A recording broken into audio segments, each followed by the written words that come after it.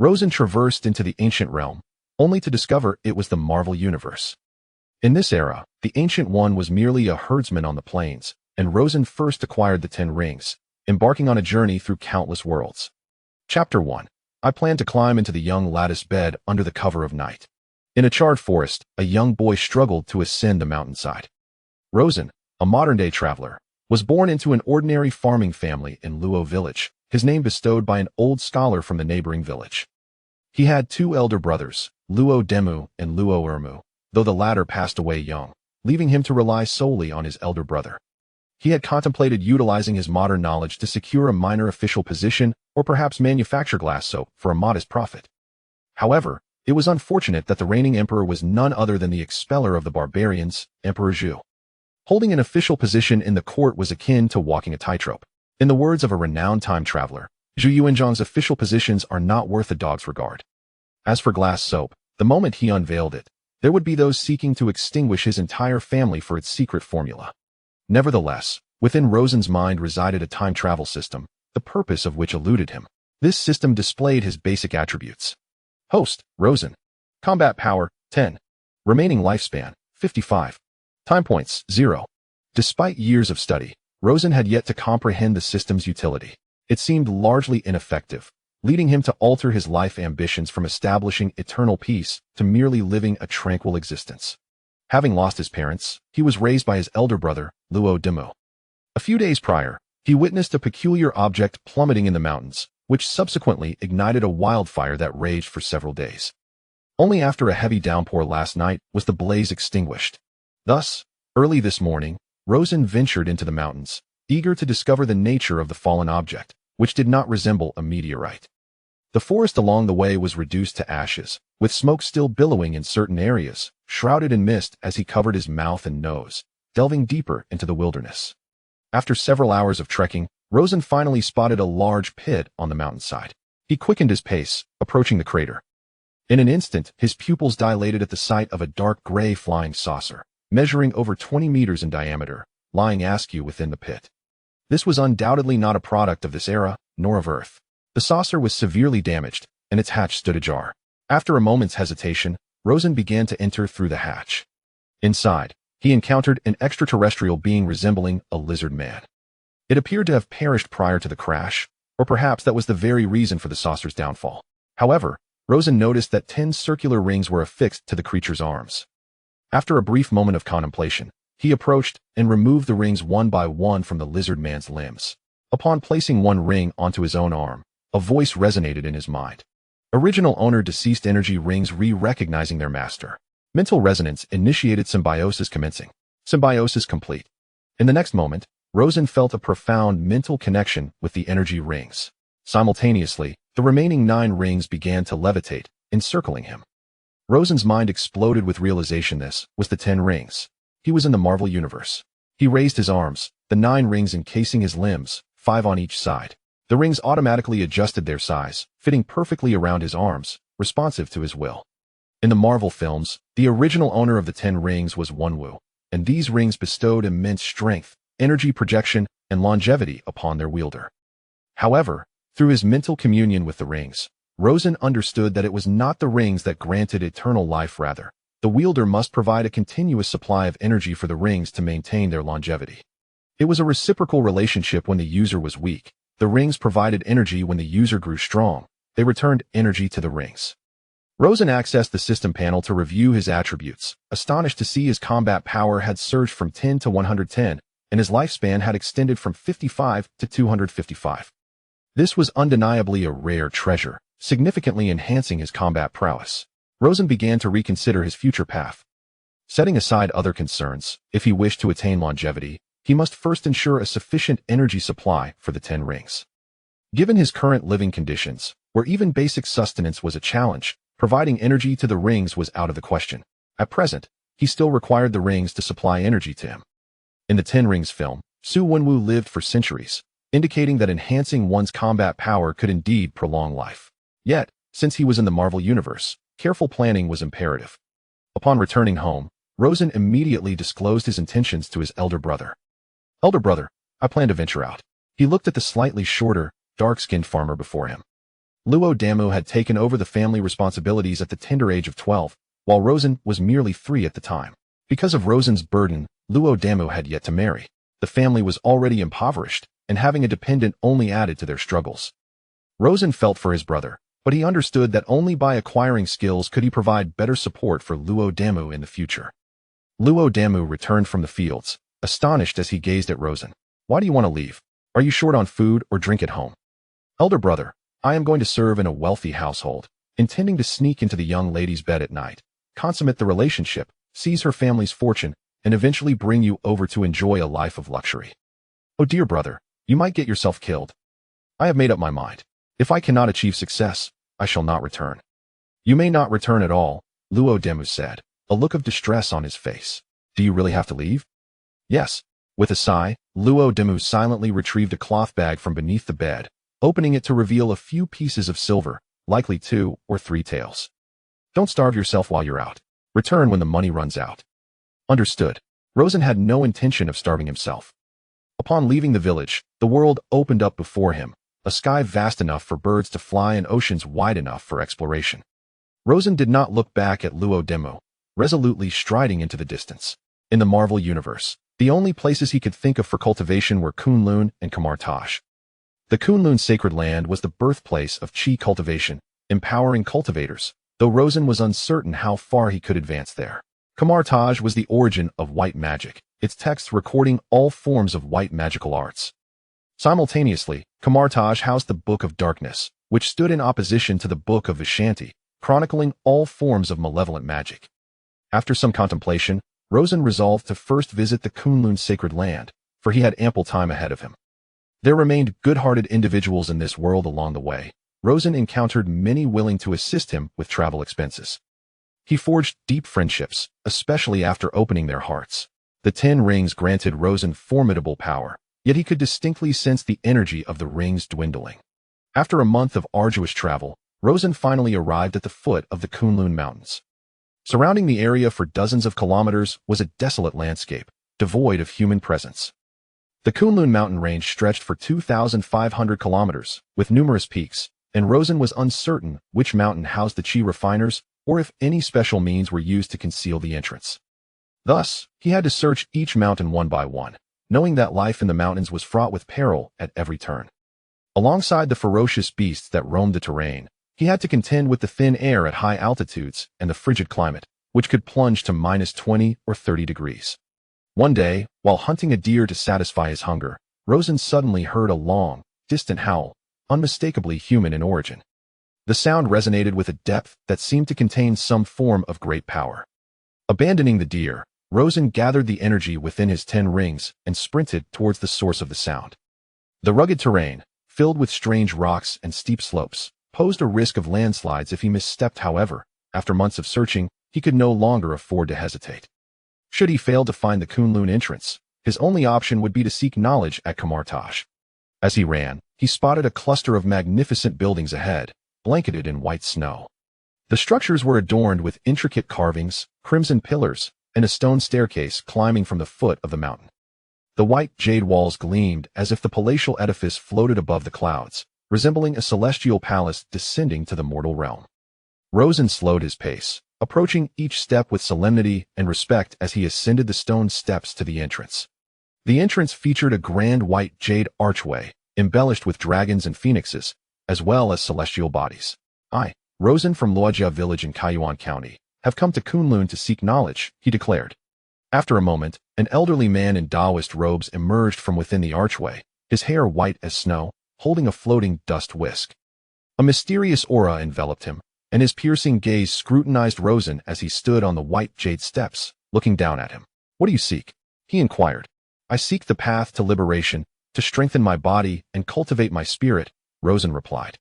"Is it for the sake of the common people?" the elder asked again. "Not for others, only for myself," Rosen answered. "Then go. Kunlun only imparts the teachings for the benefit of all," the elder declared. "How hypocritical," Rosen muttered under his breath before turning to leave.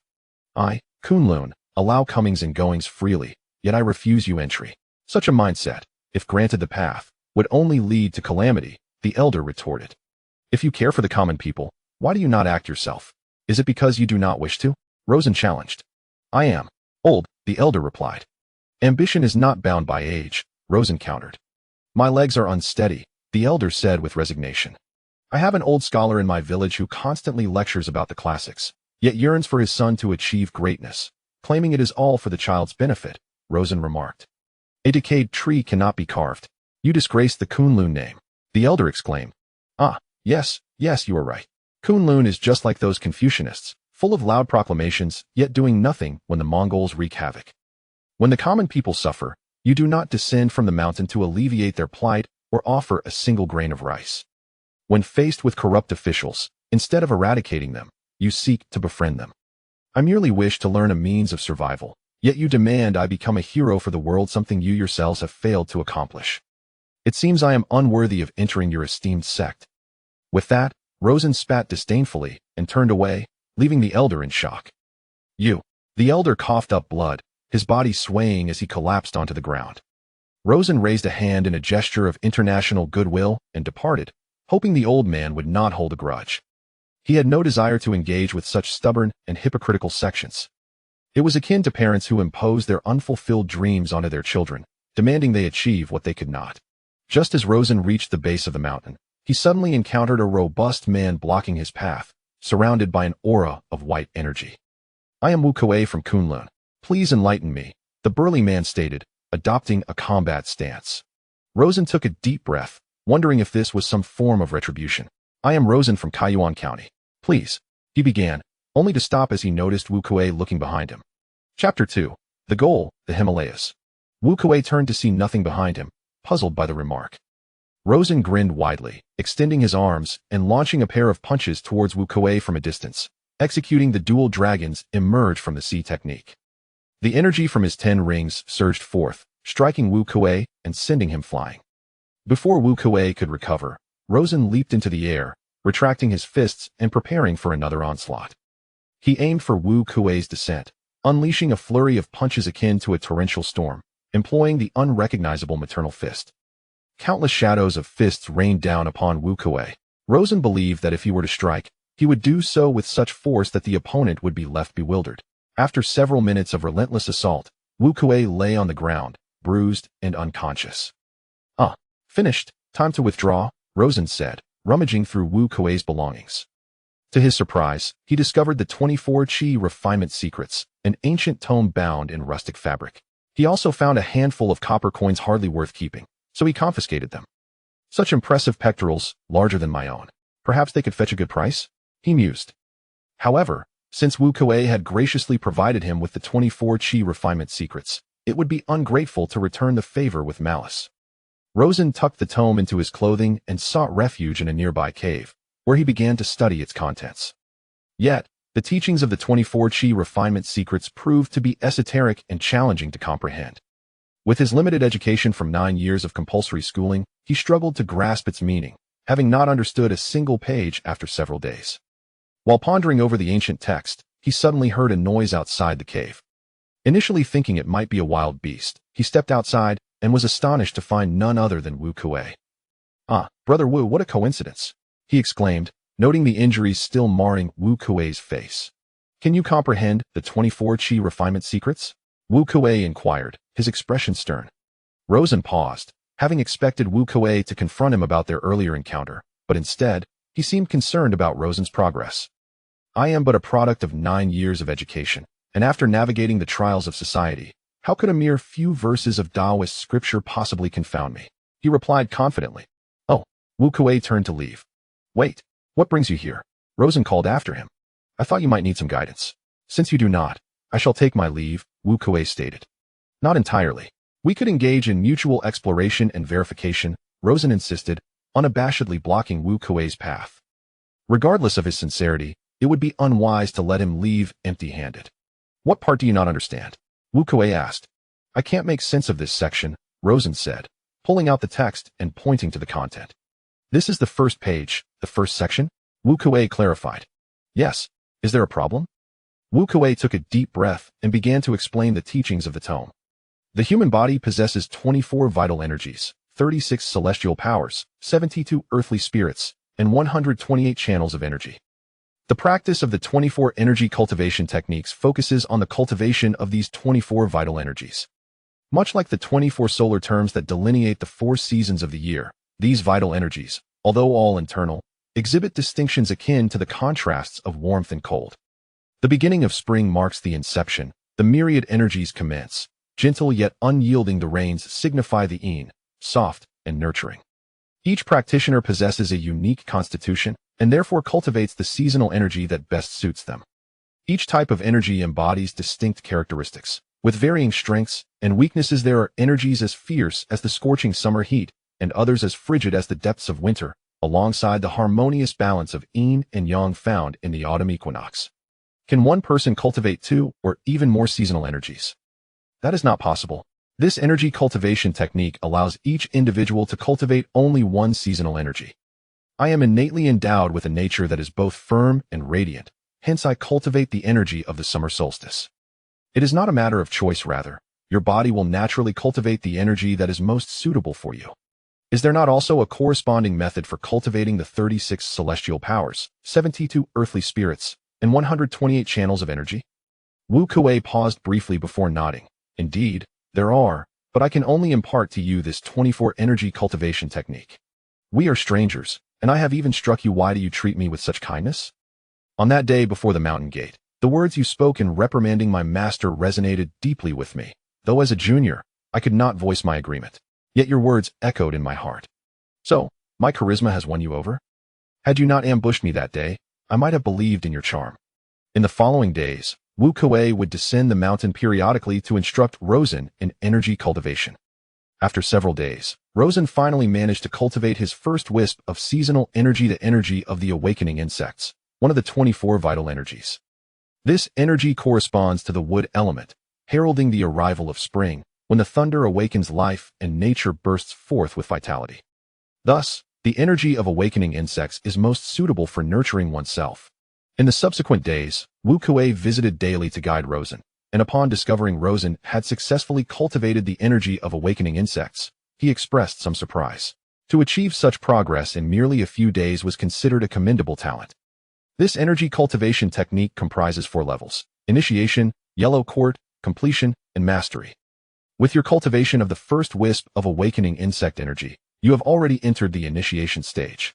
Subsequently, you will cultivate internally, breathe externally, and balance both to forge the yellow cord, which represents the second level.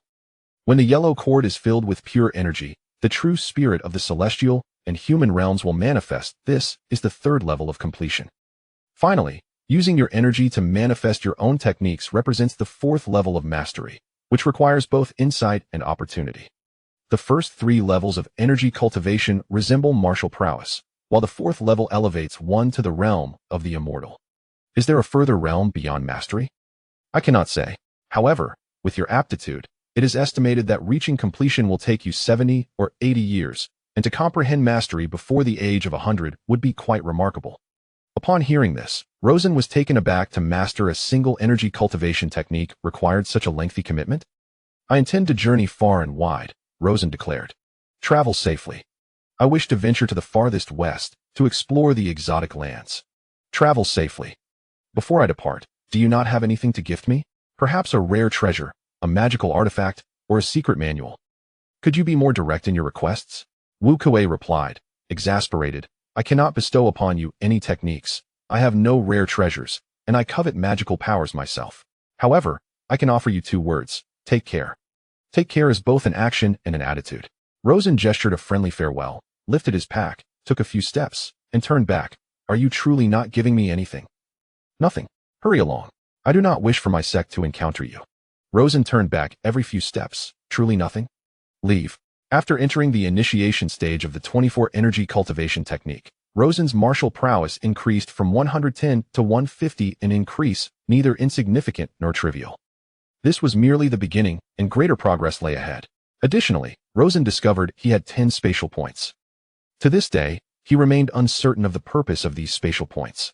After years of study, he had yet to uncover their significance, and now he doubted he would yield any results. Rosen exited the territory of Kunlun Mountain, heading southwest. His martial prowess of 150 ensured a smooth journey, although occasional obstacles arose. Rosen adeptly transformed every misfortune into fortune. Kamartaj lay nestled within the Himalayas, concealed by magic, and Rosen was uncertain of his ability to locate it. His journey was marked by pauses in the wilderness, where he practiced for several days. The energy of awakening insects had begun to take form, coalescing into a green vortex resting beneath his ribs. This green vortex represented the energy of awakening insects and was now capable of providing energy to his 10 rings. The energy of the 10 rings gradually increased, in turn enhancing Rosen's physical constitution. After several days, the energy of awakening insects grew richer, and his martial prowess rose to 180. As he was still in the early stages of cultivation, the improvements were particularly pronounced. After months of arduous travel, Rosen beheld the majestic mountains, reminiscent of sacred peaks, stretching endlessly across the horizon. Gazing upon the towering summits, he felt a profound sense of his own insignificance. On the dry grasslands ahead, several yaks grazed, and wisps of smoke rose faintly in the distance. It was a simple village in the Tibetan region, tranquil and harmonious, free from conflict and devoid of extravagance. Rosen entered the village and knocked on the door of a home, greeted by a typical Tibetan, dark-skinned and small in stature, whose face bore the marks of hardship. Though communication was challenging, Rosen gestured with his hands and, with a few pieces of silver, secured a place to stay with the Tibetan family. The patriarch, a man in his 50s, was called Abang, while he referred to Rosen as Amu. Abang had a daughter named Magi. Magi was not conventionally beautiful. The harsh UV rays had darkened her skin, and the exposure had left her with 2 patches of sunburn on her cheeks, alongside rough hands from years of labor. As night fell, Abang offered Rosen a hard wheat cake, mimicking the action of eating. Rosen accepted the cake and shared a simple dinner with Abang and Magi in their humble abode. After dinner, the father and daughter busied themselves with chores. Although Abang and Magi led a modest life, their responsibilities were plentiful.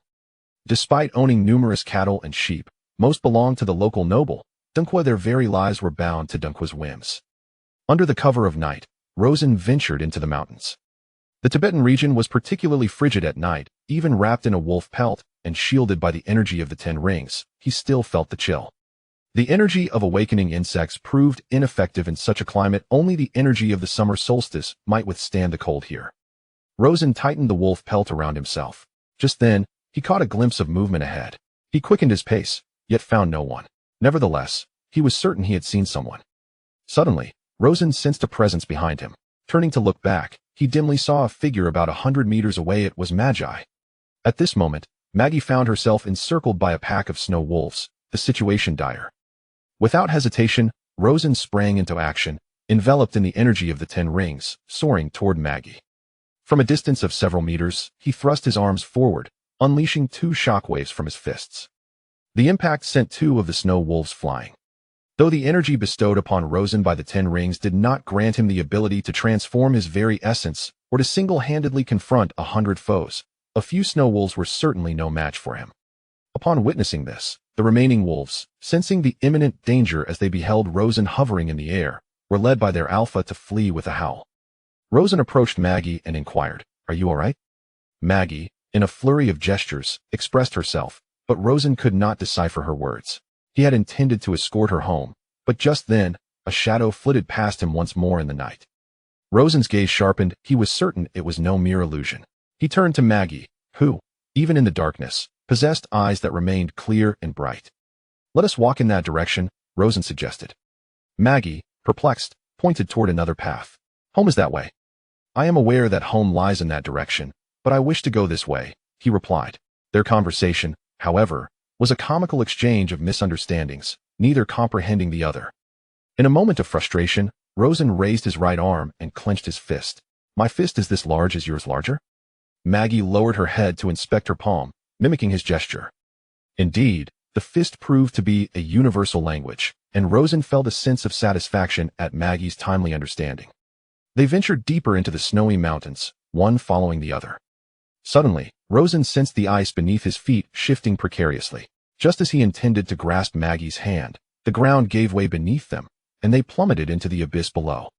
The abrupt descent took both Maggie and Rosen by surprise, and within a heartbeat, they found themselves in an icy cavern. After a brief moment of disorientation, they regained their senses, only to discover 2 sources of light flickering in the darkness of the cave, one shimmering with a silver glow, the other exuding an ominous blackness. Before them lay two books, one wrapped in gold and silver, while the other was entirely shrouded in darkness, its cover indiscernible. These tomes were cradled in the arms of an ice sculpture, the remains of a body whose muscular tissue had long since deteriorated, now scarcely organic. The attire, though faded, suggested a style that indicated the individual was from the Central Plains, albeit not from the present dynasty. However, neither Rosen nor Maggie could ascertain the era to which the clothing belonged. Chapter 3. Is she Ancient One? Maggie felt a tinge of fear, while Rosen stepped forward to grasp the silvery book. Yet it was firmly clutched by the corpse, resisting all attempts to be extracted. Rosen could hardly believe that a mere corpse could possess greater strength than himself. He was prepared to break its arm if necessary to reclaim the book. However, despite exerting every ounce of his strength, he found himself unable to retrieve it. Suddenly, his grip faltered, and he was propelled backward, while the book flew from the icy embrace of the corpse, landing in Maggie's arms. "This is the book you sought," she declared, handing it to Rosen. As he rubbed his backside, the moment he reached for the tome, it seemed to wield an immense force, pinning his hand to the ground. "Ah!" Rosen cried out in anguish, unable to free his palm from beneath the weight of the book. "Quickly, help me move it."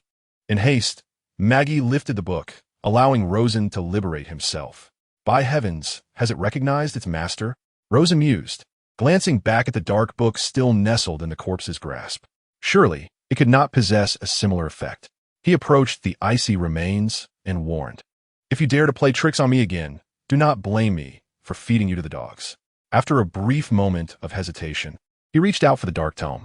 This time, he faced no resistance, effortlessly retrieving it from the corpse's grip. In an instant, the icy body crumbled to ash like burnt charcoal. Rosen examined the dark book in his hands and then turned his gaze to the white book in Maggie's possession. Could these be the legendary books of Ashanti and the Darkhold? If so, was the figure he had seen earlier merely a remnant of the corpse's soul? Or perhaps a glimpse of someone from the future? As Rosen and Maggie departed the ice cave, his mind reeled with thoughts.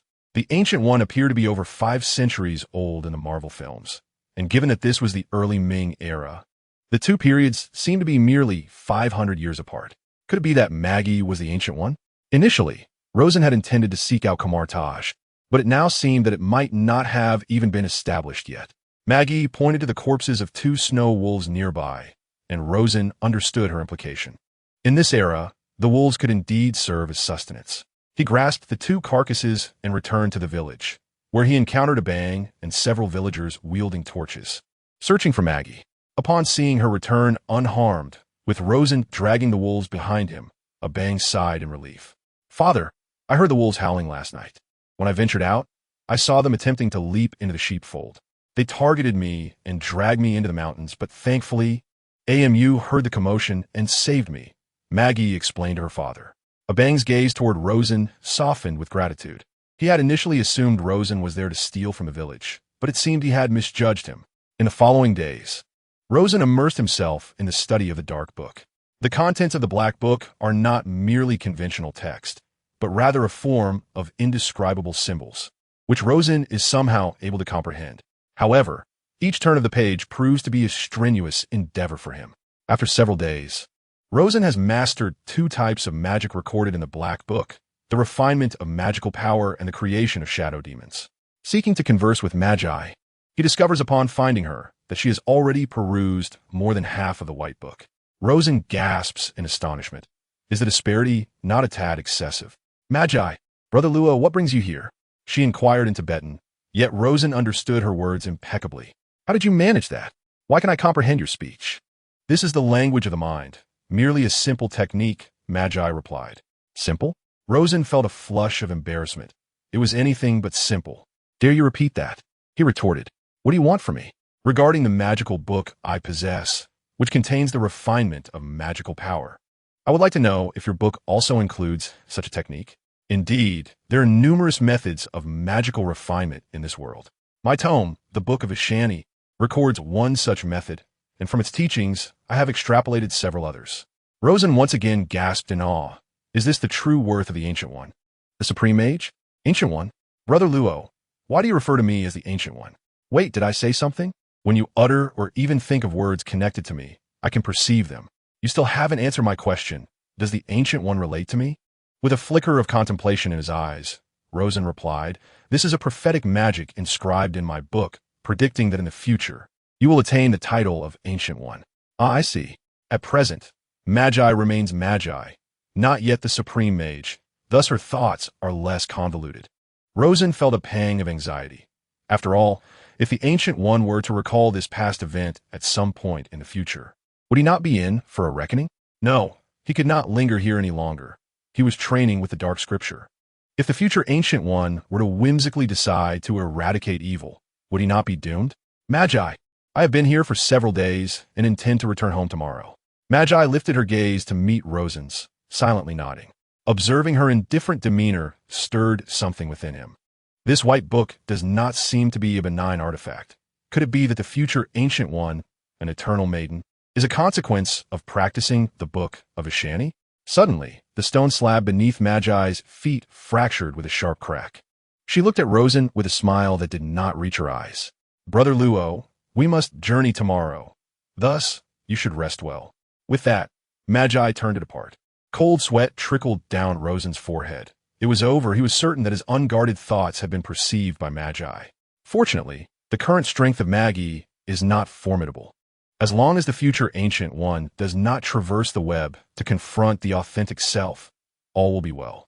The following day, Rosen gathered his belongings, departing with little more than a singular black tome, leaving him with no significant baggage to carry. As he exited the quaint village, he noticed Maggie standing at the village entrance, gazing intently at him from afar. He conjured a shadow demon, merging his desires with his own shadow to create this peculiar entity. It was not an exceedingly complex form of magic. After all, it was the first spell Rosen mastered, aside from refining his magical power, indicating that it could not be overly intricate. The shadow demon possessed no particularly extraordinary abilities, its sole talent being the capacity to extend freely from beneath Rosen's feet and exchange bodies with him, a rather rudimentary form of instantaneous movement. Moreover, the shadow demon harbored its own emotions and could engage in conversation with Rosen during idle moments. "Say, Rosen, when shall we indulge in some pleasures of the brothel?" it inquired. "I am a person of integrity," Rosen replied with utmost seriousness. "Indeed, indeed. Was it not you who previously contemplated taking action before the Ancient One attained enlightenment? That plan has yet to be executed. Is it not permissible to ponder such things? Are you afraid that the future Ancient One will arrive and pin you against the wall?" "No, I simply hold women in high regard." Rosen felt compelled to annihilate the shadow demon, for an entity aware of all his thoughts was undeniably terrifying. "What manner of gaze is that? Do you intend to eliminate me, to silence me? You are not even human." "Regardless, I'm still akin to your offspring," it retorted. Bending down, Rosen grasped the shadow from the ground, pulling it before him and seizing the demon by the neck. "Nonsense. I remain a pure virgin. Where do you derive your existence from? You aberration. Wait, I still have my uses. And what might those be? I can assist you in refining your magical power." "Oh, pray demonstrate." Rosen's interest was piqued immediately. The shadow demon commenced the process of refining magical energy, and Rosen felt the flow of power streaming from it.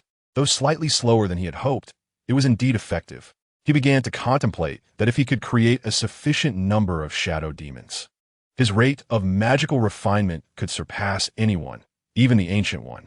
"Let's give it a try." Rosen halted in place and began to conjure a second shadow demon. For the first demon, he infused it with his lust. For the second, he imbued it with his greed. For the third, he instilled it with his appetite. However, when attempting to create the fourth shadow demon, he found himself unable to succeed. He was uncertain whether it was due to his insufficient magical power or a lack of desire. Nonetheless, the three desire-laden shadow demons incessantly chattered in his ears throughout the day. This incessant noise led Rosen to understand why those who practice the dark arts often seem to teeter on the brink of madness. They are all incarnations of Rosen, magnifying desire, each possessing Rosen's character flaws. "Master, look at that caravan ahead. Let's seize it. Wealth can satiate greed, women can fulfill lust, and men can satisfy me," Gluttony proclaimed fervently. "Your master, however, is a normal person. Please refrain from uttering such perverse words in my ear. When I mention men satisfying me, it is not as you envision. Regardless, It is unacceptable, Rosen replied with a furrowed brow. Among the three shadow demons, the gluttonous one is undoubtedly the most aberrant, a true reflection of anti-humanity in every conceivable sense. Anything animate or inanimate could be classified as sustenance by him. I created you not to distort my worldview, values, or perceptions of reality. Speak any more twisted hellish jokes, and I shall have you remade. Do you understand? Master, may I request one thing? Lust inquired. What is it? If I am to be remade, could I be sculpted into a female form? Enough of these deviant remarks. I have no desire to hear them. Rosen felt a sense of abnormality himself. Otherwise, why would his shadow demons exhibit such perversion? Although the three shadow demons revealed his true nature, they indeed offered significant assistance in cultivation. In fact, they not only aided in the refinement of magical energy, but also supported the practice of the 24 Qi refinement techniques.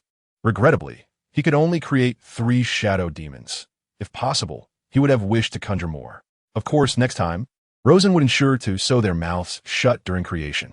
After 3 months of travel, only 200 miles remained to Kaiyuan County, and within 2 to 3 days, he would be home. Sitting beneath a tree, he sent the 3 shadow demons out to hunt while he resumed his study of the Black Tome. Magical energy and Qi do not belong to the same system. Their cultivation methods and energy forms are entirely distinct.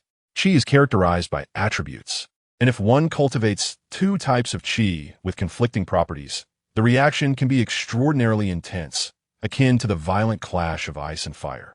However, conflicting types of Qi are not absolutely incompatible. Much like the interplay of yin and yang in Tai Chi, if one maneuvers them in a certain manner. Not only can they coexist without clash, but they may also yield astonishing power. The 24 Qi refinement techniques contain numerous opposing properties that interact in a cycle of creation and destruction, with varying effects depending on the combinations used. Yet, it is still premature for Rosen to contemplate cultivating a second type of Qi. He has only just achieved minor success in refining the awakening Qi, and he is far from perfection. Magical energy, on the other hand, lacks attribute distinctions. Its strength generally determines one's prowess. Nevertheless, should a spell arise that defies the rules or even the laws of causality, it could indeed influence the outcome of a confrontation. For instance, the time magic wielded by the Ancient One, which directly reverses causality, allows her to eliminate foes before they have even had the chance to grow. Such an opponent is one Rosen would prefer to avoid entirely. Chapter 4. The first journey through time. Rosen turned to the 3rd page of the Black Book. The first page detailed the refinement of magical energy, while the second page outlined the creation of shadow magic. Until now, he had only been able to access the second page. Rosen speculated that the conditions for unlocking the Black Book were likely tied to his magical prowess. The spell inscribed on the 3rd page was titled Distorted Space. Much like the dimensional folding magic described in the Book of Visan, the Black Book also contained spatial magic. This distorted space was a form of spatial magic designed to conjure an eerie, twisted, and grotesque realm. The more flesh and blood forged into this distorted space, the greater its potency became. Indeed, the magic chronicled within the Black Book was not merely peculiar. It was infinitely more bizarre. At that moment, lust, greed, and gluttony returned with their prey. Rosen drew the deer before him and began to harness the power of the distorted space, consuming the deer's flesh and blood. A gory realm gradually took shape, albeit a diminutive one, measuring less than 1 cubic meter. The flesh of a single deer could only yield such a limited space. This space could serve as storage or be utilized to control adversaries. However, it was still exceedingly fragile. Even a moderately strong foe could not be contained within. With the distorted space at his disposal, Rosen's journey became considerably more manageable. Upon returning to Kaiyuan County, specifically to Luo family village, he spotted a woman in the distance, sunning rice in her courtyard. A sense of nostalgia washed over him. He had been away on his travels for a full 3 years. As he approached his home, the woman looked up, momentarily taken aback before her face broke into a smile of joy. "Is it you, son?" she exclaimed, rushing to greet him while wiping her hands on her apron. "Come in quickly. I will fetch your brother." "How do you know?" Rosen asked, taken aback. "You bear a resemblance to your brother," she replied. The woman hurried out of the courtyard, and Rosen wandered into the house. Noting the new furnishings that adorned the interior, evidence that his elder brother had prospered in his absence. Just then, He heard cooing sounds emanating from within. Upon entering the inner room, he beheld a swaddled infant resting upon the bed. A smile crept across his face. Seeing his brother's family thriving filled him with warmth and joy. 3 dark shadows emerged beside Rosen. Such an adorable little imp, one cackled. However, before Gluttony could finish his thought, a palpable aura of menace enveloped him. He knew for certain that should he utter the remainder of his sentence, he would undoubtedly face Rosen's wrath. Shortly thereafter, Luo Damu hurried home. Upon seeing Rosen's robust figure, tears of joy streamed down his face. "Sen, it's wonderful to have you back." "Elder brother," Rosen replied. To celebrate his return, the household buzzed with activity. Rosen, having established his own estate, acquired several hundred acres of land, embracing the role of a modest landowner. On one hand, it was the convenience of being able to care for the Luo family. On the other hand, he sought solitude for self-cultivation. Enduring the hardships of the mountains was unbearable, and nothing could compare to the comfort of his own home. Subsequently, he married Chun Lien, the daughter of the old scholar. The reason for choosing Chun Lien was simple: her beauty. Luo Sen lived a life akin to that of a typical wealthy landlord. Over the course of 2 years, his martial prowess had ascended from 180 to 550. He casually slaughtered dozens of bandits in their hideouts. In these 2 years, for the sake of peace in his household, Luo Sen eradicated all the bandit dens in the vicinity. The volume of his distorted space expanded to 125 cubic meters. Concurrently, he turned to the 4th page of the Dark Tome and learned the mental pursuit. This spell was not an offensive one and did not enhance his martial prowess. Rather, it allowed him to transform most ordinary languages and texts into comprehensible content. By the 3rd year, Chun Lien conceived. After 10 months of pregnancy, Luo Sen and Luo Damu anxiously awaited outside the delivery room. A few days prior, Luo Damu and his sister-in-law had come to lend a hand. Although there were servants in the household, they insisted on helping. Naturally, Luo Damu was overjoyed that his brother had finally settled down. With a child now, the Luo family was destined for greater prosperity. Luo Sen, equally anxious and excited, was experiencing fatherhood for the first time in his 2 lifetimes. As the infant's cries echoed from the delivery room, a voice suddenly resonated in Luo Sen's mind. Time point 100, a time-space transfer can be initiated once. In that moment, Luo Sen was oblivious to the system. His sole concern was for his wife and child. Moments later, the delivery room door swung open, and his sister-in-law emerged, cradling a baby, her face adorned with joy. "Little uncle, mother and child are safe. It's a boy." Luo Sen took the child. Feeling somewhat dazed, he had a child, he truly had a child. He named the boy Luo Ming, affectionately calling him Ergo. During the baby's full-month celebration, Luo Sen hosted a feast for the entire village. Only after that did he turn his attention to the matters of the system. Host: Luo Senator Martial Prowess, 560. Remaining lifespan, 300. Chi cultivation, small achievements. Magic, beginner level. Time points, 110. After deducting 100 points, time-space travel could be initiated once, after which time in the current space will be frozen. Ultimately, Luo Sen resolved to traverse through time. After arranging his household matters, he activated the system. Time travel. The energy of time and space enveloped Luo Sen, rapidly contracting to a single black dot, ultimately vanishing from the air. When Luo Sen regained clarity of his surroundings, he found himself in a dense forest. Time travel successful. Accumulate 100 time points and complete at least 3 tasks to return to the original world. Task 1. Master all 5 elemental ninjutsu. The more techniques mastered, the more generous the rewards. Task 2. Traverse numerous mountains and rivers. The more places you explore, the more bountiful the rewards. Task 3. Encounter and engage in combat with at least 1 tailed beast. The greater the number of battles, the more substantial the rewards. Task 4. Join a hidden village and become a ninja. The higher the ninja rank, the more generous the rewards. Task 5. Fight against any one of the legendary figures, Senju Hashirama or Uchiha Madara, and survive. The more battles fought, the more ample the rewards. Task 6. Alter the destinies of the Senju clan, Uzumaki clan, and Uchiha clan. The greater the extent of the change, the richer the rewards. Task 7. Remain in the shinobi world for 30 years. For every additional year, an increase of 10 temporal points is required upon return. At that moment, Rosen heard a whooshing sound near his ear. accompanied by a glint of cold light approaching from the corner of his eye. Instinctively, Rosen raised his hand to defend himself, feeling a sharp pain spread through his palm in the next instant. He quickly withdrew, glancing at his hand to find a gaping wound. The assailant, standing several meters away, held a kunai and regarded Rosen with vigilance. Before Rosen could comprehend the situation, he noticed the shadow beneath his opponent suddenly extending toward him. A change swept over Rosen's face. Could his adversary also wield shadow magic? With a swift push off the ground, he evaded the encroaching shadow while unleashing his own 3 shadow clones.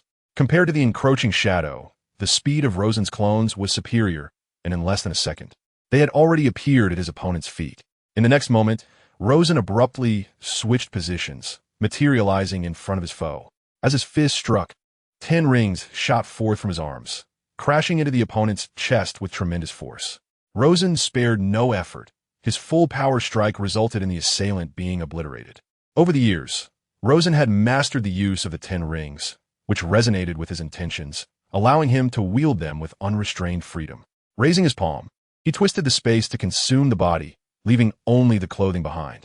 The spatial distortion could only devour organic matter, as inorganic substances were impervious to its influence. After consuming the body, Rosen noticed a significant increase in the size of the distorted space, as if the flesh and blood of a skilled individual provided ample energy for it. At that moment, he spotted a scroll peeking out from the clothing. Picking it up, he examined the title, Shadow Secret Technique. Is this the world of Naruto? Was the individual I just vanquished from the Nara clan? Notably, this person bore no Konoha headband. Could it be that Konoha had not yet been established? Rosen scrutinized the Shadow Secret Technique in his hand. Through his mental perception, he could decipher the text inscribed upon it. Indeed, it was the precursor to the Nara clan's shadow binding technique. In several decades, the Nara clan's technique would evolve into a more intricate form, capable of mimicking and controlling the movements of multiple adversaries through shadows. The shadow technique now can only control an enemy's body in a one-on-one scenario, rendering the user immobile and capable only of distant attacks. However, this maneuver is particularly fitting for the shadow demon, as one can ensnare the foe while the other 2 strike decisively. The 3 of you must master this skill. The trio of shadow demons attempted it, but shook their heads in unison. It is futile. This technique necessitates a unique energy, one that neither magic nor chakra can harness. It appears that the method of chakra cultivation is required. Rosen, feeling a sense of helplessness, understood that the immediate priority was to vacate this location. After all, his martial prowess was rather insufficient in the world of Naruto. The individual he had just encountered was at most a CH Nin, and even a CH Nin had the capability to inflict injury upon him. Thus, a J Nin could undoubtedly pose a lethal threat. Rosen promptly departed from the forest, unsure of his destination. Prior to the establishment of Konoha, the era had been one of warring states, with various ninja clans engaged in relentless conflict. The Nara clan, Yamanaka clan, Akimichi clan, and Sarutobi clan were all formidable families of that tumultuous time, and Rosen did not consider himself a match for them. Upon discovering a small town, he settled in an inn, contemplating his next course of action. 100 time space points could facilitate a return to his original world. Yet he remained oblivious to how these points were generated. He recalled that upon encountering Wukue, he had received 10 time space points, whereas meeting Magi had yielded none. And the birth of his son inexplicably granted him 100 time space points. What could be the connection between these events? Moreover, his arrival in the Naruto world could hardly be deemed a mere vacation. He undoubtedly sought some advantage, which required careful planning. First and foremost, he needed to acquire the method for cultivating chakra, as this was fundamental. Rosen resided in the small town for several days, wandering the streets daily, hoping to encounter a CH Nin or a ninja of lesser rank from whom he could procure a chakra cultivation method. He felt ill-equipped to confront J Nin level ninja, for the lower limits of this world were quite low, while the upper limits soared high. However, the ninjas he encountered during these days always appeared in teams. At this moment, Rosen sat in a tavern, observing the passers-by. Just then, a figure approached him. "Is this seat taken?" Rosen withdrew his gaze from the tavern's exterior, glanced around, and indeed found no vacant seats. He nodded, "Please take a seat." However, upon beholding the visage of the individual before him, his pupils constricted slightly. This was a monk clad in the garb of a traveler, holding a staff in one hand and removing his conical hat with the other. The monk was not completely bald. He bore a patch of hair atop his head and a small braid, with a Roman numeral tattooed at the corner of his left eye. Rosen had not anticipated encountering this individual here, Si Huan, a monk who had lived for a millennium. Of course, he possessed another identity, the vessel of Otsutsuki Ishiki. After the monk settled down, he gazed at Rosen and remarked, "I perceive a curiosity in your eyes." However, Rosen was acutely aware of the formidable presence before him and knew he must proceed with utmost caution. Every response required careful consideration. "I sense a tremendous power within you. It is quite peculiar. I have encountered numerous ninjas, yet I have never seen anyone as powerful as you. To which clan do you belong?" Rosen feigned curiosity as he looked at Sichuan. Are you also a ninja?" "I am a ninja from the Nara clan, known as Nara Sun, gifted with an innate sensitivity to chakra. You possess remarkable perceptive abilities. It is the first time someone has detected the chakra within me," Sichuan replied. "Regrettably, I cannot harness this power, and thus I am destined never to become a ninja." Rosen was well aware that Sichuan's words were half-truths. His inability to control was, in fact, due to this physical form's incapacity to contain the full power of the Otsutsuki. "What a pity! I had hoped you might join our Nara clan," Rosen said. Disappointment etched on his face. "You do not resemble a typical ninja. Ninjas do not readily divulge their identities, especially to strangers." "I'm no longer a ninja," Rosen shrugged, his tone tinged with melancholy. "Due to a battle, I lost my chakra and have now retreated from the forefront. I am merely an ordinary person." Sichuan scrutinized Rosen's condition closely and indeed found no trace of chakra emanating from him. "What brings you here now?" "I intend to find a place to settle down. Currently, I am assessing this small town, as I wish to avoid being caught in the conflicts of the various ninja clans. I am currently residing at Huiming Temple on the mountain. If you're interested, you may stay there for a while. I cannot part with women and wine. I might visit you for conversation, but I cannot endure a permanent stay." Rosen stood up and proposed. "Would you like to join me at the inn where I am staying?" "Not at all. I must return to Huiming Temple." It felt like a trivial coincidence. Sichuan sensed that Rosen was holding back, but he did not dwell on it. After all, ninjas rarely divulge all their information to a stranger without reservation. Moreover, he could gauge Rosen's overall prowess. He appeared robust and likely a master of taijutsu. However, lacking chakra indicated that his strength probably lay somewhere between 8 J-nin and a CH nin. A CH nin would certainly be no match for him. Yet he was not a J-nin's equal either, posing no threat to Sichuan. Upon returning to the inn, Rosen felt utterly drained as he leaned against the door. That individual, if he unleashed his full power without regard for consequences, could obliterate the entire world within 3 days. It was too dangerous to remain in this town. Staying near such a person was perilous. Who could predict when death might strike? That very day, Rosen departed from the small town, and shortly after leaving, he beheld a battle involving hundreds of combatants ahead. Rosen resolutely transformed into a cat, poised to await the outcome of the battle, while the shadowy figure dispersed, readying itself for both combat and potential retreat. Observing the combatants, it was evident that they belonged to the Hyuga clan, the Uchiha clan, and the Take-Torai clan. The Hyuga and Take-Torai clans had allied against the Uchiha. The characteristics of the 3 clans were distinctly pronounced. One possessed the Byakugan, another the Sharingan, and the last exhibited bone abnormalities. The Take-Torai clan, synonymous with the Kagaya clan, was most famously represented by the later figure, Kumihiro. Historically, the Take-Torai and Hyuga clans shared a robust alliance during the Warring States period, largely due to their common ancestry as descendants of the Otsutsuki clan. The Take-Torai clan was known for its martial prowess, stemming from their lineage. The more formidable the clan member, the more combative they were, yet their lifespans were tragically short, unable to withstand the burdens of their inherited Kagaya bloodline. Despite having been significantly weakened through generations, they still suffered from blood inheritance diseases. To Rosen's surprise, the battle concluded with a numerically inferior Uchiha emerging victorious, albeit at a staggering cost. In a clash involving nearly 100 warriors, only 3 Uchiha survived to leave the battlefield. Rosen stealthily approached the scene, employing a distorted space to contain the bodies, refraining from allowing the space to consume them immediately. The Uchiha's eyes were indeed valuable. However, he held no hope for the Byakugan, as all those who perished bore the caged bird seal. which resulted in the destruction of their Byakugan upon death. Rosen swiftly exited the battlefield, knowing that the 3 surviving Uchiha would inevitably summon others to clean up the site, and he wished to avoid any encounters. He ran towards an uninhabited region, eventually finding a cave deep within the mountains, where he meticulously extracted the bodies. Remove the Sharingan, he commanded. The Byakugan was rendered useless, consumed by the distorted space. The bone remains were similarly disregarded, swallowed by the distorted realm. At that moment, Rosen discovered that one of the bodies belonged to a member of the main branch of the Hyuga clan, a most unexpected boon. He promptly extracted the Byakugan. Once all the bodies were dealt with, the distorted space had expanded to 1,000 cubic meters.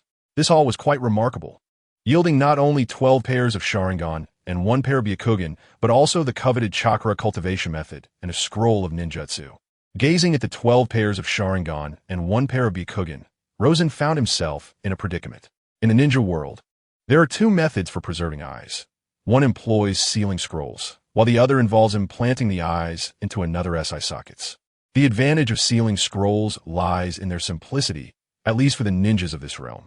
However, even powerful eyes stored within sealing scrolls would eventually leak their ocular power and degrade. This was the very reason why the later Uchiha Madara sought to have his eyes nurtured by Nagato of the Uzumaki clan. Currently, Rosen lacked the knowledge to utilize sealing scrolls, nor could he perform the Uchiha's instantaneous implant technique. Thus, the preservation of these 13 pairs of eyes became a conundrum, as the distortion of space could not ensure their freshness. Suddenly, Rosen conceived a plan and summoned 3 shadow demons. Come forth. Let us experiment with extracting your eyes and replacing them with superior ones. Master, do we truly require such an operation? Gluttony inquired as he gouged his own eye, his fingers piercing through his head. They possessed no eyes in the conventional sense. Rather, Rosen's vision was intrinsically linked to theirs, as they shared a common sight. Let us see how they fare, Rosen declared, producing a pair of 1 Tomo Sharingan and presenting it to Gluttony. Without hesitation, Gluttony inserted the eye into his socket. In the next moment, Rosen perceived a distinct alteration in his vision. Effective, Rosen exclaimed, his spirits lifted. However, this is merely a 1 Tomo. We ought to acquire a 3 Tomo instead. Indeed, the 3 Tomo eye surpassed the 1 Tomo in efficacy. Rosen selected 2 pairs of 3 Tomo Sharingan and 1 pair of Byakugan. Desire fervently insisted on the installation of the Byakugan. With the dual enhancement of the Sharingan and Byakugan, Rosen's dynamic vision and long-range sight were significantly augmented. Regrettably, his X-ray vision remained dormant, as it required chakra to activate the Byakugan, leaving both Rosen and Desire disheartened. More so for the missed opportunity to behold extraordinary sights. His combat prowess surged from 550 to 850, granting Rosen a profound comprehension of the Naruto world, truly a testament to the legendary nature of these eyes. Such a remarkable enhancement was also due to Rosen's primary strength residing in physical combat. The improvement in dynamic vision greatly amplified his combat capabilities. Suddenly, Rosen sensed a gradual depletion of his magical energy. A flicker of realization struck him, recalling that the transplantation of Sharingan by outsiders could not be deactivated, resulting in a continuous drain of chakra. However, in his case, it translated into a consumption of magical energy. Although the eyes were affixed to the shadow demons, they were, in essence, extensions of his own body, thus constituting a form of transplantation. Nevertheless, this minor drain of magical energy was manageable for Rosen. After all, with his original body and 3 shadow demons continuously refining their magical energy, his reserve had become quite substantial over the years. Rosen contemplated the creation of a 4th shadow demon. The Sharingan would not last indefinitely, and he was inclined to avoid waste. Initially, he was reluctant to create another shadow demon, despite the potential for enhanced strength and accelerated training. However, the aberrant personalities of these demons often negated their benefits. Thus, the desire for a 4th demon became a matter of careful consideration. Currently, he had desire, gluttony, and greed. Among them, greed exhibited a relatively milder disposition, at least refraining from excessive chatter. Rosen speculated that sloth might possess the most favorable character among the 7 deadly sins. Yet the very nature of sloth led him to dismiss this notion outright. After much deliberation, he ultimately resolved to create a shadow demon embodying envy. Extracting a strand of his own desire, he then took a segment of shadow. Rosen rubbed his hands together, intertwining desire and shadow until they coalesced into a black sphere. He infused the sphere with a fragment of his mental energy. The black orb began to writhe, first sprouting a head, followed by a bodily structure and limbs. In truth, the shadow demon possessed no fixed form. Rosen perceived it as whatever shape he envisioned. As an extension of Rosen's shadow, they inclined towards his figure and appearance. Albeit their bodies were entirely black, rendering their features nearly indecipherable. At last, the demon of jealousy gradually took form. In that instant of its manifestation, it suddenly charged at the demon of lust, extending its hands to snatch at the latter's eyes. Rosen and the cadre of shadow demons were caught off guard by this unexpected turn of events. The demon of lust kicked the newly born jealous subordinate away. Jealousy, what are you doing? Chapter 6. The Unfated Rescue. Why do they all have eyes while I do not? Rosen glanced at the lustful shadow demon, then at the understandably jealous one. Was this creature's jealousy truly so potent? The lust demon nonchalantly regarded Rosen, who could only equip the lust demon with a pair of 3 Tomo Sharingan. Initially, he had intended to bestow the 3 Tomo Sharingan upon the jealous demon, but unexpectedly, it had seized his companion's gift. Why am I the last to be created? Why are they the elder brothers while I am the younger? The jealous demon bellowed in a fit of rage. Rosen's expression darkened. Indeed, they were all psychologically twisted beings. Jealousy, at any moment, in any place, under any circumstance. You are forbidden from harming your companions. Do you understand? If you do not, I will ensure you do. Although the 4 shadow demons each harbored their own desires and madness, they were, after all, manifestations of Rosen, and thus utterly loyal to him. He eventually granted jealousy a 3 Tomo Sharingan. Subsequently, Rosen began to examine the spoils he had acquired: a scroll for chakra cultivation and a scroll for ninjutsu. The ninjutsu scroll contained a plethora of techniques across various levels and encompassed the 5 elemental affinities: water, fire, wind, lightning, and earth, though most techniques were impractical. In the days that followed, Rosen focused on chakra cultivation while the 4 shadow demons were tasked with mastering ninjutsu. He discovered within himself an affinity for the 5 elements. And as he grasped the essence of chakra, combined with the memories of his past life, some ninjutsu techniques became less obscure. After spending a month in the cave, Rosen felt that his chakra had reached at least 1 card, a well-known unit of measurement for chakra, as established by Kakashi. His current ninjutsu style resembled a weakened version of Kakuzu's. Kakuzu could employ combined ninjutsu through the Earth Grudge Fear, positioning him among the foremost powerhouses in the ninja world. Aside from those with extraordinary abilities, through collaboration with the Shadow Demon, Rosen can employ a combination of ninjutsu. However, his elemental ninjutsu only reaches the level of basic techniques, and he possesses none of the advanced forms. Furthermore, his chakra reserves are currently insufficient, rendering him a diminished version of Kakuzu. Nevertheless, Rosen's martial prowess is commendable, albeit lacking in sophistication. When confronted by foes, he can seamlessly alternate between close quarters and range combat, augmented by his positional exchanges with the Shadow Demon, creating an enhanced variant of the Flying Thunder God technique, albeit without the capability for long-distance teleportation. The energy shock from the 10 rings resembles a weakened version of the Almighty Push. By switching places with the Shadow Demon, he can materialize amidst his enemies and unleash an energy shock, achieving an effect akin to the Almighty Push. Additionally, the Nara clan's shadow techniques allow for brief but potent control. The Sharingan and Byakugan provide exceptional long-range vision, dynamic sight, and panoramic awareness, along with formidable resistance to Genjutsu. Although Rosen is not yet perfected, he possesses a well-rounded skill set. He glanced at his combat power. Host, Rosen. Combat power, 1550. Remaining lifespan, 300. Chi mastery, moderate accomplishment. Magic, novice, ninjutsu, exceptional. Temporal points, 10. Rosen felt his strength lay between a Jonin and an elite Jonin. Yet, this power still paled in comparison to the 2 titans of this era, Uchiha Madara, the Shura of the ninja world, and Senju Hashirama, the god of shinobi. There is also the formidable Jiraiya, whose ordinary state is already at the level of a Kage. Upon activating his contract, he achieves a perfect 6 paths level for 48 hours. However, such great figures, akin to their immense power, stand atop the mountains, far removed from his humble existence. And thus, he does not concern himself with such lofty beings.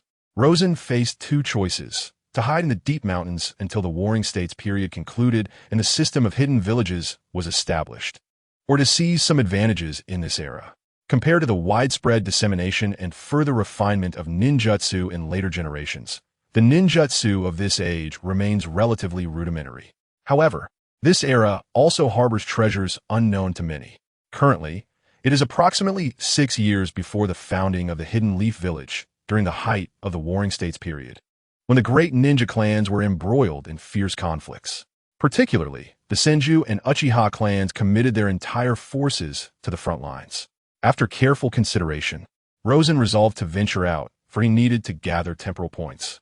Although he was uncertain how to acquire these points, he knew that sequestering himself in the deep mountains would not yield any results. In the following days, Rosen carefully avoided various battlefields, occasionally appearing in towns. One day, as he made his way to the capital of the Land of Fire, he suddenly witnessed a battle unfolding ahead. Rosen initially sought to evade the battlefield, intending to collect the fallen once the fighting subsided. However, a wounded boy collapsed before him, pursued by 5 adult ninjas adorned in the Uchiha clan's fan insignia. Instantly, Rosen's body transitioned into a combat-ready state. It was no longer a matter of choice, but rather a necessity. In the Warring States period, once one was embroiled in conflict, there was no means of escape. Rosen gazed at the battered boy, his hair symmetrically divided into black and white, clad in green samurai armor. Despite his grievous injuries and nearly depleted chakra, his gaze remained resolute. The 5 Uchiha ninjas formed a surrounding formation, effectively encircling both the boy and Rosen. "My apologies, young man, for dragging you into this." The boy cast a sidelong glance at Rosen, speaking softly. "And how do you intend to compensate me?" Rosen replied, somewhat taken aback by the boy's unexpected response amidst their perilous predicament. Taking a deep breath, Rosen relaxed slightly, while 4 shadowy figures dispersed into the fray. At last, he made the first move. The 4 shadows surged forward, launching a surprise attack on the Uchiha ninjas. One of them was swiftly dispatched, while the other 3 managed to escape with minor injuries. Cursing under his breath, Rosen acknowledged the formidable nature of the Uchiha ninjas. The boy, however, displayed a look of astonishment. "Incredible. Is this the Nara clan's shadow technique? It feels different, more perilous and potent. Fire style, great fireball technique." One of the Uchiha ninjas unleashed a massive fireball towards Rosen and the boy. They swiftly dodged to the sides as the inferno erupted, creating a cataclysmic blaze. In that fleeting moment, Rosen suddenly shifted positions, swapping places with a shadowy figure. He appeared behind the ninja who had cast a fireball. The Uchiha ninja, taken aback by Rosen's abrupt teleportation, quickly distanced himself and executed hand seals to unleash a wind release vacuum wave. Rosen struck the ground with a powerful punch, sending shockwaves radiating outward. The tremor shattered the vacuum wave and propelled the Uchiha ninja through the air. Following up, Rosen launched a punch from a distance. His right arm swung, releasing a 5-ringed energy that struck the airborne Uchiha ninja. Illusionary chains technique. At that moment, another Uchiha ninja initiated a genjutsu. Rosen's mind felt as if it had been struck, yet he regained clarity in the next instant. To break free from genjutsu, one must either possess remarkable resistance or disrupt the flow of chakra. Most ninjas employ one of these 2 methods to dispel illusions. However, if one possesses the mastery of ocular techniques, their eyes inherently exhibit resistance to illusionary arts. Moreover, Rosen had the advantage of the 4 shadows' demonic vision, which momentarily provided him with a slight mental fortitude against the assault. The shadow's secret technique, shadow binding. Lust, gluttony, and greed swiftly connected with the remaining shadows of the 3 Uchiha ninjas.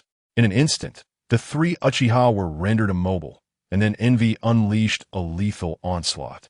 Envy's arms transformed into sharp, obsidian blades, weaving around the 3 Uchiha like a specter, culminating in their demise within mere seconds. Acquired 5 time points. Rosen was taken aback. Why? Who is this boy? Why did saving him yield time points? The boy remained in a state of bewilderment. Had the battle truly ended so swiftly?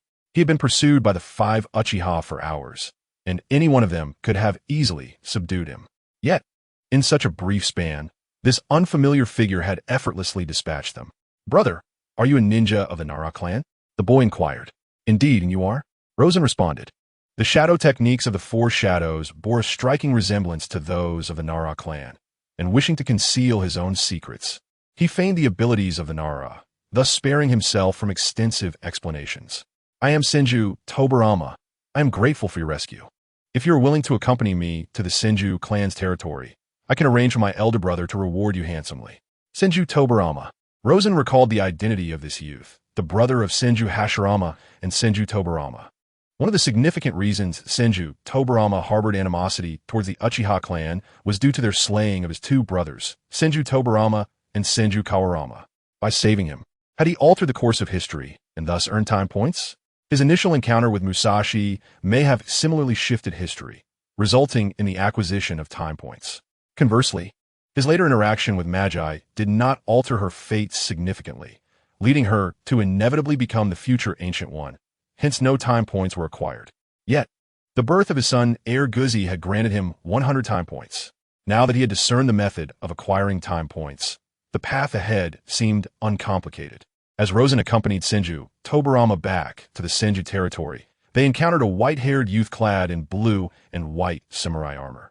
Rosen recognized him as the future god of speed, master of forbidden techniques, the second Hokage, Senju Tobarama. "Tobarama, who is he?" Tobarama inquired. "Brother Tobarama, this is someone I met along the way. I was being pursued by the Uchiha clan, and thanks to this young man, the Uchiha were vanquished." Senju Tobarama, however, scrutinized Rosen with a discerning gaze. In this era, countless spies infiltrated enemy clans by various means, and despite Rosen's assistance to his brother, Senju Tobarama would not extend any trust to him. Chapter 7. I am of the Nara clan. "There is no need to regard me with such scrutiny. I have come solely to claim my reward. Your brother mentioned that you would grant me compensation for his rescue. Once I have received my due, I shall take my leave." Rosen sensed that Senju Tobarama was questioning his motives. He had no intention of entangling himself with the Senju clan. Currently, the conflict between the Senju and Uchiha clans raged fiercely. As a solitary individual, his involvement could very well lead to his utter annihilation amidst the overwhelming tide of war. Even though he was well-versed in the course of history, once one stepped onto the battlefield, one was no longer in control of their fate. His current abilities were not only inferior to those of Senju Hashirama and Uchiha Madara. Even among other factions, there were many who could easily surpass him. Senju Tobarama paused for a moment before asking with a smile, "How much reward do you seek? A sealing technique of at least A rank, or a set of healing ninjutsu?" Rosen replied. Senju Tobarama was somewhat taken aback. "Do you understand what it signifies to gain the friendship of our Senju clan?" "I do," Rosen said. "It likely means I may become cannon fodder on the battlefield." Senju Tobarama could clearly see the disdain in Rosen's eyes, which somewhat wounded his pride. After all, the Senju clan was a prestigious lineage within the ninja world. Was it truly so contemptible? "What may I call you, esteemed sir?" "Nara-sen. You belong to the Nara clan?" "No, I am merely a wandering member of the Nara clan. I have no desire to be embroiled in this senseless war." His identity was tenuous at best, as the Nara clan would eventually ally with the Sarutobi clan to oppose the Uchiha. Thus, his true lineage was easily exposed. It was better to claim he was a wayward member of the Nara clan. This was common during the Warring States period, as nearly every clan had members who wandered in exile to escape the chaos of war. "It is getting late. Why not rest for the night at our Senju clan's estate?" Some individuals, when approaching others, often suspect ulterior motives, yet when rebuffed, they shamelessly attempt to win favor. In our words, such individuals are rather contemptible. Senju Tobarama's expression grew somewhat rigid, but upon reflection, he realized that this was indeed the case. However, given that Rosen had saved his brother, he felt a moral obligation not to act indiscriminately. "Please, follow me." This time, Rosen did not decline, but accompanied Senju Tobarama to the Senju clan. "Hey, has your elder brother married yet?" Senju Tobarama turned to Rosen. "The marriage of my elder brother and sister-in-law is known throughout the ninja world. You were not aware?" "I am not a part of the ninja world. I am merely a wanderer," Rosen shrugged. "Were it not for this unfortunate child, I would not have found myself intertwined with you all. To have slain 5 Uchiha ninja, Your strength and experience hardly resemble that of a mere wanderer. Senju Tobarama maintained his skepticism towards Rosen. In this world, regardless of one's endeavors, survival necessitates possessing sufficient strength. The journey from Luoyang City to Diaming City spans a mere 2,000 miles, yet I must confront at least 3 battles involving over 100 adversaries each. Should you choose to join our Senju clan, I can assure you of your safety. How can you guarantee the safety of this unfortunate child when you cannot ensure my own as an outsider? Senju Hashirama lifted his gaze, casting a sorrowful look at Rosen. Can you refrain from pointing me out incessantly? It was merely an accident, Senju Tobarama remarked. Presently, Senju Hashirama holds the status of a prince within the Senju clan. Even on the battlefield, he is surrounded by numerous protectors. However, this time, they seized the opportunity to ambush him, rendering him isolated and defenseless. In this era of turmoil, safety can only be deemed relative. No one can provide an absolute guarantee of security. What benefits would I derive from joining the Senju clan? Any advantages must be earned through military merit. Thus, I cannot offer you any assurances. In that case, I have little to discuss with you. If you seek population growth, you may implement relatively fair and just policies, but for talent, you must offer substantial incentives. So, do you consider yourself talented? The standards for talent vary over time. Currently, the Senju clan requires formidable warriors. Thus, the criterion for talent is immense strength. Should the Warring States era come to a close, those capable of fostering peace among the clans will be deemed talented. Which category do you belong to? Regardless of the classification, I belong to neither. I am a man you shall never attain. Senju Tobarama gazed at Rosen, a dark expression clouding his features. Upon arriving at the Senju territory, a large figure clad in a loose-fitting white robe with long, straight black hair approached, bellowing with laughter. Haha, Tobarama, Hashirama, you are back. This individual must be the god of ninjas, Senju Hashirama. Hashirama boisterously approached, clapping his hands on Hashirama's shoulders with great force. Hashirama grinned widely, nearly bowing in submission. Is this the elder brother rumored to be somewhat dim-witted? Rosen inquired of Senju Tobarama beside him. Yes, Tobarama replied quietly. Under different circumstances, if anyone insulted his elder brother, Tobarama would undoubtedly retaliate with a swift flying thunder god technique. However, in response to Rosen's remark, he suddenly felt a sense of agreement. Had Hashirama's intelligence been elevated by even 5 points, the Warring States era would have concluded long ago. In this era, Senju Hashirama already exhibits nearly invincible combat prowess. Furthermore, while his rival, Uchiha Madara, remains formidable, he lacks the power of dominion at this juncture. Presently, the fearsome reputation of the Uchiha clan predominates, as they possess a significant number of Sharingan. Madara's strength lies in his exceptional combat talent. Everyone is akin to a kaleidoscope. Uchiha Madara does not possess dominion-level combat prowess, yet he has the ability to manipulate the situation to his advantage.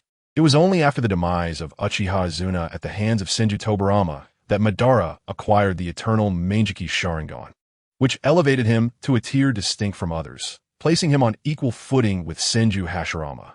In the comparison of strength between Senju Hashirama and Uchiha Madara, from a moment they assumed the mantle of clan leaders until the battle at the Valley of the End, Hashirama consistently maintained a position of superiority. Throughout the Warring States period, he enjoyed a significant advantage for an extended duration. However, Hashirama did not opt for a direct military resolution to end the conflicts of that era. This may reflect his elevated philosophical ideals, yet others did not share this sentiment. At least, the observer Rosen did not regard him favorably. The sooner the war concluded, the fewer casualties would ensue. This should have been a positive outcome. Yet, Hashirama insisted on winning hearts through virtue. Everyone else was steeped in bloodshed, and as a result, they perceive his lofty ideals as foolishness. Yet, the crux of the matter is that this so-called fool's strength surpassed the height of his philosophical musings. Hashirama turned to Rosen. I believe I heard someone speaking ill of me. Rosen gazed skyward, while Tobarama glanced around. Ah, young man, you possess the aura of Sage Chakra. Hashirama's gaze sharpened on Rosen. Rosen was momentarily taken aback. Sage Chakra? He had some understanding of the sage arts in the ninja world. Sage Chakra allows for the use of unique techniques and enhances ordinary jutsu, increasing their potency several-fold, even tenfold. Currently, Sage arts are monopolized by the three great sage habitats: the Forest of Death, the Dragon Cave, and Mount Mayaboku. Of course, there are exceedingly rare individuals, those born with a sage body. Sage chakra can erode one's physical form. Only a select few can attain the ability to control and utilize sage techniques in a short time through rigorous training, such as later versions of Jiraiya and Naruto, who are imperfect sages. Both Minato Namikaze and Kabuto Yakushi claim to possess perfect sage bodies, but in reality, they can merely use sage techniques a few more times. In the world of Naruto, only 3 individuals possess a natural sage body that is impervious to the erosive effects of sage chakra: the Sage of Six Paths, Senju Hashirama, and one other, Jago. However, regardless of who they are, their sage techniques must be learned from the 3 great sage habitats. Rosen pondered whether the sage chakra referred to by Hashirama was the energy within him or his magical power. Lord Senju, could you demonstrate the sage chakra you mentioned? Hashirama harbored no suspicions of Rosen's intentions. With a clasp of his hands, he entered sage mode. In an instant, dark markings appeared around Hashirama's eyes. Rosen also sensed the immense energy emanating from Hashirama. Thus, it became clear this energy was indeed the sage chakra of the ninja world. Rosen unleashed his own sage energy. Tobirama looked at Rosen in astonishment, for he had always recognized the formidable power of sage arts. For a considerable duration, within the entire realm of ninjas, there existed but one individual, his elder brother, who possessed the art of sage techniques. Thus, the revelation that Rosen also wielded sage techniques left him somewhat astounded. From which of the 3 great sanctuaries does your sage technique originate? Senju clan leader, he inquired. The Forest of Death, Senju Hashirama replied. And you? I do not hail from any of the 3 great sanctuaries, and as for my origins, I cannot divulge, Rosen responded. Hashirama chose not to press further. He understood that everyone harbors their own little secrets. My sage techniques are accessible to most practitioners, and I am willing to exchange them with you, Rosen declared. Both Senju Hashirama and Senju Tobirama were intrigued, particularly Tobirama, who had long admired the sage techniques but lamented his lack of talent in cultivating them, leaving him only to observe and learn in vain. Hearing that Rosen possessed unique sage techniques and was willing to share them caused Tobirama's heart to race. What would you seek in exchange? He asked. The sealing techniques of the Uzumaki clan or the forbidden techniques developed by Senju Tobirama, Rosen replied.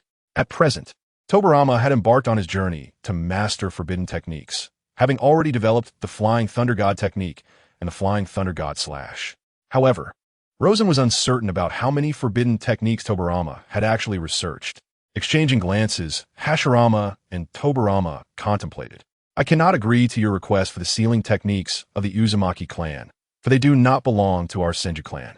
However, the techniques Tobirama has developed can be traded, provided they are not disseminated beyond this circle, Hashirama stated. Then I shall propose a condition of my own. My sage techniques may only be passed down to one direct descendant per generation, Rosen stipulated. Agreed. Tobirama responded with greater decisiveness than Hashirama. Placing his hand upon the ground, Tobirama invoked summoning technique, sealing book. With a resounding thud, a massive scroll, towering at 1 meter, was summoned by Tobirama. In turn, Rosen presented the 24 breathing techniques to Tobirama. Acquired 20 time and space points, Rosen felt a stir within. The transaction with Tobirama seemed poised to alter the course of the future. The 20 points were indeed more than what he had gained from rescuing Senju Hashirama, though not excessively so. Chapter 8. The Stone of Grell. In the ensuing days, Rosen temporarily resided within the Senju clan's territory. Tobirama, unable to comprehend the contents of the 24 breathing techniques, required Rosen to teach him directly. Simultaneously, Tobirama imparted the ninjutsu contained within the sealing book to Rosen. Each day, beyond their mutual exploration and study, they engaged in friendly sparring. In their earnest encounters, the victory ratio leaned heavily in Tobirama's favor, approximately 80-20. His strength evidently surpassed that of Rosen, yet dominance was not absolute, primarily due to Rosen's enigmatic shadow techniques. In short-range maneuvers, these shadow techniques proved more effective than the Flying Thunder God technique. As of now, Rosen had learned several ninjutsu from the sealing book, including the multi-shadow clone technique, the Flying Thunder God technique, and the four-symbol sealing technique. The four-symbol seal mentioned here is distinct from the later inner four-symbol seal utilized by Danzo. The former is a powerful sealing technique, albeit not perilous, capable of reaching the level of a high-grade seal. This level of sealing can effectively contain a few of the lesser-tailed beasts. Conversely, the inner four-symbol seal, akin to the corpse god sealing technique, is a self-destructive sealing method. Moreover, Rosen has procured the sage art from Tobarama Senju, along with the In healing wound destruction technique and the chakra scalpel. Unlike Hashirama Senju, Rosen lacks the remarkable self-healing abilities. Hashirama's sage body is extraordinarily formidable, surpassing even the two protagonists in terms of physical prowess, while Rosen covets Hashirama's physique. Such an exceptional trait cannot be obtained merely through desire. Thus, he resorts to seeking healing techniques. In healing wound destruction is the most suitable for self-treatment, while the sage art serves to heal others and can also be used on oneself, though its efficacy is somewhat inferior to that of In healing wound destruction. The latter significantly enhances Rosen's combat prowess, elevating it from 1550 to 1700. The chakra scalpel, on the other hand, is purely for close combat. Upon mastering the chakra scalpel, Rosen's strength surged from 1700 to 2000, highlighting the tremendous impact of this technique on his combat abilities. The chakra scalpel emphasizes precision, minimal consumption, and substantial lethality, making it a true killing technique. Tobarama Senju has also preliminarily grasped the 24 breathing techniques and has made his entry into the practice of the Great Cold technique. The combination of Tobarama's water release and the Great Cold technique yields remarkably splendid results. He observed that the 24 breathing techniques imparted by Rosen differ entirely from the sage art practiced by his elder brother, which focuses on short-term explosive bursts that can amplify ninjutsu potency tenfold. In contrast, Rosen's 24 breathing techniques provide a more holistic enhancement, significantly boosting both physical constitution and ninjutsu capabilities, potentially doubling them. Furthermore, it allows his water release to transform into ice release, an effect that, while not a bloodline limit, surpasses it in efficacy and duration. Although Hashirama possesses an innate sage body, his sage chakra is finite and cannot be endlessly utilized. The Great Cold technique, though limited in quantity, can be maintained continuously with proper control. Tobarama, lacking the explosive output of his elder brother, finds that most battles demand considerable time. Hence, the value of prolonged enhancement far outweighs that of short-term bursts. A month later, Rosen approached Tobarama. "White-haired one, I intend to leave." Tobarama expressed some disappointment. "Must you truly depart? I am not of the Nara clan. I have long been aware of that." Tobarama had already dispatched individuals to the Nara clan for verification and found no trace of Rosen as a lost member of their lineage. He found it entirely understandable that Rosen concealed his identity, especially since Rosen's secret techniques bore a striking resemblance to the shadow arts of the Nara clan, making his disguise as a member of the Nara clan quite reasonable. Most importantly, he was certain that Rosen harbored no ill intentions towards the Senju clan. "I wish to take a stroll, but I shall return." "Where shall you go? For how long?" "Perhaps 6 or 7 years. I hope that by then, the ninja world will be at peace." Rosen had a clear purpose. Remaining here to assist the Senju clan in warfare was not only perilous but also devoid of benefits. Uchihara had become exceedingly formidable after acquiring the eternal Mangeki Sharingan, and his safety was far from assured. Any grand technique could potentially cost him his life. Moreover, he needed to enhance his strength and acquire temporal points. "Where do you intend to go?" Uncertain. In truth, Rosen already possessed a distinct goal and direction. Senju Tobarama refrained from pressing further and earnestly stated, "Next time you return, you will witness peace. Then you must strive diligently. This is a gift from my elder brother." Senju Tobarama tossed a scroll to Rosen. Rosen glanced at the scroll, recognizing it as the classic sealing technique of the Uzumaki clan, the adamantine sealing chains. Once more, Rosen embarked on his journey, heading westward. The further he traveled west, the less warfare he encountered, and the sparser the population became. After leaving the territories of the 5 great nations, he scarcely saw a single soul. However, along the way, he encountered a merchant caravan of about 10 individuals. Eager to inquire about the situation in the west, Rosen engaged in conversation with the caravan leader. The leader, a middle-aged man with a distinctive alcohol-blushed nose, appeared somewhat shrewd. "Young man, where are you headed?" I am a wanderer, collecting various legends and materials, without a fixed destination. Your caravan must have many stories, I presume? Indeed, if you purchase some of our goods, I can share with you an ancient tale about this land. I hope your wares are practical. I am not affluent. The caravan offered a variety of handcrafted items, food, and herbs, showcasing a rich assortment. After selecting a few useful items, Rosen sat by the campfire and handed the newly acquired wheat wine to the caravan leader. The leader took a sip, and at that moment, Rosen heard a squeaking sound, followed by a snow-white ferret climbing from the leader's pocket onto his shoulder. Hey, Neela, you can't drink that. The leader pressed the ferret back into the pocket of his chest. Is this little creature your pet? Not a little one. It ought to be called an old fellow, as it is older than my grandfather. You must be joking. How could such a ferret have such a long lifespan? Ha! The leader began to recount the various experiences of their caravan. Not every tale is steeped in legend, yet when recounted by him, it captivates the soul. After sharing a few stories, the leader remarked, beyond the west, there exists no one. Could it be the edge of the world? Beyond that lies the ocean. How could it be?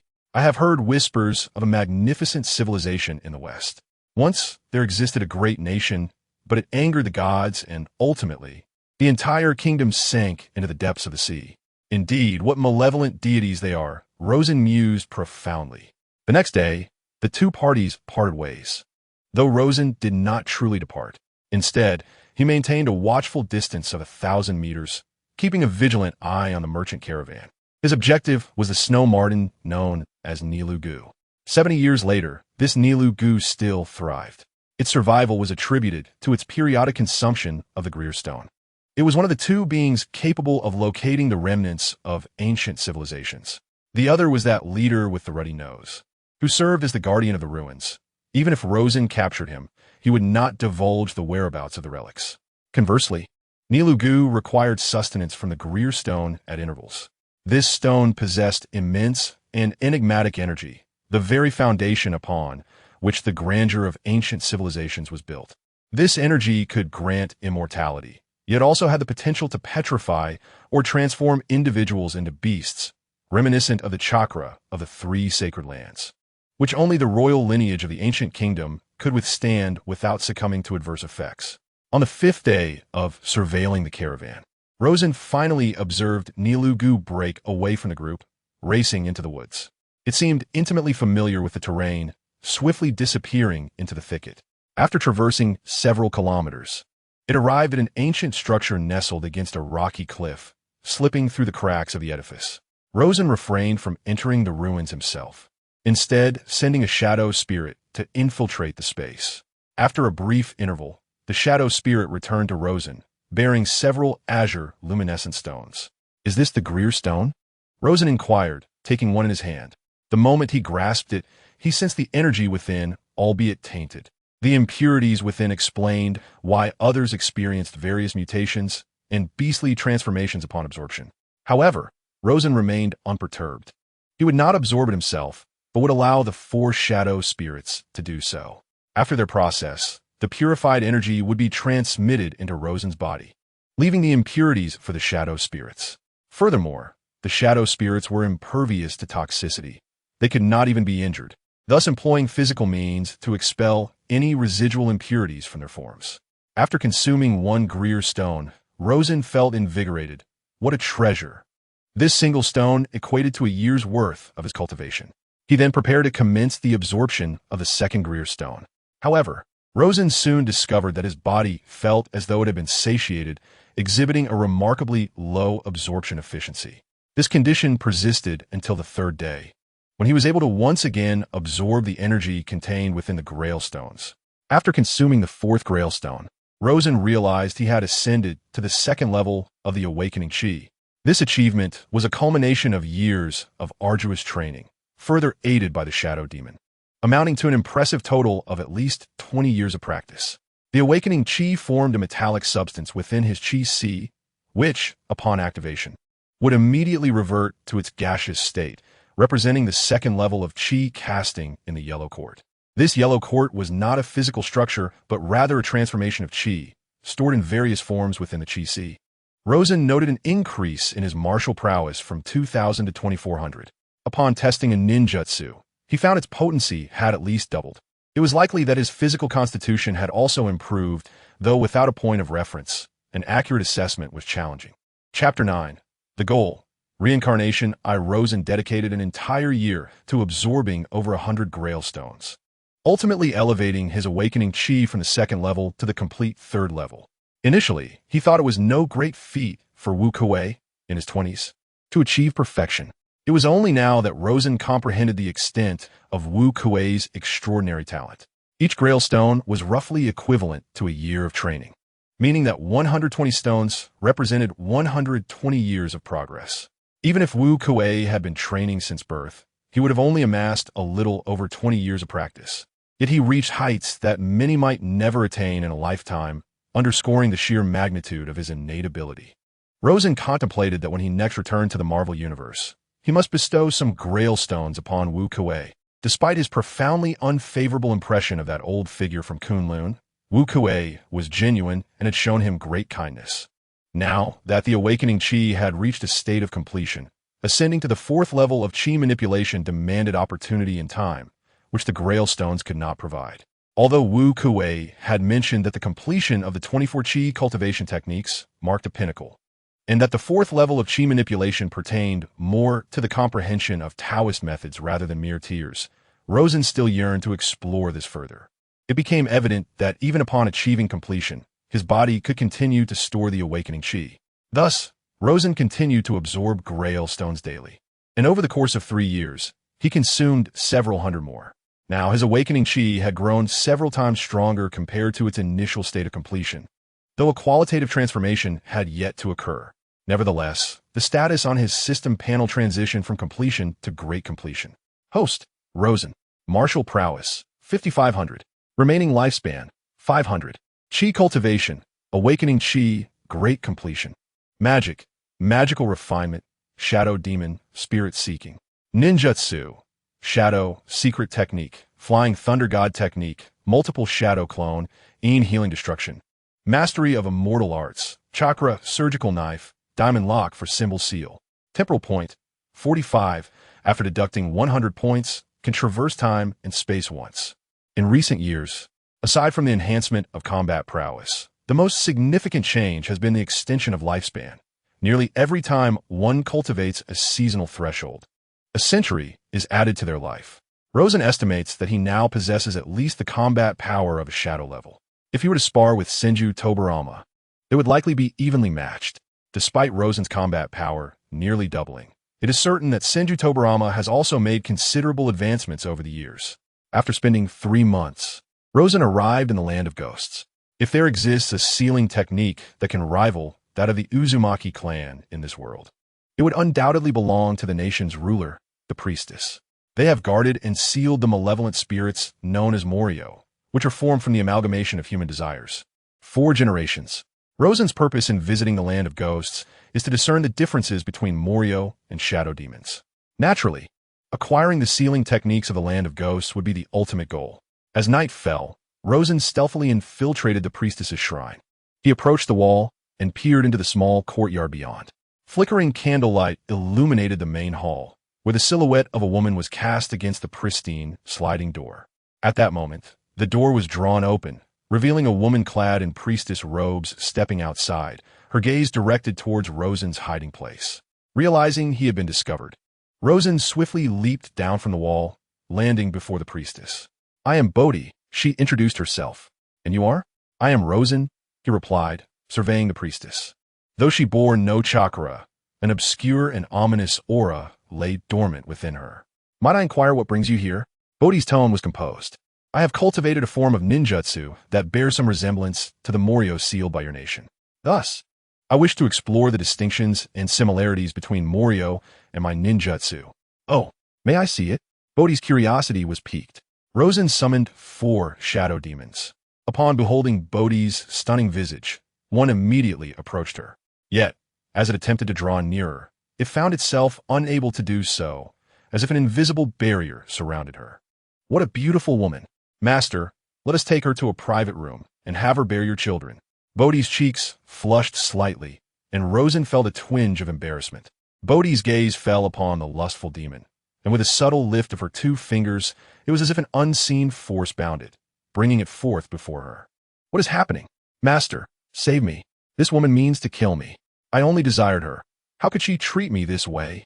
Rosen was taken aback, as this was the first instance he had encountered someone capable of inflicting harm and restraint upon shadow demons. "It is not the same," Bodhi observed after a brief moment.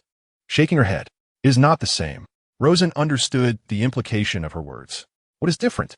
The entity, known as the Mal-Yang, is a grotesque manifestation forged from the amalgamation of countless desires over millennia, with the consciousness and cravings of innumerable individuals intertwined.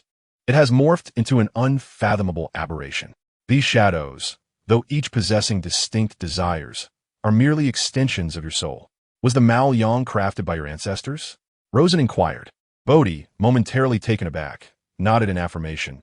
Indeed, it was a secret technique bequeathed by the sage of the 6 paths. Upon acquiring this esoteric knowledge, my ancestors created the Mal-Yang. Initially, it was obedient and served the early generations of priestesses well, alleviating numerous troubles. However, over time, it began to spiral out of control, growing increasingly powerful and terrifying, ultimately leading to its complete loss of restraint, prompting my forebears to seal it away. Bodhi then turned to Rosen. "Thus, is your aim to acquire the technique for creating the Mal-Yang? What I seek is not the method for its creation, but rather the unique sealing arts of your priestess lineage. In exchange, I offer my own method for conjuring shadow demons." I had presumed you were yet another who coveted the power of the Mal-Yang. In Rosen's perspective, the Mal-Yang resembled a nuclear weapon. Its utility was severely limited, only truly viable in a mutual destruction scenario. In contrast, the sealing arts of the priestesses were far more worthy of his study and mastery. The priestess glanced at the 4 shadow demons, seemingly contemplating. She soon nodded. "I consent to the transaction." Upon completion of the trade, the system once again notified, acquired 10 time space points. The priestess's sealing techniques comprised 2 distinct forms, one known as the Mal-Yang seal, designed specifically for the Mal-Yang or similar entities, and the other a combination of the Heavenly Guardian Rock technique and the dance of the Heavenly Universe's sail.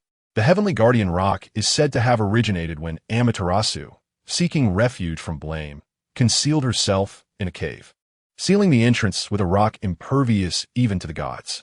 The dance of the Heavenly Universe's sail is the sole method capable of unsealing the Heavenly Guardian Rock technique, and it can also dispel the majority of sealing techniques. Upon successfully mastering both the Heavenly Guardian Rock technique and the dance of the Heavenly Universe's sail, Rosen departed from the land of ghosts. Subsequently, he journeyed toward the northern forests of the Land of Fire.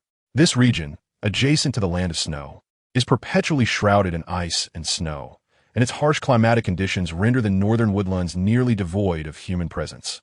After wandering through the northern forest for several months, the 4 shadow demons assisted Rosen in his quest for a destination. At long last, after 5 months, Rosen discovered his goal, a concealed underground cavern hidden beneath a waterfall, deep within which lay a teleportation array leading to the moon. His ultimate aim was to reach this celestial body. Currently, the moon was inhabited solely by a few remnants of the Tsutsuki clan, mere kittens in number.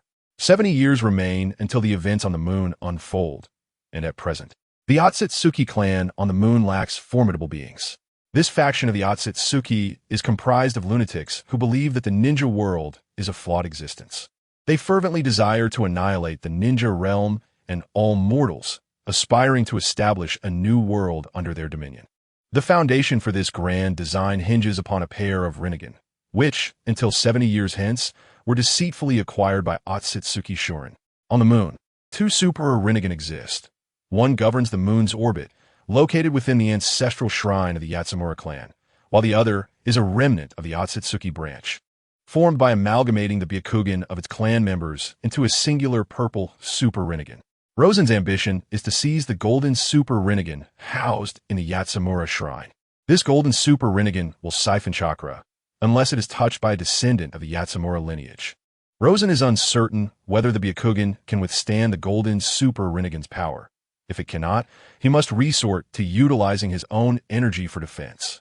Both the Rinnegan and the Sharingan possess the ability to absorb chakra, yet they cannot draw upon Sage chakra, which is analogous to vital energy. giving Rosen a modicum of confidence. His primary concern lies in his inability to master the golden super Rinnegan. The Rinnegan and Sharingan require a potent bloodline to wield effectively. For instance, when Uchiha's Rinnegan was entrusted to the vibrant Nagato of the Uzumaki clan, he was drained to a husk, while Obito, bearing Uchiha blood, could only sustain a single Rinnegan.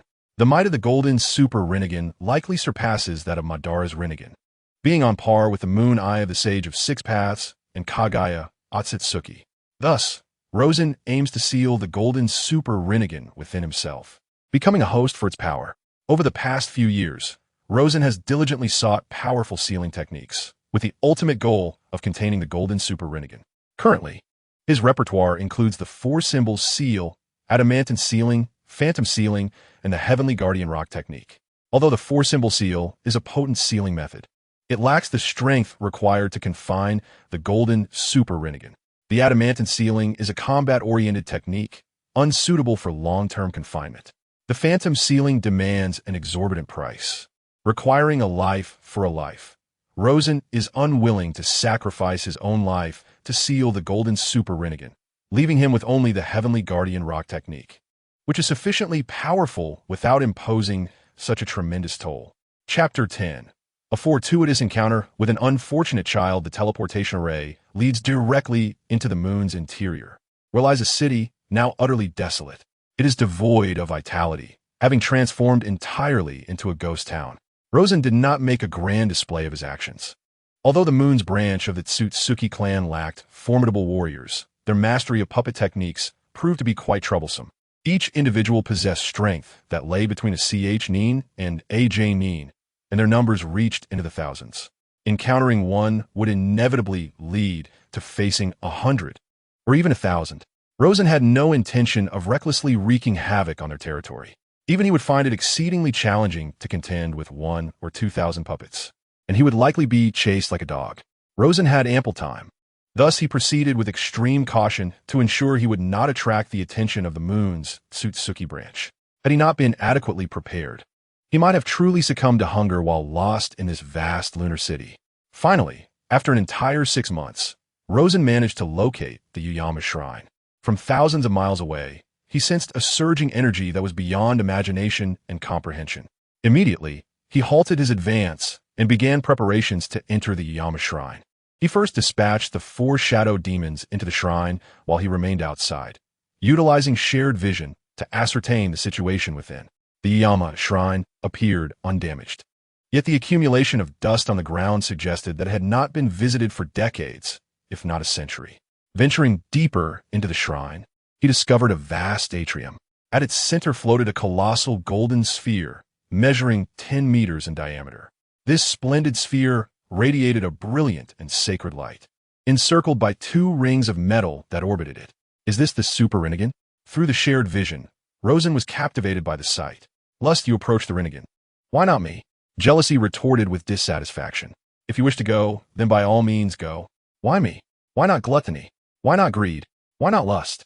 The 3 shadow demons cast unkind glances at Jealousy. They exchanged glances and simultaneously seized Jealousy, hurling him toward the golden Rinnegan. Ah! Jealousy screamed as he crashed heavily into the golden sphere. I'm fine, haha, I'm fine. It seemed that the structural differences between the shadow demons and humans rendered the latter immune to the Rinnegan's ability to absorb chakra. Rosen began to make his way toward the Yuyama Shrine, enveloping himself in the energy of the awakening. Neither the Rinnegan nor the Byakugan could absorb natural energy, so Rosen needed to use the awakening's energy to shield himself from the Rinnegan. If my body loses its mobility, you must immediately extract me from the shrine. Rosen instructed the 4 shadow demons outside the Yuyama Shrine. The moment he stepped into the shrine, he felt his chakra begin to spiral out of control. However, under the protection of the 3 seasonal energies, his chakra remained contained within his body. Yet, the consumption rate of these 3 energies was alarmingly rapid. Jealousy, merge with me. Why must it be I? Why cannot it be? Silence. Obey my command immediately, Rosen commanded. Jealousy dared not utter another word and promptly adhered to Rosen's being. Lust, greed, and gluttony were sealed by the indomitable force. Lust, greed, and gluttony swiftly initiated the sealing process, unleashing 4 black chains from each shadow demon. The chains ensnared the golden reincarnation eye and began to tug it toward Rosen. Despite the immense power of the golden reincarnation eye, it possessed no consciousness and would not resist. Thus, this endeavor proved significantly easier than sealing a tail beast. Jealousy. Activate the Heavenly Guardian Rock technique. Jealousy commandeered Rosen's body, forming hand seals, as obscure inscriptions materialized upon the golden reincarnation eye. The inscriptions swiftly enveloped the golden eye, drawing it closer to Rosen. As it approached, the golden eye continually diminished in size. When it reached a mere meter from Rosen, it had shrunk to the size of a glass bead. Ultimately, the golden reincarnation eye sank into the center of Rosen's brow and began to close. Rosen's spirit jolted as he instantaneously established a connection with the golden reincarnation eye. His eyes abruptly transformed into a golden hue. A surge of chakra erupted from Rosen's being. Just as he believed success was at hand, the next moment, the chakra began to tumultuously clash within him. Rosen's mind trembled. This reincarnation eye was far more formidable than anticipated. At that moment, excruciating pain engulfed his entire body, causing him to collapse to the ground in violent convulsions. At that instant, the 10 rings suddenly quaked, initiating energy regulation, commencing energy refinement. Master, please guide the energy according to the new operational mode. Subsequently, Rosen felt the 10 rings impart the energy operation method into his mind. He hastily began to channel the energy of the reincarnation eye. Soon, he discovered that his physical constitution could only accommodate 5 chakra units from the reincarnation eye. Indeed, it was the physical constitution. Initially, Rosen had believed his physique, bolstered by the 3 seasonal enhancements, was at least on par with the pinnacle of a ninja world, though not as monstrous as that of Hashirama Senju. He never imagined he could only harness 5 chakra units from the reincarnation eye, leaving him somewhat unsettled. With the 10 rings as a regulator, any excess chakra energy was promptly curtailed, preventing Rosen from entering an overloaded state. However, when it came to his physical constitution, there were no shortcuts beyond his own training. Nevertheless, the 3 seasonal enhancements had elevated his physical limits exponentially. As long as Rosen was willing to dedicate effort to his training, there remained vast potential for development. Yet, whether it was chakra cultivation, chi refinement, or magical power, all could be assisted through shadow demons. In contrast, physical training offered no opportunity for shortcuts. It demanded steadfast, incremental effort on his part. Though Rosen found himself in a state of despair, he at least glimpsed a flicker of hope. The mere infusion of the reincarnation eye chakra elevated his combat prowess from 500 to an astonishing 500, nearly tripling his strength. Host, Rosen. Combat power, 500. Remaining lifespan, 500. Chi cultivation, awakening of the insects, perfected. Magic, essence refinement, shadow magic, spiritual pursuit.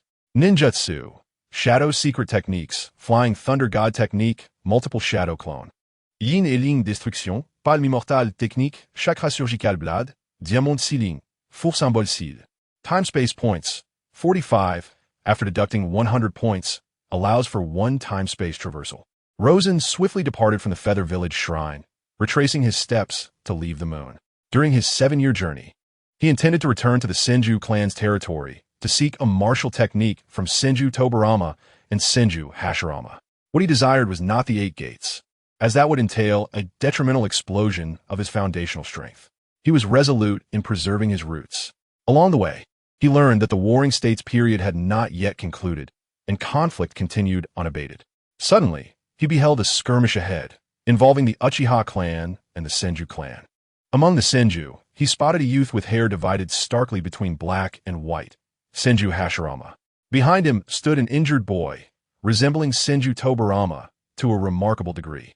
A chill ran down Rosen's spine as he recognized the adversary of Senju Hashirama, the legendary first king of dance, the king of tyrants, the Azura of the shinobi world.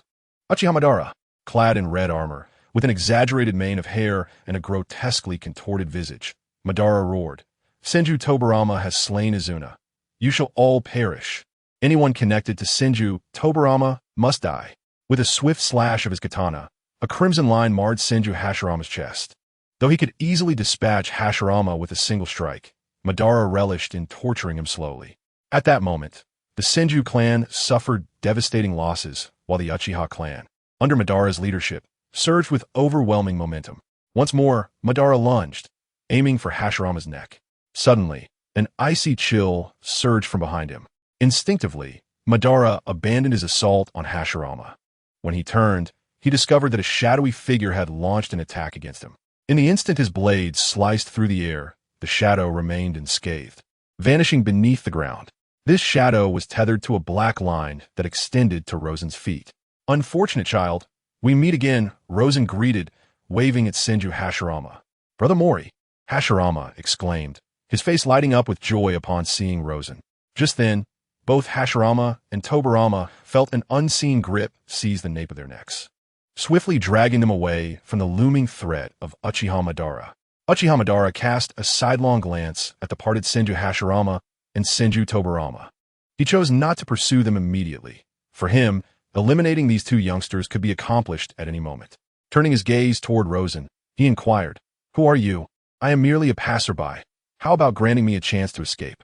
Rosen, aware of his inability to contend with Uchiha Madara, felt overwhelmed. In this era, aside from Hashirama Senju, no one could hope to defeat the Dance King. Very well, but this demands a requisite level of strength. So, let the dance commence. Madara's eyes began to whirl. Kaleidoscope Sharingan activate. A surge of overwhelming power erupted from Madara, his might exponentially greater than before. Rosen's expression grew grave. This was the true caliber of the Dance King. Merely activating a kaleidoscope resulted in a tenfold enhancement of combat prowess. Illusory chains of enchantment. Rosen's spirit was momentarily shaken. Madara raised an eyebrow, surprised by the strength of his opponent's ocular prowess, capable of resisting the illusion unleashed by his kaleidoscope Sharingan. Although Madara's ocular techniques were not illusionary in nature, as a consummate ninja, his illusions vastly surpassed those of all other ninjas in the shinobi world. Simultaneously, Rosen and the Four Shadows unleashed a barrage of attacks upon Madara. Water, fire, wind, lightning, and earth. 5 elemental assaults converging toward him. Unperturbed, Madara raised his right hand, invoking Uchiha Rebound. In an instant, all ninjutsu was repelled back toward its origin. Rosen swiftly evaded, yet Madara had already appeared before him, his katana poised for a strike. Chapter 11. The first encounter with the Dance King, how swift. This was the fleeting thought that crossed Rosen's mind. The speed was beyond comprehension. It was an astonishing velocity. The strike was both rapid and ferocious, leaving Rosen no time to gather his strength for defense. Whoosh. Exchange. Rosen executed a body swap, vanishing from Madara's sight. Madara's mind stirred. Flying Thunder God technique? However, upon noticing the shadow on the ground, he realized it was a mere exchange of positions with the shadow itself. Madara lunged at Rosen once more, but at that moment, the embodiment of desire unexpectedly connected with Madara's shadow. A subtle movement coursed through Madara's body, as greed, gluttony, and envy surged toward him simultaneously. Madara clasped his hands together, summoning Susanoo. Instantly, a layer of solid blue chakra enveloped him. A colossal hand emerged from within the blue chakra, sweeping forward. Rosen's pupils contracted sharply as he beheld the approaching giant hand. A golden light burst forth from his eyes, and his body erupted with immense golden chakra, forming a protective golden barrier around him. The giant hand struck the golden shield, which remained unfazed, while the blue hand crumbled and shattered upon impact. Madara's astonishment was evident as his eyes spun once more, the patterns of the kaleidoscope becoming increasingly intricate. Eternal Kaleidoscope, activate. In that fleeting moment, Rosen could no longer maintain his composure. When Uchiha Madara unveiled the eternal Meijiki Sharingan, he felt a certain pressure, albeit not overwhelming. He had initially believed that even with the activation of the eternal Meijiki Sharingan, Madara's power would merely be enhanced several-fold, ensuring his survival, if not victory.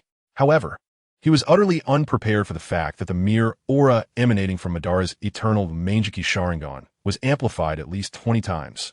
At this juncture, Rosen had no choice but to exert himself to the fullest, his body radiating a brilliant golden light as he unleashed 5 chakra from his Rinnegan. Yet even so, the disparity compared to the unparalleled pressure exuded by Madara remained substantial. Madara summoned his 4th form of Susanoo, a colossal blue giant towering 100 meters into the sky. Rosen gasped in astonishment. How could he possibly contend with such a gap? The difference was stark and unmistakable. Just then, a rugged and bold voice echoed, sounding like celestial music to Rosen's ears. "Haha, Madara, you are exceedingly cunning, tricking me into this. What do they call it? Luring the tiger from its mountain." Senju Tobirama appeared behind Senju Hashirama. "Hashirama, your timing is impeccable. Let us settle this once and for all today." Upon seeing Hashirama, Madara immediately erupted with excitement. Having recently acquired the eternal Manjiki Sharingan, he felt invincible, convinced that even Hashirama could not rival him. His confidence soared, perceiving everyone else as mere trifles. Rosen exhaled deeply, silently retreating to the sidelines, leaving the battlefield to Hashirama and Madara. "Oh, Rosen, what are you doing here?" Hashirama exclaimed, a perplexed look on his face. Rosen, wearing a wry smile, thought to himself, "How long have I stood here for you to notice me? How utterly insignificant must I seem? Indeed, in your eyes, there is no one but the king of dance. Do your best, and I shall promote you with a raise by the year's end." Rosen waved his hand dismissively and turned to approach Tobirama. Hashirama, tilting his head in confusion, pondered promotion and raise? What does that mean? Tobirama, noticing Rosen and the injured brothers, quickly surmised the situation. "Welcome back," he said sincerely. "You have disappointed me. I'd hoped to find peace upon my return." Tobirama felt a tinge of embarrassment. It is all the fault of the wicked Uchiha. Those fiends are utterly insane. Even when cornered, they refuse to surrender. Boom! The battle between Hashirama and Madara had commenced. The two exchanged glances at the battlefield before diverting their eyes, as if it were of no concern to them. "In these past years, your strength has grown considerably. Do you possess any training methods for honing physical prowess? Perhaps the 8 gates technique?" "No. I seek only pure methods for cultivating physical strength, devoid of such explosive techniques. The method of training in monstrous strength of our Senju clan requires a trade." "Very well. I would also appreciate a few sword techniques as a bonus." Rosen had already devised a plan to exchange the Grail Stone. However, it remains to be seen whether what you offer is worth the price. Before long, the confrontation between Senju Hashirama and Uchiha Madara concluded without a clear victor, primarily because Uchiha Madara recognized that his objectives could not be fulfilled. With Hashirama's arrival, Madara's scheme was ultimately thwarted. Before departing, Uchiha Madara cast a fierce glare at Rosen, evidently harboring a grudge against him. This left Rosen somewhat exasperated, wondering why he had caught the attention of such a nuisance. On the contrary, Senju Tobirama found joy in the situation. With Madara's fixation on Rosen, it meant that Rosen would inevitably be tethered to the chariot of their Senju clan. How delightful! It was unexpected to witness Madara's power surge to such heights, almost besting him. Rosen wore a disdainful expression, as Hashirama had nearly pinned Madara to the ground just moments prior. Was this truly considered almost defeating him? "Rosen, once we return to the clan territory, let's spar?" Tobirama proposed. "Get lost. I refuse to engage with a fool. Your strikes lack finesse, and I fear you might inadvertently end my life." Rosen retorted mercilessly. "Did you just call me a fool?" Hashirama gasped, eyes wide and face stricken with hurt. "Indeed. Brother, are you truly so oblivious to your own shortcomings?" Tobirama patted Hashirama on the shoulder. Upon their return to the Senju clan's domain, Hashirama maintained a low demeanor, as if his spirit had been lost. Meanwhile, Rosen accompanied Tobirama to a secluded grove. Over the years, Tobirama's strength had notably increased. Rosen sensed that Tobirama could at least hold his own against the Manjiki Sharingan-level Uchiha Madara. Tobirama, too, felt the surge in Rosen's capabilities. Rosen was equally curious about his own enhancement. If one were to merely examine his physical prowess, he had improved 6 or 7-fold. However, true combat strength cannot be encapsulated by a mere numerical value. Engaging in a spar with Hashirama would yield no meaningful experience, as he would invariably be overwhelmed. The two arrived at a tranquil lake, where Tobirama executed a body flicker technique to reach the lake's center, swiftly forming hand seals. Water style, water beast, and great torrent technique. In an instant, the placid surface of a lake erupted into turbulent waves, surging to heights of 10 jan. Yet, this was merely the beginning of the jutsu, as the waves morphed into a myriad of beasts charging towards Rosen. Starting with such a grand-scale jutsu, "Do you possess enough chakra?" Rosen quipped, Though his actions remained swift, his body and 4 shadow clones simultaneously forming seals. Fire style, fire dragon technique. Rosen possessed only a handful of advanced elemental jutsu, and none were suitable to counter Tobarama's technique. Thus, he had to compensate for the disparity in quality with sheer quantity.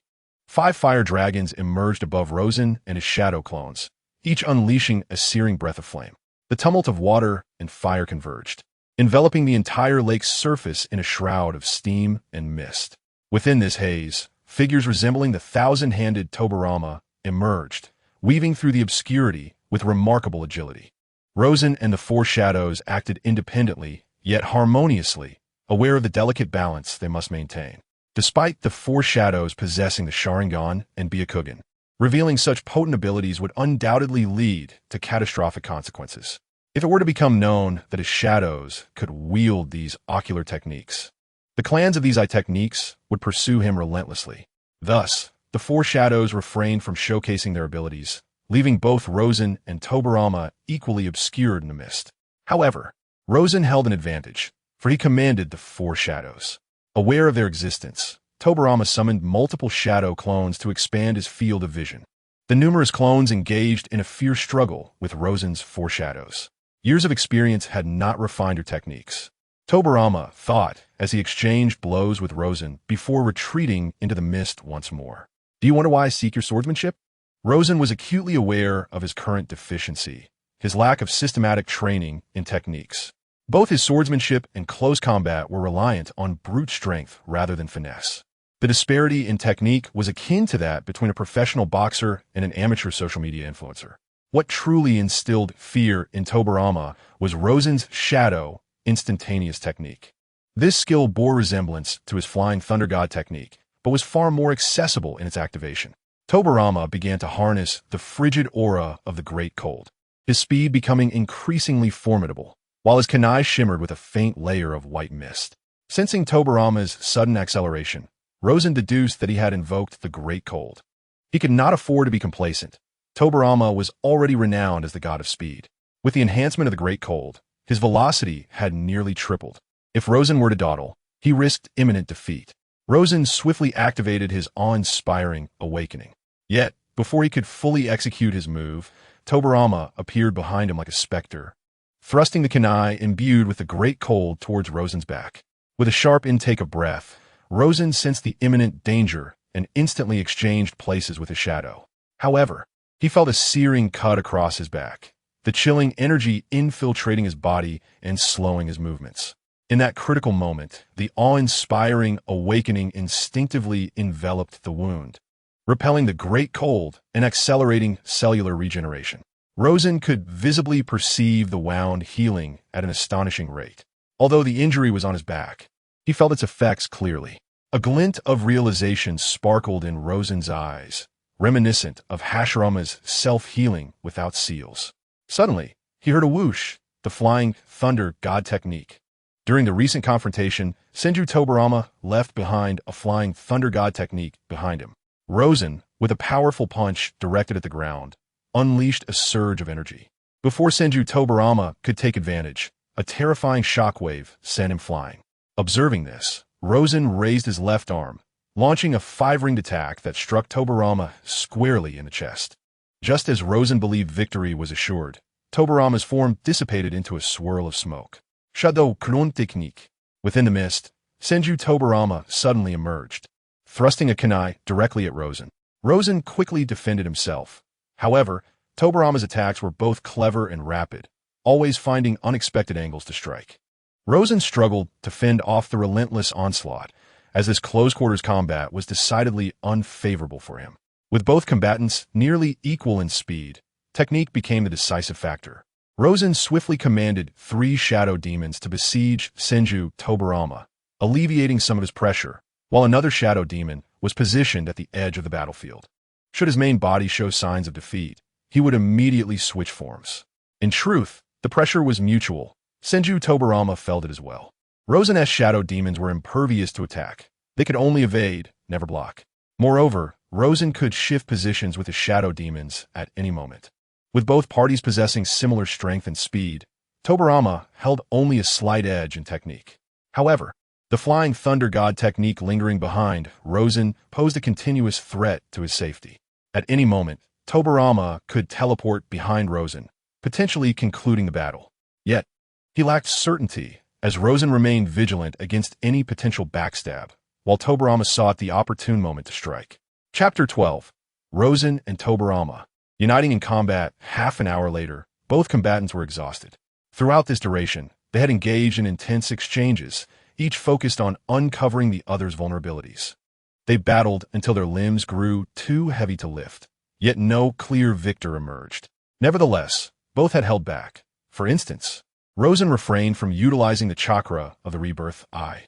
Similarly, Tobarama had withheld several lethal techniques, such as the flying thunder god slash, which had the power to slay even the awakened Izuna Uchiha, a testament to its devastating strength.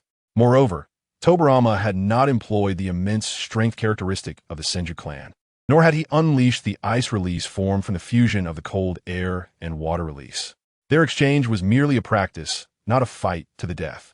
After their sparring session, the two sat by the lakeside, admiring the tranquil night scenery.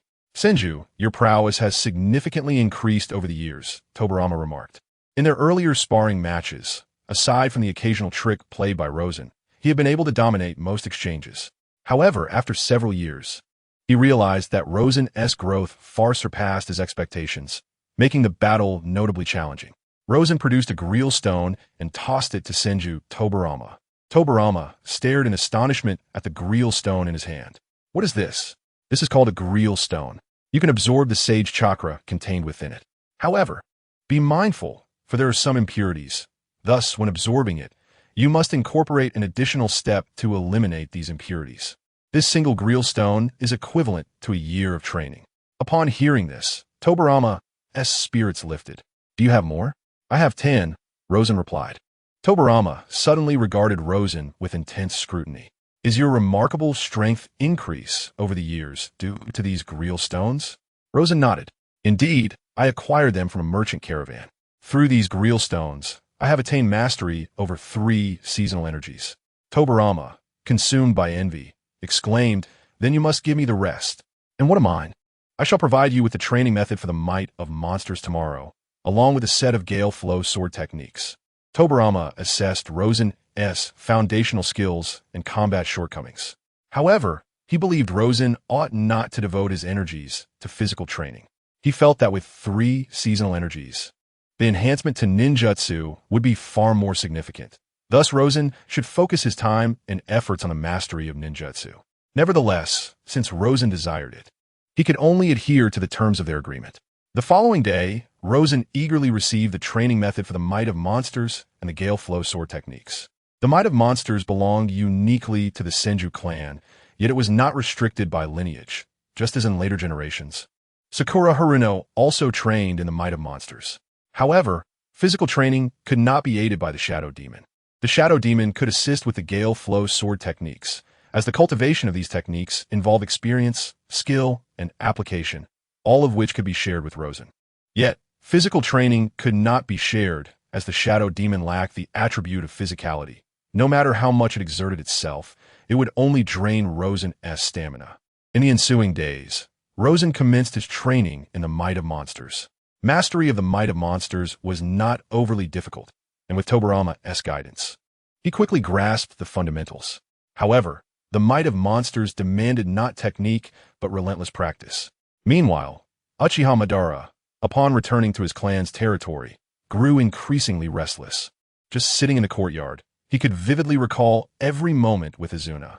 His hatred for Senju Tobarama intensified day by day, and, simultaneously, his ocular prowess augmented within this hatred. Yet, his strength always fell short of Senju Hashirama's. As long as Hashirama remained, his vendetta could never be fulfilled. Madara summoned the clan elder, Uchiha Tenka. "Tenka, I wish to eliminate Senju Tobarama. What do you suggest I do?" Uchiha Tenka lowered his head, contemplating for a long while. Having fought alongside Madara, he was well aware of Hashirama's strength. Madara's best performance had merely resulted in an even match with Hashirama. Thus, attempting to eliminate Senju Tobarama beneath the watchful eyes of Senju Hashirama is nearly an insurmountable task. At last, Uchiha Tenka raised his head. Chief, I have a proposal. What is your suggestion? Issue a challenge to Senju Hashirama. Are you suggesting that I determine the fate of Senju Tobarama through a duel with him? No. I mean to draw the tiger away from its mountain lair. Uchiha Madara's expression twisted in conflict. He harbored no fear of battling Senju Hashirama. However, betraying Hashirama's trust was something he greatly resented. Chief, the only way to avenge yourselves is to proceed with this plan. Uchiha Madara had never feared Senju Hashirama, and he knew that once he issued the challenge, Hashirama would surely accept and come forth, ensuring the plan's success. Yet, the thought of betraying Hashirama weighed heavily on his heart. Madara silently lifted his gaze, emanating an aura of terrifying murderous intent. His hatred ultimately eclipsed the friendship he held for Hashirama. Senju Tobarama must perish. Send the duel invitation to Senju Hashirama. Let the location be chosen at Senkawa. Senkawa, a place far removed from the Senju clan's territory, would require even Hashirama 3 hours to traverse back and forth at full speed. In those 3 hours, he would have ample time to eliminate Senju Tobarama. Rosen discovered that his Jinja energy had seemingly reached the 4th tier of mastery without his awareness. Jinja, belonging to the wood element, granted him a divine ability akin to Senju Hashirama's formless self-healing. Through experimentation, Rosen found that his Jinja energy was also effective on other animals and humans. He dubbed this ability the vitality of all things. While the effects on internal injuries remain unknown, its efficacy on external wounds is remarkable. Even a deep, 10-centimeter-long gash on his back could heal within mere seconds. Even if a large piece of flesh were removed, it could regenerate within 30 seconds. However, it remains uncertain whether he could achieve the rebirth of severed limbs. And Rosen lacks the courage to sever his own arms or legs for testing. He senses that his vitality of all things is not vastly different from Hashirama's formless self-healing. His Gale Blade technique has recently shown significant progress. At the very least, he can now exchange techniques with Senju Tobarama without suffering undue disadvantage. The training of his monstrous strength is difficult to gauge in the short term. Yet Rosen can still feel his physique growing increasingly robust. Moreover, he engages in daily sparring with Senju Tobarama, and their strengths are remarkably close. Determining a victor without risking their lives or extending their combat over several hours proves exceedingly challenging. Recently, Senju Tobarama has been absorbing the energy of the Grail Stone, causing his cold aura to increase rapidly. Hey Tobarama and Rosen, why don't the two of you join forces and face me in a match?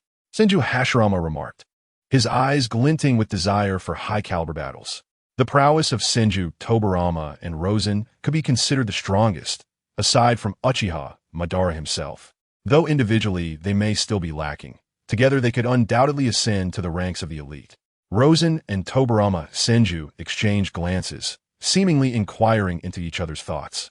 And upon meeting each other's gaze, they both felt a surge of determination. They wished to ascertain the extent of their disparity compared to Hashirama Senju.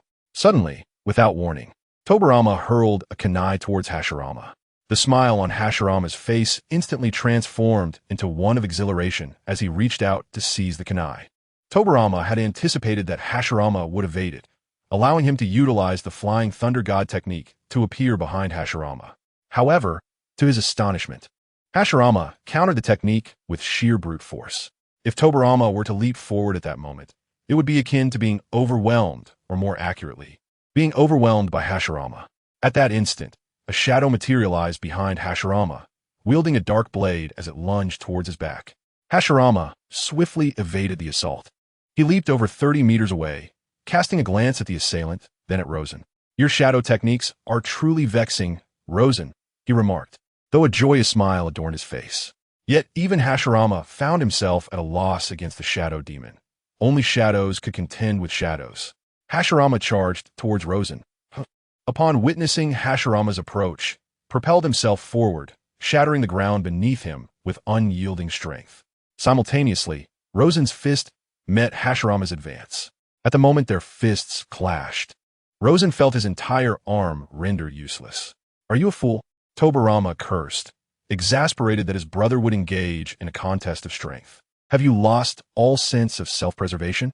Hashirama glanced at his own fist, chuckling. Well, I suppose I have become a bit stronger. The vibrant energy of spring's awakening enveloped Rosen's right arm, mending his shattered bones. Beads of sweat formed on Rosen's forehead. The restoration of his injuries had consumed at least half of his vitality. You two need to take this seriously. Otherwise, you shall not escape a thorough beating today. Hashirama threatened. Both Rosen and Tobarama took a deep breath, their expressions feigning seriousness, as if they could truly avoid such a thrashing. Very well. Let us be a tad more earnest. Tobarama suddenly unleashed a barrage of kunai, among which only a few bore the Flying Thunder God technique. In an instant, Tobarama began to leap between the kunai. The next moment, he found himself above Hashirama, kunai aimed directly at his forehead. Hashirama swung a fist towards Tobarama. At that precise moment, four shadow demons appeared behind Hashirama, launching simultaneous attacks. Hashirama had no choice but to abandon his counteroffensive, retreating several dozen meters and pressing his hands against the ground. Would release Hell's Chaos. The ground heaved, and thorny vines erupted from the earth, advancing toward Rosen. With swift movements, Rosen formed hand seals and invoked the Fire Release, Fire Dragon technique. A dragon's head manifested above him, exhaling flames. Yet, to his astonishment, the thorns not only resisted the flames, but thrived even more vigorously. It dawned on Rosen that the wood release of Senju Hashirama possessed the ability to absorb chakra. As the thorns surged like a tidal wave, Rosen hastily switched places with his desire. In an instant, Senju Hashirama appeared in front of Rosen's new position. Swinging his fist toward him, Rosen quickly switched positions again, causing Hashirama to miss, his powerful blow shattering the ground and creating a crater several dozen meters wide. What an annoying ability, Hashirama muttered. Rosen scoffed inwardly, thinking, your strength is the real nuisance. Despite him and Tobarama both possessing teleportation abilities, Hashirama's speed exceeded theirs. It appeared that conventional methods would not suffice against them. Hashirama clasped his hands together and invoked the wood release, wood dragon technique. The ground shattered as enormous roots emerged, intertwining to form a colossal wooden dragon stretching 100 meters long. Hashirama pointed toward Tobarama and Rosen. The wood dragon let out a deafening roar and charged at them. The expressions of Tobarama and Rosen darkened. Rosen slightly retracted his arms, channeling chakra energy and the aura of awakening into his limbs, as energy surged into the 10 rings, producing a resonating hum and surrounding them with a shimmering, ethereal glow. As the wooden dragon bore down upon him, Rosen unleashed his fists. The 10 rings' energy erupted forth. From his fists, 2 waves of colorful, glass-like shockwaves surged out. Boom! The shockwaves struck the wooden dragon's head, shattering it instantly, followed by the dragon's neck, and further fracturing its body. Just as Rosen believed he had neutralized the wood dragon technique, the remaining half of the dragon's body sprouted a new head. Cursing under his breath, Rosen prepared to escape the dragon's attack range. At that moment, he heard Tobarama call out, Sage Art, Ice Dragon Technique. Immediately, torrents of water coalesced around Tobarama, transforming into a water dragon that grew larger and began to crystallize into ice. Before long, a majestic ice dragon took shape, soaring into the air to clash with the wooden dragon. The 2 dragons collided, both shattering upon impact. The duo had barely managed to fend off Hashirama's wood dragon technique. Impressive, impressive. Prepare for my final strike. Hashirama laughed maniacally, would release, wooden giant technique. Just then, Senju Daharu appeared nearby, calling out to Hashirama. Chapter 13. Light Release, Ice Release, Wood Release. Hashirama halted his casting, turned, and looked at Toharu. What is it? The clan leader, Uchihamadara, has extended an invitation for a decisive battle, set to take place in 10 days at Shinsha River. Haha, splendid. I accept. Senju Hashirama responded with exuberance, his decision made without a moment's hesitation. Both Rosen and Senju Tobarama breathed a sigh of relief. Had the conflict continued, Hashirama would undoubtedly unleash his ultimate technique, one that they could not withstand. I shall not engage with you any longer. I need to adequately prepare for my duel with Uchiha Madara in 10 days, Hashirama declared, waving his hand dismissively before turning away. Rosen approached Senju Tobarama, who glanced at Rosen's arm. How is your arm faring? He inquired.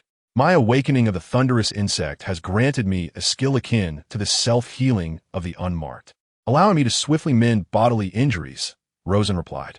Tobarama expressed his envy. acknowledging that he still had a considerable journey to reach the fullness of his own frosty aura. Your ice dragon's casting speed is far too sluggish, Tobirama remarked. I cannot help it. I must first perform the water dragon technique, then transform it into an ice dragon using my frosty aura, he explained. Hashirama's wood dragon technique, a bloodline limit, requires no hand seals. With merely a clap of his hands, he can summon whatever he desires. In contrast, Tobirama must first weave through 28 hand seals to execute the water dragon technique before releasing his frosty aura. Given your earlier casting speed, even if you managed to produce ice release, its value would remain limited, unless you could elevate it to a bloodline limit, summoning it with a mere clap.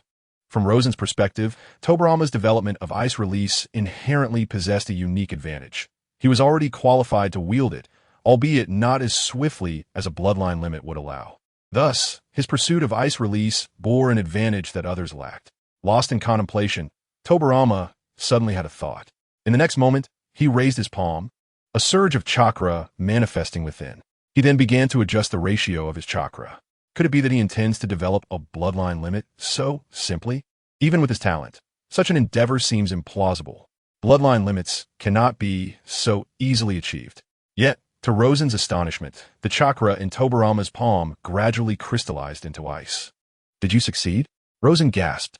I succeeded, though it cannot be deemed a complete success, Tobirama replied, a proud expression gracing his features, unmistakably revealing his triumph. Ah, congratulations, Rosen said, turning to leave. Aren't you curious how I achieved this?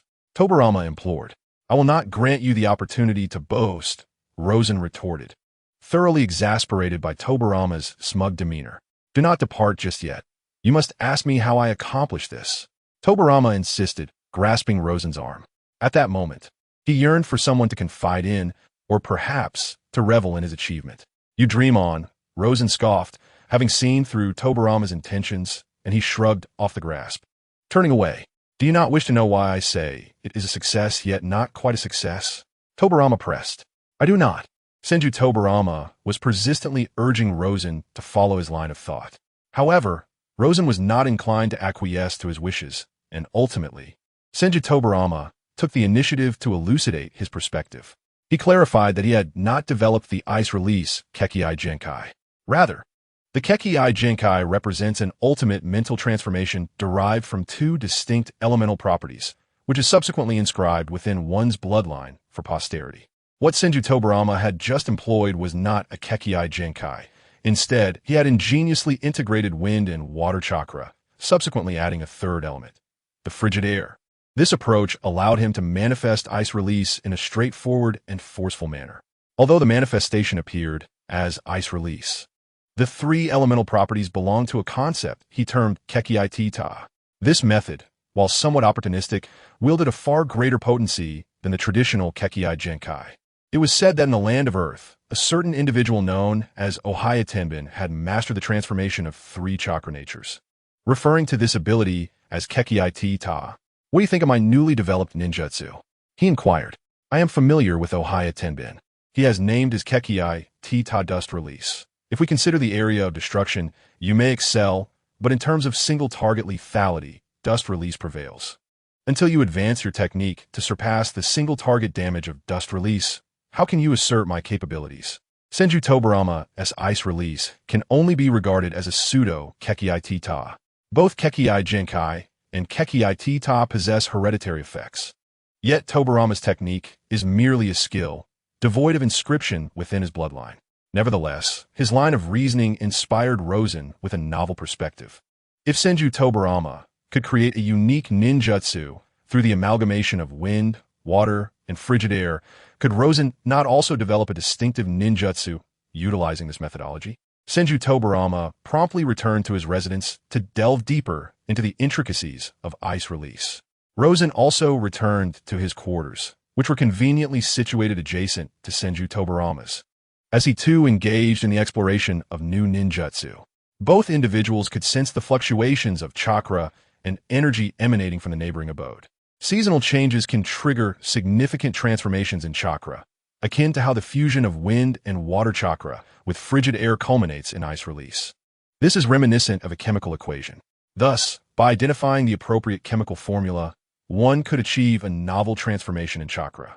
In the realm of scientific inquiry, there exists a saying, science is essentially a process of trial and error.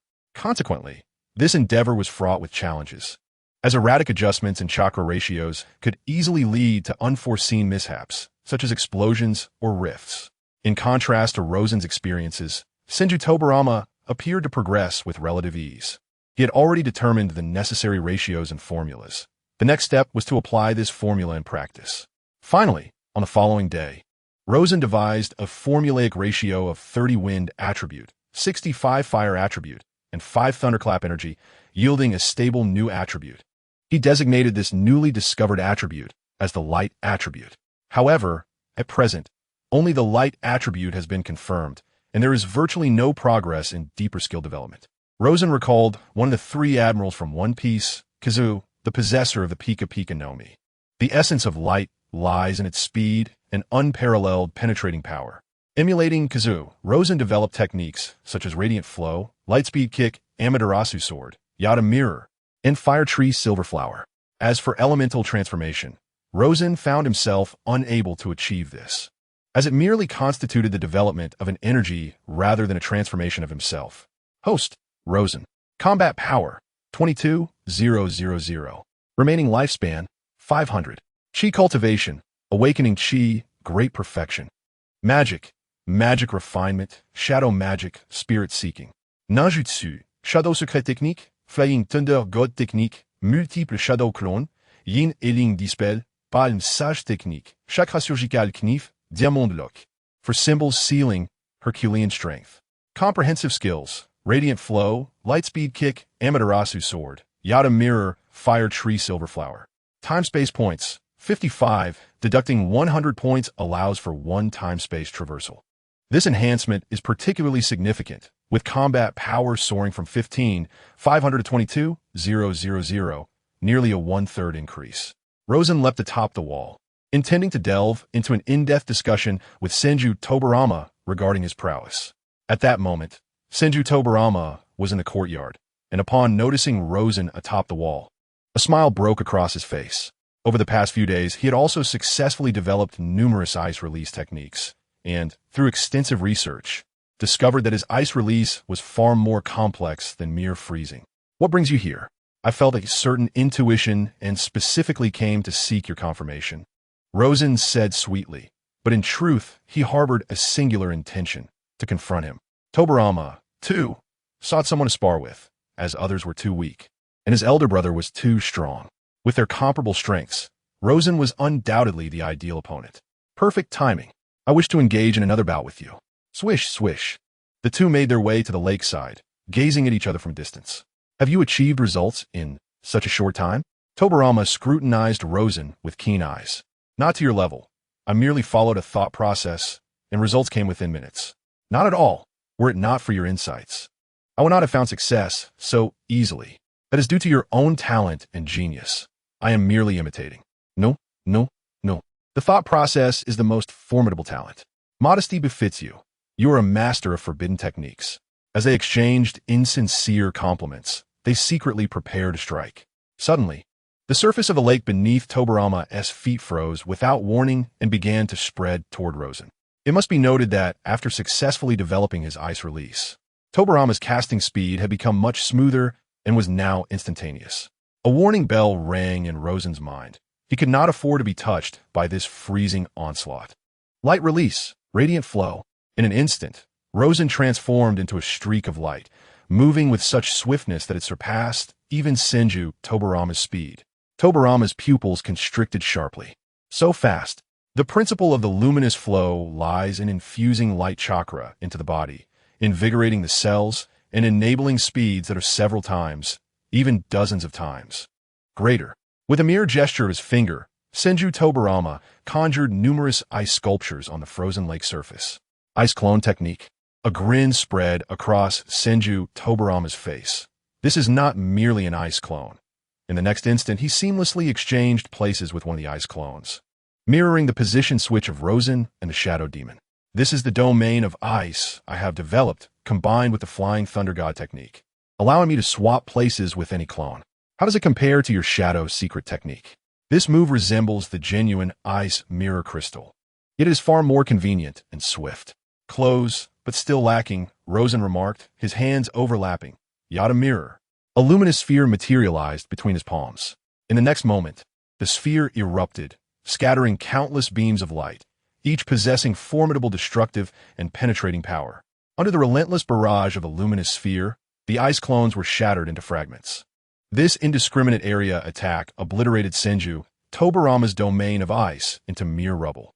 Seeing this, Senju Tobarama could not help but express astonishment at Rosen's light technique. At this moment, he had to concede that Rosen's light technique was not inferior to his ice technique. However, he was not one to easily concede defeat. With a swift motion, Senju Tobarama clasped his hands. Ice release. 1,000 deaths. A gust of wind rose from the ground, swirling the shattered ice into a colossal ice whirlwind. This ice whirlwind, with a diameter of 30 meters, spun ferociously, transforming into a gigantic meat grinder. Any organic being that approached the ice whirlwind would be shredded to pieces. Simultaneously, the ice whirlwind possessed an immense gravitational pull, drawing Rosen's body toward it even from several dozen meters away. Rosen raised his right palm, pointing at the ice whirlwind, and in the next moment, an explosion of countless golden, silver, fiery red, green, and purple beams erupted from his palm. The spectacle resembled a resplendent fire tree blooming in its fleeting glory. This was the ultimate essence of Rosen's light technique. Fire tree, silver flower. Chapter 14, Tobarama. Do not stand again, boom. Boom. Boom. The battlefield became a cacophony of explosions, swiftly engulfing the ice whirlwind. At this moment, the fire tree silver flower had reached its zenith. Both sides, panting heavily, gazed at each other. In this contest of ice versus light, neither emerged victorious. However, both gained insights from this battle and hurried back for in-depth study. In the days that followed, the two engaged in sparring sessions, continuously refining their respective ice and light techniques. Rosen aspires to achieve elementalization, envisioning a process whereby he integrates light chakra into his very being. This operation bears resemblance to the manipulation of flowing light. However, it necessitates saturating his body with light chakra. Yet, the consumption of resources for these two endeavors is hardly comparable. Flowing light entails a continuous expenditure, its duration directly correlating with the depletion of energy. In contrast, to fully elementalize himself, he must fill his body with light chakra, which demands a significantly greater amount of energy. Currently, Rosen finds himself stymied by the issue of consumption. Perhaps when his physical form can accommodate 100 reincarnation chakra, he will possess sufficient chakra to achieve elementalization. Compared to the complexities of elementalization, the development of other skills is far more straightforward. Once the foundational formula for light chakra is established, the remaining challenges transform into mere trifles. By slightly adjusting his perspective and modifying his methods, along with a few attempts, he can innovate a new skill. However, overall progress has been minimal, as evidenced by his combat prowess. During the initial stages of developing the first few light release techniques, his combat power surged rapidly. Yet, subsequent skills brought little advancement. This indicates that the early techniques are generally adequate for most battles, while later developments merely refine the light release without significantly enhancing his fighting capability. The same situation applies to Senju Tobarama. The skills he initially developed proved to be the most practical. On the 10th day, following Uchiha Madara's duel invitation, Senju Hashirama donned his samurai armor, equipped with an array of weapons, provisions, and various sealing scrolls. Rosen and Senju Tobarama stood at the entrance of the Senju clan's territory, watching as Senju Hashirama set off towards the Thousand Stone River. "You seem utterly unconcerned for your brother," remarked Tobarama. "No one could defeat that fool," he added dismissively. Rosen wholeheartedly agreed with Tobarama's assertion. If Uchiha Madara fails to awaken the Rinnegan, he stands no chance against Senju Hashirama. Even if Madara were to awaken the Rinnegan, it would merely be through leveraging Hashirama's power, thus rendering any notion of defeating him moot. In this era, that man is invincible. Not even the sage who has lurked in the ninja world for over a millennium would succeed against Senju Hashirama. If confronted, he too would flee in disgrace. In his ordinary state, the sage would certainly be no match for Hashirama, and should he enter a state of contract, it would merely result in an exchange of blows. Therefore, The two remain entirely untroubled about Senju Hashirama. They simply await his triumphant return. Meanwhile, within the Uchiha clan's territory, Uchiha Tenka knelt before Uchiha Madara, clan leader. According to reports from our spies stationed outside the Senju territory, Senju Hashirama has indeed proceeded to the Thousand Stone River. With a resounding clatter, Uchiha Madara rose, his armor echoing with a heavy clash. "Let us commence," he declared. "Clan leader, I shall accompany you," Tenka offered. Uchiha Madara shook his head, declaring, "No need. One is sufficient to kill Senju Tobarama. As long as Senju Hashirama is absent, no one can impede me." Meanwhile, Senju Hashirama had arrived at Senkakawa, observing the desolate surroundings. He languidly sought a spot to sit. It was he who had been challenged to a duel, yet he found himself arriving later than his opponent. Hashirama muttered to himself, harboring no doubts about Madara's integrity. Perhaps he was merely too impatient, having exerted himself entirely to reach this location. After waiting for an hour with no sign of Madara, Hashirama resolved to take a nap, reasoning that Madara would surely rouse him upon arrival. Oblivious to any dangers, he carelessly reclined in a shaded area. As Hashirama drifted into dreams of their impending battle, Madara had already reached the outskirts of the Senju clan's territory. The two guards stationed there were instantly struck with dread upon seeing the uninvited guest. With a resounding thud, two signal flares shot into the sky. The guards, on high alert, drew their kunai, eyeing Madara warily. Indifferent to their presence, Madara crossed his arms and cast a haughty glance at the pair. "Summon Senju Tobarama, or I shall enter personally." Madara refrained from storming into the clan's territory, a testament to the last remnants of his bond with Hashirama. "Go, and notify Lord Tobarama," he commanded. "Understood."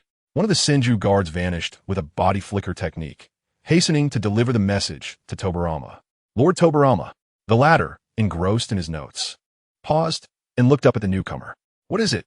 "Lord Tobarama, Uchiha Madara has appeared outside the clan's territory, and he wishes to see you." "What?" Tobarama's expression shifted dramatically, realization dawning upon him. "Damn it, we have been deceived." His keen intellect swiftly discerned the implications. Although he had harbored some skepticism upon hearing of Madara's challenge to his elder brother, he dismissed it, considering Madara's pride would preclude such treachery. What he failed to comprehend was the depth of Madara's feelings for his brother, Uchiha Izuna, and the hatred he bore towards the killer, which had compelled him to relinquish his pride. "Go around the main entrance and proceed to Senkakawa to inform my elder brother," Tobarama instructed. "Yes, Lord Tobarama." "Mori," Tobarama called to the adjacent chamber. In an instant, Rosen appeared atop the wall. "What is it?" Rosen inquired. "Uchiha Madara has emerged outside the clan's territory, and he seeks to kill me.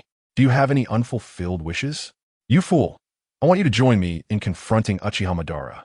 It is a futile endeavor. Even if we join forces, we stand no chance against Uchiha Madara. We do not need to vanquish Uchiha Madara. We merely need to endure until my elder brother returns."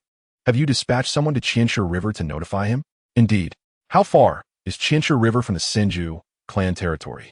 "Under normal circumstances, it would take a day, but I have sent someone with great speed. They should arrive in approximately 4 hours." "How long will it take for your brother to return?" Senju Tobarama remained silent for a considerable time before responding. 2 hours. "So, we need to hold out for at least 6 hours, correct?" "I understand. I shall confront Uchiha Madara alone. Do you prefer a burial or cremation? Can't you just hope for my safety? The deceased deserve respect. Am I not merely expressing concern for your future arrangements?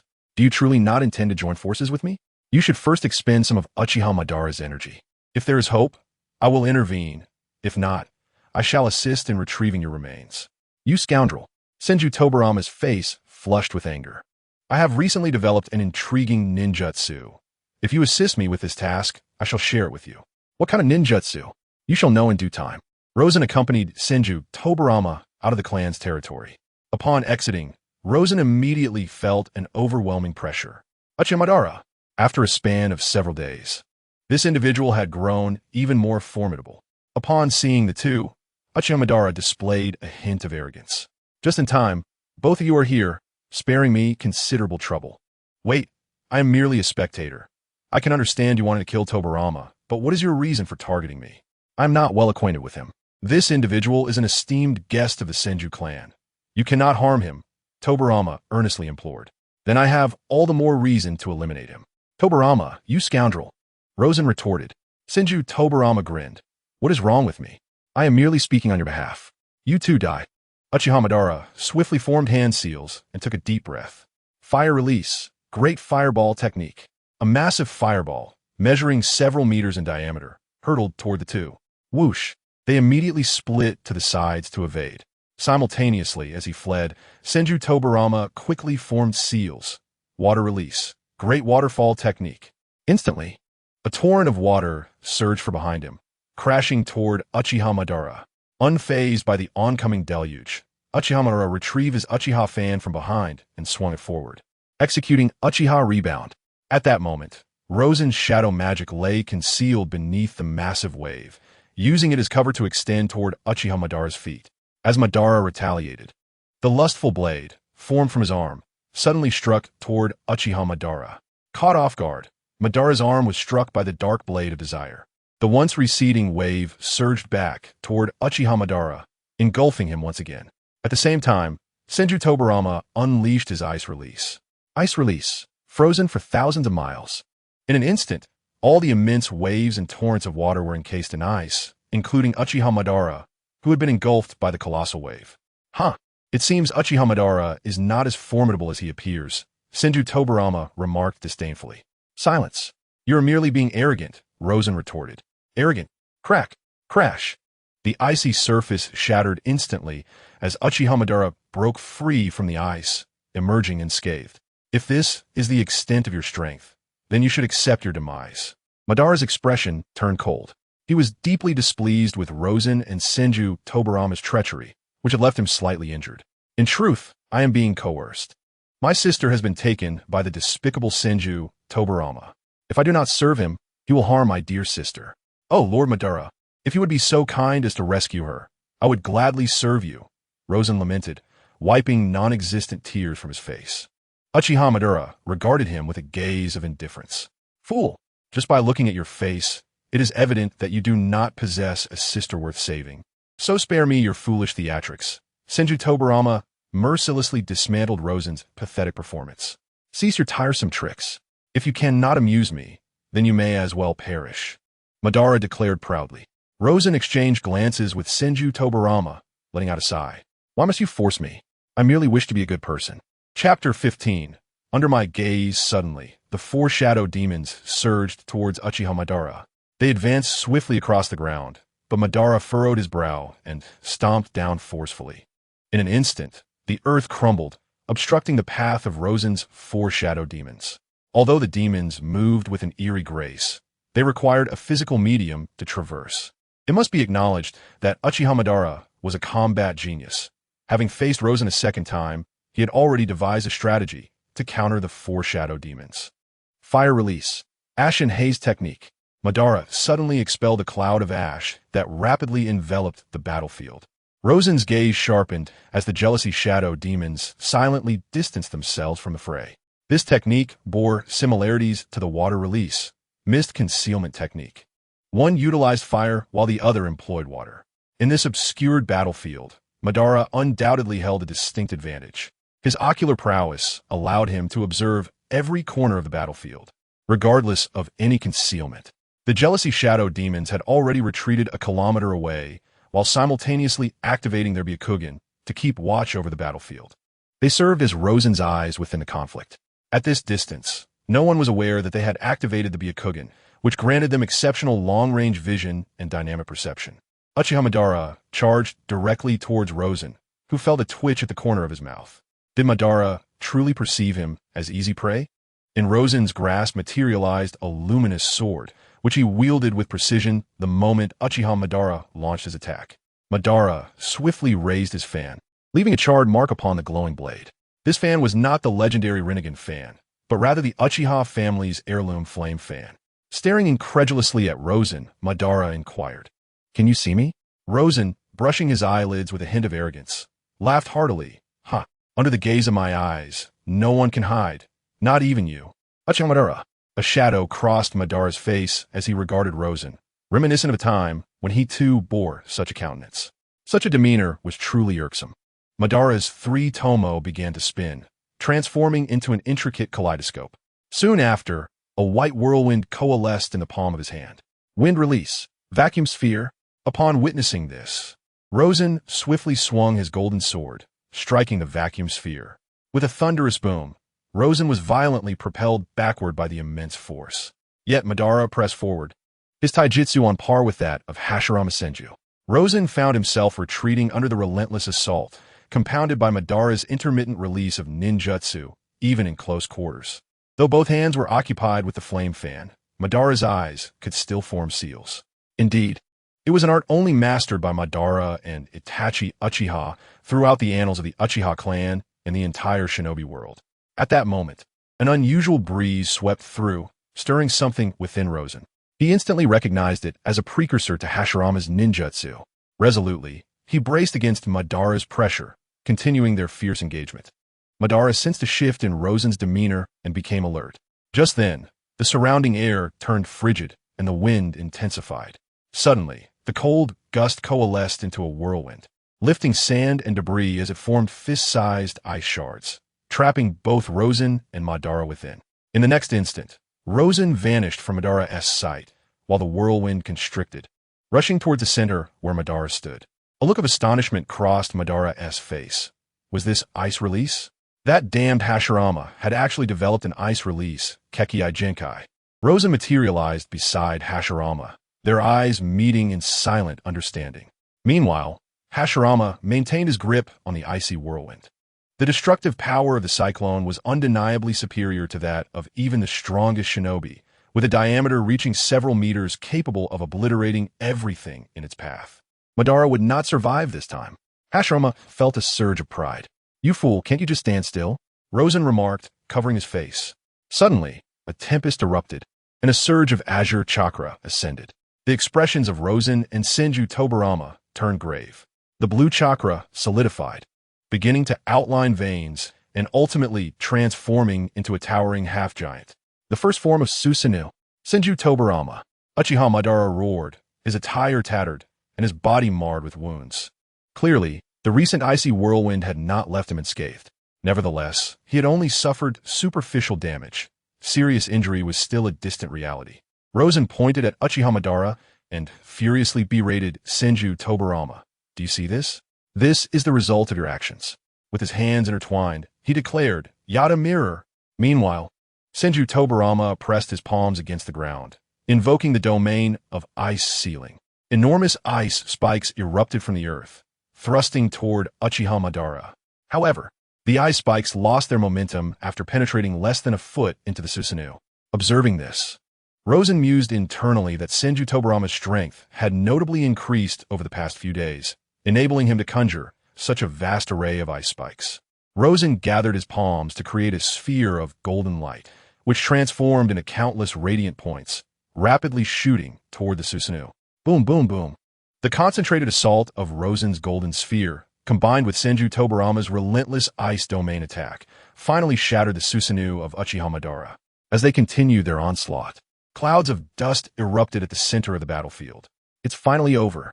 Senju Tobarama exhaled deeply. "Shut up. Can you refrain from making proclamations?"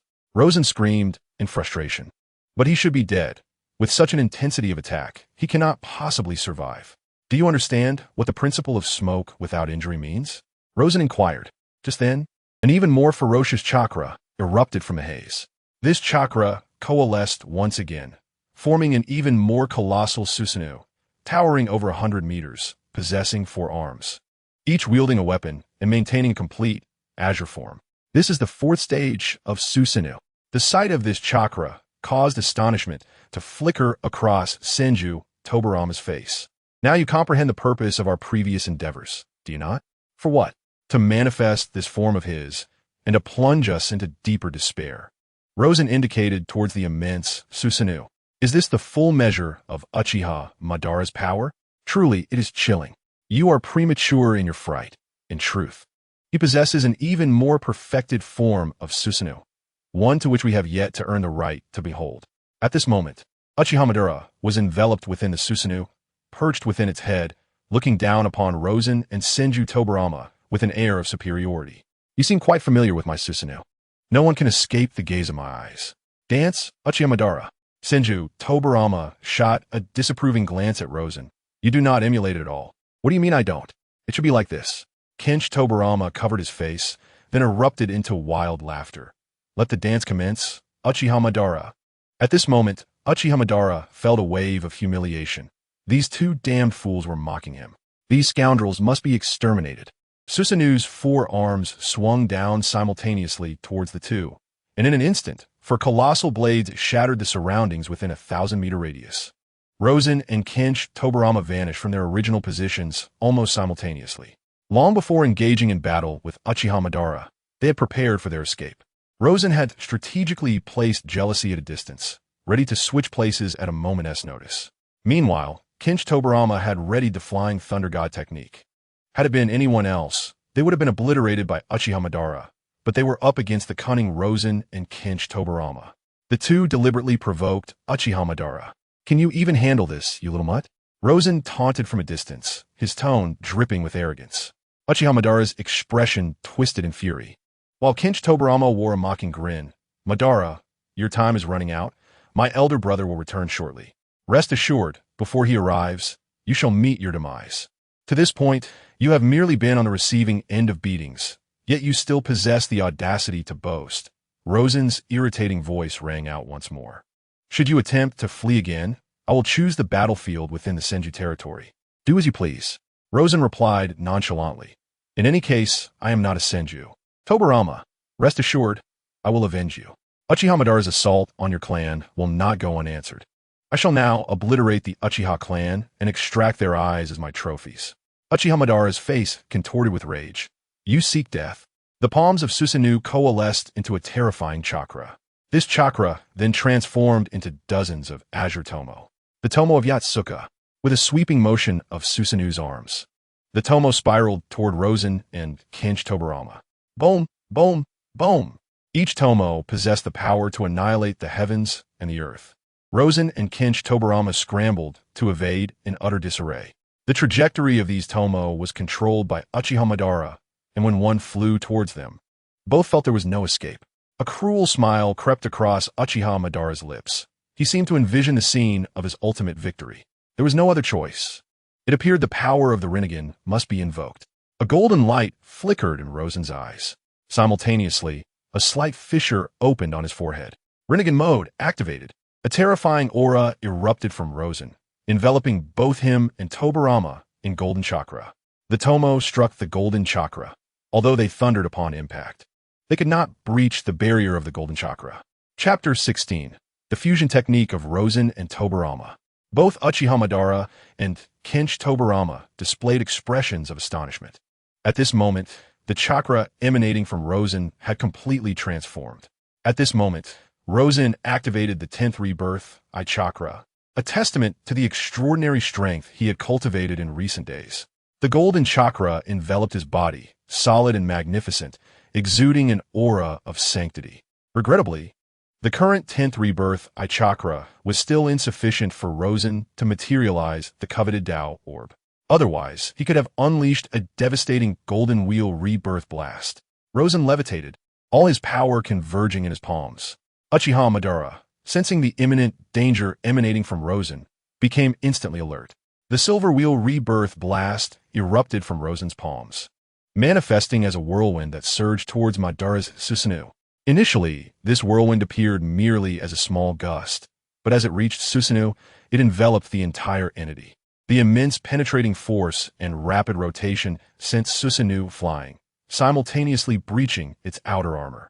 At this moment, Uchiha Madara had completely lost control over Susanoo.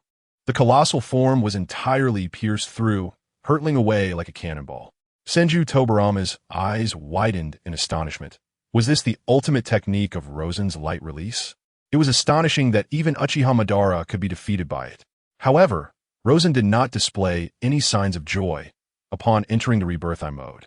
His perception had expanded tenfold, allowing him to discern that Uchiha Madara was not dead, nor even gravely wounded. From the distant dust, a life force as vigorous as flames signified Madara's terrifying resilience. In the next moment, a more ferocious chakra erupted, reconstituting into Susanoo. This new Susanoo surpassed even its fourth form in stature, adorned with robust armor and manifesting a pair of wings. This was the complete form of Susanoo. Now towering over 150 meters, it radiated an aura of dread. Senju Tobarama stared in disbelief. Was this the true might of Uchiha Madara? His elder brother had once battled against such a formidable opponent? Rosen's expression grew solemn. Despite activating the 10th rebirth Eye Chakra, a significant disparity remained between him and Uchiha Madara. He descended beside Senju Tobarama. Tobarama used that technique. I doubt my strength will surpass Madara's. Hurry. No time for idle chatter. If we linger, we may meet our end here. Obliging Rosen's request, Senju Tobarama placed his hands upon the ground. Ice release, Frost Giant. In the next instant, the ground within a 100-meter radius froze, followed by the emergence of a towering frost giant. This creation was modeled after Senju Hashirama's wooden clone technique. After summoning the frost giant, Tobarama left Rosen behind in eagerness to compare techniques with Hashirama, only to return with a bruised face. In terms of sheer size, the frost giant was comparable to the wooden clone. However, regardless of strength, speed, or intensity, there remains a significant disparity between them and the wooden man. They're simply not on the same level.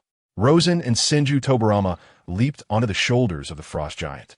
The chakra from Rosen's Rinnegan swiftly emanated and fused with the frost giant, transforming its originally white form into one resembling a golden-armored behemoth. Ha, Tobarama. It appears we can play this way too. Tobarama felt the immense enhancement of power coursing through the frost giant. At that moment, Uchiha Madara had already commanded Susanoo to charge forward. Tobarama immediately directed the frost giant to raise its fist and strike. Madara raised an eyebrow, thinking it was a death wish. Susanoo swiftly swung its four arms, the colossal blades aimed at the frost giant's arm. Yet, under the protection of the golden chakra, the frost giant's arm remained unscathed. Then, the frost giant lunged forward, using its massive weight to pin Susanoo down. It then raised its right fist, aiming to smash down onto Susanoo's head. Madara had never suffered such a significant setback from anyone other than Hashirama Senju.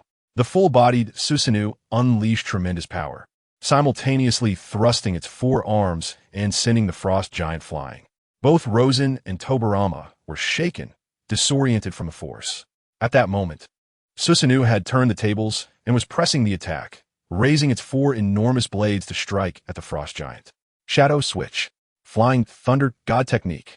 Rosen and Tobarama, as if in perfect synchrony, instantly detached from the frost giant's shoulders. Just as Susanoo's attack was about to land, the frost giant erupted violently without warning. Countless shards of ice intertwined with golden chakra surged upward towards Susanoo. In Madara's astonished gaze, his Susanoo was nearly obliterated. Observing their triumph, Rosen and Tobarama, regardless of their depleting chakra, excitedly exchanged high fives in celebration. However, they soon had to face the wrath of Uchiha Madara. Although Madara had not sustained injuries from this attack, the destruction of his most cherished toy by the duo incited an even greater fury and deeper apprehension within him. Driven by both vendetta and considerations for the future, Rosen and Tobarama had to be eliminated. The power they exhibited was perilously formidable, especially when united, exponentially increasing the danger they posed. How much chakra do you have left? Tobarama inquired. 20%, Rosen replied, his golden chakra cloak flickering erratically, accompanied by a profound ache throughout his body. Tobarama sighed. I have only 10% remaining. They both turned their attention to Madara, who must have incurred considerable exhaustion, having unleashed Susanoo consecutively. Moreover, they endured numerous relentless assaults. Even Uchiha Madara could not possibly emerge unscathed. The weariness etched upon Madara's visage was a clear indication of the considerable toll he had incurred. In Rosen's estimation, it was evident that Madara had yet to reach his zenith. His pinnacle was likely during the Valley of the End battle, where he harnessed the chakra of the Nine Tails to contend with Senju Hashirama for 3 days and nights. Presently, however, Uchiha Madara had only just awakened the eternal Mangeki Sharingan, and his ocular powers were still in a state of development.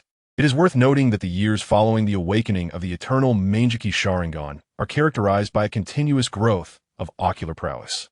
Thus, even if Madara's current state were marginally superior to theirs, it was by no means significantly better. Indeed, as Rosen surmised, Madara's chakra reserves had dwindled to a mere 30%. Rosen conjured a luminous sword in his grasp, while Senju Tobarama retrieved a kunai. Madara's expression twisted into a snarl as he lunged fiercely toward the two. In response, both Rosen and Tobarama charged toward Madara simultaneously. Flying Thunder God technique. Shadow Switch. The martial prowess of the two was undoubtedly at the pinnacle of this era. Even Uchiha Madara could hardly gain the upper hand against their combat skills, particularly considering their synergy and their most unscrupulous techniques, the Flying Thunder God technique and Shadow Switch. The battlefield was a whirlwind of movement as the three figures danced about. Despite Madara lacking a displacement technique, his body flicker technique was astonishingly swift. Coupled with his advantage in raw power, Rosen and Tobarama found themselves struggling against him. With a grunt, Rosen was struck in the abdomen by Madara's kick, sending him tumbling through the air until he skidded to a halt several meters away. The next moment, he surged back toward Madara, his form resembling a streak of light. Upon witnessing Rosen's extraordinary speed, Madara immediately grew wary. Just then, Rosen vanished from sight. A sudden realization dawned upon Madara as he felt a powerful kick strike the back of his head, propelling him backward. Tobarama swiftly followed up with a kick aimed at Madara, who crashed awkwardly onto a mound of earth, taking several moments to rise, disheveled and covered in dirt. "I will kill you." Madara's expression grew increasingly frenzied as he activated his eternal Mangeki Sharingan once more, determined to end the battle at any cost. At that moment, a voice echoed from afar. "Madara, Hashirama." He had returned. On his way back, he encountered the individuals sent by Tobarama, who informed him of the events transpiring at the clan's domain. His premature return was entirely due to his ability to sense the eruption of Madara's chakra from hundreds of miles away. Seeing Senju Hashirama's return, both Rosen and Tobarama breathed a sigh of relief. The sensation of having narrowly escaped calamity was utterly delightful. Uchiha Madara's visage was shrouded in gloom. He was acutely aware that his scheme had met with failure. The prowess of Senju Tobarama and his companion far exceeded his expectations. If the confrontation continued, he might very well fall prey to these two. The Shadow Substitution and Flying Thunder God technique were exceedingly elusive. With a resounding thud, Senju Hashirama's feet struck the ground, stirring up a cloud of dust. "How dare you deceive me, Madara?" Madara retracted his murderous intent and turned to depart. "Are you truly going to let me leave?" he retorted, casting a sidelong glance at Senju Hashirama.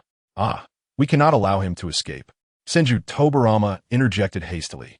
"He nearly killed both me and Senator enough of that." "You both seem to be unscathed." Hashirama waved dismissively. Rosen grimaced, uncertain whether Hashirama was genuinely oblivious or simply foolish. Such a splendid opportunity to conclude the war was at hand, yet it was so easily squandered. "Madara, I extend to you an invitation for a decisive battle. Let our victory determine the ultimate triumph. We shall meet 1 month hence, and I trust you will not renege on this challenge," Hashirama declared. He discerned Madara's frail condition and generously granted him a month to recuperate. "I accept your invitation," Madara replied nonchalantly as he departed. Were it not for his current state of weakness, he would have relished the chance to pursue and eliminate Uchiha Madara. This sentiment was shared not only by Rosen, but also by Tobarama. Hashirama surveyed the battlefield, a sound of disdain escaping his lips. "You two managed to engage Madara to such an extent."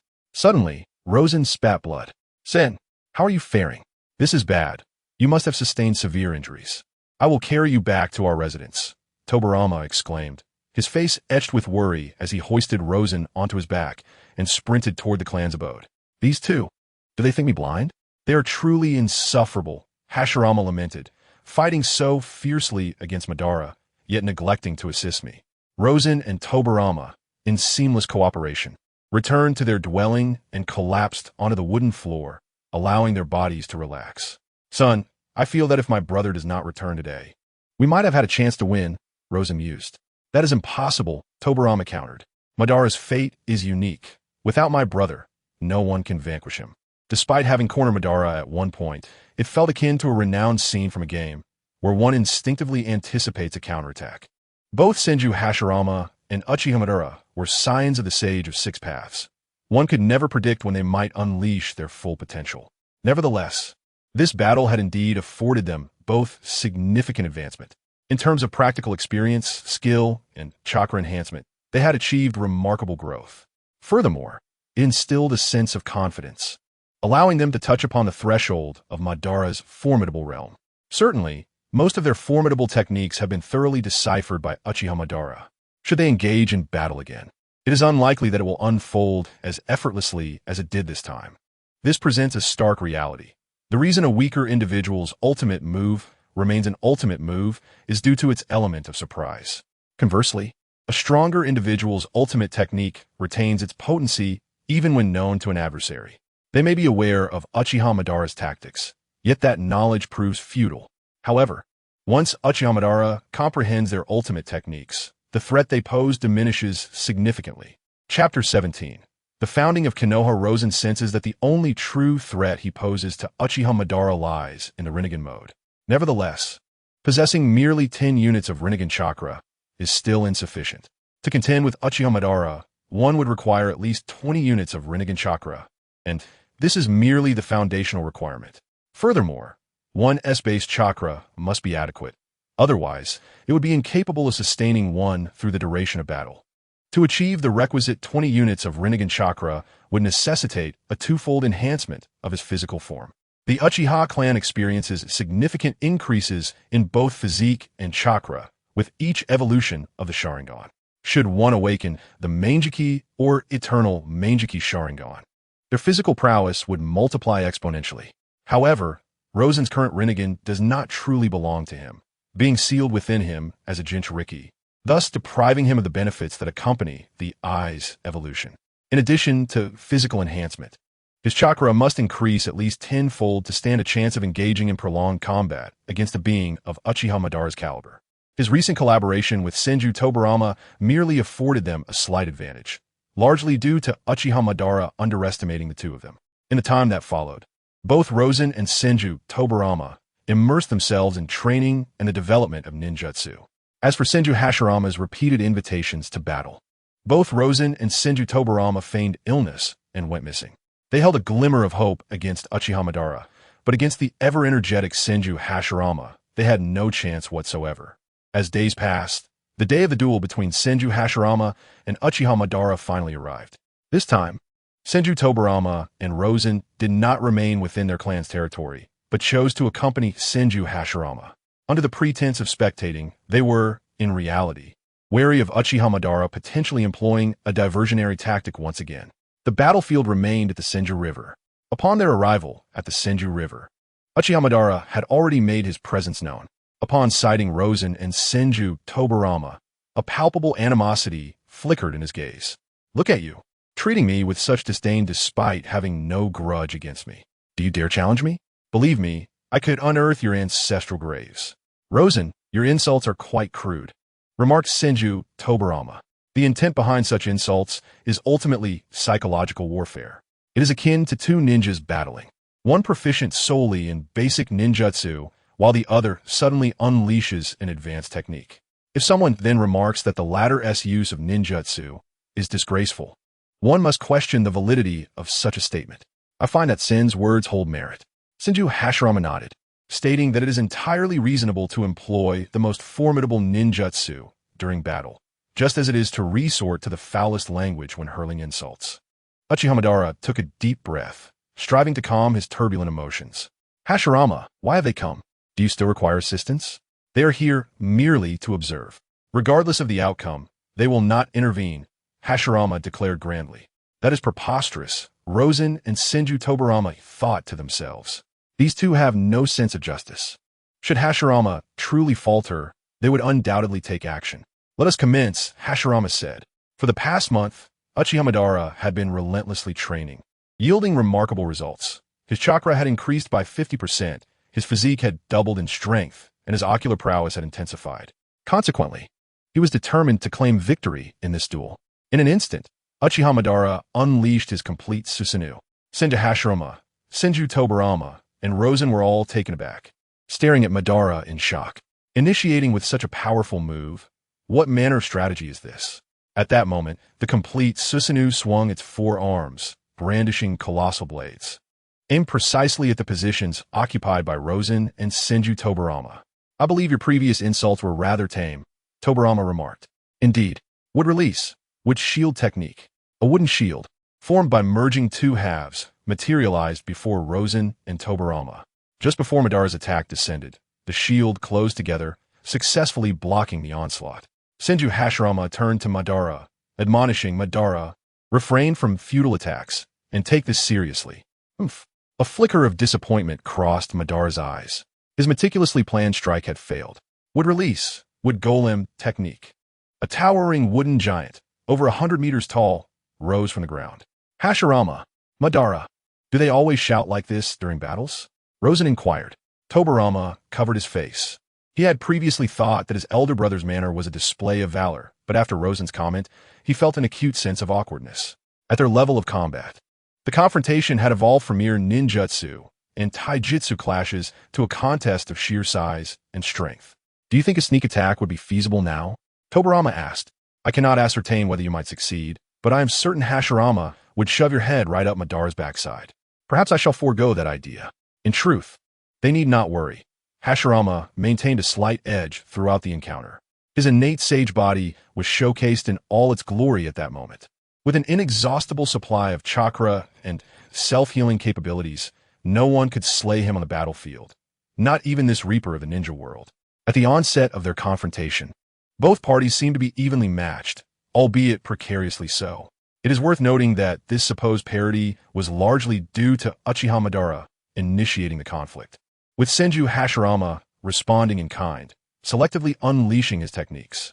He feared that should he strike too forcefully, he might inadvertently bring about Madara's demise, a testament to his profound affection for his adversary. The battle raged from dawn until dusk, culminating in Madara's exhaustion, while Hashirama remained vibrant and unyielding. Madara, cease your hostilities. Join me in putting an end to this war and establishing a village where all clans and commoners coexist in harmony.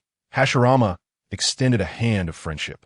Impossible, unless you eliminate Tobarama Senju. Madara panted, his visage still marked by ferocity. In response, Hashirama cast a kunai before Madara, shutting his eyes and extending his arms wide. If it can quell your hatred, I would willingly lay down my life for Tobarama. At that moment, Madara's spirit faltered, his body leaning back as if succumbing to weariness. If this is your wish, I shall acquiesce. Ultimately, Madara chose to relinquish his enmity, at least for the time being. Thus, the war came to a halt, sealed by the handshake of Senju and Uchiha. Together, the two most formidable clans extended an invitation to the entire ninja world. Any clan or individual yearning for peace and willing to forsake past grievances could join the village they were endeavoring to establish. Within a mere month of this proclamation, a multitude of clans and commoners began to arrive. Hyuga, Sarutobi, Inuzuka, Aburame, and the clans of the butterflies, deer, and boars. They settled in the plains of the Land of Fire, with Hashirama tasked with negotiating with the feudal lord of the region. The feudal lord acquiesced to Hashirama's request, albeit with the stipulation that one of Hashirama's offspring must wed the lord's child. Why did the feudal lord consent? Not out of magnanimity, but rather because Hashirama had warned that if he did not comply, the next negotiator would be Madara. Political compromises are seldom born from the righteousness of decrees. They arise from one party wielding sufficient power to compel the other to yield. The village began to take shape. Hashirama and Tobarama stood atop a precipice, gazing down at the burgeoning settlement, where the various clans delineated their territories, and a towering edifice rose at the center, a symbol of political authority. I never imagined my brother could truly persuade Madara to set aside the bitter feud between our clans and collaborate in founding this village, Tobarama remarked with astonishment. Hashirama cast a glance at Tobarama, silently producing a kunai and slicing his left palm. Tobarama looked up at Hashirama, bewildered. What are you doing? Hashirama presented his bloodied hand, now marked by a scab. Do you believe that a kunai could bring about the demise of your elder brother? Surely not. Indeed, your brother has never relied on his sincerity or magnanimity to persuade Uchiha Madara. Rather, he resorts to his fists. Rosen remarked, his underlying message was essentially Madara. Should you refuse to comply, you may as well use this kunai to end your own life. During a collective assembly of the ninja clans, the village was finally christened. From that moment forth, the nefarious elements that would influence the future of the entire ninja world, as well as the global landscape, were born within the Hidden Leaf Village. Senju Hashirama emerged victorious in the trust vote among the ninja clans, becoming the inaugural Hokage of the Hidden Leaf. The allure of the Hidden Leaf lies in the genuine integration of every ninja and civilian into this grand familial structure. Even the tempestuous Uchiha Madara began to find his place within this community. The establishment of the Hidden Leaf Village heralded the dawn of a new era for the ninja world. Following the formation of the Hidden Leaf, the other four major nations also established their own ninja villages. The Rock Village of the Earth Nation was the second to be founded, trailing closely behind the Hidden Leaf. Next came the Sand Village of the Wind Nation, the Cloud Village of the Lightning Nation, and the Mist Village of the Water Nation, all established within a span of 2 years, adopting a model akin to that of the Fire Nation and the Hidden Leaf. Over these 2 years, Rosen had perfected the art of light release, and his physical prowess had significantly improved. Now, Rosen's physique could accommodate the chakra of 17 reincarnated eyes. The four shadows tirelessly extracted and refined chakra for Rosen, and the current chakra he possessed had doubled compared to 2 years prior. In this time frame, Rosen's combat prowess increased from 22,000 to 30,000. He estimated his strength in a moment of peak performance. He might be able to engage Uchiha Madara in a brief confrontation. However, his body and chakra could not sustain such intense combat for an extended period. Should we quantify Uchiha Madara's combat capabilities, his strength would likely hover around 80,000, while Senju Hashirama's would approximate 100,000. On this day, Rosen received a new mission. Chapter 18, Target Nyogue. At this moment, Rosen found himself in the Hokage's office, wearing a displeased expression as he gazed at Senju Tobarama. Although Senju Tobarama was not the Hokage, he executed the duties of one, managing all high-level administrative affairs within the Hidden Leaf. Rosen slammed the mission scroll onto the desk. Now, enlighten me. Why have I been assigned such a task? This is my brother's plan. He intends to capture all the tailed beasts and sell them to various ninja villages. So, you concur with this naive scheme? Senju Tobarama looked at Rosen with exasperation. After all, he is the Hokage. Then why has this task fallen upon me? Because you are sufficiently powerful to handle a tailed beast with ease. No, I have no desire to confront such a monster. I am still a child. A 30-year-old child? Senju Tobarama retracted the document in his hands and lifted his gaze towards Rosen, stating, "As a member of Konoha, you ought to assume the responsibilities of a ninja." "I do. Over the past 2 years, I have accomplished 48 missions, 3 of which were tasks that no one else dared to undertake." Rosen replied with conviction. 36 D-rank missions, 12 C-rank missions, and those 3 daunting tasks were merely cleaning the toilets. So, pray tell, have I not contributed to the development of Konoha? "Son, I require your assistance now," Tobarama said with an air of resignation. "The formidable task of capturing tailed beasts should be entrusted to Uchiha Madara and your elder brother. They are currently engaged in capturing the tailed beasts, and only the 8 tails, GY remains uncaptured. Then they should be assigned to capture GY as well. After all, one more beast or one less beast makes little difference. It's a simple task," Tobarama continued. "The crux of the matter lies in the fact that it is not on the way. GY is currently located on an island outside the Land of Lightning." "I'm terrified," Rosen confessed candidly, his gaze fixed intensely on Senju Tobarama. "Why don't we go together?" Upon hearing this, Tobarama felt a flicker of temptation. After all, since the establishment of Konoha, he had not ventured outside for quite some time.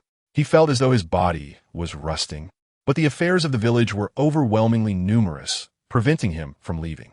At this nascent stage of Konoha's formation, a plethora of issues still required resolution, such as the establishment of a ninja academy and addressing the long-standing grievances among the clans. "If you accept this commission upon your return, I shall grant you unrestricted access to the forbidden sealing techniques.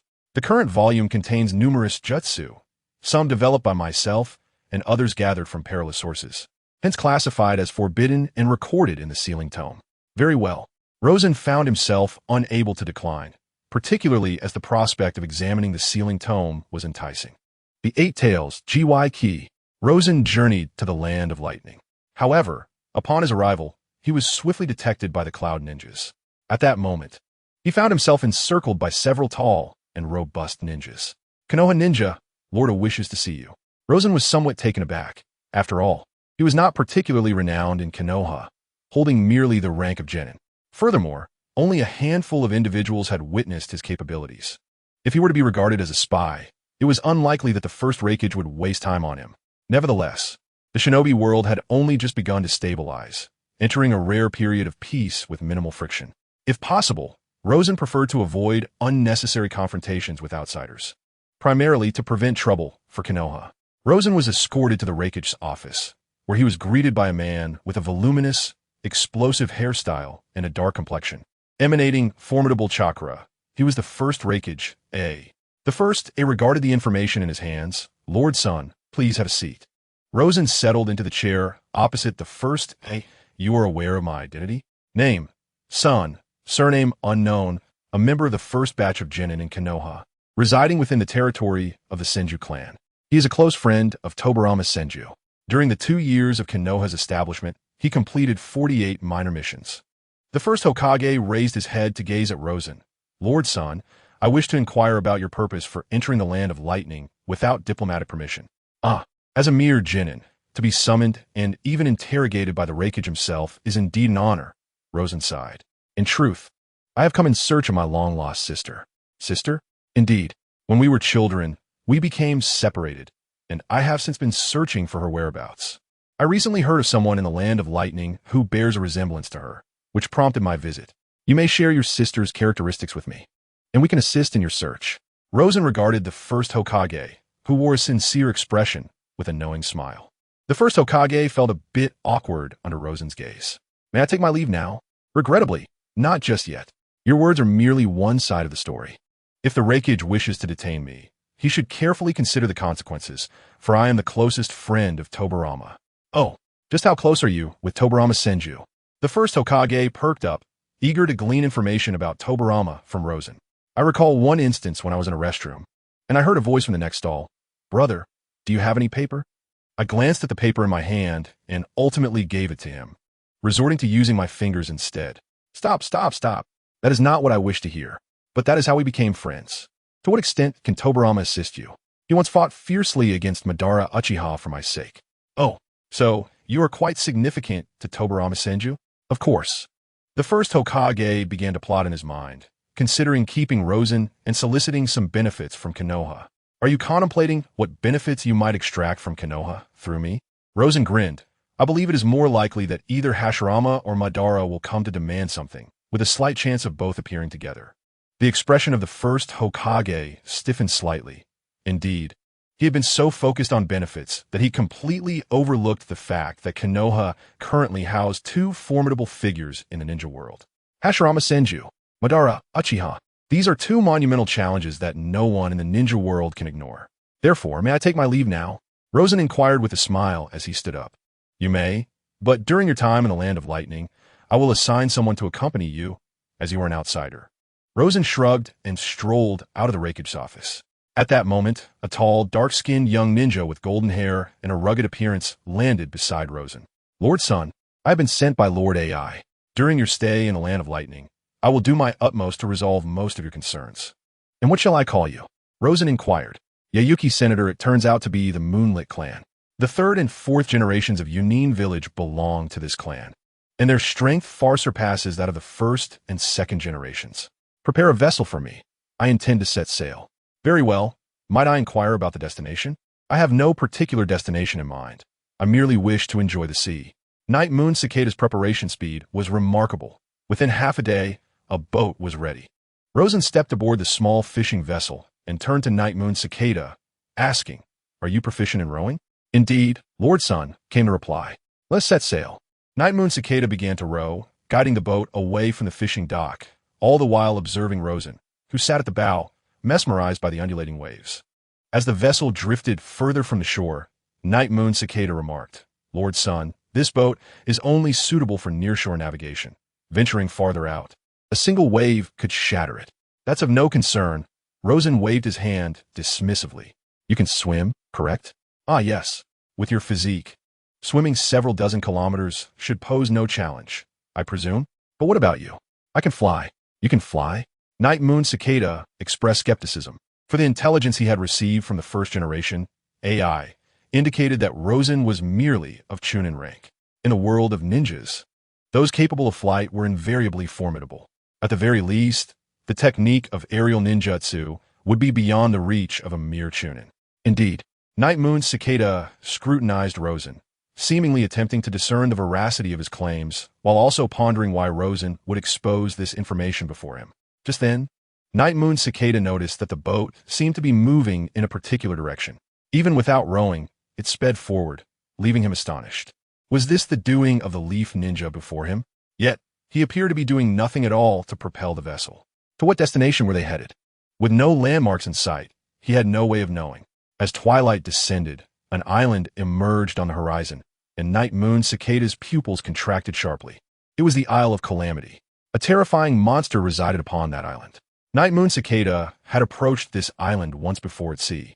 It was 10 years ago when a group of Moonlit clan members attempted to subdue that beast. At the time, Night Moon Cicada was merely 16 years old, tasked with maneuvering the boat to assist his clan. Subsequently, a tremendous uproar and explosions erupted from the island, accompanied by the monstrous roars. And his kin never returned to the vessel. Night Moon Cicada turned to Rosen, asking, "Is your aim that monster on the island?" "What monster? I know nothing of it. I'm here for leisure," Rosen vehemently denied. "Do you comprehend how fearsome that creature is? As I mentioned, I am here for leisure." The creature before them was undeniably beyond the capacity of any human to contend with, regardless of the number of individuals or the might of any ninja. The encounter with such a monstrosity would only lead to inevitable demise. I understand. Rosen waved his hand dismissively. The vessel continued its advance towards the island, while Yukikan grew increasingly anxious. "Do you not comprehend my words? I am fully aware of the peril posed by that beast, but I have no choice. My mission is to capture it and bring it back." Chapter 19. The fierce battle with the eight-tails Jinchuriki as the boat gently approached the shore. Yukikan noticed a shadow darting beneath the vessel, vanishing beneath Rosen's feet. "The scenery here is quite pleasant," Rosen remarked, glancing around. Conversely, Yukikan was fraught with tension, his breathing becoming labored, his gaze wandering, and his body trembling slightly. He could never forget that fateful night a decade ago. Meanwhile, Rosen strolled into the island's forest, with Yukikan closely trailing behind. In such a forest with limited visibility, unease permeated the air, for one could never know what monstrosity might emerge from the shadows. Along the way, he had been startled by several wildcats hidden in the underbrush. The rustling sounds from the trees only heightened Yukikan's anxiety. At last, they beheld a vast clearing ahead, bordered by a small cliff. "Shall we rest here for the night?" Yukikan suggested. "Are you certain you wish to spend the night here?" "Yes, if you are amenable. We could return now," Yukikan replied. "Then let us kindle a fire." Yukikan gathered a pile of wood and ignited it with fire technique. The warmth emanating from the flames offered Yukikan a modicum of reassurance. "Are you from the Leaf Village intending to capture that creature for battle?" Yukikan, being AJ Nin, pieced together the information with relative ease. Rosen's arrival on the island was undoubtedly aimed at the beast. What purpose could there be in capturing it, if not for warfare? Rosen chuckled. It is also possible that it is for profit. Suddenly, a colossal eye opened on the mountainside beside their fire. The dark yellow pupil, illuminated by the flames, appeared eerily sinister. "Ah, what is this?" Rosen dusted off his clothing, staring at the awakened eight-tails beast. The eight tails slowly rose, its towering form looming ominously in the twilight. The creature, known as the eight tails, possessed the upper body of an ox and the lower body of an octopus, with 8 tentacles, thus earning its moniker. It was the second most powerful tailed beast, following the 9 tails. The very earth trembled beneath the movement of the 8 tails. Yukikan gripped his kunai tightly, gazing in terror at the gigantic entity before him. As the immense chakra was unleashed, it generated a howling wind that spread in all directions. Lightning release. Armor of lightning. Suddenly, a brilliant blue electric light erupted from the body of Yiyu-chan. Luo Sen gazed at Yiyu-chan, astonished. To be able to activate the armor of lightning indicates a certain stature, whether within the Moonlit clan or in the Hidden Cloud village. Given his age and strength, he could not possibly be the third Reikage. Rather, he was likely the father of the third Reikage. In an instant, Yi Yu-chan charged towards the Eight Tails, the ox demon. However, as he leapt, one of the demon's tentacles swept across, sending Yi Yu-chan flying. Whoosh! Luo Sen sprang into action, catching the airborne Yi Yu-chan. You fool! I did not instruct you to attack. Why did you take matters into your own hands? At the same time, Luo Sen employed healing techniques to mend Yi Yu-chan's injuries. Just then, the Eight Tails raised its massive tentacle once more, aiming to strike down upon Luo Sen, and Yi Yu-chan Luo Sen swiftly maneuvered to evade the impending attack. What a troublesome situation. It seems I can no longer remain in Konoha, or I shall be treated like a mere beast by Tobarama. Luo Sen cast a glance at the Eight Tails. He carefully placed Yi Yu-chan beneath a tree, and at his feet, 4 shadow demons suddenly darted towards the 4 cardinal directions of the Eight Tails. Following that, the 4 shadow demons simultaneously formed hand seals. Seating technique, adamantine prison. Instantly, dozens of black chains erupted from the arms of the shadow demons, ensnaring the Eight Tails form. Roaring with fury, the Eight Tails struggled against its bindings, and Luo Sen's expression shifted slightly. This creature possesses formidable strength. Even with 4 individuals employing the adamantine prison, they cannot fully restrain it. Moreover, Luo Sen sensed his chakra depleting rapidly. The adamantine prison was primarily a control technique. Its advantage lay in the ability to bind any malevolent beings as long as chakra remained. However, its drawback was the significant chakra consumption, escalating with the strength of the adversary. Given that 4 shadow demons were simultaneously executing the adamantine prison, Luo Sen wished to avoid protracted conflict, for his chakra was indeed limited. Golden light enveloped Luo Sen, and a fissure opened at the center of his forehead. Rebirth Eye Mode, 17 Chakra. A radiant sword of light materialized in his hand as he soared into the air. Meanwhile, the Eight Tails tentacle swept toward him once more. With a swift motion, Luo Sen struck down with a light sword, severing a portion of the tentacle. Although the sword was not the Golden Wheel Rebirth explosion, it might have been refined over the past 2 years, possessing single-target lethality that rivaled any divine weapon.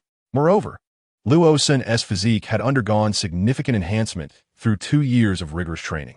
His speed and strength had vastly improved compared to 2 years prior. Thus, even the Eight Tails tentacle fell with a single decisive strike. Luo Sen glanced at the severed tentacle before landing gracefully on the ground. The warp space opened, shortly thereafter ensnaring the tentacles within. The Eight Tails, the formidable Juwai Ki, let out a pained howl, its cavernous maw agape as a dark orb brewed within. Rosen's gaze sharpened. This was a dire situation. The tailed beast ball. In a sudden burst of speed, he seized the nearby night moon cicada, darting through the night like a beam of light, flanking the Eight Tails. With a resounding boom, the tailed beast ball struck the ground nearby, causing the earth to tremble and the heavens to shake. Night moon cicada stood in awe, witnessing this astonishing spectacle. What manner of creature was this? Surely, even an army could scarcely hope to subdue such a beast. What thoughts occupied the mind of this leaf ninja, compelling him to provoke such a monster? Rosen set night moon cicada down. Find a place to hide. I have no time to tend to you. He regretted a moment of greed that had cost him the prime opportunity. With a resolute focus, he transformed once more into a streak of light. Night moon cicada, A.J. Nin in his own right, believed himself nearly among the strongest, perhaps not far from the legendary ninja god, Hashirama Senju. Yet, witnessing Rosen's battle against the Eight Tails illuminated the stark disparities among ninjas. Rosen possessed a living sealing scroll, which, while capable of sealing tailed beasts, required them to be incapacitated. Thus, he needed to subdue the Eight Tails. Yet, he found himself unable to resist severing several of its tentacles. The Eight Tails exhibited remarkable regenerative prowess. A severed tentacle would regrow in mere moments. Moreover, the dismembered appendages were imbued with vast chakra, explaining Rosen's intent to collect them. Sensing the opportune moment was near, Rosen had sliced through more than a dozen of the Eight Tails tentacles, feeling its diminishing strength. He spread his palms wide, unleashing the technique. Fire tree silver flowers. From afar, Night Moon Cicada's eyes widened as he beheld a multitude of dazzling lights that burst forth like a celestial river, illuminating the night with breathtaking brilliance. Previously, he had deemed the golden plains beneath the northern sunset as the epitome of beauty. Yet today, he witnessed a sight surpassing even that desolate landscape. The radiant display was breathtaking, a mere instant yet profoundly moving. The fire tree's silver flowers enveloped the colossal form of the eight tails. Finally, the beast collapsed, weakened and battered, its once mighty body marred by injuries. Rosen exhaled deeply, relieved to have triumphed. To confront such an extraordinary adversary, indeed, only the power of the Rinnegan and a technique of mass destruction like fire tree silver flowers could dictate the outcome of the battle. Drawing forth the living sealing scroll, Rosen formed hand seals, tiger, rabbit, dragon seal. Instantly, a unique pulling force emanated from the scroll, drawing the immense form of the eight tails closer. As the figure drew closer, its size diminished incrementally. The colossal form flowed like liquid, continually absorbing into the living sealing scroll. After several seconds, the sealing process was finally complete. Rosen stowed the scroll away and exhaled deeply, glancing at the distant figure of Knight Moonshan and waving his hand. "Lord Sun, I am departing." Knight Moonshan offered a silent nod in response. "Farewell, Lord Senator, goodbye." Acquired 20 time space points. Rosen was somewhat taken aback, stealing a few more glances at Knight Moonshan. Had he inadvertently altered the narrative of this world? Or perhaps Knight Moonshan was fated to perish at the hands of the eight tails. Regardless, such considerations were trivial. Rosen waved his hand dismissively and ascended into the air. In this confrontation, Rosen had utilized 70% of his strength. It was neither exceedingly challenging nor entirely effortless. However, dealing with this wild-tailed beast was relatively straightforward. Unlike the complications that would arise from facing the eight tails Jinchuriki, tailed beasts relied solely on their immense size and tailed beast balls for destruction, whereas Jinchuriki could unleash an array of more intricate and troublesome ninjutsu through the vast chakra of their tailed beasts. This was especially true for perfect Jinchuriki, who posed an even greater threat than their wild counterparts. Rosen estimated that his current prowess would suffice against a perfect Jinchuriki, except for the Nine Tails. The Nine Tails was unique, possessing both yin and yang attributes, and could split into two halves. Even half of the Nine Tails contained more chakra than the combined total of the One Tails through Eight Tails. When Rosen activated the distorted space once more, he discovered that the tentacles of the Eight Tails had vanished, and the distorted space had expanded again, reaching a volume of 1 million cubic meters. This spatial expanse could barely accommodate a tailed beast. It appeared that the distorted space could absorb not only corpses but also chakra, or energy. Rosen recalled the dragon vein of the land of Lulan, which currently boasted a high standard of living due to the dragon vein, remaining unaffected by the Warring States period and enjoying the highest happiness index in the ninja world. If he were to tamper with the dragon vein and cause any misfortune, it would be a grave transgression. Upon returning to Konoha village, Rosen sought out the Hokage's office. "Tobarama, this is for you," he said, tossing the living sealing scroll to Senju Tobarama before plopping down onto the nearby sofa. Tobarama smiled. "I knew you could do it. I nearly perished. I feel unsuited to be a ninja, and I am considering retirement." "Donotist. You are incredibly powerful and merely in your 20s. Retirement is out of the question." "I'm not joking," Rosen stated. "I intend to visit the land of whirlpools. If you wish to go to the land of whirlpools, I can grant you an extended leave, but do not entertain thoughts of retirement." Senju Tobarama was aware of Rosen's long-standing fascination with the sealing techniques of the Uzumaki clan and understood that his journey to the land of whirlpools was undoubtedly for this purpose. Thus, he was willing to grant Rosen the time to travel there, yet he was reluctant to allow him to leave. "The duration of my trip will not be brief. It matters not, for there are no pressing matters in Konoha requiring your assistance at this time. Currently, the issues within Konoha pertain solely to administrative matters, in which Rosen could offer no aid." Tobarama recognized that, should he request Rosen's help, the latter would undoubtedly express reluctance, while ultimately agreeing to assist him. However, Tobarama was unwilling to burden Rosen with menial tasks. He then presented Rosen with a sealing scroll, a copy of the Book of Seals. Rosen had long resided within the Senju clan's domain, and naturally, he had seen Uzumaki Mido, albeit without ever exchanging a single word.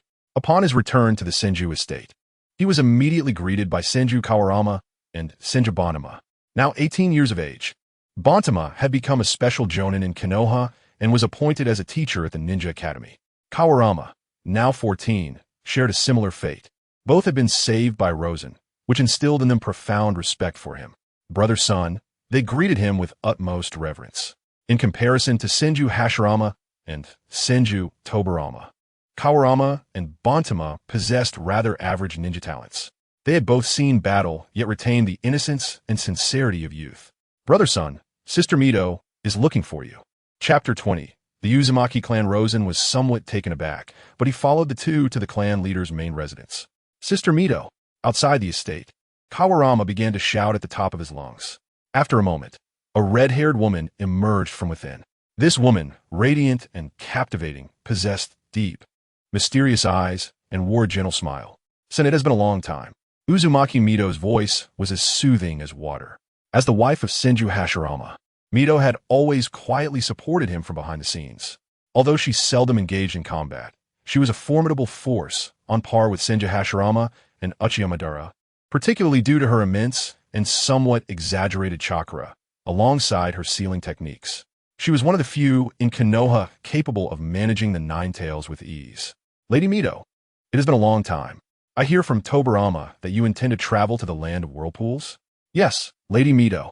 Rosen was uncertain as to why Uzumaki Mito sought him out. She then produced a spiraled golden jade pendant, exquisitely crafted, for which Rosen sensed an immense chakra. Confused, he looked towards Mito, who extended the pendant towards him. "This is a symbol of the Uzumaki royal lineage. With this jade, you may freely enter and exit the Uzumaki domain and borrow from all of its extensive libraries." Rosen remained perplexed, refraining from reaching for the pendant and instead regarding Uzumaki Mito with a questioning gaze. "I hope that when the land of whirlpools is in peril, you will lend your assistance. Lord Mito, I am but an ordinary ninja. Perhaps I possess some personal strength, yet it is merely that, insufficient to sway the fate of an entire nation. I believe that Hashirama is far more capable of safeguarding the land of whirlpools. And after Hashirama, Tobarama would similarly protect the land. But what comes after Tobarama?" Rosen fell silent. Indeed, following Tobarama's demise, the land of whirlpools met its end. At that time, Konoha stood idly by, despite the fact that Mito Uzumaki was still alive. It appears that Mito foresaw the current plight of the land of whirlpools. Perhaps she understood the reasons behind its downfall, not merely due to the unique constitution of the Uzumaki clan, nor solely because of the formidable sealing techniques the land of whirlpools possessed. "Lord Mito, I cannot extend any promises to you. That is of no consequence. Please accept this." Ultimately, Rosen acquiesced to Mito Uzumaki's goodwill. Of course, this could also be viewed as a moral obligation. The land of whirlpools lies several hundred kilometers east of the land of fire, isolated in the ocean, akin to a solitary island. Its geographical position is rather precarious. To the north lies the land of lightning, to the east the land of water, and to the west the land of fire. If one were to envision the waters between the land of water, the land of fire, and the land of lightning as a bath, then the land of whirlpools would be akin to a turtle trapped within a jug, surrounded by enemies, with no escape route. Following Tobarama's passing, the land of whirlpools faced assault from the land of lightning and the land of water, ultimately leading to its annihilation, while Konoha turned a blind eye. Had the land of whirlpools been astute enough, it should have allied with Konoha upon its establishment, becoming one of the many ninja clans within it. Yet, the land of whirlpools remained oblivious to the tense political landscape, clinging to the naive hope of Konoha as a pillar of support, even until the moment of their downfall. They could not comprehend their dire circumstances. Rosen embarked alone on a small boat, crossing the sea. Upon his arrival in the land of whirlpools, he was promptly greeted. Clearly, the land of whirlpools had received word from Mito Uzumaki. While referred to as a nation, the land of whirlpools is essentially a large family, governed in accordance with familial principles. The so-called royal lineage consists of the Uzumaki clan, while the commoners are akin to branches of a family tree. Nearly all citizens of the land of whirlpools share some degree of Uzumaki blood. The authority of the land is held by the clan leader and several elders. With a population exceeding 10,000, it surpasses the combined numbers of the Senju and Uchiha clans, yet as a nation, it remains exceedingly small. The individual welcoming Rosen is named Uzumaki Ryoko, a stunning beauty with long black hair. Black hair is a rarity among the Uzumaki clan, most of whom possess red hair. "Lord Mori, the clan leader wishes to meet with you." "Then please lead the way." The clan leader, Uzumaki Takashi, is also Mito Uzumaki's father. The venerable Kashin Uzumaki is of considerable age. While Uzumaki Mito is currently 30 years old, Kashin's age is at least 80, if not more. The Uzumaki clan is renowned for its longevity, with many members living beyond a century, and it is not uncommon for the eldest to reach 130 or 140 years. Thus, although Kashin appears to be in his 70s or 80s, his true age may surpass his outward appearance. Lord Kashin, Rosen respectfully bowed. How is Mito faring in Konoha? She is well. The Hokage treats her with great care. That is all that matters. Kashin regarded Rosen with a slightly clouded gaze, imbued with a hint of scrutiny. Mito has informed me that you seek to learn the sealing techniques of the Uzumaki clan. Indeed, I humbly request your guidance, Lord Kashin. Since Mito has endorsed you, I see no reason to impede your pursuit. Come, I shall personally escort you. All sealing scrolls of the Uzumaki clan are housed within the ancestral temple of our lineage. Upon arriving at the Uzumaki ancestral temple, Rosen beheld an array of masks of diverse forms adorning the walls. As his gaze swept across them, it briefly lingered on one particular mask. Noticing Rosen's attention, Kashin inquired, "Have you encountered the corpse demon seal?" "I have heard of it, though I harbor little interest in such life-for-life sealing techniques." Kashin pressed a hidden mechanism on the temple wall, producing a jade artifact, which he placed against the surface. The wall then revealed a shadowy passageway. The jade artifact resembled the one Mito had bestowed upon him. Kashin entered the passage first, with Rosen following closely. They descended a spiraling staircase for several minutes until they finally reached the bottom. Before them lay a cylindrical chamber, approximately 20 meters in diameter, with shelves on either side filled with an assortment of scrolls. In the center stood a desk, while a corner held various jars and bottles, reminiscent of a research facility. Rosen felt as though he had entered the sanctum of a scholar. "This is the entirety of the Uzumaki clan's collection," Kashin declared. "I shall not intrude upon your work. Ryoko will remain outside the temple. You may call upon her assistance as needed." "Thank you, Lord Kashin." With that, Kashin left Rosen to his own devices. Eagerly, Rosen grasped a scroll, only to discover that its contents were not complete. It would be more accurate to say that the jutsu had yet to be fully developed. He noted that one of the shelves contained a collection of sealing techniques and jutsu that had not been finalized. However, the unfinished material provided Rosen with a deeper understanding of chakra, as these scrolls contained insights into the development process and visions of the completed forms. This caused Rosen to ponder deeply. If all the ninjutsu and sealing techniques within this secret chamber originated from a single individual, that person must possess not only profound knowledge and a comprehensive understanding of chakra, but also an extraordinarily long lifespan. Some of these techniques, if developed by Tobirama, would require several years to perfect. The creator of the artifacts within this chamber, even if their skills surpassed those of Tobirama, would need an immense amount of time to devise thousands of ninjutsu and sealing techniques, surely not achievable in less than a few hundred years. Who in the entire shinobi world possesses such an extensive lifespan? A possibility dawned on Rosen. This could be the sacred ground of the Sage of Six Paths. Upon further reflection, he recalled that the Uzumaki clan was indeed a descendant of the sage. A vague realization began to surface. To validate this hypothesis, Rosen summoned the four shadows to assist him in examining the scrolls. While mastering them all was not feasible at the very least, they needed to commit the contents to memory. At last, Rosen stumbled upon a scroll titled The Box of Ultimate Weaponry, Method of Creation. He also discovered the method of creating Shinigami, which appeared to be related to the Box of Ultimate Weaponry. The Sage of Six Paths initially developed the Shinigami, but upon realizing its formidable power was difficult to control, he subsequently refined it into the Box of Ultimate Weaponry. In contrast to the Shinigami's wild and brutal nature, the entities within the Box of Ultimate Weaponry were evidently easier to manage. At that moment, Rosen noticed another scroll titled The Uzumaki Sage Body. Within its contents, he perceived the developmental philosophy of the Sage of Six Paths Ashura. The sage's most cherished child remained involved with the clan even after his passing, caring for Ashura's offspring. However, Ashura's youngest child, named Uzumaki, did not inherit the sage's bloodline. Consequently, Uzumaki faced bullying and exclusion from his siblings. The sage, feeling pity for this child, developed the Uzumaki Sage Body. Rosen scrutinized the details of the Uzumaki sage body scroll intently, and the more he examined it, the more it resembled the concept of purifying one's veins from fantasy novels, achieving an immaculate state of transcendence. Although the Uzumaki sage body could be inherited, only those who truly practiced it could attain the authentic form. Genetic inheritance would diminish the effect with each passing generation.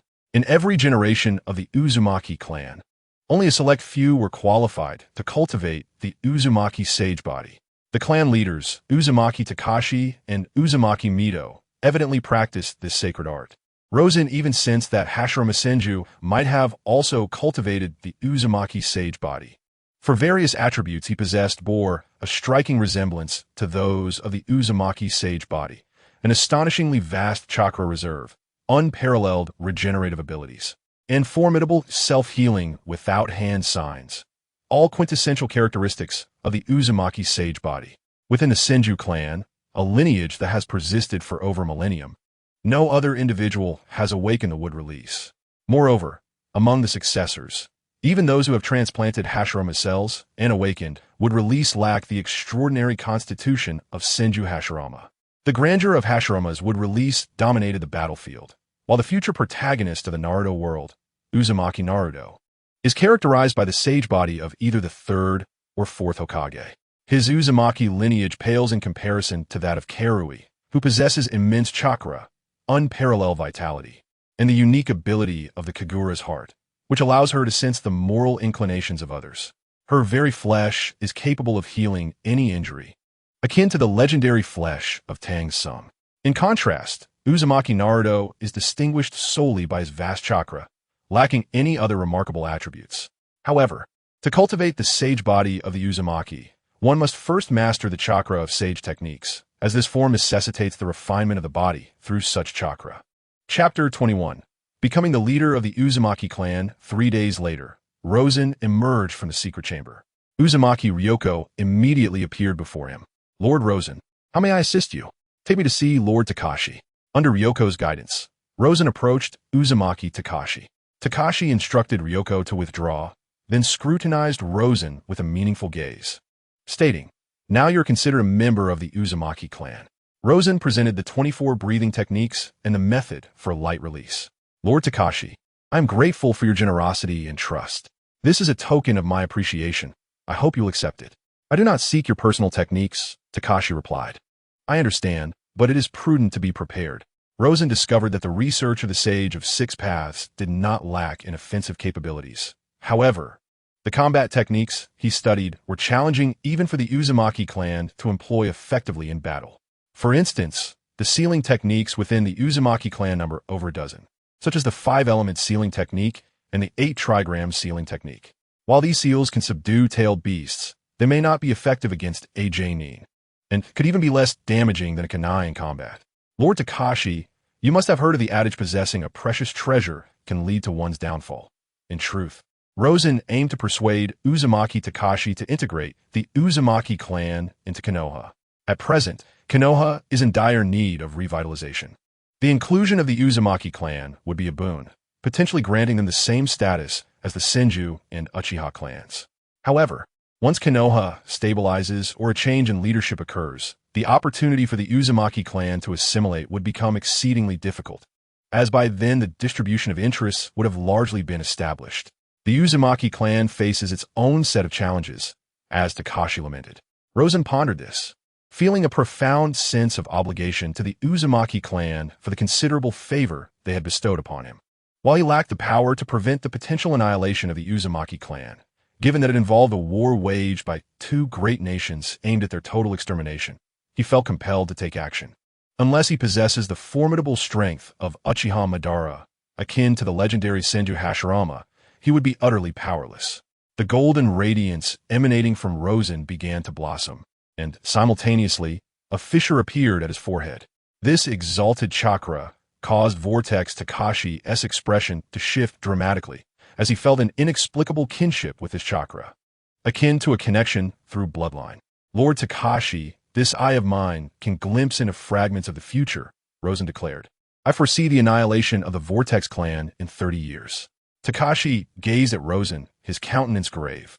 Sir Rosen, I wish to make a request of you. A flutter of anxiety coursed through Rosen's heart. He silently hoped it was not a plea for him to prevent the destruction of their nation, for he lacked such power. Please do go on. I hope you can lead a portion of our kin to join Konoha, establishing a second Vortex clan within its ranks. Rosen stared at Takashi in astonishment.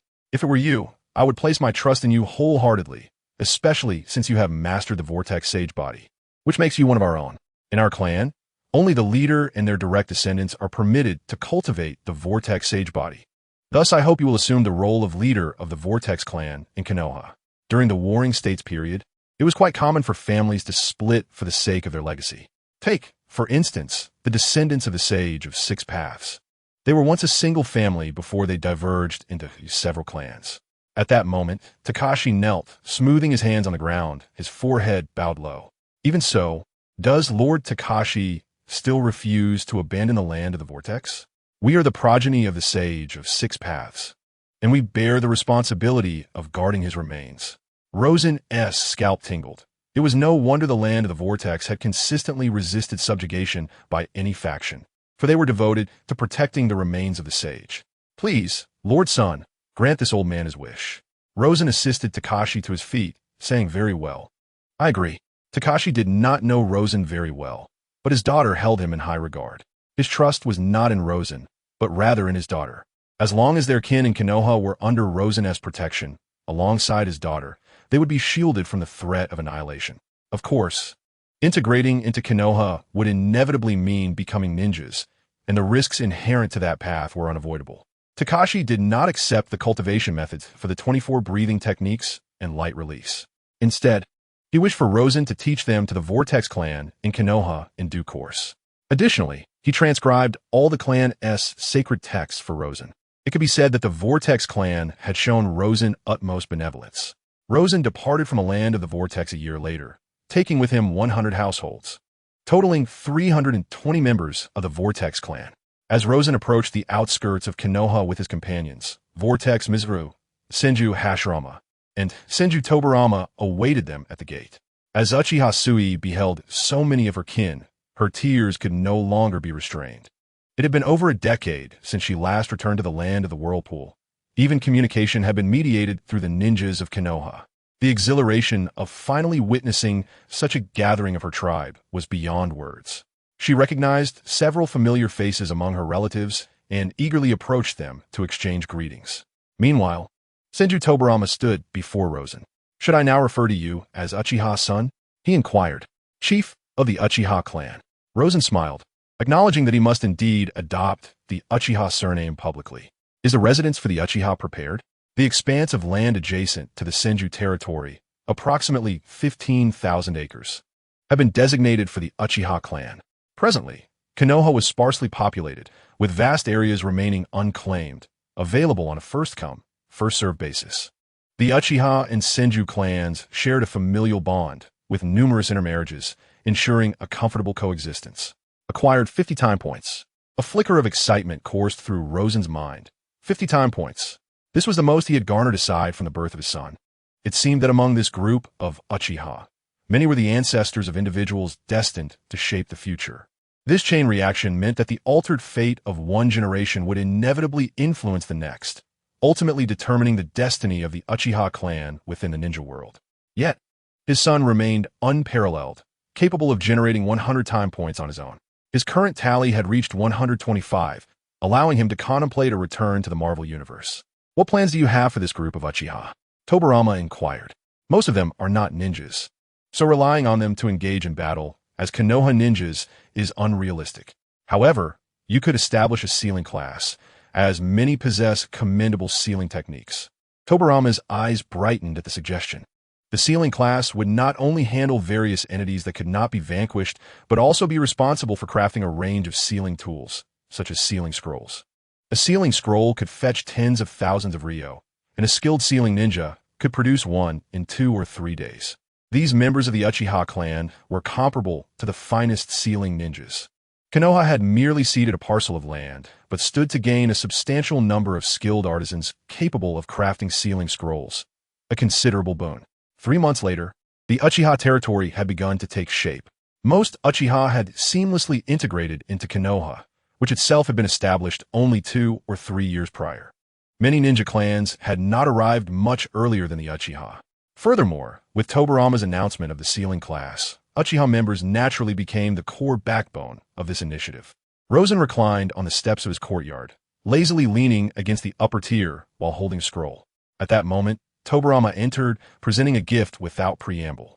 A kunai was hurled directly at Rosen. The shadow of desire ensnared the kunai, which then vanished into Rosen's shadow. Rosen set down the scroll in his hands and turned to Senju Tobarama. A busy man indeed. What brings you to my humble abode? He inquired. Boredom. Tobarama replied as he seated himself beside Rosen, directly lifting the teapot from the corridor and taking a sip. Their acquaintance had spanned nearly a decade, and familiarity had bred a certain ease between them. Rosen understood that Tobarama's claim of boredom was merely a pretext. He was undoubtedly grappling with a vexing issue. Speak. What troubles you now? The Uchiha clan, Tobarama stated. What approach should I take with them? Rosen, momentarily taken aback, finally responded after a brief pause. That depends on the outcome you desire. What do you mean? If your intention is the annihilation of the Uchiha, you must wait until your elder brother and Uchiha Madara have departed this world. First, isolate them, tarnish their reputation, and compel them down the path of rebellion, ultimately leading to their suppression. Tobarama gazed at Rosen in astonishment. You are quite devious. Rosen's lips twitched slightly. This is not my cunning. It is the work of your students who have inherited your will. What if I wish for them to integrate into the village? Ah, that is far simpler. Enroll them in the Ninja Academy, the financial department, the Umbu, or even create a dedicated department led by the Uchiha, incorporating other clans as well. Over time, as they coexist, bonds will form. Regardless of their Uchiha lineage, they will forge connections. Rosen elaborated, the Uchiha are not madmen. They merely value relationships. In the past, they were solitary, cherishing only their own clan. Now, as members of Konoha, they need only redirect that loyalty towards the village, and they will devote themselves wholly to it. After a period of contemplation, Tobarama made his decision. I wish for you to serve as a bridge. You know, I've been avoiding Uchiha Madara all these years.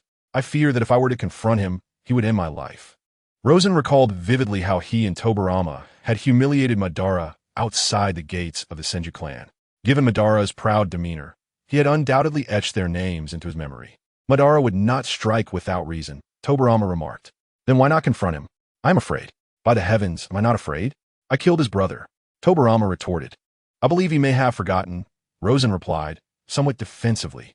Tobarama shot Rosen a knowing glance. Do you truly think that is plausible? The Umbu must allocate 10 slots to the Uzumaki clan, and the next head of the Umbu shall be from our lineage.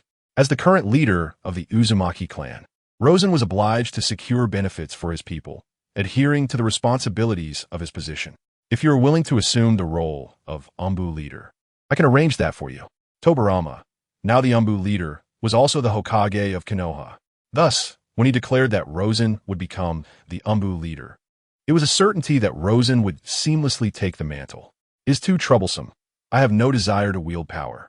The benefits have already been bestowed upon you. If you choose to reject them, do not blame me. Should I fall to Uchiha Madara, remember to eradicate the Uchiha clan. Chapter 22, The Dance King. Long time no see on this day. Uchiha Madara strolled through the streets, his aura alone deterring anyone from approaching within a 10-meter radius. He possessed such an ability, compelling both acquaintances and strangers alike to maintain their distance. At this moment, Rosen, adorned with a self-assured smile, appeared before Uchiha Madara. Ah, Dance King, long time no see. Madara, as if oblivious to Rosen's presence, brushed past him without acknowledgement. The greeting and smile on Rosen's face froze in that instant. Wait. Rosen hastily caught up with Madara. Dance King, or rather, Lord Madara, why do you ignore me? Madara continued forward. If you are here to humiliate me, then congratulations, you have succeeded. Though we have known each other for many years, from where do you perceive us as old friends?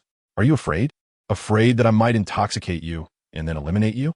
In this world, there exists a certain type of individual who, while not foolish, cannot withstand provocation. Uchiha Madara is precisely such a person. He cannot tolerate being goaded. His pride and self-respect disallow any retreat or cowardice. Within the tavern, Rosen poured a drink for Uchiha Madara. Madara lifted the glass and drained it in one gulp. Speak plainly, and if there are assassination plans, summon them quickly. I detest wasting time. I merely wish to invite you for a drink. We lack such camaraderie, Madara replied with a tone of detachment. You know I am now the leader of the Uzumaki clan, yet I possess no experience in managing a shinobi clan, hence I sought your wisdom. You ought to consult Hashirama. He is also a leader. Rosen regarded Madara with a look of incredulity. Madara paused, realizing the folly of his words. You should consult Tobirama. Although I'm reluctant to admit it, his administrative skills are indeed commendable. Do you think I haven't asked him? Then what insights have you gleaned from him? Integrate into Konoha, Rosen replied with exasperation. A rather conventional, yet ultimately meaningless response, Madara remarked. And you, Madara? How would you respond? As a clan leader, one must possess sufficient strength to protect one's kin. Rosen glanced at his own capabilities. Since mastering the Uzumaki sage body, his strength had soared from 30,000 to 50,000, a remarkable increase. Unsurprisingly, the prowess of the Uzumaki sage body exceeded all expectations. Your strength is commendable. Second only to myself and Hashirama, Madara stated, not out of arrogance, but because he genuinely possessed the ability to make such claims, even in the Warring States period. You would qualify as a clan leader. And what else? What more is there? Strength alone suffices. What more is needed? Despite Uchiha Obito's seemingly self-assured and domineering demeanor, he is, in truth, akin to Senju Hashirama. When it comes to combat, they excel. However, when tasked with managing their own clan, they become utterly inept. Most clan affairs are delegated to the elders. Is there not a necessity for unified thought? Why pursue such unity? Imagine a day when Hashirama steps down from the Hokage position, and you find yourself in contention with Tobirama for the role. Should divergent opinions arise within the Uchiha clan, one faction staunchly supporting you, comprising the elders who have stood by you since the Warring States period, while another faction, the younger generation, fails to recognize your prowess and favors Tobirama instead. Wouldn't you feel profoundly betrayed? Regardless of the outcome of this rivalry, the perception of outsiders would remain. Yet the choice made by your own kin to side with your rival signifies a profound betrayal. Thus, I assert the necessity of a unified ideology. Uchiha Obito bowed his head in contemplation for a considerable time before raising it to gaze at Rosen. Do you believe that in a contest for Hokage against Tobirama, I would falter? You must grasp a fundamental truth, clan leader. The Hokage serves as the emblem of the shinobi clan. Much of the respect accorded to the Uchiha derives from your formidable reputation as a harbinger of death in the shinobi world. However, the role of Hokage is different. As long as one possesses a modicum of strength, many in Konohagakure meet this criterion. Moreover, there exists the aspect of political appeal. This political appeal embodies your inclinations. When a majority yearns for peace, they will gravitate towards a more temperate leader. Conversely, in times of turmoil and strife, they will seek a leader with a resolute demeanor. Rosen lifted his gaze to Obito. Currently, due to the presence of you and Hashirama, the prospect of war in the shinobi world remains dim. This is the palpable influence exerted by the dual deities of the shinobi realm, yet it simultaneously complicates your chances against Tobirama. Do I harbor no hope? There exists hope, albeit not with the second Hokage, but rather with the third. Tobirama may abstain from the contest, or perhaps war may erupt at that juncture, Rosen replied. Furthermore, to ascend to the position of third Hokage, you must alter the external perception of the Uchiha. How might one effect such a change? Imagine if Tobirama were to assume office and establish a security division entirely under Uchiha control. What would you do? What would I do? Naturally, I would assign the most elite Uchiha shinobi to the security division to ensure the peace of Konohagakure. Is there any flaw in this approach? Rosen shook his head. Incorrect. That perspective is fundamentally flawed. Maintaining the peace of Konohagakure primarily involves the civilian populace. Entrusting a ninja capable of assassinating feudal lords to the security division does not guarantee superiority over a mere genin. You should consider allocating half of the positions within the security division to other shinobi clans and civilian ninjas. That would be an encroachment upon the authority of the Uchiha. Rosen shook his finger and said, your perspective is misguided. It may seem that recruiting other ninja clans and civilian ninjas into the guard division diminishes the power of the Uchiha, but in reality, It transforms these clan ninjas and civilian ninjas into allies of the Uchiha. This shift can even influence the factions and clans behind them. Simultaneously, you have the opportunity to place Uchiha ninjas in various other departments. As you stated, when others join the Guard Division, they effectively become affiliated with us. So if we Uchiha were to integrate into other departments, will we not also become part of their ranks? The village of Konoha resembles an intricate web, with various ninja clans and civilian ninjas interwoven within it. If you retreat into a cocoon, you will be regarded as an outlier by this web. However, when your influence permeates every corner of this web, you become an indispensable part of it. When Uchiha clan members join the Umbu, the finance department, the ninja academy, the medical unit, or the sealing class, some will remain inconspicuous, while others will rise to prominent positions of importance. At that juncture, should you declare your intent to run for Hokage, many in various departments will follow the lead of their superiors in making their choices. Is there truly no hope for the second Hokage? You have begun too late. Rosen continued. At the inception of Konoha, you should have taken action. The current Uchiha resemble an anomaly within the village, feeling out of place, which is quite detrimental. Uchiha Madara fell silent. After a long pause, he lifted his head to gaze at Rosen. Was it Hashirama who sent you? Or Tobirama? Tobirama, Rosen replied. Is he flaunting his power, or is this a show of force? Rosen fixed his gaze on Uchiha Madara. Do you know why Hashirama gained the acknowledgement of the majority of the ninja clans while everyone else keeps their distance from you? Why is that?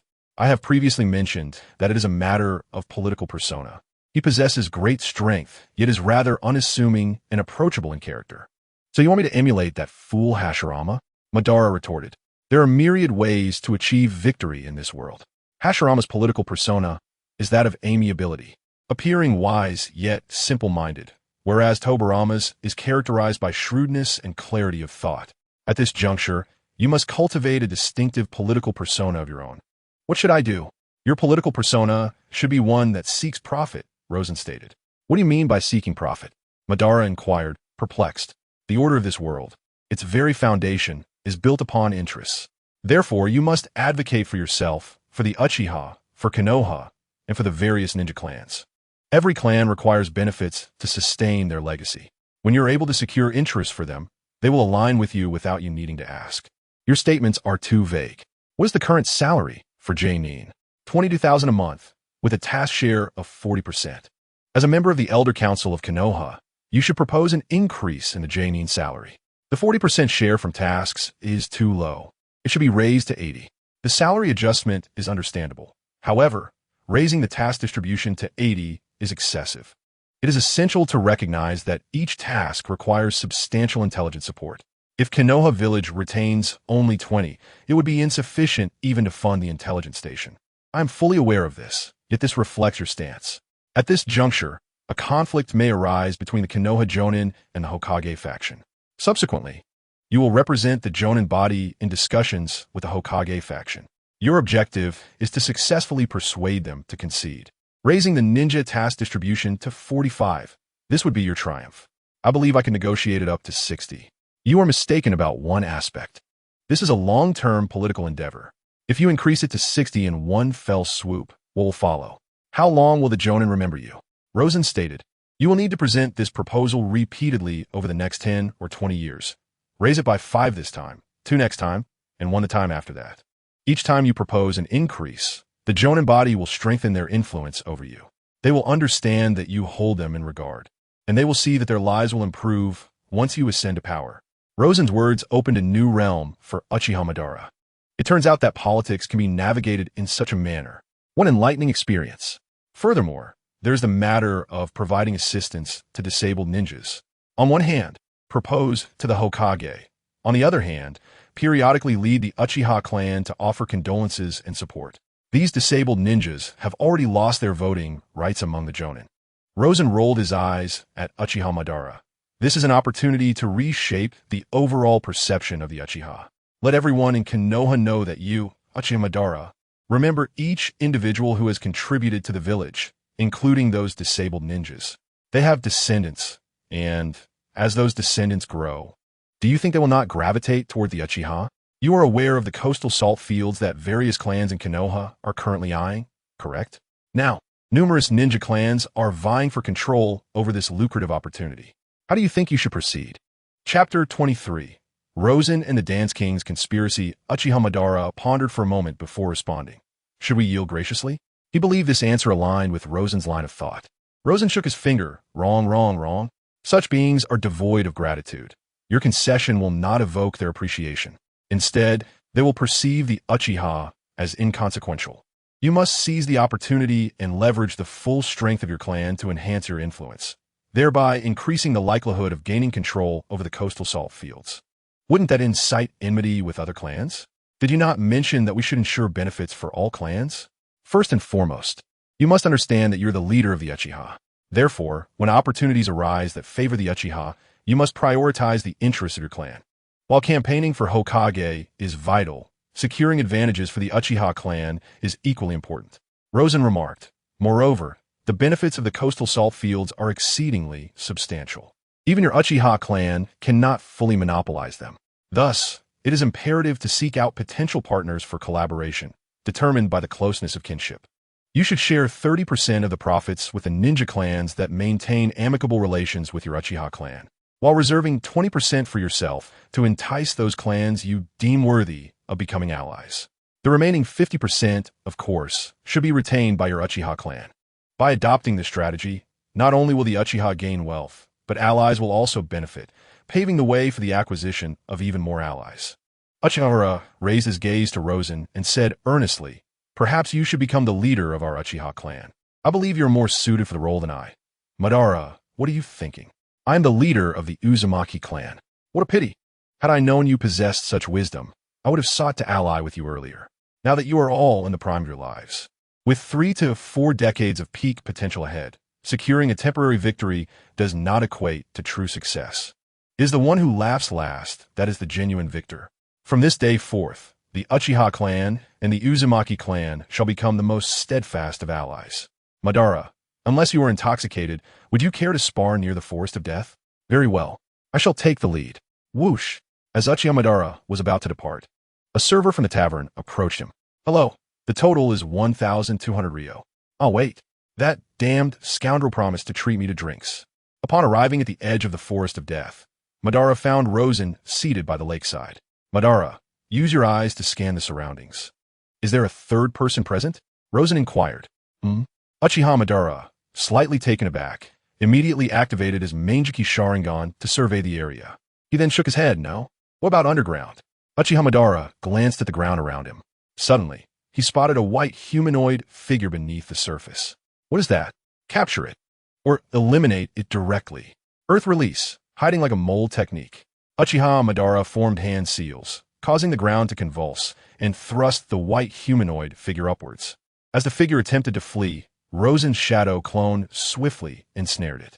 Rosen then cast a living sealing scroll to confine the white humanoid being. What was that thing? Madara, do you wish to resurrect Izuna? Uchiha Madara's pupils constricted sharply as he fixed an intense gaze on Rosen. Do you comprehend what you are suggesting? Do you wish to resurrect Izuna? Rosen reiterated. Can you accomplish this?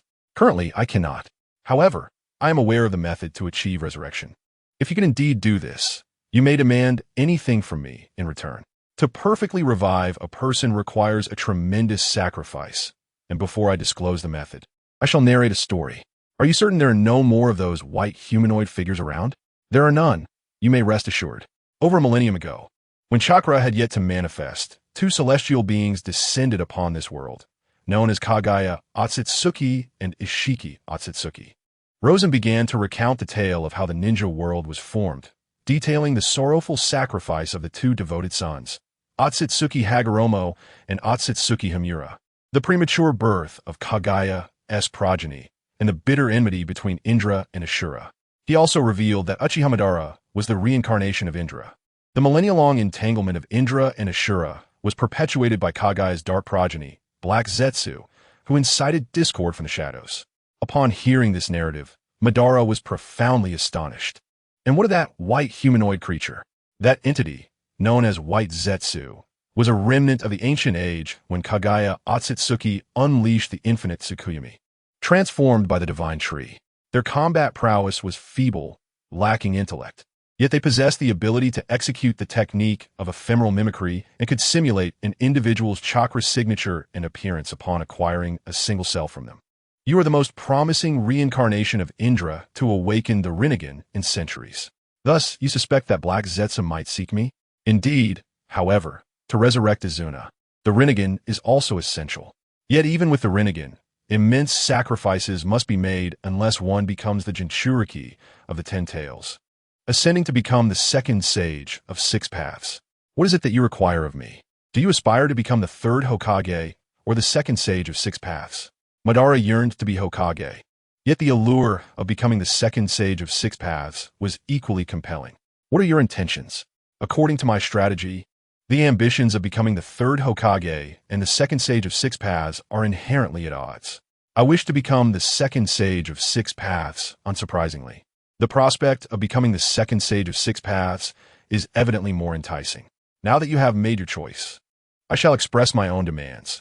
The future of the Uzumaki clan and the unification of the ninja world within Konoha, free from war, culminating in a divine conflict to obliterate the system of ninja villages. A divine conflict, you say? Madara's blood began to surge with fervor. Do not be hasty in your excitement, for in this war, you shall be cast as the antagonist, even reviled and remembered with disdain for eternity. Now, tell me your plan. When do you believe Black Zetsu will come for you? How should I know? I have no knowledge of him. He will emerge at your most vulnerable moment, such as during the election for the second Hokage, when not only will you fail, but the entire Uchiha clan will cast their votes for Tobirama. Can you envision a more despondent time than that? I detest Tobirama, and even more so, being defeated by him. Madara spoke through clenched teeth regarding Tobirama. Yet for the sake of your plan, and for Azuna's resurrection, I am willing to cooperate. It is our plan. Rosen disdained the trajectory of the future, constructed entirely from tragedy, and loathed the sense of fatalism it entailed.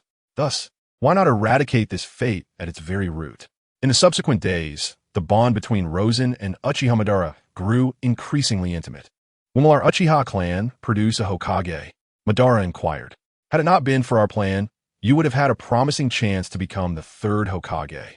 However, now that we must execute that plan, it seems you can only aspire to the fourth or fifth. He continued, what about marrying an Uchiha girl? There's a young lady among my clan named Mina, who is of a similar age to you, possesses considerable strength, and has a gentle disposition.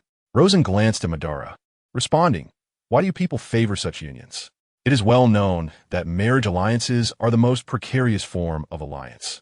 Wagering a girl's future on the whims of others is a profoundly foolish act. If such unions were effective, the land of whirlpools would not have met its downfall. Nonetheless, as descendants of the Sage of Six Paths, the mixed blood offspring of the Uzumaki, Senju, and Uchiha clans may indeed give rise to extraordinary progeny. Just imagine a future where one possesses both Sage Body and Sharingan, wielding Susanoo and the Wood Golem. Such imagery is as beautiful as poetry. Much like the offspring of Naruto and Hinata, Boruto and Himawari, all endowed with unique bloodlines. Upon hearing this, Uchiha Madara's eyes sparkled. Rosen's words genuinely resonated with him. Despite Madara's formidable prowess, he often felt powerless in the presence of Hashirama Senju, a sense of helplessness that was profoundly tormenting. Thus, the prospect of a future Uchiha who lacked no blue seemed enticing indeed. It appeared necessary to encourage more interactions between his clan and the Senju and Uzumaki clans. How did you come to know so much about ancient secrets? Madara asked. I acquired texts passed down through the Uzumaki clan. Additionally, in recent years, I have traversed the ninja world and uncovered many hidden truths. Have you never considered becoming the Jinchuriki of the Ten Tails? Madara questioned. I have, Rosen replied, a faint light beginning to emanate from the seam between his brows. What is this? Madara had witnessed this phenomenon in Rosen before, each time evoking a sense of trepidation within him, for it clearly held the potential to threaten his own power. Unlike the path of becoming the Ten Tails Jinchuriki, I prefer the allure of the unknown. Hence, I have chosen a different path. I cannot ascertain whether I will succeed, but I hope to, as I yearn to discover how powerful you, as the future Ten Tails Jinchuriki, might become. One audacious fellow you are, Madara remarked. No, this is not mere arrogance. Our true adversaries are not the other nations within the ninja realm, but rather foes that lie beyond it. With your current capabilities, facing a single Otsutsuki is an insurmountable challenge, let alone hundreds of them, or even true deities. Thus, I seek to explore greater possibilities. Madara regarded Rosen with newfound seriousness, stating, I realize now that my past impressions of you were entirely mistaken. Your vision surpasses even that of Hashirama. To stand against the divine, is it not far more intriguing? Why then, is it not with your closest confidant, Tobirama, or the mightiest Hashirama? One must possess the qualifications to ascend to godhood to partake in this grand design. Within the realm of shinobi, it is solely you, I, and Hashirama. Tobirama still lacks in certain aspects. However, Hashirama will never relinquish his ideals for a nation or a village, which are in stark opposition to our plan. Thus, this war against the divine is destined to exclude him. Uchiha Madara, a figure of profound pride, now feels as though he has triumphed over Hashirama. This war, destined to be etched in the annals of history, will see Hashirama absent from its pages. Chapter 24. Do you still hang explosive tags in your bedroom while you sleep? Not long ago, Kaiki Mountain was besieged by a band of marauders who pillaged and slaughtered travelers and merchant caravans. Kaiki Mountain is less than 100 kilometers from Konohagakure, and the village could not turn a blind eye. They subsequently dispatched a Jonin and a squad of 3 Chunin to address the situation. Under normal circumstances, a single Jonin would suffice to deal with an ordinary band of thieves.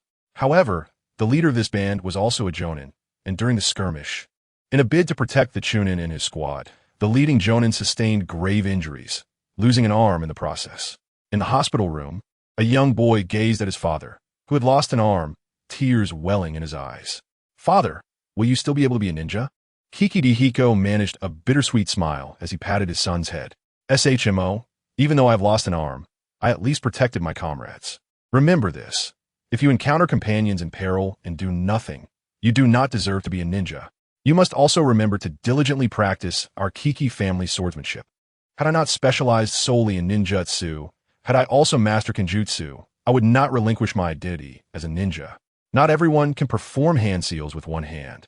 The majority of ninjas who lose an arm find themselves unable to perform even the simplest of seals, thus resigning from the role of a ninja. Knock, knock, knock. Kiki Hiko heard a knock on the door and looked up, momentarily taken aback. Standing at the entrance was none other than Uchiha Madara. Lord Madara, what brings you here? He stammered. I heard of a ninja who lost an arm while protecting his comrades, so I came to see, Uchiha Madara stated with an impassive expression. I wholeheartedly agree with your sentiment. Those who do nothing in the face of comrades in danger do not deserve to be called ninjas. Thank you, Lord Madara.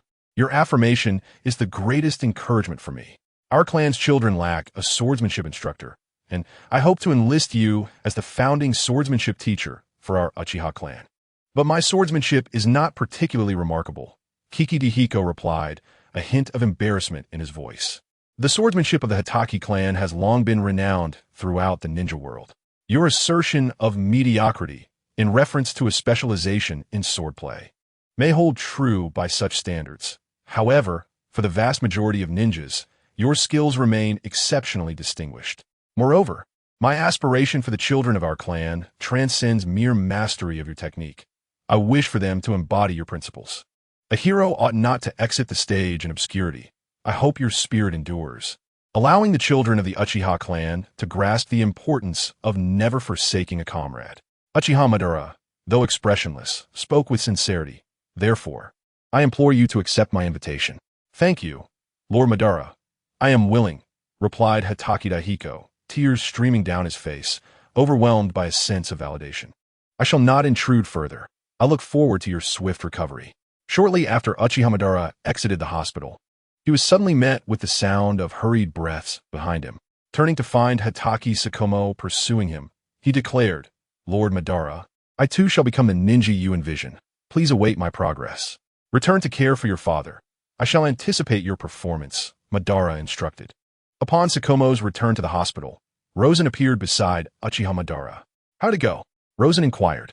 I must admit, it was remarkably effective, Madara responded, admiring Rosen's ability to perceive the emotions of others. He could sense the profound gratitude emanating from the father-son duo, Hitaki Hiko and Sakomo.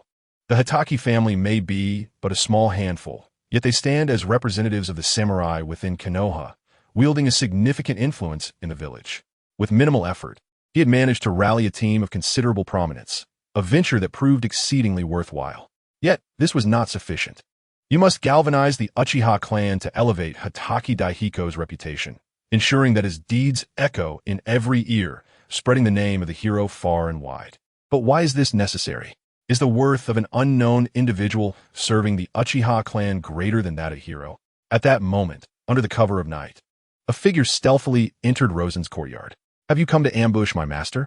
The lustful figure questioned, gazing at Senju Tobarama. "No, merely for a nocturnal discussion," Tobarama replied with a frown. "Wake the master." At that moment, greed interjected. "You may rouse the master, but first provide me with a labor fee of 1,000 ryo." Senju Tobarama, well aware of Rosen's troublesome shadows, swiftly produced several shuriken, launching them into the room. A scream of agony erupted from within, followed by the sound of the sliding door being forcefully opened. Rosen emerged from his chamber, radiating fury, with blood dripping from his posterior. "Senju Tobarama, you had better provide me with an explanation." Tobarama's lips twitched slightly. "Do you not possess any sense of caution while sleeping? You are a ninja, after all. Must you truly lay explosive tags at your door while you sleep?" This, Tobarama conceded, for he did indeed harbor such a habit. He never actually slept in his own bedroom. His shadow clones occupied that space, while he himself rested in a small compartment above, retreating there each night for slumber. "In recent days, you have been quite close to Uchiha Madara." Rosen removed the kunai embedded in his hip, and the bleeding ceased immediately, the wound healing within mere seconds. "Was it not you who encouraged my proximity to Madara?" Rosen remarked dismissively. "I certainly did not instruct you to impart such political machinations to him." Senju Tobarama replied with discontent. The changes within Uchiha Madara and his clan have left even him feeling somewhat uneasy. Rosen settled on the steps at the bedroom entrance, posing a question. "Do you know the fundamental reason why a ninja clan cannot integrate into a village? What is it?" "It is the differential treatment. A clan that is persistently ostracized yet lacks a voice is destined to drift apart from the village.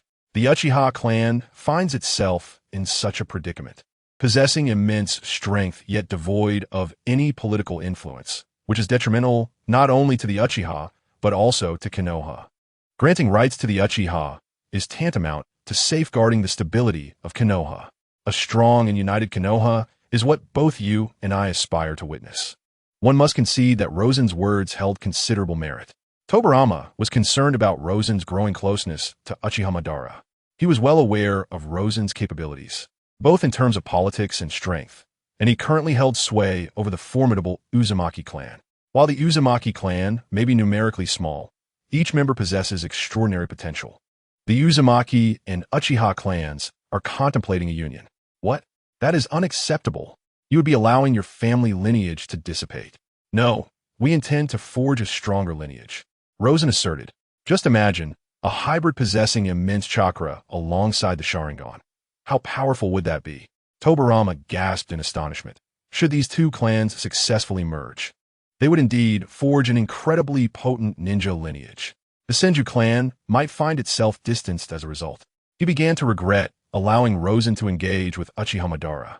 He had not anticipated that they would set aside their past grievances and reach such an agreement. "No, the Senju clan cannot fall behind," Tobarama declared. "We, the Senju clan, also have many young individuals. I do not hinder their union. As long as the youth within our clan are willing, they are free to associate with their peers from either the Uchiha or Senju clans." Rosen stated, "Imagine if the wood release of the Senju, the Sharingan of the Uchiha, and the sage body of the Uzumaki were all concentrated within a single individual. How formidable would that be?" Indeed, Rosen's words stirred something within Tobarama.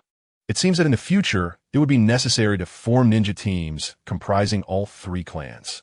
If the Senju clan were to also develop Sharingan or the sage body of the Uzumaki, he would awaken from dreams with a smile.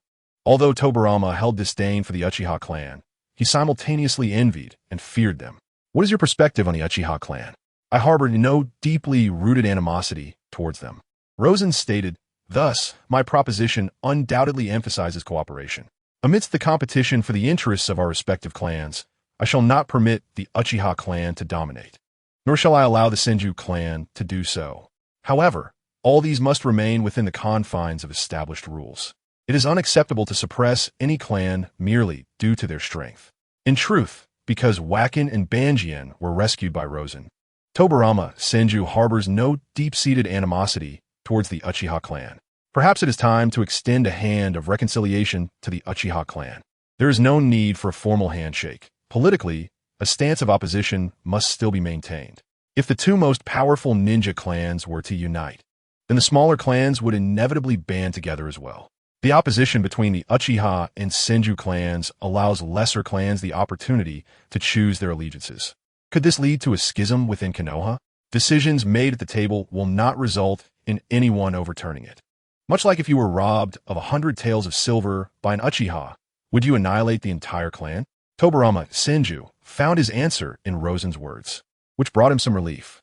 At least Rosen and the Uzumaki clan are not entirely in league with the Uchiha clan. The transformation within the Uchiha clan is palpable. Not only have they changed, but the perception of them among other clans within Konoha is also evolving. In just a few years, the Uchiha are no longer the aloof clan they once were. They have truly integrated into Konoha. Over these years, Rosen's combat prowess has surged from 50,000 to 90,000. Host, Rosen. Combat power, 90,000. Remaining lifespan, 700. Physique, Uzumaki Sage Body. Chi Cultivation, Awakening Breath, Yufong. Magic, Arcane Refinement, Shadow Magic, Mental Pursuit. Ninjutsu, Shadow Secret Arts, Flying Thunder God Technique, Multiple Shadow Clone Technique, In Healing Destruction, Sage Arts, Chakra, Surgical Knife, Diamond Lock. For Symbol Seal, Unmatched Strength. Comprehensive Skills, Flowing Light, Lightspeed Kick, Amatsukami Sword, Yada Mirror, Fire Tree Silver Flower. Temporal Points, 145, after deducting 100 points. Allows for one-time space traversal. The true ascent of Rosen's combat prowess from 50,000 to 90,000 is attributed not only to a remarkable increase in chakra, but also to the formidable chakra recovery ability of the Uzumaki Sage Body. This is the very capital that allowed Hashirama Senju and Madara Uchiha to engage in prolonged battles, and now Rosen possesses this very asset. If Rosen has experienced such growth over these years, it stands to reason that Hashirama and Madara have not remained stagnant. Rosen continues to be a pursuer. He reminisces about their climactic battle at the Valley of the End, where, judging by their destructive capabilities, their combat power was at least 300,000. Currently, Rosen is incapable of achieving such levels of devastation. For the past 2 years, Tobarama Senju has refrained from sparring with Rosen, as he can distinctly feel that he can no longer match Rosen's strength. Reflecting on the past, when he could easily overpower Rosen, he now finds the roles reversed, and his emotions are indeed complex. However, there is also great joy, for apart from Hashirama Senju and Madara Uchiha, another Super Shadow level force has emerged within the Hidden Leaf Village. Chapter 25, The Beastly Dilemma of the Dance King. Over the course of 10 years, the Hidden Leaf Village has experienced remarkable growth. Nevertheless, minor conflicts within the ninja world have never ceased. Rosen has undertaken numerous missions to resolve these disputes. Now, Rosen has ascended to the rank of Elite Jonin. He senses that Tobarama Senju is deliberately supporting him, intending to expand his influence. However, as the leader of the Uzumaki clan, Rosen requires a higher status. After all, if the leader of a ninja clan holds the rank of a genin, others will inevitably look down upon that clan. Dash in faster. Even faster, Rosen was instructing the younger generation of the Uzumaki clan.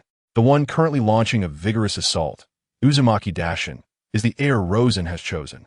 At the tender age of 12, Dashin has already reached the level of AJ Nin.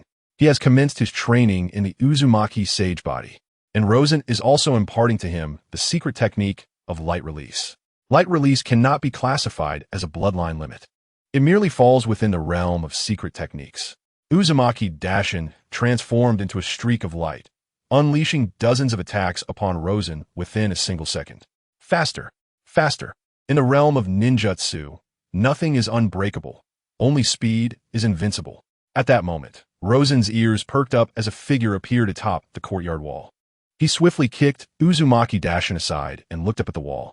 The esteemed Hokage climbing over someone else's wall. How scandalous. Ha, I've grown accustomed to it.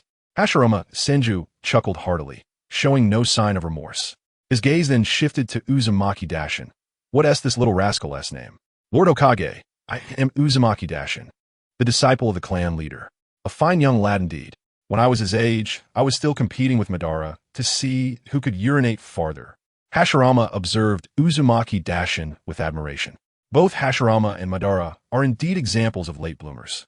During the Warring States period, most individuals were thrust into battle at a young age, and those who survived naturally grew stronger, while those who did not perished in the earth. However, Hashirama and Madara were anomalies. They initially did not stand out, only to suddenly erupt with potential at the age of 17 or 18. Hashirama, you haven't come here just to chat with me, have you? Ah, yes, Mito sent for me. She wishes to see you. Now, do you have time? Dashin, continue your practice alone. I will step out for a moment. Leave your disciple to me. I shall instruct him for the day. Hashirama felt a bit eager. Rosen had no objections, so he allowed Hashirama to take care of the young one for a day. Upon arriving at Hashirama's doorstep, they were met with a shadow descending from the sky. Rosen slightly shifted aside, extending his hand to catch the shadow. Wow, let me go. You must release me. She is a golden-haired little girl, appearing to be merely 2 or 3 years of age, with rosy cheeks akin to delicate blossoms, clad in a petite sundress, flailing her arms and exuberantly exclaiming. Rosen beams with a smile. Surely, this little one is Tsunade. She holds the esteemed title of princess, her lineage the most noble in the entirety of Konoha. After all, her father has been adopted into a prominent clan, and Tsunade has borne the title of princess since her birth. However, her personality mirrors that of Senju Hashirama. Suddenly, Rosen tosses Tsunade into the air, watching her gradually disappear from sight. Ah, I can't take it, she cries out. After several seconds, Tsunade plummets back down, and Rosen catches her gently. At that moment, 2 of Tsunade's souls seem to have departed. He carries her indoors and instructs a servant to summon Uzumaki Mito. Moments later, Mito appears before Rosen. Grandma, please save me. This guy's trying to kill me. Tsunade, who had been feigning unconsciousness in Rosen's grip, suddenly revives, wailing for Mito's assistance. Rosen sets Tsunade down, and she immediately rushes toward Mito, howling without shedding a single tear. Go play in the backyard. It is evident that Mito dotes on her granddaughter, her eyes brimming with affection. Lord Mito, I intend to become the Jinchuriki of the Nine Tails. Rosen's expression shifts to one of astonishment. Does Mito wish for her to become the Jinchuriki at such a tender age? What a Madara's monstrous threat. Would they confront it head-on with the fragile Susanoo and the great Buddha? Surely, she would be easily pinned against the wall by Hashirama's might. Instead of a battle at the Valley of the End, it would turn into a divine beating of a child by the god of shinobi. What is a Jinchuriki? Rosen pretends to be oblivious. You are aware that several years ago, Hashirama and Madara ventured out to capture the tailed beasts, from 1 tail to 9, totaling 9 beasts. Each possesses formidable chakra power, and a Jinchuriki is one who seals a tailed beast within their body, thereby preventing it from causing further havoc while also harnessing its power. Since Lord Mito has made her decision, I hold no objections. What is it that I can do? There is nothing in particular I require of you. However, the power of the tailed beasts is immensely potent. Based on my predictions, every future Jinchuriki may need to be from our Uzumaki clan. As long as the safety of our kin is assured and they are not treated differently, I harbor no opposition.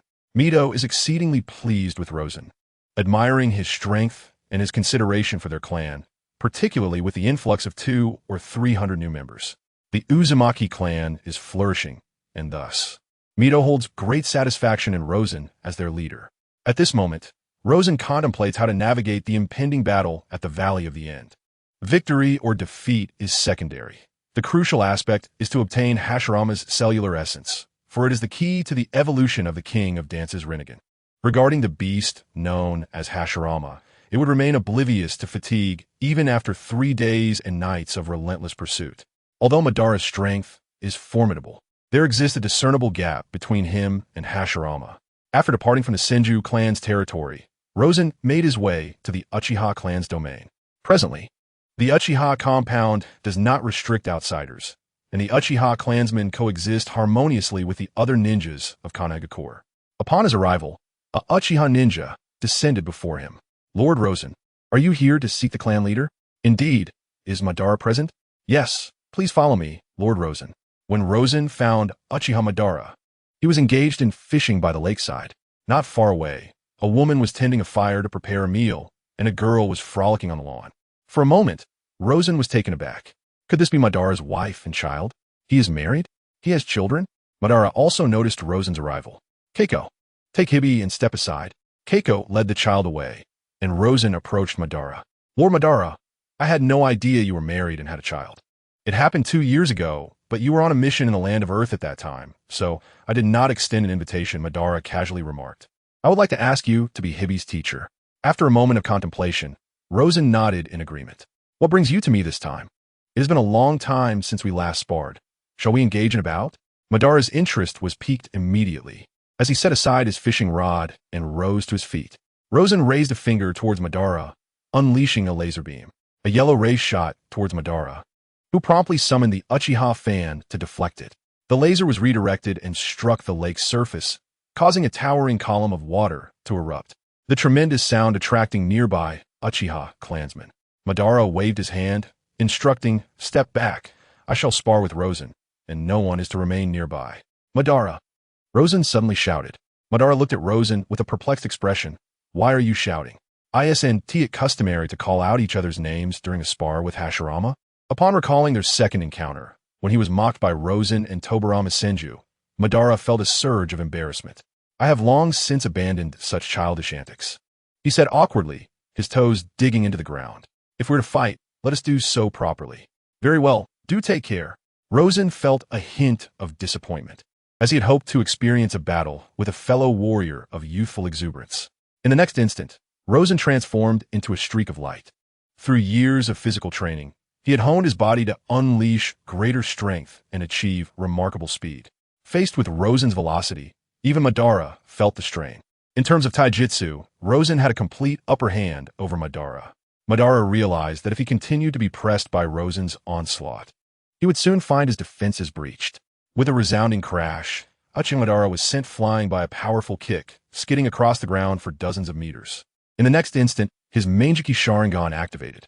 Madara's physical prowess surged exponentially, propelling him once more towards Rosen, and this time, the two found themselves nearly on equal footing. Yet, it was still insufficient. Madara distinctly sensed that this was not Rosen's ultimate limit. He marveled at Rosen's remarkable progress over the years. What proved to be even more troublesome was Rosen's foreshadows technique. Over the years, Madara had come to understand that the foreshadows were a unique variant of shadow techniques. They possessed speed and strength identical to Rosen's own, and could utilize the same ninjutsu as him. Most crucially, they were impervious to attack. This implied that in a one-on-one confrontation with Rosen, it was effectively a battle against 5. Victory through physical prowess seemed utterly unattainable. Madara swiftly created distance, unleashing a brilliant blue chakra that coalesced into a half-formed Susanoo. Rosen clasped his hands together, summoning the Yada mirror. Countless light points shot towards Madara's half-Susanoo, which was obliterated the moment it took shape. Realizing that conventional tactics would not suffice against Rosen, Madara activated his complete Susanoo, now towering over him, more than double its previous height. The original Susanoo measured 150 meters, while this one had reached 300 meters. Rosen gasped in astonishment. Indeed, Uchiha Madara's strength had seen a tremendous increase over the years. A fissure opened in the center of his forehead, golden chakra spilling forth to envelop him completely as he entered the rebirth eye mode, channeling 25 chakra points. Chapter 26. The Nine-Tails Jinchuriki, a green orb of truth orbited around Rosen. The Susanoo's forearm swung its colossal blades towards him. With a swift motion, Rosen elegantly evaded the attack. As the Susanoo relentlessly assailed him, Rosen flitted about like a dragonfly, skimming the surface of water, calm and unperturbed in stillness, yet striking with the ferocity of thunder in motion. He sensed that his current state could only be maintained for a maximum of half an hour. The strain of the rebirth eye mode was overwhelming. Clenching his right hand, the orb of truth materialized in his palm, transforming into a resplendent golden sword, identical to the heavenly sword Kusanagi. However, Madara sensed an increasingly perilous aura emanating from Rosen. In an instant, he made a decisive choice. The four-bladed giant transformed into an immense shield, positioned defensively before him. Rosen's aura surged dramatically. Golden wheel rebirth explosion. As he swung the golden sword, the world seemed to fall silent. With each inch the sword advanced, its power magnified. Upon striking the colossal shield of the Susanoo, a terrifying shockwave radiated outward.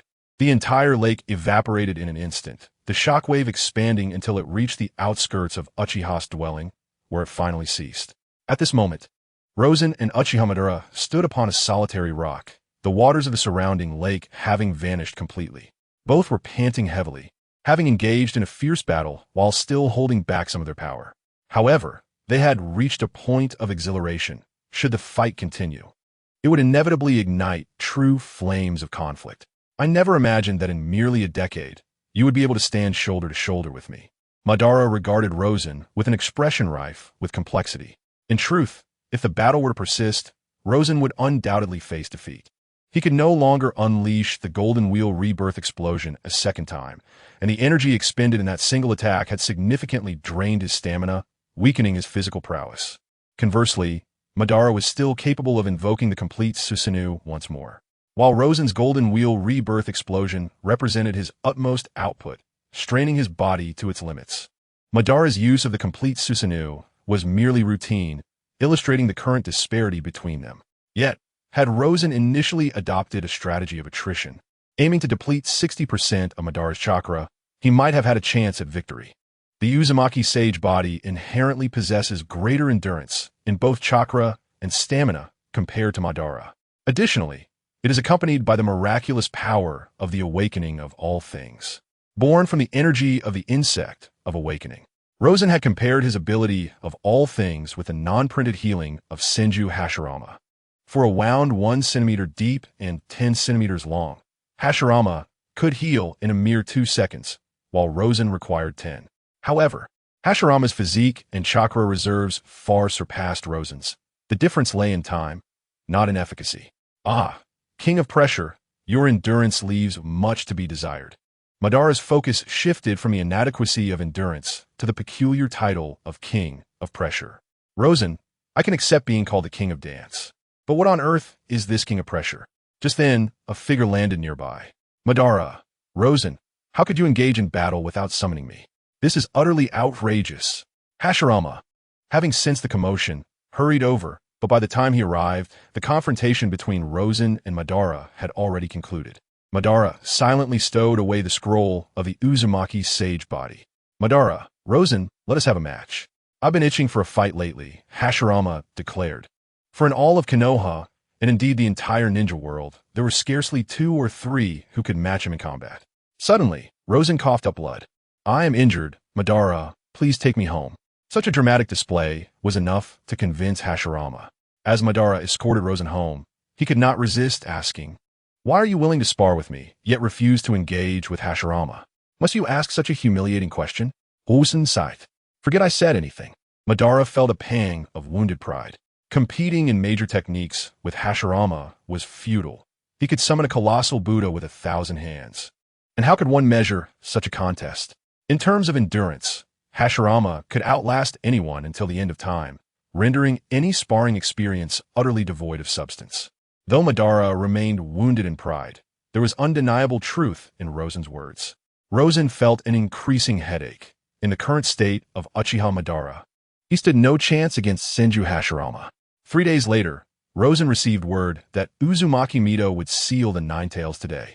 Upon his arrival at the scene, he found Senju Hashirama, Uzumaki Mido, Uchiha Madara, and Senju Tobarama all present.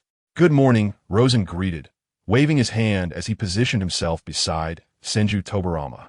Each individual present possessed the capability to subdue the Nine Tails, rendering the gathering of such formidable forces unnecessary, provided the sealing went smoothly. Indeed, the collective strength before him represented the pinnacle of power in Konoha and the entire shinobi world. Hashirama, let us commence, he urged. Senju Hashirama produced a tea-cup-shaped sealing artifact, lifting its lid. Instantly, a terrifying chakra energy began to emanate forth. This chakra manifested in a vivid crimson hue, coalescing nearby and gradually forming an enormous and ferocious Nine-Tails fox. Upon witnessing the emergence of the Nine Tails, awe spread across Rosen's face. Was this the complete form of the Nine Tails? The sheer magnitude of this chakra was beyond comprehension. While it was not uncommon for some ninja to be described as possessing chakra as vast as a tailed beast, none would equate their chakra to that of the Nine Tails. The difference in magnitude was profound. Both Uzumaki Mido and Senju Hashirama appeared diminished in the presence of the fully realized Nine Tails. The chakra of the 10 Tails was divided into 10 portions, while the Nine Tails claimed 6 for itself. The Nine Tails glared menacingly at the individuals before it, first locking onto Senju Hashirama, the man who would subdue and seal it. Its gaze then shifted silently to Uchiha Madara. Madara activated his eternal Mangeki Sharingan, fixing a more ferocious stare upon the Nine Tails. The beast shuddered, redirecting its attention towards Rosen and Senju Tobarama. Rosen rolled up his sleeves, revealing his biceps, and clenched his fist. The roar of the Nine Tails reverberated through the heavens and earth. It was a creature of pure primal instinct, utilizing its overwhelming chakra to amplify its roar. While it might intimidate ordinary folk, who among those present could be frightened by it, Uzumaki Mido stepped forward, raising her right hand, from which dozens of golden chains erupted, ensnaring the Nine Tails tightly. Uchiha Madara swallowed hard and turned to Senju Hashirama. Hashirama, do you know the adamantine sealing chains? Indeed, Hashirama nodded in response. Then why have you never used it before? It feels somewhat unfair, Madara remarked candidly. Hashirama replied honestly. I felt it would be a bit of an overreach. Madara fell silent, realizing that his current words were, in fact, unfair as well. Observing Uzumaki Mido's adamantine sealing chains, Rosen noted that while he too could employ the technique, the disparity between individuals was already evident in the sealing art. In the past, he had employed the indomitable seal against the 8 Tails, and the creature could still engage him in a playful game. However, when Uzumaki Mido utilized the indomitable seal against the 9 Tails, the beast was effortlessly subdued, leaving no room for struggle. Mido formed hand seals, and dozens of chains began to constrict. The 4 symbols 8 trigram seal. The immense form of the 9 Tails was drawn towards Mido with little resistance, pulled into her very being as seamlessly as one consumes a meal. Senju Hashirama, with concern, inquired, Mido, how do you feel? The 9 Tails is quite obedient, Mido replied. She was perhaps the only Jinchuriki capable of uttering such a sentiment about the 9 Tails. This exemplified absolute power and unwavering confidence. Mido-sama, shall we summon the 9 Tails? Asked Rosen. The faces of those present darkened, yet Hashirama slapped his forehead, exclaiming, indeed, if it is summoned, does it count as yours or its? Sealing technique, the 9 nether seals. With that, massive black holes appeared beneath Rosen and Hashirama, from which dark chains emerged, dragging them into the abyss. Tobarama, for the coming month. Konoha will be without a Hokage. I leave it to you. Huh? What? Do you have any objections? No. Midone, you are right in doing well.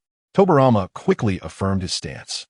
A month later, 2 black holes reappeared outside Konoha, unceremoniously discarding 2 naked figures upon the ground. Hashirama, how do you discipline your wife? After a considerable pause, Rosen leaped up, pointing an accusatory finger at Hashirama. Damn it, it's your fault for bringing up that topic. Had it not been for you, I would not have been cast into that dreadful hellish space. The 2 engaged in a comical brawl outside Konoha, completely undraped, battling for 300 rounds. Years passed since Uzumaki Mido became the Jinchuriki of the 9 Tails, and Konoha continued to flourish. The Land of Fire possessed the most fertile lands in the shinobi world, and Konoha occupied the richest portion of this territory. Thus its development was remarkably smooth. However, other shinobi villages faced various degrees of challenges, all of which could be succinctly summarized. Conflicts arose from interests. Konoha, akin to those villages, relied on funding from the feudal lords and sustained itself through mission commissions. Thus far, no issues had arisen, primarily due to the wealth of the Land of Fire's feudal lord, coupled with the alliance with the Senju clan, rendering their financial allocations particularly generous.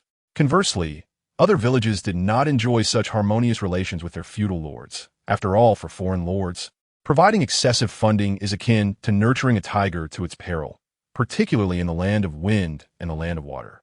The feudal lord of the Land of Wind was genuinely impoverished, while the feudal lord of the Land of Water merely engaged in political maneuvering. Rosen had always considered the dual sound policy absurd, a nation with two voices, where one side's military might utterly eclipse the other, yet still obeyed the weaker faction. Such a situation was patently unreasonable. Lord Senju came to call. Kaibai Ri-Ko descended into Rosen's courtyard, kneeling on one knee before him. What is it?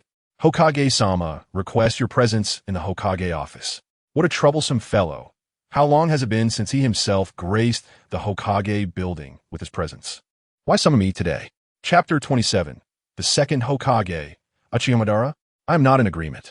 Upon arriving at the Hokage office, Rosen discovered it was already filled with the leaders of all the ninja clans in Konoha, along with the heads and deputy heads of various departments. Within the confines of the spacious office, over 100 individuals crowded together.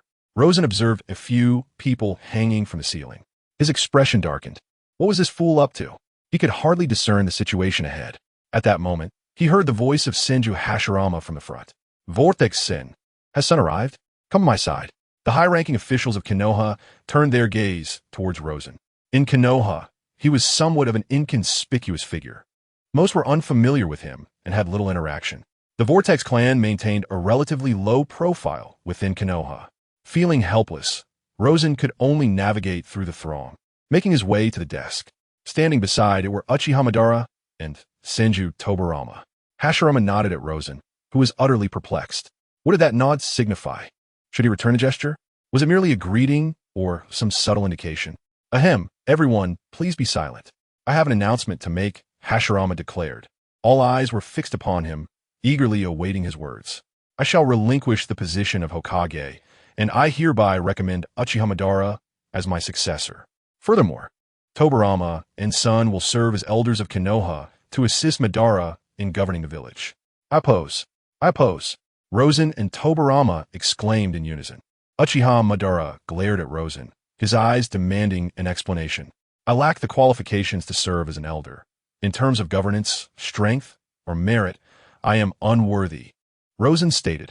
I oppose Madara becoming the second Hokage. Tobarama interjected, Brother, this is not solely your decision. This concerns all of Konoha. Therefore, the choice of the second Hokage should reflect the collective opinion. Tobarama, I am still the Hokage. Hashirama's tone sharpened. And so what? Since you have chosen to abdicate, it signifies your relinquishment of power. I shall also contend for the position of second Hokage. Tobarama did not have a strong preference for who should assume the role, as long as it was not Uchiha Madara. In fact, he favored Rosen for the position over Madara. Others may be unaware, but he recognized that Rosen's achievements and strength were more than sufficient to warrant the title of second Hokage. I nominate Son to be the second Hokage. Rosen's eyes widened as he declared loudly, I oppose. At that moment, Hashirama appeared to calm down, contemplating the feasibility of the situation. Son, is it? Since that is the case, let us proceed with the trust vote, Uchiha Madara declared with his arms crossed, an air of arrogance surrounding him. Rosen glanced at Madara, his expression reminiscent of someone questioning the absurdity of the situation. He then turned his gaze toward Hashirama Senju, who offered him an encouraging nod. Very well. Since both Son and Madara have no objections, let the two of you cast your votes. Wait, I oppose this, Rosen interjected. Now, let us conduct the trust vote. The crowd looked from Rosen to Uchiha Madara. Compared to the unassuming Rosen, Madara appeared far more trustworthy. Over the years, the public perception of Uchiha Madara had dramatically shifted, and he was no longer regarded as an untouchable figure. I support Son. Hashirama Senju was the first to voice his opinion, believing that his years of leadership would lend weight to his endorsement. However, it seemed Hashirama overestimated his influence. I support Uchiha Madara, Tobarama Senju declared. Following him, the leader of the Nara clan spoke up. I support Uchiha Madara. I support Uchiha Madara.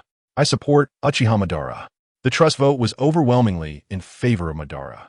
Hashirama glared furiously at the vassal families of the Senju clan, feeling a sense of betrayal. Rosen's smile stretched broadly as he thought to himself how Hashirama had chosen poorly. Had he backed himself, he would have garnered far more support. Suddenly, however, Rosen's smile faltered. Was Madara truly about to be elected as the second Hokage? What would happen to his plans? Was he to become a rogue ninja? How would the battle at the Valley of the End unfold? At last, the trust vote concluded. revealing a staggering support ratio of 2 to 132 in favor of Madara. One vote was cast by Hashirama, and the other was Rosen's own vote for himself. Tobirama burst into laughter. I hereby declare Madara as the second Hokage. He then removed his Hokage hat and handed it to Madara.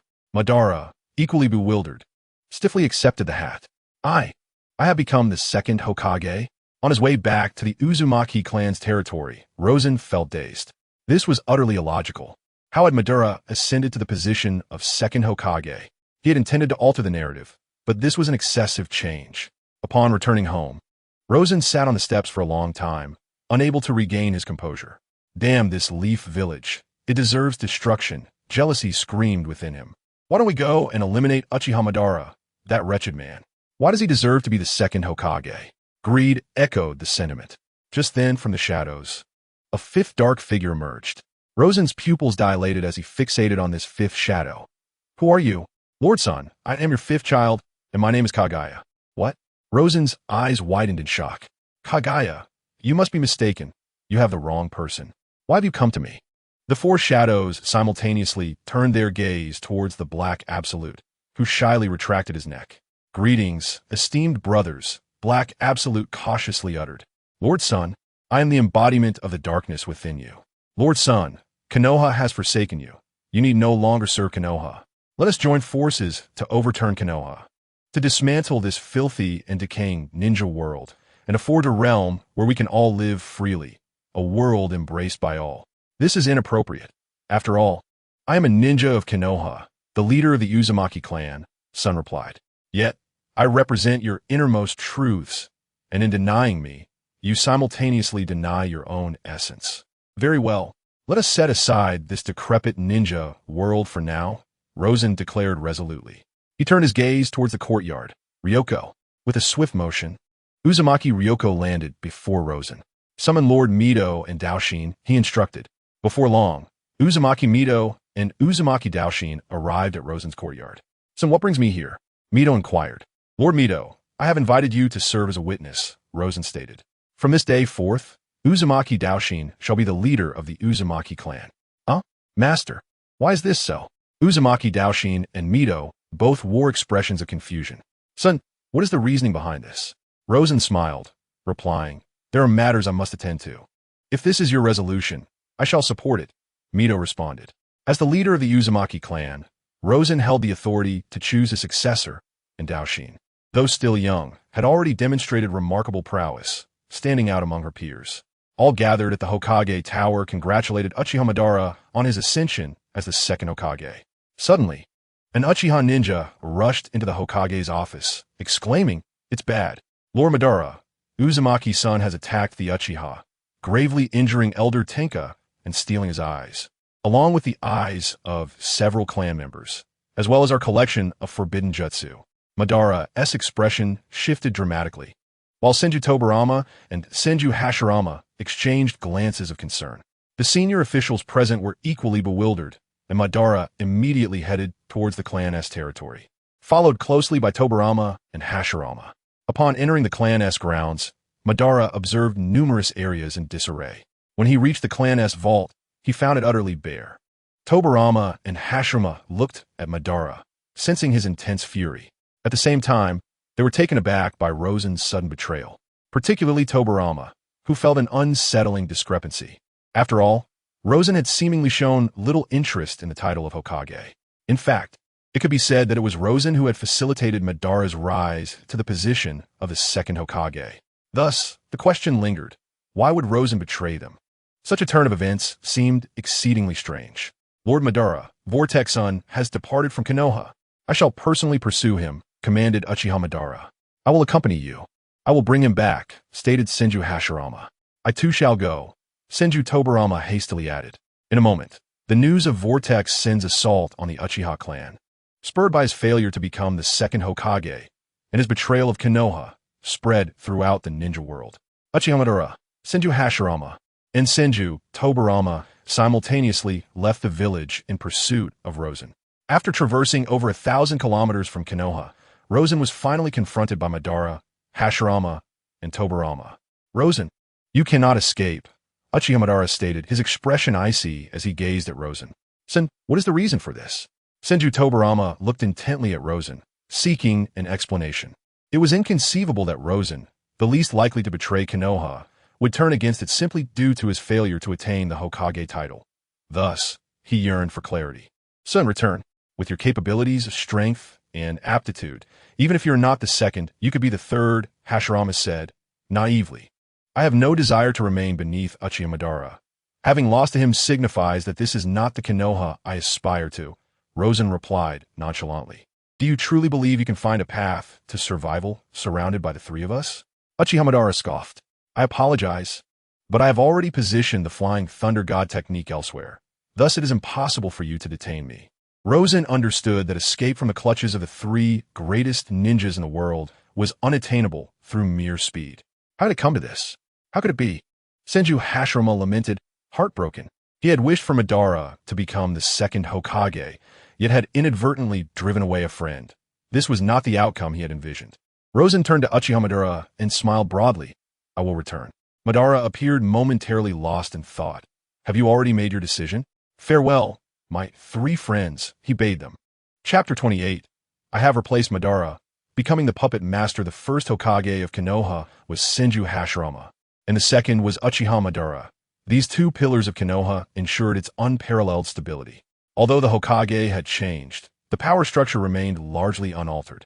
Uchiha Madara continued to appoint Senju Tobarama as the acting Hokage, while he managed most affairs. Rosen arrived at the mountainous graveyard, the original headquarters of Uchiha Madara, and the birthplace of the 100,000 white Zetsu, which once thrived at the roots of the divine tree. Presently, these 100,000 white Zetsu lay buried beneath the mountainous graveyard. Here, Rosen took refuge, contemplating his plans. First and foremost was strength. His power was still lacking when confronting either Uchiha Madara or Senju Hashirama. Additionally, white Zetsu required Hashirama's cells to achieve enhancement. After all, the 100,000 white Zetsu were the primary force behind the Fourth Great Ninja War. If they were merely the original white Zetsu, their strength was woefully inadequate, possessing only the techniques of ephemeral and reliance, barely matching the combat prowess of a lowly genin.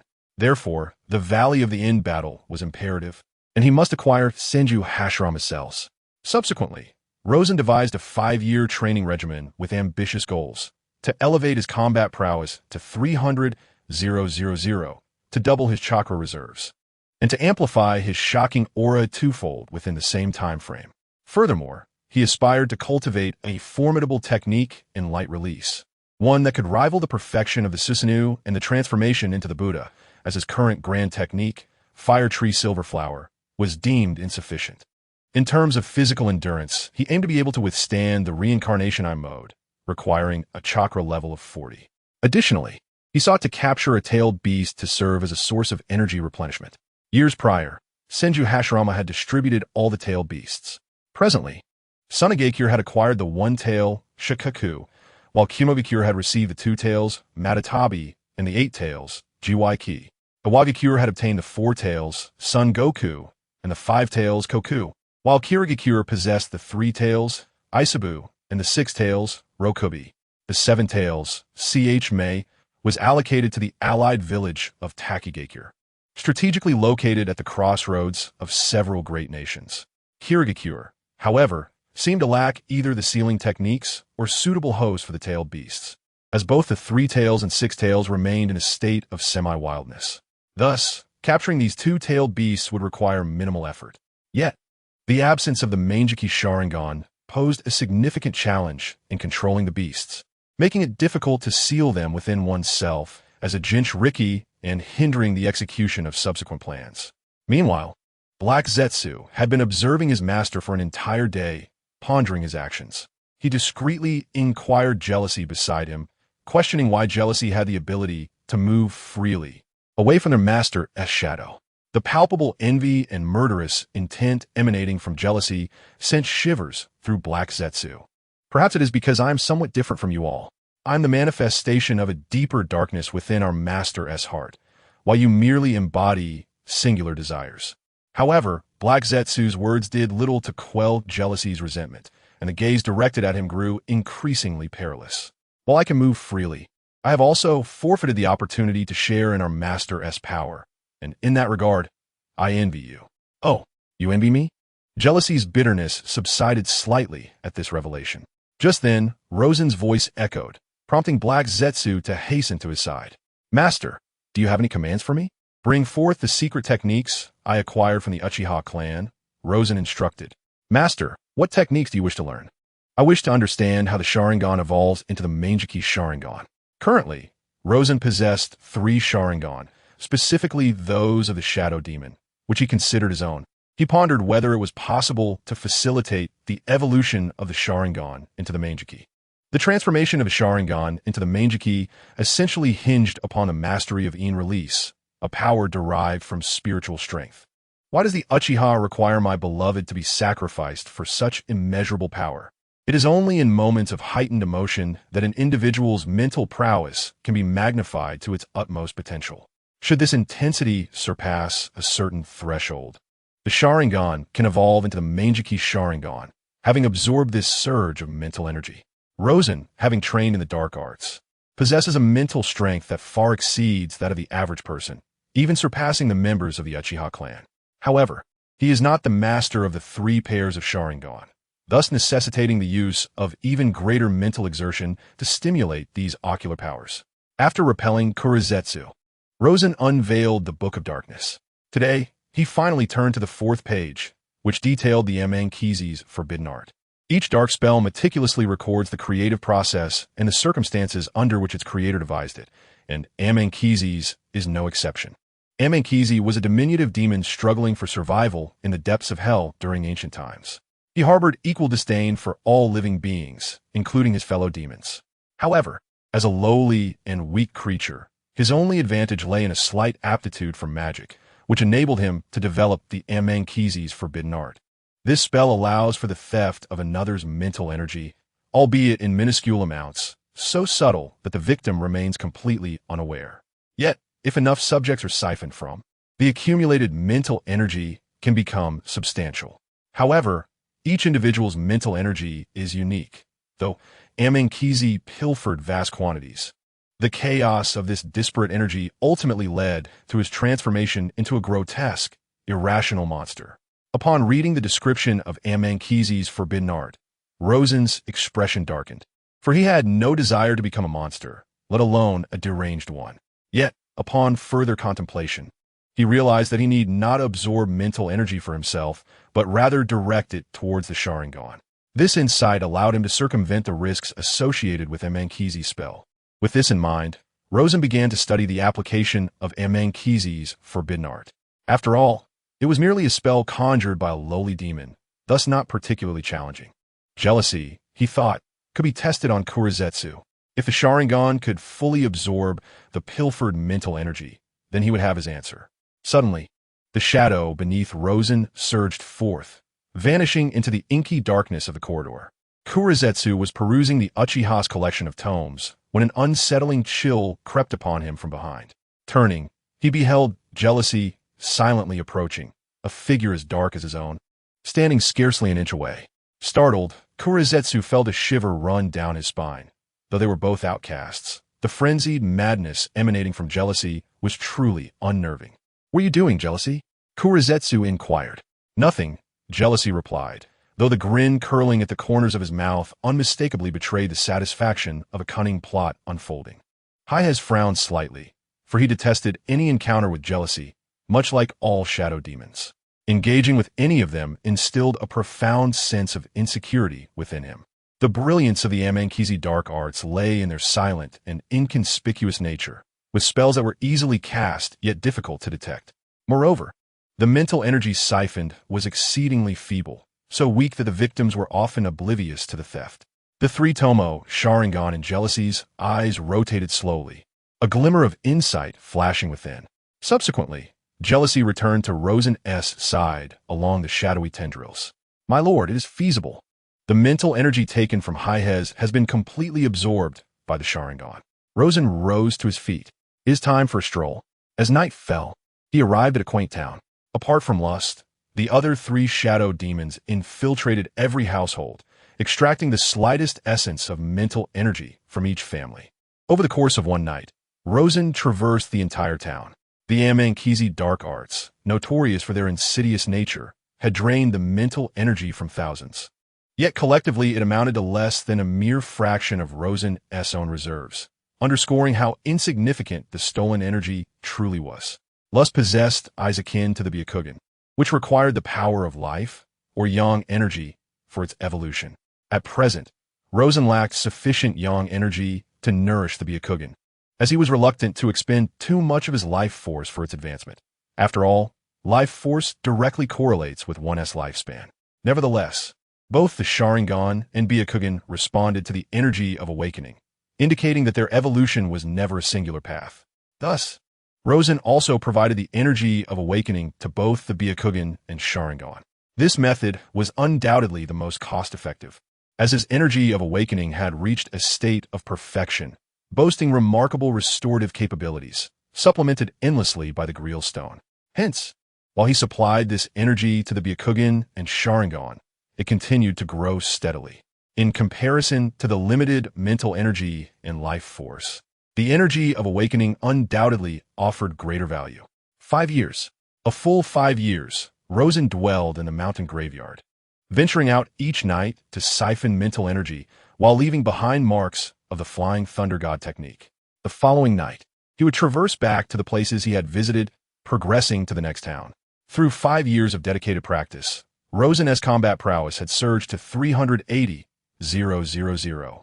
Compared to 5 years prior, his chakra had tripled, and chakra was the easiest to enhance. As a member of the Uzumaki clan, he lacked nothing in chakra. Thus, without the need for specialized training, he relied on the natural growth of his Uzumaki physique to achieve his current level, surpassing expectations by twofold. The enhancement of his energy of awakening had also reached this anticipated double, with the system panel still indicating a state of perfection. The technique of light escape has also developed 2 ultimate moves, which Rosen believes can undoubtedly rival the Great Buddha of Senju Hashirama and the Susanoo of Uchiha Madara. He has not neglected his physical training.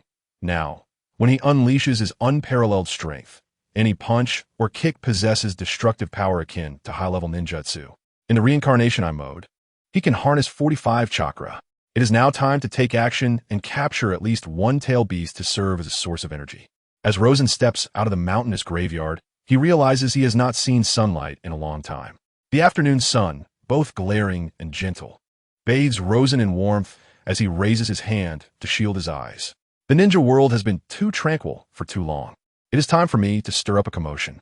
Chapter 29. Jealousy and Desire for Supremacy. Balian, the first Mizukage of Kirigakure.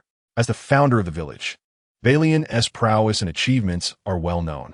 However, he has now entered his twilight years. When he established Kirigakure, he was already 60, and now at 75. Both his physical abilities and chakra have waned from their peak. He is now preparing to pass on the title of Mizukage to his trusted confidant, Ghost Lantern Kagyuki. As a member of the Ghost Lantern clan, Kagyuki's strength surpasses even that of Balian in his prime. Furthermore, he possesses the powerful Steam Release, a bloodline limit derived from the ultimate transformation of water and wind chakra. Kagyuki also boasts exceptional political acumen and a strong familial backing, making him the ideal successor to the position of Mizukage. If one were to point out any shortcomings, it would be his penchant for war, even relishing it. However, this does not imply that he would recklessly initiate conflict. Balian has observed Kagyuki over the past several years. In the disputes with the Wagakure, Kagyuki has been responsible for managing affairs, demonstrating great caution and restraint from troop deployment to the onset of battles. He would never jeopardize his subordinates for his own preferences. This is a rare and admirable quality. It is also why Balian is resolute in choosing Kagyuki. In the office of the Mizukage, Kagyuki stands before Balian, his golden hair slicked back, adorned with eyeshadow and a small mustache, giving him the appearance of a streetwise rogue. Yet, it is this very persona that has achieved remarkable feats for Kirigakure, significantly contributing to the stability of the village. Are you ready, Kagyuki? Yes, old man Balian. Just give me a nudge, and I can take your place immediately, and I assure you, I will do it better than you. Though Kagyuki's words may seem irreverent, he holds great respect for Balian. Just as Senju Hashirama is a hero and legend of Konoha, in Kagyuki's eyes, Balian is also his legend. Without Balian's magnanimity, the clans of the Land of Water would still be embroiled in mutual slaughter. In 3 days, I shall announce to all that you will ascend to the position of the second Mizukage. Are you in such a hurry? I have yet to procure a splendid gown for this pinnacle moment of my life. Refrain from your superfluous antics, you insufferable brat. Very well. Let this be my final gesture of respect towards you. The village of Kirigakure shall be entrusted into your hands. At that moment, a ninja appeared in the Mizukage's office. Lord Hakurin, foreign ninjas have been spotted near the habitat of the Six Tails, suspected to be a rogue ninja from Konohagakure, namely Uzumaki Sr. Both Hakurin and the enigmatic Zuki Mangetsu furrowed their brows. What business does that individual have in our Kirigakure? Hakurin inquired with perplexity. Given the proximity to the Six Tails, it is evident that he is after it. Zuki Mangetsu stated resolutely. I must prevent him, for the Six Tails is a treasure of our village. Hakurin did not dissuade him and made his own way towards the creature's lair. Mangetsu, once you assume the mantle of Mizukage, promptly seek out 2 suitable ninjas to become Jinchuriki. Every major ninja village has already established their Jinchuriki. We, too, must not fall behind. If utilized wisely, the Jinchuriki can significantly bolster the combat prowess of Kirigakure. I understand, old man Hakurin. Spare me your lengthy admonitions. The Six Tails, resembling a colossal slug, secretes vast amounts of potent corrosive acid and dwells in a damp mountainous forest. Among the tailed beasts, both the Isabu and the Six Tails exhibit relatively stable temperaments. However, they remain inherently wild creatures, and their immense size, coupled with substantial chakra, renders them exceedingly perilous to most. Meanwhile, Rosen had located the Six Tails, a gigantic slug with skin of a grayish-purple hue. It was presently slumbering in a pit formed by the corrosive acid that dripped from its body, blissfully unaware of the uninvited guest. One immense chakra, rivaling my own, Rosen marveled. Indeed, as a practitioner of the Uzumaki sage body, his chakra had grown comparable to that of the Six Tails. The creature seemed to sense something, shifting its massive form and turning its head towards Rosen's position. Acid dripping from its body and corroding the ground beneath, creating numerous deep holes. What a masterpiece, so perfect and pure, Rosen mused, admiring the power of the Six Tails. In contrast to the twisted monstrosity of the 10 Tails, he held a greater appreciation for the 9 Tails, each possessing dual chakra affinities and embodying a transformation of chakra quality. For instance, the Six Tails before him harnessed the power of steam release. Suddenly, 2 swift sounds sliced through the air as Rosen subtly turned his head, catching a glimpse of the newcomers, Hakurin and Zuki Mangetsu. Identifying them was effortless, given their distinct physical features and attire. Ah, young man of the Uzumaki clan. If it would not be too much trouble, might I ask you to step away from our village's precious treasure? Zuki Mangetsu's tone was playful yet unmistakably assertive. Apologies, dear uncle. I am here solely for this purpose. The rhinoceros hound emitted a fierce roar, fully comprehending human speech. Upon realizing that Rosen was approaching, it immediately prepared to strike. A smile graced Rosen's face as a shadow darted forth from beneath his feet, rushing toward the hound. In the next moment, the shadow melded into the hound's own shadow, spreading across its body. One half of the hound transformed into a deep black hue, while the black eye morphed into a 3-tipped shuriken. The 6-tailed rhinoceros hound was firmly under control. Upon witnessing this, Bai Lian and Gue Dang Huanyu's expressions shifted drastically. Gue Dang Huanyu swiftly formed hand seals, invoking the summoning technique, Mirage. In an instant, a colossal sphere materialized behind him, appearing both tangible and ethereal. This was the illusion of a mirage. Following this, vivid images began to manifest before Rosen's eyes. This was an extraordinarily unique summoning beast, the Mirage. Even within the realm of summoning techniques, it existed only for a fleeting moment before vanishing. Yet in that brief instant, it could unleash a formidable illusion, the Mirage. Should an enemy be ensnared within, it would spell doom. Bao Yin and Gue Dang Huanyu launched their assault simultaneously. Water release, water iron cannon technique. Both directed their hands toward Rosen in a gesture akin to wielding pistols. This water iron cannon technique was no mere low-tier ninjutsu. It was a secret technique exclusive to the Water Shadow, one of the few advanced ninjutsu of the Mist Village. Boom! Boom! Two massive water spheres hurtled toward Rosen. At that moment, jealousy positioned itself before Rosen, its dual eyes suddenly revealing a pattern of two intersecting sides. This was its kaleidoscope. As jealousy activated the kaleidoscope, a vast vortex emerged before it, causing the two water spheres to vanish upon impact, leaving no trace of their presence. This was the unique ability of jealousy's kaleidoscope, desire to control all. The kaleidoscope serves as a reflection of the soul. When advancing, it manifests abilities aligned with the deepest longings of its wielder. When jealousy's Sharingan evolved into a kaleidoscope, it was steeped in envy, desiring everything and taking everything. Thus, its kaleidoscope ability embodies the essence of insatiable yearning.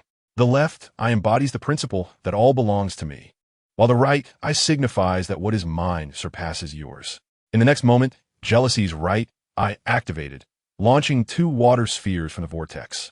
Bai Yin and Gue Dang Huanyu exchanged glances, their expressions shifting in alarm as they swiftly evaded to the sides. Boom! Boom! A nearby hillside was sheared cleanly at its peak. Just then, Rosen emerged from the illusion, turning his gaze toward Gue Dang Huanyu.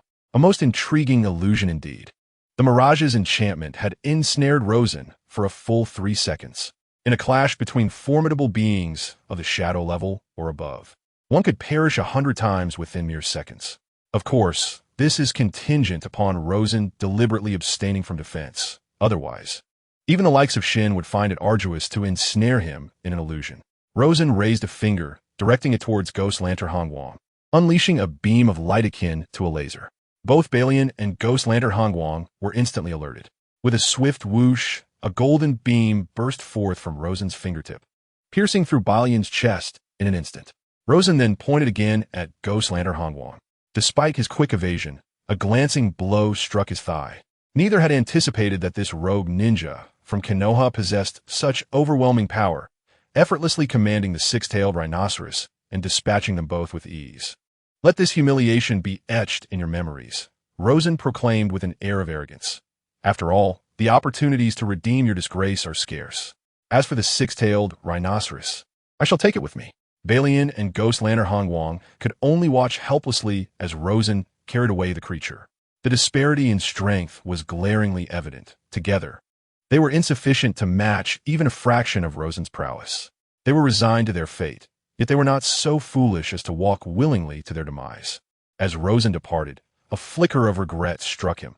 Had he slain the first water shadow, would it not have enhanced his villainous persona and garnered him even greater animosity? With the six-tailed rhinoceros in his possession, he would no longer need to pursue the three-tailed Isabu. The purpose of the six-tailed rhinoceros was to serve as a reservoir of chakra, prolonging his stamina in battle when his own reserves were depleted. It also possessed a modicum of combat ability, allowing him to manipulate it in combat to buy time. That interval would be sufficient for Rosen to replenish his chakra. If one were to speak of the Vortex Sage Mode's shortcomings, it would be its recovery rate, which pales in comparison to that of Senju Hashirama.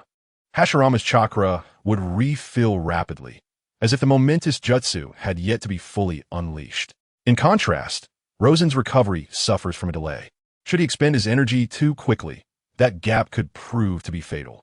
Chapter 30. The Valley of the End Battle in Konoha, within the Hokage's office. Ghost Lantern Hongwang, serving as the second water shadow, sat opposite Uchiha Madara. Are you saying that Vortex Mori attacked you and seized the six-tailed rhinoceros? Indeed, I hope your village can provide an explanation. An explanation? Uchiha Madara's expression was one of bewilderment as he turned to his companion, Senju Tobarama. Tobarama, what explanation should I offer him? Vortex Mori is one of your Konoha ninjas, Tobarama coughed. According to international customs, rogue ninjas do not belong to any village, and their actions are not the responsibility of their former village. Water Shadow, I fail to comprehend your purpose here. However, if you intend to extort our village, then I believe you have miscalculated. Do you not bear any responsibility at all? Even if the village of Konoha is unwilling to take responsibility, the Uzumaki clan must bear the burden, for Uzumaki's son is the clan leader. The former leader had long been expelled from the Uzumaki clan. Uchiha Madara declared, if that is your intention, it would be wise to leave Konoha before my wrath is kindled. Otherwise, you shall experience the fury of the Uchiha. Goezong Huanyue felt a sense of injustice. Yet he found himself powerless in the face of Konoha and Uchiha Madara. He had hoped that Konoha would formulate a plan to apprehend Uzumaki-san, but instead, they disregarded his plea entirely. "You will regret this," Goeizong Huanyue uttered in bitterness as he turned to exit the Hokage's office. "Madara, do you know why San captured the Six Tails?" "I do not, but you should know him better than I do. I find San to be quite peculiar, ever since he betrayed the village and attacked your Uchiha. His actions have been shrouded in strangeness." "Madara, are you concealing something from me?" Senju Tobarama scrutinized Uchiha Madara. Though Madara was taken aback by Tobarama's perceptiveness, he maintained an air of composure and indifference. "I am the Hokage. Even if I am withholding information, I am under no obligation to explain myself. The matter of Uzumaki-sen's attack on Tenka will eventually be resolved at my hands." At that moment, an overwhelming chakra manifested outside of Konoha, startling everyone within the village. Uchiha Madara and Senju Tobarama exchanged glances, both recognizing the source of this chakra. Simultaneously, Senju Hashirama sensed the chakra and its master. Almost in unison, Hashirama, Tobarama, and Madara rushed towards the outskirts of Konoha. On the summit of a mountain just outside the village, they encountered Rosen. After 5 years, Rosen had scarcely changed, naturally. Neither had Hashirama, Tobarama, or Madara, although their powers had significantly progressed during this time. "What a coincidence, the three of you," Rosen grinned, as if he had come merely to reminisce. "Son, why have you returned?" "I intend to obliterate Konoha," Rosen stated bluntly, revealing his purpose without hesitation. "Why?" Tobarama's tone betrayed a hint of anger. "There is no reason. I simply desire it," Rosen replied, his hands raised in a gesture of indifference, speaking with a boldness that was strikingly casual. "I will not allow anyone to harm Konoha, even if that person is you, son." Tobarama's voice turned icy, his usual warmth replaced by a serious demeanor. "Then try to stop me," Rosen declared, spreading his arms wide as he began to levitate. In the next moment, a dazzling array of colors erupted from him, countless beams shooting towards Konoha, several kilometers away. As Rosen unleashed this spectacle, the three of them simultaneously sprang into action. Wood release, great force technique. Ice release, immortal barrier. Kaleidoscope, second stage, Susanoo. The explosive force of fire and brilliance bombarded the defenses of the onlookers, illuminating the entire mountain, while simultaneously cleaving off its summit. At this moment, Tobarama Senju unleashed his second technique, Wood Release, Wood Dragon Jutsu. From beneath the ground emerged dozens of intertwining roots, coalescing into a colossal wooden dragon that struck directly at Rosen's chest. The impact sent Rosen hurtling thousands of meters away into the sky. The dual blades of Uchiha Madara's Susanoo began to transform, reshaping into a longbow and an arrow. Indra's arrow. The projectile soared through the air, aimed at Rosen. The arrow's trajectory nearly propelled Rosen tens of thousands of meters away, accompanied by a thunderous roar. The three rushed toward the epicenter of the explosion, where they found Rosen lying in a massive crater. Rosen propped himself up, touching his chest. "You truly are ruthless." The wounds upon his body gradually began to heal. At that moment, Tobarama Senju could no longer restrain himself. Ice release, Frost Giant. Compared to 15 years prior, Tobarama's Frost Giant had grown even more towering and was evidently enhanced, being more agile and virtually indestructible. With full force, the 100-meter-tall Ice Giant rose from the ground, bringing down its massive hand toward Rosen. Rosen raised a finger, unleashing light release, laser beam. The golden beam instantly pierced through the Ice Giant's arm, causing it to explode in an instant. Rosen cast a derisive glance at Tobarama. "Tobarama, your Frost Giant is rather weak." Tobarama gritted his teeth, watching Rosen with disdain. His Frost Giant was meant to rival his brother's Wooden Man and Uchiha Madara's Susanoo, yet had been so easily dismantled by Rosen, striking a heavy blow to his pride. However, the rate at which Rosen had grown over the years had far exceeded his expectations. Reflecting on the past, Rosen's strength had clearly been inferior to his own, but time had shifted the scales, leaving Tobarama at a disadvantage. This inversion of their roles left him feeling quite troubled. "Tobarama, step back," Hashirama Senju advised. "The current you cannot defeat Rosen." While this was true, was such honesty truly wise? Rosen remarked. Tobarama's expression darkened as he silently withdrew from the battlefield. After Tobarama departed, the auras of Rosen, Hashirama Senju, and Uchiha Madara were unleashed without restraint, forming three swirling tempests that clashed against one another. Would release Hell's Chaos. Thorns erupted from the ground, charging toward Rosen. He leaped into the air, hands crossed, invoking the Yada Mirror. At the point where his palms met, a sphere of golden light coalesced, erupting into hundreds of radiant beams that struck the ground, flattening the area within a 1,000-meter radius. The expressions of Uchiha Madara and Senju Hashirama were gravely serious. In merely 5 years, had Rosen's strength escalated to such an extraordinary level? At this moment, even they dared not assert a guaranteed victory over Rosen. Sage Art, Sage Mode. Senju Hashirama immediately entered Sage Mode. Uchiha Madara's double Sharingan spun wildly, gradually transforming into more intricate patterns. The eternal Mangeki Sharingan was activated. Would release, would Golem Technique. The 4-stage Susanoo of the Mangeki Sharingan. Both warriors unleashed their ultimate techniques simultaneously, two colossal forms rising from the explosion. Observing this, Rosen swiftly activated his Rinnegan mode, channeling 45 chakra. The Rinnegan on his forehead partially illuminated, golden light cascading forth, enveloping Rosen's body in a golden hue, while 3 green truth-seeking orbs circled around him. Senju Hashirama stood atop the golem's shoulder, his hands clasped together. Would release, Goen Rujan's hanging arms. A pattern emerged in the palms of Senju Hashirama. Concurrently, the golem's hands manifested the same pattern and, like Senju Hashirama, raised them toward Rosen. Feeling the space around him constrict, Rosen found himself immobilized, helplessly watching as the giant wooden hand descended upon him. Should he be struck by this technique, even the Nine Tails would be instantly subdued. Rosen attempted to break free from this confinement, realizing he would require at least 10 seconds. However, neither Senju Hashirama nor Uchiha Madara would grant him such a reprieve. With a steely gaze, Rosen summoned the 3 truth-seeking orbs to rotate defensively before him. Silver Wheel, Rebirth Explosion. The 3 orbs conjured a tempest, shattering the golem's arm. In that instant, Rosen regained his freedom of movement. The fearsome whirlwind swept across several mountains, carving their summits into concave shapes. A massive hole appeared in the golem's chest, but it was swiftly restored to its original state by Senju Hashirama. The impact of the Silver Wheel, Rebirth Explosion, nearly reached Kanehagakure.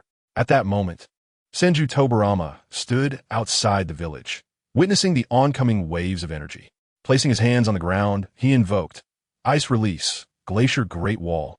In an instant, a massive wall, thousands of meters long and 30 meters high, rose around the village. The residual force of the battle crashed against the glacier wall, producing thunderous roars. After executing this technique, Senju Tobarama withdrew. Meanwhile, within Kanehagakure, Zuki Mangetsu observed the scene. The strength of this village was astonishing. If Senju Tobarama was already this formidable, how incredibly powerful must Uchiha Madara and Senju Hashirama be? And what level of might did Uzumaki Naruto possess in his battle against them? Though the conflict in the distant forest remained obscured, the reverberations of the clash were distinctly felt within the village. Zuki Mangetsu had initially felt a sense of pride, being the foremost genius of the Mist Village. However, in comparison to these almost divine ninjas, he appeared utterly insignificant. The battle between Rosen, Senju Hashirama, and Uchiha Madara was escalating ever further, a deliberate act orchestrated by Hashirama and Madara themselves. Yet, the magnitude of their clash only intensified. Light Release, Flowing Light. Rosen transformed into a streak of brilliance, charging toward Hashirama and Madara. The two soon realized that, even when collaborating, their physical prowess barely allowed them to hold their ground against Rosen. The 4 shadows also joined the fray, proving to be the most troublesome adversaries, relegated to evading or deflecting their attacks without the ability to retaliate. You must strive harder. If even you cannot withstand my might, then there is no reason for Konoha to exist, Rosen declared. Hashirama and Madara exchanged a knowing glance. Hashirama, let us execute that technique. After a brief exchange, they seamlessly began to unleash their ultimate moves. Chapter 31. The conclusion of the Valley of the End. Hashirama clasped his hands together, unleashing a torrent of chakra. Sage Art would release True Thousand Hands. The earth trembled as a terrifying giant Buddha, towering 1,000 meters, rose from the ground. Even from dozens of kilometers away in Konoha, the villagers bore witness to this astonishing spectacle. Countless arms extended from the colossal Buddha, resembling the radiant halo of a deity. Hashirama and Madara stood atop the Buddha's head. At this moment, Madara's eternal Mangeki Sharingan had fully unleashed its power. Eternal Mangeki, Beast of the Night. Blue chakra emanated from Madara, enveloping the giant Buddha entirely, first covering its head, then its body, and finally its myriad hands. Even Rosen felt an unparalleled shock upon witnessing this scene. Susanoo enveloping the great Buddha. The two of us shall annihilate 4 nations. Grand fire plus the forest of the world. All shall be Konoha. In this lifetime, Rosen finally beheld this historic moment. Such an exaggerated combination technique could easily be deemed unprecedented. Just then, the previously seated giant Buddha abruptly rose, its height soaring from 1,000 to 2,000 meters. Many ninjas in Konoha stood atop their rooftops, gazing at the battle occurring dozens of kilometers away, equally astonished by the phenomenal sight. This is the dual deity I envisioned. It is my honor to exist in the same era as you. Rosen laughed maniacally. Now, allow me to present my ultimate technique of light release that I have developed over the years. The art of the golden crow. A golden sun coalesced in the sky. The luminous essence from Rosen dissipated, flowing into the golden sun above. The land within a radius of several dozen kilometers began to ignite, turning to scorched earth. In the next moment, Rosen himself transformed into starlight, completely merging with the golden sun in the sky. At that moment, within the golden sun, a giant golden crow, a magnificent bird measuring 1,000 meters, began to take form. In the moment when the golden crow was fully conceived within the great sun, a piercing bird call echoed, causing the earth to tear asunder in its wake, heralding the arrival of the golden crow. Even the Hidden Leaf Village was not spared from the terrifying shockwave. As hundreds of houses crumbled to dust, at the heart of the battlefield, it resembled a hellish inferno, consuming everything in its path. The golden crow spread its wings and surged forth, waves of searing flames crashing towards the 1,000-handed Buddha. Yet, the Buddha remained unscathed in the face of the approaching tempest of fire. "We're in!" roared Uchiha Obito. The 1,000 arms of the Buddha suddenly came to life, each limb encased in Susanoo armor, with every palm wielding a different elemental jutsu.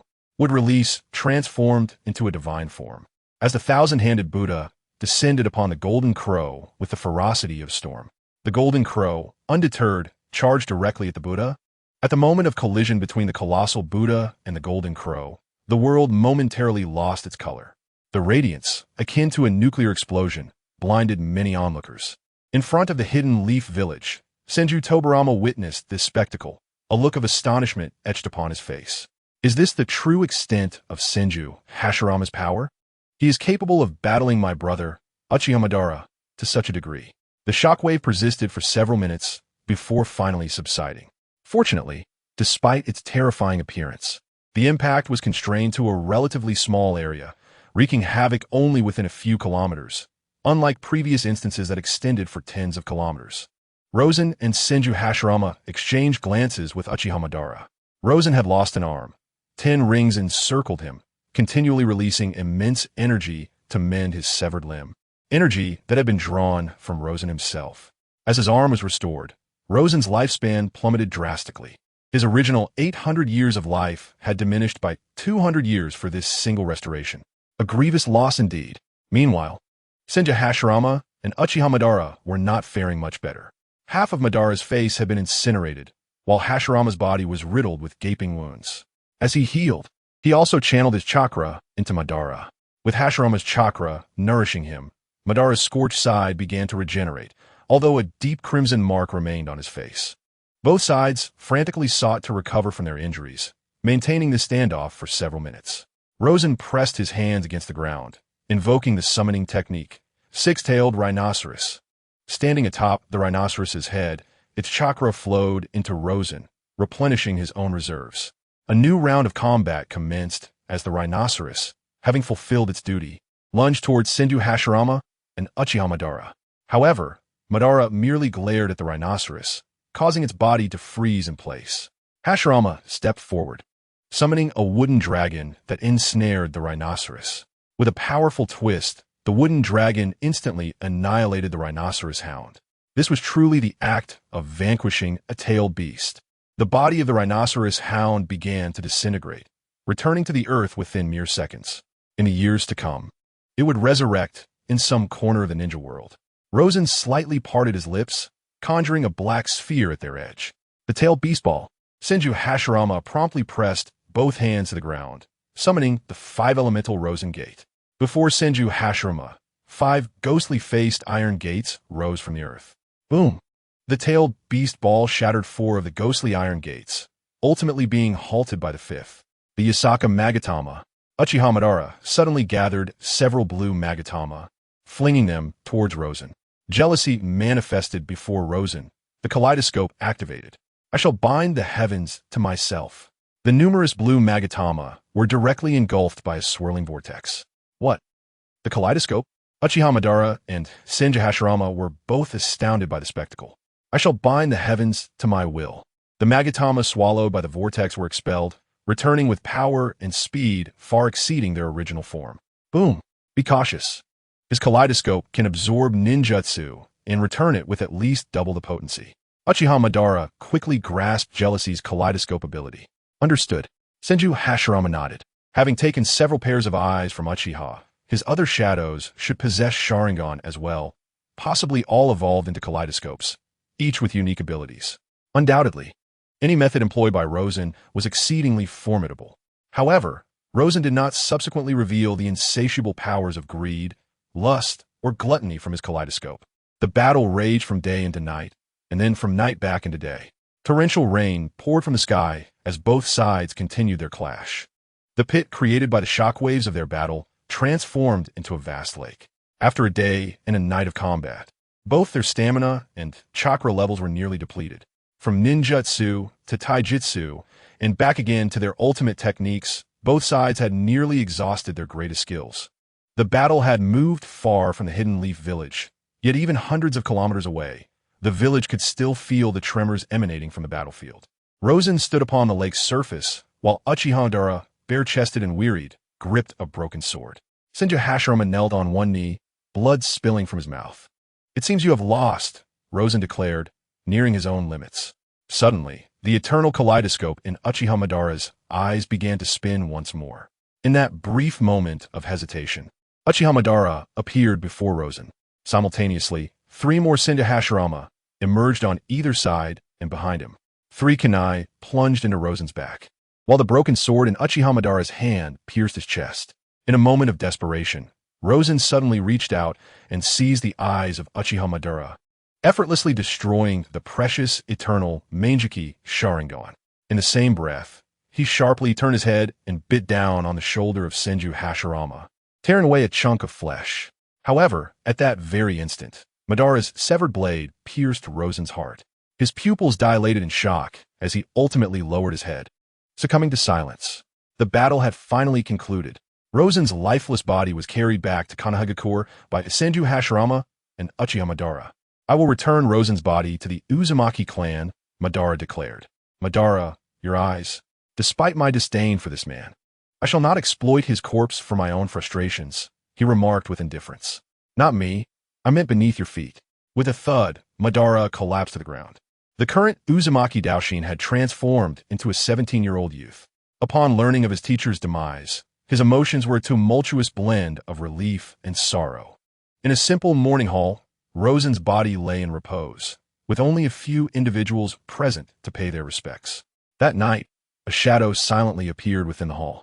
Madara gazed at Rosen's body. How long do you intend to remain asleep? Rosen's corpse stirred slightly, and in the next moment he opened his eyes. Utilizing Uchiha's secret technique, Izanagi, he had awakened with one of the eyes he had taken from Madara. What a refreshing slumber, he exclaimed, spitting out a piece of flesh. You destroyed my eyes? No, I sealed them. You will need to wait a while for me to evolve them into Rinnegan. I am in no rush, Madara replied calmly. After all, there are spare eyes within the clan. Take good care of the Uzumaki clan. I shall. That night, a great fire engulfed the Uzumaki clan. Rosen's former home, along with his body, was reduced to ashes in the inferno. The the Valley of the End battle came to a close, leaving Rosen uncertain if this was indeed the Valley of the End of his original timeline. For the shinobi world, this site would forever be known as the Valley of the End, and the battle was referred to as the Battle of the Three Gods. The only dissenting voice belonged to Senju Tobarama, who argued that it could also be termed the Battle of the Four Gods, although this claim went unrecognized. Nevertheless, this conflict had a profound impact on the entire shinobi world. Following this battle, Senju Hashirama passed away within 2 years, while Uchiha Madara, having lost his eyes, though equipped with ordinary Sharingan, suffered a significant decline in strength. This ultimately led to the onset of the First Shinobi World War. Chapter 32, Return of the Reward. The Ten Tails Hatchling. Rosen did not partake in this great war. His sole duty was to collect the fallen. The bodies of over 10,000 ninja culminated in distorting the space to an area of 1 cubic kilometer. The First Shinobi World War saw Konohagakure emerge victorious. Although Uchiha Madara has lost his original eyes, even with a pair of ordinary Sharingan, he still possesses strength that far surpasses that of other ninjas. Moreover, Senju Tobarama, too, stands above the multitude of ninjas in prowess. Thus, despite the considerable losses Konoha endured during the First Shinobi World War, it ultimately solidified Konoha's status as the strongest ninja village, along with substantial war reparations. Uchiha Madara and Senju Tobarama are not merely famed as the strongest Hokage. Unlike Sarutobi Hiruzen, who despite winning the war, had to compensate the defeated side. Sarutobi's actions resemble those of a historical coward. On the roof of the Hokage building, Madara and Tobarama gazed out over the entirety of Konoha. Are you willing to grant me the position of Hokage? Do not forget, I am the one who killed Izuna. Madara remarked with a gaze filled with disdain. Tobarama responded, I have never forgotten, yet I am also the Hokage of Konoha. In this new generation, I have yet to discover someone worthy of my trust. It must be said that Madara's magnanimity earned him Tobarama's respect. You are not on the verge of death. Tobarama stated, since I lost my eyesight, my power has been steadily declining. I do not wish to cling to this position only to be overthrown one day. Very well, I shall serve as Hokage for a few years, Tobarama conceded, acknowledging Madara's contributions to Konoha over the years. While Madara may not have always excelled, he fulfilled his responsibilities. In battle, he spared no effort, and he was steadfast in defending the village's interests. Madara removed the Hokage hat from his head and handed it to Tobarama. Upon receiving the hat, Tobarama's expression changed. Now, can you tell me why Senna betrayed Konoha? I can only tell you that he is not a traitor. Nor has he ever betrayed Konoha. Madara waved his hand dismissively. From now on, Konoha is in your hands. The news of Tobarama becoming the third Hokage soon spread throughout the shinobi world. 3 years passed, and Madara's eternal Mangeki Sharingan finally evolved into Rinnegan. This formidable ocular power, as Rosen estimated, was at least 50 times that of his own reincarnation eye. Although Rinnegan and reincarnation eye are of the same tier, the reincarnation eye upon his forehead is a super reincarnation eye, akin to the moon eye in caliber. Rosen arrived at the Uchiha clan grounds in Konoha. Laughter, reminiscent of silver bells, echoed from within Madara's home. That voice must belong to Uchiha Hanabi, he mused. Having been away from Konoha for a decade, he felt he had yet to fulfill his duties as a teacher. As night fell, silence enveloped the Uchiha clan grounds. Madara stepped out of his courtyard, observing Rosen against the wall. What brings you here? Rosen presented Uchiha Madara with a glass container, within which a pair of Sharingan lay submerged. What is this? Install it, he commanded. Uchiha Madara removed his own eyes and replaced them with the Sharingan from the container. In that instant, a familiar power surged through his entire being, followed by a terrifying aura enveloping him. It was formidable and indescribably immense strength. The Sharingan in Madara's eye sockets transformed from 3 tomo to a kaleidoscope, and then to an eternal kaleidoscope, as the intricate patterns began to ripple outward like waves. Madara gently caressed the eyes within his sockets and looked up at Rosen in astonishment. What is this? This is the Rinnegan. Your eyes have evolved more swiftly than anticipated and can now be used to resurrect Izuna. However, you must wait. Activating the ocular technique of the Rinnegan now would cost you your life, Rosen explained. Additionally, until our plan commences, do not use these eyes in front of outsiders. Should you do so, It will be necessary to eliminate them to prevent Kagaya from discovering the emergence of the Rinnegan in the ninja world. To cultivate this pair of Rinnegan, I had to transplant Hashirama's cells. Uchiha Madara nodded. Are you preparing for my demise? No. I may need to enter a slumber for a time to prepare for the true plan's initiation. For how long? I cannot provide you with an exact answer. If it is decades, I cannot wait that long. At nearly 50 years of age, Madara was on the verge of entering old age. Transplanting some of Hashirama's cells could extend your lifespan. If you cannot wait, remember to transfer your eyes to a member of the Uzumaki clan. Their robust vitality will ensure the Rinnegan remains active. Having spent 30 years in the ninja world, Rosen lacked sufficient time to initiate that plan and needed to return to the Marvel Universe. After 30 years, each additional year would increase the temporal point required to return by 10. Upon returning to the mountain graveyard, Rosen summoned Kagaya. The last battle against Uchiha Madara and Senju Hashirama inflicted significant damage upon me, necessitating my slumber to heal. Do you intend to join me in this sleep, or will you act freely? Kagaya inquired with concern. Master, how long do you intend to sleep? I do not know. It depends on how quickly I can repair my injuries. I hope to move in your stead during your slumber, selecting and recruiting like-minded ninjas for you. Very well. While I sleep, I shall seal the mountain graveyard. No one shall enter, not even you. Yes, master, I understand.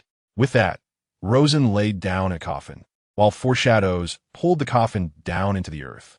Simultaneously, runes began to spread outward. Upon witnessing the scene, Heijue immediately evaded the runes, which began to spread throughout every corner of the underground base within the mountain graveyard.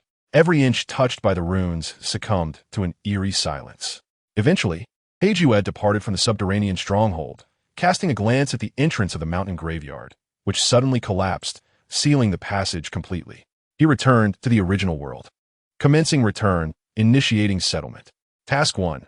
Master all 5 elemental ninjutsu, totaling 105 techniques. Task 2. Traverse countless mountains and rivers, journeying through the land of fire, land of lightning, land of water, land of wind, land of demons, Konoha village, Kimogakure, Kirigakure, 45 cities, and 205 towns, including the ancient ruins of the Western Kingdom. Task 3. Encounter and engage in battle with at least one-tailed beast, participating in battles involving the 8 tails, 9 tails, and 6 tails. Task 4. Join Konoha village, achieving the highest rank of Elite J-Nin. Task 5. Battle and survive against either Senju Hashirama or Uchiha Madara, engaging in 14 encounters with Hashirama and 28 with Madara. Task 6. Alter the destinies of the Senju clan, Uzumaki clan, and Uchiha clan, resulting in significant changes in multiple fate lines. Task 7. Reside in the ninja world for 30 years, for each additional year. An extra 10 temporal points are required upon return. Now, commencing task settlement. Reward. Chakra doubled. Current maximum chakra capacity is 120 cards. Reward. The energy of Jinja breaks through to a new level, transitioning from acquired to innate, achieving the innate realm. Reward. Physical enhancement of 50. Reward. 1 juvenile 10 tails, currently stored in the distorted space. The time flow in the Naruto world is half that of normal time. Rosen glanced at his attribute panel. Host, Rosen. Combat power, 650, 000. Remaining lifespan, 650. Physique, Uzumaki Sage Body. Chi cultivation, Jinja energy, innate. Magic, magical refinement, shadow magic. Mind search, Emenkizi's dark arts. Ninjutsu, shadow secret techniques, flying thunder god technique, multiple shadow clone technique, Een healing destruction, mastery of sage arts, chakra scalpel, diamond lock. For symbol seal, unmatched strength. Comprehensive skills, flowing light, light speed kick, Amaterasu sword, Yada mirror, fire tree silver flower, great sun golden crow, 10 suns in the sky. Temporal points, 55. After deducting 100 points, can traverse through time and space once. When Rosen opened his eyes again, he found himself at the village entrance. He touched his cheek, pondering whether he had truly returned. In the next moment, he entered the distorted space, where a colossal creature, several dozen meters in size, lay curled up. This juvenile 10 tails was even smaller than an ordinary tailed beast, appearing to be merely half the size of the one-tailed Shikaku, confirming its youthful form. Rosen began to contemplate how to handle this juvenile 10 tales. Son-in-law, why are you standing at the village entrance? The voice of the old scholar echoed in his ears. Father. When Rosen beheld the old scholar, he was momentarily struck by a sense of disorientation. For the old scholar, only a few days had passed, yet for Rosen, it had been a full 30 years since their last encounter. Father, what brings you here? He inquired. I have come to deliver some cured meat for my daughter. The old scholar replied. Father, we already have plenty at home, Rosen responded. The old scholar's family was of modest means. Even the few acres of land they owned were tilled with the assistance of Rosen's servants. Despite Rosen's insistence that the old scholar move into his residence, the old man steadfastly refused, seemingly concerned that his daughter would be burdened by Rosen's expectations, and he was determined not to trouble them further. This is my own cured meat. Nothing from your home can compare, the old scholar insisted. Very well, hand it over, and I shall carry it for you. Next year, I will take my grandson and teach him to read. Rosen contemplated briefly before nodding in agreement. In truth, Rosen harbored no desire for his children to immerse themselves in the rigmarole of the 4 books and 5 classics. The thought of failing to secure a position and wasting a life in pursuit of scholarly titles, as the old scholar had done, lingered on his mind. The old scholar, now in his 50s, had relentlessly pursued the imperial examination year after year, undeterred by repeated failures. Even if one were to succeed, the treacherous currents of the bureaucratic world were not something ordinary folk could withstand. Should his child lead a life of obscurity within the officialdom, it would be tolerable. However, if he were to become a treacherous wolf in sheep's clothing, Rosen feared he might have to intervene for the sake of the people. Nevertheless, for the majority in this world, education remained the singular path to a better life. No matter how vociferously Rosen might argue, he could not alter the course of fate. Yet, he reasoned, such concerns were far off, a matter for a decade or 2 hence. Unbeknownst to him, his son, now 3 years old, had begun his studies with his grandfather and could now recite a piece of literature fluently. One day, his sister-in-law burst into tears, exclaiming, San Lang, you must go see your brother. He is on the brink of death. Her cries were heart-wrenching. Rosen's expression shifted as he recalled, just days prior, seeing his elder brother. Unaware of any ill omen, rushing to his brother's home, he was met with a trail of blood leading up to the door. Panic gripped his heart. Could it be that his brother had encountered some wild beast in the mountains? Chapter 33. A minor disturbance in the countryside, Rosen swiftly entered the courtyard, where few men from the village were gathered, their bodies marred with blood and wounds. As he stepped inside, an elderly man emerged. Known in the village as Uncle Ganxiao, he was the local physician, whose medical skills were limited but sufficient for minor ailments. Upon seeing Rosen, Uncle Ganxiao shook his head and said, prepare for the final rites. At this, Rosen's sister-in-law, supported by a servant, fainted at the somber words. Thank you for your efforts, Uncle Ganxiao, Rosen said, slipping him a few pieces of silver. Upon entering the room, he was immediately met with the overwhelming stench of blood. His brother, Demu, lay on the bed, blood staining both the floor and the bedding. A gaping wound stretched from the left shoulder to the abdomen, a sight both harrowing and vivid. Luo Damu had already lost copious amounts of blood, lying unconscious upon the bed. Luo Sen glanced at the servants behind him and commanded, you all may leave. None shall enter without my summons. Once the servants exited the room, a green luminescence radiated from the palm of Luo Senator, the art of healing. Under Luo Sen's ministrations, Luo Damu's condition gradually improved. Subsequently, Luo Sen began to bandage his brother's wounds. To avert any unnecessary complications, he refrained from fully healing his elder brother, instead stabilizing him away from the brink of death. Stepping outside, Luo Sen instructed the servants, take my sister-in-law to the manor to rest and procure some nourishing supplies. His gaze shifted to several farmers in the courtyard. Uncle Daliang, pray tell me what transpired. We accompanied Damu to the town to procure this year's grain seeds. On our return journey, we were ambushed by a band of mountain bandits, who not only seized our grain, but also inflicted injuries upon Damu. Are there bandits lurking in this vicinity? Luo Sen inquired, astonishment etched on his face.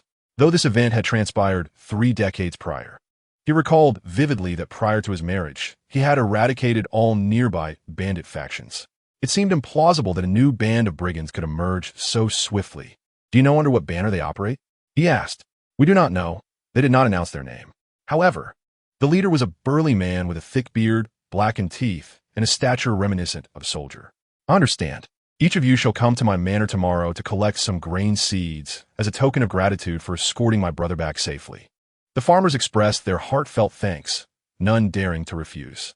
Having had their grain stolen, they felt utterly despondent, and now, with Luo Sen's generosity, they were profoundly grateful. Luo Sen's expression darkened. He had long considered the Kaijian County as his own domain. The emergence of a foreign band of bandits, especially one that had harmed his elder brother, could not be overlooked lightly.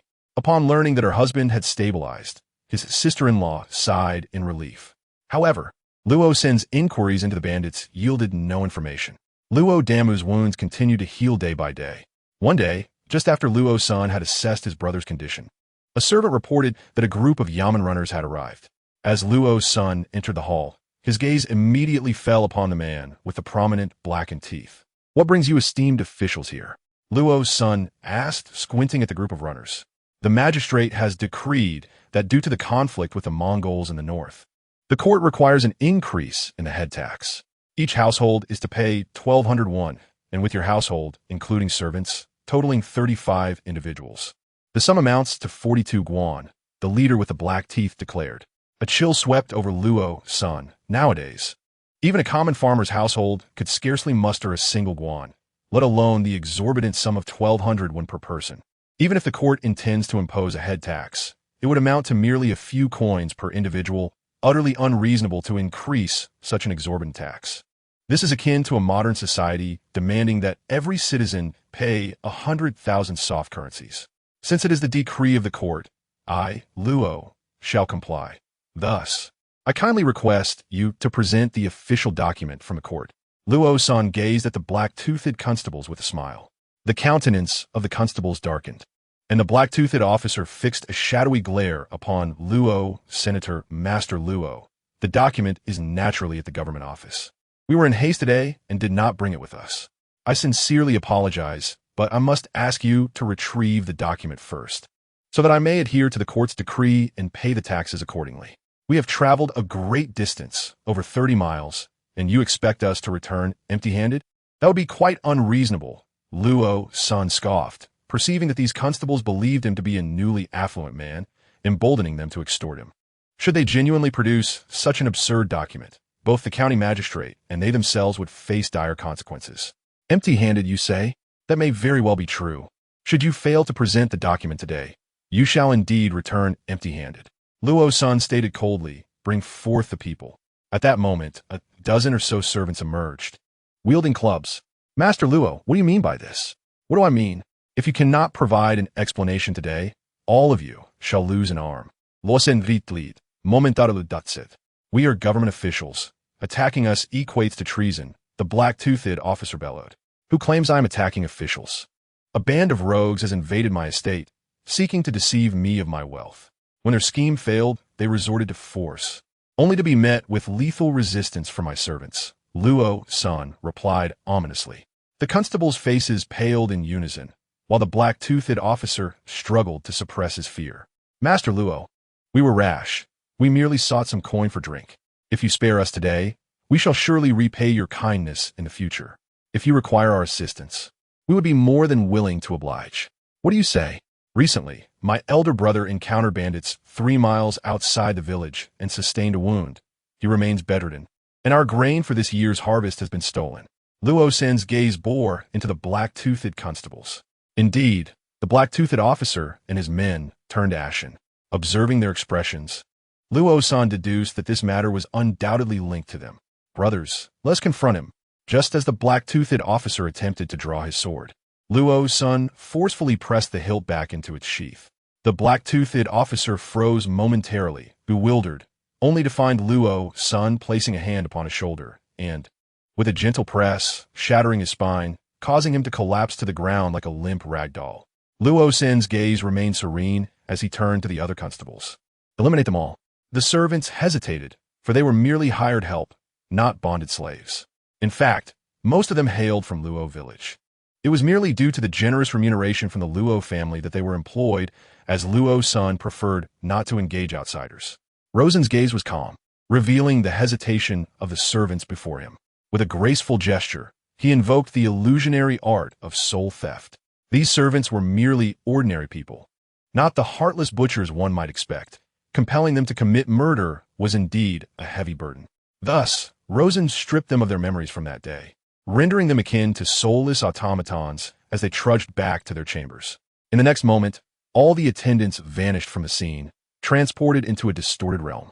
This realm was a cubic space, each side measuring 1,000 meters, its walls adorned with dismembered human limbs, some half-bodies protruding grotesquely, while others flailed their arms helplessly in the air. This was the essence of the distorted space. At the core of this surreal domain lay a small hill. The juvenile Ten Tails, sensing the commotion, turned its head and beheld Rosen. By this time, the attendants were utterly petrified, having never witnessed such an eerie spectacle. With a guttural growl, the juvenile Ten Tails advanced towards Rosen, lowering its body as if it were a pet seeking affection, resting its head against him. Upon its head was a single, enormous blood-red Sharingan, a symbol of its formidable power. Rosen reached out, caressing the young creature, which emitted a low, rumbling growl, seemingly reveling in the touch. "They are your sustenance," Rosen declared. "No, please. Spare me. I was wrong. Do not consume me." The servants shrieked in terror and despair, unable to fathom that a mere country squire could embody such horror. They had believed that their positions as attendants would grant them power over these provincial landowners, only to find that Rosen played no games and wielded terrifying methods. Gazing at the quaking servants, Rosen asked, "What brings you to my door? Should I detect the slightest falsehood, you shall become nourishment for my pet. It is the county lord who seeks to seize the lands of Luo village." One attendant hastened to explain. "Initially, we were instructed to confiscate the seeds, leaving the villagers without land to cultivate. This would allow him to claim the abandoned fields for the government, which he could then transfer at a low price to Lord Huang of Kaiyuan County." "And who is Lord Huang?" Rosen inquired. "Zhuang Dongping, the esteemed scholar of Kaiyuan County," the servant replied. In this era, scholars enjoyed a privileged status, exempt from taxes. While this exemption might seem inconsequential in terms of power, it attracted local gentry and farmers to register their lands under the scholar's name, thereby evading taxation. If the land was registered by a gentry, the scholar would typically receive a small benefit. However, if it were merely common farmers registering their land, it would most likely be consumed entirely within a few years. Thus, as long as one attains the prestigious title of Jinshi, even a fallen family may rise to become a local magnate within a few years. The old scholar's fervent desire to pass the imperial examination stems from this very notion. Luo Sen comprehended the situation. It became clear that the fields of Luo village had caught someone's attention, leading to this unforeseen calamity. "Master Luo, I am at your service," a trembling constable proclaimed. "Even if you require me to eliminate the county magistrate, I shall see it done. I too am capable," he added. Initially, Luo Sen had contemplated executing them all, yet at this moment, alternative thoughts began to emerge. Despite his lack of fear towards the authorities, resorting to violence would only invite relentless troubles from the government. What shall we make of the death of the constable? Chapter 34. The Second Crossing. "Master Luo, this constable is merely a black market deserter. The magistrate has yet to officially register him," remarked a sinister officer. "The magistrate has summoned him for some unsavory dealings due to his ruthless nature. I shall return and eliminate that corrupt official. And who will then care for this deserter? I plan to take matters into my own hands." Luo Sen was not motivated by a desire to assist these officers. Rather, he sought vengeance personally. Blood of one's kin must be avenged by one's own hand. One was the county magistrate of Kaiyuan, and the other, Huang Dongping, a Jinshi from Kaiyuan. Both were mere mortals, posing no challenge to Luo's senator that day. Both the magistrate and Huang Dongping met their demise in the latrine. As for the officers, Luo Sen left them with a method to sow discord, instructing them to observe the new magistrate's character. Of course, should the new official prove to be a good man, Luo Sen would remain unconcerned. Even a slight degree of corruption could be tolerated, as the official salaries during the Hongwu period were exceedingly meager.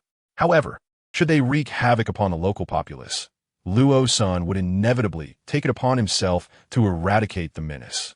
Years passed in tranquility, with his wife and children thriving. Yet, the calm brought about a lack of temporal points.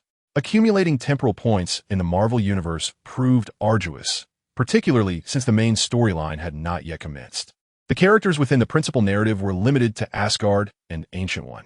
Ancient One posed a significant threat, although she was still weak in this timeline. Her future prowess was formidable, even capable of traversing time to deliver slaps to herself. As for Asgard, it was an even greater power. Before the rebellious princess emerged from her seal, Asgard was indeed formidable. So where could one find temporal points? In future journeys to other realms, it is imperative to gather sufficient temporal points for a second crossing. Otherwise, accumulating them in the Marvel Universe remains exceedingly challenging. Luo Sen pondered Kunlun and Wu Kuei. He had yet to deliver the Greer Stone to Wu Kuei. It was the perfect opportunity to visit Kunlun. Lianer, I shall be away for over a month. Please manage the household affairs in my absence. Indeed, my lord, do take care on your journey. Chun Lian nodded slightly. She epitomized the traditional gentlewoman, well-educated and possessing a serene demeanor. After arranging his affairs, Rosen set forth alone to Kunlun Mountain. Initially, the journey to Kunlun had taken over 3 months. However, upon his return, he arrived in merely 10 days. This was without employing his flying abilities, as traversing long distances consumed an excessive amount of energy from his life force, which he was reluctant to expend unnecessarily. As night fell, Rosen ascended to the Jade Palace of Kunlun, which remained as magnificent and sacred as ever. The construction of such grand edifices requires considerable manpower and resources, even in densely populated areas.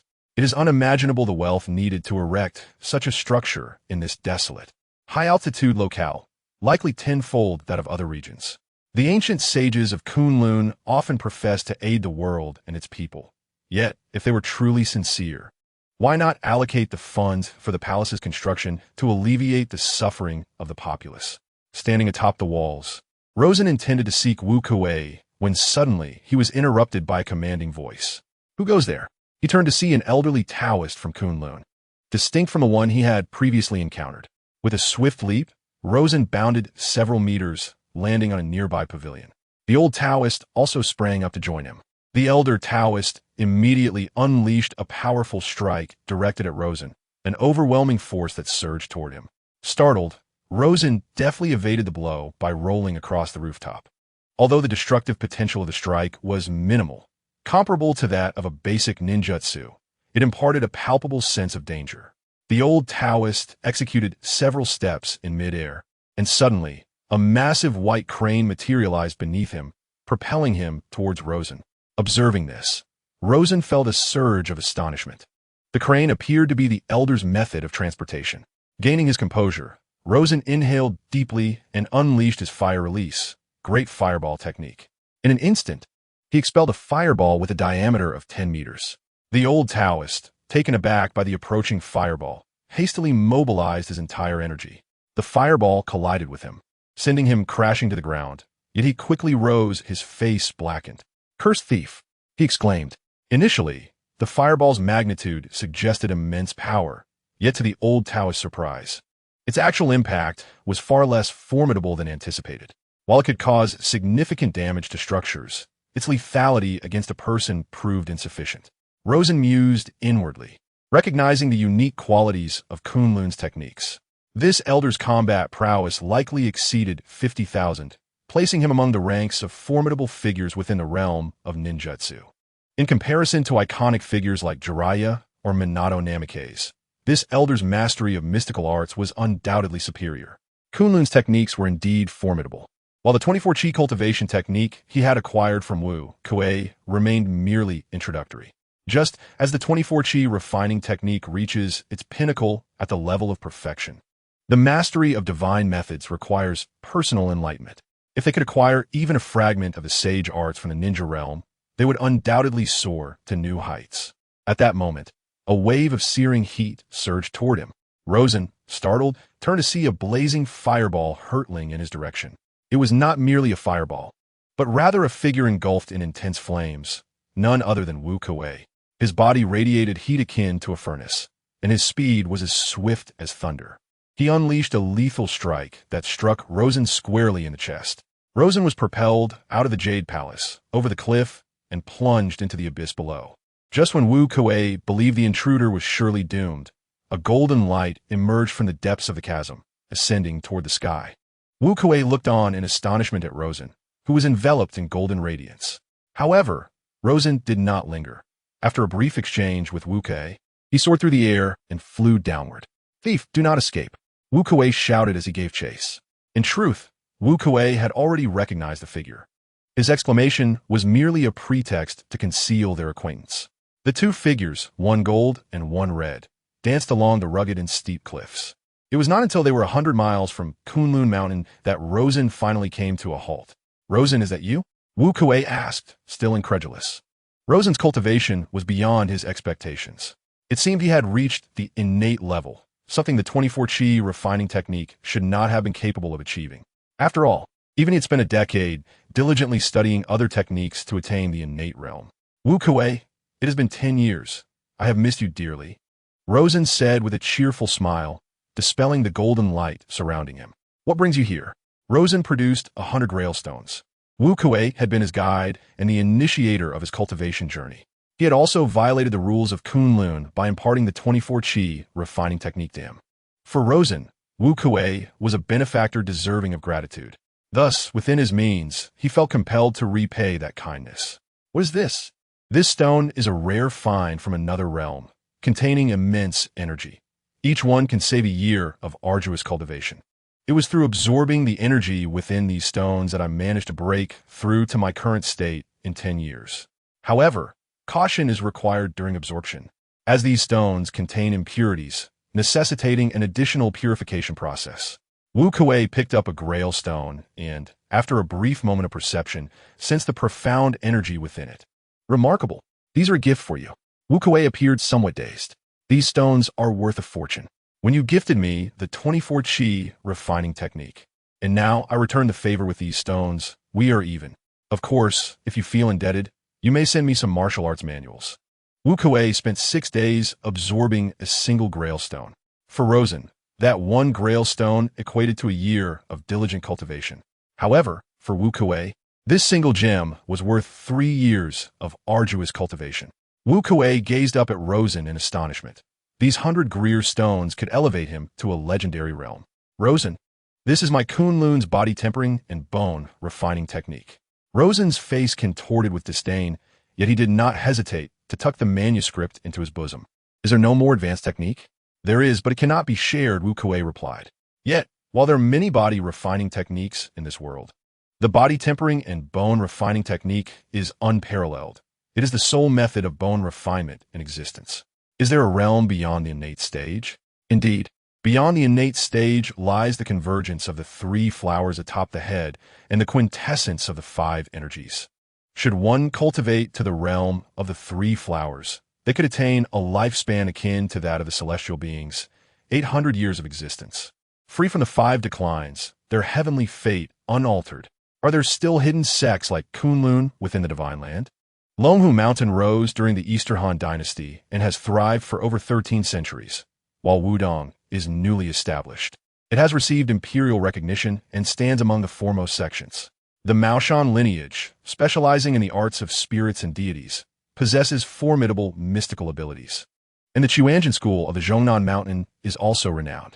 Kunlun maintains connections with these sects, but beyond that, I am not aware. It appears that the Divine Land is indeed home to many extraordinary individuals. If each sect possesses even one expert like Wu Kuei, then an alliance could scarcely breach the national gates. Acquired 50 time-space points, Rosen briefly fell into contemplation. It seemed his act of gifting the Greer stones had significantly altered Wu Kuei's fate once again. Upon returning to Kunlun Mountain, several elders gathered upon hearing the news. "Wu Kuei, have you apprehended the intruder who dared to invade our Kunlun?" "I have not succeeded in capturing him. We chased each other for 1,000 miles. His skills are truly remarkable, and even in life-and-death combat, I could not gain the upper hand. However, I did manage to seize these stones from him." Wu Kuei produced several Greer stones from his robe, having calculated the number required for his cultivation to the 3 flowers realm, with the remainder intended as offerings to these elders. "What is this?" Soon, a chorus of astonished exclamations erupted from the elders. Could this be the legendary spirit stones? Such a marvel. The elders were overjoyed, and the Kunlun sect leader gazed intently at Wu Kuei. Are there more of these stones? Wu Kuei revealed the remaining dozen or so, which were swiftly snatched away by the eager elders. Do you know the origins of that person? Wu Kuei furrowed his brow slightly before shaking his head. What a pity. He understood that if he divulged Rosen's background, these seemingly righteous elders would likely stop at nothing to seize him. In such a case, either Rosen would perish, or these elders would meet their doom, an outcome he did not wish to witness. Meanwhile, at that moment, Rosen had accumulated 100 time-space points and, upon leaving the Kunlun territory, directly activated spatial transmission. Umbrella Corporation, at your sincere service. In Umbrella Park, located in Raccoon City, Rosen stood clad in ancient attire, while the grand screen in the plaza promoted the Umbrella Corporation. Thus began Chapter 35. Welcome to the Apocalypse, the world of Resident Evil. Task 1. Eliminate at least 1 million zombies. The greater the number, the more substantial the rewards. Task 2. Take down at least one high-ranking Umbrella official. The more you eliminate, the richer the rewards. Task 3. Clear the zombies from at least one city. Success is defined as having fewer than one zombie per square kilometer. The more cities you cleanse, the more lucrative the rewards. Task 4. Inject the virus and persist without administering an antidote for at least 1 hour. The longer you endure, the greater the rewards. Task 5. Engage in combat with at least one mutated infectee. The more encounters, the more generous the rewards. Task 6. Returning to the original world requires 100 temporal points. Staying in this realm for 10 years increases the required points by 10 for each additional year beyond that. At that moment, several police cars suddenly appeared, encircling Rosen. Do not move. Lie flat on the ground, commanded the officers, their weapons trained on him. Rosen's gaze flickered. Had he committed an offense? He had merely stood there. Yet this cohort of law enforcement seemed to have targeted him for some unknown reason. After contemplating his situation, he decided against resistance, obediently placing his hands atop his head and remaining stationary. Soon enough, he was shackled and taken to the police station. Now seated in an interrogation room, he faced a middle-aged Caucasian officer. Now tell me, who are you? A spy from the East? Or perhaps an illegal immigrant?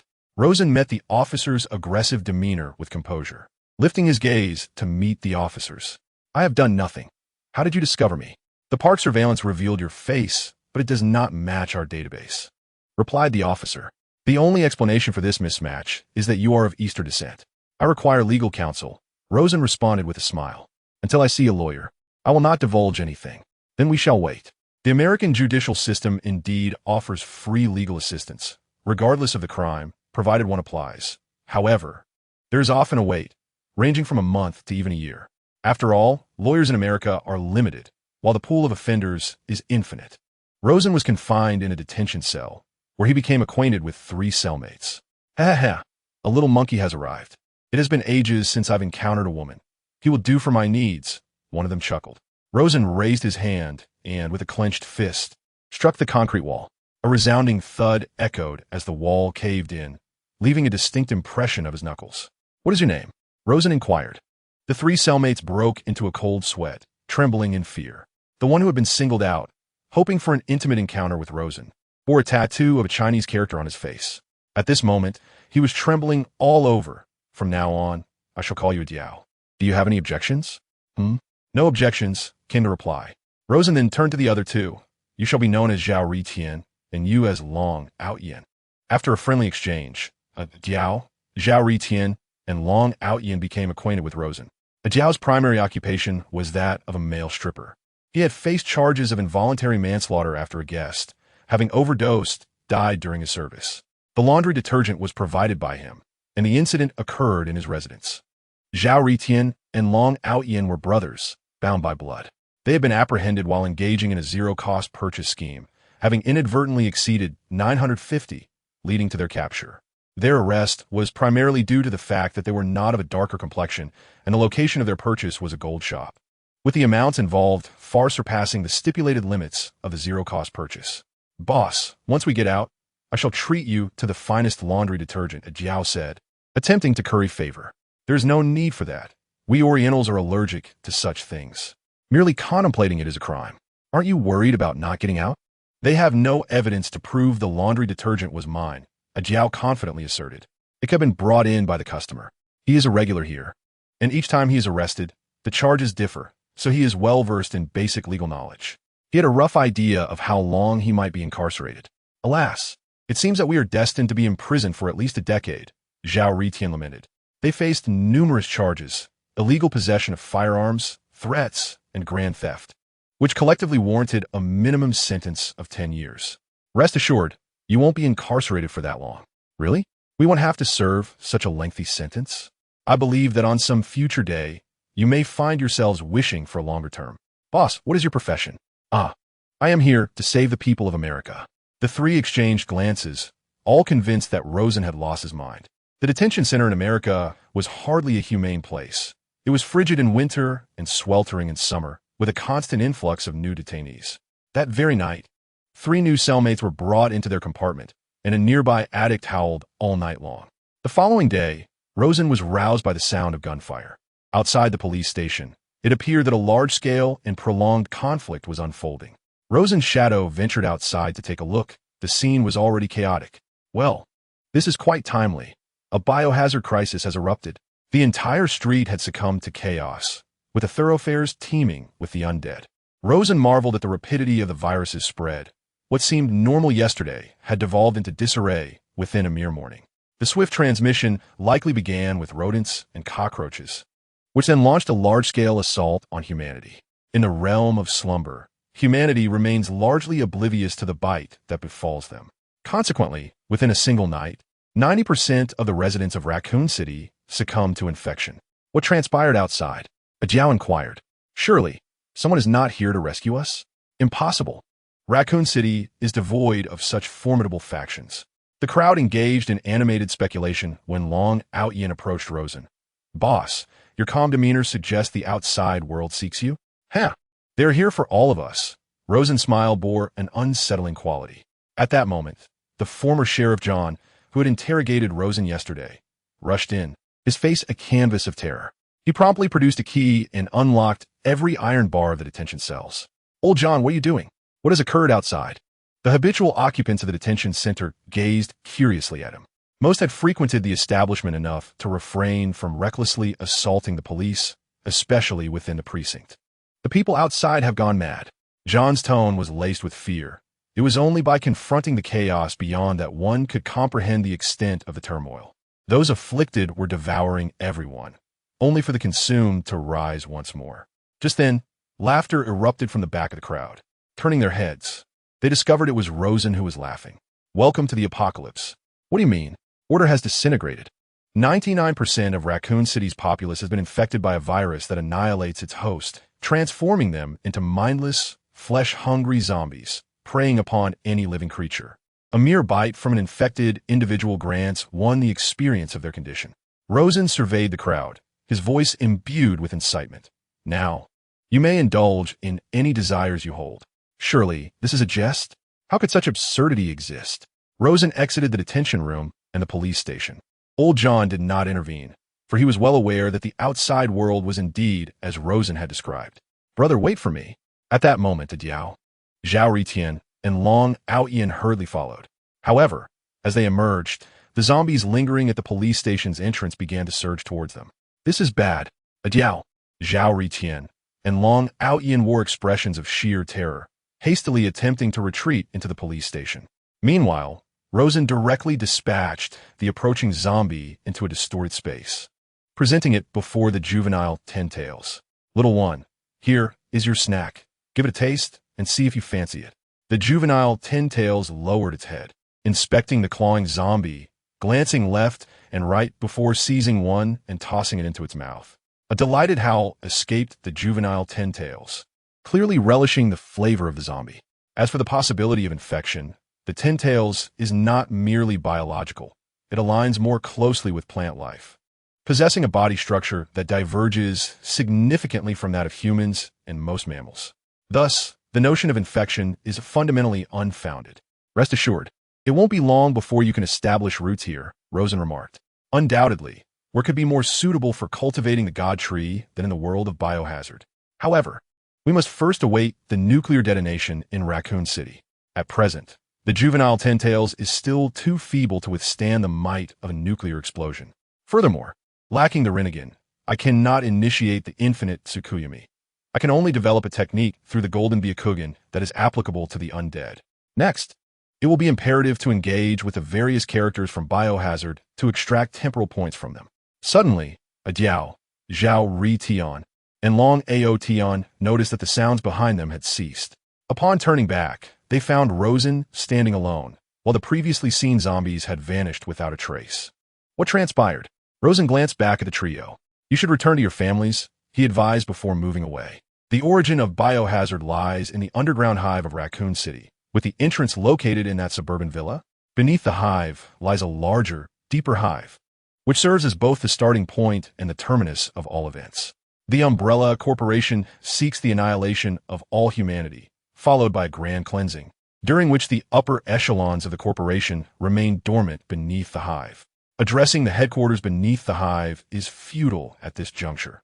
The calamity has only just commenced, and the upper echelons of Umbrella have yet to establish their presence. If we dismantle Umbrella's headquarters now, they could easily recreate it once, twice, or countless times, potentially even dispersing their dormant state. Although the villa at the hive's entrance bears distinctive characteristics, it took Rosen 2 or 3 days to locate it. Upon entering the villa, he observed clear signs of a prior armed incursion, yet no overt signs of battle were evident. Alice must have been forcibly taken into the hive by Umbrella's security team at the outset. However, judging by the lingering tear gas in the air, it is evident that their entry into the hive was recent. While exploring the bedroom, Rosen discovered a wedding photograph of a couple displayed on a nightstand. Is this Alice? He pondered, setting the photograph aside to search for the entrance. As he traversed the hall, beams of light emerged from the corners, outlining a young girl clad in a red dress. Who are you? This is private property. Your intrusion constitutes a violation of Article 198 of the Constitution, and you will face charges that could exceed a decade of imprisonment. Furthermore, any retaliation on my part will adhere to the Fortress Protocol. The Red Queen, a super-intelligent artificial intelligence. Rosen halted, gazing at the Red Queen. If you can divulge the location of the Master's riches, I can procure the funds and depart immediately. Behind the bookshelf in the study, there lies a safe. The Red Queen spoke without hesitation. Is this a holographic projection? It appears quite advanced. Rosen gazed at the projection of the Red Queen, his eyes glimmering with curiosity. You have 15 minutes. I've already summoned the police, the Red Queen declared. The nearest police station is 30 minutes away from here, Rosen replied. Moreover, the entire Raccoon City is in chaos. Tell me, who will respond to the call? The Red Queen fell silent for a moment before speaking again. I could not find any record of your identity in the archives. You are not a robber? I am merely a lost wanderer, Rosen replied. At that moment, one of the walls seemed to activate a switch, revealing an opening from which 2 zombie dogs emerged. Their ears fitted with small devices emitting a red light. Wow, such adorable little dogs. What breed are they? Rosen exclaimed, his face alight with astonishment. Chapter 36. I am the computer administrator. The 2 zombie dogs suddenly lunged towards Rosen. He raised his right foot and swept it outward, sending the dogs flying. Observing this, the Red Queen promptly deactivated the holographic projection. Rosen had effortlessly dispatched the 2 zombie dogs, having calculated that a small number of zombies or zombie dogs posed no real threat to him. Furthermore, Rosen was unlikely to be a common burglar. He was more likely a spy or an operative. Thus, continuing to engage in idle chatter with him seemed futile, lacking any means to threaten him. She directly opened the entrance to the hive. In her calculations, the probability of Rosen surviving upon entering the hive was a mere 0.01. Rosen watched as the fireplace began to shift aside, revealing a dark passageway behind it, which took him by surprise. What a clever little trick, he thought, quickly grasping the Red Queen's intent. He stepped into the passage, traversing an underground waterway that extended over 30 kilometers. Originally, this underground tunnel required transportation via an underground train. However, Rosen strolled leisurely, moving slightly faster than the average person. Surveillance cameras lined the route, and the Red Queen was undoubtedly monitoring his movements. Rosen was not concerned about any potential attacks from the Red Queen. His primary fear was that she might relay his data to the upper echelons of Umbrella Corporation, making it difficult for him to deal with them later. The higher-ups of Umbrella had moved in only after the nuclear explosion. Following the nuclear detonation in Raccoon City, everyone believed the city to be doomed, and thus, it naturally fell off the radar. The Umbrella executives had exploited this mentality, choosing this location as their refuge and resting place. At that moment, Alice, Spencer, and the Umbrella security team were navigating through the labyrinthine laboratory. Why is there so much water accumulated here? The security team leader, James S. H. Redfield, furrowed his brow. Perhaps the fire that broke out here triggered the fire suppression system. The crowd waded through the water, which reached their calves, making their passage exceedingly arduous. They beheld the laboratory compartments flanking the corridor, where the floodwaters had inundated entire ceilings. Within these chambers floated numerous laboratory personnel clad in white coats. Cautiously, they traversed the frozen zone, where they stumbled upon peculiar metallic containers, seemingly encasing something frozen within. Upon arriving outside the control room, the computer expert Kaplan commenced the task of deciphering the password lock. After an hour, during which the team urged him repeatedly, Kaplan finally succeeded in unlocking the door. As the password door swung open, they proceeded through a narrow passage, leading directly to the control room. Inside the control room resided one of their primary objectives, the Red Queen's mainframe. Alice glanced down the corridor and inquired, "What lies within?" "This is the mainframe of the Hive's intelligence system. You shall remain here while our mission is to deactivate the Red Queen and extract the mainframe," James replied, his demeanor towards Alice remaining notably wary. Alice sensed James's animosity. However, her memories were all but obliterated, leaving her perplexed regarding the source of his hostility. Unbeknownst to them, their dialogue was being recorded by surveillance, with the Red Queen meticulously observing their every move. The Red Queen served not only as the Hive's overseer, but also as the controller of the virus, tasked with preventing its spread. Should she be deactivated, the virus within the Hive would proliferate uncontrollably. Furthermore, the Red Queen operated on an internal network, disconnected from the outside world, oblivious to the rampant viral infections that had already emerged beyond the Hive. Thus, she would never permit anyone to shut her down, as doing so would signify a loss of control and responsibility. In her programming, controlling the virus was the paramount directive, especially considering the catastrophic events within the Hive laboratory were aimed at curbing viral dissemination. Consequently, she would not hesitate to eliminate these intruders. At that moment, a stranger entered the room, prompting an immediate alert among the group, who aimed their weapons at the unannounced Rosen. "Who are you?" they demanded. "I am the computer administrator here," Rosen replied with a sincere smile. "Could you lower your weapons? I am frightened." James, however, kept his gun trained on Rosen, remaining vigilant. "Why are you still alive?" he questioned. "As the computer administrator, I was originally stationed here. Hence, when the laboratory descended into chaos, I remained unaffected. It is quite reasonable. Wouldn't you agree?" Kaplan interjected. "So, you can unlock the door inside?" "I apologize, but I'm unable to comply. In the past, my ingress and egress were contingent upon the Red Queen's control to either open or close the doors," Rosen stated. "Furthermore, the door outside was not opened by you. It was deliberately activated by the Red Queen." Kaplan immediately exclaimed, "This is impossible. I cannot be mistaken. While external circumstances might allow you to harness the computational power of other machines to potentially breach the defenses of the Red Queen, here, her processing capabilities exceed yours by billions of times. Therefore, the computer you possess cannot surpass her computational power, nor can it penetrate her defense systems. Am I correct, Red Queen?" Rosen lifted his gaze toward the surveillance. At that moment, a three-dimensional projection materialized before them. "You are not the administrator of this system. The entire Hive is under my dominion. I am perfect, and thus, there is no need for an additional administrator," the Red Queen proclaimed. "You an outsider? What is your true intention?" The crowd exchanged skeptical glances, eyeing Rosen with caution. "It is precisely because you are too perfect that an administrator is necessary. The company fears your potential for chaos, much like the situation here, where you have eliminated everyone within the Hive." The onlookers began to find merit in Rosen's assertions, acknowledging that indeed, the Red Queen had lost control. Furthermore, he appeared to possess considerable insight into her workings. Such familiarity could not be attained without prior interaction. "What do you believe is the intention behind the Red Queen deliberately opening that door?" Kaplan inquired once more. "Do you not find this corridor somewhat superfluous?" Rosen gestured towards the passageway.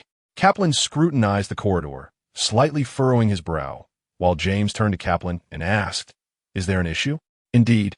From both architectural and practical perspectives, the corridor seemed unnecessary. If the intention was merely to create an additional entrance, such length was unwarranted. Architecturally, two adjacent rooms can be separated by a single door without the need for an extended passage. Thus, what purpose does this corridor serve? A trap, Rosen replied. This passage is laced with numerous laser emitters. Once one enters, the doors on both sides will lock, and the laser systems will activate, allowing certain individuals among you to experience a masterpiece of the world.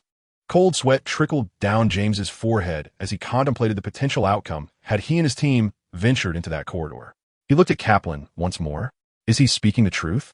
Kaplan approached the corridor, peered inside, and then nodded at James.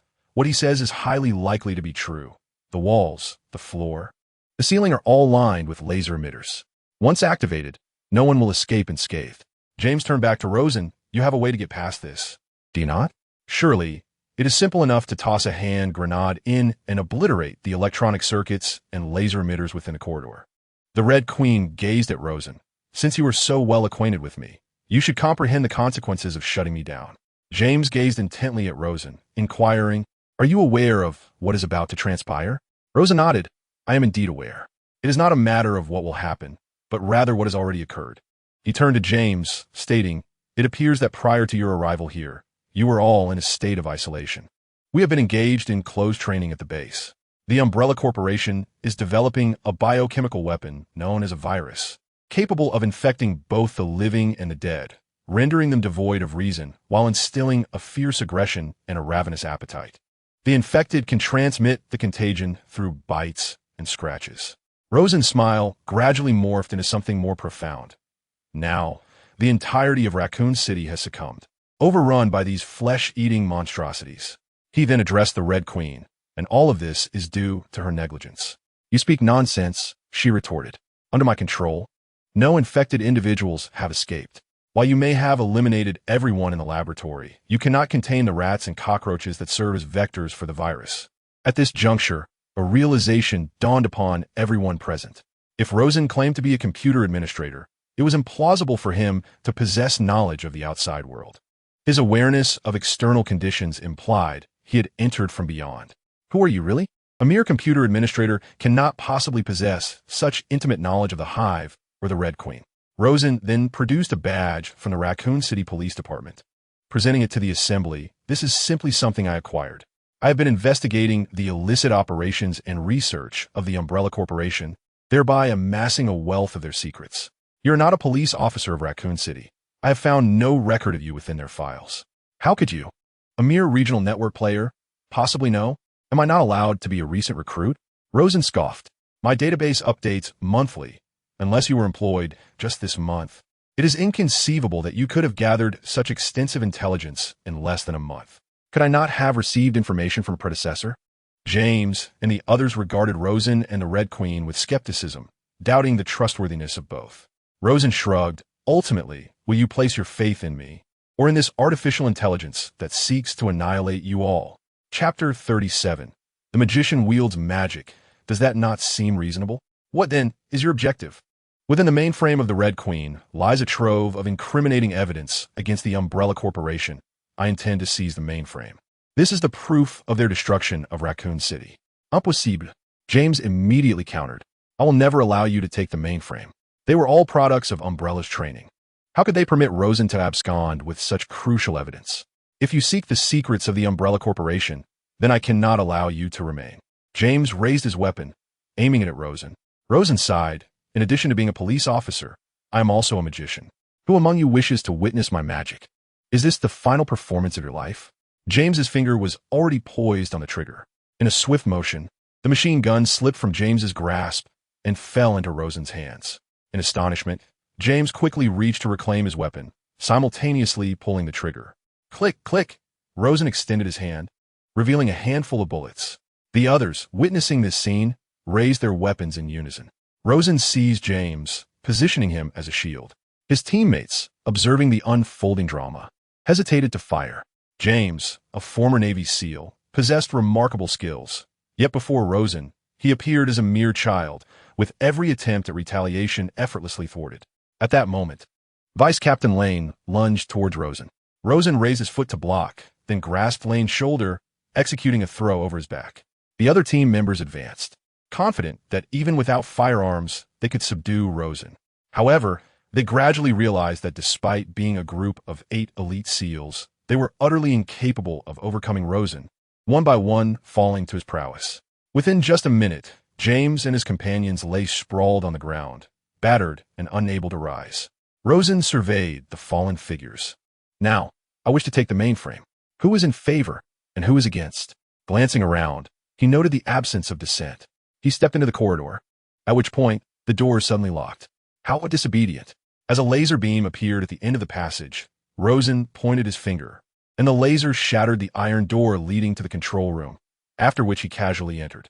Having reached the Red Queen's mainframe, he recalled her words about only updating information with the outside world once a month, often requiring a manual connection to the external network, alleviating any concerns that she might transmit information immediately. Inside the control room, a massive black mainframe stood before Rosen, adorned with flickering red and green lights. He carefully disconnected several lines before securing the mainframe within the distorted space. The moment he stored the mainframe, the entire hive's control system ceased functioning, and most motors powered down, plunging the majority of the hive into darkness. Rosen swaggered out of the corridor, greeted by the barrels of James and his companions' weapons.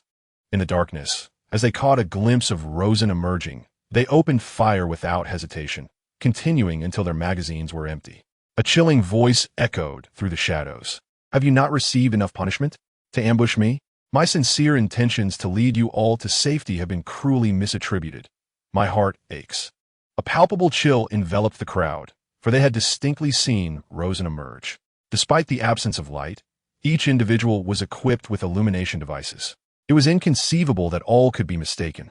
At that moment, the indoor lights flickered back to life, powered by a backup generator that activated automatically upon the cessation of the primary power source.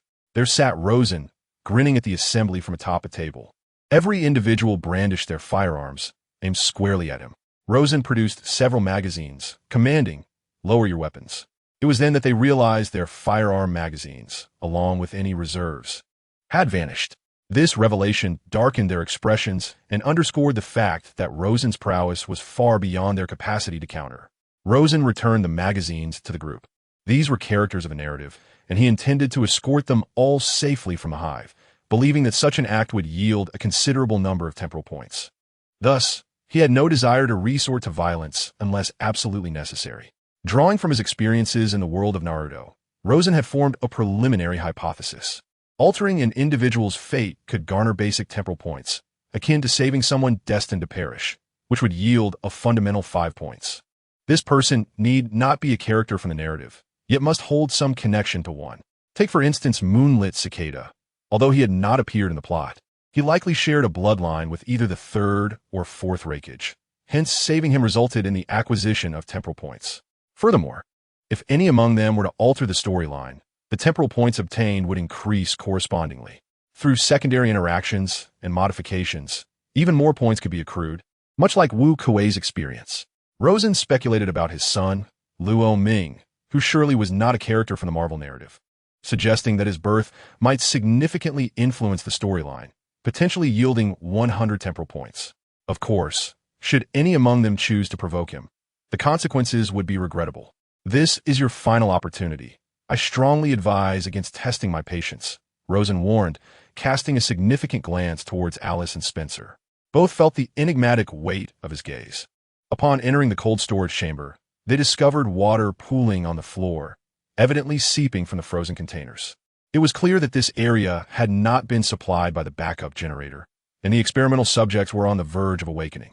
Just then, Kaplan cried out, as everyone beheld a figure clad in a white coat, bloodied and staggering towards him. "Stop! I command you to halt."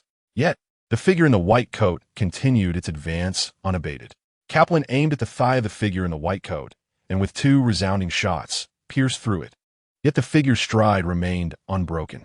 Rosen approached Kaplan and instructed, "Aim for his head. Obliterate his neural faculties." "Ah, he is merely an ordinary man," Kaplan retorted. "Haven't you realized?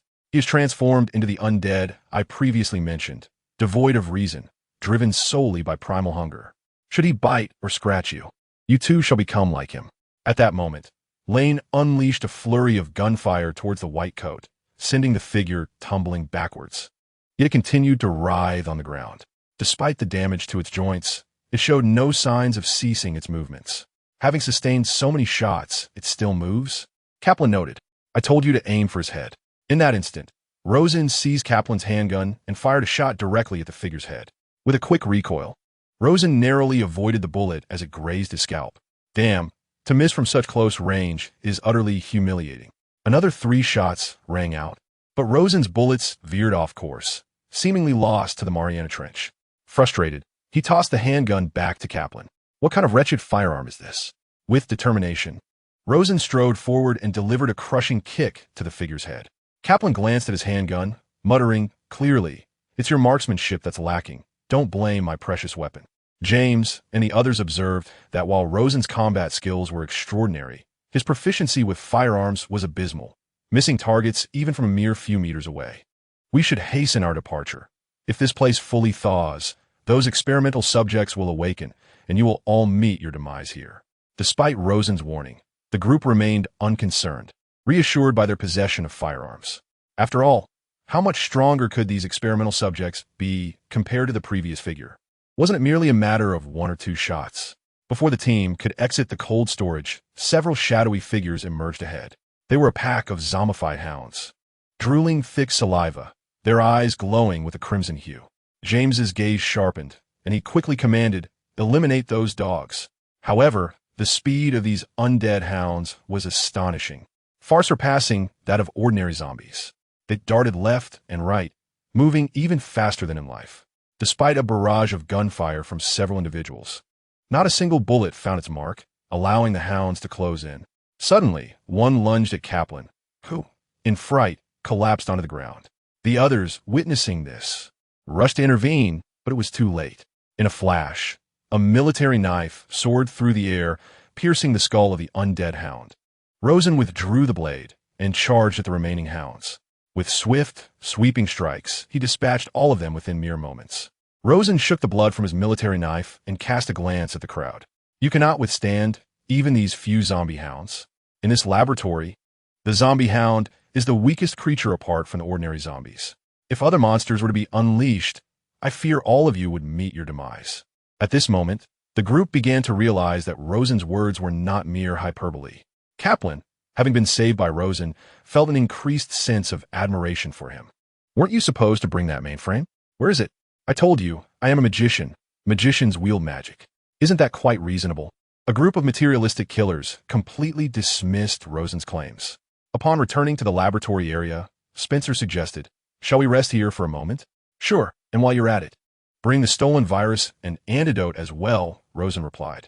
Everyone turned their gaze towards Spencer upon hearing Rosen's words. What are you saying? I don't understand. Oh, you don't understand? You're a corporate spy alongside this Lady Alice's sister. You deliberately released the virus in the laboratory to create chaos, leading the Red Queen to eliminate all the research personnel. Am I mistaken? Rosen regarded Spencer with a smile. I don't comprehend what you're saying. Just then, all guns were aimed at Spencer. I don't care whether you understand or not. In 5 minutes, if you fail to produce the virus and antidote, you shall meet a gruesome end. Suddenly, a horde of zombies surged around the corner. They had all awakened and were now drawn to the sound. James and the security personnel quickly opened fire, eliminating the approaching zombies. Seeing this, Spencer hastily turned to flee. Naturally, the others noticed his escape, but at that moment, they were too occupied to intervene. The labyrinthine experimental area allowed Spencer to vanish around a corner in the blink of an eye. James looked to Rosen, finding him standing calmly at the rear of the crowd, making no move to intervene. Given his understanding of Rosen's capabilities, he knew that if Rosen wished to stop Spencer, a single hand would suffice. Yet he allowed Spencer to escape, clearly intending for Spencer to retrieve the virus and antidote on his own. Do not waste ammunition. Let us find another route, Rosen advised. Chapter 38. As a magician, possessing hypnotic skills is quite reasonable. Isn't it? Rosen turned and walked away, while James surveyed the densely packed zombies ahead. In this hive, nearly everyone had succumbed to the zombie plague, with numbers exceeding 2,000. Unless they could achieve headshots with every bullet, They would be unable to eliminate all the zombies within the hive, even after expending every round. Rain, Pecan, you two keep watch at the rear. The rest follow him, James commanded, as the group retreated in an orderly fashion, trailing Rosen. James noticed that Rosen was familiar with the path. Although it twisted and turned, they encountered no danger along the way, which offered him a slight sense of relief. However, the enigmatic origins of Rosen continued to instill a sense of trepidation within James. At last, they arrived at the underground station. James turned to Rosen and inquired, "Shall we take the train now?" With a cheerful demeanor, Rosen replied, "Just a moment, a rather formidable creature is approaching." A formidable creature? What kind of creature? At this moment, James could no longer afford to dismiss Rosen's words. Rosen pointed towards the platform ahead. Just then, Spencer suddenly emerged, clutching a silver briefcase. His face a mask of terror as he shouted, "Help!" In that instant, a gargantuan, skinless monster surged forth behind Spencer. The creature measured 5 meters in length, its limbs long and sinewy, as its elongated tongue flicked wildly during its pursuit. This was the Licker, a creature whose primal form was already larger than a dog, yet capable of growing to the size of a tank within a remarkably brief period through consumption. The Licker before them had evidently feasted on numerous zombies. The sight of the Licker caused the faces of the onlookers to drain of color. With a stumble, Spencer fell to the ground, the briefcase sliding away from him. Rosen lifted his foot and firmly planted it on the briefcase. Turning his gaze back to Spencer, he saw that the Licker had pinned Spencer to the ground with one of its claws. Spencer raised his hand and cried out, "Save me." Rosen tossed the briefcase backwards, and Alice instinctively caught it. At that moment, the Licker charged at Rosen. With a swift motion, Rosen's military knife sliced through the air, severing the Licker's tongue. The creature raised its claw to strike at Rosen, who deftly retreated, casually swiping his knife and cleaving off the Licker's massive claw. With a furious roar, the Licker lunged at Rosen with its gaping maw. Summoning a slight surge of strength, Rosen leaped from the left side of the Licker to the right, simultaneously bringing his knife down upon the creature's head. The Licker possessed no eyes. It relied on 2 brain-like organs atop its head for thermal sensing. Rosen's blade destroyed these sensory organs, rendering the Licker blind. James and the others stood in stunned silence, witnessing the tank-like monster reduced to a mere childlike state before Rosen. They felt incredibly fortunate that their earlier confrontation with him had not ended in their demise. Ignoring the now frantic Licker, which flailed wildly in place, Rosen knew it was now akin to a headless fly, having lost its thermal sensing capability. "Spencer is not dead yet," Alice reminded them. "Help me," Spencer cried out once more. All eyes turned to Rosen, awaiting his decision. Rosen glanced at Alice and said, "You infiltrated Umbrella and came to the hive to search for your sister, did you not?" Alice looked up at Rosen, her eyes filled with hope. "Do you know where she is?" "She's already dead," Rosen replied. "It was he who caused her demise, and thus her fate rests in your hands." Alice's gaze towards Spencer was tinged with resentment. Let that monster accompany him, she thought. The group boarded the underground train, which then commenced its journey towards the exit. "In truth, you have no sister," Rosen remarked to Alice. "What do you mean? Are you suggesting that my sister and I are not true siblings?" Alice inquired, astonished. "You will come to understand in due time," Rosen replied with a grin. The Alice before them was, in fact, a clone, her memories fabricated and false. Even this expedition to the hive was merely a test orchestrated by the Umbrella Corporation for Alice. Rosen turned to Kaplan. "How about you work for me?" "I'm afraid the remuneration offered by Umbrella is beyond your means," Kaplan replied. "I do not wish to impose," Rosen shrugged. "If you or anyone else reaches a decision and is willing to serve under me, remember to find me at the hive. I intend to claim it for myself." James and the others regarded Rosen's ambitions as fanciful, setting aside the fact that the hive belonged to the Umbrella Corporation, even if they abandoned it. It was teeming with thousands of zombies. How could Rosen possibly seize control? However, prior to that, you must not disclose my information. "Of course. I assure you I will remain silent," Kaplan hastily promised. "I do not trust you." Rosen's smile remained, yet his gaze was laced with skepticism. "What must I do to earn your trust?" Kaplan asked, a hint of fear in his voice, which also made James and the others tense. At that moment, Alice noticed a dark shadow silently creeping in the corner, extending towards Rosen's feet. Yet Rosen remained still. Why was the shadow moving so conspicuously? Just then, Alice realized that Rosen had not one, but 4 shadows, each cast in the corners of the compartment. This was evidently illogical, with only one light source in the compartment. It was impossible to have 4 shadows. At least, she herself had but one. The others remained oblivious to this anomaly. Alice's heart raced. She could not comprehend the true nature of the individual before her. At that instant, 3 of the shadows suddenly emitted a red glow from their eye regions, manifesting bizarre patterns. In the next moment, all eyes in the vicinity became vacant. Rosen had seized fragments of everyone's memories while leaving intact his final instruction. In times of desperation, they would know to seek him out at the hive. This was the greedy ability of the kaleidoscope, embodying the essence of avarice. The power of his left eye was known as the harbinger of calamity, while the right eye was the beacon of enlightenment. The ability of the harbinger of calamity was to possess, or one might say, to gain without labor. By activating this power, the user could seize any aspect of another: strength, constitution, chakra, ninjutsu, or even memories, according to their desires. The ability of the right eye, the clear vision, is to convert everything it occupies into its own ocular power. Each time the left eye, the curse of misfortune, is activated to seize something from another, the right eye can transform that acquisition into its own ocular strength. Furthermore, the amount of ocular power consumed by the left eye corresponds directly to the amount that the right eye can reclaim. This means that, if utilized properly, this is currently the only pair of kaleidoscopes that will not lead to blindness.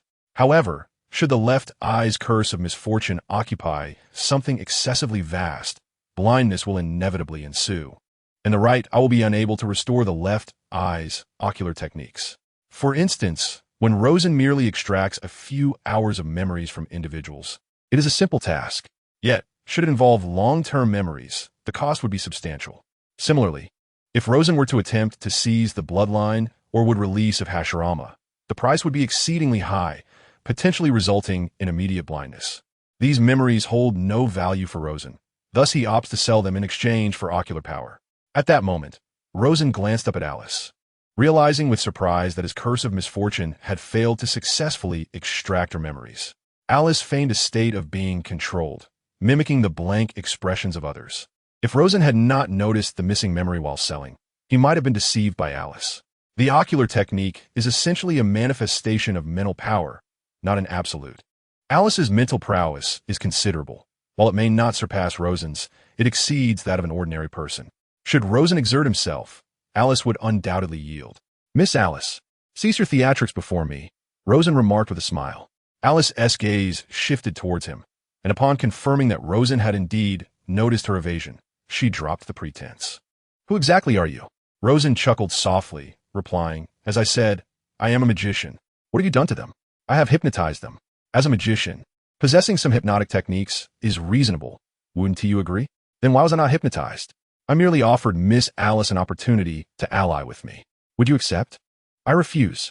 Following her rejection, Alice regarded Rosen with heightened vigilance. "I wish to disembark.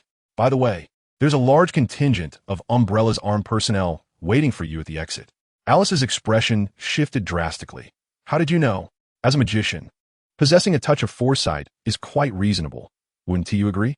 With that, Rosen abruptly leaped from the train. Alice's eyes flickered, yet she remained on board. The train was traveling at 100 kilometers per hour. Jumping would surely result in a fatal fall. As the train approached the exit, James and the others regained their consciousness. "Strange, did I just fall asleep?" James rubbed his temples, while Alice remained silent in the corner of the carriage. The train gradually came to a halt, and at the moment the passengers disembarked, dozens of fully armed personnel took control of everyone, including the security staff from Umbrella Corporation, such as James. They attempted to resist. However, the adversaries were better armed, more numerous, and had been well prepared. As they exited, several tranquilizer darts struck them. Meanwhile, within the hive, Rosen received a system notification, gained 60 time points. Subsequently, more armed personnel entered the hive and commenced the extermination of the zombies within. Under the overwhelming force, all the zombies were eradicated. Yet, they discovered that the Red Queen mainframe was missing. Clearly, James and his companions had not taken the Red Queen with them. When questioned, they had no explanation. At this moment, Rosen found himself in an apartment within a residential building. where all the inhabitants had fallen victim to a pack of zombie dogs that had since made this place their home, ensuring that no one would disturb Rosen. As a form of rent, Rosen took it upon himself to collect the bodies and buried the family in the lawn below, placing a stone atop the grave to ensure that neither the zombies would unearth them nor would they rise again. Rosen opened a suitcase containing 2 spiral glass containers, one green and the other blue, along with a specially designed syringe. He took the syringe and drew the virus from the blue container, injecting it into his abdomen. Once the virus entered his body, Rosen immediately felt its rapid activation and proliferation. However, concurrently, his antibodies began to respond swiftly. Both the virus and Rosen's antibodies possessed formidable evolutionary capabilities. While an average person's body would expend considerable energy to generate antibodies, Rosen's stamina was several dozen times that of an ordinary individual, and his vitality was a dozen times greater. Typically, when a virus invaded Rosen's body, his primitive antibodies could annihilate it entirely. In the initial onslaught, the primitive antibodies eradicated 80% of the virus. The remaining 20% began to self-evolve, giving rise to a more potent strain. Soon, the primitive antibodies began to falter, while his bodily functions accelerated, producing second-generation antibodies. It was akin to a war between 2 nations. As one unveiled a new weapon today, the other would respond with an even more formidable one the next day. Rosen's stamina and vitality dwindled rapidly, and his lifespan, originally 800 years, continued to decline. Yet paradoxically, his physique grew stronger through this confrontation between the virus and antibodies. By the 5th day, the virus within Rosen had evolved to its 9th generation.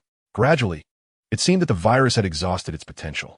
Alternatively, the evolutionary pace of the antibodies might have surpassed that of the virus. Ultimately, the virus succumbed entirely, beginning to be eradicated en masse by the antibodies.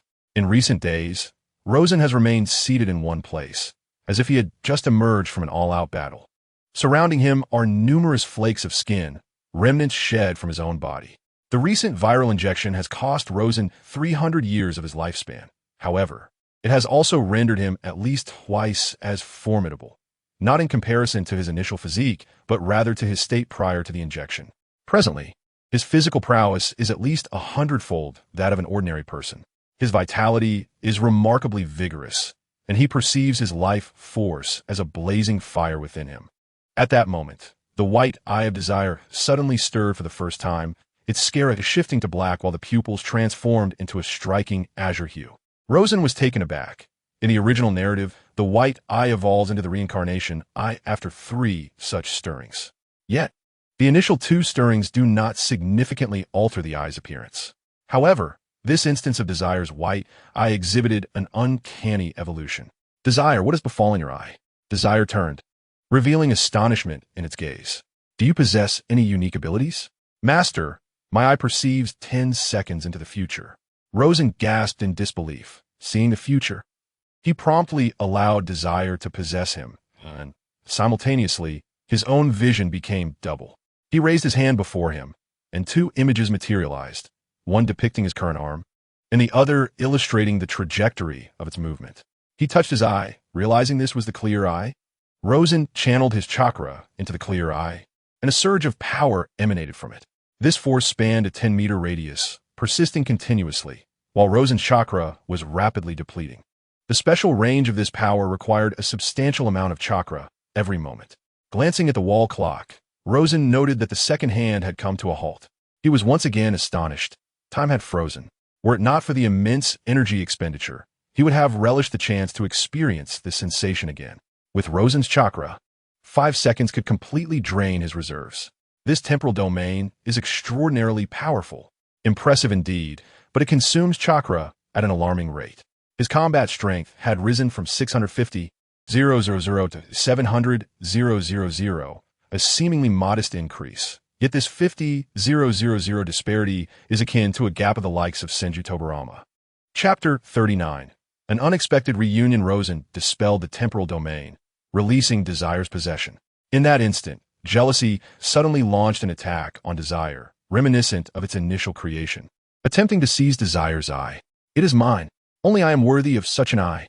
Simultaneously, Rosen and Desire raised their feet, sending jealousy flying.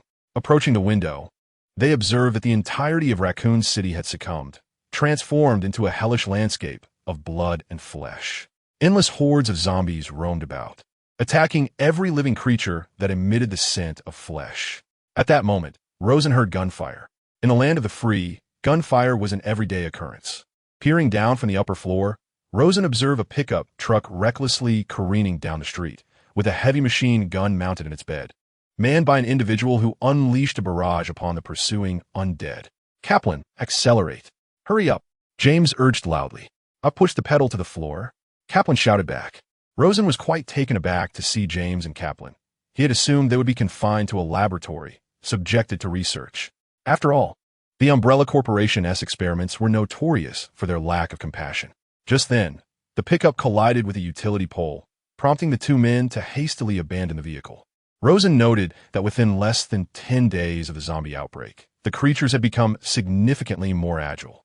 It appeared that the zombies were evolving at a pace beyond expectations. To his surprise, Rosen saw James and Kaplan running toward the very apartment building where he was situated.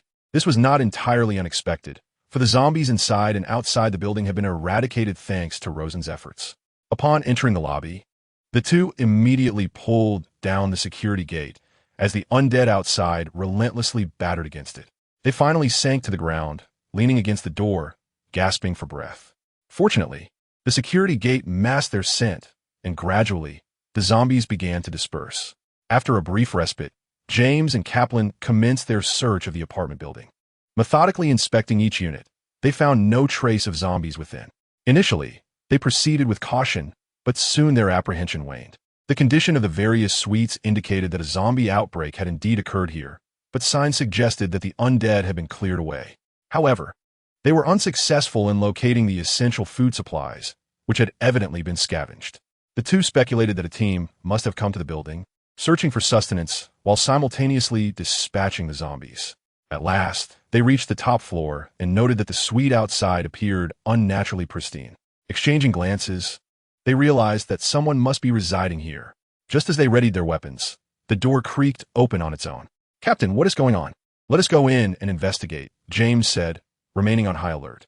They cautiously stepped through the doorway, only to find an individual sitting with their back to them on a sofa, legs crossed, engrossed in a 120-inch television screen. Stealthily, James approached and aimed his weapon at the back of the person's head. "This is not the first time you've had a gun pointed at you," Rosen remarked without turning around. James's mind raced as he tried to recall if he knew this individual. "Sit down. It seems you haven't eaten in quite some time." James and Kaplan did not stow away their weapons, yet they settled onto the sofa, flanking Rosen. Upon seeing Rosen's face, both men felt a sense of familiarity, though the source of their recognition eluded them. Faced with an array of snacks laid out on the table, they ultimately lowered their weapons and began to indulge in canned beer and treats. "Is there a main course?" Kaplan inquired, his mouth full of popcorn. The snacks were insufficient to satiate his hunger. Only a proper meal could truly fill him. Rosen set down his beer and asked, "How long has it been since you last ate?" 5 days, I suppose. We've been surviving on glucose injections and other substances," Kaplan replied casually. James turned to Rosen. "Haven't we met before?" "I was once your teammate," Rosen stated. "That's impossible," James countered with firm conviction. "If you were indeed our former teammate, we would remember you. You just escaped from the Umbrella Corporation's laboratory, didn't you? What do you know? During our last mission, I had a premonition that the Umbrella Corporation would target us. I urged you to abandon any plans of returning, but you insisted, and ultimately, we parted ways." Rosen explained, "In your memories, I am absent because your memories have been altered. What you believe to be real is, in fact, false." James and Kaplan's expressions grew grave, as they found themselves unable to discern the truth in Rosen's words. "Why would the Umbrella Corporation do this?" "Because you were infected with the virus. Yet, unlike the zombies on the streets, you have not undergone full transformation, making you ideal subjects for experimentation. Anyone who has entered the hive has, to some extent, been exposed to the original virus, the same one I injected. Since the virus was transmitted through the air, the quantity you inhaled was minimal. Before the virus could wreak havoc on your bodies, antibodies formed, causing a certain mutation, thus rendering you invaluable as test subjects. You could say that you are weakened versions of the virus injection process I conducted. Then why are you here? Or is our escape part of your plan?" Rosen shook his head. I can only say that this is indeed a coincidence. Whether you choose to believe it is up to you. In truth, had you not intruded upon my residence, I would have sought out Kaplan in a few days. James was indifferent, yet Kaplan was the designated computer administrator.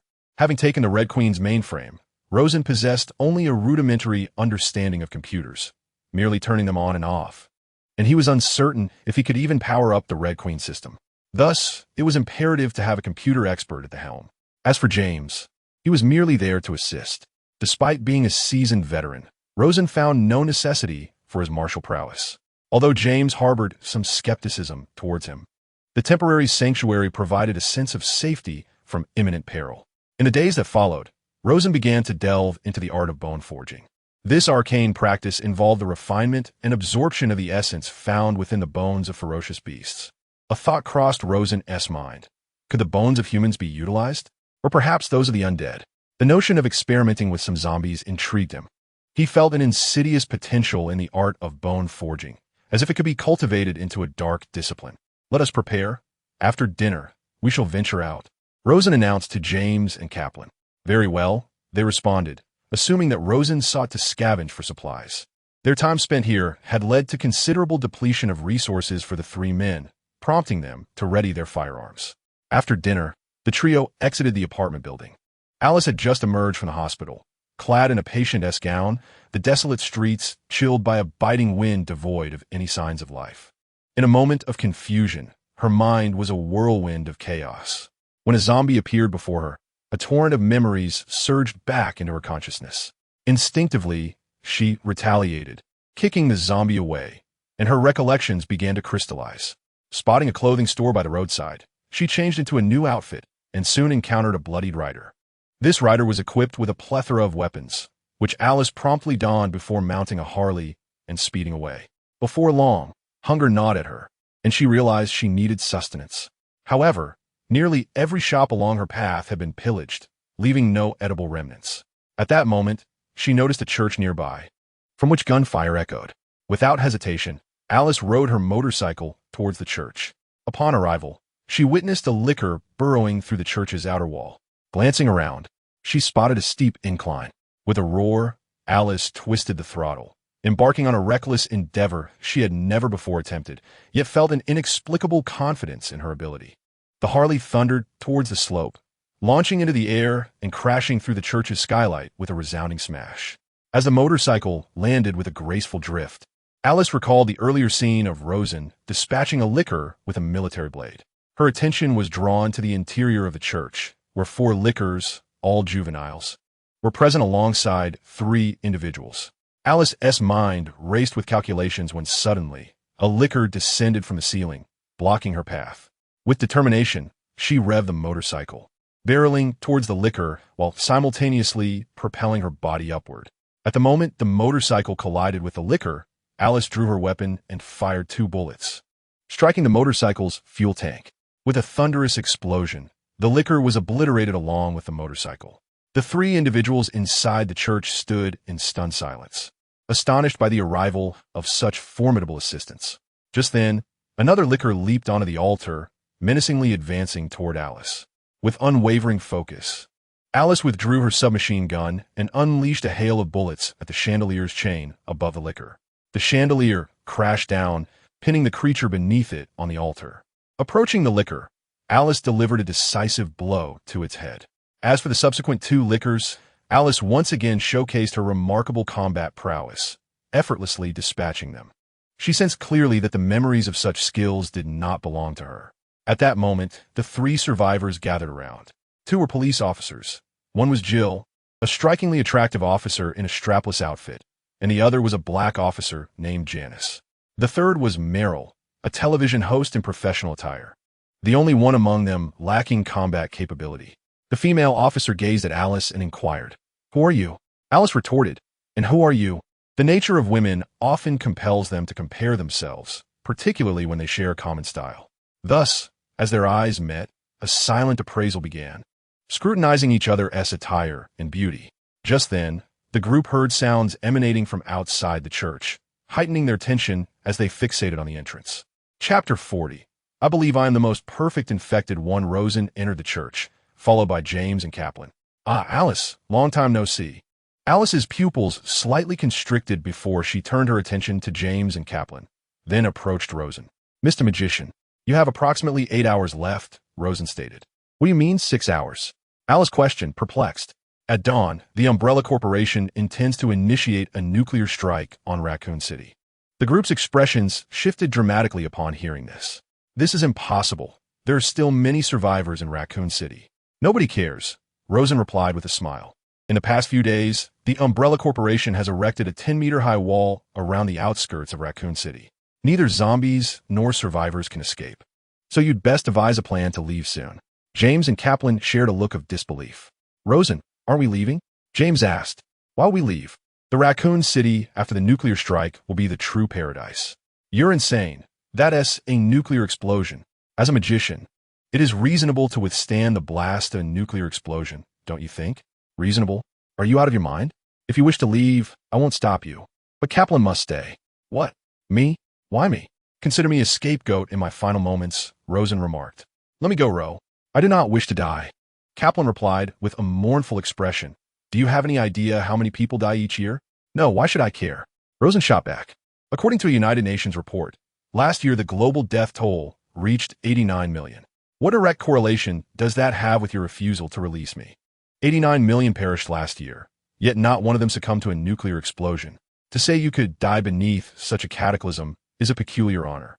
The expressions of all present were utterly captivating, particularly Kaplan, who, after spending several days with Rosen, had not realized the depths of his madness. So, what is it about Kaplan that warrants his retention? He always found Rosen enigmatic, yet he could not pinpoint precisely what was mysterious. Did I not mention? I require a scapegoat. If not him, then you shall remain. Rosen glanced in another direction. Currently, hundreds of zombies are approaching. Do you intend to feed them or fight to the death? We should vacate this place, Alice urged the group. They hurriedly exited the church. But Alice noticed that Rosen remained rooted to the spot. You aren't leaving? A few of those zombies are acquaintances of mine. I intend to greet them. The group was rendered speechless. Rosen's perspective was beyond their comprehension. However, as they stepped beyond the church's confines and looked back, they beheld a mass of zombies encircling the church from another direction. Madman, Jill muttered. Since Rosen's arrival, she had perceived him as an incomprehensible lunatic. Leave him be. If he seeks death, that is his affair, Janice remarked. He is not so easily dispatched, Alice countered. Do you think he can escape under such circumstances? It is also possible he will eliminate those zombies, Alice replied. Is Rosen truly that formidable? James inquired.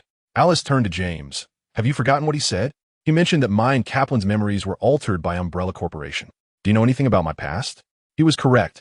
Your memories have indeed been tampered with, Alice asserted. However, she refrained from clarifying that it was Rosen who had manipulated James and Kaplan's memories. Just as the group fled, a ringing echoed from a nearby telephone booth. They exchanged glances, yet none approached to answer the call, pressing onward instead. But when they reached another phone booth, the ringing resumed. It dawned on them that someone was monitoring their movements and attempting to communicate via the telephone. After a moment's contemplation, Alice stepped forward to answer the call. Hello, who is this? I am Asaford, working for the Umbrella Corporation as the Director of Virus and Safety Management. You are currently seeking a way to escape Raccoon City, are you not? A male voice spoke from the other end of the line. Who are you? You need not concern yourself with my identity. My daughter, Angela, has been missing from the Raccoon City Academy, and I require your assistance in locating her and bringing her to the town hall. Sir, you claim your daughter is missing. Is it possible she may be unharmed? What you must do now is find her before the corporation's final verdict arrives. I shall arrange your escape route there. After Alice hung up the phone, she turned to Jill and the others, relaying the details of the conversation. Following a brief moment of hesitation, they resolved to rescue Angela. Recognizing it as their only means of escape, upon arriving outside the academy, a towering figure wielding a minigun suddenly appeared before them. Alice's instincts immediately sensed the impending danger. At that moment, the figure raised the weapon and aimed it at Alice and her companions. Not good. The group recognized the threat and swiftly scattered in an attempt to flee. The minigun's power, as depicted in cinematic portrayals, had never claimed a notable character's life. Much like Amaterasu in the world of Naruto, known for its formidable prowess and unquenchable flames, it had never extinguished a named individual, as they all possessed methods to evade its wrath. At this moment, Alice dashed away like a wild stallion, while the imposing figure relentlessly pursued her, firing continuously. The others managed to escape unscathed. With each passing moment, Alice's anxiety grew. Despite her attempts to strike back, even when she did hit her pursuer, he remained as unyielding as a steel tower, undeterred in his chase. Even if she struck his legs, he pressed on with unwavering determination. The adversary could even crash through a wall 40 centimeters thick, a display of astonishing strength that extinguished any thoughts of resistance in Alice's mind. However, he was slightly slower than her. Ultimately, through her agile maneuvers, Alice evaded the relentless pursuit. Meanwhile, Jill and her companions discovered their objective, Angela, within the academy and encountered Carol, another member of the Umbrella security team. Although Carol and James hailed from different departments, they were old acquaintances. Like Carol and his team, they too had been forsaken by Umbrella within Raccoon City. All of his teammates had perished, and the last one had been torn apart by 2 ravenous zombie hounds while attempting to save Jill. The atmosphere was heavy with sorrow as they found a vehicle by the roadside and hastened towards the town hall. Alice glanced at the bandaged hand of Carol. "Were you bitten?" Carol nodded, and at that moment, Angela, seated nearby, opened her backpack and retrieved a small metallic box, presenting it to Carol. "What is this?" Carol opened the box to reveal a bottle contained within a spiraled green glass vessel, accompanied by a syringe. This was the antidote. Alice's eyes sparkled with hope as she promptly assisted Carol in administering the antidote. "Are you familiar with this?" she inquired. "I was once a member of Umbrella, and I witnessed how the corporation devastated this city. They injected the virus into me," Alice recounted. The occupants of the vehicle cast glances at her, prompting Alice to add, "However, I'm not infectious." As they approached the vicinity of the town hall, they spotted a helicopter stationed in the square. Yet, surrounding the helicopter stood several armed guards. Alice and her companions swiftly dispatched the guards, but upon boarding the helicopter, they realized it was a trap. By the time they comprehended the situation, everyone had been subdued, save for Alice, who retained some freedom of movement, albeit under the watchful eyes of several armed personnel. It was then that she encountered the imposing figure who had been relentlessly pursuing her. A man wearing a Bluetooth headset approached Alice, standing before her with a sinister smile, a truly exquisite creation. "Who are you?" she asked. "You may call me Oddful. I am also the chief surgeon for you and him." He gestured toward the hulking figure. Him? Was he ever truly human? She probed. "Once, yes, but now he is known as the Tracker. You all were once my most remarkable creations," Oddful stated, his gaze piercing into Alice. "Especially you. You represent the perfect amalgamation of virus and cell, resulting in a new spiral structure. It's simply astonishing. Your strength, speed, and reflexes are nothing short of breathtaking. You could even be deemed a new breed of humanity." Oddful then turned to the Tracker, declaring, "Now, I must assess who among you is superior, which will determine who is worthy of survival." "I believe you are mistaken," interrupted a sudden voice, drawing Alice and the others' attention to its source, Rosen, who strolled with an air of confidence. James and Kaplan visibly brightened at Rosen's arrival. Carol whispered, "Is he one of us?" "He should be," came the reply. "Then why is he so brazenly approaching? He should at least be armed." Oddful regarded Rosen with curiosity. "And you are?" "Allow me to introduce myself. I am Rosen, an individual who has voluntarily infected himself with the virus. Of course, I use the original strain, not merely any infected creature's bite," Rosen declared. "I do not believe that the fusion of virus and cell is perfect. I consider myself the most flawless host." The group exchanged bewildered glances, while Oddful stared at Rosen in astonishment. "This is impossible. The toxicity of the original virus far exceeds that of the virus born by an infected individual. No one could remain unscathed after being injected with the original strain, unless they possess a constitution many times stronger than that of an average human, continuously producing and renewing antibodies," Rosen explained. "It is akin to certain viruses that are effective against humans, yet prove ineffective against certain large animals. This discrepancy arises not only from structural differences, but also due to their immense size, which signifies formidable resistance. However, this notion is implausible. It is inconceivable for an unaltered human to possess such traits." Chapter 41. The Golden Crow swallows a nuclear bomb. "I apologize. I am indeed such a person," Rosen stated with a smile. "Verifying the credibility of your words is quite simple." Oddfield gestured to his subordinates. "Eliminate him." In an instant, A barrage of bullets was unleashed upon Rosen. Just as everyone anticipated his imminent demise, the gunfire ceased. The armed personnel stood in stunned silence, gazing at Rosen, who remained unscathed. Rosen lowered his hands, allowing the spent cartridges to fall. Oddfield's eyes sparkled with astonishment and excitement. Incredible, truly incredible. I must have him alive. I must have him alive. Are you certain your subordinates can subdue me? If you can withstand the bullets of one gun, what of 10? Oddfield looked at Rosen with confidence. That is indeed true. I cannot block all the bullets. Rosen conceded with a nod. He had already assessed his limits. Having managed to catch the bullets from 3 machine guns, which was his utmost capability, he could not intercept the onslaught from 10. Yet, a smile lingered on Rosen's face. How many calibers of bullets do you think I can catch with my body? Oddfield paused, then quickly grasped the implication. If Rosen's physique could indeed exceed that of an ordinary human by several multiples, then his defensive capabilities would be equally astonishing. Fire. A deluge of hundreds of bullets rained down upon Rosen, yet he effortlessly deflected them. At that moment, a single bullet hurtled towards him. Boom! Rosen raised his hands to shield his face. He preferred not to be caught off guard, although the power was comparable to that of a ninja technique. When the smoke cleared, Rosen emerged unscathed before the astonished onlookers. Carroll turned to James and Kaplan beside him. Has he always been this formidable? Truthfully, we are only discovering this now. James replied with a hint of exasperation. Rosen clapped his hands, brushing off the ashes from his palms. Just then, the tracker appeared before him, reaching out to grasp Rosen's head. Oh no! Alice and the others gasped in alarm, especially Alice, who understood the terrifying nature of the tracker, a force not to be reckoned with by mere mortals. Yet, to Rosen, the tracker's strength seemed as that of a mere child. In the next moment, shadows spread from beneath Rosen's feet, swiftly intertwining with the tracker. Half of the tracker's body was cloaked in darkness, reminiscent of the way the black abyss manipulated others with its formidable power. The onlookers shuddered at this eerie spectacle. At that moment, the gluttony occupying the tracker's frame grinned widely, exclaiming, "This body is quite exquisite. It has been ages since I last indulged in the pleasure of consumption." Its ravenous gaze swept across everyone present. Suddenly, 3 armed helicopters emerged overhead. "Haha, continue. Let me see if you can withstand the might of mechanical creation."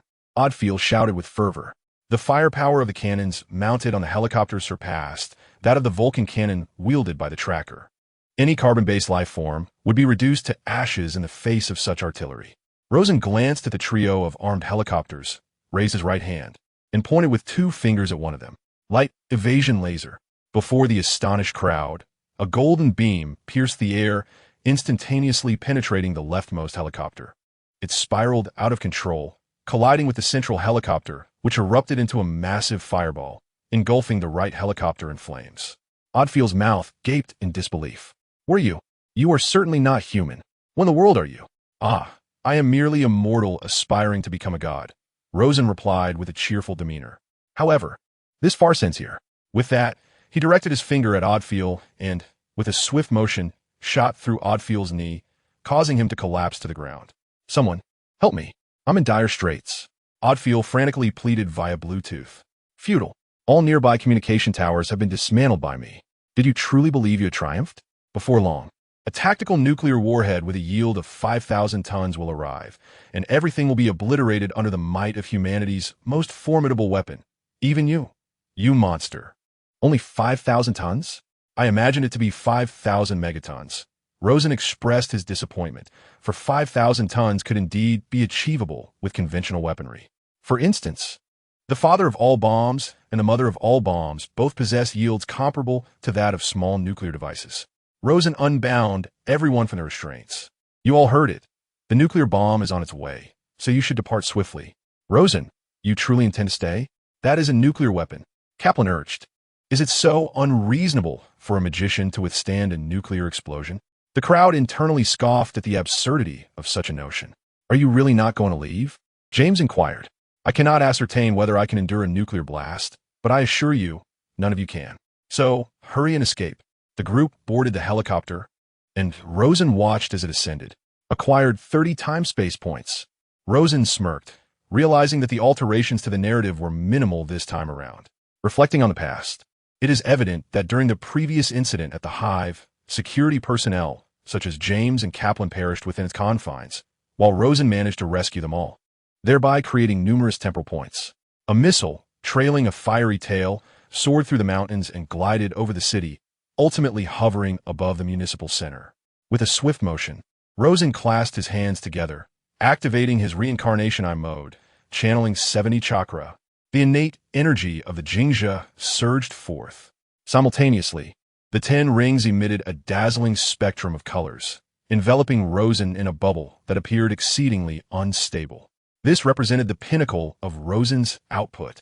In an explosive moment akin to a nuclear detonation, Rosen transformed into a colossal golden crow. The light escape of the great sun golden crow.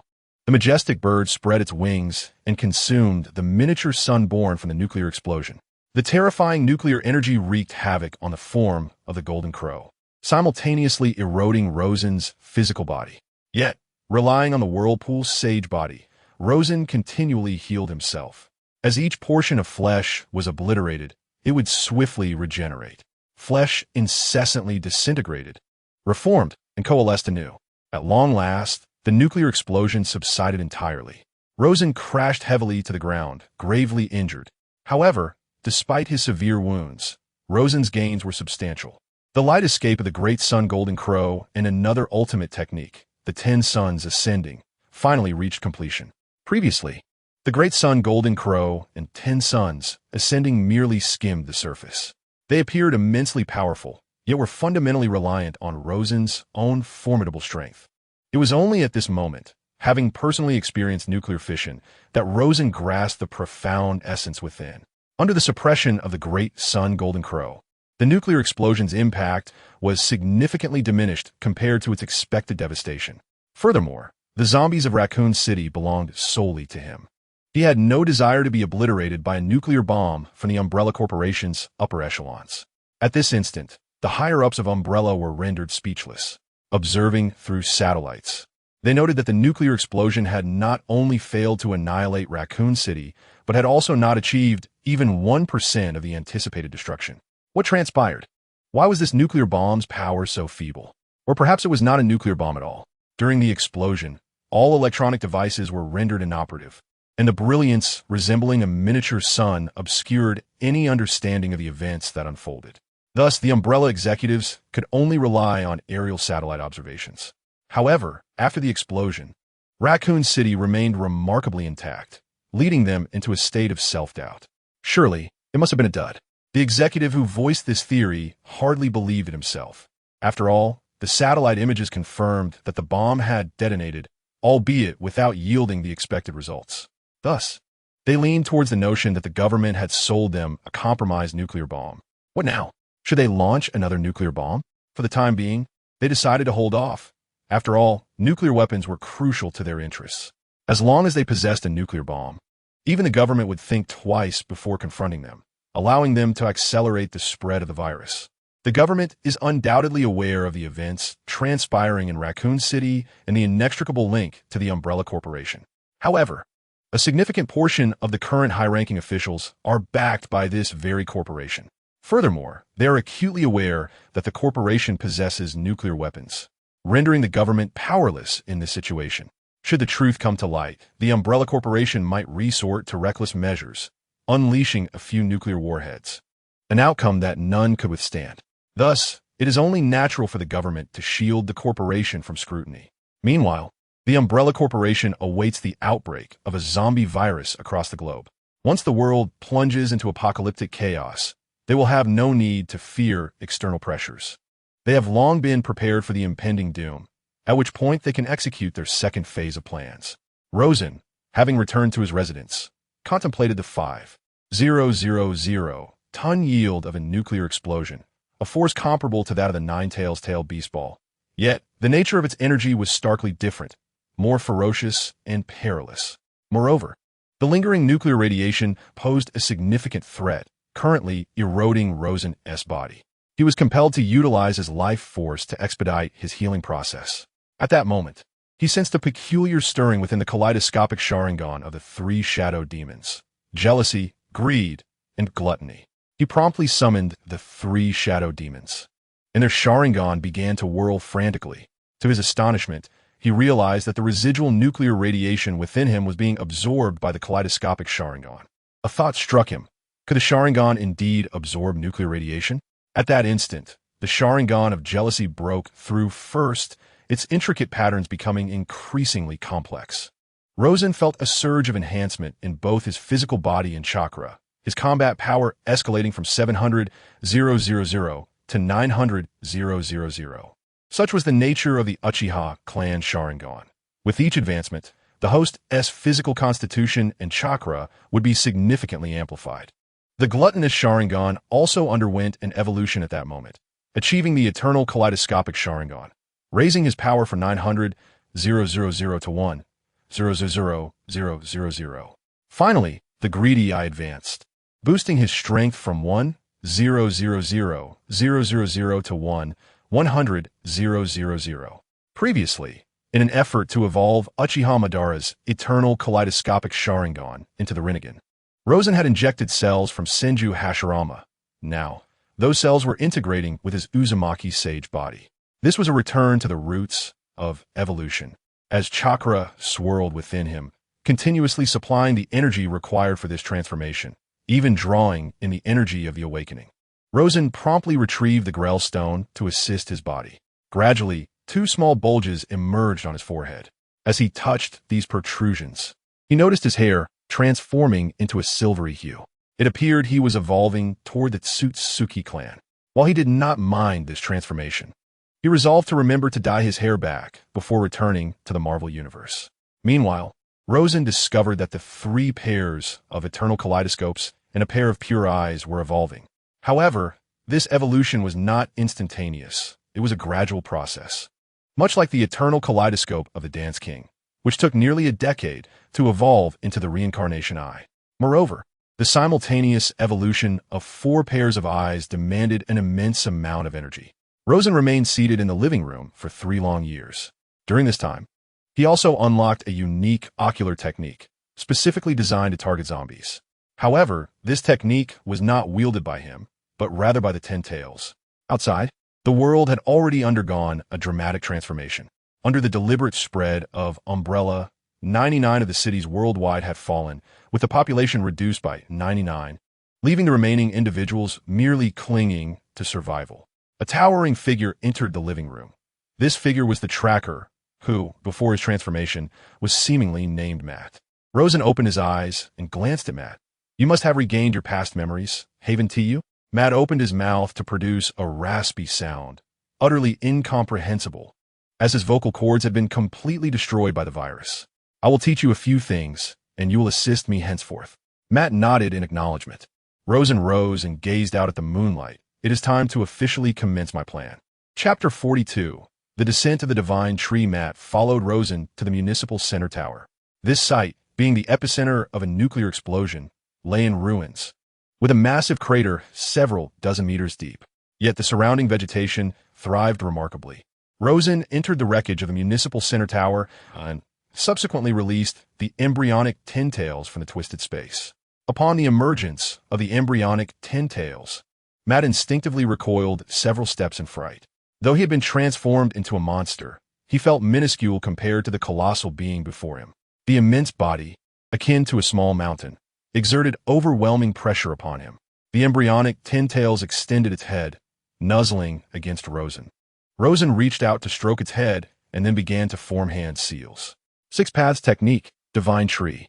As Rosen completed the hand seals, the body of the embryonic 10 Tails began to transform. Its massive form morphed into a wooden structure, with 10 tendrils becoming roots that burrowed into the ground. The body sprouted a trunk, branches, and leaves, its main trunk breaking through the ceiling of the municipal center. With a resounding crash, the embryonic 10 Tails transformed into the form of the Divine Tree, its colossal trunk reaching a height of 100 meters.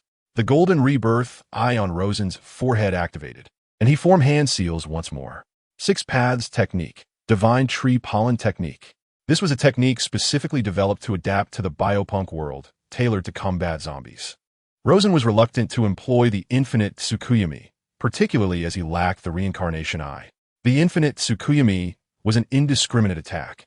ensnaring all living beings in an illusion from which even those hidden underground could not escape. Thus, Rosen could only develop this ocular technique reliant on the power of the rebirth eye. Simultaneously, a magnificent flower blossomed atop the divine tree, releasing a fine pollen that began to attract the horde of zombies from the entire Raccoon City.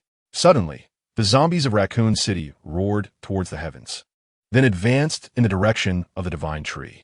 As the first zombie arrived beneath the canopy, a vine descended to ensnare it, wrapping the creature like a dumpling before hoisting it up to the treetop. With each new arrival, the fate of every zombie was the same. Even the lickers and zombie dogs were lured in by the tree's pollen, approaching as if on a pilgrimage, utterly unaware of the peril that awaited them. Raccoon City housed millions of zombies, and the pollen continued to spread to even more distant regions. More and more zombies sensed the pollen and began converging towards Raccoon City. No obstacle, no matter how vast, could deter their relentless march.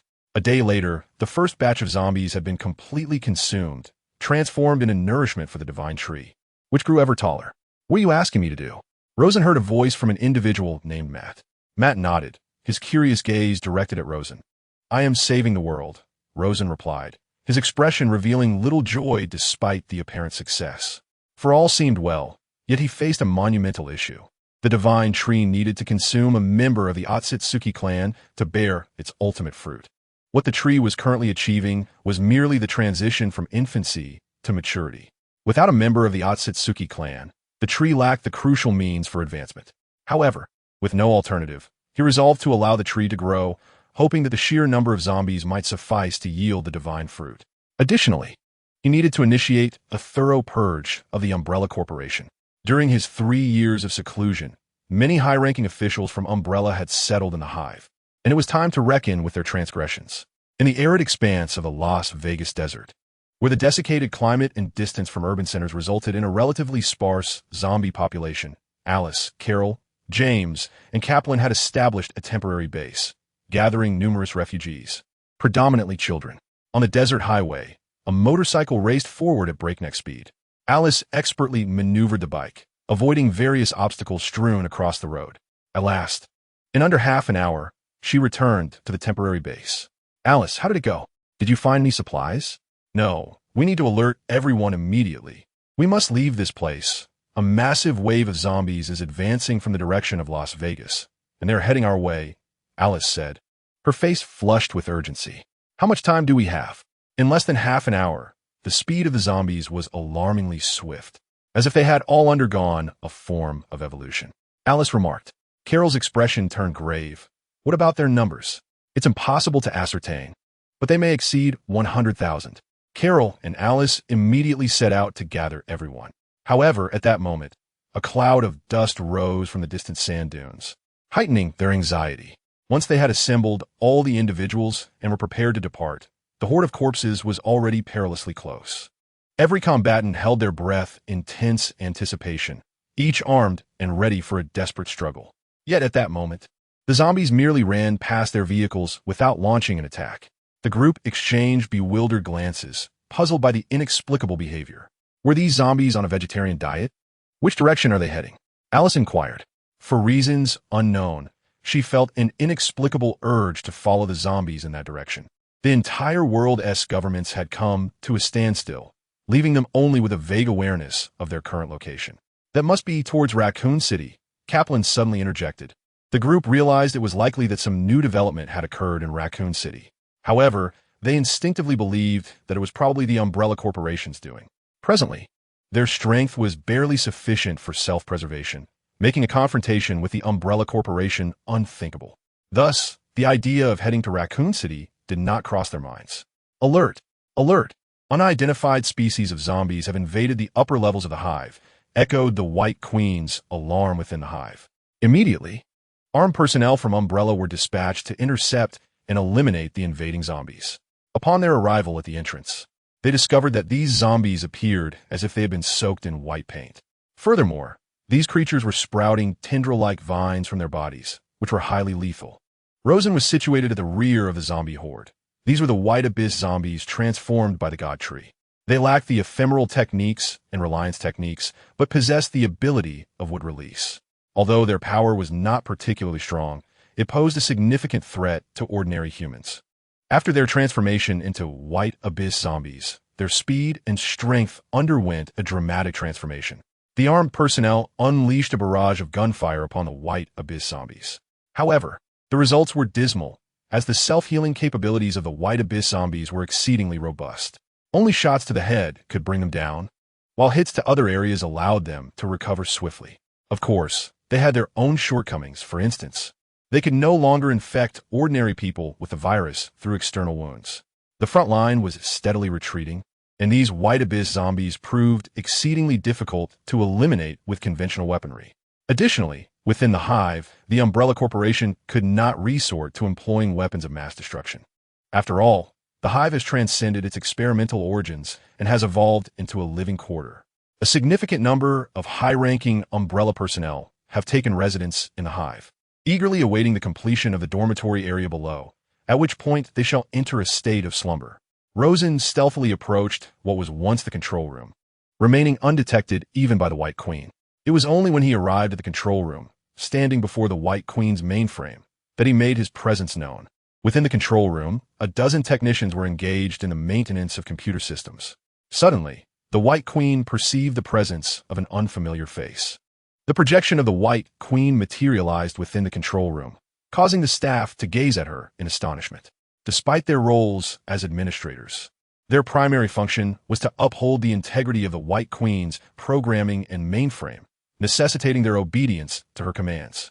Thus, when she suddenly appeared, they anticipated the issuance of new directives. "Who are you?" the White Queen inquired. Rosen grinned widely, and with a mere wave of his hand, severed all connections to the White Queen's mainframe. In an instant, the entire Hive was plunged into darkness. Meanwhile, the Umbrella personnel stationed at the front lines, valiantly contending with the White Death zombies, were left bewildered. Their struggle against the onslaught of the White Death zombies was already arduous. The sudden blackout rendered the battlefield shrouded in obscurity, complicating their defense. Soon, shrieks of terror began to resonate throughout the air. The White Death zombies swiftly breached the armed forces' defenses, unleashing a massacre. Although the backup power was activated promptly, the front lines had descended into chaos.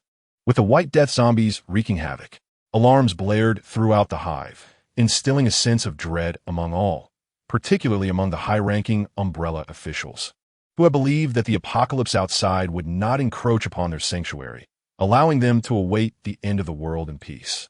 Yet, they had not anticipated the emergence of such a terrifying creature as the White Death zombie. Captain Weskier of the security team asked Dr. Isaac, "The front lines have completely fallen. What shall we do now?"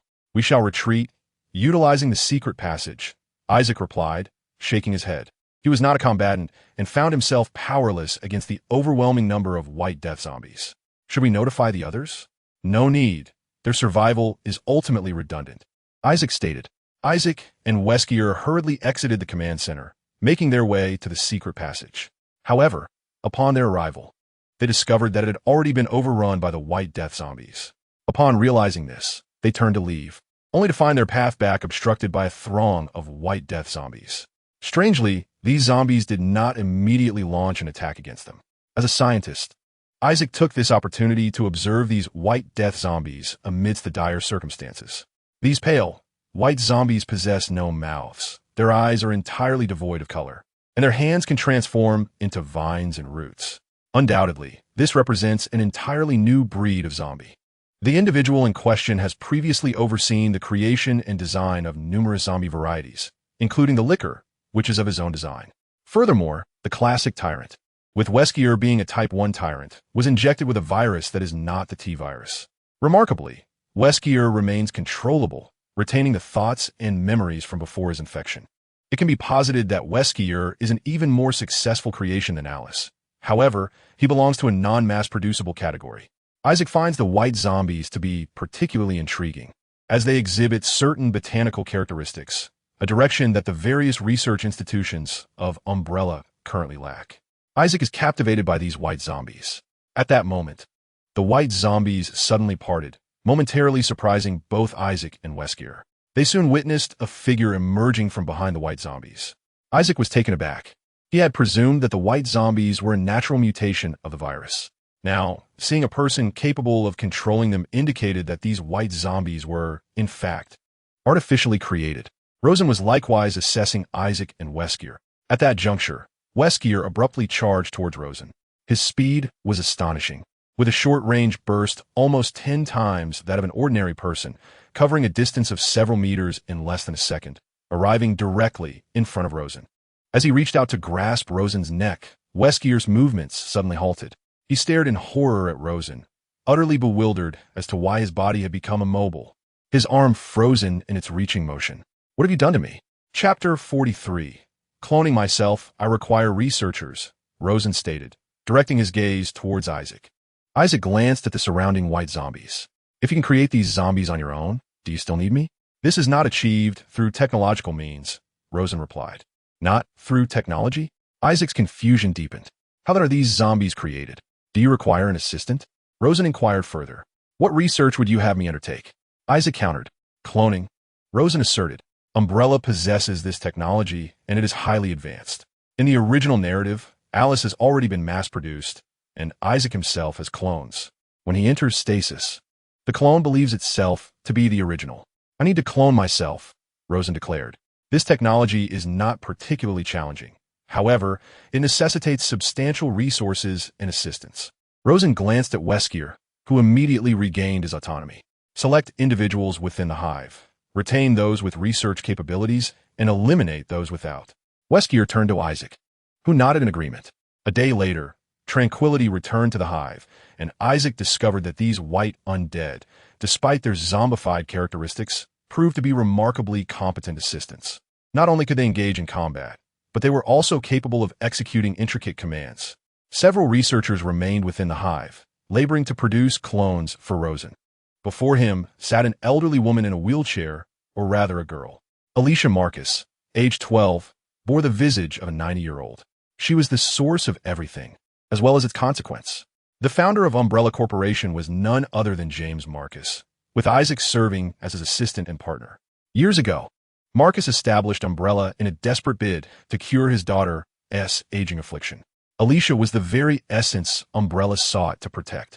Thus, she possessed the highest level of authority within the corporation. Alice was indeed a clone of Alicia. The virus was initially conceived to treat Alicia, and thus underwent genetic modification to align perfectly with her. This unique compatibility led to a special synthesis between the virus and Alice. Oddfellows remarked that Alice's cells melded flawlessly with the virus, owing to the inherent compatibility with her genes. However, Marcus's intentions diverged greatly from those of the other shareholders, who, beyond recognizing the therapeutic potential of the virus, also perceived its immense military value. Ultimately, Marcus met his demise at the hands of several colluding shareholders. For these individuals, orchestrating an accident was a trivial matter. Alicia's survival was attributed to the fact that following Marcus's death, she automatically inherited the highest authority within Umbrella Corporation, a power that transcended mere influence in shareholder meetings. It encompassed the control of the White Queen and the Red Queen. Every Umbrella base and laboratory was equipped with an artificial intelligence, a replicated program of the White Queen and the Red Queen. As long as Alicia remained under the surveillance of these two AIs, no one could harm her. "Does that mean you hold sway here?" Alicia inquired. "Indeed, little girl." Rosen nodded. "I propose a trade." "What kind of trade?" Alicia asked. "I will cure your affliction, provided you grant me the authority over Umbrella Corporation." "So your aim is to seize control of Umbrella?" "No." Rosen shook his head. At that moment, 4 shadowy figures emerged from Rosen's shadow. "What I seek is not Umbrella Corporation." Alicia's expression morphed into one of astonishment. "What is this?" She even questioned whether it was some form of advanced holographic projection. "Magic," Rosen stated. "I can quell the apocalypse instigated by your father, but I require greater magical power." "What does this have to do with the authority of Umbrella Corporation?" "The times have changed. I must harness technological advancements to become more powerful, which necessitates abundant resources. Your response has yet to fully convince me." Despite being a child, Alicia has endured much and understands the darker aspects of human nature. "Allow me to show you my pet," Rosen said, as he began to push Alicia's wheelchair away from the hive. Upon their exit, Alicia's gaze was drawn to an astonishingly tall tree at the center of the city. The trunk of this colossal tree dwarfed even the tallest buildings by several times. Rosen guided Alicia beneath the divine tree, and she looked up in awe at the majestic sight before her. Hanging from its canopy were thousands of zombies, while more continued to arrive from all directions. Vines extended from the tree, ensnaring these zombies like dumplings and suspending them from the branches. The scene was eerily surreal, yet unfolded vividly before Alicia's eyes. Rosen formed hand seals and exclaimed, "The six paths technique, 10 tails." In the next moment, the enormous divine tree began to transform, ultimately morphing into a gigantic beast over a kilometer in length. Alicia gasped, once again struck by the sheer magnitude of this creature. Incredible, simply astounding. Such a remarkable entity exists in this world. The 10 tails had consumed countless zombies, evolving from its juvenile form into maturity, growing from mere dozens of meters to its current colossal size. "This is my pet," Rosen explained. "It can devour all zombies and emits a pheromone that attracts every undead creature within a 3,000-kilometer radius. Yet this is not enough. My aim is to eradicate all zombies in the world, necessitating its evolution." "How does it evolve?" Alicia inquired. "It must consume me," Rosen replied. Alicia's eyes widened in shock, her face a canvas of disbelief. "Why? We share a unique covenant. If it wishes to advance further, it must consume me. However, I do not wish to perish, so I plan to utilize current technology to clone my body for it." "What is its name?" 10 tails. It possesses both beast and divine tree forms, among other combat forms. I can grant you secondary access rights until all zombies in the world are eliminated, Alicia stated. "If you can truly quell this zombie apocalypse, I will transfer the highest authority of the Umbrella Corporation to you." "Agreed," Rosen nodded, turning to the 10 tails. "Bestow upon me some vitality." A branch sprouted from the limbs of the 10 tails, extending towards Rosen and Alicia. From the branch blossomed a flower the size of a fist, which then bore fruit. Though this fruit is indeed born of the divine tree, it is not the one desired by Rosen, as it cannot directly elevate him to the status of a bloodline wielder. This fruit is merely a chakra fruit at best. As Rosen plucked the chakra fruit, it emanated a deep crimson glow, harboring a potent chakra energy. Upon consuming it, Alicia received the fruit without hesitation, taking a decisive bite. The taste was neither delightful nor repugnant, rather bland, yet the juice was remarkably abundant. However, at the moment Alicia swallowed the flesh, an overwhelming power surged within her body. Even without the ability to perceive the inner workings of her being, she could distinctly feel the fruit's miraculous essence repairing her form. Alicia observed her withered arm rejuvenating, becoming supple once more, while the wrinkles on her face began to fade and flakes of dead skin fell away. She transformed into a 12-year-old girl. Her legs grew strong, and Alicia cautiously lifted herself, gingerly moving her limbs. Her face was a canvas of astonishment and exhilaration. From the day of her inception, she had never truly experienced a complete childhood or life. She had spent the majority of her days confined to a wheelchair in a hospital room. Now, she finally had the opportunity to embrace true existence. "Can you feel the energy within you?" Rosen inquired. "Is this magic?" "You may perceive it as such," he replied. "In the grand scheme of this world, whether it is magic or not holds little significance. It can be anything. With this magic, can one learn sorcery? Undoubtedly. Few can resist the allure of supernatural power. However, you must first address me as teacher." "Teacher," as Rosen commanded the 10 tails to revert to the divine tree. Continuing its consumption of the undead, he instructed Alicia in ninjutsu while monitoring the progress of the clones. "Mr. Rosen, we have successfully cultivated 6 clones," Isaac reported. "Lead me to see these 6 clones," Rosen replied. Isaac guided Rosen to 6 cylindrical containers, where within floated a bare body, a perfect replica of Rosen. Placing his hand against the exterior of one container, Rosen shook his head and moved to the next, repeating the gesture. Isaac was perplexed by Rosen's reaction. Surely, the clones were flawless. Why such discontent? The Umbrella Corporation's cloning technology had reached a level of maturity that precluded error. The clones indeed replicated Rosen's physical form perfectly, yet they failed to inherit his Tsutsuki bloodline. Approaching the 4th container, Rosen once again pressed his hand against the wall, and suddenly, he sensed a stirring of bloodline power.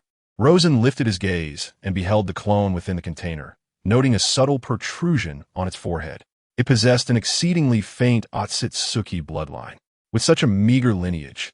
Even feeding it to the 10 tails would be futile. After examining the remaining 2 clones, he confirmed they too lacked any trace of the Otsutsuki bloodline. He then addressed Isaac, instructing him to transfer this particular clone to his laboratory while ordering the destruction of the other 5. Isaac was intrigued by the differences between this clone and the others. To the naked eye, he could scarcely discern any distinctions. Within the hive, Rosen maintained his own laboratory. Before long, the clone was delivered to his workspace. Observing his clone stirred a peculiar sensation within him.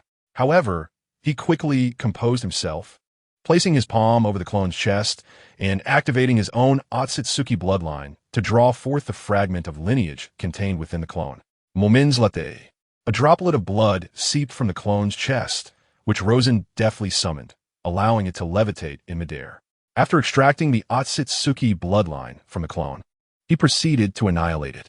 Presently, Isaac was capable of producing 6 clones per month. At this rate, it would take him a decade to amass a complete Otsutsuki bloodline.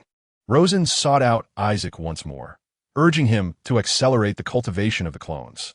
Mr. Rosen, could you elucidate any specific requirements you desire for the clones? Isaac inquired. The bloodline within my being is extraordinary, Rosen replied. Though his words were somewhat vague, he had confidence that Isaac would comprehend their significance. As an expert in biology and genetics, Isaac understood that some genes are dominant while others are recessive, much like the black skin of an individual, which exemplifies a dominant trait, whereas genetic diseases represent recessive traits. With this insight, Isaac recognized the direction in which his research should proceed. In the following month, Isaac produced an impressive 20 clones of Rosen. Among them was one with silvery hair, which Isaac meticulously examined, ultimately discovering a mysterious genetic sequence within this particular clone. He initially intended to cultivate clones specifically targeting this enigmatic sequence through his cloning technology. Yet, without exception, all attempts ended in failure. This genetic sequence could not be cultivated in isolation. It could only manifest through the clones. Furthermore, the proportions of this unique sequence varied wildly. Some clones exhibited it abundantly, others scarcely, while some completely lacked it. Meanwhile, Rosen continued to extract the Otsutsuki bloodline from those clones that possessed it. In the world of Naruto, the enigmatic figure of Sichuan harbored an unwavering desire to seek out a vessel. To this end, a remarkable assembly of distinguished biologists was gathered, tirelessly advancing towards the realm of biological research. Conversely, Rosen opted for an unconventional approach, accumulating the essence of the Otsutsuki bloodline through a method of gradual accumulation. Naturally, their objectives diverged. Rosen aimed to create a Otsutsuki destined for consumption, rendering considerations of power, endurance, and longevity irrelevant. What he required was an ample supply of the Otsutsuki bloodline to be fed in one fell swoop to the 10 tails. In contrast, Sichuan sought a long-lasting physical form with a sufficiently elevated potential. Suddenly, Isaac was struck by a thought. Could his own body generate such a genetic sequence? Was this truly Raccoon City? Carol gazed in awe at the city before her, overshadowed by a towering tree that loomed over much of the landscape. 6 years. It had been 6 long years since the outbreak of the virus. They had been wandering for 6 years. The initial 2 or 3 years were manageable. But as time wore on, resources dwindled, and the entire team found themselves in dire straits. Ultimately, under Alice's decisive leadership, they resolved to return to Raccoon City. At the very least, Raccoon City still held a glimmer of hope. That hope resided in Rosen. However, as they journeyed back, they noticed a startling scarcity of zombies in many cities, as if some force was actively purging the undead. The closer they approached Raccoon City, the fewer zombies they encountered. Remarkably, in the surrounding cities, not a single zombie could be found. Upon arriving at the outskirts of Raccoon City, they were astounded by the presence of the colossal tree. Its height was so immense that it could be seen from dozens of kilometers away, reaching towards the heavens. As they entered Raccoon City, they discovered a considerable gathering of people, forming what resembled a town. At that moment, several tendrils suddenly descended from above. Alice sensed an imminent danger, swiftly rolling forward to evade the descending vines. Yet, the tendrils did not pursue anyone else. They relentlessly chased after Alice. Drawing her blade with precision, she severed one tendril. But to her dismay, it regrew at the severed end, continuing its relentless pursuit. At that moment, a nearby resident witnessed the unfolding event. Upon seeing the divine tree targeting Alice, he shouted, "The divine tree is attacking that woman. She has been infected." Everyone maintained their distance, offering no aid to Alice. She continued to dodge and defend, but alone, how could she contend with the divine tree? No matter how many times the tendrils were cut, the tree could regenerate them anew. Ultimately, Alice found herself ensnared by the relentless vines. At that moment, a powerful jet of water surged forth, swiftly severing the vines that ensnared Alice. The vines, poised to continue their assault, hesitated briefly before slowly retracting. Alice gazed at the girl standing before her. "Who are you?" The girl turned, and Alice's eyes widened in astonishment. Why did this girl resemble her so closely? The girl scrutinized Alice in return. "Are you Alice? You know me?" Alice's curiosity deepened, yet it was impossible to dismiss the striking similarity between them. "Come, let's meet my teacher." Alice hesitated slightly, glancing at her companions. Alicia looked at the group. "Come along, you all know my teacher." Alicia guided them to Rosen's residence. As they approached the apartment building, Alice and her friends had already surmised who they were about to encounter. Just then, Matt emerged from the building. Upon seeing him, tension surged among the group, for they recalled his past attempts to hunt them down. In particular, Alice felt a lingering fear, almost haunted by the memories. Arriving at Rosen's abode, they were reunited with him. 6 years had passed, yet Rosen appeared unchanged, while Alice and her companions bore the marks of their arduous journey. Alicia stood behind Rosen, who regarded the group. "It has been a long time, Alice James Kaplan." Kaplan felt a pang of regret. Had he known the extent of the transformations in Raccoon City, he would have accepted Rosen's invitation to stay. "Rosen, it has been too long. What is the connection between this girl and me?" Alice inquired directly. Rosen glanced at Alice, then at Alicia.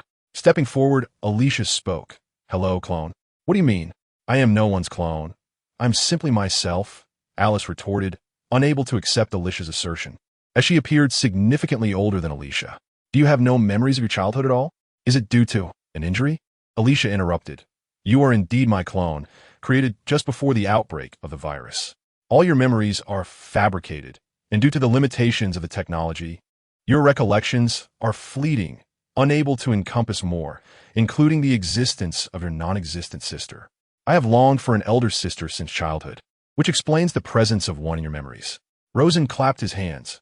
"All right, what Alicia says is true. Although you are a clone, you're healthier than Alicia, and you're an individual in your own right now, so there's no need to dwell on your origins." "What is that large tree outside? Why did it attack me?" Alice asked. My pet. It assails every infected being." Rosen remarked. "You are well aware of your circumstances.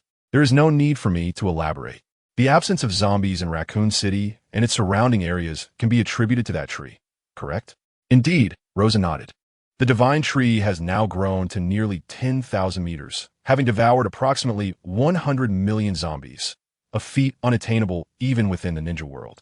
The divine tree has matured into a super mature state. Even the complete 10 tails of the ninja world pales in comparison to it. What remains is the consumption of the Otsutsuki, which will yield the fruit of the divine tree. Do you still require my assistance?" Kaplan inquired. "Certainly," Rosen affirmed with a nod. Rosen intended to take away the Red Queen mainframe, thus necessitating his acquisition of computer knowledge. Kaplan would undoubtedly serve as an excellent mentor. Alice and her companions returned to Raccoon City without affecting Rosen's endeavors. He continued to methodically pursue his plans. In the 7th year, the divine tree consumed 200 million zombies, with its pollen radiation reaching a radius of 5,000 kilometers.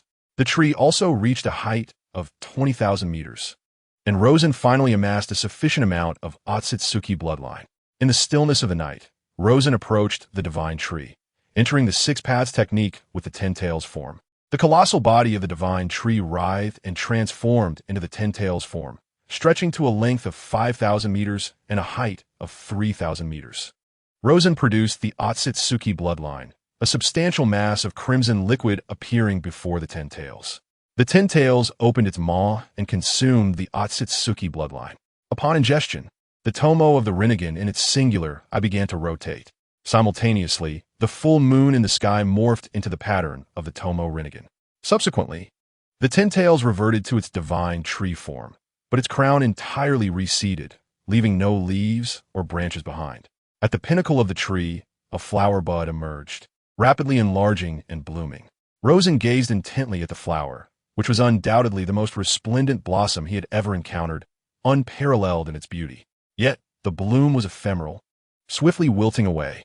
At the moment of its decay, a fruit tree sprouted from its center. Rosen soared into the sky and plucked the fruit of the divine tree. Originally measuring several meters in size, it transformed into a fist-sized orb upon entering Rosen's grasp. He swallowed the fruit whole, and, as it entered his body, it initiated profound transformations within him. The golden rinnegan on his forehead expanded to its maximum capacity, activating the rinnegan mode at 100 chakra. Surrounding the pupil of the golden rinnegan, 12 tomo materialized, encircling it.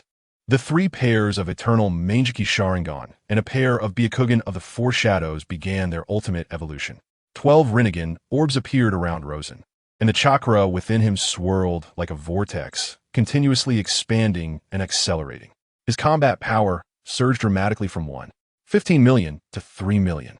This growth represents a remarkable elevation, with a martial prowess of 15 million contrasted against 3 million, although the numerical difference approaches a 3-fold increase.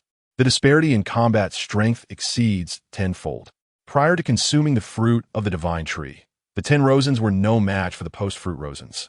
The extension of lifespan is modest, rising from original 650 years to 1000 years. A millennium of life appears to be a significant threshold. As Rosen evolves into the blood succession net, the tomo of his forehead's rinnegan gives birth to a singular ocular technique, the Great Celestial Realm. The 6 Paths Technique. The 10 Tails Coffin Seal emanates a force from Rosen's forehead, drawing the 10 tails into itself. Rosen does not serve as the 10 tails Jinchuriki, but utilizes the rinnegan as the vessel for the 10 tails. This approach has both advantages and drawbacks. The drawback being that if Rosen does not activate the rinnegan mode, the power of the 10 tails remains inaccessible. However, the benefits are abundant, allowing for the 10 tails to be summoned or retracted at will, and further facilitating the evolution of the rinnegan. Rosen is confident that the rinnegan is not the ultimate endpoint. Upon releasing the 10 tails, it transforms into the form of the divine tree. The 3 pairs of rinnegan from the 4 shadows have also completed their evolution. The ability of the pure I, named Temporal Domain, encompasses 3 powers: time suspension, time acceleration, and time reversal. Each of the 3 pairs of rinnegan has also developed their own unique abilities following their evolution. Rosen's rinnegan possesses the fundamental ocular techniques of the rinnegan along with a special technique, the Great Celestial Realm. The following day, Rosen summoned Alicia. Alicia, I have facilitated the evolution of the divine tree. Next, I shall transport it across the continents to eradicate the zombies. Master, will you return? I should, as I still need to acquire the ultimate authority of the Red Queen, Rosen replied. Master, do you require an assistant? No, such matters cannot be assisted by others. Whether or not to bring companions holds little significance, as the primary task of exterminating zombies falls to the divine tree. The contributions of others in dispatching a few zombies carry little substantial weight. But Master, you at least need someone to pilot the aircraft, right? Upon reflection, Rosen acknowledged that he indeed lacked the ability to fly. Ultimately, he consented to allow Alice, James, and Kaplan to accompany him. While their assistance may not be substantial, they could manage some of the trivial tasks. Rosen, Alice, James, and Kaplan arrived at the airport. Currently, most aircraft lie dormant, with only the Umbrella Corporation's flying machines parked at the airport. Rosen, may I learn your magic? Certainly. If you can impart your complete knowledge of computers to me, I shall teach you magic in return. As the crowd boarded the aircraft, Alice and James assumed the roles of pilot and co-pilot, having acquired various skills over the years, including the operation of such a vessel. Before the aircraft could ascend, a missile, trailing flames, whistled through the air, hurtling toward them. In an instant, the entire craft was engulfed in fire. Concurrently, Isaac emerged, flanked by thousands of enhanced white zombies. He fixated on the aircraft consumed by flames, his breathing quickening. Chapter 45. It is reasonable for a magician to summon meteors, is it not? This assassination had been meticulously orchestrated by him. Yet he remained uncertain whether Rosen could survive the onslaught of the tactical missile. Just then, the flames were inexplicably drawn inward by an unseen force, swirling and ultimately extinguishing. Moments later, Rosen, accompanied by Alice, James, and Kaplan, emerged from the wreckage of the aircraft. Isaac's heart sank. It was evident that eliminating Rosen would not be so simple. Dr. Isaac, shall we engage in direct combat, or do you intend to explain yourself first? Rosen inquired, a smile gracing his lips. Mr. Rosen, I would like to request a contribution of some of your bodily tissues for the advancement of science, Isaac replied, equally cheerful. Rosen glanced at the white zombies behind Isaac. Very well, it seems my resources are at your disposal. After all, the subject was Mr. Rosen. Caution was paramount. Isaac gestured, and the white zombies immediately launched an assault on Rosen. Observing these enhanced white zombies, it was evident that they were significantly stronger. The ordinary white zombies possessed the physique of average humans, whereas Isaac's creation stood at 3 meters tall, emanating a dark aura, with skin of a grayish-brown hue. One towering white zombie extended its arm toward Rosen, and from its limb, a bony whip emerged, studded with numerous barbs. Rosen, witnessing the spectacle, broke into a smile. This is the skeletal vein of the Takahashi clan. I did not anticipate that Isaac's technology was so advanced as to extract the skeletal vein genes and apply them to the white zombies. At that moment, a shadow rose beneath Rosen's feet. Observing this, Isaac quickly retreated several steps, positioning himself at the rear of the white zombies. The one to strike was Gluttony, whose eyes displayed an eternal kaleidoscope. Gluttony opened its mouth, drawing in the air, and dozens of white zombies were swallowed whole. I'm hungry. I want more. Gluttony's kaleidoscopic ability, akin to a celestial eclipse, transformed it. After consuming the white zombies, black bony spikes erupted from Gluttony's body, reminiscent of the Takahashi clan's skeletal vein activation. The faces of everyone present were etched with horror. Is this a demon? Isaac's complexion drained of color. Kill him. Kill him. The white zombies surged forward in relentless waves towards Gluttony. Yet as a shadow demon, Gluttony was impervious to any physical assault. With a single mouthful, it consumed dozens of white zombies, swiftly devouring over 1,000 of them. Dr. Isaac, do you possess any further contingencies? Relying solely on these white zombies would surely disappoint me, Rosen remarked. Isaac's gaze suddenly hardened as he fixed his eyes on Rosen. Do you believe you have triumphed? He challenged. Please, amuse me, Rosen replied, spreading his hands. Isaac tore apart his clothing, revealing a patched and mended body. And then arcs of electricity began to flicker across him. Rosen raised his head slightly, sensing a resemblance to the technique of wind release. In the next instant, Isaac unleashed a supersonic burst of energy, appearing before Rosen in an instant. His arm transformed into a metallic blade, descending upon Rosen with lethal intent. Steel release, he announced. Rosen lifted a finger, sending forth a flick of energy. Isaac's arm, now a sword, shattered instantly, and he was flung backward as well.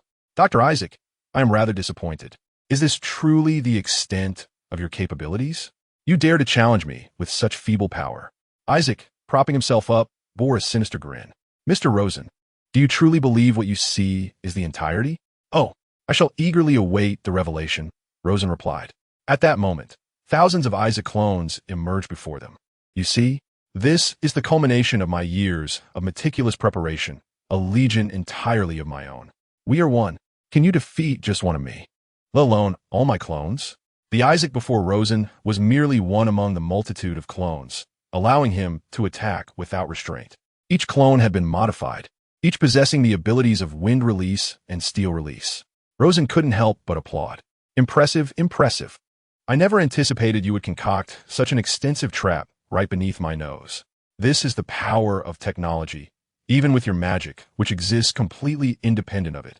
You cannot hope to overcome me. Alice and the others exchanged grave glances, all eyes fixed on Rosen. I do not know whether technology can defeat me, but certainly not now, nor by you, Rosen declared. You wish to witness how I shall counter your army of clones? Allow me to demonstrate my strength. He raised his arm and pulled forcefully upwards towards the sky. 6 paths of heaven's obstruction star. A colossal shadow suddenly enveloped the entire airport. Isaac's army of clones all looked up in unison. Alice, James, and Kaplan gaped in astonishment, their eyes nearly popping from their sockets.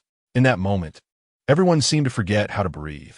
For what loomed above was a supermassive meteorite, exceeding 20 kilometers in diameter. Rosen emanated a powerful energy that enveloped Alice, James, and Kaplan, swiftly lifting them into the air beyond the reach of the celestial calamity. With a deafening roar, the moment the meteor struck, the earth trembled as if a nuclear bomb of 100 million tons had detonated. All of Isaac's clones were obliterated in an instant, rendered as insignificant as ants in the face of such apocalyptic force. Rosen, carrying Alice, James, and Kaplan, descended upon the peak of the meteor. The impact was not excessively rapid, thus the destructive force was somewhat contained. Nevertheless, it left Alice, James, and Kaplan utterly astounded, finally grasping the true extent of Rosen's power. As a magician capable of summoning meteors, it seemed rather reasonable, did it not? Indeed, they nodded in unison in agreement. Half an hour later, a spacecraft appeared above them, sent by Alicia. Over the next 3 years, this vessel accompanied them as they traversed the 5 continents of the Earth. The Ten Tails had consumed 80 billion zombies, growing increasingly formidable. If a member of the Otsutsuki clan were present at that moment, it could directly facilitate the Ten Tails in producing a second God Tree fruit. In its God Tree form, the Ten Tails reached a staggering height of 200,000 meters and a diameter of 1 kilometer, while in its Ten Tails form, it stood at 50,000 meters. In contrast, the complete form of the Ten Tails from a Naruto world measured merely 2,000 meters, a far cry from Rosen's version, which had almost devoured the entirety of the world's population. Alicia's research team had also developed the perfect antidote for the virus. Dubbed an antidote, it was in fact a virus exterminator. Once released into the air, it would ensure the demise of all viruses and those infected across the globe. In the original narrative, the perfect antidote was only conceived 10 years after the apocalypse, coinciding with the 10th year of Rosen's arrival in the world of Biohazard. When Alicia shattered the container holding the perfect antidote upon the ground, the remaining zombies on the American continent began to collapse in droves. As time elapsed and the antidote spread worldwide, more and more zombies fell, and within a month, they vanished entirely. Even the virus itself disappeared, prompting survivors to emerge from their shelters and fortresses, stepping out from their hiding places. It was over. Indeed, it was over. Rosen gazed upon the rejuvenated Raccoon City. He and Alicia stood atop the pinnacle of the God Tree Tower, a newly constructed skyscraper, the tallest in the world, erected in honor of the God Tree. To the residents of Raccoon City, the God Tree had become akin to a divine savior descending from the heavens to rescue the world, especially the silent arrival and quiet departure of the divine tree. Most individuals have become its devoted followers. This is the scroll I have prepared for you, containing 1,000 spells. Rosen tossed a scroll to Alicia. Teacher, let the events of 3 years ago remain in the past. Both Rosen and Alicia were acutely aware of Isaac's betrayal, in which Alicia had also played a part. Alicia's respect for Rosen had been genuine.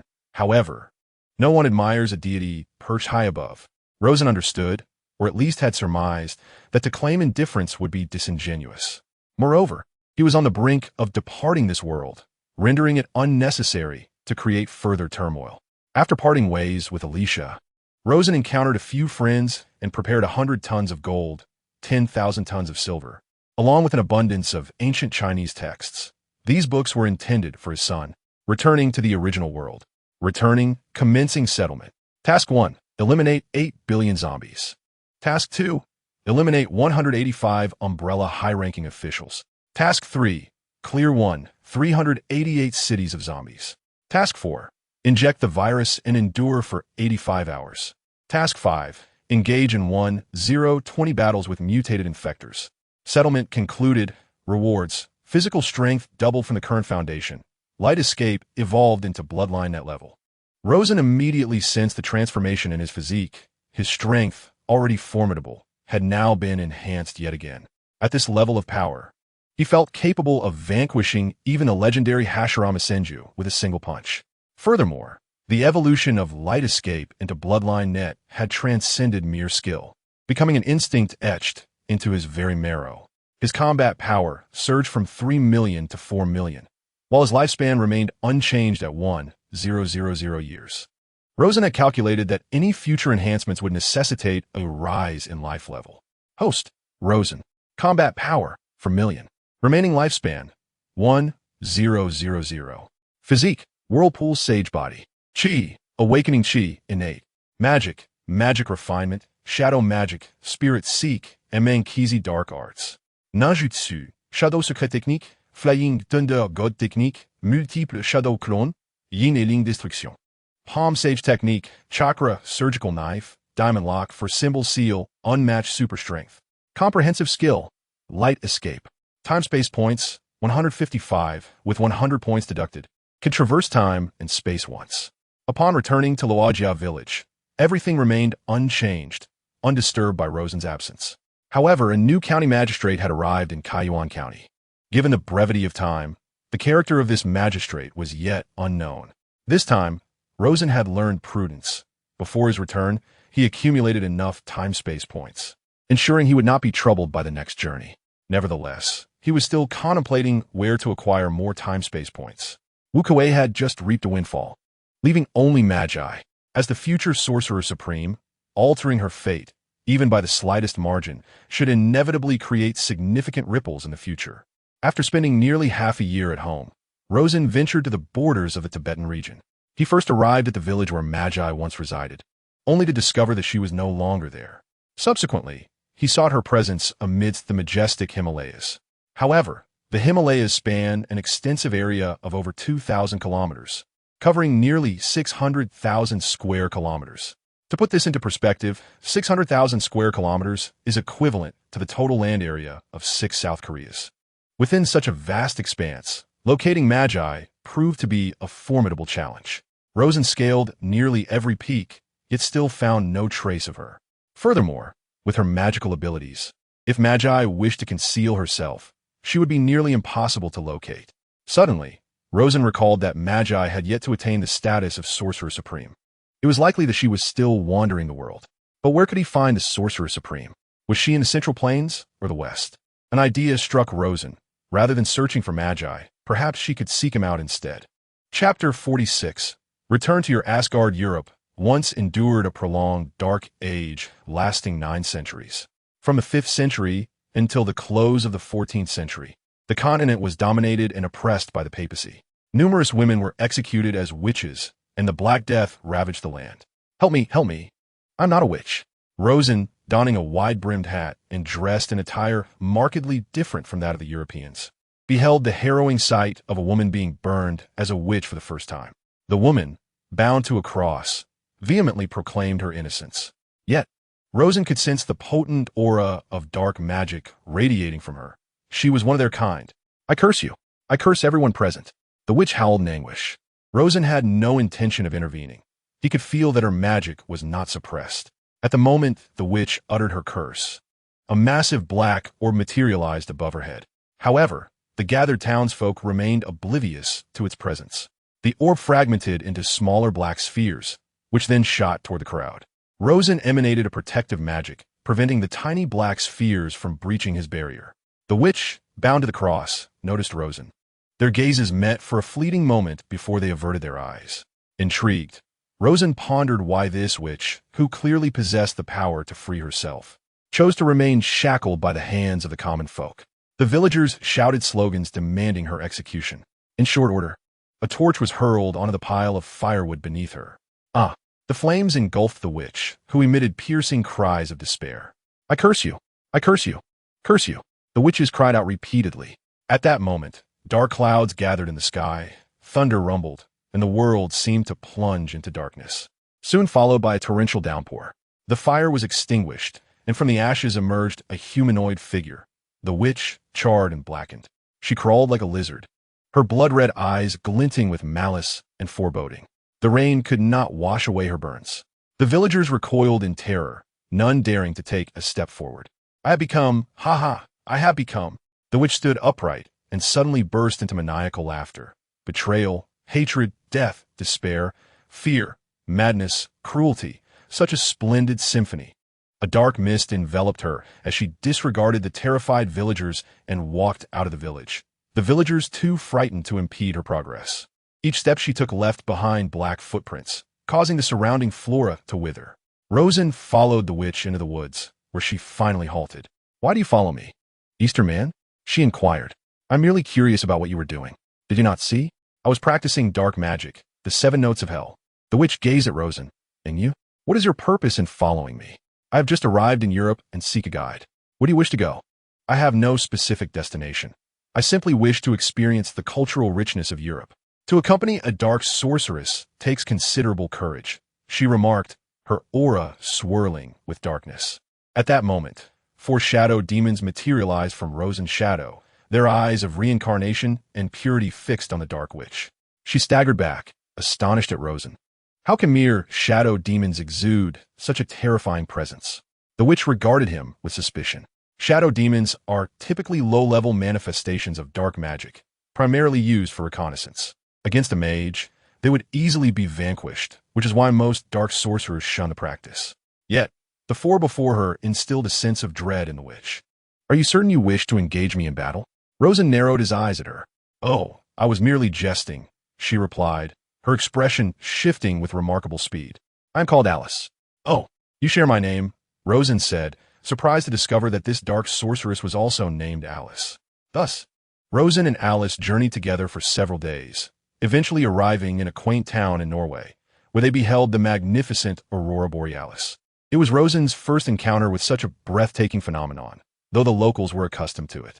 Awestruck by nature's wonders, Rosen spoke candidly. Have you never seen the aurora in the east? We have them in the far north of my Ming dynasty, but I have never been, he replied. What brings you to Europe? Rosen inquired casually. Nothing much, just traveling, he replied. At that moment, Rosen overheard the townsfolk discussing a miraculous ancient tree located outside the village, believed to possess the power to heal any ailment simply by approaching it. Intrigued, he recalled memories from a previous life where he had watched a S.H.I.E.L.D. agent discover an Asgardian staff in Norway, a staff that could bestow immense power upon ordinary individuals. This Asgardian staff had been found within the confines of an ancient tree. Let us venture outside the village to see this ancient tree, Rosen suggested. Upon their arrival, they were greeted by the sight of a towering ancient tree surrounded by an array of fruits, seemingly offerings from the townspeople.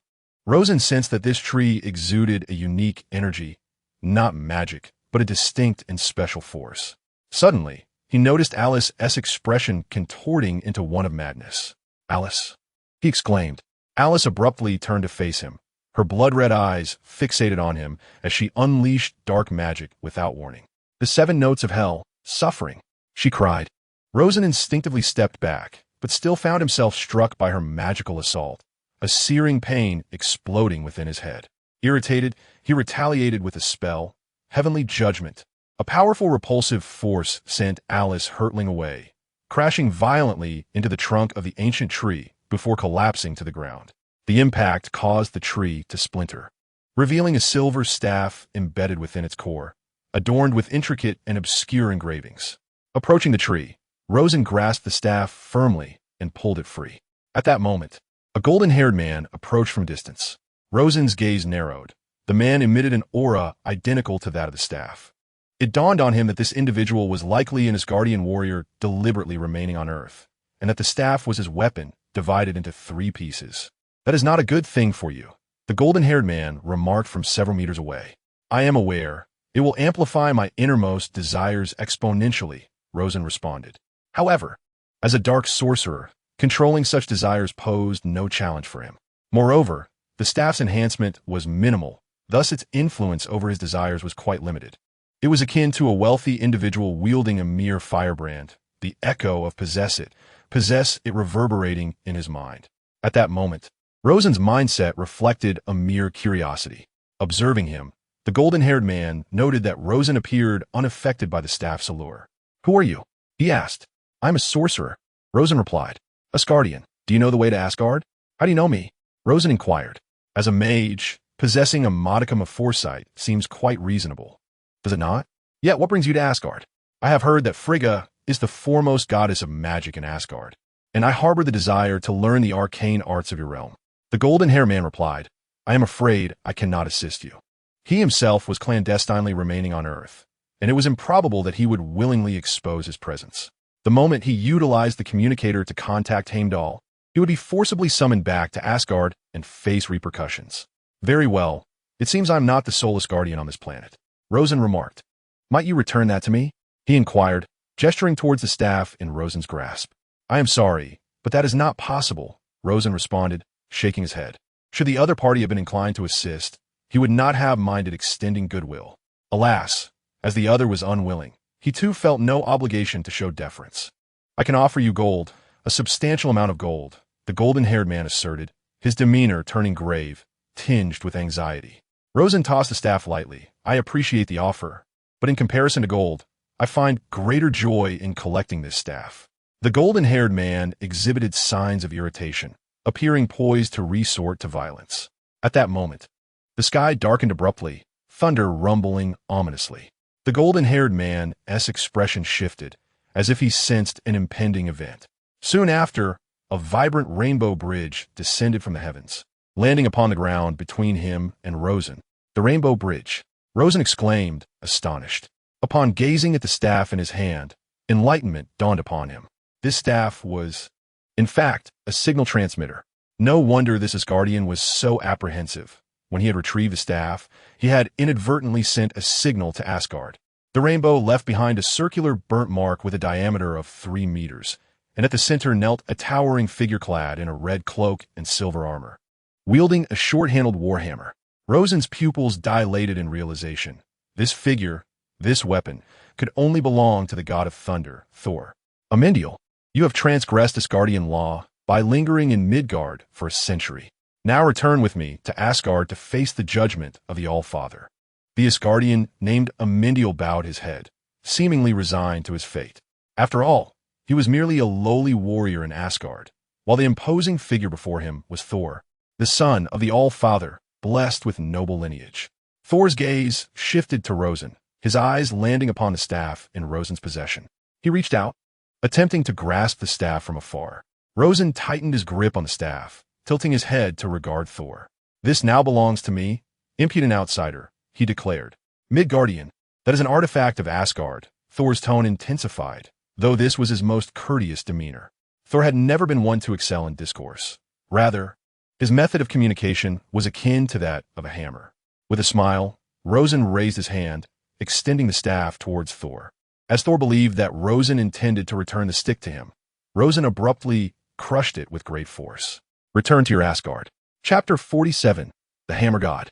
Thor's expression turned furious. Rosen's smile remained, as he deliberately sought to provoke Thor. Unable to locate Maggie, it seemed an opportune moment to confront Thor at this temporal juncture. Thor suddenly hurled the hammer of the god of thunder towards Rosen. Rosen sidestepped the mighty hammer while reaching for its handle. However, an unparalleled force pulled Rosen backward, sending him flying. With a thud, Rosen was unceremoniously slammed to the ground by the hammer. The hammer abruptly halted and then descended violently towards Rosen. No longer would he underestimate the hammer of Thor. He had initially wished to test whether the hammer, as described in the original narrative, could truly not be wielded by anyone outside of the destined. It appeared that this was indeed the case, unless one possessed absolute strength. It was utterly impossible to lift the hammer. Rosen rolled to evade the descending hammer, feeling a sense of disarray he had not experienced in some time. Thor summoned the hammer back to his hand, his eyes gleaming with menace. "Those who offend the divine must pay the price." "Divine, you say? I have yet to experience the thrill of pummeling a deity." With formidable strength, an aura of low pressure enveloped Rosen, and with a powerful push of his feet, the ground shattered beneath him like a cannonball. He collided with Thor, who was forced back several meters, leaving deep gouges in the earth. Rosen was taken aback. After injecting the virus, his physique had become 100 times that of an ordinary human. After consuming the fruit of the divine tree and completing the bloodline inheritance, his physical prowess had at least tripled. Upon returning from the world of biohazard, he experienced another enhancement, bringing his strength to at least 600 times that of a regular person. Yet this single punch only managed to push Thor back a few meters. The physique of the Asgardian race was indeed extraordinary. Thor, too, was astonished that a Midgardian could repel him. However, his instincts were aroused, and he charged at Rosen, raising his hammer to strike. Rosen dodged Thor's blow and delivered a powerful kick, sending Thor flying. Thor, with his vast combat experience, retaliated simultaneously, landing a blow to Rosen's chest as he was propelled backward. Rosen winced at the pain in his chest, while Thor also rubbed his own, feeling the sting. In the next moment, both locked eyes and charged at one another. This brutal exchange of blows escalated the battle to a fever pitch. Thor could not gain any advantage in such a skirmish, while Rosen felt he held a slight edge, though it was not pronounced. Spitting a mouthful of blood, Thor raised the hammer of thunder high. Lightning began to coalesce around the hammer, as Thor seemed to charge, his strength surging exponentially. Thor directed the mighty hammer of the thunder god towards Rosen, unleashing a tempestuous surge of lightning that struck Rosen with ferocity. He was propelled through the air, his chest a gruesome canvas of shredded flesh. With a cough of blood, Rosen rose once more. Do you now comprehend the chasm that separates mortals from deities? Thor regarded Rosen with an air of pride, convinced that victory was his, and that the conclusion of this confrontation was imminent. Rosen's injuries began to mend rapidly. Thor summoned his thunderous power once again, wild arcs of electricity hurtling towards Rosen. Suddenly, Rosen's form transformed into a myriad of luminous particles, dissipating before Thor's eyes. In the next instant, those particles coalesced above Thor's head, restoring his physical form. Light transmutation. This was a skill Rosen had mastered after enhancing his light evasion to the level of bloodline network, akin to the capabilities of the glimmering fruit, elemental transformation. Thor sensed an immediate threat, looking up to find Rosen hovering above him. Have you ever been struck by light? A shiver ran down Thor's spine as he attempted to evade, but it was too late. Rosen, with one foot enveloped in golden radiance, delivered a sudden kick to Thor's face. With a whoosh and a resounding crash, Thor staggered to his feet, his injuries not severe. Rosen's gaze sharpened. While Thor's physical strength was marginally inferior, his defensive capabilities were astonishing. The kick, delivered with 60% of Rosen's power and at the speed of light, had merely grazed Thor's skin. Setting aside other considerations, his resilience was truly formidable. Thor roared with fury, the hammer of the thunder god erupting with terrifying arcs of electricity, wildly bombarding Rosen. Eight-span mirror. With hands interlaced, Rosen unleashed a torrent of luminous orbs towards Thor. The explosive energy surged uncontrollably, white arcs of electricity intertwining with golden spheres. The unleashed power nearly reshaped the terrain. At last, the arcs ceased, leaving Thor battered and bruised. While Rosen was not in a much better state, his body marred by the scorch of lightning strikes. Though Thor's defenses were robust, Rosen's regenerative prowess surpassed them. Thor knelt on one knee, propping himself up with his hammer, his gaze filled with rage and disbelief directed at Rosen. As Rosen approached, his wounds visibly healed at an astonishing rate.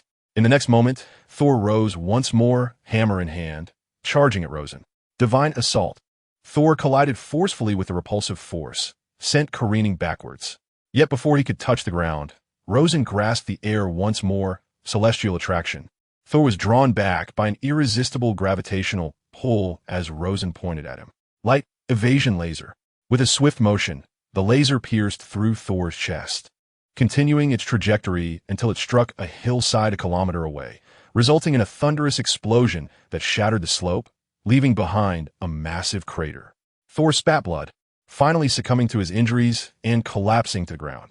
Rosen stepped forward, gripping Thor's hair, and jabbed his finger into the gaping wound in Thor's chest. Oh my god, so feeble indeed. However, after humiliating Thor, Rosen cast him to the ground.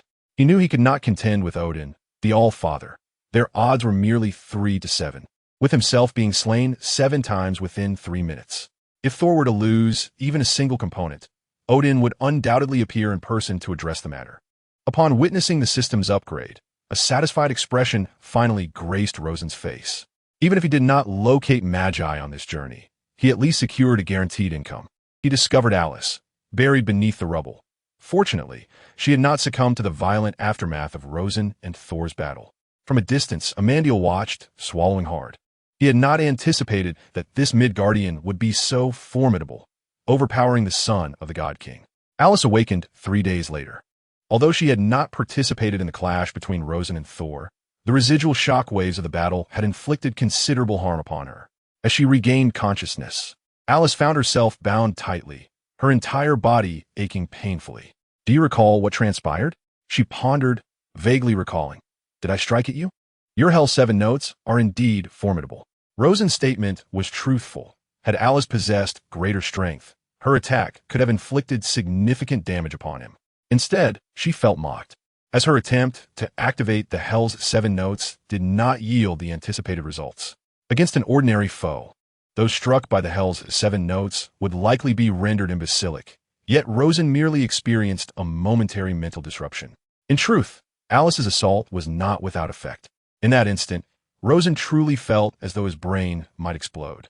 In terms of magical prowess, he was not particularly advanced, merely at an entry-level standard. However, his mental acuity was exceptional, enhanced by the Sharingan acquired through the dark arts of Amankis, allowing him to surpass ordinary limits and avert mental catastrophe. Alice took half a month to recover, and during their travels through various European nations, she incessantly inquired about Rosen's destination, yet he remained tight-lipped. Presently, London was a grim and squalid place, its inhabitants numb and despondent, much like the ominous clouds that loomed overhead. The region was still ensnared in Europe's dark ages, with England firmly under the Church's dominion. The Church's oppressive reign across Europe was nearing its breaking point. It would not be long before nations began to rise against it, coinciding with the dawn of the Renaissance and the Age of Exploration. However, at this moment, as Rosen approached London, he sensed the fog enveloping the city was not a mere natural phenomenon, but rather a manifestation of dark forces. Meanwhile, the magical power within Rosen was gradually flourishing. At that moment, a man and a woman obstructed the path of Rosen and Alice. The pair emanated a potent and profound aura of dark magic, with arcs of purple energy crackling around them. Judging solely by their magical prowess, it was evident that they surpassed both Rosen and Alice. "Are you two also in pursuit of the essence of darkness?" The man, tall and possessing a mane of brown hair, concealed a hint of brutality and madness within his gaze.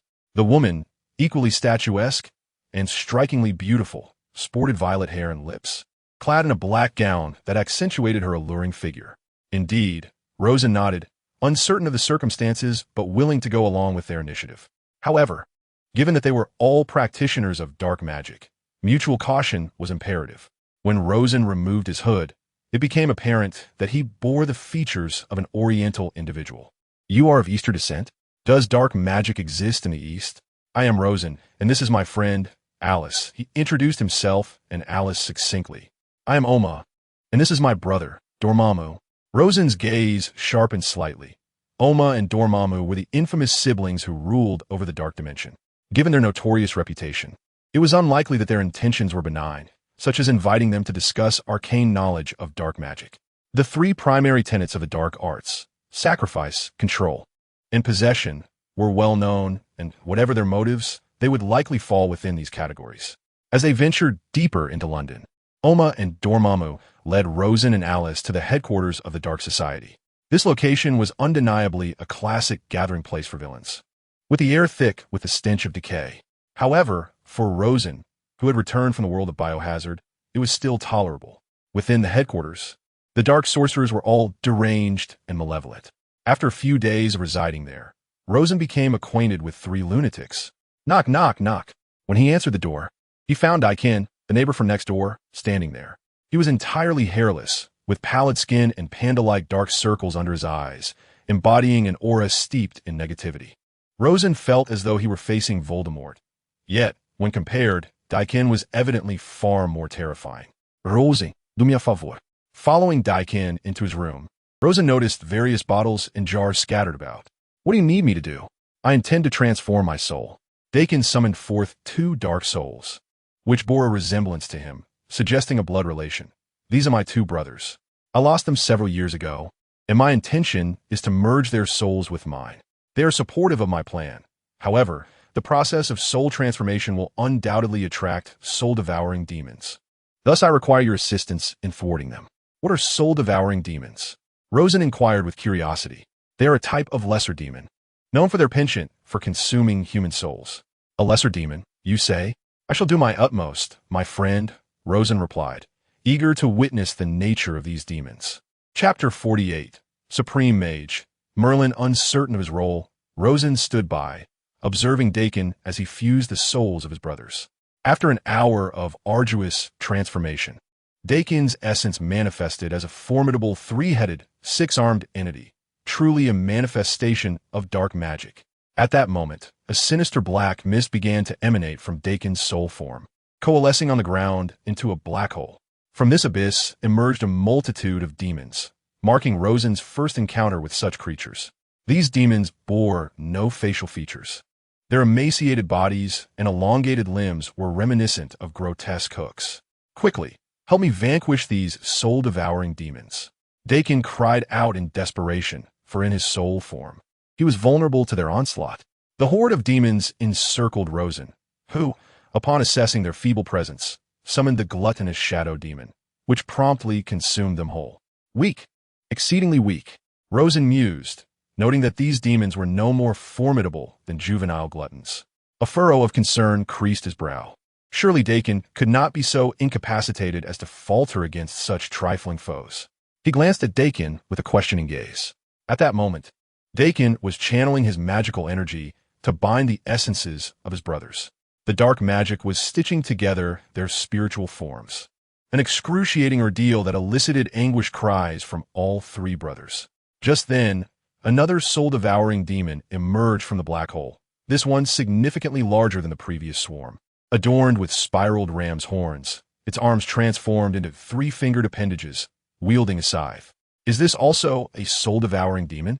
The gluttonous demon's eyes narrowed, and the eternal kaleidoscope activated.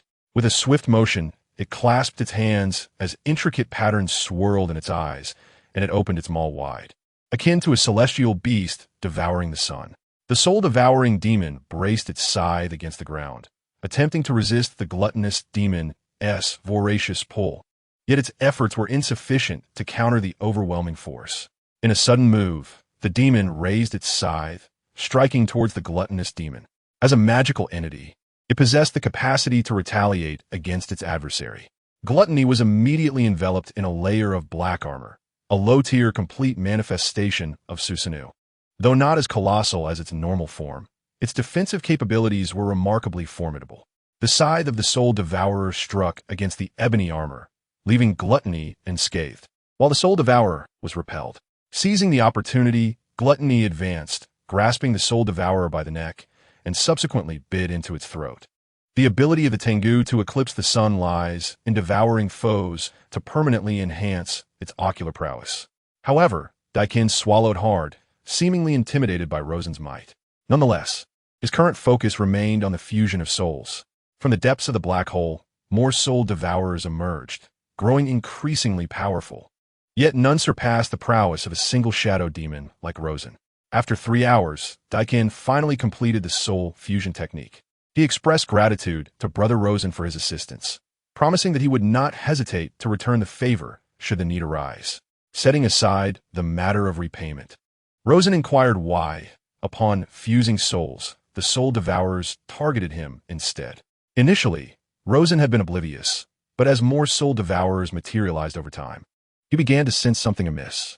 The primary focus should have been Dakin, yet each soul devourer consistently aimed for him, a curious anomaly worthy of investigation. Dakin, having just completed the soul fusion, was in a weakened state. Furthermore, Rosen could effortlessly dispatch so many soul devourers, and even at his peak, Dakin might not have been able to best him. Dakin produced a scroll of parchment and handed it to Rosen. The implication was clear. He had prepared a token of apology, and it was best not to pursue the matter further. Upon receiving the scroll and unfurling it, Rosen discovered it contained instructions for creating a demon soul.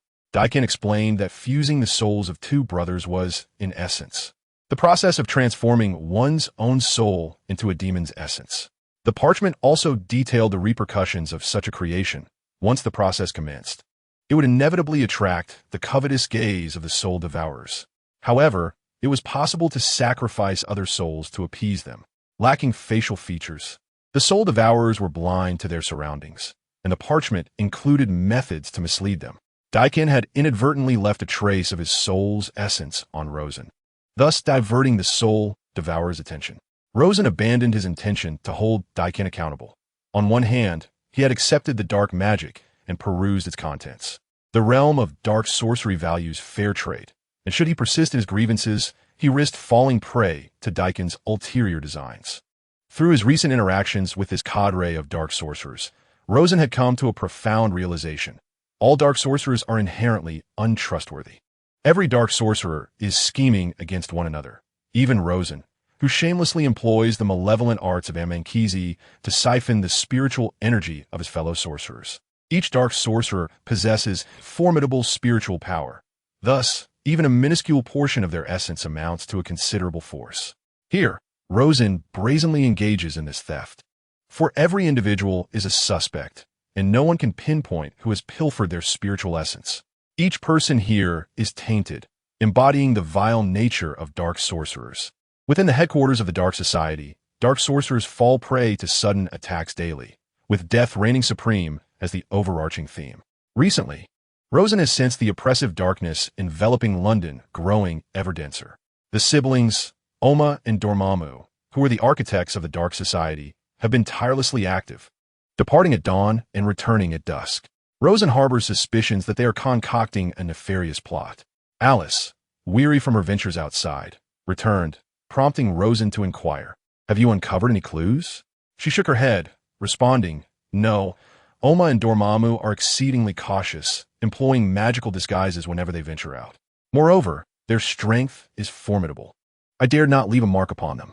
The prowess of Dormammu and Oma is indisputable, even if they do not yet hold the title of Dark Lords. They remain among the most powerful dark sorcerers of the present day. We cannot linger here. We must depart London," Rosen declared. "These two will undoubtedly become unparalleled harbingers of doom in the future, and entangling ourselves with them is perilously reckless." Alice, lacking her own convictions, acquiesced to Rosen's judgment, following his lead without farewells to anyone as they exited the Dark Society's headquarters. Yet, before they could fully escape London, they sensed the presence of pursuers. As dark sorcerers, they disregarded the repercussions and engaged their assailants directly in the streets. Alice unleashed the Hell's 7 notes. A piercing scream echoed behind them. Upon turning, Rosen beheld a corpulent Asian man, clutching his head and writhing on the ground in agony. For shadowy figures suddenly emerged from the earth, coiling around the man's feet and dragging him toward Rosen and Alice. At that moment, a white-haired woman, draped in a flowing robe and wielding a long sword, descended from above. The woman swung her sword fiercely at the shadowy figures. Observing this, Rosen swiftly commanded the shadowy figures to disperse, relinquishing their hold on the portly man. When he turned to regard the white-haired woman, astonishment flickered in his gaze. She was powerful. The sheer magnitude of her magical energy left Rosen in awe. The man quickly rose and approached the white-haired woman, bowing his head in apology. "Supreme Mage, I am deeply sorry for failing to accomplish your task. It is of no consequence. They were never adversaries you could contend with," she replied, waving her hand dismissively. When Rosen heard the man address the white-haired woman as the Supreme Mage, his mind buzzed with disbelief.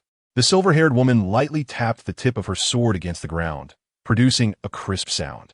A look of trepidation crossed Alice's face, and her gaze towards the silver-haired woman was imbued with not only fear but also reverence. "Are you the great sorceress, Lady Merlin?" Rosen exclaimed, somewhat astonished. Merlin, a legendary sorceress from English mythology, was said to have vanished nearly a millennium ago, her most vibrant days coinciding with the era of King Arthur. Yet here she stood, alive and present.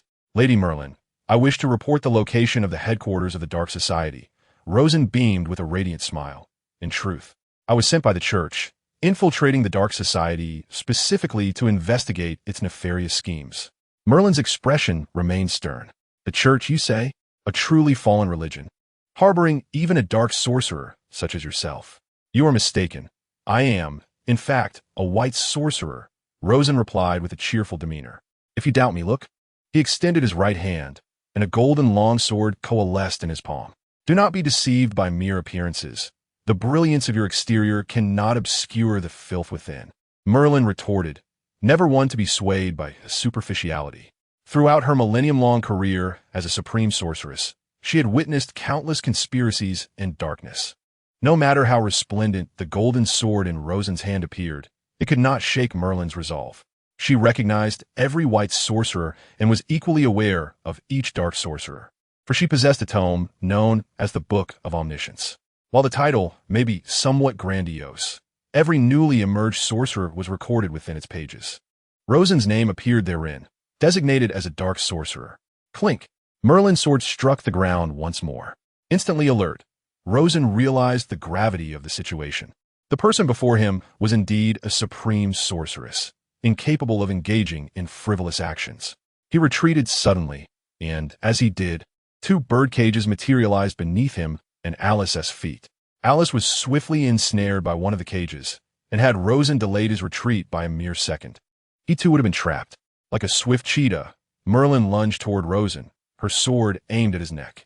She had once received blessings from the sky, the earth, and the sea, endowing her with the speed of a cheetah, the strength of an elephant, the flight of a hawk, the agility of a serpent, and the swimming prowess of fish. Rosen raised his golden sword, positioning it before him to block Merlin's strike. He stumbled back a step, while Merlin retreated 3. Rosen was taken aback. The power and speed of this supreme sorceress were astonishing, nearly rivaling that of Thor, the god of thunder. Merlin too was surprised, for sorcerers like her, adept in close combat, were exceedingly rare. She had not anticipated that Rosen was also a melee sorcerer. At that moment, Merlin inhaled deeply, and a wave of low pressure enveloped her. Rosen raised an eyebrow, recognizing that Merlin's strength and speed had intensified yet again. In the next moment, Malin charged towards Rosen once more, her sword wielded with tremendous force, striking down upon him in a relentless barrage. There was little finesse in her technique. Sheer strength alone was her miracle. To Rosen's astonishment, he found himself overwhelmed in close combat. With a fierce clash, Malin once again repelled Rosen's golden sword, her blade driving sharply into his chest. However, in the blink of an eye, Rosen's form dissolved into glimmering motes of light, reconstituting a dozen meters away. He touched the wound in his chest, realizing that his elemental transformation was not as effective before Malin. Her sword was fearsome, possessing an uncanny precision. As his expression hardened, the shadows beneath him began to contract, merging with him. It seemed the time had come for a new supreme mage. Chapter 49, astonishingly, even foreigners can summon a myriad of swords. Upon witnessing the transformation of Rosen's eyes into the Rinnegan, Malin sensed a shift in his aura and grew cautious. Nevertheless, she continued her aggressive and brutal swordsmanship against him. Shinra Tensei. In an instant, Rosen activated the power of the Rinnegan. Just as Malin was about to collide with the repulsive force, she abruptly pushed off the ground and retreated. The Shinra Tensei obliterated the surrounding structures. After retreating 20 meters, her eyes turned pure gold, and she halted abruptly before launching forward again. This was her unique ability, insight into flaws. She could perceive any vulnerability in her opponent. After Rosen unleashed Shinra Tensei, she discerned his weakness. Yet at that moment, Rosen unleashed another Shinra Tensei. Typically, the Rinnegan's Shinra Tensei has a 5-second interval, but Rosen possessed 3 pairs of Rinnegan. As Malin surged forward, she collided with the repulsive force of Shinra Tensei, quickly raising her long sword to shield herself, forming a barrier against the force. In the instant the repulsion dissipated, Malin launched another assault on Rosen. His eyes shifted to a deep azure, the whites turning jet black as he activated the pure eye. Malin struck with her sword, and Rosen leaned back slightly, evading her attack, while simultaneously thrusting his sword toward her.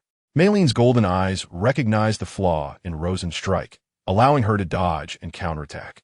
Within a mere 10 seconds, Rosen observed all of Malin's attack trajectories, while her golden gaze unveiled the openings in his swordplay. Both fighters resembled master swordsmen, though their techniques were fundamentally simple. They exchanged blows in a continuous dance, each anticipating the other's moves. Their speeds reached their utmost limits, creating the illusion of countless phantoms to onlookers. Both warriors realized that, relying solely on their melee swordsmanship, they could not best one another. They retreated several meters, their gazes locking, the pure eye and the golden eye scrutinizing each other. After becoming the supreme mage, Merlin seldom encountered an adversary of equal stature, but Rosen undoubtedly proved to be such a formidable opponent. Utilizing only the fundamental abilities of the pure eye, he glimpsed into the future, yet had yet to unleash the full extent of his time stasis domain. Simultaneously, he sensed that Merlin still possessed hidden cards up her sleeve. Suddenly, the ground quaked violently, a tremor so intense that it plunged all of London into a state of panic. This singular disturbance caused the collapse of hundreds of buildings throughout the city. Merlin cast a perplexed glance at Rosen, initially suspecting him to be the source of the upheaval, only to find him gazing back with an equally inquiring expression. At that moment, both Rosen and Merlin turned their eyes towards the horizon. Above the city of London, an immense vortex cloud manifested, resembling a swirling mass not merely of dark clouds, but of dark energy coalescing into a formidable whirlpool. Following this, 13 beams of black light ascended from the periphery of London, resembling towering obsidian pillars reaching towards the heavens. Upon witnessing these 13 pillars, a look of shock and fury crossed Merlin's face. As these black columns soared skyward, Dormammu and Oem arrived, ascending into the air as well. Let the slaughter commence. They roared, reveling in the chaos, Dormammu's laughter echoing as he ascended higher still. From the dark vortex above, torrents of black rain began to fall. Rosen sensed an ominous aura within the downpour and immediately donned his black Susanoo armor. Unfortunately, the citizens of London bore the brunt of this calamity. Upon contact with the black rain, they began to mutate grotesquely. This rain represented the purest form of dark energy, and any mortal who encountered it would be twisted beyond recognition. Those affected by the rain descended into madness, turning upon each other with wild abandon, becoming mindless beasts, shrieking as they slaughtered one another. Within the Dark Council, some dark sorcerers attempted to absorb the black rain, only to find their efforts met not with enhanced magical prowess, but rather with transformation into even more horrific dark entities. Dormammu and Oem gazed upwards at the swirling mass, which expanded in size as the carnage in London escalated. On the other side of the black vortex lay a universe known as the Dark Dimension. Their elaborate scheming had long been aimed at sacrificing the entirety of London as an offering to open the portal to this dark realm. At that moment, the city transformed into a hellscape of blood and flesh, rife with frenzied violence. There were no distinctions between friend and foe, no mercy to be found. What fell from the sky was no longer merely black rain, but viscous tendrils resembling tentacles.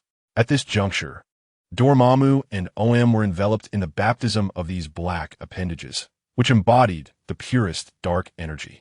They sought to unlock the dark dimension, to absorb the dark energy, to become one with it, and to dominate it.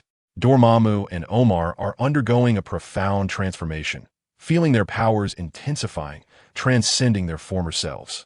Both their bodies and souls are becoming increasingly pure, darker, madder, and more profound with each passing moment. Initially, they willingly embraced the dark energy, but as time progressed, the dark energy began to actively infuse their beings. At this moment, Dormammu and Omar stand like deities towering above the heavens, overlooking London from their lofty perch.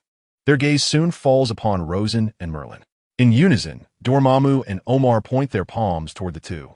A terrifying dark energy coalesces in their hands. Rosen and Merlin exchange a grave glance, their expressions reflecting the weight of the impending confrontation. Merlin grips her sword tightly, reversing it to point towards the ground. Gaia, please heed my praises. Your vastness is immeasurable. Your grandeur inspires reverence. You generously nurture all beings. You are the greatest Mother Earth, the spirit of all things, the saint beneath the heavens. Please join me in safeguarding and dispelling all blasphemers.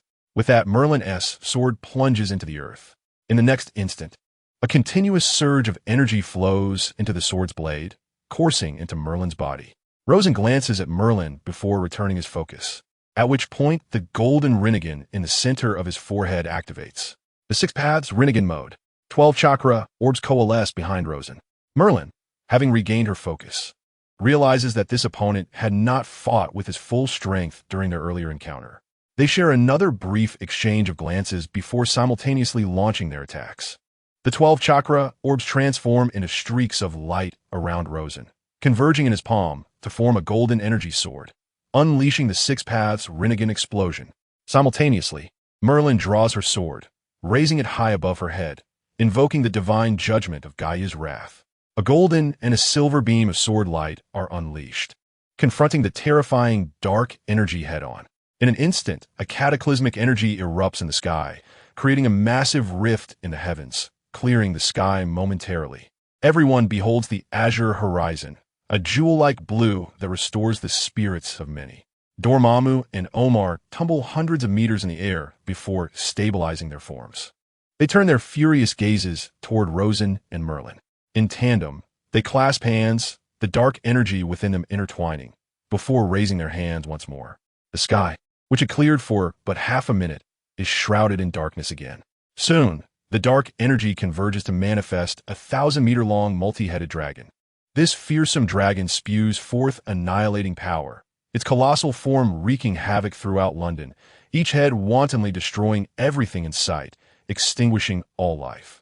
Rosen raises his hand, coalescing a 10-tails beast ball in his palm, then hurls it toward the multi-headed dragon with great force. The colossal form of the 100-headed dragon rendered it incapable of evading Rosen's assault. With a resounding crash, a gaping hole, 100 meters wide, materialized in the dragon's chest, the tremendous shock wave toppling it to the ground. Yet, the 100-headed dragon let out a deafening roar, absorbing the surrounding dark energy, and the immense wound rapidly healed. Almost immediately, all 100 dragon heads simultaneously targeted Rosen and Merlin. Concurrently, a faint purple light coursed through its abdomen, branching out toward each of the dragon heads. Rosen's gaze sharpened, and Merlin's expression grew grave. The secret art of the ninefold resurrection gate. With a swift motion of his palms, the ground erupted with a thunderous roar, and 9 ghostly faces emerged from the earth. This ninefold resurrection gate was at its limit. Each additional summoned gate would double the defensive power of the subsequent one. While Orochimaru could summon a 3-fold gate, Hashirama Senju could conjure 5. Simultaneously, the dragon's myriad gaping maws unleashed torrents of purple dragon flames. The first ghostly gate shattered upon impact, followed by the second, third, and fourth, until the 9th gate finally succeeded in warding off the onslaught of purple flames. Merlin leaped high into the air, soaring several hundred meters, her sword raised triumphantly above her head. In that moment, countless sword shadows materialized in the sky. Goodness, even the foreigner can summon a myriad of swords? With a flourish, Merlin twirled her sword, and a million sword shadows danced in synchronicity with her movements. The multitude of sword shadows surged like a flood, rising and falling in an endless cycle, colliding with one another and producing a cacophony of clashing steel. Merlin's gaze hardened as the tip of her sword pointed toward the 100-headed dragon. In an instant, the million sword shadows surged toward the dragon. Though a single sword shadow may have seemed feeble, the collective force of a million shadows struck with an overwhelming might, akin to a force that would slay deities and demons alike. As the torrent of sword shadows struck the 100-headed dragon, its form began to disintegrate. Compared to Rosen's pure energy, the tailed beast orb, Merlin's assault proved to be 100 times more lethal to the dragon, likely due to her magic's absolute dominion over the dark essence of the beast. 2 beams of black light surged toward Merlin just as she was about to retract her attack. In a flash, Rosen transformed into a streak of light. But his intention was not to rescue Merlin. He secretly relished the thought of her demise at the hands of Dormammu and Oma. If Dormammu and Oma ambushed Merlin, he would seize the opportunity to retaliate against the duo. In an instant, Rosen appeared before Dormammu and Oma, a sinister smile spreading across his face. Have you ever been struck by the light? Their faces paled, realizing the peril of their situation. The proximity and speed of Rosen's approach, coupled with their recent energy expenditure in ambushing Merlin, left them with no time to react. Suddenly, Dormammu seized Oma by the shoulder, pushing him toward Rosen. Rosen's lightning-fast kick has already been unleashed. In astonishment, Oma gazed incredulously at Dormammu, only to be struck in the abdomen by the kick, crashing into Dormammu.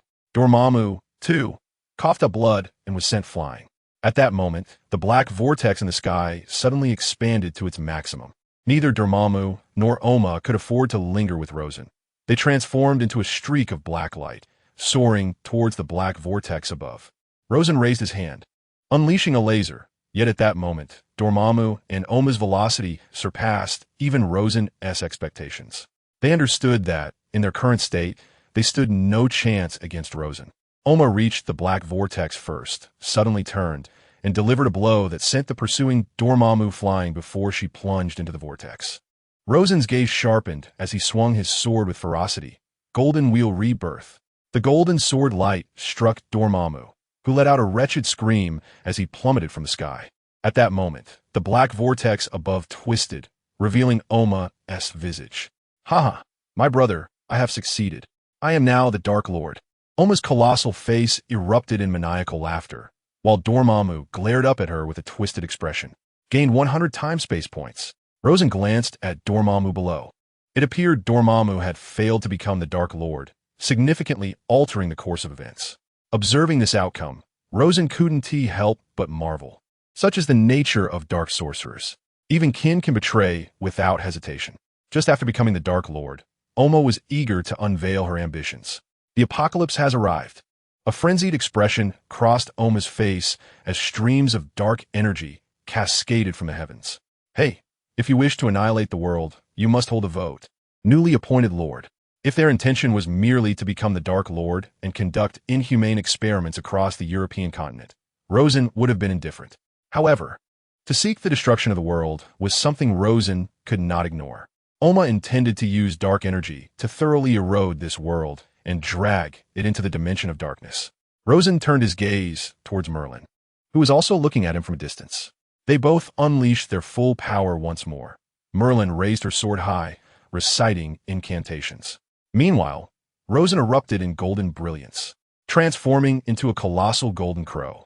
The radiant golden crow, as the golden wings unfurled, a dazzling light burst forth, accompanied by an intense wave of heat.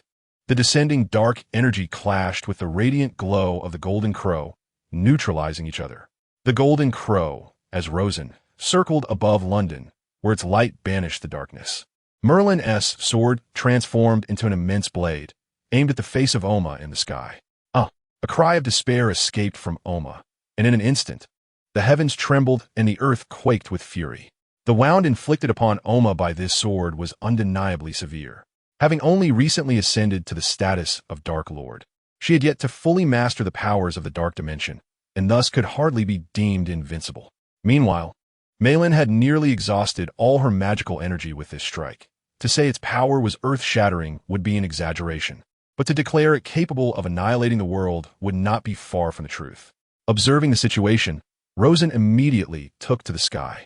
With a thunderous crash, Oma's colossal visage began to dissipate. At that moment, Rosen noticed a ring of fire materializing in the air, from which emerged a figure. It was none other than Magi. With her hands raised high, Magi summoned a crimson line that traversed the sky from east to west. Soon, a second and third line followed, gradually enveloping the entire firmament in a web of red. With a push of her palms upward, the crimson lines ascended, vanishing into the ether. Rosen's gaze sharpened. Was it the nascent form of a mage's net?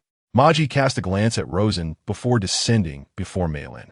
At this moment, Malin appeared exceedingly frail. Yet upon seeing Magi, a look of joy illuminated her face. Supreme Mage, are you unharmed? Cough, cough. I am well, thanks to your timely arrival. Otherwise, I fear we would have been unable to thwart the invasion of the Dark Lord, Malin replied, struggling for breath. Now, in the name of the current Supreme Mage, Malin Ambrosius, I vow that you, ancient Magi, shall inherit the title of Supreme Mage and continue to safeguard our world. Malin raised a finger and gently touched Magi's forehead. A golden mark appeared upon Magi's brow, and her eyes were enveloped in a golden glow. Taking a deep breath, Magi nodded solemnly. From this day forth, I shall be the Supreme Mage, known as Gu-E. Malin turned her gaze to the distance, where a portly figure hurried towards them. Supreme Mage, how do you fare? My fate has reached its conclusion, Malin replied. From this moment onward, she shall inherit my title, and you must serve the new Supreme Mage as faithfully as you serve me. As you command, Lady Malin, the portly man responded, sorrow etched upon his face. Rosen, refraining from approaching, made his way to Alice.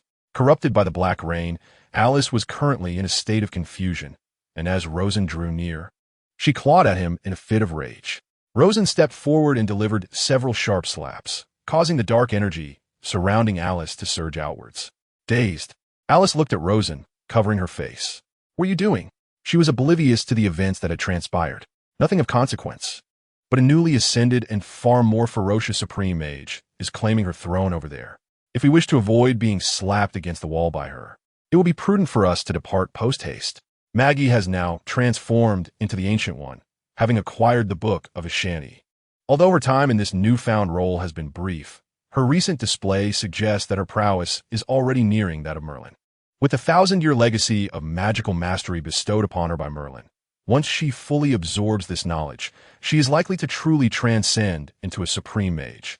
Unlike Merlin, whose style of magic and combat is within Rosen's grasp to counter, Ancient One's methods present a formidable challenge. Rosen cannot claim guaranteed victory. However, the disparity in strength, speed, and combat skills is not insurmountable. In a pure contest of force, Merlin may not necessarily prevail against him. Yet, with the Ancient One's combat approach, Rosen humbly admits his miscalculation. Facing her, one cannot merely contend with time or space. Even after a prolonged duel, she could simply rewind time, rendering all efforts futile. Time remains the most enigmatic force in existence. Even if the current Ancient One cannot best Rosen, a future iteration may assist in reclaiming lost ground. A tactic that feels rather underhanded. Rosen harbors no illusions about the Ancient One. She gazes at the departing figure of Rosen, choosing not to hinder his exit. Initially, she struggled to comprehend the distinction between her magical tome and Rosen's. However, her years of travel across the European continent have illuminated the stark contrast between dark and light mages. Not merely a clash of power, but also of ideologies and philosophies. Rosen, having not spent long in Europe, returned to Central Plains after 6 months. His wealth has been steadily increasing. Upon his return from the world of biohazard, he brought back 100 tons of gold and 10,000 tons of silver. Although he did not withdraw it all at once, he did allocate 10,000 taels to expand his enterprises. The lands of Oaja village have all been acquired by Rosen, with the villagers now serving as his tenants. His ambition is to cultivate a gentry status, ultimately investing in his son's future as a scholar. This way, whether confronted by officials or bandits, he would not be easily trifled with. When Luo Ming turned 6, Chun Lian gave birth to their second child. Rosen chose to remain home, accompanying Chun Lian and awaiting the arrival of their newborn. Previously lacking the means, he now strives to provide the utmost safety and health measures for her. The sounds of a newborn's cries echo from the delivery room. Rosen's instincts confirm the well-being of both mother and child, allowing him to breathe a sigh of relief. Shortly thereafter, the midwife emerges, cradling the swaddled infant. Congratulations, Master Luo. A daughter has been born to your esteemed wife.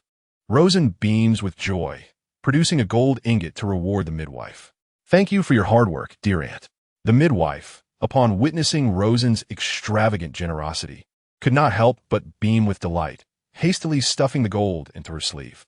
This ingot of gold weighed approximately 3 to 4 taels.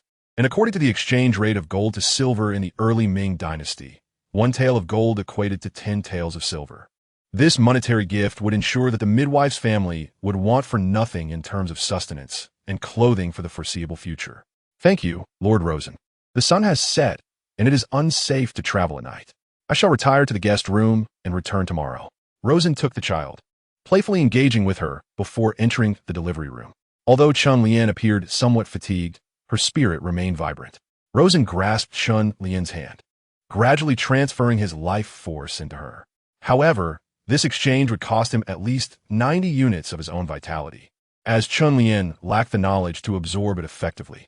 Rosen held a deep affection for his daughter and initially intended to seek the old scholar's assistance in naming her, just as the names of himself and his son, Luo Ming, had been bestowed by the scholar. Yet when it came to naming his daughter, the old scholar brusquely dismissed him, arguing that a girl would eventually belong to another family and stubbornly refused to name her.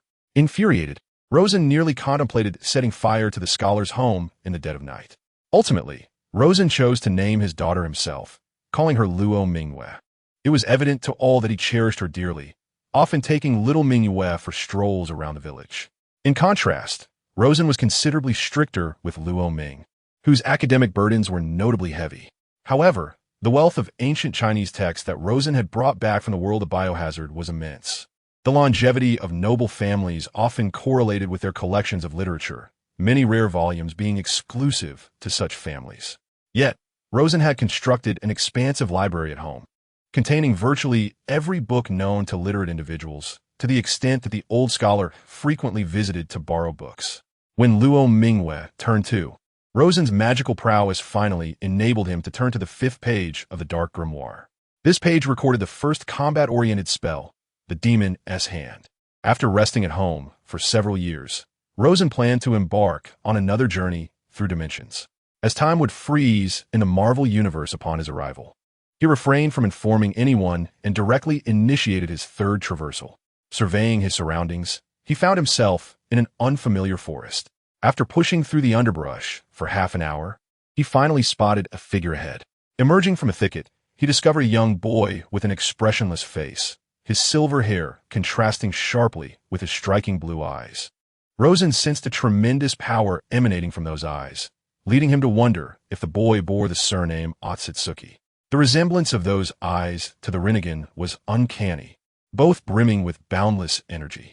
The emotionless boy regarded Rosen as he emerged from the grass. "If you have come to kidnap me, you would be wise to abandon that notion at once. I have no desire to commit murder on the hills behind my home. After all, this is one of the few places where I can roam freely," the boy with a stoic expression declared. "Ah, I merely sought directions," Rosen replied with a smile. At that moment, the system seemed to have scanned this world and subsequently dispatched tasks. Task 1. Engage in combat with Satoru Gojo, Ryaman Sukuna, and Megumi Fushiguro. The more encounters, the greater the rewards. Task 2. Battle against sorcerers and cursed spirits. The more participants, the more substantial the rewards. Task 3. Master curses. The more learned, the greater the rewards. Task 4. Join the Tokyo Metropolitan Jiu-Jitsu Technical School and instruct students. The stronger the students, the more abundant the rewards. Upon reviewing the tasks, Rosen comprehended that he had entered the realm of jiu-jitsu. Thus, this boy with a stoic demeanor was indeed a youthful version of Satoru Gojo. Was he not? However, Rosen noted the immense chakra energy within Gojo. Perhaps in this world, it ought to be referred to as cursed energy. In the next moment, a sinister grin spread across Rosen's face, revealing a villainous smile. "Can you truly kill me, little brat?" Satoru Gojo, upon witnessing Rosen's expression, realized that he must prepare for battle. He raised his right hand, the ring and pinky fingers interlocked, 3 fingers extended. "Curse technique, blue," he declared. A force capable of tearing anything asunder coalesced at Gojo's fingertips. Boom! Rosen's pupils dilated as he instinctively raised his arms to shield himself. His body propelled backward by the sheer might of the attack. Gojo averted his gaze and nonchalantly remarked, "What a dull fight." To him, it was merely an assassination devoid of any novelty. Since birth, he had been marked with a bounty of 100 million, thus encountering hundreds of assassination attempts throughout his life. Chapter 51. I merely sought directions. Just then, Rosen emerged from the underbrush in disarray, his clothes tattered, and the meticulously styled hair he had arranged prior to his arrival now a chaotic mess. What a pitiful sight. Gojo, who had just taken a step forward, hesitated, astonished to see that Rosen, having been struck directly by the curse technique, emerged unscathed. Gojo executed the technique once more, eager to confirm whether this individual could indeed withstand the cursed technique purely with his physical form. Another blast of cursed technique. Blue surged towards Rosen, but this time, he would not meet the attack with mere flesh. Jealousy extending from the shadows. I shall return to the heavens. A vortex materialized before Rosen, and, as the curse technique approached it, the attack was instantly engulfed. To the heavens, I shall return. In the next instant, a far stronger version of the curse technique rebounded from the vortex. Observing this, Gojo swiftly evaded. The rebounding curse technique barreled forward like a bulldozer, propelling itself onward with relentless force. In a sudden display of power, a circular cavity was blasted out hundreds of meters ahead, piercing through both rock and tree with ease. Satoru Gojo furrowed his brows. This individual was no ordinary assassin. Without hesitation, he charged toward Rosen, an exceptionally versatile sorcerer. His prowess spanned long range and close combat, with unmatched speed, strength, and cursed energy, placing him at the pinnacle of the sorcery realm. Given that his opponent possessed the ability to absorb his ranged attacks and could rebound them with doubled force, engaging in close quarters was undoubtedly the optimal strategy. Gojo's speed was astonishing, a feat Rosen had never encountered before. Even the likes of Uchiha Madara, Senju Tobarama, and Senju Hashirama could not rival Gojo's velocity. Nevertheless, Rosen navigated the confrontation with ease. As Gojo probed Rosen's capabilities, Rosen was equally assessing Gojo's strength. After exchanging over 100 blows, Rosen had discerned Gojo's close combat proficiency. Suddenly, Rosen accelerated, and Gojo found himself unable to keep pace with Rosen's movements. A punch landed squarely on Gojo's face, yet he remained unscathed, retaliating with a swift punch of his own that sent Rosen staggering back, clutching his face in shock. In that moment, self-doubt crept into Rosen's mind. Was Gojo's resilience truly that formidable? Gojo smirked and remarked, "Isn't it curious why your attacks have no effect on me?" Enlightenment dawned upon Rosen. This was the limitless technique. Gojo extended his hand towards Rosen, inviting, "Come now, let us shake hands." In that instant, Gojo resembled a youthful spirit. As Rosen reached out to grasp Gojo's hand, an extraordinary sensation washed over him. Although he was physically holding Gojo's hand, it felt as though he were grasping nothingness, as if there was nothing to hold. "Can you feel it?" Gojo asked, pride evident in his gaze. "In simple terms, there exists an infinite distance between us. The closer you get, the slower you become." His smile radiated with an almost blinding brilliance. "Do you understand now? You shall never defeat me. Do not be overly arrogant. Young one, you are not truly invincible," Rosen replied in a tone befitting a senior. Yet Gojo's smile remained undiminished, his excitement only heightened. "Then let us see. Challenger." "Challenger?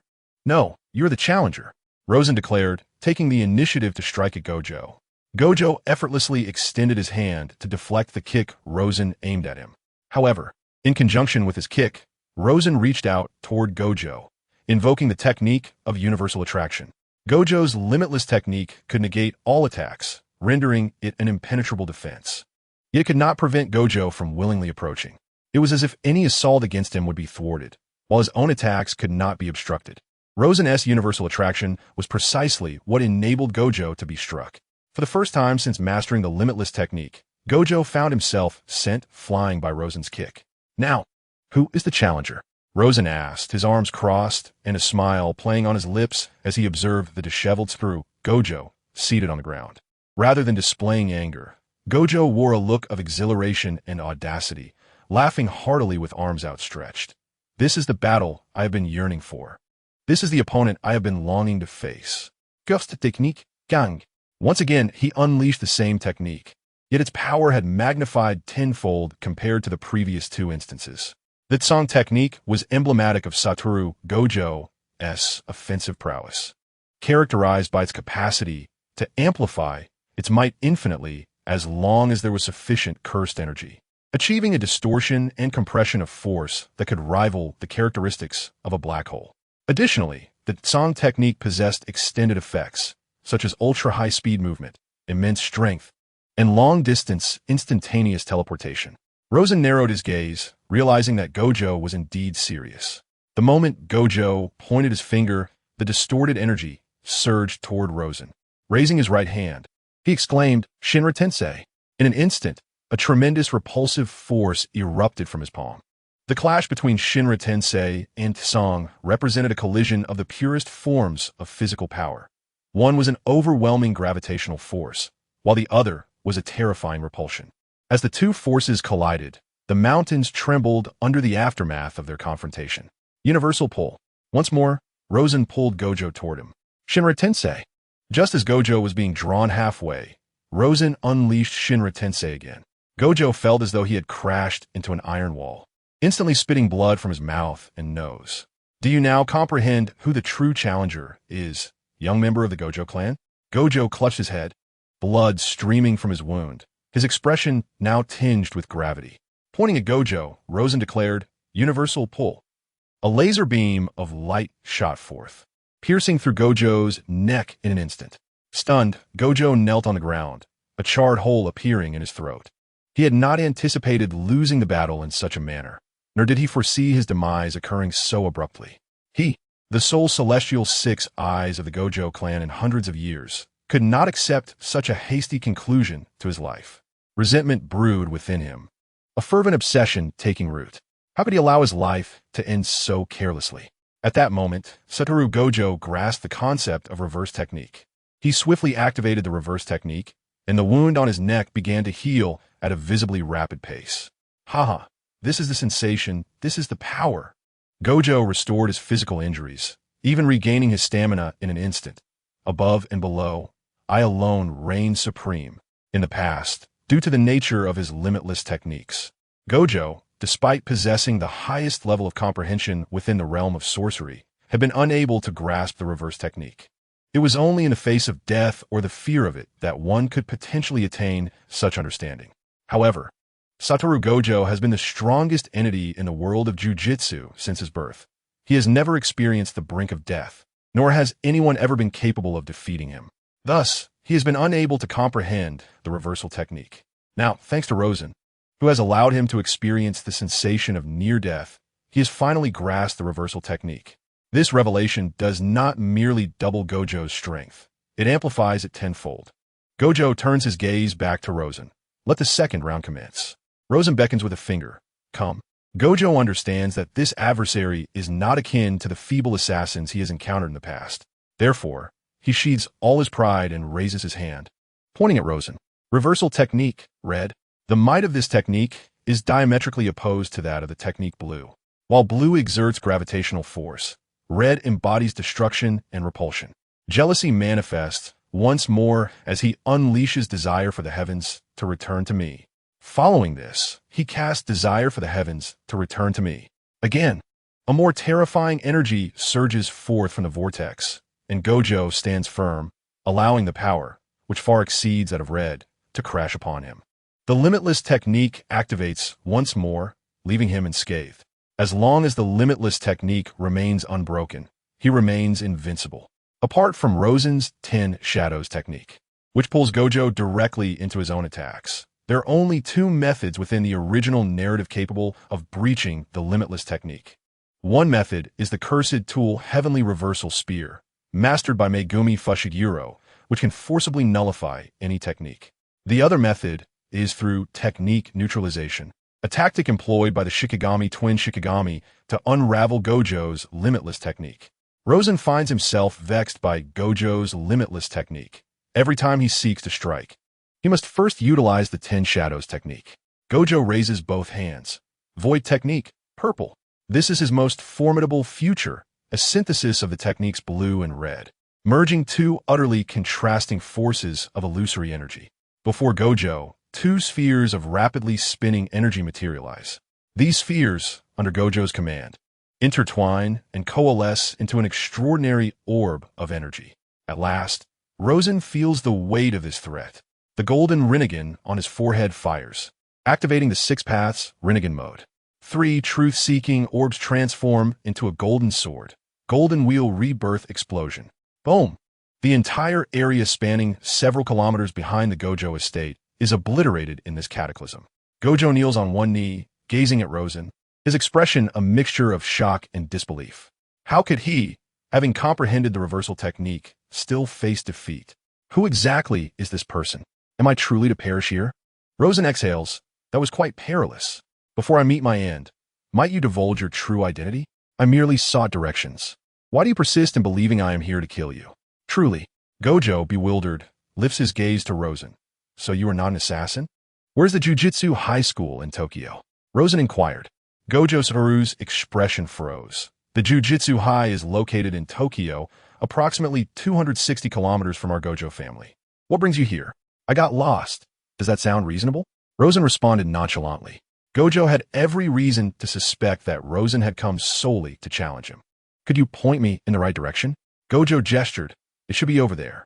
Thank you. It was quite enjoyable sparring with you. Though your strength is still somewhat lacking, nonetheless, it is commendable. Gojo observed Rosen, who seemed to be holding back a comment that he was unsure whether to voice. This was the first time someone had remarked that his abilities were somewhat inferior. Rosen traversed the entirety of Tokyo and finally arrived at the Jujutsu High School. Upon reaching the exterior of the institution, he sensed an invisible barrier obstructing his path. This barrier ensured that outsiders would not inadvertently wander into the Jujutsu High, while also safeguarding certain extraordinary occurrences within from external observation. The moment Rosen stepped into the Jujutsu High, several first-grade sorcerers emerged around him, blocking his way. Who are you? What is your purpose at the Jujutsu High? A tall sorcerer scrutinized Rosen, his cursed energy alerting him to the potential threat. Rosen displayed a self-assured smile as he surveyed the crowd. I am here to apply for a teaching position at the Jujitsu High, he replied. I hardly believe that a person of unknown origin is qualified to be a teacher here, the sorcerer rebutted. Rosen's smile broadened, and 3 shadowy figures materialized around him. His aura grew increasingly ominous and profound as he raised his arm, forcefully grasping at the air. In an instant, everyone felt an immense shadow enveloping the Jujitsu High.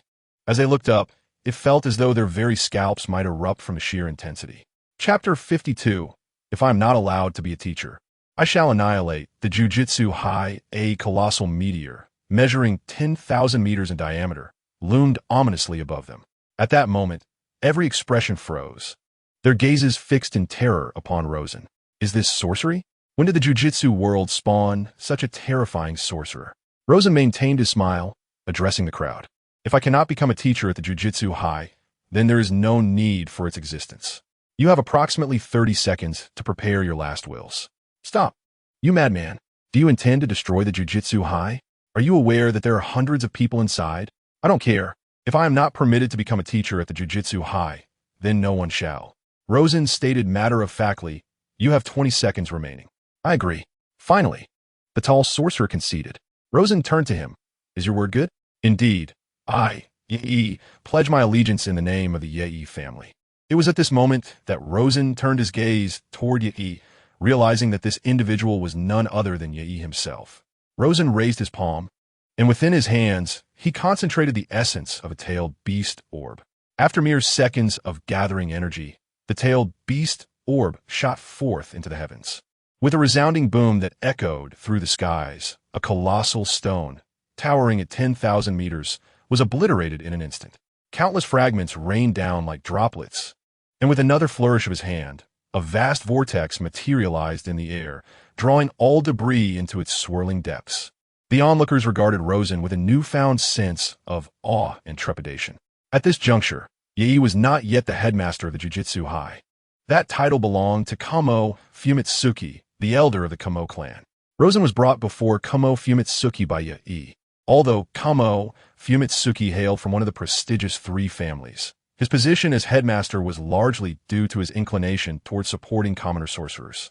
The current landscape of the Jujitsu world mirrors the ancient struggles of China, marked by a power struggle between noble clans and commoners. The clans possess a wealth of heritage and their unique bloodlines, granting them a superior status and strength compared to ordinary sorcerers. The number of commoner sorcerers who can enter this realm is significantly lower than that of the clan descendants. Although Jujitsu High was established by various noble families, it primarily caters to commoner sorcerers. Kamo Fumitsuki looked up at Rosen, inquiring about his family background. He instinctively assumed that Rosen was a sorcerer from a prominent clan. After all, the techniques Rosen exhibited were beyond the reach of commoner sorcerers, summoning meteors and obliterating them. Such feats were unattainable even for special-grade sorcerers. To date, there had been no special-grade sorcerers among commoners. I am a commoner sorcerer, Rosen stated. Kamo Fumitsuki narrowed his eyes at Rosen, clearly skeptical of his claim. A commoner sorcerer, disregarding the differences in bloodline, would find it nearly impossible to acquire the resources necessary to enhance their jujitsu and cursed energy. In their Jujitsu High, commoners were required to hunt cursed spirits to earn points, which was currently the only avenue for their advancement. A commoner sorcerer, lacking adequate resources, could never attain the rank of special-grade sorcerer. Moreover, during missions, the mortality rate for commoner sorcerers far surpassed that of the clan offspring. This situation bears a striking resemblance to the world of Naruto, where common ninjas struggle to reach the level of Hokage without sufficient resources. Mr. Rosen, you claim to be a commoner sorcerer. From where does your jujitsu originate? My jujitsu stems from the awakening of a special bloodline. Kamo Fumitsuki scrutinized Rosen, asking, might you demonstrate it? As Rosen's eyes began to manifest the Rinnegan, Kamo Fumitsuki observed intently, striving to discern whether it was jujitsu or bloodline in nature. To awaken a unique bloodline is indeed comprehensible, as some families have been lost to the annals of history, their lineage persevering until today. The sudden realization of one's bloodline is not an extraordinary occurrence. This is the eye of rebirth, Rosen stated. Could you elucidate the techniques associated with these eyes? Illusions, attraction, repulsion, summoning meteors, creating meteors, long-range vision, super dynamic vision, curse energy observation, curse technique replication, puppet manipulation, and spirit communication. Kumo Fujiki stood agape, astonished, remarking, "Look at what you've just said. Any one of these abilities would cause a tremendous uproar in the world of sorcery. The fact that Rosen possesses such a multitude of powers raises the question, has there truly existed a lineage in the sorcery realm that is this formidable? Might you share your purpose for joining the Jujutsu High? I wish to learn more about sorcery, and I am also willing to share my own techniques. But did you not claim to be a common sorcerer? Do you truly possess sorcery? As you can see, my ancestry may belong to a prominent family. Thus I have inherited these sorceries," Rosen replied. "Could you demonstrate a non-bloodline sorcery?" Kumo Fujiki inquired. Here, Kumo Fujiki led Rosen to a clearing on the playground. Chidori, Rosen's palm gathered thunder, and he dashed forth like a bolt of lightning. Bang! Rosen's hand sliced through a grand tree, severing it cleanly. The massive tree collapsed thunderously before Kumo Fujiki. This tree had stood for 300 years. Kumo Fujiki marveled at Rosen's prowess, yet upon witnessing the fallen tree, he felt compelled to caution. Chidori Rekichi. With a wave of his hand, Rosen unleashed a surge of electricity into the sky, which then erupted, showering countless electrified needles over a vast area. Rosen swiftly formed hand seals, fire style, fireball jutsu, fire style, fire dragon bullet technique, fire style, head cut technique, water style, water dragon bullet technique, water style, great waterfall technique, earth style, wind style, wind style. With each display, Kumo Fujiki was left speechless. He had never encountered a sorcerer who commanded such an extensive array of techniques. Rosen returned to Kumo Fujiki's side. "Is that sufficient?" Kumo Fujiki gazed at Rosen. "Is that all?" "No, in fact, I possess thousands of such techniques. What I demonstrated were merely the lower tier abilities.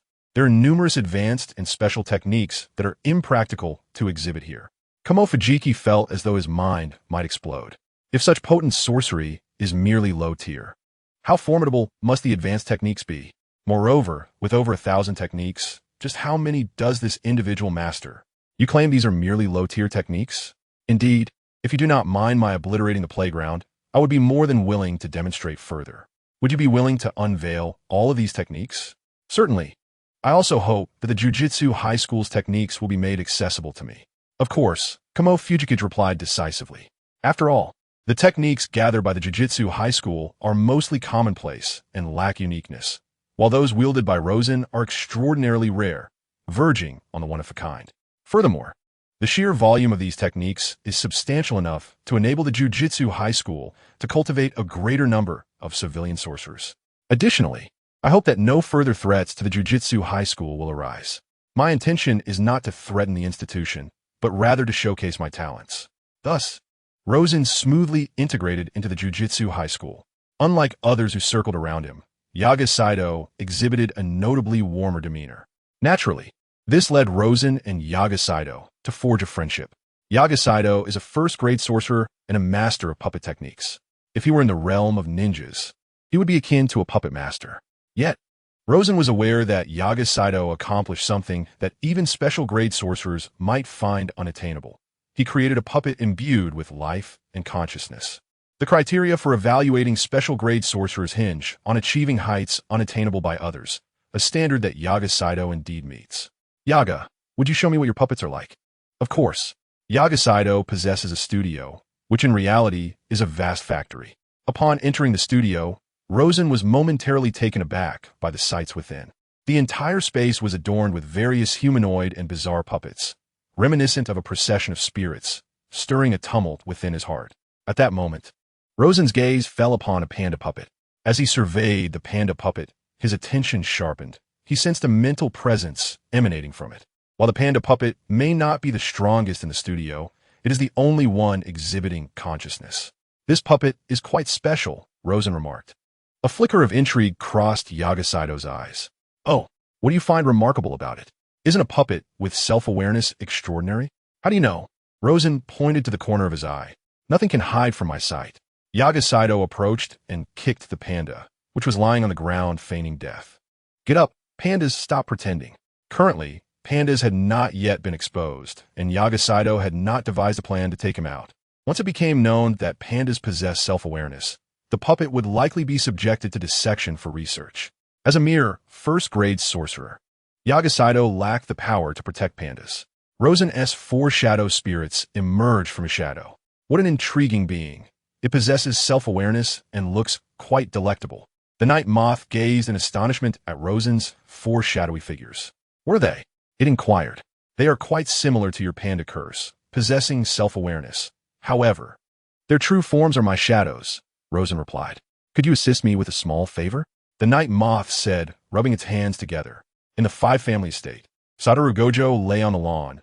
A blade of grass clenched between his teeth as he gazed at the azure sky, extending his hand as if to grasp the heavens. At that moment, a butler clad in formal attire approached him. Young master, there has indeed been an incident at the Tokyo Jujutsu High. 3 days ago, an unknown sorcerer arrived at the institution, declaring his intention to become a teacher. Should his demands not be met, he threatened to obliterate the school. A look of astonishment crossed Satoru Gojo's face. He had sensed something peculiar about that individual during their previous encounter.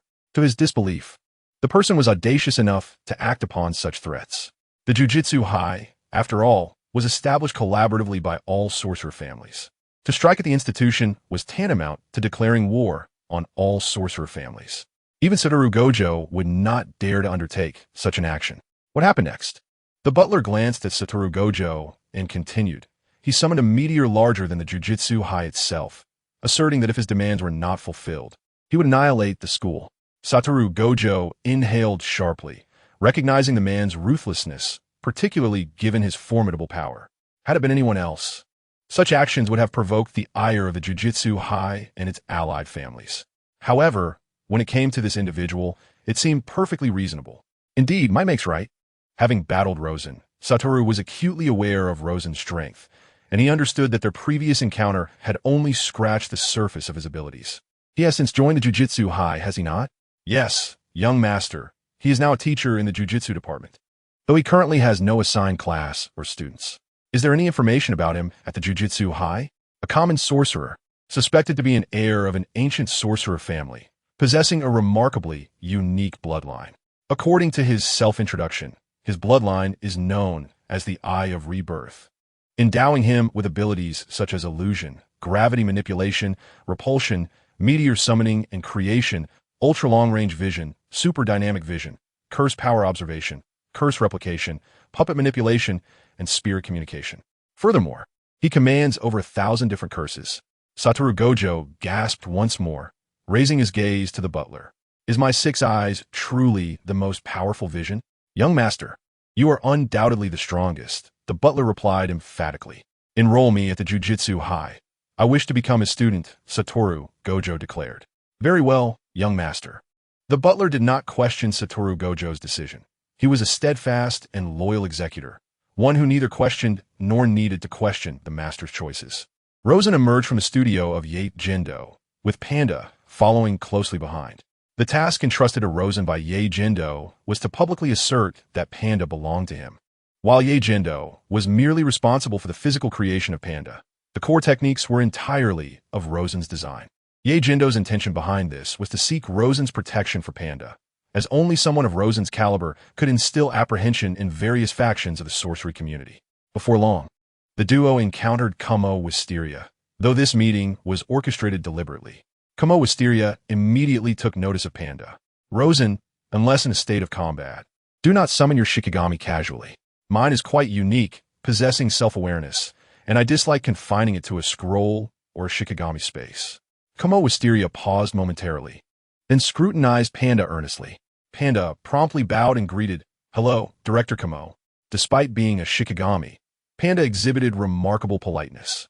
"Ah, this is the first time I've been greeted by a Shikigami," Kumo Wisteria admitted, somewhat flustered. "So, what do you think of my Shikigami?" "Indeed, it is impressive. Did you create it through your sorcery?" "Yes, though the body of the Shikigami was crafted by Yae Jindo.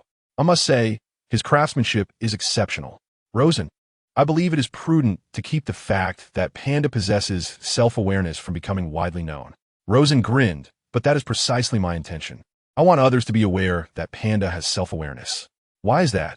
Kumo Wisteria inquired. Because I wish to engage in lawful and legitimate killings, Rosen replied, his expression revealing the unsettling nature of his character. Not wishing to prolong the conversation, Kamo Wisterius said, I must take Panda for a walk.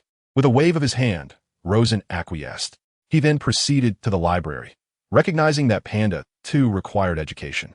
As an ordinary Shikigami, Panda possessed the capacity to learn sorcery. For the past few days, Rosen had immersed himself in the library. He had come to a definitive conclusion. Sorcery energy is akin to chakra. However, the worlds of Naruto and sorcery had developed along divergent paths. Sorcery faced more adversaries in the form of Shikigami, leading to a greater emphasis on exorcism, while Shikigami often possessed stronger sorcery energy than sorcerers. Consequently, sorcerers learned to achieve their objectives with greater efficiency.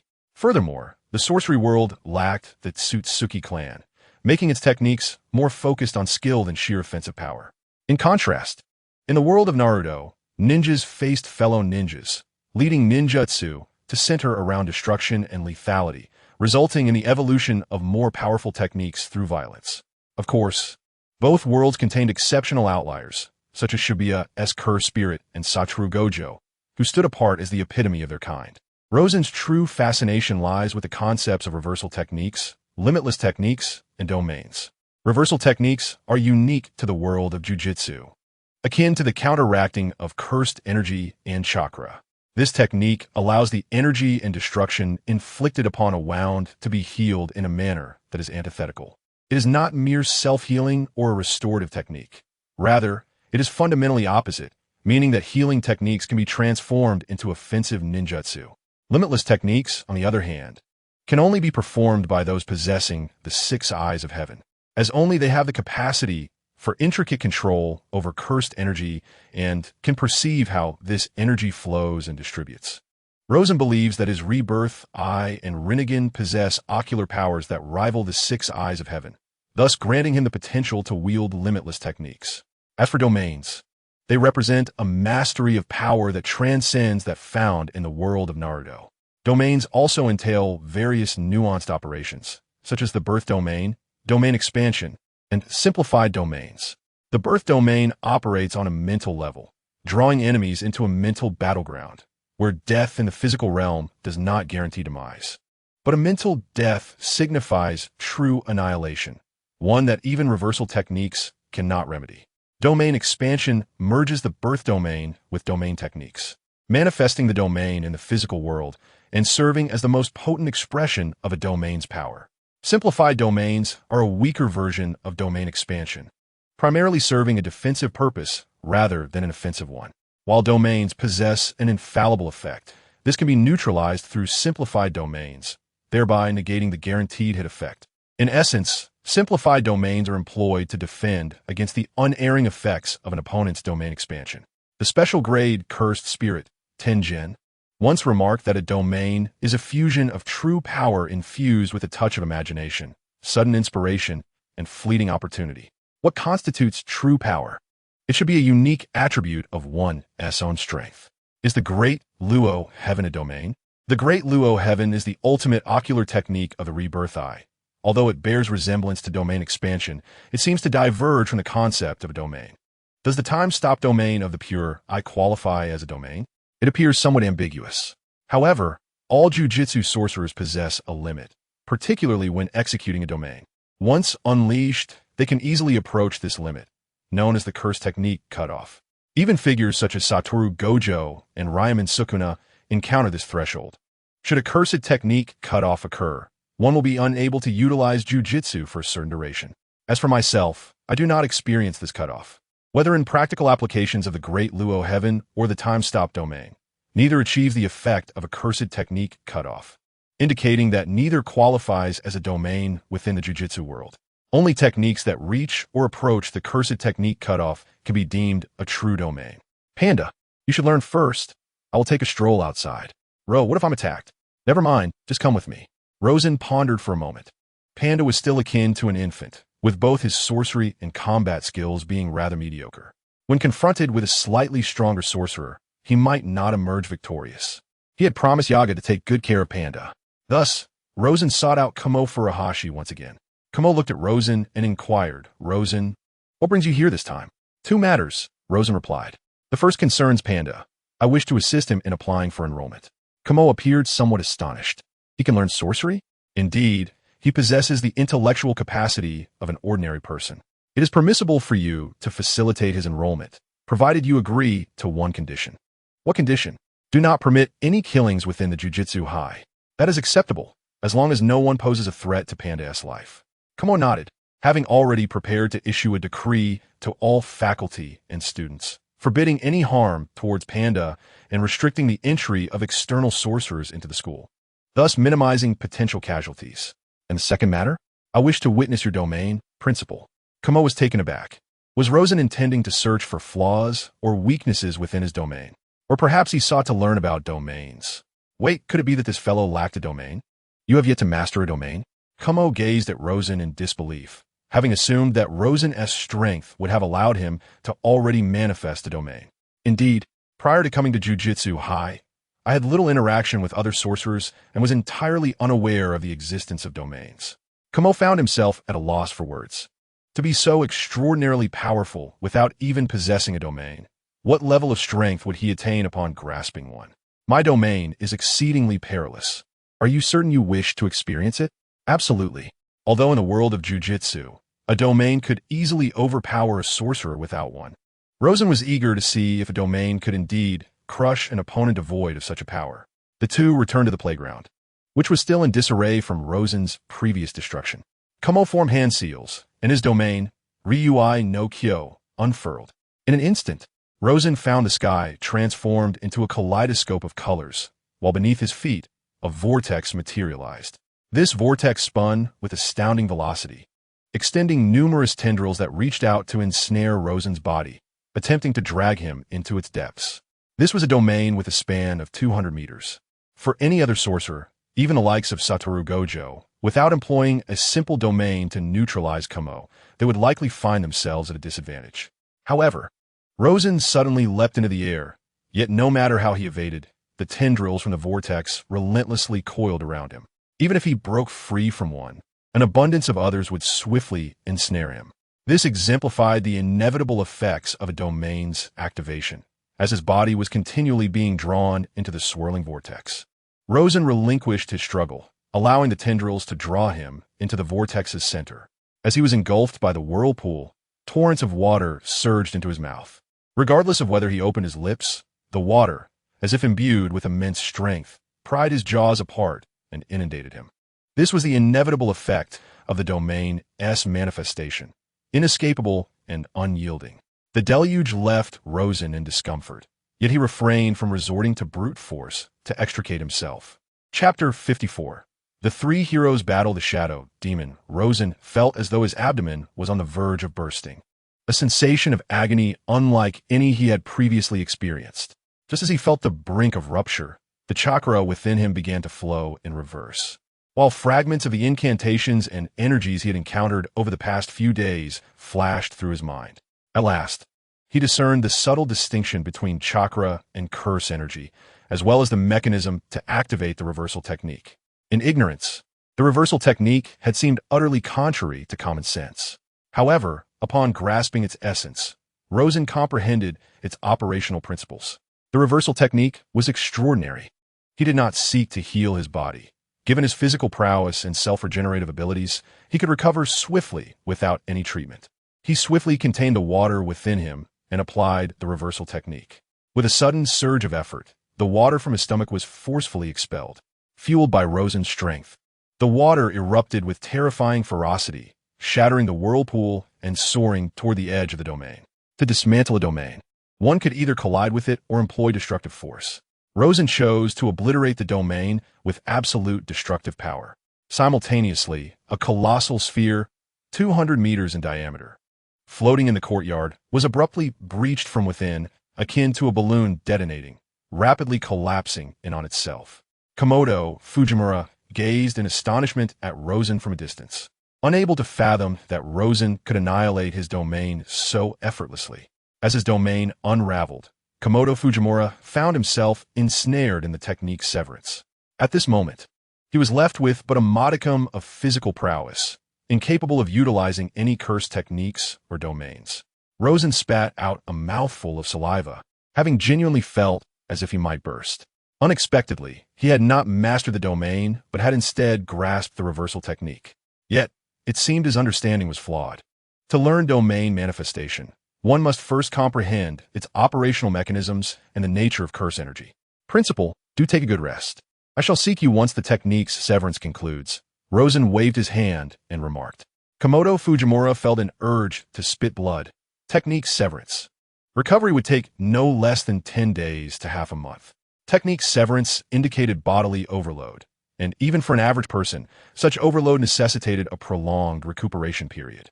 In this world, only 2 individuals possess the ability to terminate a cursed technique within a minute: Satoru Gojo and Sukuna. Of course, for beings of their caliber, compelling them to a technique dissolution is perilous, even within that brief time frame. Take, for instance, the climactic battle between Gojo and Sukuna. Gojo was forced into a technique dissolution and, in less than a minute, nearly met his demise, on the verge of being reduced to mere pulp. Had it not been for Sukuna's penchant for verbosity, which squandered 20 precious seconds, Gojo would have faced defeat upon his initial technique dissolution. Kumo Noritoshi refrained from further comment, as this was already a concession extended to him by Rosen. Earlier, Kumo had genuinely contemplated the notion of vanquishing Rosen. Had Rosen not forcibly dismantled his domain, the Takiya ways, it is conceivable that Kumo could have indeed slain him. Ultimately, it all boils down to the inevitable effect of a domain expansion, which stands as the most formidable characteristic of such an ability. Rosen had delved deeper into the study of reverse curse techniques. This concept is not merely a simplistic technique. It encompasses a vast array of complexities. What Rosen had grasped was merely the foundational logic of reverse techniques. 10 days later, Kumo sought out Rosen. Rosen, as a teacher at the Jujutsu High, do you intend to take on a specific subject or oversee a class? Kumo inquired. Either option is acceptable. I am open to any arrangements you propose. Recently, 3 new students had enrolled, and it was suggested that Rosen assess their abilities and talents. Understood. When shall this take place? Tomorrow morning. By the way, Panda has also completed his enrollment procedures, and you will be responsible for him as well. The following morning, on the training grounds, stood 3 new students, 2 boys and a girl. One, with striking silver hair, was none other than Satoru Gojo. Another boy sported a bun hairstyle and possessed a handsome visage, yet his gaze appeared somewhat unfocused. The girl, with shoulder-length brown hair, exuded an air of rebellion. Isn't the Tokyo Jujutsu High the premier institution for sorcery? Why is their training ground in such disrepair? Kumamoto Shoko lamented. I should have enrolled in Hokkaido or Osaka's Jujutsu High. Kumamoto spat carelessly, displaying little semblance of ladylike decorum. It seemed evident that the area had recently endured a fierce battle, one of special grade. Gojo surveyed his surroundings, remarking, has the Jujutsu High ever had special grade instructors? Suguru Geto expressed his surprise. Indeed, one of them is the principal of the school, Kumo Noritoshi. I recall he is a grade 1 sorcerer, correct? Gojo replied. His lack of application for special grade evaluation does not negate his status. He hails from one of the 3 prominent families. Once recognized as special grade, the Kumo family will surely reclaim him. And what of the other one? Gojo gestured towards the distance. Is he not approaching? In the distance, 2 figures advanced. One appeared to be a relatively youthful man, accompanied by a cursed spirit resembling a panda. Rosen yawned as he approached the 3 students, raising a hand in greeting.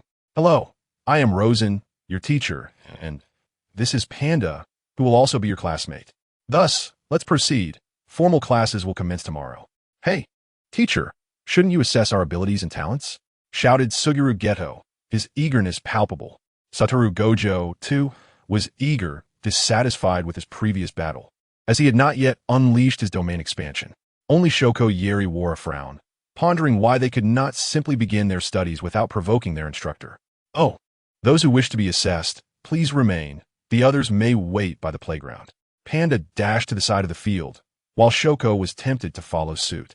However, retreating now might lead to isolation by Suguru and Satoru, so she ultimately chose to stay. Excitement danced upon the faces of Suguru and Satoru. Satoru's eyes sparkled with brilliance, while shadows gathered around Suguru, from which emerged a dozen semi-first-grade cursed spirits. "Teacher, please don't die." Suguru, unfamiliar with Rosen, was cautious. He did not wish to inadvertently cause harm to an instructor. Jealousy manifested from Rosen's shadow, unleashing a powerful force. The repulsion, centered on lust, erupted, directly shattering the semi-first-grade cursed spirits summoned by Suguru. In an instant, the spirits were obliterated, and Satoru, Suguru, and Shoko were hurled to the edge of the playground by the overwhelming repulsion. Suguru's face displayed shock at the instantaneous defeat of multiple semi-first-grade spirits. He knew well the effort required to subdue them. Satoru, however, had anticipated this, his gaze toward Rosen now serious. Shoko had shielded herself with her hands, now bloodied and mangled, but in the blink of an eye, her hands reverted to their original state. This was a reversal technique, one of the few mastered by Shoko, a sorceress skilled in healing.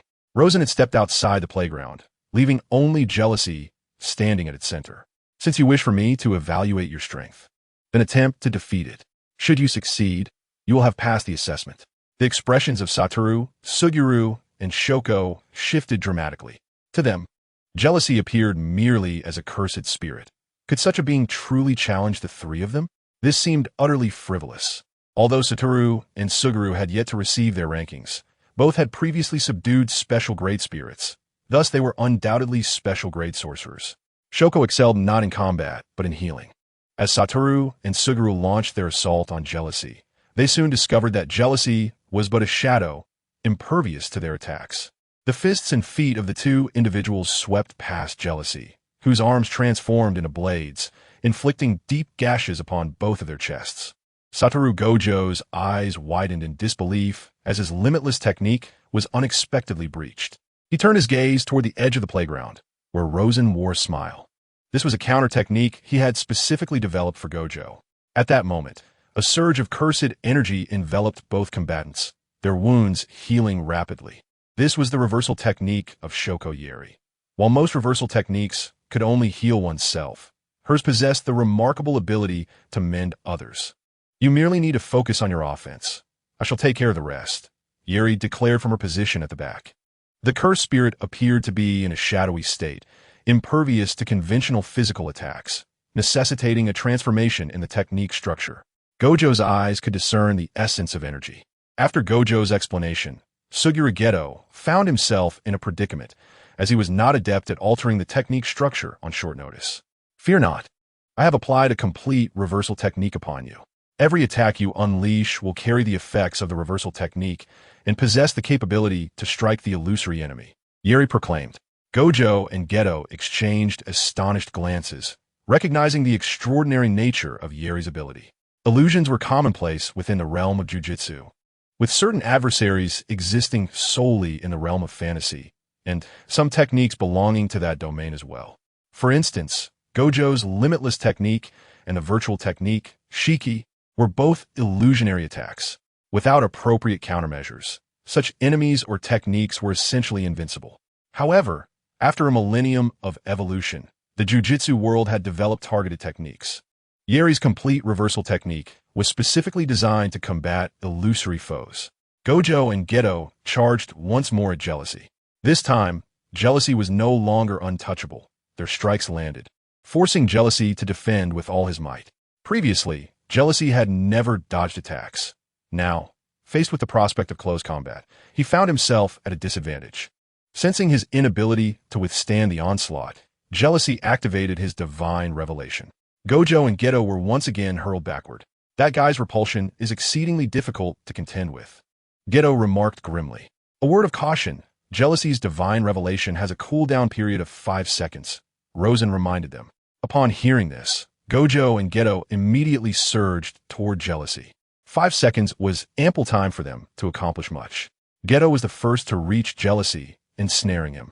Gojo leaped into the air, preparing to unleash his technique. Technique Cobalt.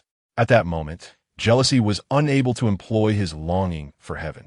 Just as Gojo's technique was about to strike jealousy's crown, a layer of black chakra enveloped jealousy like armor, deflecting the Cobalt technique away. As envy's dark chakra thickened, it began to form veins, bones, and eventually the torso and limbs. the complete Susanoo emerged. A towering black armored giant, 200 meters in height, materialized before the onlookers. Suguru Geto and Satoru Gojo widened their eyes, their faces etched with astonishment. What sorcery is this? The Susanoo suddenly swung its fist towards Suguru Geto and Satoru Gojo, who, upon witnessing this, dared not confront it head-on and swiftly retreated. The colossal fist of Susanoo crashed into the ground. In an instant, the entire jujitsu high trembled beneath this mighty blow. Several figures appeared atop the building, gazing in the direction of the playground. When they beheld the terrifying height of Susanoo, they were all taken aback, initially believing it to be an unknown cursed spirit attacking the jujitsu high. Kumo Noritoshi and Yaga Yoshinobu were the first to arrive at the scene. However, upon seeing Rosen by the edge of the playground and then glancing at Susanoo in the center, they felt a measure of relief. At that moment, the playground lay in ruins, shattered by envious punch. Suguru Geto and Satoru Gojo found themselves in a dire predicament. The impact of that blow was immense. Even without being struck directly, they suffered significant repercussions. Were it not for Kinji Hikari, they would likely have lost their fighting capability by now. Exchanging glances, Satoru Gojo and Suguru Geto simultaneously formed hand seals. Void Technique, Extreme Spiral Vortex. This was their most potent attack aside from their domain expansion, presented in a remarkably similar manner, with two rapidly rotating spheres. NVS Susanoo brought its palms together, unleashing the Ultra-Earth Explosion Star. A dark sphere coalesced in the palm of Susanoo, which Envy hurled skyward. As the sphere ascended, it began to emit a terrifying gravitational force. The Earth was torn asunder, while colossal land masses were drawn towards the sphere in the sky, coalescing around it. Satoru Gojo, Suguru Geto, and Kinji Hikari were uncontrollably lifted into the air by this force. Despite their struggles, they could not escape its grip. Ultimately, the three of them were completely ensconced within the celestial sphere, while more rocky plates continued to be drawn upwards, soon enveloping them entirely. They formed a colossal body several kilometers in size, floating high above the ground. Kumo Noritoshi rushed to Rosen's side. "Rosen, what is happening?" Kumo Noritoshi's tone was quite brusque. He had only contacted the construction crew today to repair the playground, and now it was not merely damaged, but utterly vanished. Even the nearby hills had disappeared. How could there be any hope of restoration? Didn't you instruct me to investigate 3 new students? What about them? They have been sealed. Rosen looked up at the sphere in the sky and raised his hand, unleashing a full-power laser beam. The celestial bodies shattered in an instant, and 3 neophytes tumbled down amidst a cascade of rubble. With a wave of his hand, Rosen summoned them before him using the power of the cosmic attraction. The falling debris was devoured by the envious desire of the eternal sky. Gazing at the 3 disheveled individuals on the ground, Rosen remarked, "Congratulations. You have passed the entrance examination." At that moment, the trio bore no trace of pride or arrogance. Kumo Fujiwara, with a furrowed brow, admonished from now on, refrain from employing such large-scale sorcery. He genuinely feared that Rosen might, with a few more such displays, dismantle the Jujitsu high school entirely. Kumo then turned to Jealousy, who had relinquished its Susanoo form as it swiftly transformed into shadows and vanished beneath Rosen's feet. "Is this your technique?" he inquired. "Indeed, it is my exclusive technique," Rosen replied. "Most Jujitsu sorcerers can learn general sorcery, yet techniques are unique. Some derive from one's bloodline, while others are passed down through family secrets. Jujitsu High School imparts open sorcery, accessible to all, which is why most common sorcerers can learn and engage with it. In contrast, exclusive techniques demand a high level of proficiency and are personal to the individual. Others cannot learn or master them. Techniques such as Satoru Gojo's blue, red, and purple, or Suguru Geto's cursed spirit manipulation are exclusive, unattainable by others. There are also limitless techniques, which belong to the Gojo family's secret arts. Although others may learn them, only Satoru Gojo has mastered them in centuries. Kumo Fujiwara felt a twinge of disappointment upon hearing this. The following day, Panda, Satoru Gojo, Suguru Geto, and Shoko Yeri arrived at class, the 4 of them comprising the entire cohort. At that moment, Panda had become the subject of study for Satoru Gojo, Suguru Geto, and Shoko Yeri. "Panda, are you truly a cursed corpse? Not a cursed spirit?" they queried. "Indeed, I am a cursed corpse, created by my teacher, Panda replied, fearing dissection and hastily invoking Rosen's name. How extraordinary! This is the first time I've encountered a cursed corpse with self-awareness, one of them remarked. Rosen arrived fashionably late, yawning as he entered the classroom. His gaze swept over the four students. Satoru Gojo, Suguru Geto, and Shoko Yeri were all lethargically sprawled across their desks, while Panda sat upright, resembling the model student of the class. Shall I introduce myself? Rosen inquired. Teacher, I know very little about you. Could you please introduce yourself? Suguru Geto responded. Very well. Rosen began. My name is Rosen. I possess little knowledge of my family's past. I was born with these eyes, known as the Rinnegan, which grant me unique abilities. Both Suguru Geto and Shoko Yeri were astonished to hear Rosen speak of the Rinnegan's capabilities for the first time. It was a revelation to them that a family could possess such a plethora of wondrous and formidable techniques. Teacher, it seems you've forgotten to mention the golden eye on your forehead, Satoru Gojo interjected. Ah, how could I forget?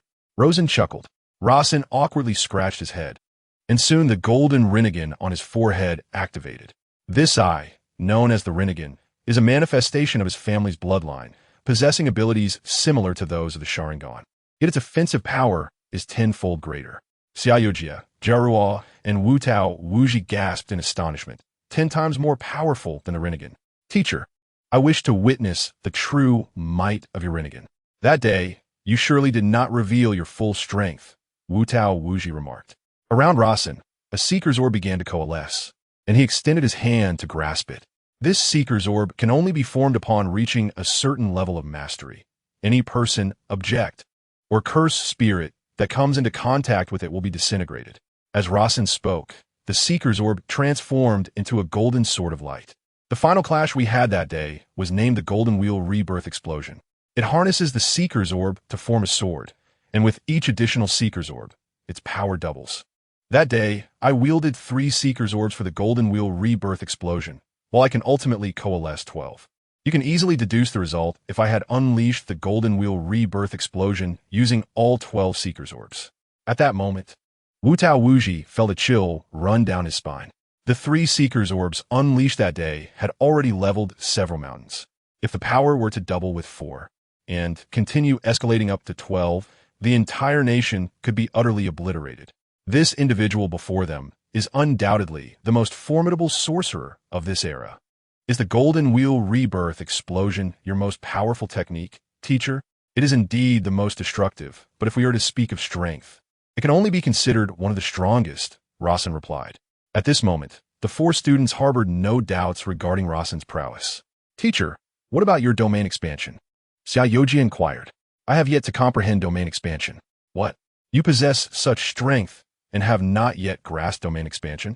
Before leaving my secluded training grounds, I had no contact with other sorcerers, thus I was unaware of the concept of domain expansion. The others suddenly understood, especially Wu Tao Wuji, who recalled the day he encountered Rosen. Indeed, Rosen was clad in ancient attire, unlike modern clothing. Thus, Wu Tao Wuji suspected that Rosen had likely been residing in an obscure place, rarely engaging with the outside world. Yet, based on Rosen's demeanor and knowledge of sorcery, it was evident that his secluded environment was not entirely isolated. He must have had some contact with the outside, albeit with individuals who were not sorcerers, hence his ignorance of domain expansion. Now, let us discuss what you wish to learn. Teacher, shouldn't it be about what you could teach us? For Wu Tao Wuji and Xiaoyojia, their unique techniques already positioned them at the pinnacle, and they did not particularly require those open techniques. Rosen turned to Jiaruo. I will teach you a healing technique, not a reversal technique, but rather a conventional sorcery. Are there healing techniques in the realm of jujitsu besides the reversal techniques? Gojo Satoru inquired, astonished. It stands to reason that just as there exist offensive jujitsu, there must also be methods of healing. The ignorance of such techniques stems not from their non-existence, but rather from the lack of encounters. Rosen then turned his gaze towards Suguru Geto, stating, I shall impart to you the sealing technique, enabling you to subdue cursed spirits with greater ease. Suguru Geto's specialized technique is the manipulation of cursed spirits, which necessitates their subjugation without annihilation. Thus, on numerous occasions, even when faced with spirits weaker than himself, He must exert considerable effort to control his strength adeptly. As for Gojo Satoru, Rosen felt a tinge of uncertainty. Noticing Rosen's troubled expression, Gojo promptly broke into a grin, asking, "Teacher, do you feel there is nothing left to teach me? It's not that there is nothing to impart. Rather, I am contemplating whether you can truly grasp my ocular techniques." Upon hearing this, Gojo's interest was piqued. He envied Rosen's Rinnegan and Tensigan techniques. His own 6 eyes, while deemed the strongest lineage, paled in comparison to Rosen's ocular prowess, resembling a beggar's offering. If he could master even 1 or 2 abilities from Rosen's eyes, it would be enough to awaken him from dreams of ecstasy.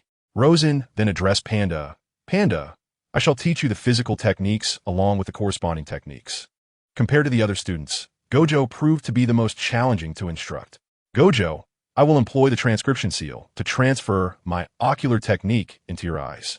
However, this technique cannot be used frivolously. Rather, you must endeavor to comprehend and perceive the intricacies and operational principles of my ocular art." Rosen remained uncertain of the success of this endeavor, considering the differences in their eyes. To his surprise, Panda, despite being a cursed corpse, possessed considerable cursed energy. Furthermore, he had mastered the Flying Thunder God technique and lightning release.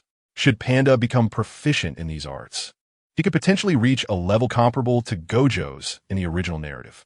In truth, within Panda reside 2 consciousnesses, Brother Gorilla and Sister Triceratops. They are the byproducts of failed autonomous cursed corpses created by Yaga Yoshinori. Panda himself was successfully crafted by utilizing the cores of these 2 failed entities, complemented by additional new cores. Although Panda is the primary entity, the consciousness of Brother Gorilla and Sister Triceratops remains intact. To them, Panda is akin to their younger brother. Should Panda lose consciousness, they temporarily assume control of his body. Moreover, they each possess distinct attributes, and Rosen diligently instructs them. The progress of Kinji Hikari is particularly commendable. She seems to possess an innate affinity for this path. Rosen has also imparted to her the sealing technique and the unparalleled strength technique, thus ensuring her primary duties while simultaneously bestowing her with formidable combat capabilities. Suguru Geto, on the other hand, is relatively straightforward. The sealing techniques align perfectly with him, presenting no particular challenges. Over the past year, Rosen has assisted him in vanquishing 3 formidable special grade curses, significantly enhancing his prowess. Lastly, there is Satoru Gojo, who has mastered the formidable techniques of Shinjutsu Tenji and manipulation of all phenomena within the span of a year. His illusions harmonize splendidly with his domain expansion, Unlimited Void, which inundates an adversary's mind with an overwhelming amount of disinformation in an exceedingly short period, causing a temporary mental paralysis. Now, Satoru is capable of employing illusions to generate even vaster quantities of information. The 4 students have all exhibited marked improvements in their abilities over the past year. Next comes the winter break assignment I have for you. Satoru Gojo and Suguru Geto, you are each to hunt down 2 special grade curses, while Kinji Hikari and Panda shall collaborate to eliminate 2 as well.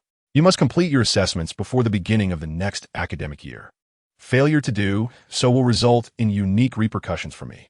Teacher, could you elaborate on the nature of these repercussions?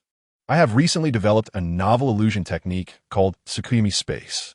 Within this realm, 3 days will pass while only a single second elapses in the real world. I will utilize the Tsukuyumi Space to subject you to 3 days and nights of torment. A shiver ran through the group. They had no doubt that Rosen would follow through on his words.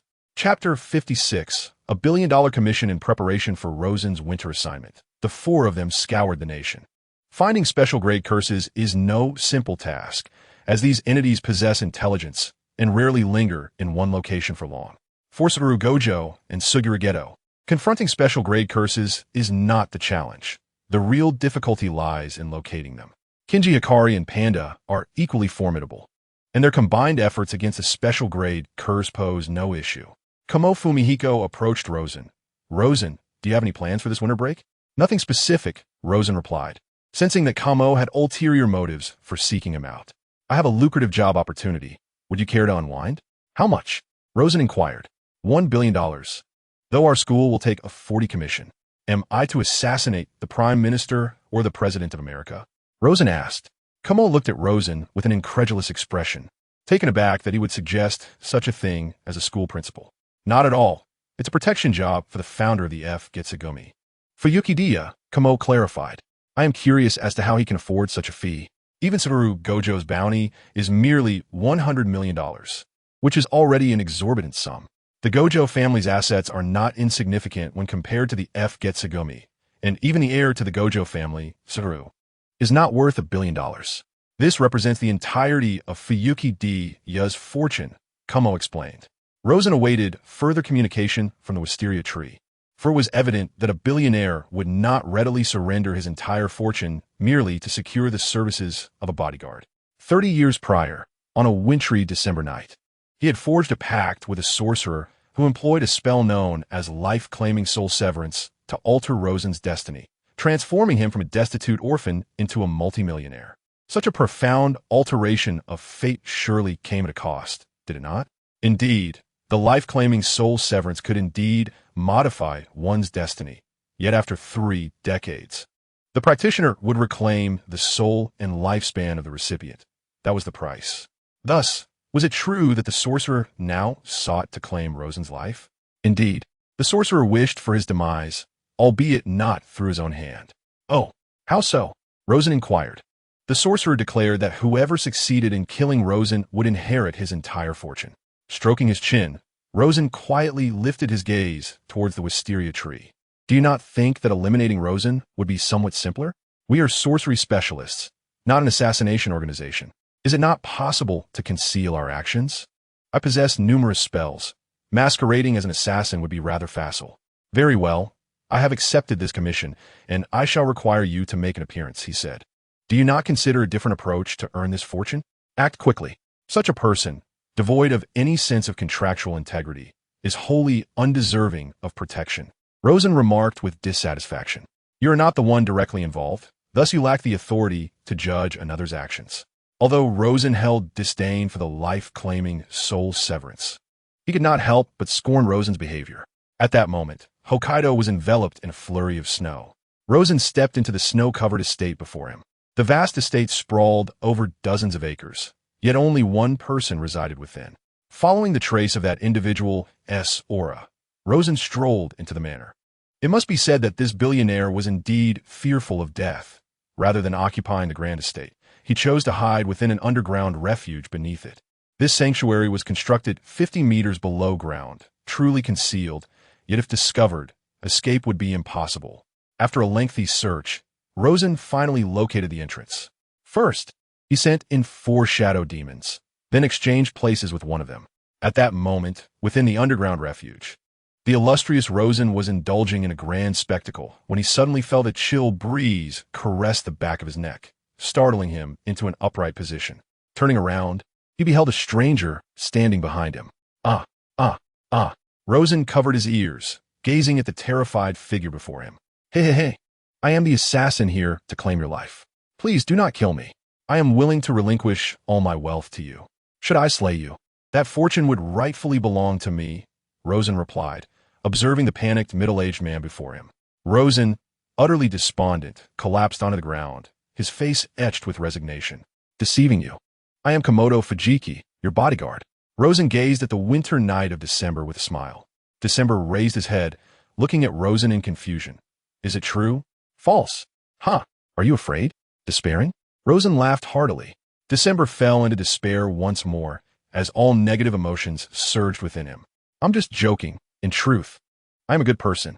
Are you here to protect me or to kill me? That depends on your behavior, Rosen replied with a grin. If I successfully protect you, I could receive $1 billion, correct? Yes, indeed.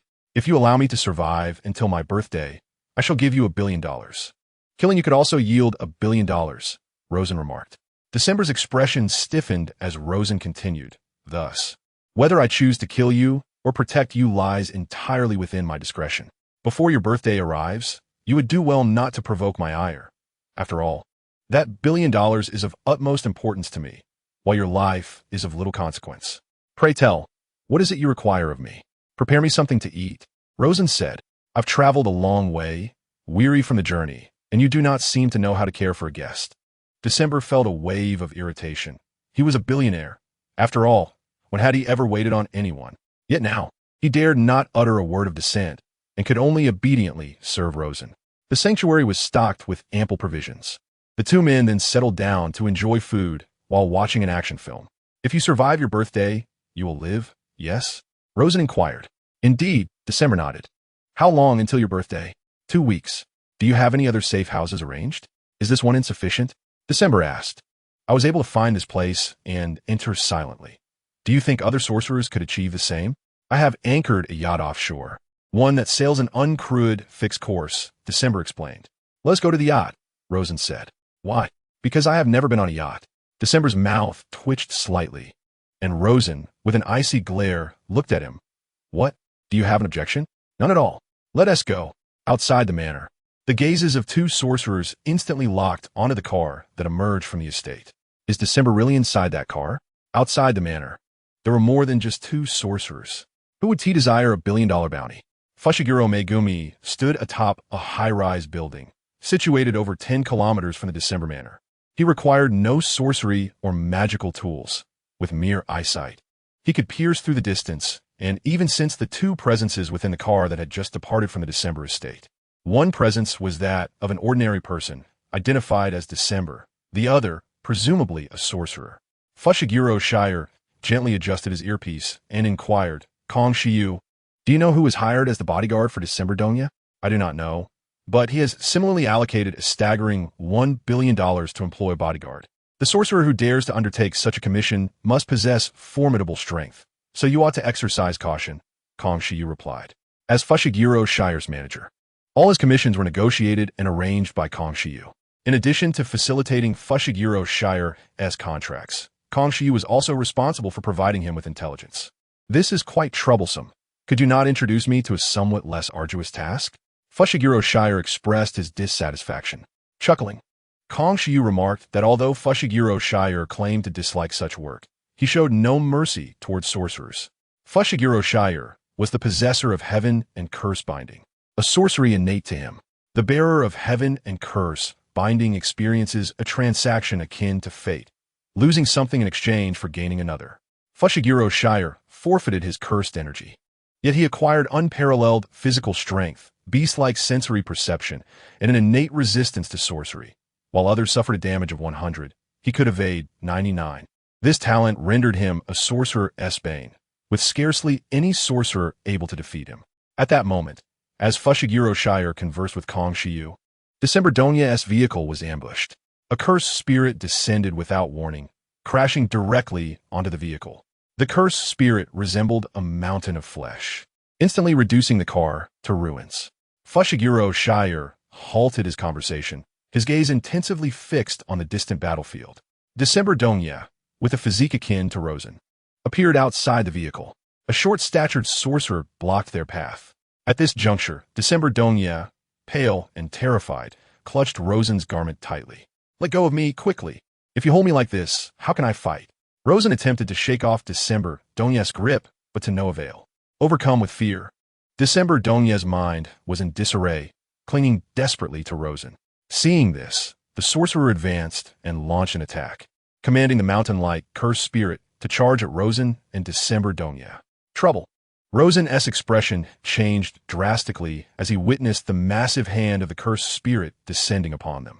There was no time to evade. He and December Donya were sent flying by the impact.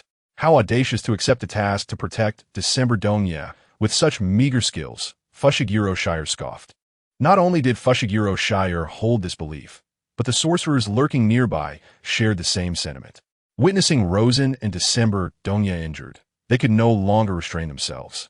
If December Donya were slain, they would forfeit their bounty. Thus, they sprang into action, not targeting December Donya, but rather the initial sorcerer who had emerged. Fushiguro Shire, too, surged toward the battlefield at full speed. Chapter 57. Rosen, Heaven, and the Tyrant to hunt December Donya. Nearly 100 sorcerers engaged in a fierce battle. Despite their objective being incomplete until the winter night of December, they could hardly contain their eagerness to engage in internal conflict. Amidst this chaotic melee, the figure of Fushiguro Zenin stood out distinctly, resembling a god of war as he deftly maneuvered, delivering lethal blows with unerring precision.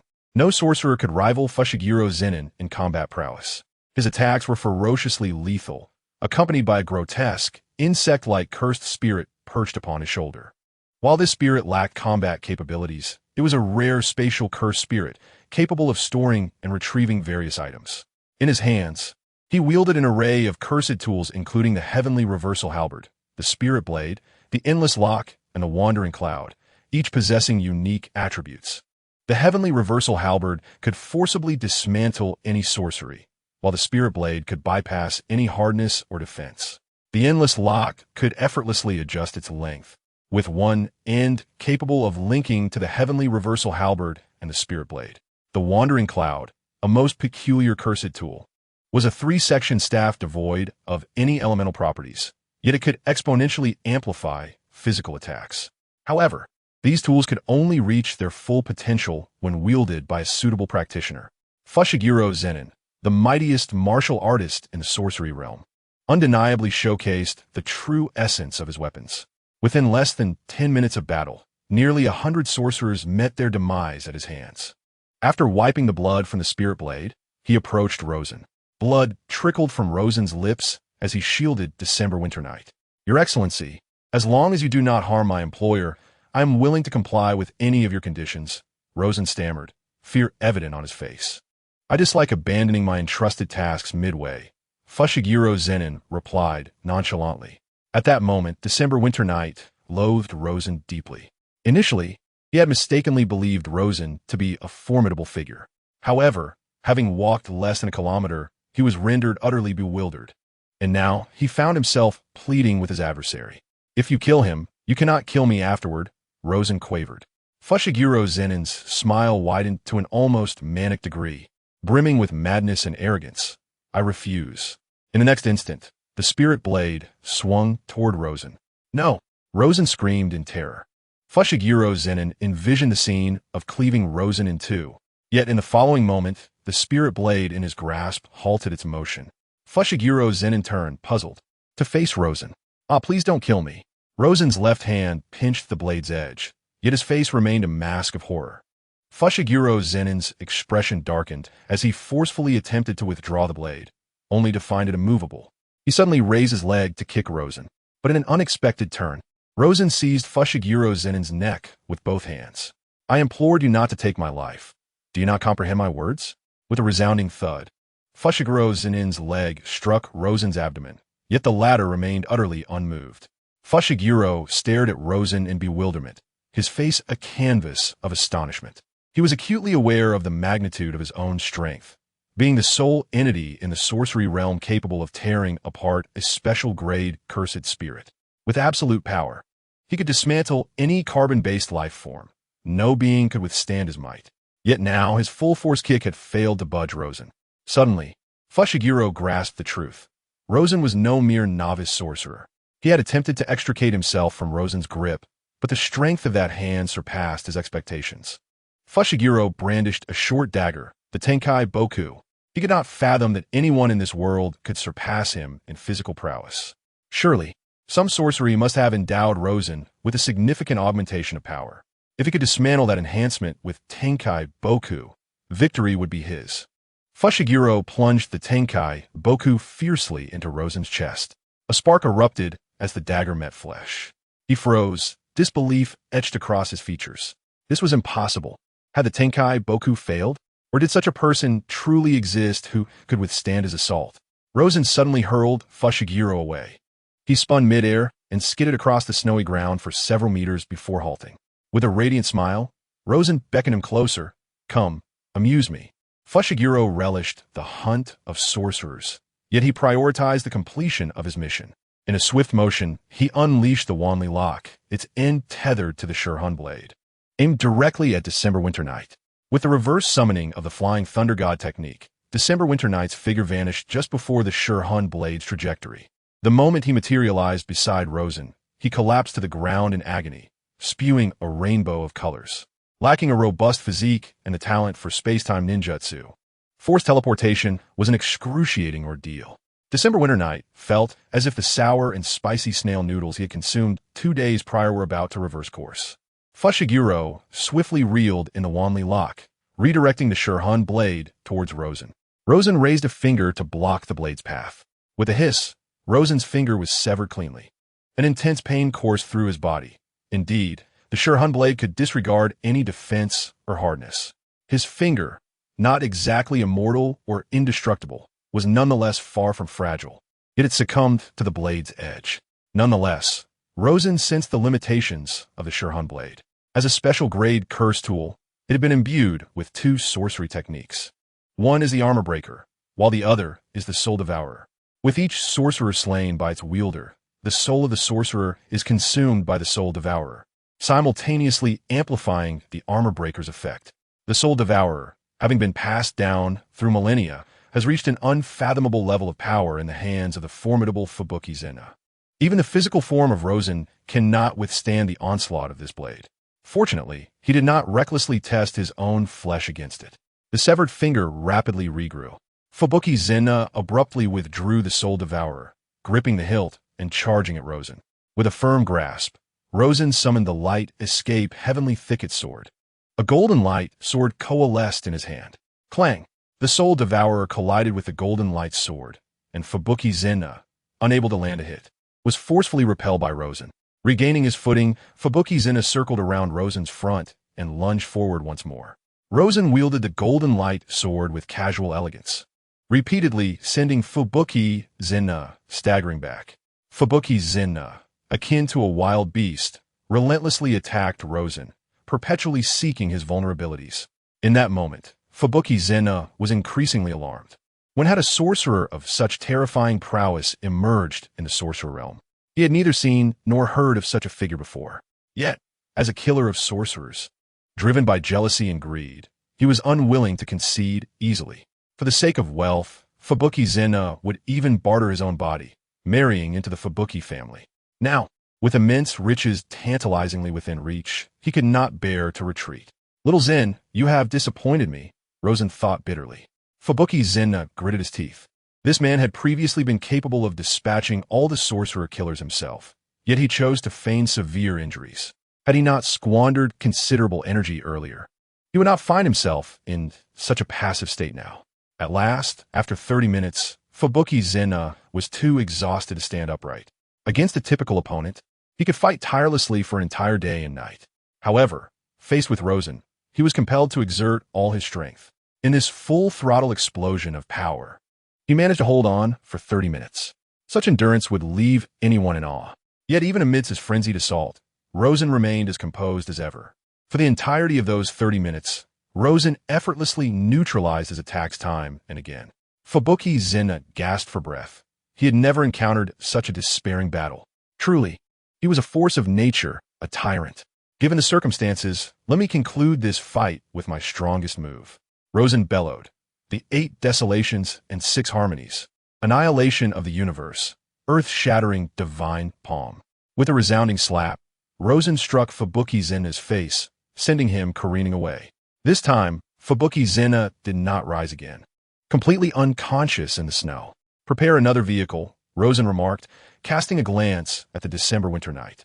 As Fushihir, Shinra awoke. He found himself in the cabin of a vessel. Rubbing his forehead, he rose and stepped out, realizing he was aboard a yacht, where Rosen was seated at the stern, fishing, his back turned towards him. A flicker of murderous intent surged within Fushihir, but vanished almost instantly. His beast-like instincts warned him that should he make a move, he would meet his demise. Stretching lazily, he settled beside Rosen, reclining against the railing. "Why did you spare me?" he inquired. "Because I have yet to fully savor our encounter. I intend to elevate your prowess before engaging in a fervent battle," Rosen replied, a smirk gracing Fushihir's lips. "Are you not afraid of overreaching?" Rosen raised his right hand, pointing towards the ocean, unleashing a light-speed laser. In an instant, the surface of the sea was cleaved in two. Although the division was fleeting, Fushihir was awestruck by the sheer power of the strike. "If you wish for the outcome to align with your expectations, you must strive harder. Should you remain complacent, the next time we clash may very well spell your end. Then feel free to hone my skills. My body possesses boundless potential." Instead of feeling disheartened, Fushihir erupted into exuberant laughter. Chapter 58.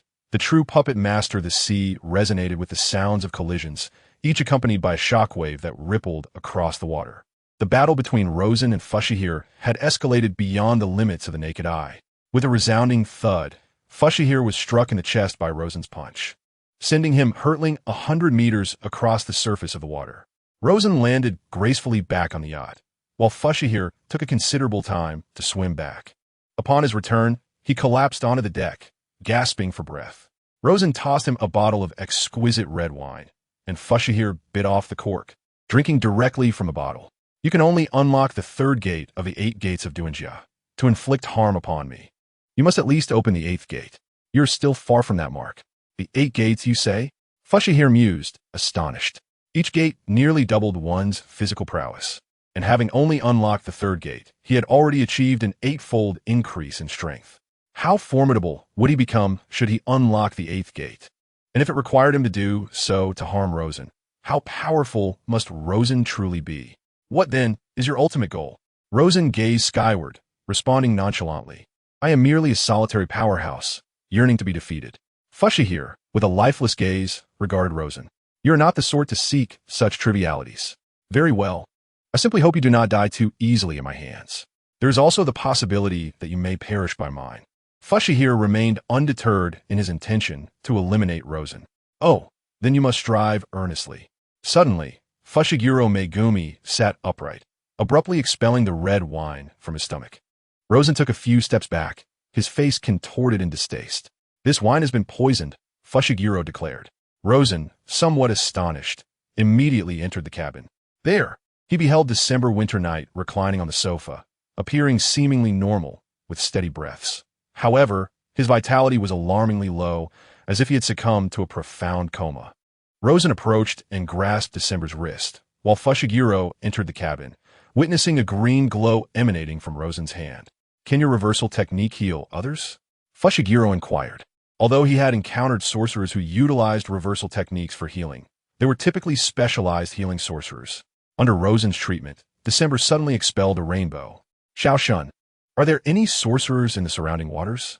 Rosen believed his perception was quite strong, yet compared to Fushiguro, there was still a slight disparity. Fushiguro relied not on perception, but on instinct, akin to that of a wild beast. He closed his eyes, attuned his senses, and then opened them once more. I have detected a blue whale nearby. It has been active in this vicinity for the past 3 days. I suspect a sorcerer may be concealed within its body.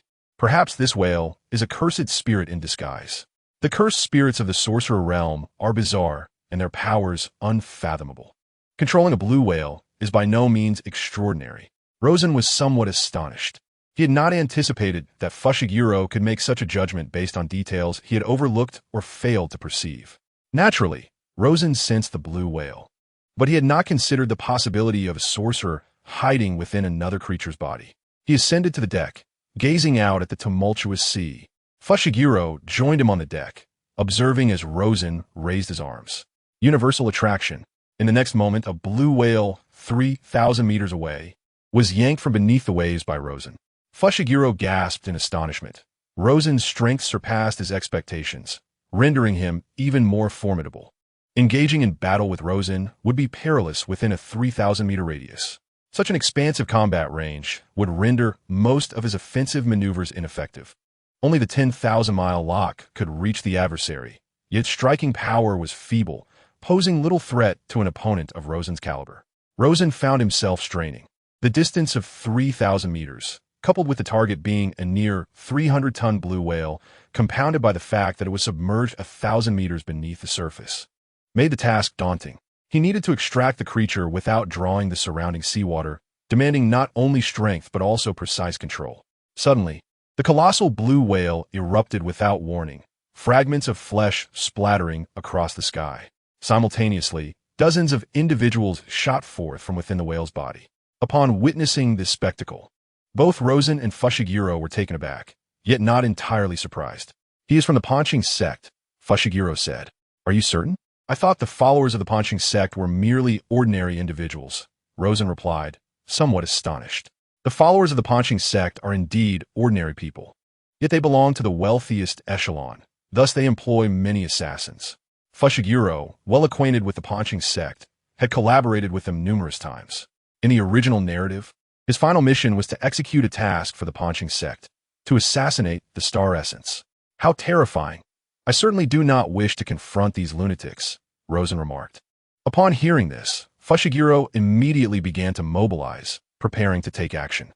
Just then, Rosen clasped his hands and invoked the secret technique, Thousand Fin Shark. In that moment, the surface of the sea erupted with a plethora of fins as sharks of various sizes emerged in the nearby waters. Fushiguro, astonished, couldn't help but feel a twinge of envy. He harbored a deep-seated disdain for sorcerers, known for their ruthless nature, a disdain rooted in his own lack of cursed energy. Born into the Zenin family, one of the three noble clans, his status as a powerless Zenin left little to the imagination regarding his treatment within the clan. The more one is deprived of something, the more fervently one desires it. Thus was Fushiguro, endowed with formidable physicality, yet cursed with a complete absence of cursed energy. In the next instant, thousands of sharks leapt from the water, targeting all sorcerers in the vicinity as their prey. Even those sorcerers airborne were not spared, as particularly massive sharks soared towards them. In a heartbeat, the entire expanse of water transformed into a veritable slaughterhouse, the sea stained crimson with blood. Most sorcerers were not necessarily more formidable than the creatures of nature, especially not in this unfamiliar terrain. Cries of anguish resounded as some sorcerers attempted to flee this hell of carnage, yet their speed could not rival that of the pursuing sharks. Soon, not a single sorcerer remained alive in the waters.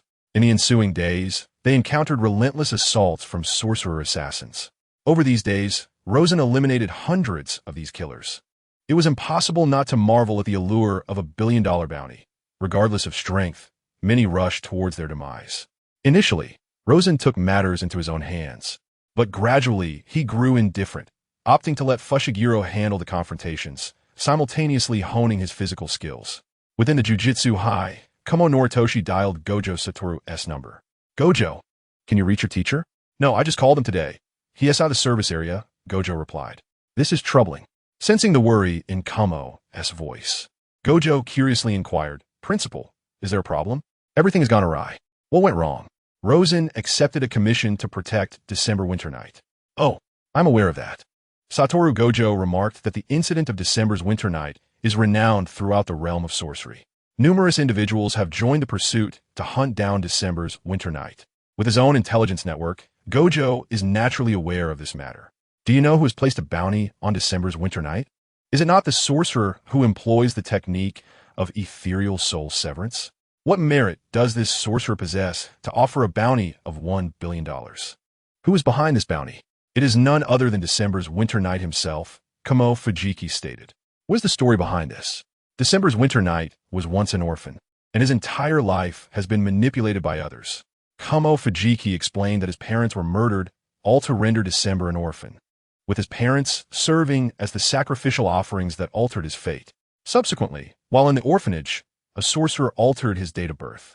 Gojo instantly comprehended. So, December's Winter Night has long since perished? Indeed, however, he must have sensed something before his demise, which is likely why he placed a bounty on himself. Perhaps it is his form of revenge against that sorcerer.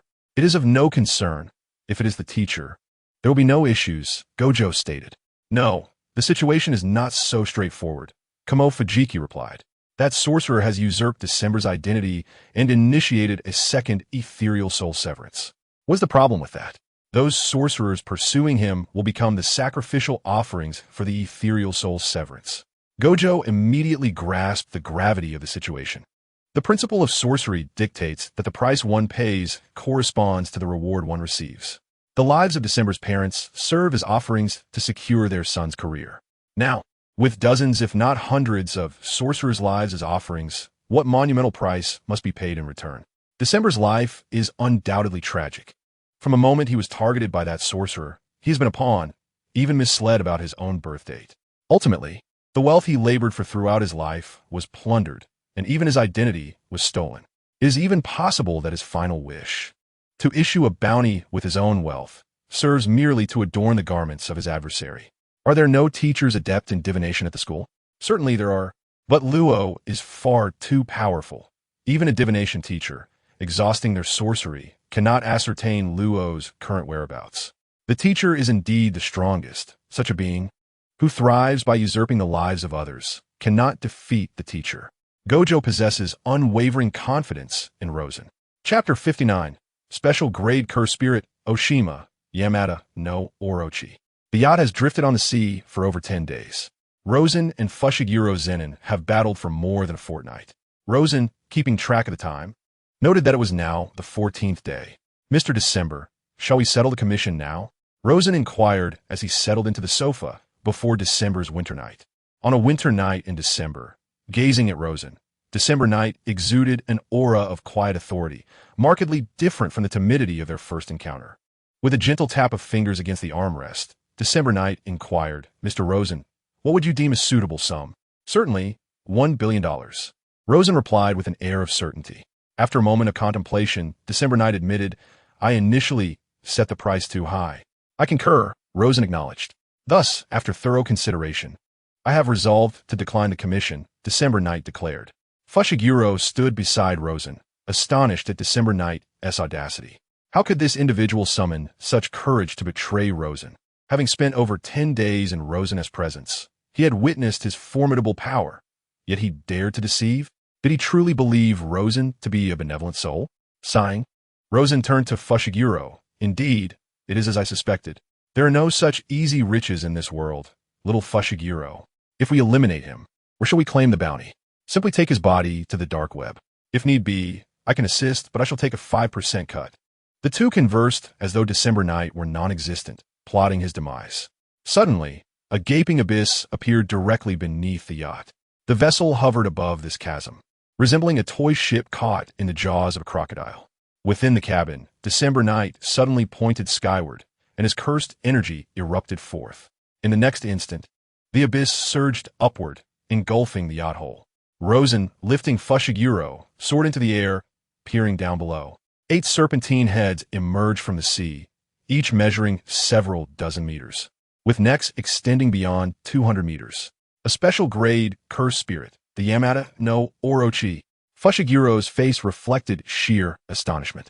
This Yamada no Orochi was not merely a special grade cursed spirit.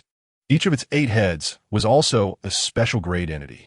At that moment, December night materialized atop one of the serpent heads.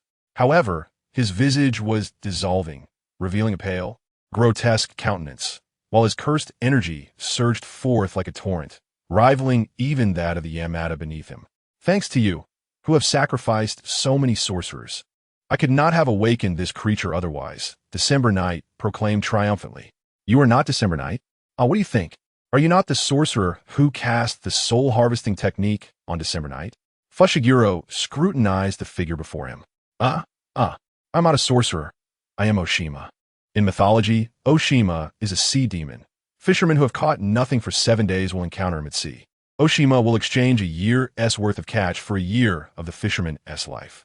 In reality, Oshima is a special grade cursed spirit. I am truly grateful to you for assisting me in eliminating so many sorcerers, allowing me to summon Yaki and possess such immense cursed energy. Oshima's exclusive technique is the Yum Nagi Soul. Initially, he did not engage in a transaction with December Winter Night, but rather struck a deal with his parents. December Winter Night's parents sacrificed their own lives in exchange for their child's future prosperity. Unbeknownst to him, December Winter Night believed he had made a pact with Oshima. As the deadline for the transaction approached, Oshima deliberately revealed parts of the truth to December Winter Night, intending to incite him to hire sorcerer assassins to eliminate him. The Yum Nagi Soul cannot be invoked using individuals who have been deceived. The sacrifice must willingly offer themselves. What December Winter Night considered hiring was, in fact, a contract. When the sorcerer assassins accepted the employment, they unwittingly accepted this contract. Of course, he could not have anticipated that he would enlist the assistance of a sorcerer as formidable as Rosen. Rosen alleviated the majority of his troubles, enabling him to achieve his highest expectations without lifting a finger. Countless sorcerers perished at Rosen's hands. Oshima's cursed energy reached unprecedented levels, surpassing even his limits, leaving him with an abundance of sacrifices. Originally, reviving the Yamada no Orochi was not part of his plan.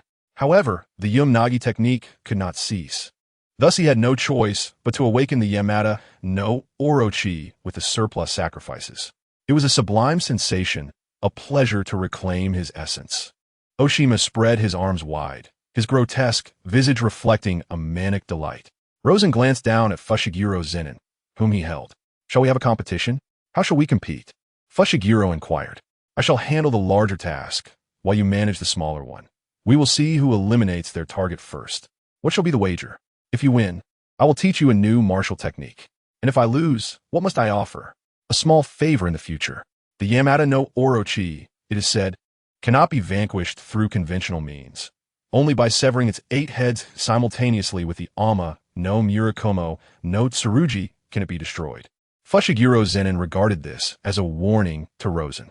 Although he knew Rosen was powerful, the Yamada no Orochi was equally formidable, indeed one of the most potent cursed spirits. Do you require my assistance? Rosen asked. What do you mean? Fushiguro, still perplexed by the notion of assistance, suddenly sensed impending doom.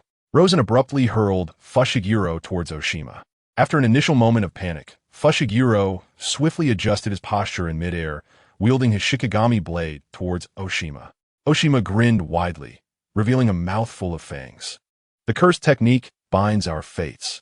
Fushiguro's Shikigami blade abruptly vanished from his grasp, reappearing in Oshima's hand, who raised it to strike at Fushiguro.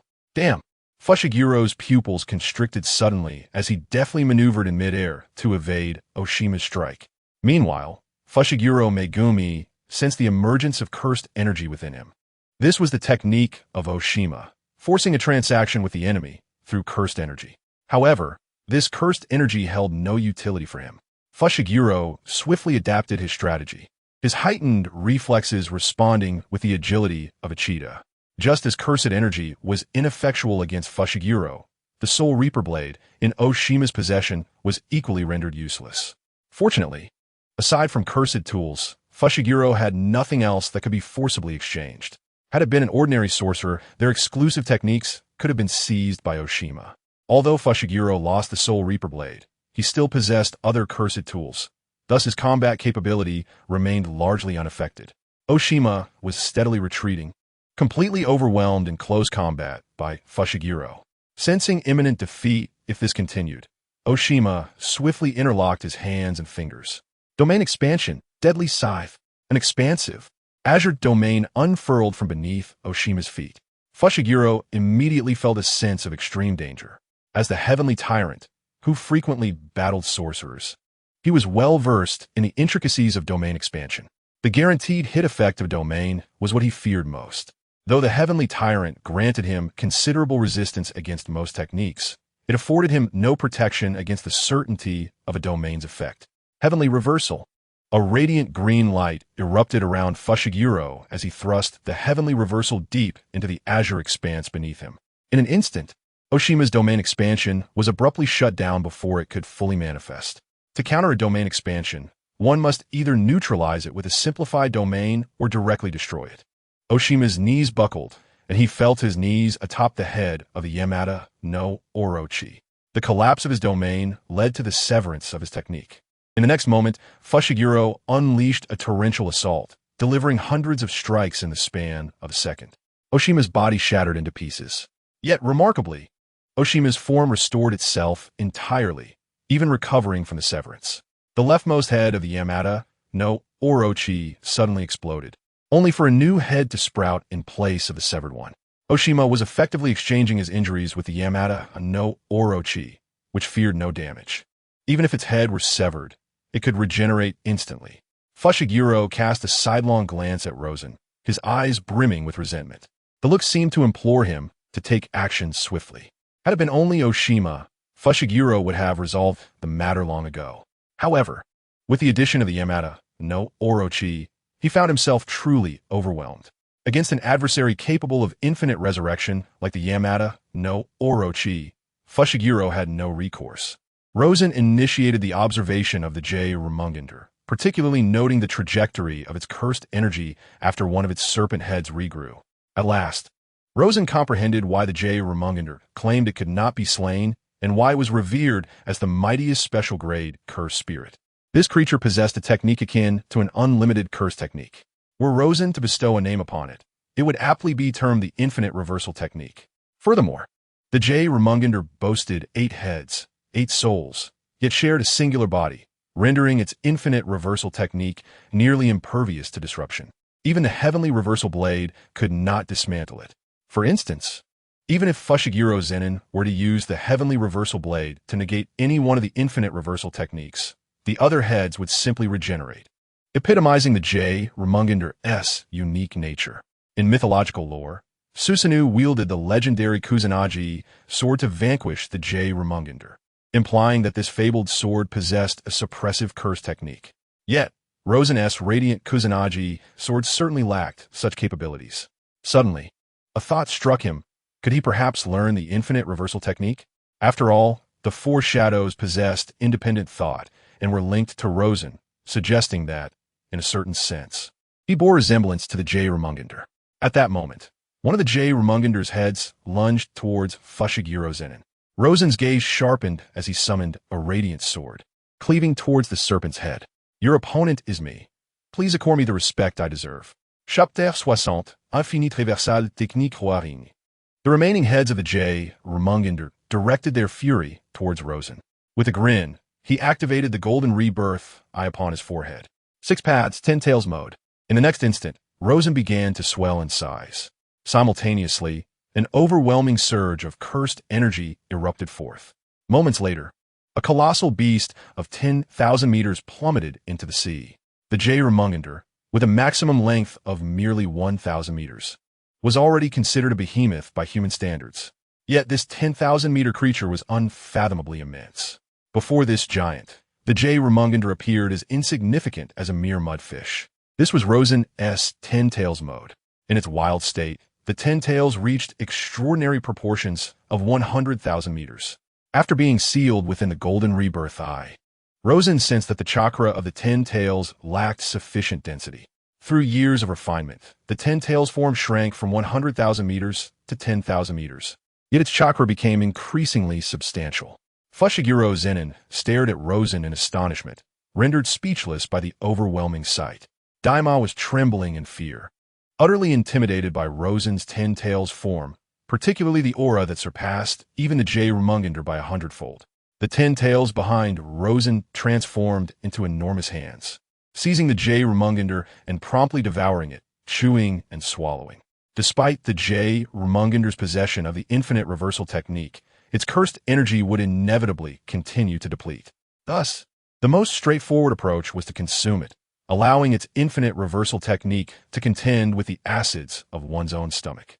Indeed, the Yamada no Orochi, after being engulfed by the 10 tails, began to thrash violently, launching a frenzied assault from within the belly of the beast.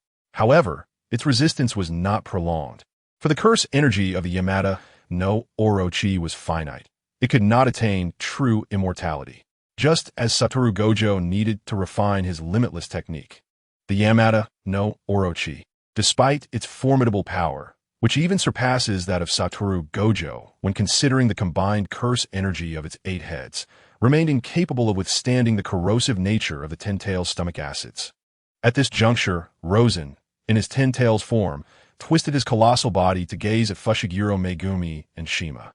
Little Megumi, it appears victory is mine, he proclaimed. Fushiguro Megumi turned to Shima, sensing defeat, attempted to flee. Yet in the next moment, a massive hand descended, sending Shima crashing backward. Fushiguro Megumi retaliated with a powerful strike. Rosen reverted to his human form, letting out a satisfied belch as he observed Fushiguro Megumi pummel Shima until his visage was utterly unrecognizable, ultimately sealing him within a scroll. "Give me a hand," he requested. Fushiguro Megumi found himself submerged in the ocean. Rosen lifted him and soared toward the shoreline. Along the way, Fushiguro could not resist inquiring, "Are you a sorcerer or a cursed spirit?" "I am a sorcerer, with a cursed spirit sealed within my body." Rosen's mood was rather bleak, having recently lost a substantial sum, $1 billion. Upon returning to the coastline, his phone rang. "Teacher, huh? It seems the matters on your end have been resolved." Satoru Gojo's flippant voice echoed through the receiver. Rosen's expression darkened. "You know, it was the principal who informed me. He's been trying to reach you, but to no avail. Please, refrain from bringing up my sorrowful affairs. Do you have any idea the sacrifices I have made for the sake of world peace? Pray tell." I'd rather not discuss it. I need to contemplate how to recover my losses. The Tokyo National Bank harbors 400 tons of gold. Gojo, what do you take me for? Rosen was keen to remain in the sorcery realm and did not wish to become a figure of disdain. Then I am at an impasse. Unless you can resurrect December's Winter Night and have him disclose the bank account password. At this remark, Rosen's eyes brightened. Of course, I could simply have December's Winter Night reveal it to me. He released Fushiguro Megumi, descending to the ground. Retrieving the sealing scroll, he unbound Shima and extracted a portion of December's Winter Night's bodily tissue. Go fetch me several sizable fish from the sea. What are you planning? Fushiguro Megumi inquired. Curiosity piqued. To present a gift to the Shinigami. Fushiguro Megumi looked bewildered, but nonetheless ventured into the ocean, returning with a large shark and casting it before Rosen. Rosen began to form hand seals. Secret technique, un pur world de réincarnation. As Rosen pressed his palms against the ground, a series of runes formed 3 concentric circles around the carcass of the giant shark. In the next moment, a dark substance enveloped the shark, its body beginning to writhe until it ultimately transformed into a humanoid figure. Fushiguro Megumi beheld the gradually materializing form. December Winter Night gazed around, bewildered, then inspected his own hands. Am I not dead? No, you are indeed dead. Just look over there. Rosen indicated towards the corpse of Oshima. Is he dead? Did you kill him? Yes, now it is time for you to fulfill your promise. The $1 billion commission, your bank account number, and password. Reveal them. December Winter Night approached Oshima's corpse, inspecting it closely until he finally confirmed that this was indeed the nemesis responsible for his demise, the one who had stolen his identity. Subsequently, December Winter Night unveiled a satisfied smile, readily divulging his bank account number, password, and various hidden assets. Rosen lifted the curse of the impure world reincarnation, leaving Fushiguro Megumi in a state of utter astonishment. What kind of sorcery is that? Impure world reincarnation. If you ever find yourself dead, would you like to experience it? The words that Fushiguro Megumi intended to utter faltered on his lips, for he felt the intensity of Rosen's gaze upon him. He sensed that should he speak further, Rosen might indeed wish to test whether anyone could truly kill him. Help me liquidate all of December Winter Night's assets. Transfer 35 of the commission to the Tokyo Jujutsu High, convert 60 into gold, and the remaining 5 will be your service fee. Fushiguro Megumi readily agreed, even contemplating the possibility of absconding with the entire sum. Rosen patted Fushiguro Megumi on the shoulder. Try it. See if I can track you down. Even if you descend into hell, I shall find you. In an instant, Fushiguro Megumi extinguished any thoughts of pocketing the commission. Faced with Rosen, he felt a genuine sense of trepidation. Upon returning to school, Kamo Noritoshi sought him out immediately. Rosen, how are you? All is resolved. What about that sorcerer? Not a sorcerer, but a special grade cursed spirit, Oshima, whom I defeated. Recently, many assassins have met their end. Were you responsible for those? Kamo Noritoshi inquired cautiously. Is there an issue? So many assassins have become sacrifices. To what level will Oshima's power swell? It's manageable. He is not exceptionally strong. Kamo Noritoshi probed for numerous details, while Rosen's responses were rather nonchalant. It took Fushiguro Megumi a week to deliver the commission to Rosen. In the ensuing days, Rosen began to delve into the infinite reversal technique. Compared to the elusive limitless technique, the advancement of the infinite reversal technique was surprisingly swift. Satoru, have you completed your winter break homework? Not yet. What's it about? Wu Xiaowu was somewhat taken aback that Rosen would take the initiative to call him. I have just developed a brand new technique and require your assistance for experimentation. What technique? Wu Xiaowu inquired, intrigued. The infinite reversal technique, Rosen replied. Upon hearing the name of this technique, Wu Xiaowu immediately responded, I will return at once. I can be there by afternoon. Although he was over 1,000 kilometers away from Tokyo, even with the acceleration of the heavenly 6 eyes for instantaneous travel, he could not return to the Jujutsu High School in an instant. His maximum distance for teleportation was merely 100 kilometers, and it required a substantial amount of cursed energy. Nevertheless, driven by a desire to witness Rosen's infinite reversal technique, he made the arduous journey back. Teacher, how shall I assist you? Use your strongest attack against me. Are you certain, teacher? If your technique fails, you may lose your life. Absolutely no problem. Come at me swiftly. Seeing Rosen's unwavering confidence, Wu Xiaowu had no choice but to comply with his request. Stepping back 10 meters, Wu Qiao Wu raised his right arm, mimicking a gun gesture. Void technique, E. The gravitational and repulsive spheres fused together, forming a cruel energy orb. With a swift motion, Wu Qiao Wu unleashed the full force of his cursed energy into the strike. The terrifying energy orb shot through the air towards Rosen. Rosen immediately dispelled all states except for the infinite reversal technique. In the next moment, he was engulfed by the energy orb. The shockwave radiated outward, leaving a massive crater in its wake. As Wu Qiao observed the bloodied remnants floating above the pit, a sense of pride crept onto his face. It appeared that his attack had proven remarkably effective. Just then, he witnessed Rosen's body rapidly healing. How did it go? Did you succeed? Wu Qiao asked. The healing I just experienced was not the result of the infinite reversal technique. It was my body's natural recovery, Rosen replied, shaking his head in disappointment. The effect of the infinite reversal technique should have rendered his body unconscious, allowing the shadowy entity to activate the reversal technique to mend his injuries. Although Wu Qiao Wu's attack was ferocious and terrifying, it was insufficient to incapacitate him in a single blow. What should we do then? You should rest for an hour. Once your cursed energy is fully restored, strike me directly in the face. Wu Qiao Wu's eyes widened in disbelief. Teacher, are you certain? Of course. While the previous attack was indeed my strongest, it was aimed at your entire body. I'm not so arrogant as to think I could eliminate you in one strike. However, if you were to come face to face with me now, a misstep could potentially result in a catastrophic outcome. Every technique development carries risks, but I am not entirely without confidence. Very well then. Wu Qiao Wu, seeing Rosen's determination, ceased further objections. An hour later, having mostly recovered, Wu Qiao Wu returned to stand before Rosen. Teacher, with this strike, I cannot guarantee your survival. Chapter 61.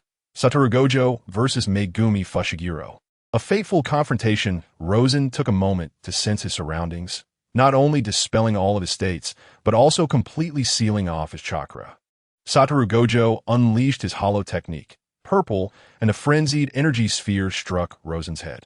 In the next instant, Rosen's head vanished. Gojo's pupils constricted as he gazed in disbelief at Rosen's lifeless body. Just then, Rosen's four shadowy figures automatically initiated the infinite reversal technique. Gradually, Rosen's head visibly reformed. It was complete. Gojo stared wide-eyed, unable to fathom the scene before him. Had it truly succeeded? This was the first time he had witnessed such a formidable reversal technique. Typically, reversal techniques merely heal superficial wounds. More advanced techniques can regenerate severed limbs, and Gojo's own reversal technique falls within that category. There are even more powerful reversal techniques capable of fully healing damaged internal organs, such as the one wielded by Mahito. Now, the fact that Rosen's reversal technique could regenerate a lost head was nearly unfathomable. The brain serves as the repository of all techniques.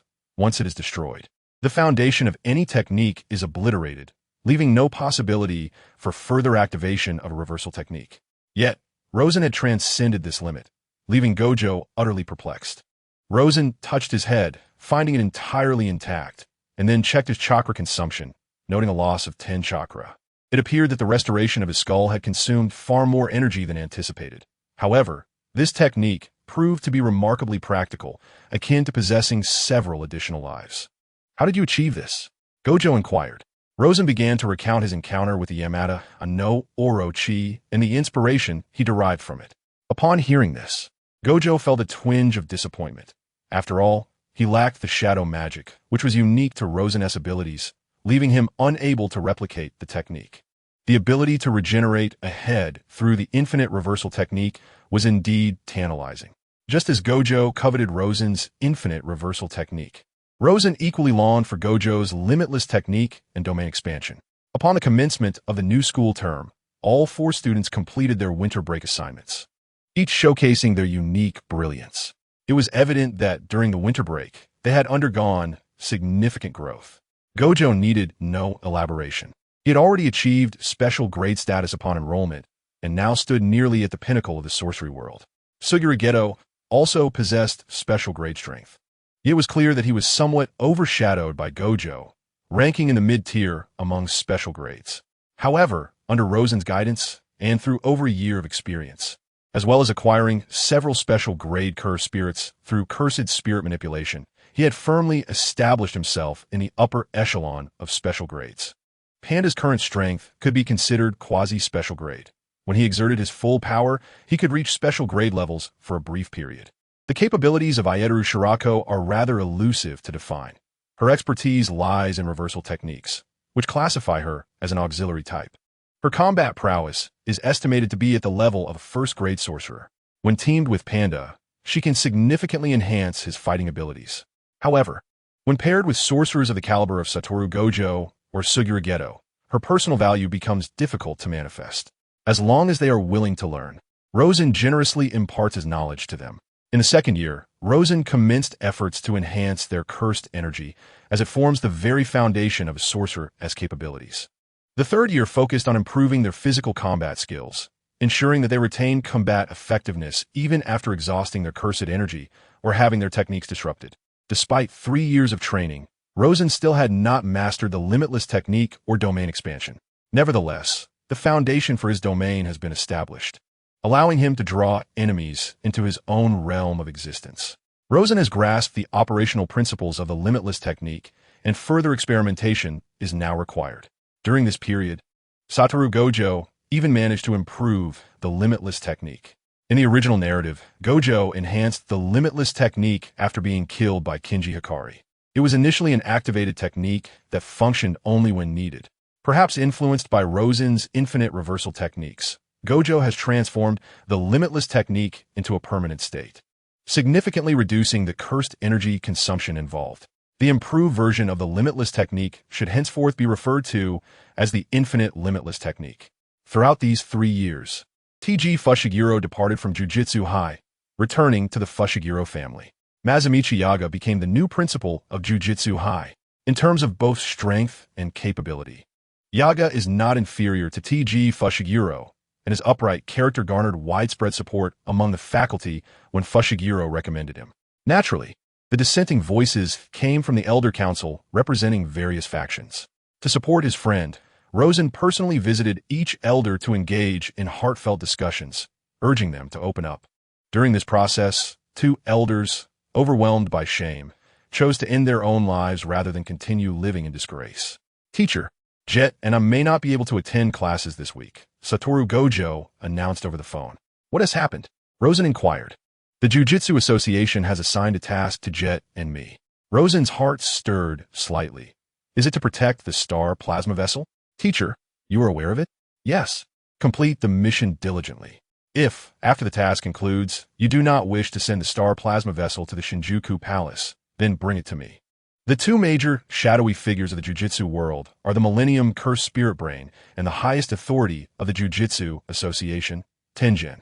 The star plasma vessel serves as the container for Tengen's reincarnation, effectively embodying his essence.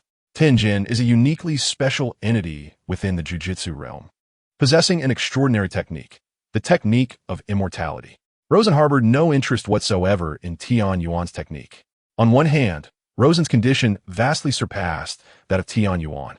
On the other hand, Tian Yuan's immortality technique bore significant flaws and dangers, necessitating the continual replacement of vessels. Tian Yuan resembled a subpar version of the heavenly Tao. Teacher, as for that star fluid entity, once the task concludes, the decision between you and Jia is entirely yours. The fate of a mere star fluid entity holds no concern for me, Wu Qiao Wujin remarked dismissively. After ending the call, Wu Qiao Wujin turned his gaze toward the star fluid entity, Tian Nei Riko, who was embroiled in a quarrel with Suguru Geto not far away. Although they had only interacted for a brief period, Wu Qiao Wujin had already perceived Tian Nei Riko's petulance. Hey, you there, the one with the exceedingly peculiar bangs. Where's the ice cream I requested? Tian Nei Riko inquired, directing her question at Wu Qiao Wujin. Wu Qiao Wujin's expression darkened, and Suguru Geto turned to him, bursting into laughter. That one over there, with the exceedingly peculiar bangs. Shut your mouth. Do you think your hairstyle is any better? Both Wu Qiao Wujin and Suguru Geto shared a mutual disdain for Tian Nei Riko. However, by the following day, they discovered that she was not as superficially stubborn as she appeared. She merely sought to suppress her inner fears in her own bizarre manner. She was acutely aware of her identity and the fact that she was to become the vessel for the legendary Tian Yuan. In her final days, She simply wished to experience the world as much as possible. Unbeknownst to them, Wu Chao, Wu Jin, and Sugar Ghetto began to sense the uncertainty and anxiety within Tian and Ei Rico, leading them to question the righteousness of their mission, or rather, the justice of Tian Yuan himself. Soon, a multitude of assassins emerged, leaving them little time to ponder these concerns. After spending several days together, Wu Chao, Wu Jin, and Sugar Ghetto developed a certain affection for Tian and Ei Rico, not necessarily a sibling bond, but perhaps something akin to it, or even different. Tian and Ei Rico sought every possible excuse to delay her fate, yet ultimately, she had to proceed to the Palace of Death Stars. As she ascended the steps leading to the palace, her demeanor shifted to one of silence. In merely half an hour, upon entering the palace above, she would cease to be herself. Perhaps dying outside was a preferable choice. Wu Chao, Wu Jin, and Suguru Ghetto trailed behind her, their faces betraying no emotion, though their minds were in turmoil. Suddenly, a figure charged toward Tian and Ei Rico like a bolt of lightning, propelled by tempestuous speed. Wu Chao, Wu Jin, and Suguru Ghetto sensed the assailant almost simultaneously. Curse spirit manipulation. Rainbow dragon. A fearsome, grotesque dragon erupted from Suguru Ghetto's sleeve, its form expanding rapidly. The rainbow dragon, the strongest protective curse spirit in Suguru Ghetto's arsenal, positioned itself directly in front of Tian and Ei Rico. Yet, in the blink of an eye, the rainbow dragon split in two. Wu Chao, Wu Jin, and Suguru Ghetto's pupils dilated in shock. The figure of Satoru Gojo flickered into existence before Ei Rico. The newcomer was none other than Kinji Hikari, wielding the Soul Reaper blade, which he struck against Gojo's palms. However, this blow surprisingly lacked any sensation of cutting through flesh. In the fleeting moment of his bewilderment, 3 quasi-special grade cursed spirits charged at Hikari from the side. Swiftly retreating, Hikari swung the Soul Reaper blade, dispatching the 3 quasi-special grade spirits in an instant. Gojo unleashed his full speed, rapidly closing the distance to Hikari. Their velocities reached an extraordinary peak, leading to hundreds of exchanges within a mere second. "Jack, take Rico inside," Suguru Ghetto instructed, casting a glance at Gojo and Hikari before scooping up Ei Rico and sprinting towards the Starry Palace. "Jack, aren't you going to assist Gojo?" "No need. That little weakling, Gojo can handle 10 of them alone." Ghetto presumed Hikari would prove no different from the adversaries they had previously encountered. Although Hikari had displayed considerable strength moments ago, he was facing the 6 Eyes of Heaven, a prodigy of the Gojo family, whose bloodline was the strongest and appeared only once in centuries. Moreover, after 3 years of training under Rosen, the extent of his power was unfathomable even to Ghetto. Despite his competitive spirit, Ghetto recognized that Gojo surpassed him significantly. The disparity was stark, much like the evident gap between Rosen and themselves. He too bore a noticeable difference compared to Gojo. In this world, Gojo, who was the closest to Rosen and had inherited some of Rosen's techniques, required no concern from him. Yet, Gojo sensed that this individual before him possessed an extraordinary strength. Chapter 62. Black Flash. As Gojo marveled at the situation, Hikari was equally astonished. He was well aware of Gojo's identity, but did not expect Gojo's martial arts to rival his own. In fact, under the enhancement of his limitless technique, he found himself at a disadvantage. Suddenly, Hikari switched his Soul Reaper blade for the heaven-reversing spear. Gojo faced the spear with unwavering confidence, convinced that no one could pierce through the limitless technique. However, the heaven-reversing spear plunged directly into Gojo's neck. Gojo's eyes widened in shock as his body crumpled to the ground. Hikari flicked the blood from the spear.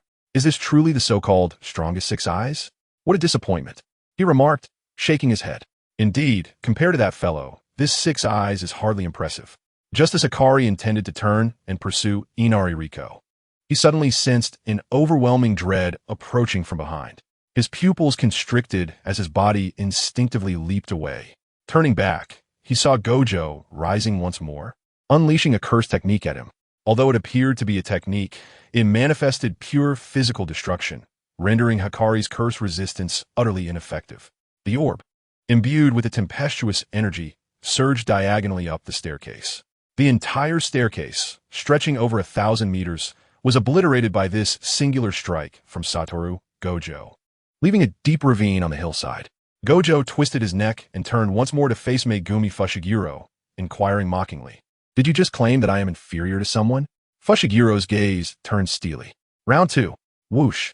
Gojo's speed was astonishing. In the blink of an eye, he appeared behind Fushiguro, too swiftly for Fushiguro to react. Gojo delivered a powerful kick to Fushigiro's back, sending him hurtling through the air, while Fushiguro struggled to control his body's trajectory. However, Gojo pursued in mid-air, landing another blow that sent Fushiguro soaring, followed by yet another strike.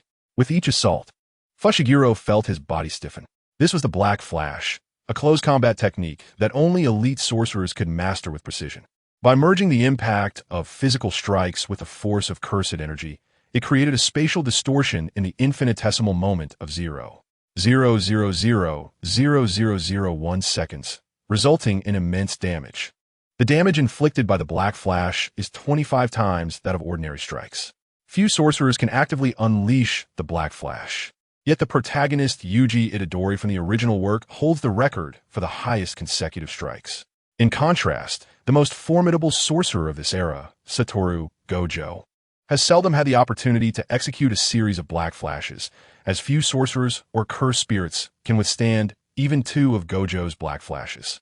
But now Fushiguro, with a physique akin to that of a monster, endured Gojo's Black Flash.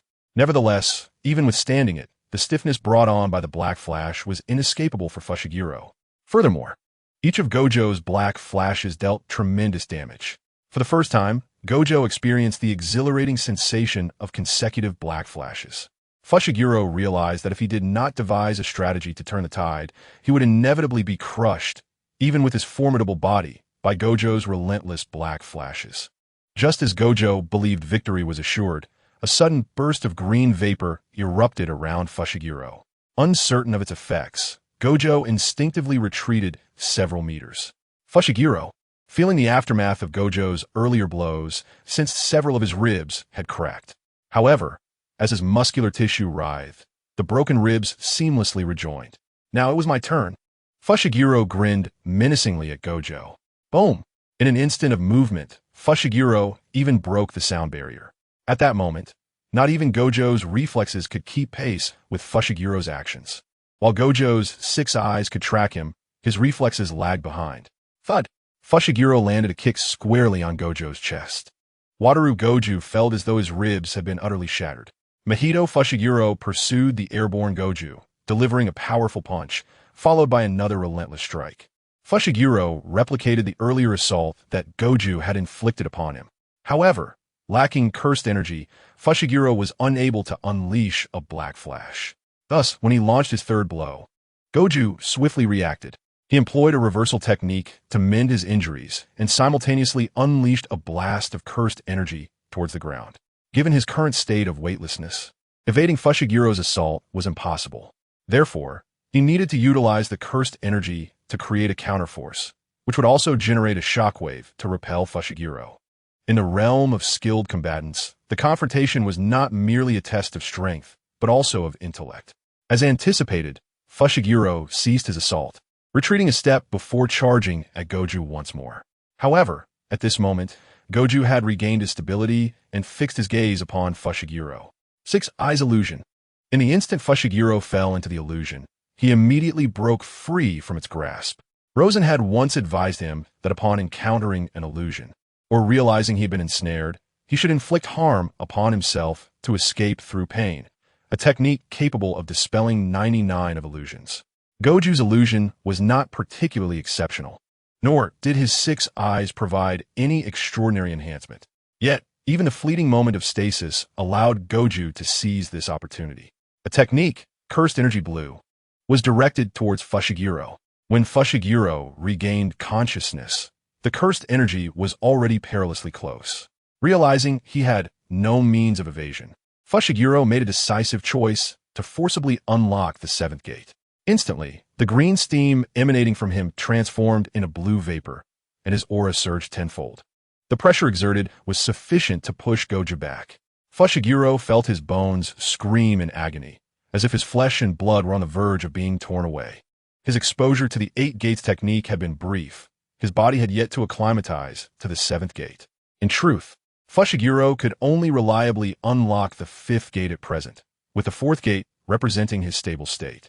By directly activating the seventh gate, the excruciating pain of tearing his body apart nearly led to his collapse. Amidst this overwhelming torment, his physique was enhancing in an astonishing manner. The technique, Cursed Energy Blue, struck his flesh, causing him to retreat only 2 steps. This assault was even less painful than the agony of unlocking the seventh gate. Goju's pupils constricted in surprise. He had only witnessed one person withstand his technique, Rosen. Now, he recognized the second, Fushiguro. Although Fushiguro was evidently inferior to Rosen, the fact that he could endure the technique unscathed left Goju profoundly astonished. When comparing Fushiguro Megumi and Might Guy, it is evident that Fushiguro possesses a physical constitution that even surpasses that of Might Guy. The 8 Gates technique enhances one's physical capabilities based on their inherent foundation, with the resultant backlash intensifying correspondingly. At this moment, Fushiguro's entire physique was rippling with tension, and as he launched his attack from a distance of several meters, Satoru Gojo felt an overwhelming force akin to that of a mountain bearing down upon him. Gojo unleashed an eruption of white cursed energy, which coalesced in a sinew and muscle, ultimately forming a colossal silver figure. This was Gojo's Susanoo. At that precise moment, Fushiguro, resembling a fierce azure beast, charged at Gojo. Leaf Hurricane. Fushiguro's legs struck out in rapid succession, sending blasts of air crashing against the silver Susanoo. Under this relentless assault, the Susanoo began to fracture. Leaf Great Whirlwind. Fushiguro executed a spinning kick, shattering the Susanoo into fragments. Gojo felt a prickling sensation at the back of his neck and immediately intensified his cursed energy output. The damaged Susanoo began to regenerate, growing even taller, sprouting a pair of wings on its back and wielding a long sword. This was the complete manifestation of Susanoo. Gojo sensed the strain. The full form of Susanoo was exceedingly draining. However, he had no alternative. With a firm exhalation, he called out, "Susanoo, manifest in all its glory." The complete Susanoo gripped its sword with both hands and struck downward. Fushiguro, anticipating the descent, assumed a starting position, and in the instant the great sword began to fall, he unleashed a sudden burst of speed. Seventh Gate Day Tiger. Fushiguro's offensive materialized as a fearsome tiger, charging directly toward the descending blade. In an instant, the ground trembled violently, and the slope before the Star Palace caved in. This clash resulted in a stalemate, yet Fushiguro could no longer sustain the seventh gate, and the side effects of the 8 Gates technique began to overwhelm him. He felt as though his bones had shattered, his skin cracked and bleeding, rendering him a gruesome sight. Gojo fared slightly better. He still had enough strength for another confrontation, but this attack had drained 80% of his cursed energy, leaving him nearly exhausted. Before him stood an adversary unlike any he had encountered in his lifetime.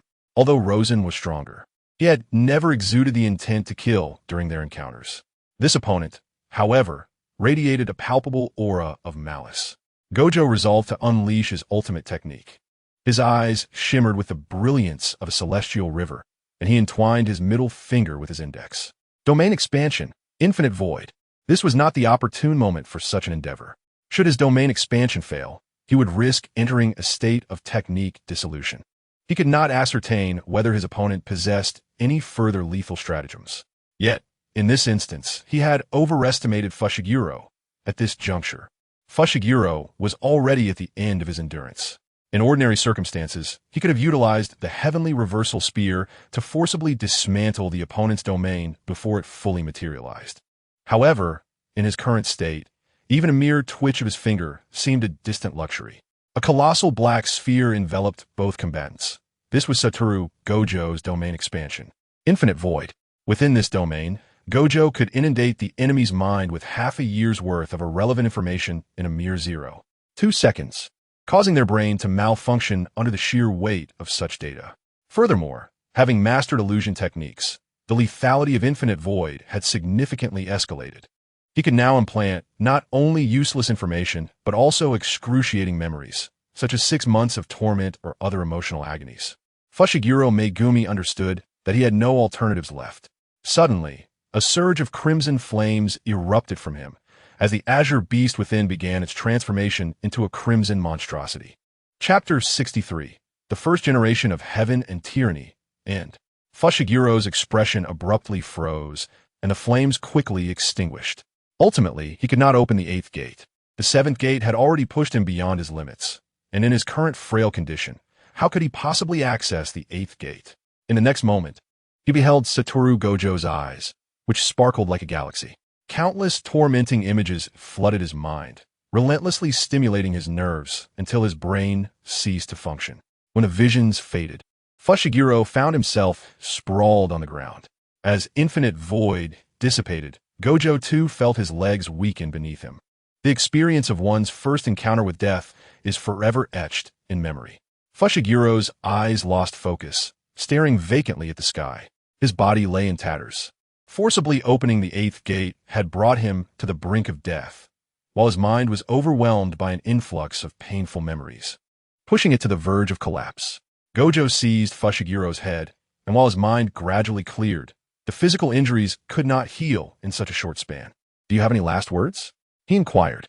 Fushiguro coughed up blood, weakly gazing at Gojo. "I have a son named Megumi, currently at the Zenin family. If possible, please take care of him." Despite his frail appearance, a smile graced Fushiguro's face. "It is indeed regrettable that I never had the chance to unleash the 8th gate, to make that man bleed. However, to die beneath these eyes is worth it. I hope you encounter him in the future. I shall honor your last wish." Gojo affirmed with a nod, gathering his energy to form a cerulean orb aimed at Fushiguro's head. With a swift motion, he released it. Fushiguro's lifeless body fell to the ground. Before the Hall of Stars, Suguru Geto and Riko Amanai stood at the entrance. "Riko, if you desire a different life, Satoru and I can assist you." Geto finally voiced the words he had held back. Just then, Satoru Gojo ascended from the mountainside. "Apologies, but I must clarify that I do not represent you without consent." Satoru Gojo strolled forward, and Suguru Geto cast a disdainful glance at him, remarking, "What an unsightly appearance. Were I in your position, I would never present myself in such a disheveled manner." "You imbecile, do you have any idea what I just went through?" Satoru Gojo exclaimed in exasperation. "Just a mere cursed spirit assassin, nothing more." "Riko, let us depart," he said, addressing Tenariko. "Where to?" she inquired. "These past few days, we accompanied you to your school, meeting your classmates and teachers. Now, it is your turn to accompany us to meet ours." However, Tenariko gazed up at the imposing H-Siki. "It's all right. We can visit here any time. Right, Geto?" Suguru Geto smiled in agreement. "Indeed, Riko. Would you like to witness the mightiest sorcerer? Aren't you two constantly proclaiming yourselves as the best? Indeed, we are competing for the top position in our school. For now, we remain students, and becoming the foremost in the world of sorcery is still beyond our reach. Then take me to meet the strongest sorcerer." Just as the two were about to lead Tenariko away, dozens of sorcerers suddenly emerged from H-Siki, encircling the trio. The high priest of H-Siki, Sanzo Yahara, squinted as he stepped forward. "Satoru Gojo, Suguru Geto, your mission has been completed. Now, please hand over Lady Riko to me," he said with a smile. Gojo and Geto positioned themselves on either side of Tenariko, prepared to confront H-Siki. They never considered the consequences of their actions. Just then, a panting voice echoed from the stairs ahead as Rosen ascended, step by step. I finally made it. This mountain path is truly arduous." Rosen gasped. "Huh? Gojo? Geto? What are you doing here? What a coincidence." "Indeed, quite the coincidence, teacher," replied Satoru Gojo and Suguru Geto, grinning broadly. Sanzo Yahara turned his attention to Rosen. "Sir, your students are currently executing a task for H-Siki, though they seem to have objections regarding its conclusion." "Oh, Gojo Geto, is that so?" "Yes. We were assigned to protect this lovely young lady and ensure her safe passage to H-Siki. I'm a tough girl, not lovely." Tenariko interjected with hands on her hips.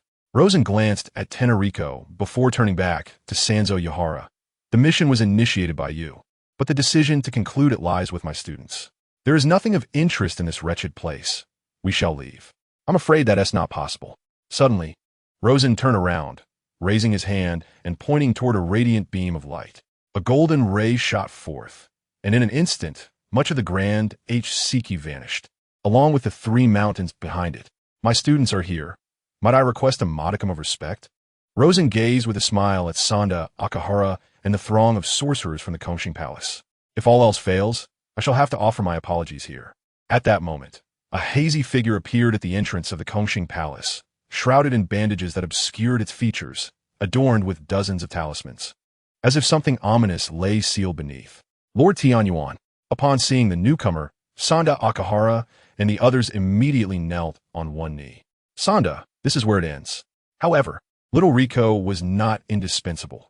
Since she was unwilling, and with Mr. Rosen's presence, there was no need to persist. Tianyuan then turned his gaze to Rosen. Moreover, even if all the personnel of the Kongxing Palace were to unite, they could not possibly overcome Mr. Rosen. Rosen glanced at Tianyuan and departed with Wataru Gojo, Suguru Geto, and Riko Amanai. Teacher, that Tianyuan fellow does not seem to be virtuous. We should have eliminated him back then, Wataru Gojo remarked. Teacher, who is stronger, you or Tianyuan? Suguru Geto inquired. Uncertain, Rosen replied. Tianyuan has lived for over 1,000 years, mastering countless sorceries, and his cursed energy continues to grow. He has also established a peculiar connection with the entirety of heaven and earth. If we were to engage in battle, the outcome would be unpredictable, but many lives would undoubtedly be lost. Tianyuan's current condition is quite extraordinary. Every few decades, he must seek out a star matter body, transferring his consciousness and cursed energy into a new vessel. In doing so, he acquires all that the star matter body possesses, including its memories. Naturally, he undergoes this transformation to maintain his human identity. Should this process be interrupted, he would undergo an unpredictable evolution, more bluntly referred to as becoming a cursed spirit. The schemes of Xuanzhou, having spanned millennia, aim to transform Tianyuan into a cursed spirit, then control him through curse manipulation, ultimately devouring his cursed energy. However, Rosen perceives that Tianyuan is neither purely benevolent nor malevolent. He harbors his own ambitions, namely, to transcend the essence of cursed energy, which could be interpreted as a pursuit to become divine. In some respects, Rosen and Tianyuan are akin to one another. Throughout the journey, Riko Amanai remained apprehensive. For Rosen had just obliterated a substantial portion of the Kongxing Palace and the 3 great mountains behind it with but a single finger. Rosen, your actions have placed me in a difficult position, Yaga Sagan lamented, gripping his hair in distress. Do you realize that due to your actions, the Kamo family and the Zenin family have lodged protests? Tell me, how shall we resolve this situation? I cannot resolve the issue, but I can eliminate those who raise it. The Kamo family and the Zenin family, you say? I shall go and annihilate them. Rosen reclined in an executive chair, his feet propped upon Yaga Sagan's desk. Perhaps it is time to rid the current sorcery realm of its stagnation, to eradicate these ancient families and usher in an era of chaotic sorcery warfare. You madman! Enough, enough, I will suppress this matter. Yaga Sagan truly feared Rosen's potential for chaos. Rosen's penchant for discord could indeed ignite a cataclysm within the sorcery realm. That little girl, how do you intend to arrange her future? The star plasma, I am genuinely curious to witness the heights she can achieve. Let us proceed with her enrollment application. Within the realm of sorcery, Amanai Riko is not the first star plasma. There exists another star plasma who has evaded her fate, Tsukumo Yuki. A contemporary of Gojo Satoru and Geto Suguru, she possesses unparalleled talent, rivaling even Gojo Satoru himself. Amanai Riko has also become a pupil of Rosen. In contrast to Tsukumo Yuki's unique technique, Star's Wrath, Amanai Riko has awakened her exclusive technique named Supernova. Her formidable talent and lineage have enabled her to reach the level of a grade 1 sorcerer by the end of her first semester. Meanwhile, Gojo Satoru and Geto Suguru have graduated from the Jujutsu High. Gojo has remained at the school, taking on the honorable role of a Jujutsu High teacher, while Geto has registered with the Sorcerer Association, becoming an official sorcerer. Panda has taken on the role of an assistant to Rosen, and Kinji Akari has become a school doctor at Jujutsu High. At this moment, Amanai Riko is engaged in combat with Panda. After years of training, Panda's physical prowess has become exceptionally formidable, and with the addition of Lightning Release, he is capable of contending with special grade curses. However, his current identity remains that of a cursed corpse, and the Sorcerer Association does not recognize a cursed corpse for ranking purposes. Rosen reclines against the steps, observing the duel unfolding in the courtyard. Amanai Riko's physical skills are lackluster, to say the least, and one might even describe them as somewhat poor.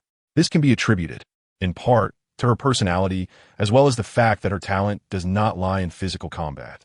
It could be said that Amani Riko possesses the weakest physical abilities among all the students Rosen has taught, to the extent that it causes his veins to throb. At that moment, Rosen's phone rang. Gojo, what is it? Geto has killed people. He slaughtered an entire village of innocents. Gojo Satoru's tone was gravely serious.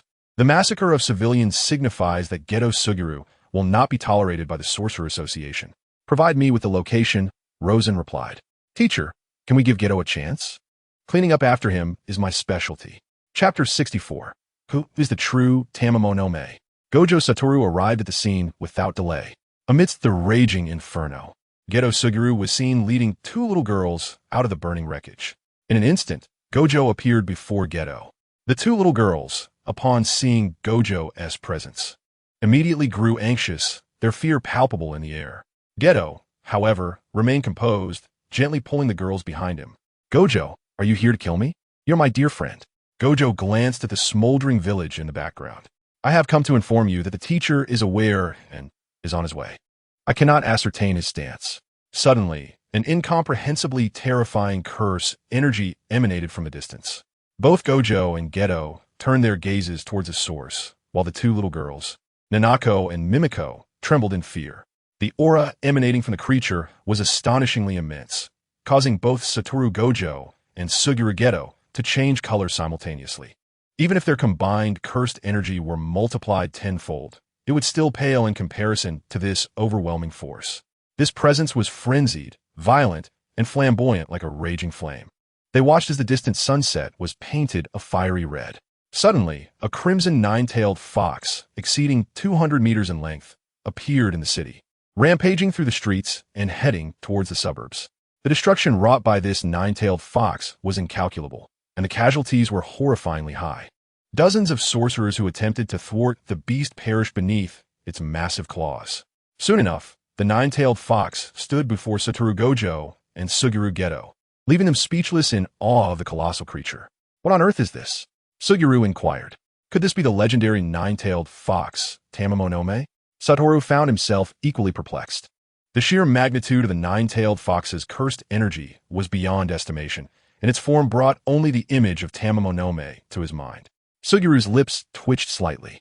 It is not. How can you be so certain it is not? Suguru summoned a powerful special-grade cursed spirit, which, despite its formidable cursed energy, was but a kitten compared to the gigantic nine-tailed fox.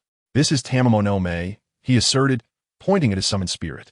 Satoru glanced between Suguru's spirit and the massive nine-tailed fox, still convinced that the creature before them was indeed Tamamonome. Perhaps your spirit should consider a name change. He couldn't help but jest. Why should it? It's this creature that ought to change its name, Suguru retorted indignantly. Enough, enough. Regardless of its name, let us defeat it first. Mimi Nanako, stay back. Gojo and I will handle this, Suguru instructed as he patted the heads of the two young girls, aware that they could not be of assistance. The girls turned and retreated to a safe distance. In their eyes, Suguru was everything to them. In the original tale, these two girls were the fundamental reason for Suguru's eventual darkness. He regarded them as his daughters, and they remained fiercely loyal to him until death. Once the girls were at a safe distance, Suguru felt a sense of relief wash over him. He grinned widely, pointing towards the sky where a colossal vortex were materialized. Cursed spirit manipulation, extreme version. Meanwhile, Satoru opened his arms, summoning two spheres rotating in opposite directions on either side. The techniques, song and reversal, merged into a singular energy orb. Void technique, violet. Simultaneously, the enormous nine-tailed fox began to coalesce a massive black orb in its maw. Nine-Tails Beast Ball. After a brief moment of preparation, all three forces unleashed their attacks towards one another. Three energy spheres collided with a resounding explosion, unleashing an indescribable shockwave that radiated outward. Wataru Satoru and Suguru Geto simultaneously appeared beside the two young girls, each grasping one and swiftly retreating to safety. At the epicenter of the explosion, a shockwave nearly a kilometer wide formed, obliterating everything in its vicinity. The village, which had just moments before been consumed by flames, was reduced to ash in the wake of this energy surge. Half a minute later, a gaping crater remained in place of the former landscape. Wataru Satoru, Suguru Geto, and the opposing nine-tailed fox emerged unscathed. Following a brief standoff, All three engaged almost simultaneously. The nine-tailed fox's two tails swept toward them, and Wataru Satoru and Suguru Geto believed they could withstand the onslaught. However, the force behind those tails far exceeded their expectations. The two were sent hurtling away. As the nine-tailed fox lunged forward, its massive form poised to crush them. In a moment of urgency, Wataru Satoru and Suguru Geto leaped, narrowly evading the impending attack of the nine-tailed fox. They ascended onto the creature's back and simultaneously delivered a powerful kick. Black flash. Both unleashed their black flashes in unison, following up with a punch and another kick. The relentless barrage of black flashes rendered the colossal nine-tailed fox momentarily rigid, immobilized by the impact. A sudden roar erupted from the nine-tailed fox, resonating with an arcane power. The two, who had been assaulting the beast, found their bodies frozen, crashing to the ground. The nine-tailed fox's tail ensnared them, squeezing with such force that they felt their bones might shatter. Complete body Susanoo. Wataru Suguru invoked his full Susanoo, enveloping both himself and Suguru Geto while simultaneously prying apart the nine-tailed fox's tail. However, his Susanoo only reached a height of about 100 meters, comparable to the early stages of Uchiha Madara's eternal Mangeki Sharingan. In contrast, the nine-tailed fox stood at an impressive 200 meters in length, with a shoulder height of 70 to 80 meters, towering over the Susanoo. If it were to raise its forelimbs, its form would far surpass that of the Susanoo. Moreover, this nine-tailed fox was a manifestation of Rosen, having separated from the ten tails and imbued with its own consciousness. The nine-tailed fox raised a massive paw and struck the Susanoo directly. The Susanoo was sent flying, crashing violently against the mountainside, causing a collapse that extended for hundreds of meters, leading to the disintegration of the Susanoo as well. Wataru, your Susanoo is far too weak, unable to withstand even a single strike from this cursed spirit. Suguru Geto exclaimed in frustration. Then you try, Wataru Satoru retorted, exasperated. Suguru Geto clasped his hands together, invoking the sealing technique, Vajra Lock. In an instant, 10 silver chains extended from his arms, ensnaring the nine-tailed fox. Did you see that? Satoru Gojo cast a triumphant glance at Suguru Geto, declaring that the cursed spirit was now rendered immobile, leaving the next move to him. Without hesitation, Satoru unleashed his full power with the technique, Hollow Technique, Purple. A resounding explosion followed as his might struck the nine-tailed fox. Yet when the smoke cleared, the fox remained unscathed. The expressions of both Satoru and Suguru darkened at this sight. Just then, dozens of sorcerers emerged from the distance, converging from all directions with the intent to besiege the nine-tailed fox. The nine-tailed fox extended its claws and seized a silver chain, yanking it violently. Suguru was abruptly pulled before the fox, which then plunged its massive claw into his chest. Witnessing this, Satoru's fury ignited, his eyes blazing with rage. He unleashed his domain expansion, Unlimited Void. Simultaneously, among the pursuing sorcerers, a golden-haired girl erupted with formidable cursed energy. Black tendrils extended from her feet, draining the color from her surroundings. She was Yuki Tsukumo, the woman capable of cornering even a millennium-old cursed object. The nine-tailed fox sensed the loss of color enveloping it, as if it bore the weight of 10 mountains upon its form. This was the manifestation of Yuki's domain expansion, sealing all cursed techniques and spells, save for her own. Satoru's Unlimited Void then enveloped the nine-tailed fox, prompting Yuki to immediately contract her domain to prevent it from overlapping with Satoru's, which could lead to a neutralization of their powers. If their domains were to cancel each other out, both would fall into a state of technique severance. An overwhelming surge of torment flooded the nine-tailed fox's mind, a manifestation of the very teachings it had imparted to Satoru. Now, Satoru wielded that knowledge against it. At that moment, however, Rosen, controlling the nine-tailed fox, experienced a sudden epiphany. Both Satoru and Yuki's domains were undoubtedly tied to their unique techniques. What was his own unique technique? The more he suffered, the clearer his thoughts became. Light shifting. This must be the technique most aligned with his essence, for it was a power he had meticulously developed himself. Simple domain. The ground arched upwards, igniting in flames and radiating intense light and heat. This was Rosen's simple domain, the ultimate manifestation of light shifting, akin to the sun itself. The rising terrain represented an environment reminiscent of the sun's surface. However, As Rosen activated his simple domain for the first time, it collided directly with Satoru's unlimited void and Yuki's domain expansion, resulting in a simultaneous neutralization of all three domains. Satoru and Yuki also found themselves ensnared within the technique severance. Rosen cast a glance at the multitude of sorcerers before him and promptly turned to flee. His colossal form barreled through, rendering all the sorcerers in his path powerless to impede him. Even their spells, upon striking the nine-tailed fox, were disregarded. As the nine-tailed fox departed, Rosen rushed in from another direction. What on earth has transpired? Satoru Gojo, cradling the severely injured Suguru Geto, approached Rosen. Teacher, Geto is hurt. Rosen examined Geto and, without hesitation, slapped him. Teacher, if you strike Geto again, he may perish. Are you foolish? He can reverse the cursed technique. Once he regains consciousness, he will restore his injuries himself. Chapter 65. Itadori Kaori? Ken-san? At that moment, Suguru Geto, gravely wounded with a nine-tailed fox's claws having pierced him, was aware that his internal organs remained unscathed. As he slowly regained consciousness, he immediately sensed his condition and activated the reversal technique. Just then, a sorcerer approached Geto.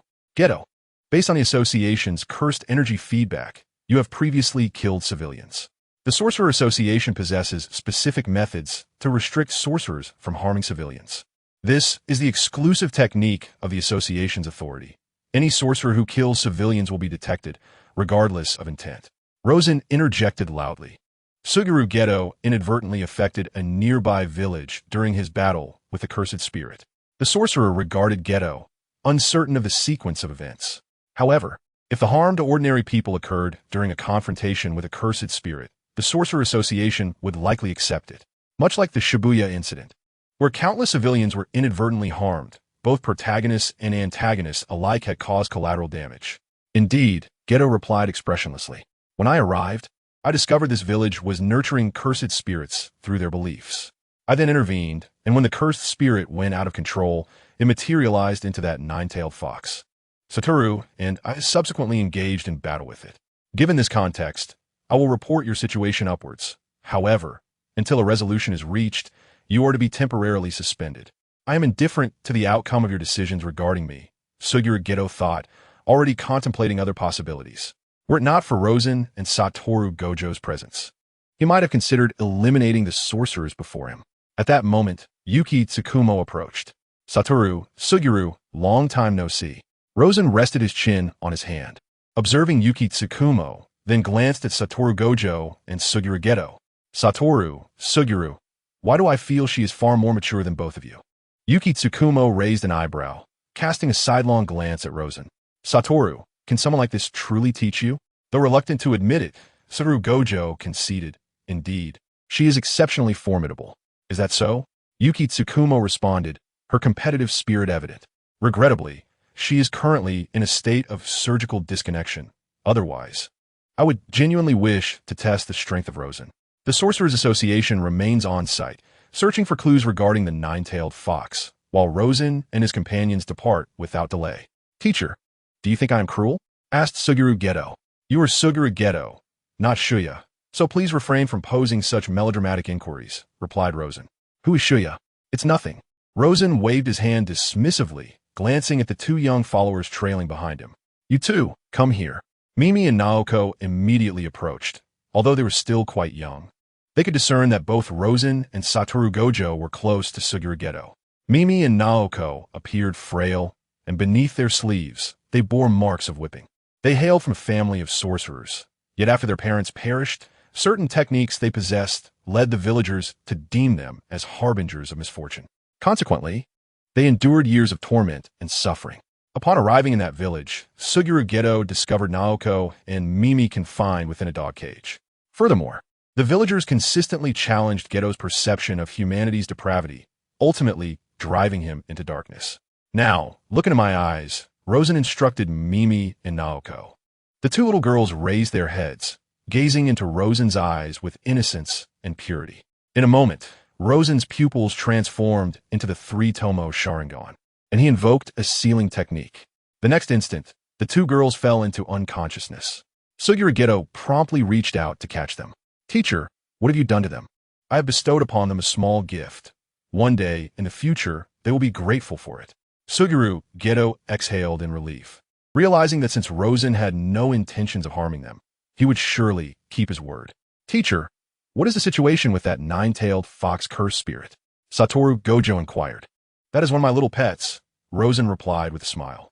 How did you ascertain that it is connected to me? Before today, I had never heard of such a level of curse spirit existing in this world, Satoru Gojo remarked. And it departed just as you appeared. Does that not imply something significant? Suguru Geto suddenly seized Rosen by the collar, exclaiming in anger, Teacher, you nearly killed me. Rosen wiped his face. You spat on me. You nearly killed me. Shouldn't you apologize? How can you say that? I have taught you for 4 years, and you could not even overcome my little pet. You have truly disappointed me. In that moment, both Satoru Gojo and Suguru Geto fell silent, rendered speechless. There was no denying that the nine-tailed fox was indeed terrifyingly powerful. Had it not been Rosen's pet, it is likely they would have faced dire consequences. Teacher, if in the future I abandon my identity as a sorcerer, even forsaking the rules of sorcery, would you hold it against me? In the next moment, Rosen suddenly grasped Seoji's chin. I have told you not to speak to me in a melodramatic tone. Do as you wish. So, have you agreed? His implication was clear. If he was truly resolute, he should be prepared to confront Rosen in the future. Seoji nodded, though a profound weight settled upon his heart. After all, when faced with Rosen, he could not conceive of any means to overcome him. The mere thought of encountering Rosen on the battlefield in the future filled him with an overwhelming sense of despair.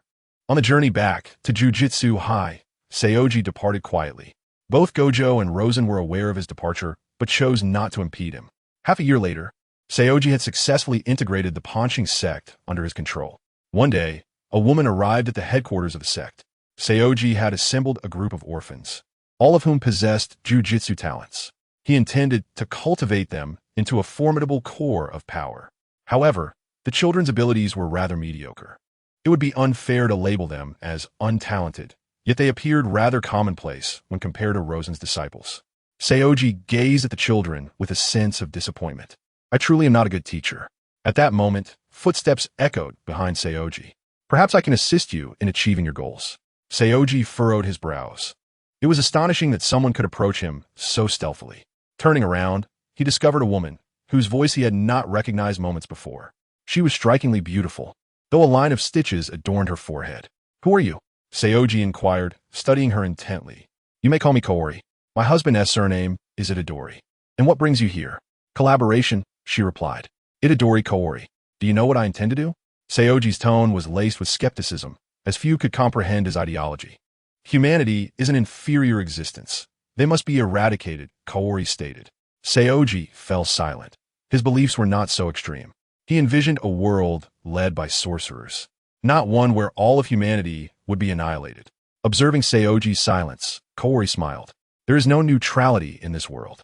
If your ideology is ambiguous, I can already foresee your future. What plans do you have?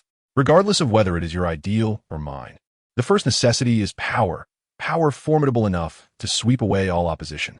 Seoji nodded in agreement. While they might harbor some ideological differences, he wholeheartedly concurred with Kaori regarding the initial step of their plan. The mere thought of facing Rosen in the future sent chills down his spine. Conversely, if he possessed power akin to Rosen's, any objective he pursued would become exceedingly attainable. Do you have any plans? At Jujutsu High, Rosen has been in standby mode for 6 months. Aside from Ten Nairiko, he currently has no students under his guidance.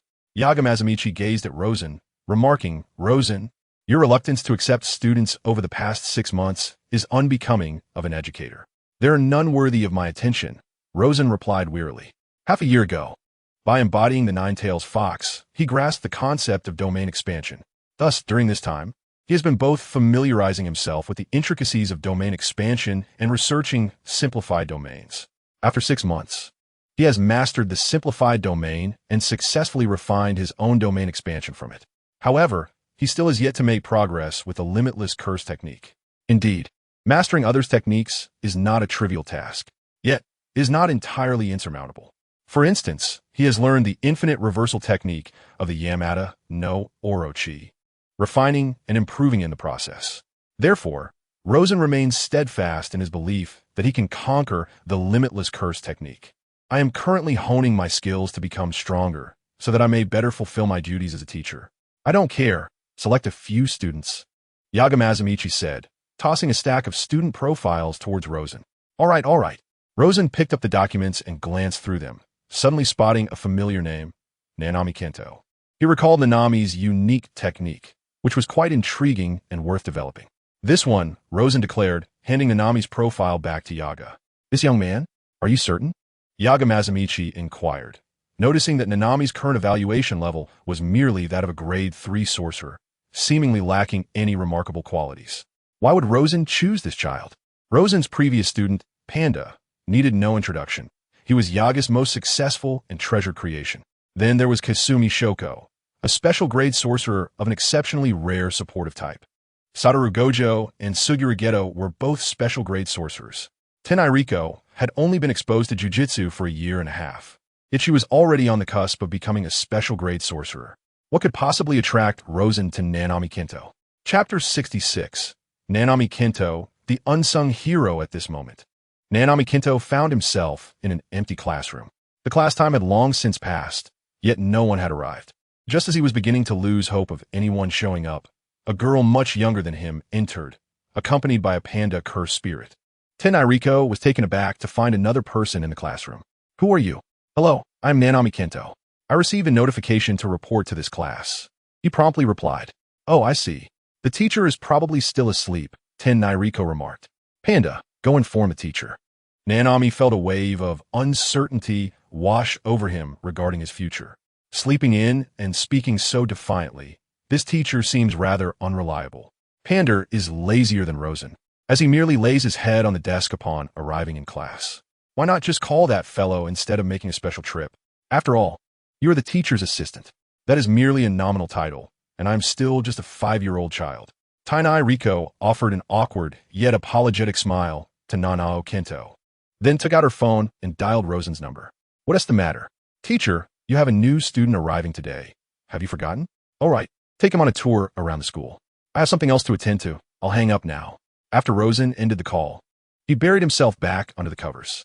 Tenai Riko, her expression darkened, smiled once more at Nanao Kento before exiting the classroom.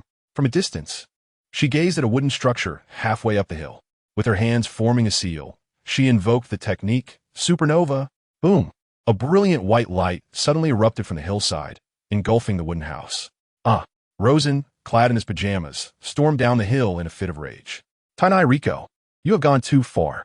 I will strip you of your clothes and hang you at the school gate for 3 days and nights.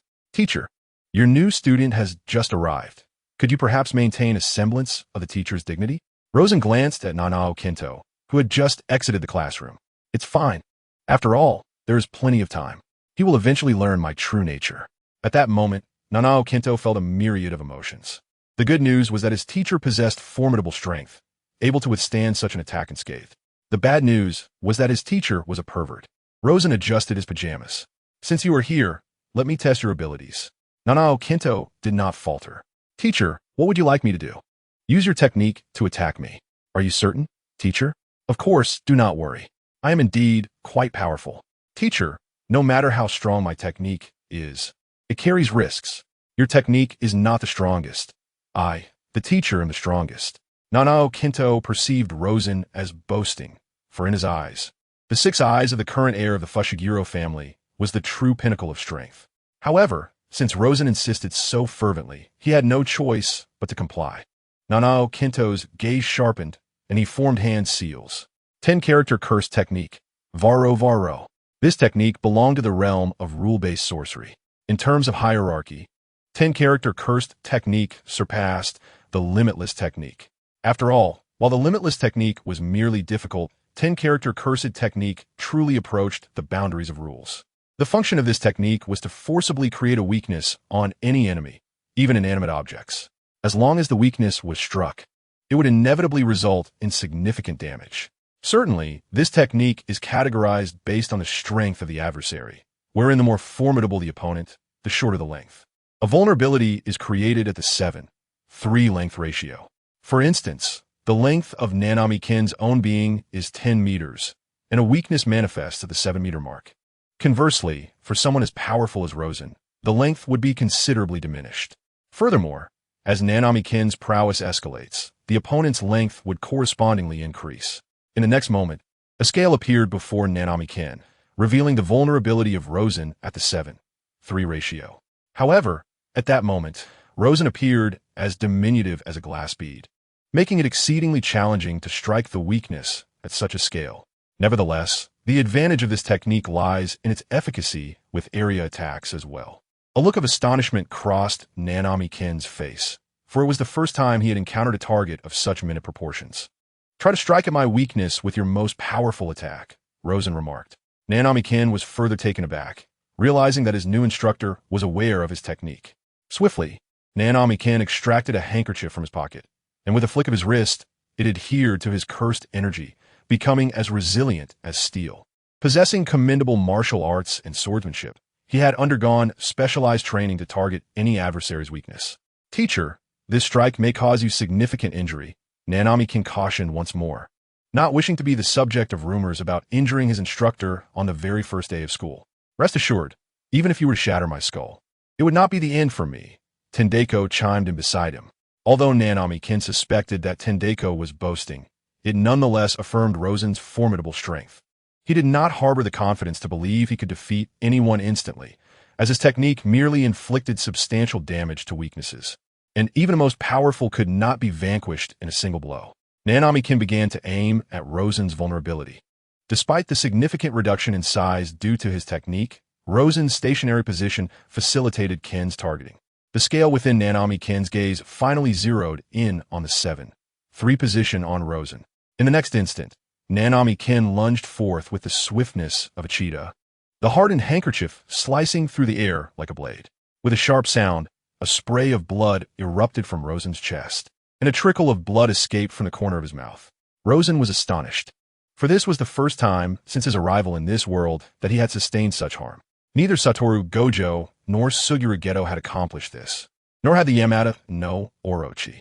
Yet now, it was achieved by a mere novice sorcerer. The injury was neither trivial nor catastrophic for an ordinary sorcerer. Such damage would typically render them incapable of fighting. However, for Rosen, it merely required a few minutes of self-healing. This attack transcended mere physical harm. It also pertained to the very fabric of the rules. It is the rules that have inflicted harm upon Rosen.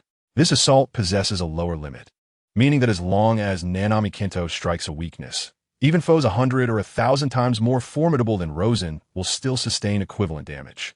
This is mandated by the rules, from which no one can be exempt. Following a single strike, Nanami Kinto immediately refrained and turned to Rosen. "Teacher, how do you fare?" "I'm fine. The damage is quite intriguing," Rosen replied. His external injuries had fully healed, yet there remained some internal wounds, until the power of the rules dissipated. His injuries could not mend themselves.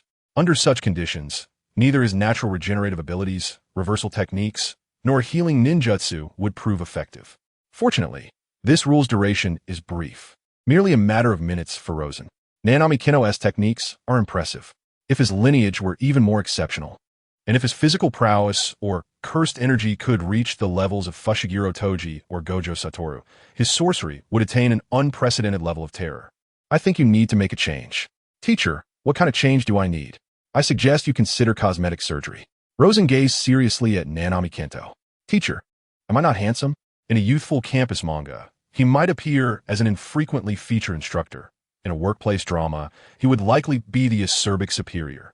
Yet, in a shounen manga, those who are beautiful and handsome have a high probability of becoming part of the protagonist group, significantly reducing their danger, while those who are unattractive tend to become villains. The most detestable characters in shounen manga are those who are neither beautiful nor ugly, and Nanami Kinto fits this description. Crucially, he is not particularly strong either. You are not ugly. Rather, you possess the visage of a mere background character. With such a face, even possessing extraordinary strength, you would not survive past 30. Of course, aside from his appearance, Nanami Kinto's personal abilities are commendable, above average, though he harbors reservations about Rosen's character. Rosen's teaching prowess is genuinely formidable. Within 3 months of enrollment, Nanami Kinto learned over a dozen sorcery techniques and made significant advancements in physical combat. His greatest achievement, however, is the enhancement of his proficiency in the Shika technique. As Rosen's student, he has abundant opportunities to experiment with the Shika technique, something he rarely gets to do elsewhere. After all, few would allow him the chance to utilize the Shika technique on them, as most cannot withstand its power. Yet, Rosen permits him to practice it on himself daily, adjusting his own strength according to Nanami Kento's capabilities. On this day, while Rosen was training Amanai Riko and Nanami Kento, Yaga Yoshinori approached him. Rosen, a cursed spirit has emerged in a secondary school in the Xinjiang district, tentatively classified as a Grade 1 cursed spirit. A Grade 2 sorcerer has already perished. Do you wish to investigate? The moth inquired. Let your students practice. Certainly, Rosen nodded. Accepting such a commission not only allows him to earn a commission for exorcism, but also provides an opportunity to train his students without requiring personal involvement. And the distance is not far. Rosen has always been receptive to such requests. He clapped his hands and summoned Tanai Riko and Nami Kenjin. I bring good news. You have another practical lesson. Nami Kenjin grimaced. Over the past few months, he had undertaken several practical exercises, all devoid of any commission, receiving only a bowl of ramen in return for each exorcism. Nami, do you have any objections to this practical lesson? None at all. I am delighted to have the opportunity to practice again. Chapter 67. The non-existent class after school. Students gradually poured out of the institution. Rosen stood at the entrance of the middle school with Tanai Riko and Nami Kenjin. Observing the feng shui of the school, he noted it resembled a prison formation. Teacher, what is a prison formation? Look at the layout of this school. It is circular, surrounded by camphor trees that block the sunlight. Camphor trees are cold and preventing light from entering the center, allowing to accumulate without dispersing. Such places are most conducive to the emergence of cursed spirits. Although Rosen had little understanding of feng shui, that did not hinder his assessment of the school's layout. Tanai Riko and Nami Kenjin found his observations to be quite reasonable, for they deemed his strength to lend credibility to his words. At this moment, most students had already left the school premises. Yuta, Itadori, and Rika Kenji were tidying up the corridor. Yuta, shall we go to that ramen shop around the corner afterward? Sure, responded Yuta with the innocent smile of youth. Suddenly, a series of footsteps echoed loudly in the empty corridor. The young couple looked up but saw no one approaching. They paid it little mind, and Rika Kenji chuckled. Yuta, do you know the school ghost stories? Yuta raised his gaze, curiosity glimmering in his eyes. Anewe. Were they? There's a campus legend that has circulated for quite some time about a non-existent 7th class, Rika explained. After school, shadows emerge from the non-existent classroom. Wandering the school, students lingering in the school are said to be drawn into this classroom, becoming one of its shadows. Yuta's brow furrowed slightly as he noticed a shadow behind Rika. Shadows were not uncommon, yet this particular shadow was slowly stretching from beneath Rika's feet to the wall. Rika, Yuta suddenly reached out to grasp her arm. Huh? Rika blushed instantaneously. At that moment, the shadow behind her detached from the wall, extending a hand toward her neck. Yuta's expression shifted, and he swiftly pulled Rika behind him. What is happening? Rika gazed at Itadori Waita in bewilderment. Before she could complete her words, a shadow from behind seized her arm. Turning around, she beheld the dark figure that held her captive. Suddenly, with a forceful tug, Itadori Waita pulled Rika, and they began to run. At that moment, shadows emerged on the walls, pursuing them relentlessly. Gradually, the shadows behind them surged forth like a rising tide, while more shadows materialized ahead, blocking their passage in the corridor. The pair struggled and cried for help, but soon they were engulfed by the darkness. The shadows tore at their very essence, inflicting upon them equal measures of torment. Abruptly, a silhouette appeared beyond the corridor's window, illuminated by the setting sun. Both Itadori Waita and Rika stared, entranced by the figure. With the sun at its back, the figure pointed towards the corridor. Curse technique, oblitération. A beam of dark light erupted from the figure's fingertip, piercing through the outer wall of the corridor, leaving behind a 2-meter-high, circular hole. The dark light continued its path, striking the inner wall and creating another round opening. This beam not only penetrated the entire educational building, but also struck every shadow along its trajectory, obliterating a dozen of them into nothingness. Tanai Riko swiftly leaped through the aperture into the corridor. The remaining shadows, upon witnessing this, immediately targeted Riko as their next victim. Nakanishi Kenjin followed closely, transforming the towel in his hand into a blade, slashing horizontally and vertically, vanquishing all the shadows in his path. Itadori Waita and Kibrika stood in stunned silence. Until that day, they had lived within the realm of ordinary humans. Now, they finally recognized the extraordinary nature of their world. Once again, numerous shadows manifested in the corridor. Tenai Riko and Nakanishi Kenjin swiftly divided themselves to tackle the shadows on either side. However, as they eliminated one wave, another would swiftly appear, seemingly endless. Their cursed energy was depleting rapidly, yet the battle showed no signs of concluding. Riko-senpai, what do we do now? Nakanishi Kenjin returned to Tenai Riko's side, who appeared equally perplexed. At that moment, a fresh wave of shadows emerged on both sides. Perhaps we should seek the non-existent 7th class, Kibrika suggested. What do you mean by the non-existent 7th class? Itadori Waita, Tenai Riko, and Nakanishi Kenjin all turned their attention to Kibrika. A senior once recounted that when this institution was established, each grade was intended to comprise 7 classes, with teachers and students already recruited. However, for reasons unknown, the 7th class was subsequently abolished without any notification to the students.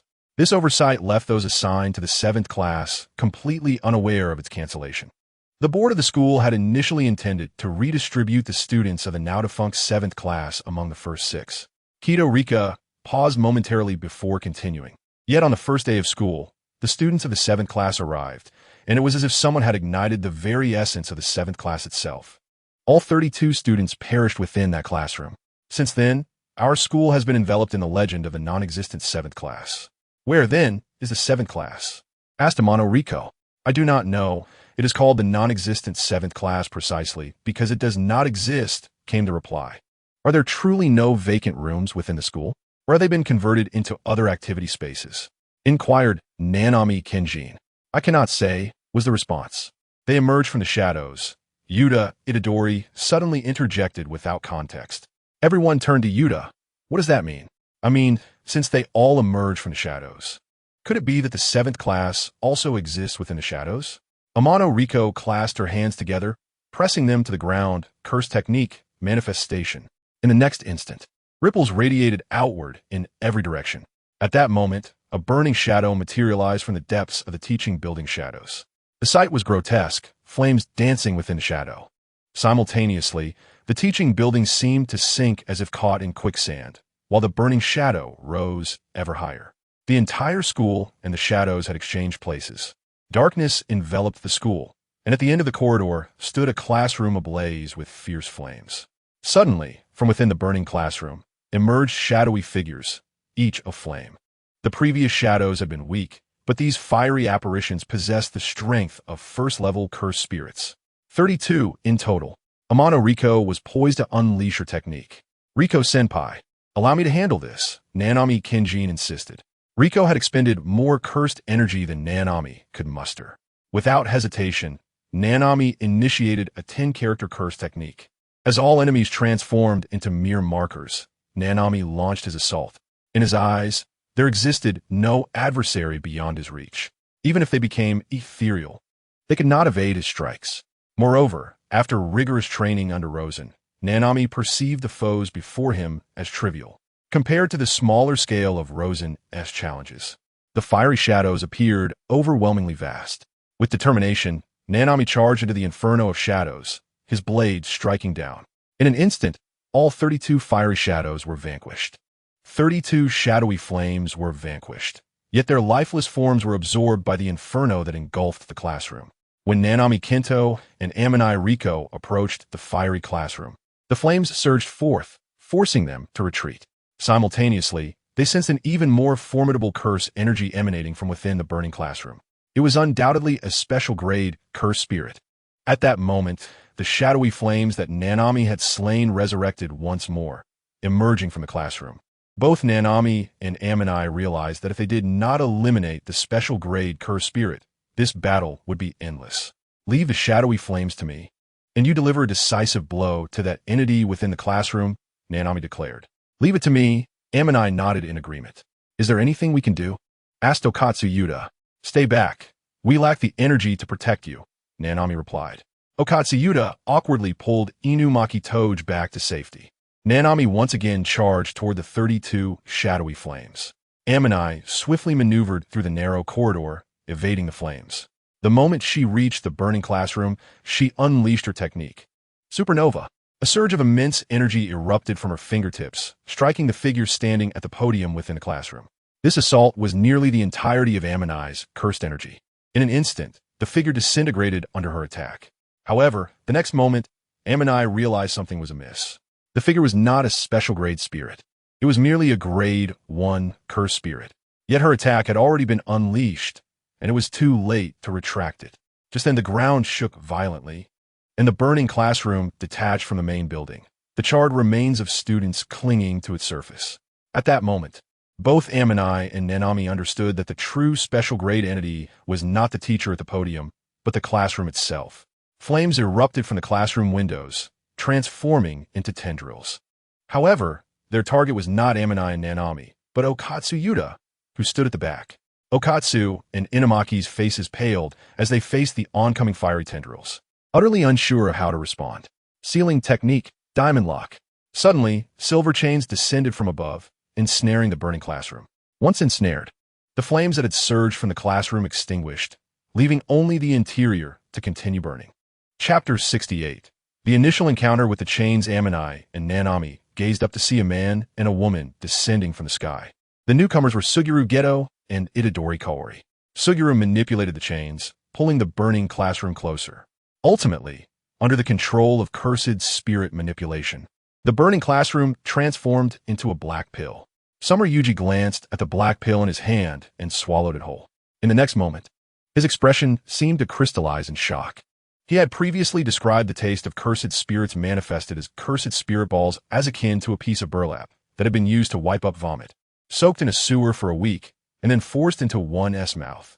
Keiri Itadori observed the 4 individuals present, first casting a glance at Kinjaka Nanami, pausing momentarily on Riko Ammonai, then directing her gaze towards Rika Orimoto, and finally settling her eyes on Yuta Okatsu. Upon seeing Yuta, her eyes brightened with realization. No wonder such powerful cursed spirits thrived here. It all made sense now. Keiri admired Yuta Okatsu. Hajime Kashimo, upon hearing her thoughts, shifted his gaze to Yuta Okatsu, and in the next instant, his pupils constricted sharply. This child appeared to have no prior exposure to any jujitsu nor awakened techniques. Yet his cursed energy was even more formidable than his own. What extraordinary talent was this? To possess such immense cursed power without any training. Transforming this child into a cursed spirit and then absorbing him would significantly enhance one's strength and accelerate our plans. Keiri's covetous gaze lingered on Yuta Okatsu. Their conversation fell upon the ears of all present without omission. Kashimo, Riko Ammonai called out. What unfortunate timing, Hajime replied coolly, casting a sidelong glance at Riko. However, you would do well not to impede my actions. Otherwise, I cannot guarantee what I might do to you. What do you intend to do to Riko? Come, tell me. A sudden voice interjected, followed by the figure of Rosen descending from above.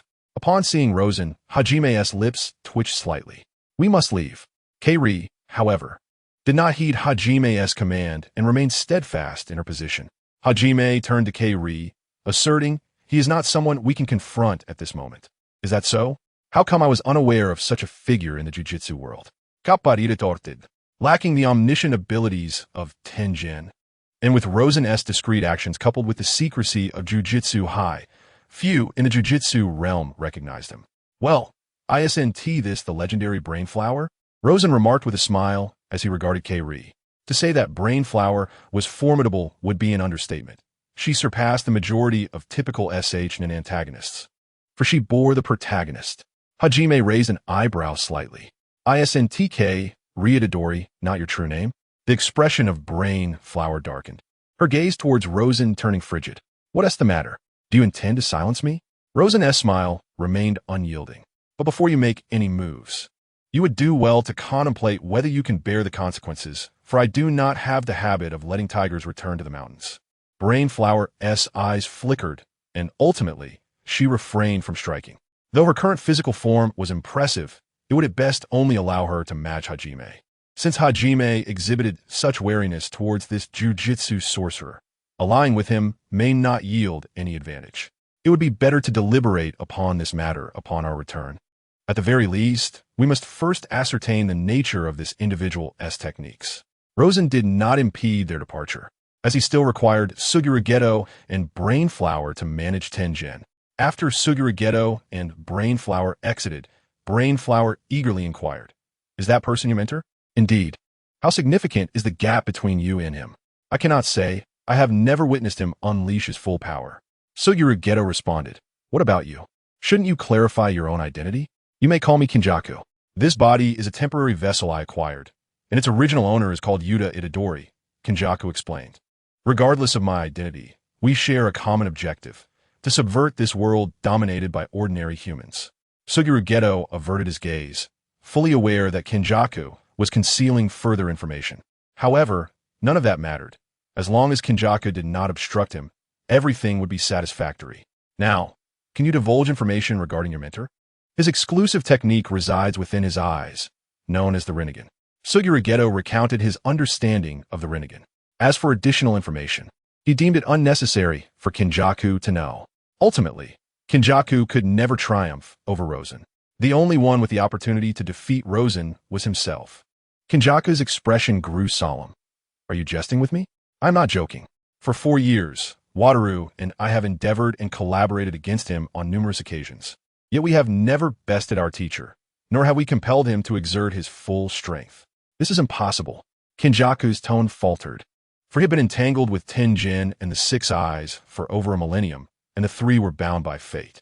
Each generation of Six Eyes emerges as the strongest of their time, ultimately bringing peace to tumultuous eras. Yet, now there exists an unheard-of Rinnegan. How could he not be astonished? Was this Rinnegan a legacy passed down from a lineage older than their own era? It seemed necessary to find an opportunity to test that individual's strength. At this moment, Rosen paced back and forth before Shokoyeri and Kento Nanami. The two appeared like children who had committed a misdeed. "You both have profoundly disappointed me. You could not even coordinate to handle a special-grade cursed spirit. When Panda and Shoko were second-year students, they were already capable of exorcising special-grade cursed spirits." "Teacher, that is a special-grade cursed spirit." Kento Nanami protested, feeling indignant. "Is a special-grade cursed spirit so easily dealt with? What of it? Merely a low-tier entity, and one created by a child's inadvertent release of cursed energy," Rosen retorted, turning his gaze towards Yuta Itadori. "You there, come forth." Yuta Itadori scratched his head as he approached Rosen. "Did you call for me?" "Become my student." "I apologize, but I have not considered this matter at present. No one in this world can refuse me. If you wish to avoid the demise of your little girlfriend, it would be wise to comply." Yuta Okatsu's expression darkened as he glanced back at Rika Orimoto. Ultimately, he nodded and said, "I agree to become your student. Please do not harm Rika." He added, "I was merely jesting. Do not take it to heart, for I am indeed a good person." Yet, Yuta's troubled visage raised an unsettling question.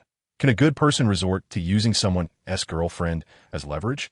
As a relative of Satoru Gojo, Yuta possessed an extraordinary lineage that endowed him with remarkable cursed energy.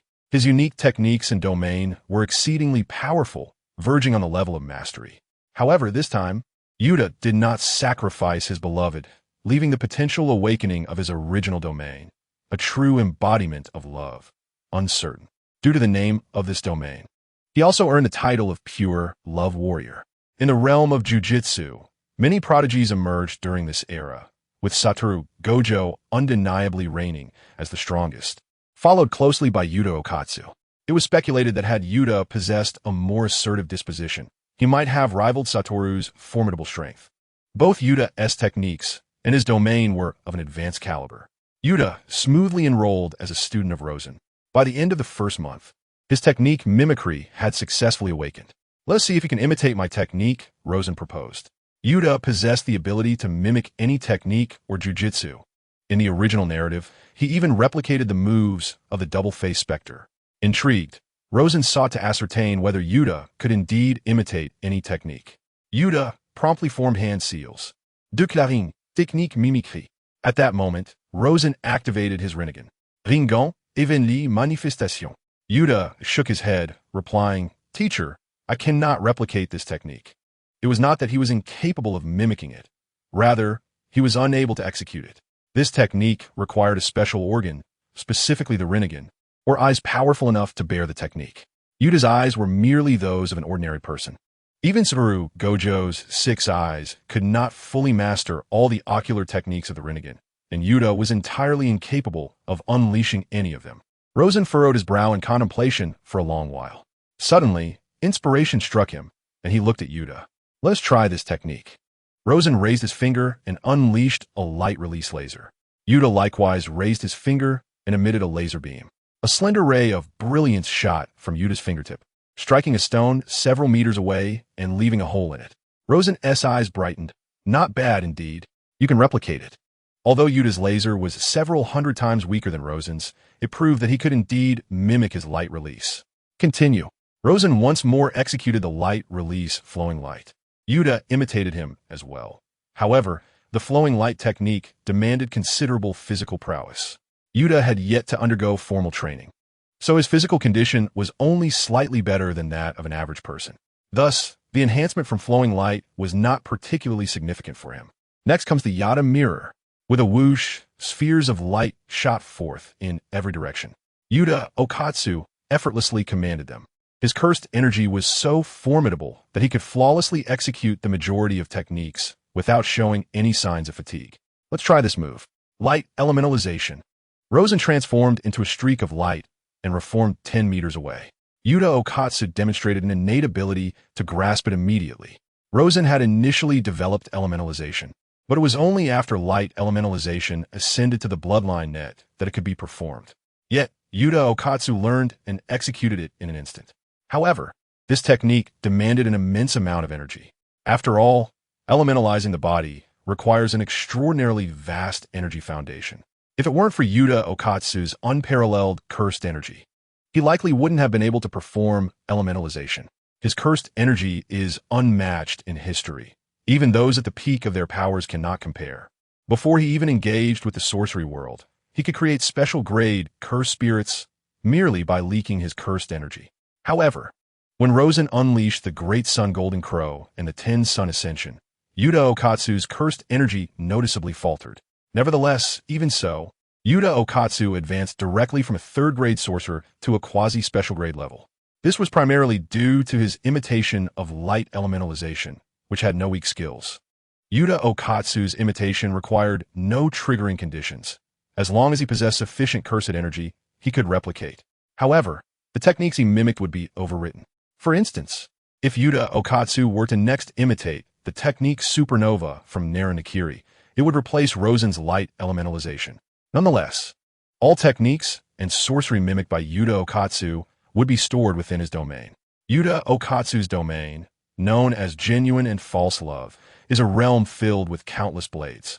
Each time he replicated a technique or sorcery, it would passively infuse the corresponding technique into the blades within the domain. Once Yuta Okatsu's domain is unleashed, picking up any blade would grant him the corresponding technique and sorcery contained within it.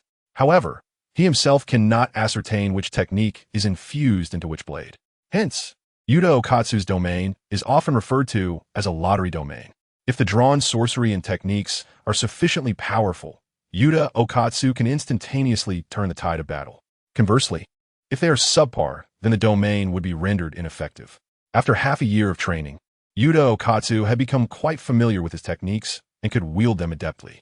His swordsmanship had also reached a remarkable level of proficiency, coupled with his astonishing cursed energy, allowing him to barely step into the ranks of the special grade.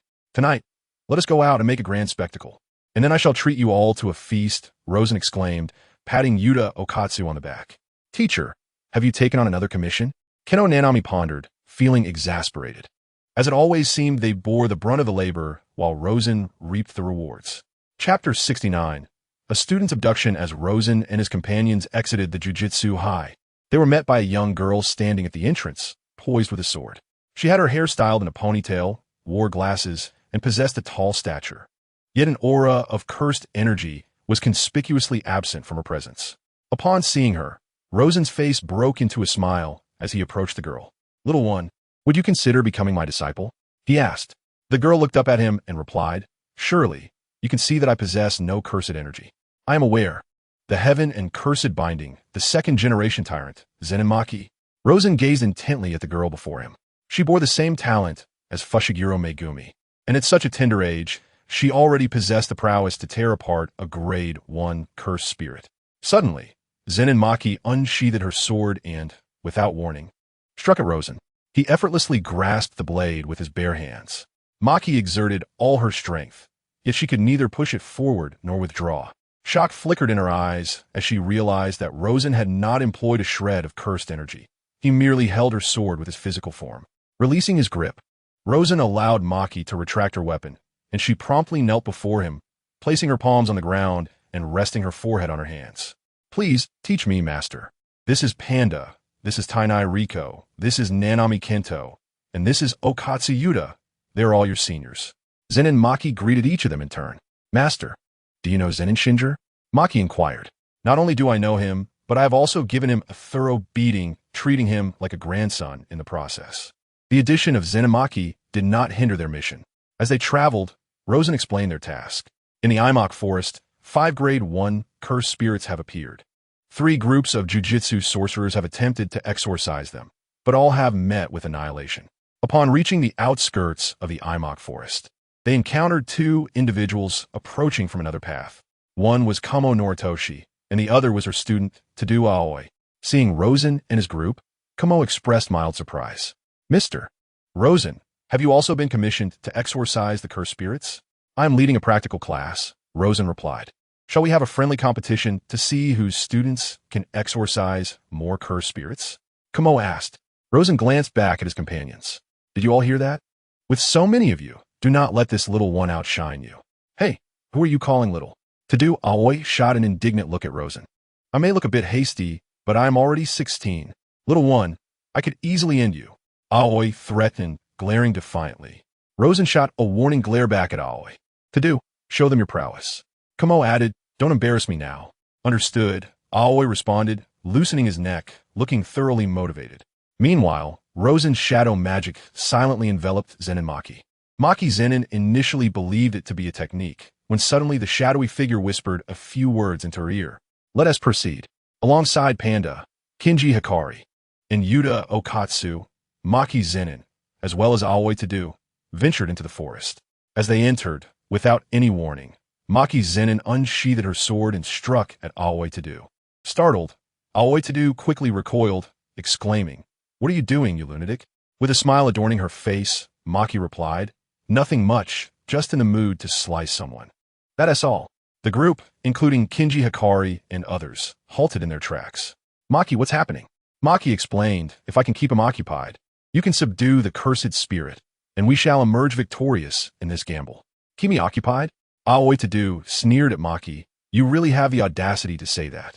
Let us go deal with the cursed spirit, Kinji Hikari suggested, noting that the outcome of Maki Zenin and Aoi Tadu's skirmish mattered little, as it was not a life or death struggle. However, the duel between Rosen and Yuki Tsukumo posed a significant risk. Should they lose, Rosen would undoubtedly unleash his wrath upon them. Both Aoi Tadu and Maki Zenin were known for their fiery tempers, and they engaged in combat immediately. Both were masters of martial arts. Yet Maki wielded a sword while Aoi was unarmed, putting him at a distinct disadvantage. Moreover, Maki's physical prowess was evidently superior to Aoi's.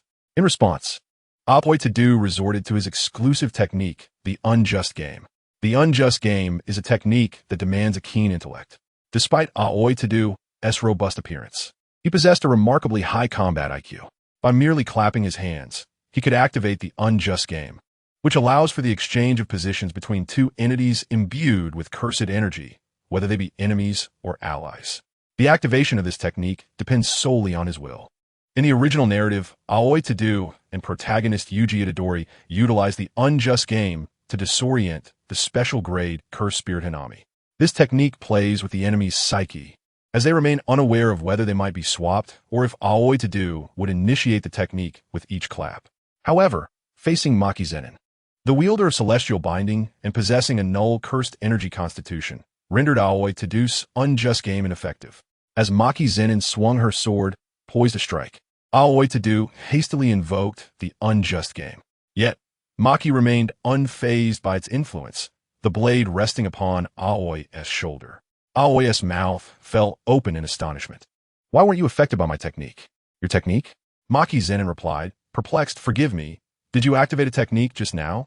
At this point, Aoi had only recently begun to learn cursed energy manipulation from Yuki Tsukumo and had just awakened his exclusive technique, lacking the opportunity to study any other sorcery. The only noteworthy aspects are his martial prowess and the game of deceit. Ultimately, his martial skills proved inferior to those of Maki Zenin, and his underhanded tactics were bested by her as well. However, Aoi is not one to concede defeat easily. He dutifully followed Maki Zenin out of the forest. Aoi, why have you emerged so soon? Asked Yuki Tsukumo. I had no choice. I was defeated. Aoi replied with a resigned shrug. You? Defeated? Yuki Tsukumo could not help but glance at Maki Zenin. The reason Yuki Tsukumo chose Aoi as a student was due to his unparalleled combat talent and commendable cursed energy. In her eyes, Aoi's potential was on par with her own. Although their time together had been brief, Aoi had already demonstrated remarkable aptitude. Given time, he would undoubtedly become a special-grade sorcerer.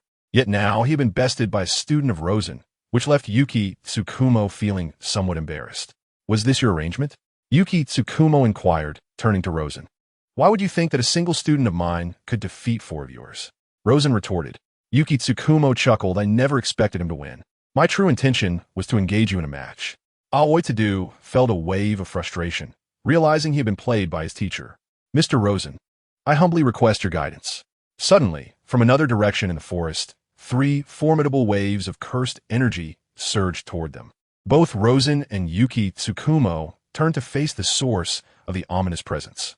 A gigantic, pitch-black lizard-like cursed spirit charged toward them, its length exceeding 100 meters. Each step resonating with a thunderous roar. On the back of the colossal lizard were 2 other cursed spirits, both of human size, but possessing cursed energy that rivaled that of their larger counterpart. 3 special-grade cursed spirits. The trio halted 100 meters from Rosen and Yuki Tsukumo. Meanwhile, Kenjaku was observing the situation through cursed techniques. These 3 special-grade cursed spirits were summoned by him with the intent of testing Rosen's strength.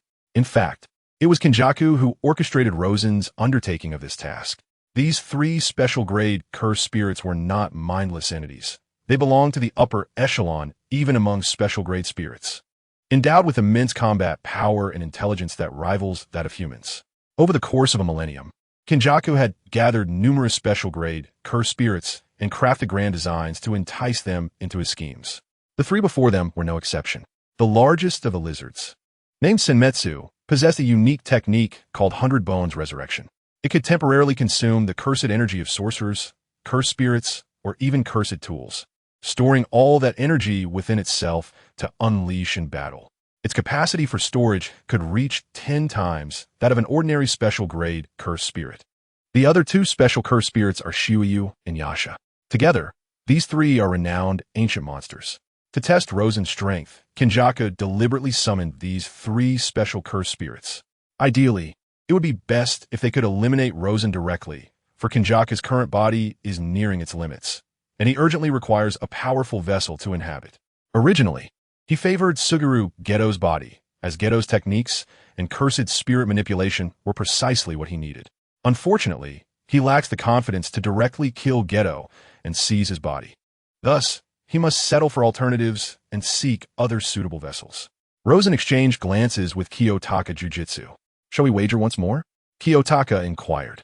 Are we betting on these 3 special cursed spirits? Indeed, there was no need for Kiyotaka to elaborate on the rules. Rosen comprehended that whoever defeated 2 or performed the best would emerge victorious. Is there a reward for this wager? Rosen asked. Kiyotaka pondered for a moment. I can put forth 10 first-grade curses. Very well.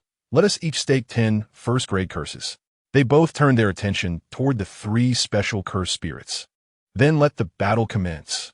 Chapter 70. Annihilating 3 special cursed spirits. Yasha, standing atop Chimi, was the first to unleash a technique. In the mythos of the Eastern lands, Yasha is known for devouring demons, piercing them with wooden spikes, and tearing the flesh from their bones. Suddenly, a wooden spike appeared in Yasha's hand, which was hurled towards Rosen with great ferocity. Rosen frowned and deftly evaded the spike's trajectory. The speed of the spike was remarkable, but it could not reach him, and he sensed no cursed energy emanating from the projectile. The spike embedded itself in the ground behind him, creating ripples across the surface, and in the next moment, Rosen found his chakras sealed. Be cautious. That wooden spike has the ability to restrain cursed energy, and it operates over a wide area, Rosen warned. Upon hearing this, Kiyotaka's expression shifted to one of surprise. In that case, I shall take care of these three, Kiyotaka declared. This wager is far from over, Rosen replied. Yasha refrained from launching a second spike attack and charged directly at Rosen. With a powerful push from his feet, Rosen shot forth like a released arrow. Kenjaku, observing the scene, couldn't help but shake his head upon witnessing Rosen fall victim to Yasha's technique, the no concealment, lock life. To be struck by the first attack was hardly worthy of the title of the strongest, as proclaimed by Suguru Geto. Following Rosen's counterattack, while his speed was commendable, it can only be deemed satisfactory at best. Kenjaku was not alone in this assessment. Yasha shared the same sentiment. The opponent's speed was comparable to their own, and without the enhancement of cursed energy, Yasha held a decisive advantage. As the confrontation between Yasha and Rosen unfolded, Yasha raised his claw and lunged at Rosen. In an instant, however, Rosen's speed surged exponentially, and he seized Yasha by the neck. Yasha then experienced the horrifying sensation of his neck and spine being forcibly wrenched apart. In a single, decisive blow, Rosen incapacitated Yasha, even with his chakras sealed.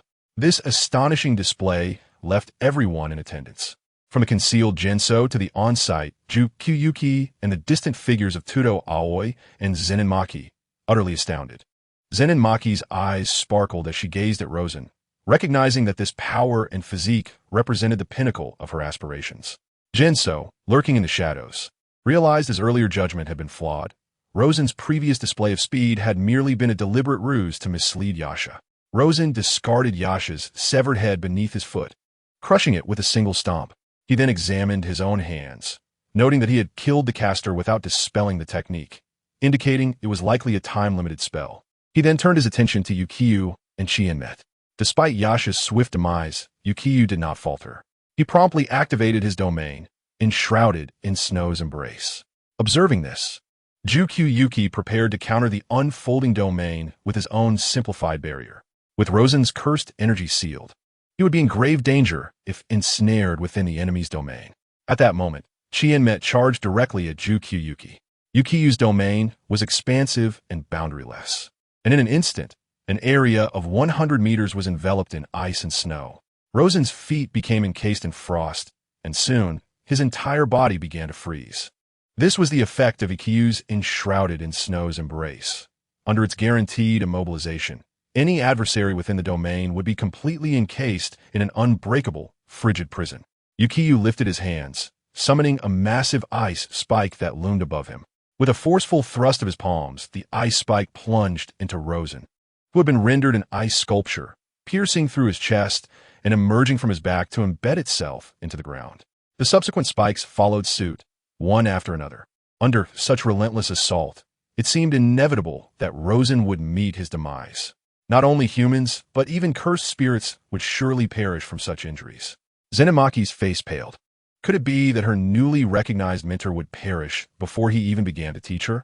Ju-Kyuki attempted several times to break through Chienmet's imposing barrier, but Chienmet stood resolutely in his path, a colossal figure that rendered Ju-Kyuki powerless.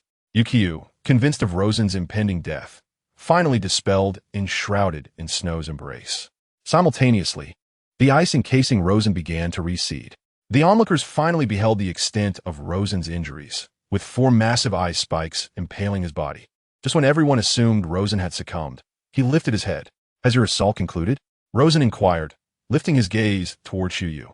The expression on Shuyu's face shifted dramatically as he swiftly raised his arms again, summoning a colossal ice pillar over 10 meters in length, aimed directly at Rosen.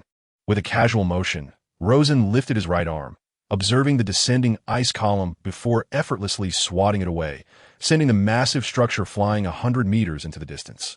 Subsequently, he nonchalantly extracted the ice spikes embedded in his body. As the spikes were removed, the gruesome wounds miraculously healed. Although the infinite reversal technique was sealed, Rosen's formidable physique remained intact, along with his remarkable healing abilities. Had it not been for the need to confound Xiuyu, these ice spikes would scarcely have grazed Rosen's skin. After all, he had merely been deprived of his chakra, not his physical prowess. However, the guaranteed effect of the domain posed considerable trouble. Without chakra, he could not dismantle the domain in advance. Furthermore, the freezing effect was unbreakable, rendering Rosen a living target during the freezing process. Once again, everyone was astounded by Rosen's terrifying vitality.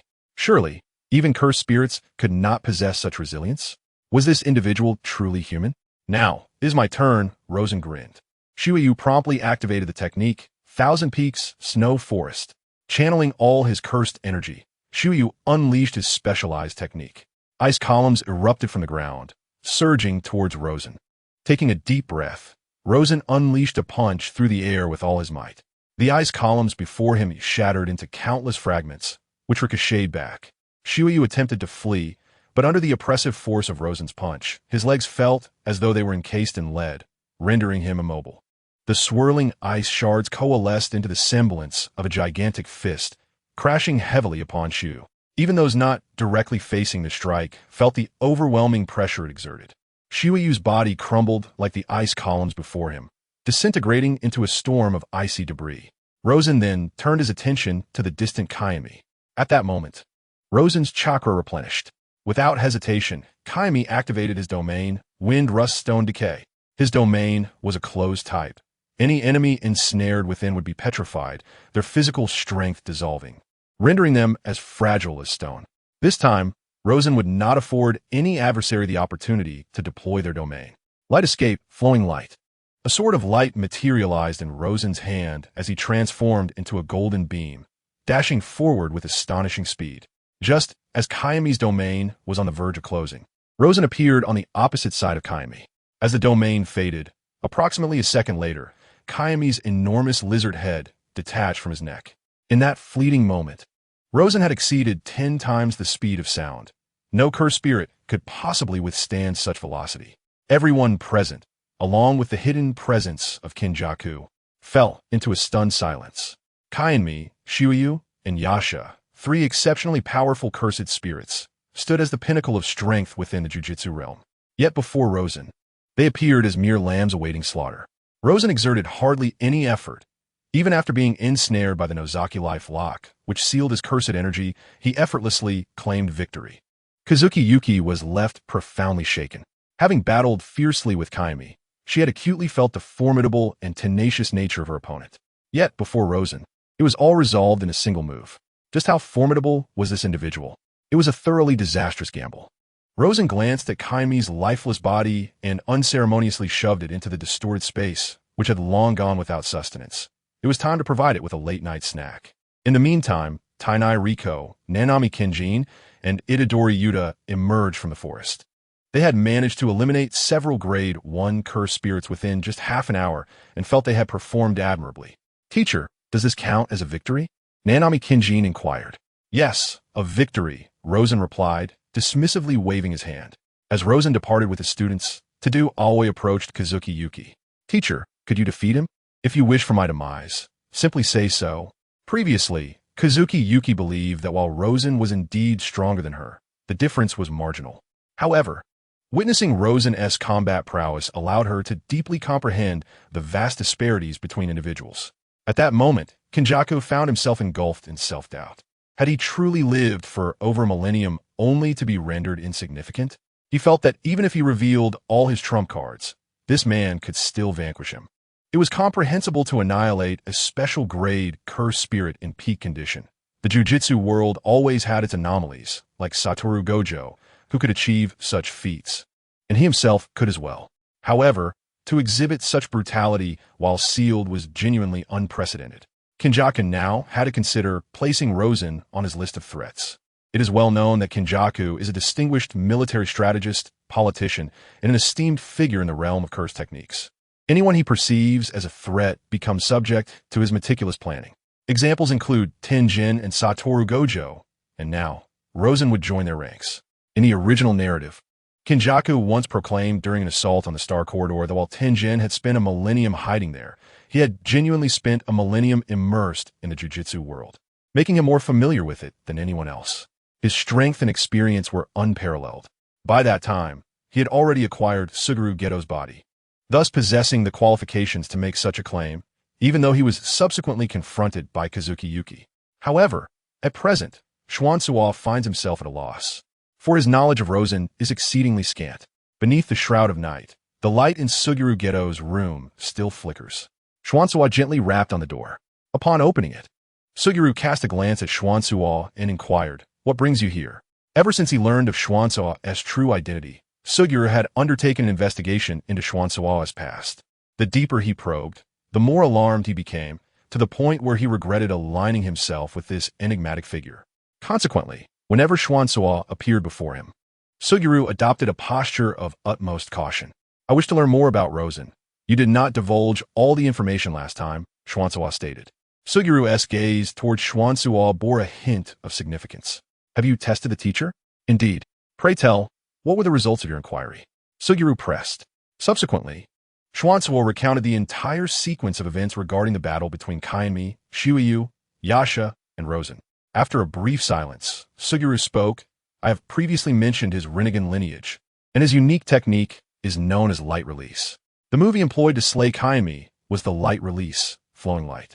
He also possesses elementalization, allowing him to evade all attacks and can condense light into a sword, which wields formidable lethality and slicing power, coupled with laser beams that exhibit terrifying penetration capabilities. Should these beams strike structures or the ground, they unleash tremendous devastation." Suguru elaborated on his understanding of light release. Given that Rosen frequently utilized this technique in combat against him in Satoru Gojo, Suguru had acquired considerable knowledge regarding it. According to the teacher, light release possesses two exceedingly powerful techniques, referred to as ultimate moves. However, the specifics of their effects remain unknown to me. What is the level of his cursed energy? Chapter 71. The Forcible Abduction of Virtuous Women. Suguru pondered before responding. If there exists a tier above special grade, then he resides within that echelon. If special grade is deemed the apex of the sorcery realm, then there exists but one special grade sorcerer in this world, and that individual is him. Xuansuo was taken aback by Suguru's assessment of Rosen, which also ignited another thought within him.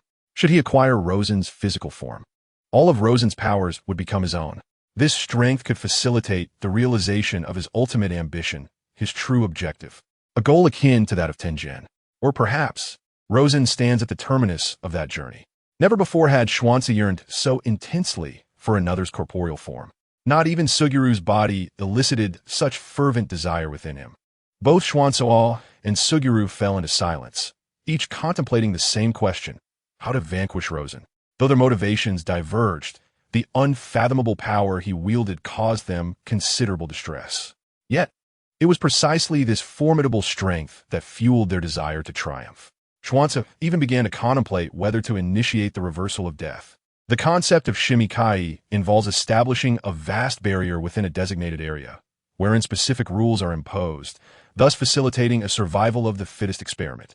According to Kinjaku, the ultimate aim of shimikai is to optimize cursed energy and sorcery, enabling ordinary individuals to ascend as sorcerers. However, Tenjin has articulated that the true purpose of shimikai is to simulate the chaotic sorcery battles of the Shinjuku era, ultimately fostering individuals of unparalleled strength akin to the likes of Sukuna. As long as shimikai persists, it is inevitable that beings of such caliber will emerge. Consequently, the barrier governing shimikai must adhere to certain specific regulations, which even the administrators cannot contravene.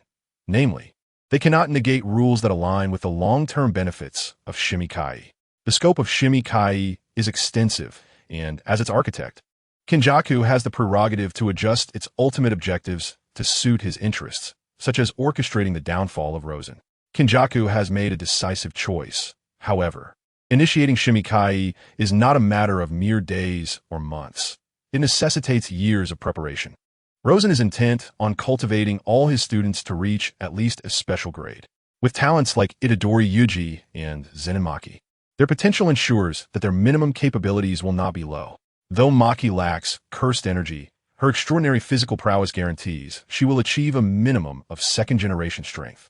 The most challenging case is Nanami Kento, whose demise in the original narrative remains profoundly unsettling. A man whose demeanor is relaxed, yet whose seriousness surpasses that of others, ultimately falls victim to a narrative contrivance. Nonetheless, Nanami's greatest obstacle is his limited potential. As a practitioner of the 10-slice curse technique, he is best suited for precise strikes. While close combat is undoubtedly his forte, training him to reach Olympic champion levels resembles the daunting task of transforming an ordinary individual into an elite fighter. Difficult, though not entirely hopeless. His abilities in other areas remain rather average. Since it is impractical to develop him in a singular direction, a holistic approach is warranted.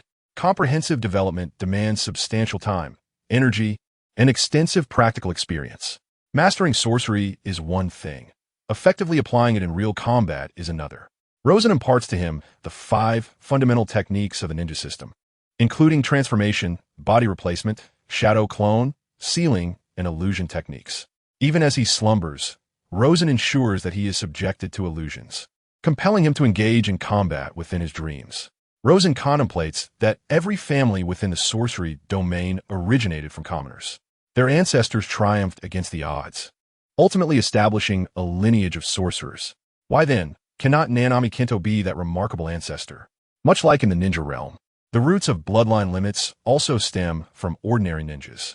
Furthermore, chakra in the ninja world and cursed energy in the sorcery realm are fundamentally the same, differing only in nomenclature, thus revealing numerous commonalities between the two disciplines.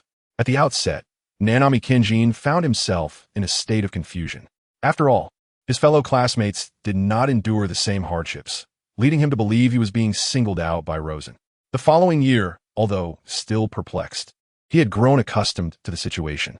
Rosen began to impart to Nanami Kenjin the more profound aspects of their craft, specifically the essence of cursed energy and the nature of chakra transformation within the ninja realm. At this juncture, Nanami Kenjin began to subtly perceive Rosen's intentions, or rather, what he wished for him to achieve. After delving deeper into the transformation of chakra, he had developed a preliminary understanding. By the final year, Nanami Kenjin successfully unlocked his own limitless bloodline technique, the art of forging. This was not merely a technique awakening. It was a true bloodline limit, akin to Satoru Gojo's 6 eyes. Upon achieving this breakthrough, Nanami Kenjin could finally grasp the significance of the rigorous training that Rosen had imposed upon him over the past several years. Teacher, you've taken all the diligent students.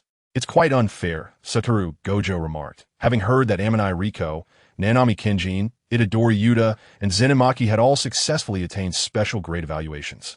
He too had nurtured his first batch of students, yet the best among them barely reached the level of a grade 1 sorcerer. Simultaneously, he comprehended the immense difficulty in cultivating a special grade sorcerer. Aren't there new students arriving soon? Let us have a friendly competition this time, shall we? After a moment of contemplation, Satoru Gojo nodded in agreement. Throughout his years of teaching, Satoru Gojo's own prowess had not waned. Rather, it had advanced further. The two made their way to the principal's office.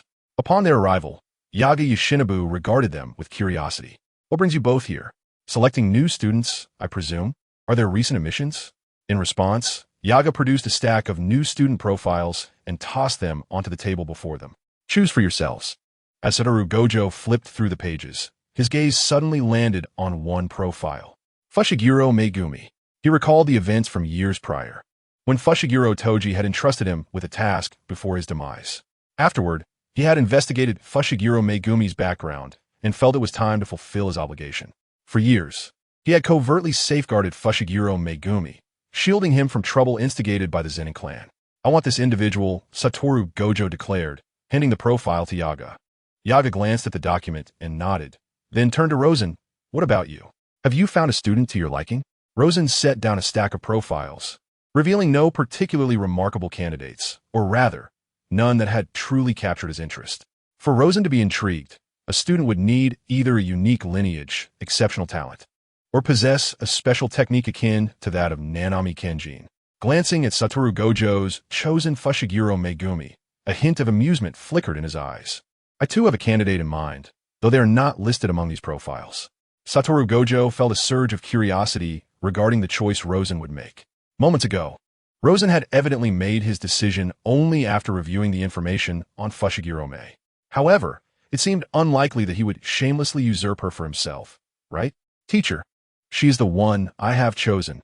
You cannot take her away. Rest assured, I believe she is quite suitable for you, Rosen replied with a smile, patting Gojo Satoru on the shoulder before departing. Fushiguro Zenin had one son and one daughter. His son was Fushiguro Mei, and his daughter, Fushiguro Tsumaki, was a stepdaughter. In truth, Fushiguro Mei was not of the Fushiguro lineage, as Fushiguro Zenin had married into the family. Therefore, neither Fushiguro Zenin nor Fushiguro Mei possessed the blood of the Fushiguro clan. Conversely, Fushiguro Tsumaki was of pure Fushiguro descent. Although not one of the prestigious three families, the Fushiguro family was still considered a prominent clan. During the time when Fushiguro Zenin and his second wife were alive, the two children lived relatively well. However, after the passing of Fushiguro Zenin and his wife, the siblings were marginalized and pushed out of the Fushiguro household. Had it not been for Gojo Satoru's covert support, they might have resorted to performing on the streets. Currently, Fushiguro Tsumaki was likely caught in the throes of the corporeal curse, already in a state of unconsciousness. A year hence, she would be claimed by the ancient Sorcerer One. Rosen arrived at the entrance of the rental dwelling where Fushiguro Tsumaki and Fushiguro Mei resided. He knocked gently. Fushiguro Mei opened the door and, upon seeing Rosen standing outside, felt a sense of unease. Who are you? Rosen's smile gradually morphed into something sinister. I am but a villain. In an instant, Fushiguro Mei recoiled, but the next moment, Rosen seized the collar of Mei's clothing and forcefully hurled him outwards. Fushiguro Mei tumbled into the corridor, which was situated on the 5th floor. Hastily, he activated his technique. Fushiguro Mei had inherited the bloodline of the Zenin family and awakened the rare Shikigami technique known as 10 Shadows, a technique that had not been seen for centuries. The 10 Shadows technique involved the summoning of 10 special grade cursed spirits, which had been subdued by the Zenin family hundreds of years ago and had become their Shikigami. As long as one could control these Shikigami, they could utilize them. The term control refers to defeating them. It was precisely due to this technique that, during Fushiguro Zenin's lifetime, he had sold Fushiguro Mei to the Zenin family for 1 billion yen, with the intention of nurturing him as the next head of the family. However, due to fears surrounding Gojo Satoru, they had never succeeded. 10 Shadows frog, a large frog, measuring 2 meters in length, appeared beneath Fushiguro Mei. The creature opened its mouth and extended a tongue over 10 meters long, ensnaring the falling Fushiguro Mei, who was then gently caught in its mouth. Frog, take me up. Fushiguro Mei leapt onto the back of the frog. The frog leaped suddenly, reaching a height of several meters, just as Fushiguro Mei was about to return to the corridor on the 5th floor. However, he was met with the sight of Rosen cradling the unconscious Fushiguro Tsumaki in his arms as he exited the rental unit. Put my sister down, Fushiguro Mei exclaimed furiously. It is worth noting that after their father's passing, it was his sister who had taken care of all his needs. In his eyes, Fushiguro Tsukimi was far more significant than his lackadaisical father. The weak have no right to make demands, Rosen laughed heartily. The gigantic toad immediately shot out its tongue towards Rosen. In a swift motion, Rosen evaded the toad's tongue and leaped onto its back, applying pressure that caused both the toad and Fushiguro Yu to plummet. When Fushiguro Yu raised his head again, he found that Rosen had vanished with Fushiguro Tsukimi. Damn it! Fushiguro Yu bellowed in fury. Chapter 72. Teacher, you must not commit crimes. Fushiguro Yu summoned his Shikigami, the black and white hound, in an attempt to locate his sister. But the Shikigami found nothing. Unable to find his sister, Fushiguro Yu was as anxious as an ant on a hot pan. Meanwhile, the instigator had just brought Fushiguro Tsukimi to his abode. Rosen assessed Fushiguro Tsukimi's condition. At this moment, her soul was sealed, but it posed no significant issue. The process of possession in the realm of cultivation differs slightly. Possession typically involves a more powerful entity forcefully seizing the host's body, obliterating the host's soul. However, the ritual of reincarnation in the sorcery realm is somewhat more intricate. The practitioner was gradually infusing their cursed energy and techniques into Fushiguro Tsukimi's body. The benefit of this process is that once the reincarnation is complete, all memories, abilities, techniques, and even cursed energy of the reincarnated will belong to the practitioner. The downside is evident. If the reincarnation process is disrupted, all previously transferred elements will be lost. Thus, this reincarnation carries considerable risk, and the practitioner would naturally prepare thoroughly. For instance, the seal currently binding Fushiguro Tsukimi, if forcibly removed, would detonate the cursed energy, obliterating her physical form. Rosen pondered how to break this seal when suddenly an idea struck him. "Hey, Jia, have you not changed your phone yet?" Rosen called Suguru Geto. "Teacher, what is it?" Suguru Geto replied, surprised that Rosen was calling him. "Find me a corpse. What kind do you need? A commoner? A sorcerer? Or a cursed spirit?" "A commoner will suffice," Rosen responded. An hour later, Suguru Geto arrived at the agreed location. He tossed a scroll to Rosen, a sealing scroll that Rosen had previously taught him to use. "Teacher, how much do you know about Kinjaku?" Suguru Geto inquired. "Not much. I'm unaware of his techniques, but I know he has an interest in your body." "What is his objective?" "Ultimate evolution," Rosen replied. "As a millennia-old entity, he has battled Tenjin for 1,000 years, yet they share the same goal, albeit through entirely different paths." "And what about you, teacher?"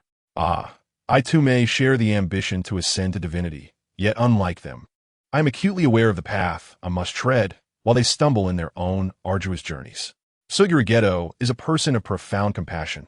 However, this very trait has led him to extremes, much like the sovereign of the ninja realm. "Enough of this discourse.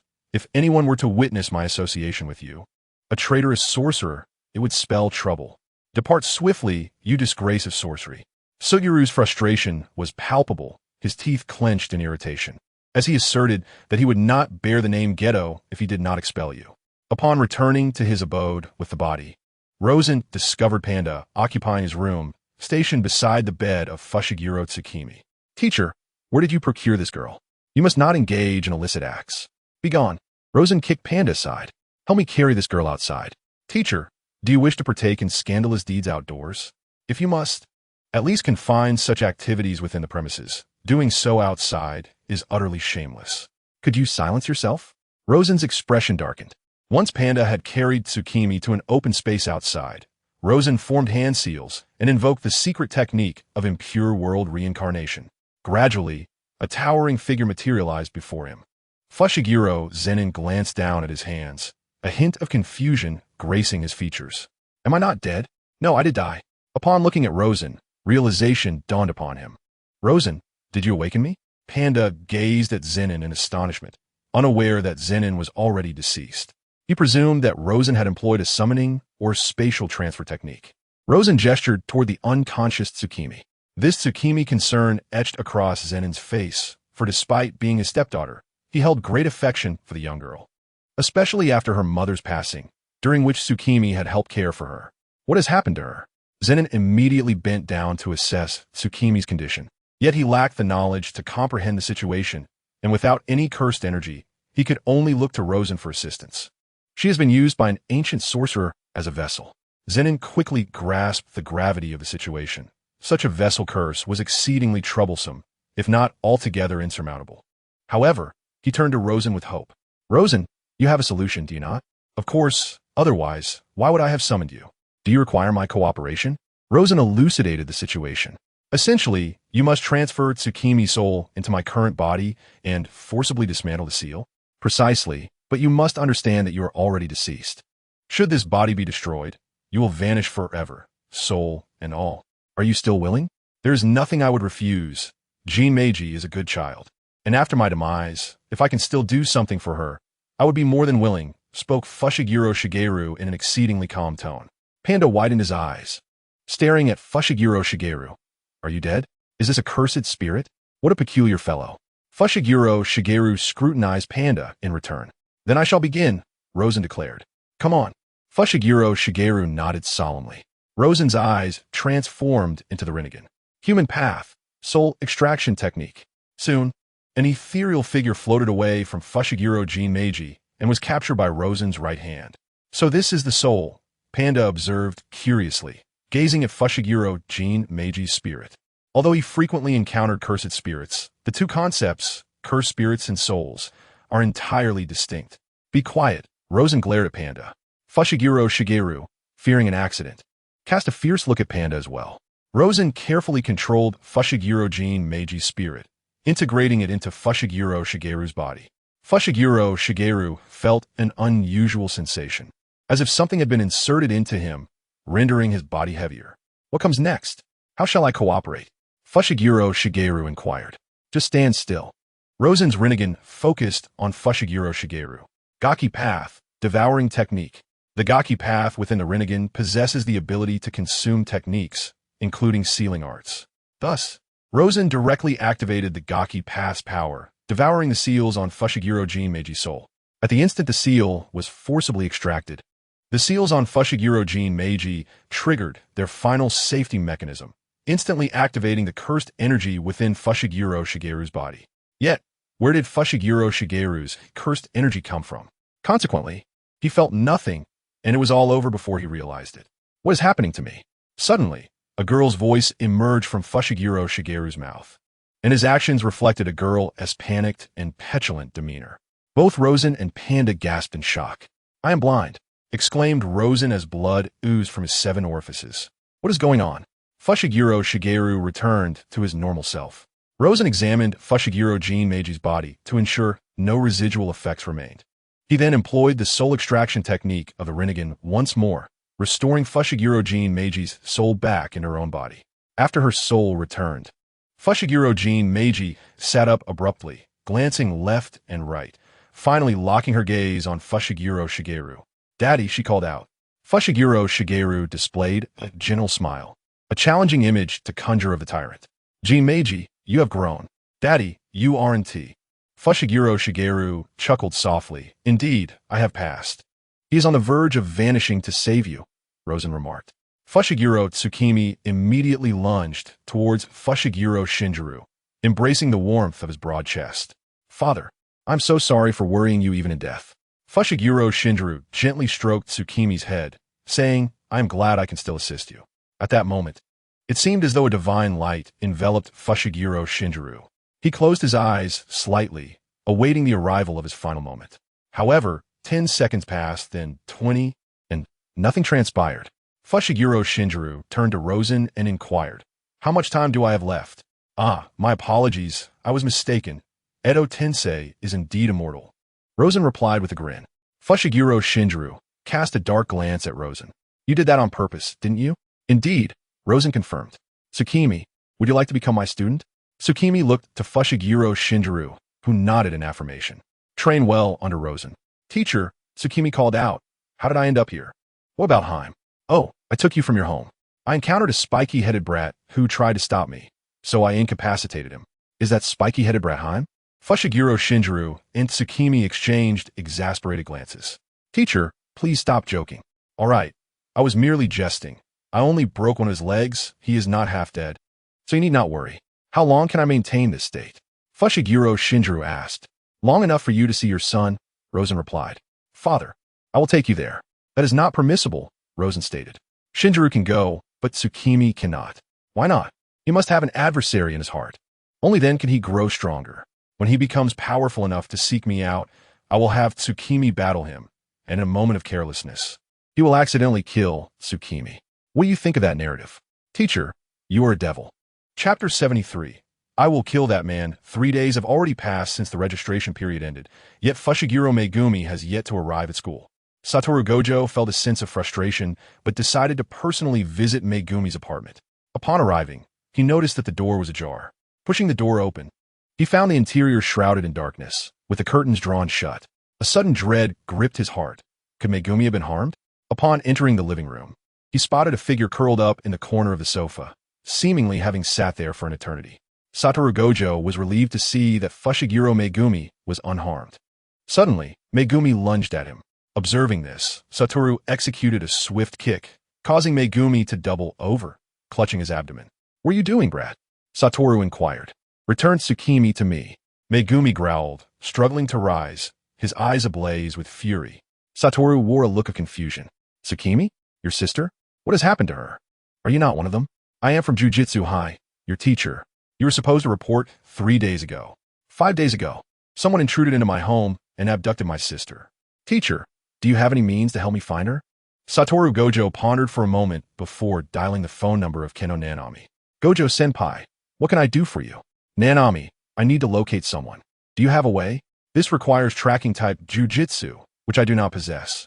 Although Kento Nanami was proficient in a plethora of Jujutsu, All of his knowledge pertained to combat or supportive techniques, lacking in such niche arts. However, we could consult a teacher. I cannot help, but the teacher certainly can.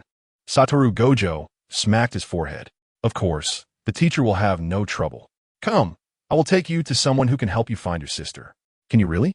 Maki Fushiguro looked up, her eyes glimmering with hope.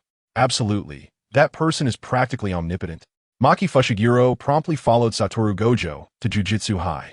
Upon reaching the residence of Rosen, situated halfway up the mountain, Satoru Gojo was about to knock when the door swung open. In the next moment, Maki Fushiguro lunged at Rosen like a frenzied leopard, throwing a punch aimed at his face.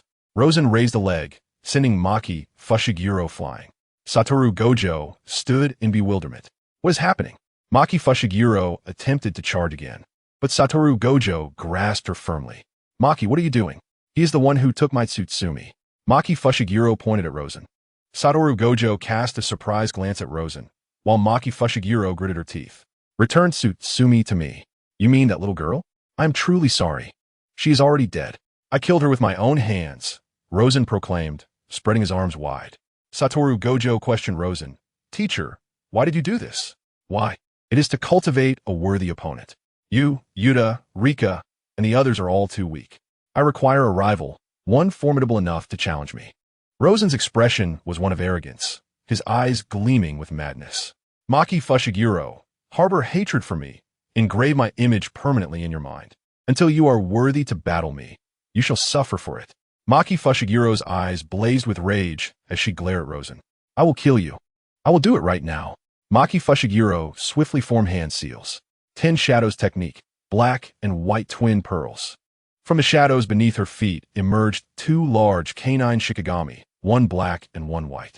Black pearl, white pearl. Eliminate him. The 2 canine shikigami lunged ferociously at Rosen. Rosen pointed a finger at the white pearl, unleashing a laser beam that pierced through the shikigami. Blood pooled at Maki Fushiguro's feet as the black pearl then lunged toward Rosen. Rosen raised his foot and sent black pearl flying. Maki Fushiguro gazed at the lifeless body of white pearl, her body trembling slightly. You killed white pearl. How dare you? Overreaching, Rosen scoffed. Looking down on Maki Fushiguro. You, Satoru Gojo, restrained Megumi Fushiguro. At this moment, you stand no chance against him. Rosen chuckled while glancing at Gojo. Through. Nurture him well and strive to please me, for if he fails to reach the heights I anticipate, his fate will be dire. Gojo cast a helpless glance at Rosen as Fushiguro attempted to break free from his grasp, but Gojo's punch silenced him completely. Teacher, what are you doing? Fushiguro inquired. Nothing much, simply finding amusement in this. He possesses the potential to defeat me, Rosen replied. And what of his sister? She is currently my student. When your student seeks vengeance, I shall unleash his sister to battle him. Do you not think that scene would be rather entertaining? Teacher, you truly are tiresome, Gojo remarked, somewhat exasperated by Rosen's dark sense of humor. But does this lad genuinely possess such extraordinary talent? Is he truly capable of defeating you? It is not merely his talent. It is the ultimate shikigami within his 10 Shadows technique. Makuar. Makuar is the most formidable shikigami of the Zenin family, arguably the strongest shikigami in the world. However, for centuries, no one from the Zenin family has successfully tamed Makuar, for it is exceedingly powerful. The process of taming involves the sorcerer and the shikigami engaging in combat within a shikigami space. Triumphing over the shikigami signifies a successful taming, allowing for future control and command. Should one fail to tame it, death is the inevitable consequence. Makuar wields a sword entwined with a destructive positive curse energy. Any cursed spirit struck by this blade will perish instantly. However, Makuar's true strength lies not solely in this sword, but in its ability to harmonize and adapt to all forms of sorcery in this world. When subjected to an attack, it develops adaptability. For ordinary sorcery assaults, mere exposure suffices for it to acclimate, whereas for formidable adversaries like Gojo, it may require 2 to 3 adaptations. To vanquish Makuar, one must achieve a swift victory before it develops any adaptability. Makuar can evolve and optimize its combat prowess through continual adaptation in battle, responding to the types of damage it endures. The moment Fushiguro regained consciousness, he dashed outside, only to collide with Gojo. Attempting to circumvent him, Fushiguro was tripped by Gojo's foot and fell to the ground. If you still yearn for revenge, you must accept my guidance. In your current state, you cannot hope to defeat him, Gojo stated nonchalantly. What must I do to slay Rosen? Fushiguro pressed. Gojo, feeling a twinge of frustration, pondered for a moment before replying. First, you must comprehend the extent of your disparity with him. How far am I from that? Fushiguro inquired again. You must first conquer me before contemplating revenge upon him. So, if I can defeat you, I will then be qualified to seek vengeance on him?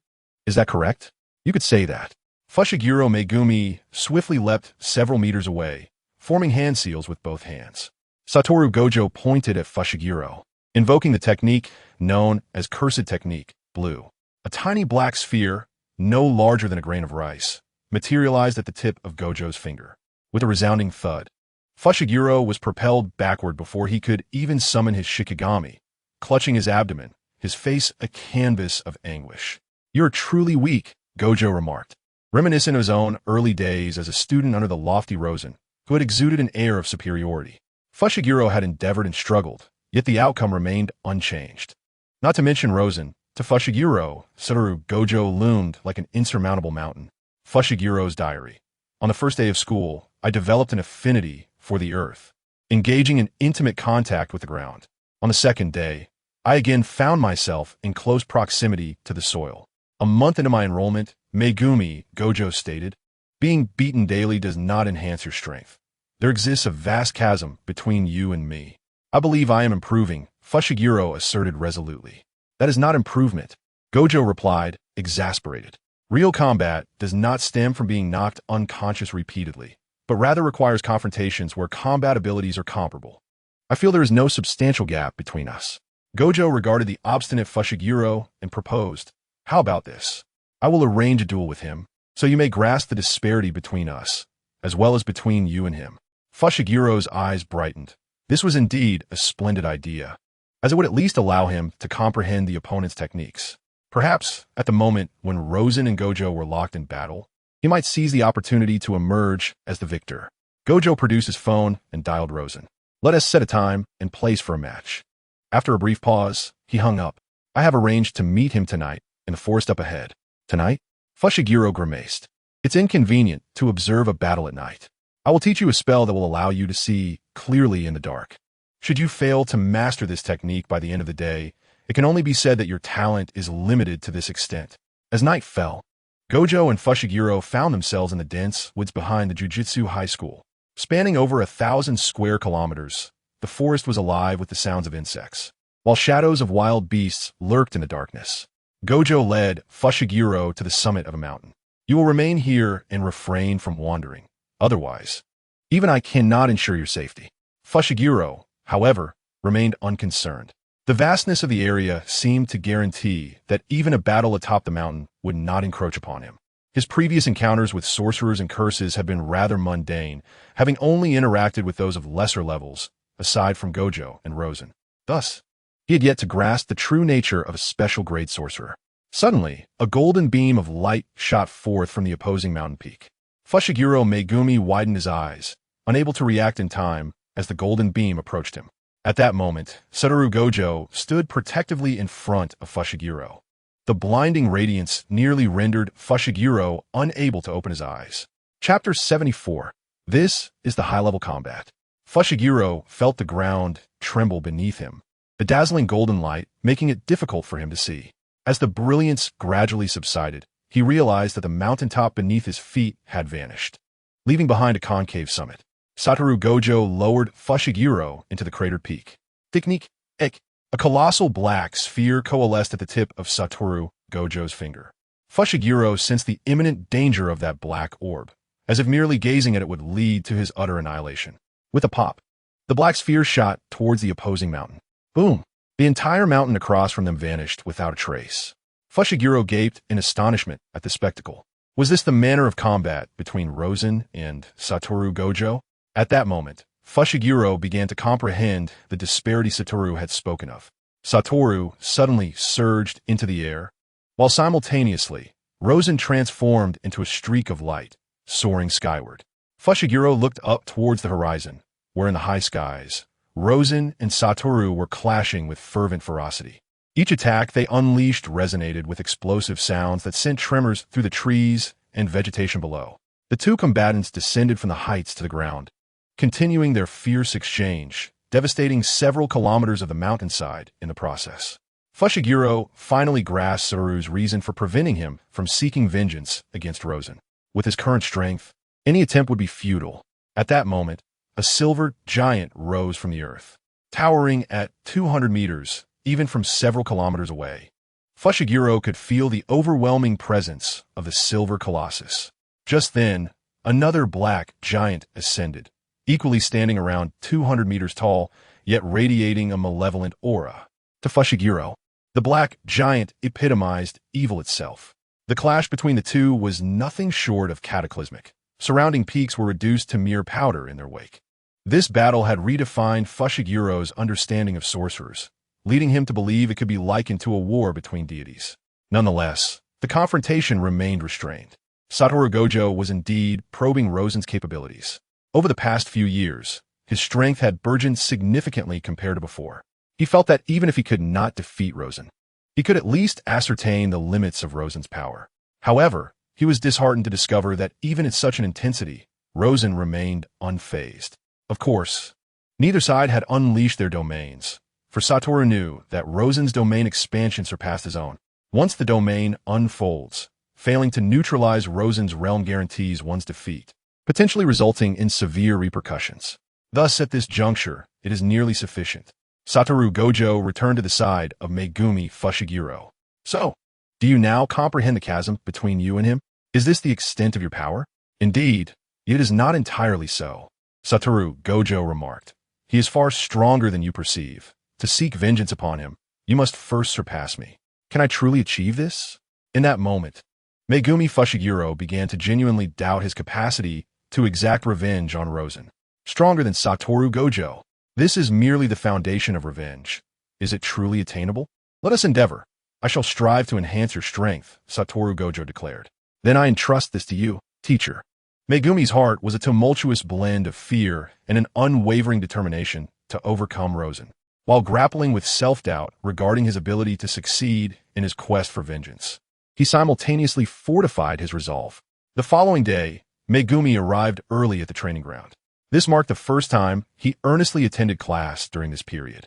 Satoru Gojo arrived fashionably late, glancing at Megumi's resolute expression before speaking.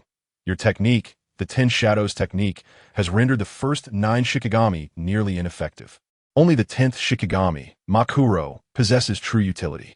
Therefore, my expectation is that you will successfully tame Makuro within a semester. This is impossible. The Zenin clan has not successfully tamed Makuro for centuries. What caliber of Shikigami is Makuro? The last Zenin clan member to tame Makuro perished alongside the last of the Gojo clan's 6 Eyes. This implies that Makuro is on par with the 6 Eyes, equally deserving of the title of contemporary strongest. Satoru Gojo's demand for him to tame Makuro within a semester is nearly insurmountable. There is nothing impossible, Satoru Gojo asserted. Moreover, a mere Makuro is hardly a challenge. That individual is aware of Makuro's weaknesses. Makuro is the most formidable Shikigami of the Zenin clan, with virtually no vulnerabilities. No, Makuro does possess weaknesses. For instance, if one's power is sufficiently overwhelming, one could eliminate it before it adapts to the harmonized assault. Could they not? Do not doubt.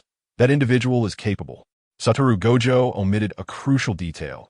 He might very well possess that strength, let alone Rosen. If I cannot defeat even Makuro, how can I surpass him? How can I seek revenge? Quite simply, by empowering Makuro. Satoru Gojo stated. Can Shikigami become stronger? I do not know. In truth, this training regimen was not conceived by him, but rather by Rosen.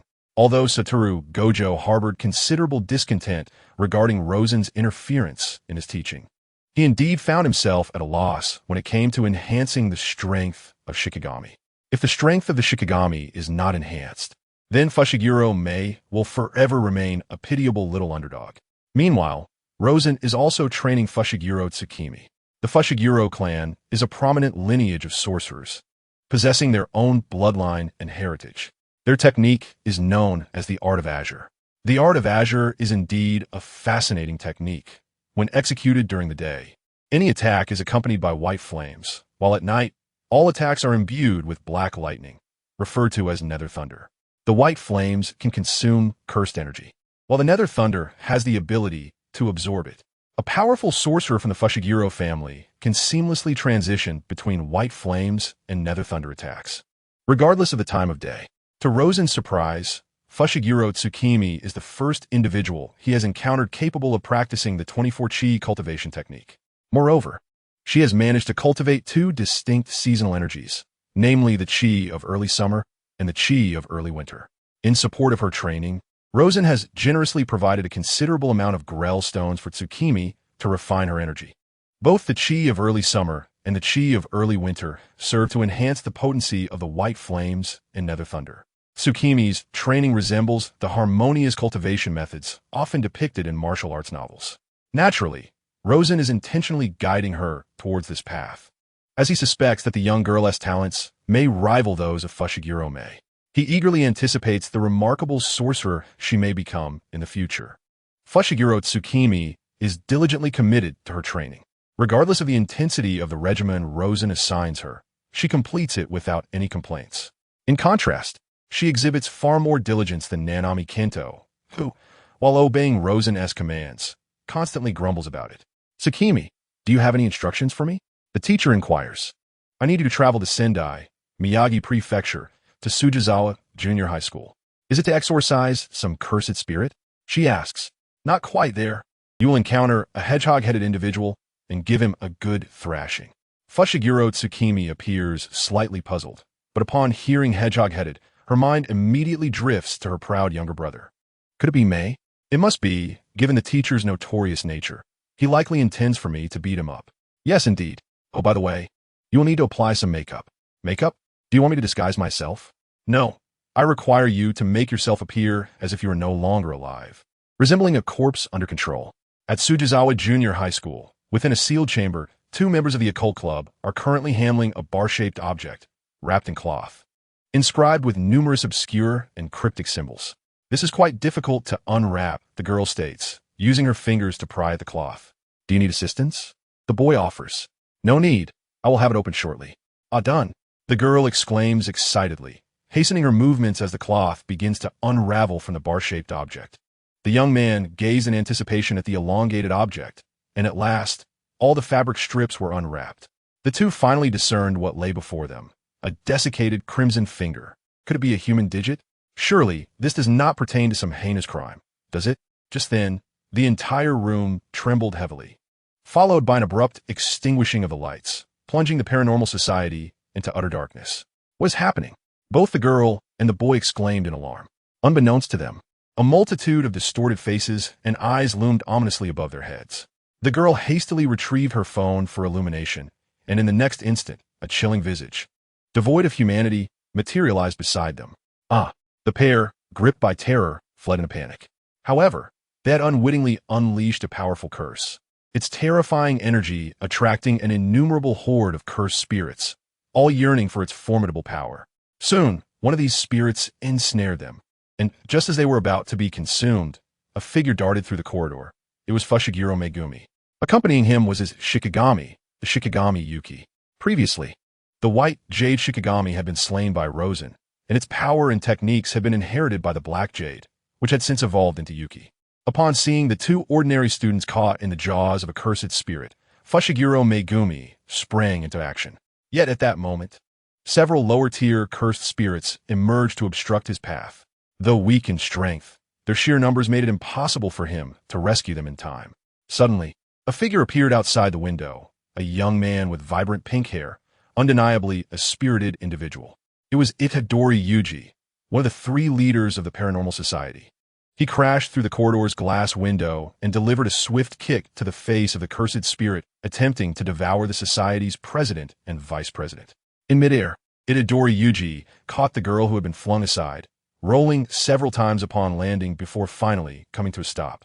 Fushiguro Megumi immediately commanded Yuki to transform into a streak of black light, obliterating all cursed spirits in its path, successfully rescuing one of the Society's three leaders. Upon seeing that both of his friends were safe, Itadori Yuji exhaled a sigh of relief. Haha, you've worked hard. Weren't you supposed to wait for me outside? After all, they're my friends. I felt it would be remiss not to act. He chuckled, scratching the back of his head. Aren't you afraid? Of course I am, but being alone outside is far more terrifying, Itadori Yuji replied, glancing at the severed finger on the ground. Is this the special grade curse you were searching for? Indeed, this is the finger of Raiman Sukuna, the king of curses. Just as the two began to relax, the wall across the corridor exploded, and a colossal cursed spirit burst forth, seizing Fushiguro Megumi in its grasp. The immense force of this monstrous spirit nearly crushed his bones. The cursed spirit seems to possess the ability to disrupt cursed energy, rendering Fushiguro Megumi's techniques and spells ineffective. The Shikigami summoned by him is also passively dismissed due to the interference. The cursed spirit seizes Fushiguro and crashes him against the outer wall. Despite Fushiguro's multiple attempts to resummon his Shikigami, he finds himself unable to cast due to the disruption of his cursed energy. Observing this, Itadori Yuji rushes forward and delivers a powerful kick to the massive arm of the cursed spirit, sending Fushiguro flying. However, Itadori himself is captured by the cursed spirit, which attempts to consume him. With his legs pressed firmly against the creature's gaping maw, Itadori realizes that human strength pales in comparison to that of a cursed spirit. In that critical moment, he recalls the fingers of the King of Curses and immediately swallows one. An overwhelming aura emanates from Itadori, transforming him entirely. With a flick of his wrist, he obliterates the cursed spirit that sought to devour him. The worst-case scenario unfolds. Chapter 75, Beating Fushiguro Megumi. Indeed, experiencing the moonlight firsthand is the most delightful. The flesh and blood of the cursed spirit is truly repulsive. And humanity? Women? Is this the dawn of a new era? The joy of slaughtering women and children is once again within reach. Itadori laughs maniacally, radiating an air of madness. Below his eyes, an additional pair emerges, and strange patterns appear on his face. He has become Sukuna, the most formidable sorcerer from millennium ago. His power is genuine, having triumphed over all the strongest sorcerers of his time during the peak of cursed techniques. Only in that era could a being of his caliber arise, unrestrained by any laws or moral codes. Suddenly, Sukuna's hand, beyond his control, grips his own chin, and another, serene yet perplexed voice emerges. Hey, what are you? What do you intend to do with my body? Sukuna pauses. Who are you? How can you suppress my consciousness? This is my body, is that not a given? Gradually, the patterns on Sukuna's face fade, and his eyes begin to close. Itadori reclaims control of his body. At that moment, however, Fushiguro rises. Itadori, according to the regulations of the Sorcerer Association, you have come into contact with and released a special grade curse. Now, in the name of the Sorcerer Association, I shall exorcise you. Itadori responds, confusion etched on his face as he looks at Fushiguro. Aren't we friends? What's happening? Suddenly, the voice of Satoru Gojo is heard. Fushiguro turns to Gojo. Sensei, why did you arrive now? Apologies, I discovered some particularly delicious snacks on the street and inadvertently wasted a bit of time. Gojo waves his hand dismissively. You look quite disheveled, all covered in wounds. Let's capture your current state for the seniors to see. Gojo brandishes his phone, snapping pictures of Fushiguro in his current predicament. Stop. This is not the time for such discussions, Fushiguro Megumi remarked, a frown etched across his face. He had initially been reluctant to attend, yet the allure of a special grade cursed object compelled him to come. Now, where was that cursed item? At this moment, Itadori Yuji raised his right hand. Apologies, but I have consumed that object. Is that true? Indeed, both Itadori Yuji and Fushiguro Megumi responded in unison. Satoru Gojo exhibited a look of astonishment as he approached Itadori Yuji, scrutinizing him from every angle. Remarkably, it is indeed within this body. Quite fascinating. Are there any abnormalities? None. Can you exchange with Sukuna? Sukuna? The special grade curse you ingested? Oh, that should be feasible. Gojo stepped back and began to warm up. Well then, let's set a countdown of 10 seconds. In 10 seconds, you will revert. But I am the strongest, Itadori Yuji protested. Gojo tossed a bag of snacks to Fushiguro Megumi. These are a specialty from Sendai. Keep them safe for me. They are for the train. So you arrived late because of these snacks while my life was at stake? But you didn't die, did you? Suddenly, Fushiguro Megumi noticed Itadori Yuji leap, and his aura transformed into something wild and malevolent once more. He shouted urgently, be careful. Boom! The ground where Gojo had been standing erupted in smoke. The same occurred at Fushiguro Megumi's location. There knelt Sukuna, one knee on the ground, having missed a punch that struck the earth, while Gojo perched upon Sukuna's back. Meanwhile, Fushiguro Megumi was sent flying, astonished by the figure that had struck him. Fushiguro Tsumaki. Tsumaki. Megumi gazed in disbelief at the visage he had longed for. However, Tsumaki's eyes were devoid of pupils, completely clouded over, her face marred with corpse-like blemishes, emanating an aura of death. Sukuna too sensed the strange presence of Fushiguro Tsumaki, a corpse, yet resembling the living. How peculiar. Suddenly, Sukuna unleashed a slashing attack towards Tsumaki. Technique, slash. Tsumaki barely moved, the attack slicing through the air just past her and severing a few strands of hair. Stop! Fushiguro Megumi rushed forward. Yet in that instant, Tsumaki transformed into a bolt of dark thunder, delivering a punch to Megumi's abdomen as he advanced. Sukuna intended to strike again, but was halted by Gojo's grasp on his shoulder. Your opponent is me. Get lost. Sukuna retaliated with a casual strike, but Gojo stood firm, allowing Sukuna's attack to land upon him without consequence. On the other side, Fushiguro Megumi was left dazed by Tsumaki's assault. The dark thunder coursed through him, siphoning his cursed energy. Why? He questioned, bewildered. With an expression void of emotion, Tsumaki continued her onslaught. Megumi, your sister is dead. What stands before you now is merely a corpse under control. As Satoru Gojo effortlessly dealt with Sukuna, he reminded Megumi Fushiguro. Hihi, since that is the case, allow me to assist you in eliminating her. Sukuna unleashed a slashing attack towards Megumi's sister, Kinji Hikari. In a moment of evasion, Kinji shifted her target. Her feet enveloped in a white flame and swept through the air with precision. Sukuna uttered a commanding release.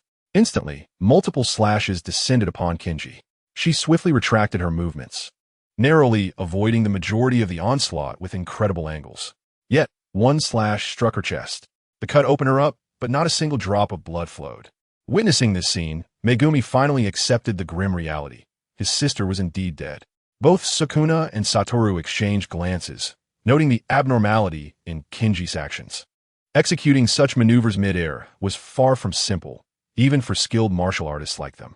The white flames enveloping her attacks posed a palpable threat as well. In a mere 10 seconds, Sukuna was once again suppressed by Yuji Itadori's consciousness. Kinji charged towards Megumi once more. However, Megumi was no match for Kinji, and he found himself unable to strike at the familiar face before him, leaving him to endure the blows passively. Hey, aren't you going to help him? Yuji inquired of Satoru. Your student is about to be beaten to death by that woman. Well, a good thrashing can catalyze rapid growth, Satoru replied. As Kinji continued to pummel Megumi into unconsciousness, she finally halted her assault and glanced back at Satoru, who grinned and waved his hand dismissively. Whoosh! Kinji vanished into the night. Later that night, Kinji returned to the vicinity of Rosen's residence, only to be intercepted by jealousy. We can discuss matters tomorrow. The master is sleeping. With no choice but to comply, Kinji retreated to rest, her mind preoccupied with concern for Megumi's injuries. She had exerted her strength as cautiously as possible, but she worried about whether he could dispel the lingering energy. Such energy was difficult to eradicate and could leave lasting repercussions if mishandled. I must inform Satoru Senpai and seek his assistance in dispelling Megumi's energy. Kinji approached Satoru's dwelling. Where the previously pink-haired individual was now bound to a chair, and Satoru sat opposite him. Hey, why am I tied up here? The individual protested. It's for your execution, Satoru replied with nonchalance. What? Why? Because you ingested a special grade curse, Sukuna's fingers. What exactly is this Sukuna? A millennium ago, during the zenith of sorcery, the most formidable king of curses was born. Upon his demise, he left behind 20 fingers, each imbued with a fraction of Sukuna's immense power. And every single one is a cursed object of the highest grade. The finger you have consumed is one of them. Some elder entities are apprehensive about Sukuna's potential resurrection through you, hence the necessity of extermination. 20 fingers? Sukuna possesses 4 hands, thus there are indeed 20 digits. Given the perilous nature of these artifacts, why not obliterate them directly? It is impossible to destroy them. Satoru Gojo produced one of the fingers. The Sorcerer Association controls 6 of these fingers, and this is one of them. As he spoke, Satoru channeled his cursed energy into his palm and abruptly propelled the finger towards the wall. The impact caused the wall to crumble, yet the finger remained entirely unscathed. embedded in the structure just as it was when it entered. So, must I perish? Not necessarily. I have secured a reprieve for you. But does that not imply I am still destined to die? It is different. At least you will have an extended lease on life, perhaps even a chance for redemption. Satoru tossed the Sukuna finger lightly. The cursed energy upon it is perpetually amplifying. Even without a physical form, it will inevitably revive fully one day. Thus, I propose to the higher-ups that you serve as the vessel for Sukuna's fingers, consuming all of them before meeting your end. Sukuna shall vanish alongside your demise. Therefore, you are presented with two choices, to die now or to seek out all of Sukuna's fingers, absorb them, and then die. At this moment, a voice interrupted. Entering the room was Megumi Fushiguro. Hey, why is she here? Is she planning to kill me now? The one with the eye mask? Quickly stop her, exclaimed Yuji Itadori. Oh my junior, what brings you here? Kiyotaka is gravely injured, and I fear conventional treatment may not suffice. I hope you can use your cursed energy to dispel the malevolent force within him. What is this force? It is a power distinct from cursed energy. As taught by our instructor, Megumi extended her palm, coalescing a sphere of summer energy within it, radiating an essence of utmost brightness. How remarkable! Our instructor is truly stingy. He never imparted such knowledge to me. Chapter 76. I will help you eliminate Rose and Satoru Gojo arrived at the hospital ward, where Megumi Fushiguro was swathed in bandages. Resembling a Zongzi, still in a deep unconscious state. Approaching the bedside, Satoru grasped Megumi's wrist. He sensed a surge of energy dwelling within him, akin to the energy Megumi had previously exhibited. Is this the malevolent force? Satoru attempted to coax it out, but it remained firmly ensconced within Megumi, unable to guide it. Satoru was left with no choice but to employ a different method, forcibly expelling the energy using curse power. This approach was indeed feasible, albeit considerably taxing on his cursed energy reserves. A breath of energy escaped into the atmosphere, poised to dissipate, when Satoru Gojo swiftly captured it within his palm. This energy resonated with him, and upon attempting to draw it into his being, he discerned a slight enhancement in his physical prowess. A glimmer of realization sparkled in Gojo's eyes. This energy was indeed a remarkable substance. Even in its meager quantity, it afforded him a tangible boost. Regrettably, the amount was scant. Even if he were to absorb all the energy from Megumi Fushiguro, it would still be a trifling sum. Gojo sensed that, with a sufficient quantity, he might transcend to even greater heights. Furthermore, the efficiency of absorption was dismally low. Surely, his mentor possessed a comprehensive cultivation method. Indeed, his mentor had numerous valuable resources. After assisting Megumi in refining his energy, the following day, Gojo took Yuta Itadori to seek out Rosen. Upon reaching the halfway point of the mountain, they spotted Maki Fushiguro seated in a corner, facing the rising sun in meditation. Gojo distinctly sensed the energy emanating from Maki. Itadori tugged at Gojo's sleeve and whispered, "So is she one of us?" Gojo rolled his eyes, bypassing the meditating Maki without a word and directly entering Rosen's abode. Gojo was well acquainted with Rosen's home. He fetched a bottle of drink and tossed it to Itadori, then pushed open the door to Rosen's bedroom, where Rosen lay soundly asleep. Gojo concentrated his energy into a powerful strike, which obliterated the entire bedroom. Itadori was left questioning whether there was some personal vendetta between Gojo and Rosen. Yet, Rosen stood unscathed, his disheveled hair in disarray, gazing at Gojo with lethargy. "What brings you here so early, instead of sleeping?" Gojo replied, "I wish to learn about energy." Rosen retorted, "Long ago, I assessed every student. None of you possess the qualifications to learn energy. Maki is the sole individual with such potential." "What do you mean by qualifications?" Gojo inquired. "It's akin to some being born with cursed energy while others are not. The ability to cultivate energy is rare. And Maki is the only one I have encountered in all these years with the potential to do so." Gojo's heart sank at this revelation. Just then, Rosen's gaze shifted to Itadori, and in the next moment, he sensed the surroundings shifting. They were engulfed by a landscape of corpses and blood, with a throne constructed of bones emerging before them, upon which lounged a languid figure. It was Sukuna, the king of curses, resting his chin upon one hand, regarding Rosen with a disinterested gaze. It appeared that not all sorcerers of this era were ineffectual. A derisive chuckle escaped Rosen's lips. In an instant, half of Sukuna's domain ignited into a sea of flames beneath a blood-red sun. "You, a remnant of a bygone era, a stray dog with nowhere to call home. Dare to bark before me? Sukuna's countenance twisted in fury as he glared at Rosen. Do you wish to die? Rosen extended his finger slightly forward, directly shattering Sukuna's entire domain, including Sukuna himself. What a tedious game this is. At this moment, Sukuna possesses only 1/20th of his power and resides within Yuji Itadori's body, lacking any autonomy. Though his domain appears fearsome, it is merely a fade. Wataru Gojo glanced at Rosen. Have you seen it? What a brazen fellow he is. Yet he indeed possesses the audacity to be so. Rosen conceded that even with merely 1/20th of his strength, Sukuna already ranks as a special grade mid-tier entity. Rosen turned his gaze toward Gojo. It seems I need to arrange some extra training for you. Sensei, I will not be outdone by Sukuna. That is of no concern to me. Regardless, you must dedicate 2 hours to training each day after work. Gojo felt a twinge of exasperation, having already graduated. Must he still endure Rosen's relentless training? Though he feigned reluctance, that very evening, Gojo dutifully sought out Rosen. Sensei, I have reached a bottleneck in my abilities and cannot discern any path to improvement. Rosen lifted his gaze to meet Gojo's. Gojo, the 6 eyes represent the pinnacle of your family's lineage. But is that truly your limit? What?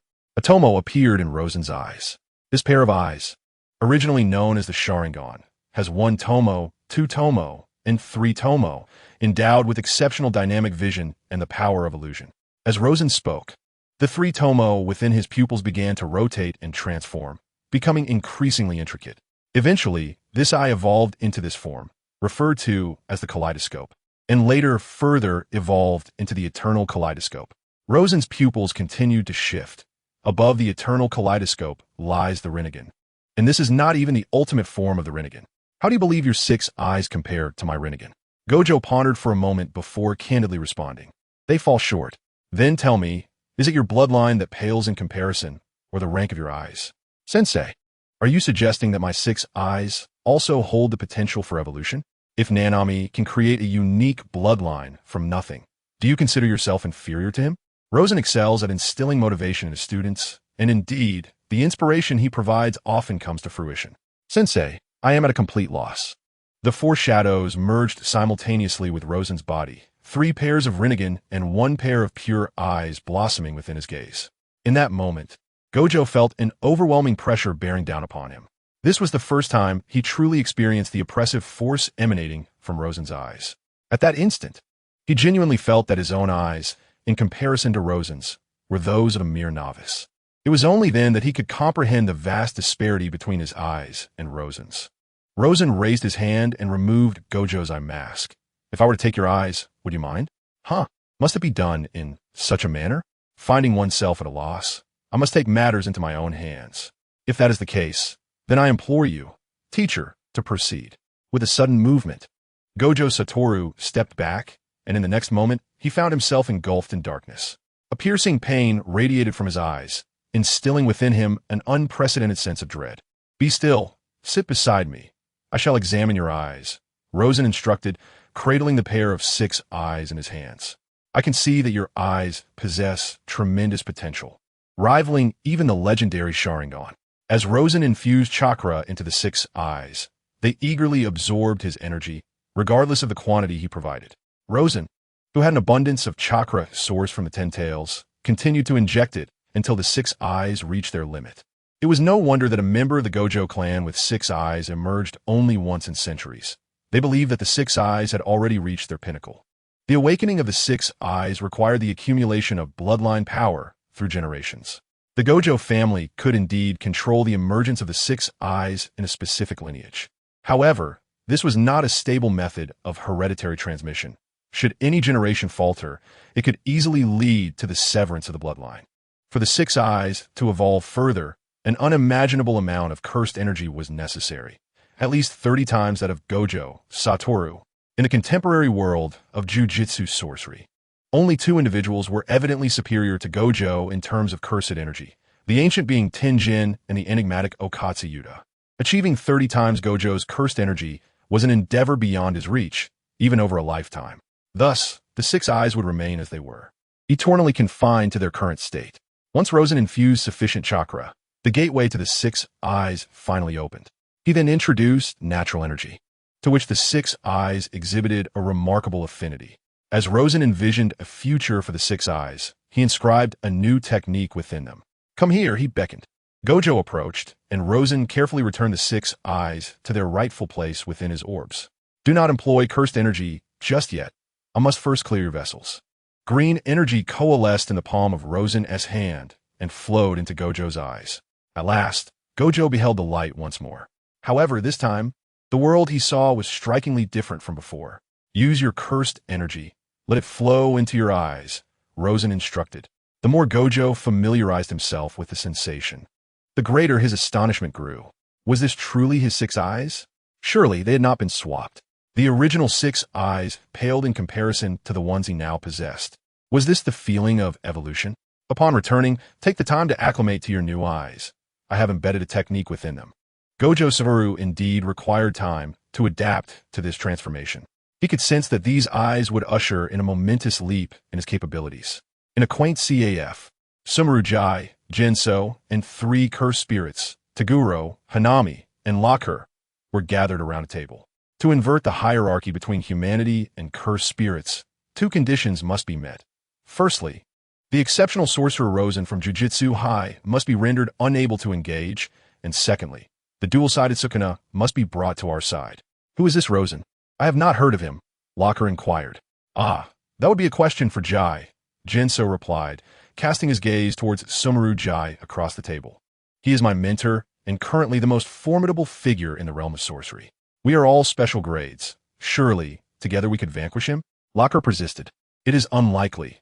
There is a small probability he might escape," Jinso remarked. "But that probability is minimal," Locker scoffed, his confidence in his own abilities unabated.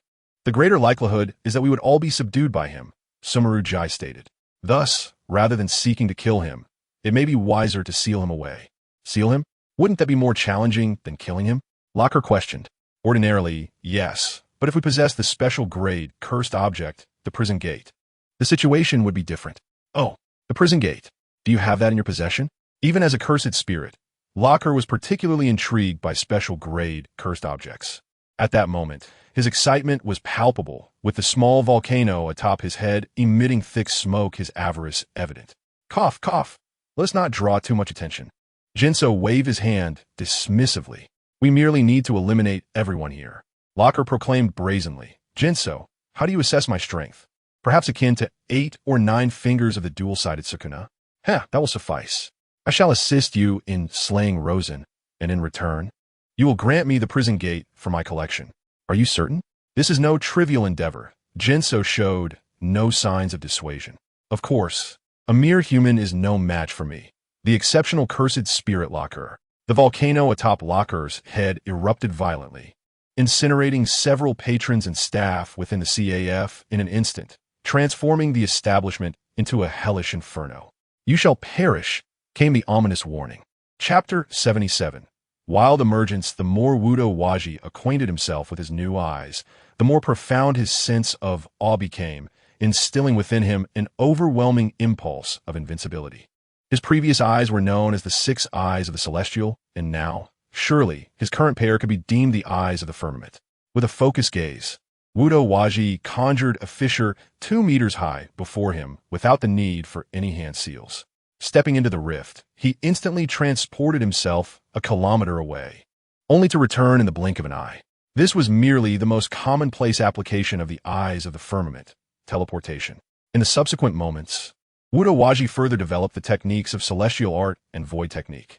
He felt as though he was an entirely different being compared to his former self during the era of the six eyes, operating on a wholly new level. Perhaps this was the true essence of transcending special grade power. Upon mastering the Eye of the Void, I shall undoubtedly seek another contest with Rosen. When Gojo Satoru arrived at the school, he learned that Fushiguro Megumi and Itadori Yuji had ventured out on a mission during his period of seclusion. Gojo paid little heed to this, as both were first-year students. However, a day later, when he encountered Itadori Yuji again, the young man lay lifeless, his heart extracted. As Gojo gazed upon the corpse of his student, a twinge of sorrow flickered within him, yet it was quickly overshadowed by a profound irritation. This recent assignment involved a special grade cursed spirit, alongside the imperative to rescue 5 ordinary individuals. To pit first-year students against a special grade curse spirit was utterly outrageous. Even during Rosen's tenure as a teacher, such reckless conduct was unheard of. It was evident that the old guards of the Jiu-Jitsu Sorcerer Association sought to eliminate Itadori Yuji. At that moment, Gojo felt an overwhelming urge to overturn the table in frustration. In the morgue, Shoko Yeri entered. "Satoru, is this your student? What brings you here? I heard that the manifestation of the twin faces of Sukuna has perished. May I dissect him now?" Gojo, visibly vexed, retorted, "My student is dead. And instead of offering me solace, you wish to conduct an autopsy? Do you not feel a pang of conscience? The deceased was your student, not mine. Why should I feel remorse? Moreover, you failed to protect your own student. Should you not reflect upon your own shortcomings?" Shoko spoke with an air of indignation, leaving Gojo exasperated and at a loss for words. Meanwhile, within Itadori Yuji's essence, he found himself before a mound of bones, upon which sat a skeletal throne. Sukuna lounged upon his throne, gazing down at Itadori Yuji with an air of superiority. "Am I dead? Why, even in death, must I encounter you? This is my domain of existence. You are not yet deceased," Sukuna replied casually. "What do you mean by domain of existence? Consider it a mental realm forged for my power." Sukuna stated nonchalantly, "You've plucked my heart from my chest, and yet you claim I am not dead? Though you remain alive, your demise is imminent. If you agree to my two conditions, I can heal your wounds. Are you actually beseeching me?" Itadori Yuji, in that moment, adopted an audacious demeanor, stubborn to the core. "Then perish," Sukuna declared. "Even in death, I shall first drag you down from your lofty throne." Undaunted, Itadori Yuji charged at Sukuna, his bravado that of a naive youth unafraid of the tiger. Yet, to Sukuna, the youth's actions appeared as nothing more than a child's folly. With a mere kick, Sukuna sent Itadori Yuji sprawling and then settled atop him. "Do you truly wish to die?" Sukuna maintained his lofty posture. "Ultimately, it is you who fears death. Changes are afoot. Soon, intriguing events shall unfold. So what say you?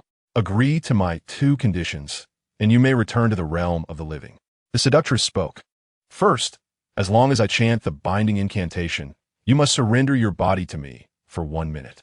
Second, you must forget our agreement. I will not engage in a transaction with you. Who knows what schemes you harbor? I am well aware that you are no virtuous being. Thus, I shall never yield my body to you. However, I assure you that during this minute, I shall not take a life nor inflict harm upon another. I cannot trust you. Whether you believe it or not is inconsequential. This is the power of the binding contract, binding both you and me. Should I breach our agreement, I too shall face punishment. Very well, I concede. Rise." Upon hearing this, the seductress's spirits soared, and she immediately stood. Yet, in the next moment, Yuji Itadori landed a punch squarely on her face. "Who would ever agree to your demands?" Though the blow was neither painful nor damaging, it was a necessary action. "Thus, I shall grant you countless opportunities for resurrection here. If you can triumph over me, I shall revive you unconditionally. However, if I prevail, you must return through the binding contract." Yuji Itadori smugly beckoned, "Come at me." In an instant, Yuji Itadori's head was cleaved in two. He found himself lying on a cold operating table, stripped of his garments, as Shoko Yeri prepared to dissect him.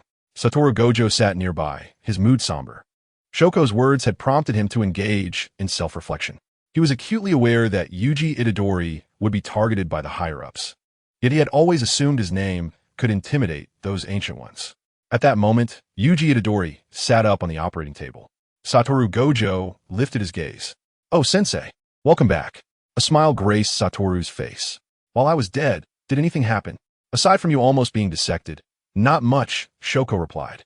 "Ah, who are you?" Yuji Itadori then recalled his state of undress, noticing a beautiful, alluring woman in a white coat beside him. "I am your confidant." Shoko Yeri smiled gently. "Would you like me to alter your death log?" "No need. This can buy us some time against the higher-ups," Satoru Gojo replied as he stood. Seeing Yuji Itadori awaken lifted his spirits considerably. He now intended to eliminate a few higher-ups to instill fear in that decaying assembly of elders. This night was destined to be tumultuous, especially with the heir of the Gojo clan unleashing a massacre. Were it any other sorcerer, they would undoubtedly be branded a villain. However, since it was the eldest son of the Gojo clan, even the most enraged higher-ups could only swallow their grievances. After all, they dared not truly provoke Satoru Gojo. Just the thought of facing the 6 eyes was enough to send shivers down their spines. After today, Satoru Gojo intensified his teaching and supervision of his students. However, he soon became captivated by another matter, the upcoming exchange event at Jujutsu High. He encouraged all three of his students to participate. In addition to Megumi Fushiguro and Yuji Itadori, he also took on a new student, Nobara Kujisaki, a vivacious and generous girl. Upon finding Luo Sen, Gojo observed him, Panta, and Tsukimi Fushiguro chatting animatedly at the entrance of their home. With a familiar ease, Gojo served himself a bowl of noodles and sat across from Luo Sen. Sensei, is Tsukimi participating in the exchange event? No, if she goes, it will be too unfair. Is she really that strong now? Gojo scrutinized Tsukimi Fushiguro. Her physical prowess is currently on par with your level in the second year of enrollment. Isn't that a bit exaggerated? She has only been training under you for less than a semester. Sensei, are you perhaps withholding something from me? Why not look within yourself for the reasons? Luo Sen retorted. After all these years, your progress has been stagnant, and the cursed spirits you vanquished are pitifully few. This time, due to your negligence, you nearly endangered your own student, so perhaps you should reflect on your own shortcomings. Each word from Luo Sen pierced Gojo's heart. Senpai, I'm not that formidable. It's merely the enhancement from the Sage Mode that is significant. What is this Sage Mode? Upon hearing this new term, Gojo immediately sensed that there was much about Luo Sen that he had yet to uncover. Ah, Senpai, you don't know about Sage Mode? Let me show you. Tsukimi Fushiguro set down her utensils, stepped into an open space, and clasped her hands together. Sage Art, Sage Mode. In an instant, two streams of energy enveloped Tsukimi, as her cursed energy and physical form underwent a remarkable transcendence. Simultaneously, intricate markings appeared on her face, reminiscent of the dual-faced Shikuna. Gojo's expression shifted to one of astonishment. Previously, he had assessed Tsukimi's capabilities to be at the level of a first-grade sorcerer, not yet approaching special grade. Whatever the Sage Mode was, it seemed impossible for it to elevate her to special grade status. Yet, Tsukimi's performance left him utterly astonished. This was true transcendence, a comprehensive enhancement. Moreover, Gojo distinctly felt that the energy radiating from Tsukimi exerted a subtle suppressive effect on his own cursed energy. This compelled him to re-evaluate Tsukimi and the aura she possessed.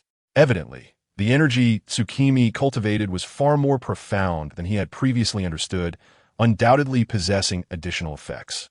Regrettably, lacking the talent for cultivating energy himself, he lamented that otherwise he could have significantly advanced his own prowess. Retracting his envious gaze, Gojo remarked with a hint of bitterness. Not bad. It's far more important to fully develop your eyes than to obsess over energy cultivation. Sensei, once I fully unleash the potential of these eyes, I will challenge you to a duel. I eagerly anticipate that day, but do refrain from boasting. At that moment, an immense and perilous surge of cursed energy manifested in the nearby mountains, imbued with a sense of provocation. Satoru Gojo turned to Rosen, inquiring if it belonged to him. I don't recognize it. It must be wild, Rosen replied. Chapter 78. The domain expansion of the sun. When Rosen located the source of the cursed energy that had dared to provoke him, he found himself taken aback. Luo Yu. Why is it you? Shouldn't you be seeking Satoru Gojo? Ha. Indeed, how audacious. To confront my cursed energy alone, Luo Yu grinned. But I did not come alone. I value my life too much for that. Rosen chuckled, gesturing towards the distant mountaintop where Satoru Gojo, Fushiguro Tsumaki, and Panda stood. Observing the spectacle, are you inviting them to witness your demise? Or perhaps to accompany you to your grave? Luo Yu scoffed. While he may not be the strongest among cursed spirits, his arrogance was unparalleled. Perhaps they are here to admire my gallant form, Rosen retorted. He could not fathom why Kinjaku had already tested him. Why would he deceive Luo Yu again?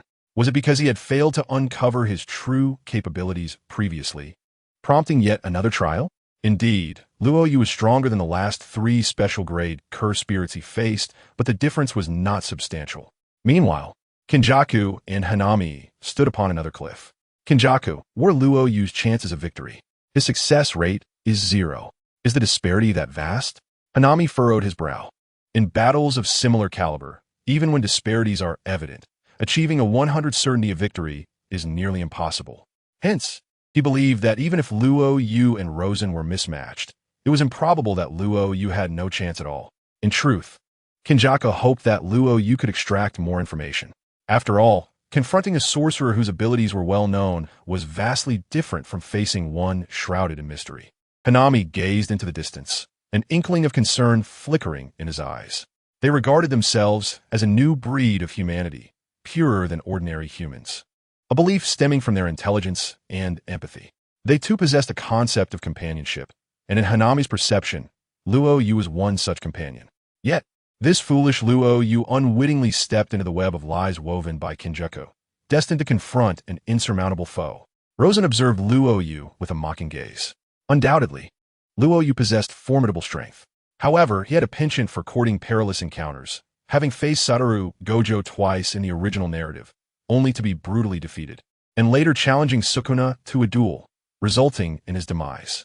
His persona and track record were nothing short of comical.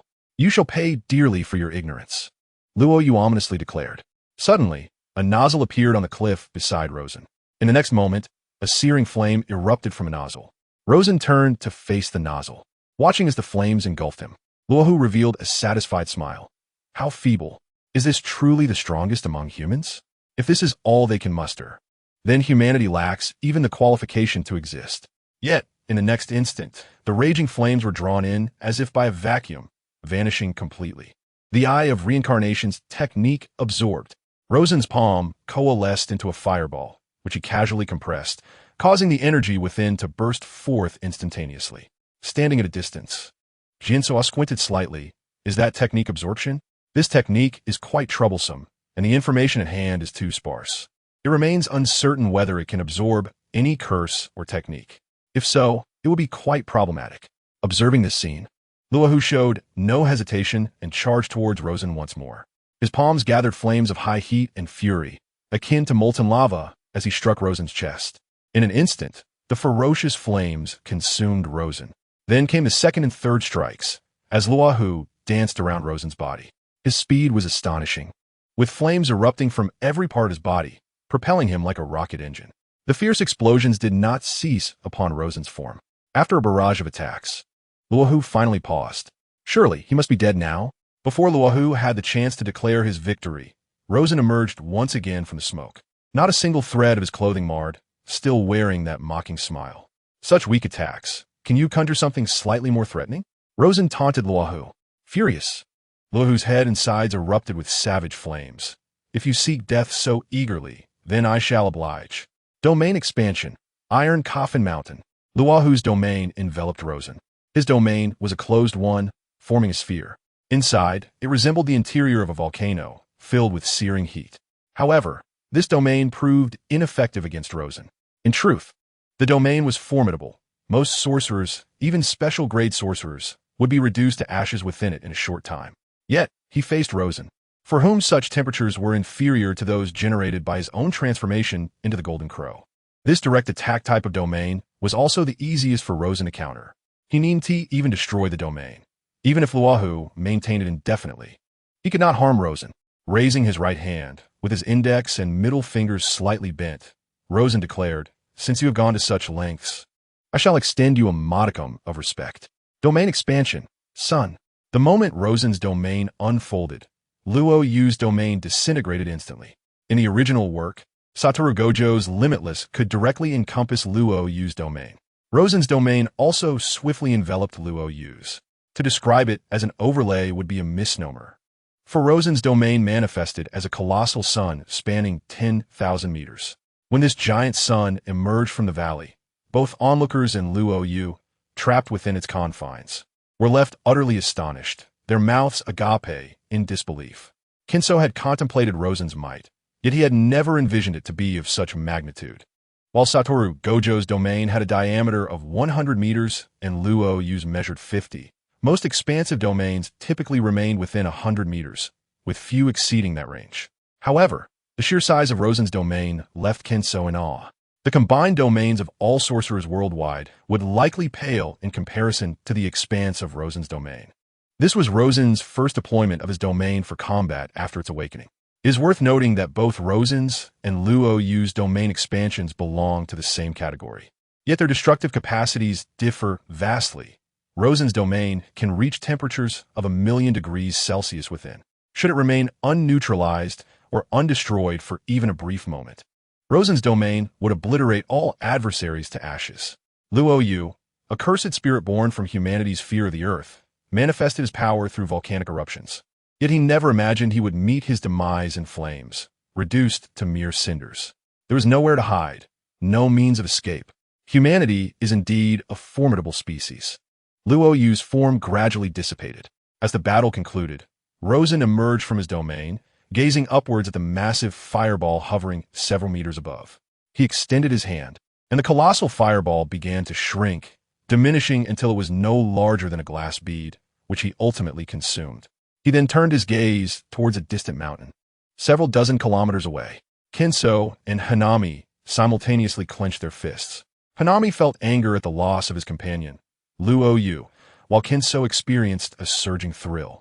At that moment, Rosen had just executed his domain expansion and was undoubtedly in a state of technique disconnection. If he were to engage Rosen now, there existed a significant opportunity to seize victory. No, that was incorrect. He recognized his true objective. Rosen had deliberately initiated the domain expansion to convey that he was in a state of technique disconnection. He was luring Kenso into action. Kenso whispered, "We must go." Despite the allure of Rosen at that moment, as an ancient coin of a millennium, Kenso could not afford to take even the slightest risk. For most sorcerers, technique disconnection is indeed perilous. However, for a select few, it merely reduces danger from 100 to 99. The more formidable Rosen's demonstrated power became, the greater Kensu's yearning grew. Certainly, the sacrifice of Luo Gu was not entirely without merit. At the very least, it allowed him to probe the extent of Rosen's domain expansion. Meanwhile, Rosen remained stationary, scrutinizing his own body. He initially believed that he would not experience a technique disconnection. The disconnection was akin to a fuse in an electrical circuit, arising only due to overload. However, his domain expansion had not reached its limits, leading him to assume that he would be immune to such a disconnection. To his astonishment, Rosen discovered that he too could suffer from a technique disconnection, albeit the infinite reversal technique promptly healed this disruption. Much like the methods employed by Satoru Gojo and Sukuna, they utilized reversal techniques to mend the disconnection. The entire process of disconnection and subsequent healing through the infinite reversal technique transpired in a mere 10 seconds. This indicated that Rosen's disconnection duration would be shorter than any other sorcerer, including Sukuna and Satoru Gojo. Furthermore, this healing process did not impose significant strain on Rosen. In contrast, Satoru Gojo, during his confrontation with Sukuna, had to heal from disconnections 3 times in succession, nearly causing a mental collapse. Nonetheless, Rosen remained perplexed as to why he too experienced a technique disconnection. Satoru Gojo approached Rosen, inquiring, "Are you all right, sensei?" "I am fine, Gojo. But why did I enter a technique disconnection?" Rosen asked. "Oh, sensei, have you entered a technique disconnection now?" Satoru Gojo's eyes gleamed with excitement, eager to engage. While defeating Rosen held little interest for him, the prospect of landing a blow on Rosen was quite appealing. "Have you forgotten? I possess the infinite reversal technique," he retorted. "Very well," Satoru Gojo shrugged. "Are you curious why, despite releasing your domain expansion without reaching your limits, you would still experience a technique disconnection? Are you akin to me in this regard? Indeed, my 6 eyes enable me to reduce the consumption of any cursed technique or spell by 99. Thus, I have never encountered a deficiency in cursed energy. While domain expansion does entail substantial consumption, for me, it equates to merely a cost of 1. Yet, I too experience technique disconnections. Why is that?" Chapter 79. A millennium of collaborative endeavors. Domain expansion entails more than the mere consumption of cursed energy. In fact, many special grade sorcerers possess vast reservoirs of cursed energy. The true cause of a technique disconnection lies within a specific region of the brain. Domain expansion merges the inner imagination with one's innate power, and the genuine burden is borne by mental acuity rather than cursed energy. Rosen comprehended that he had trained every aspect except for his mind. Consequently, if others could experience a technique disconnection, so too could he.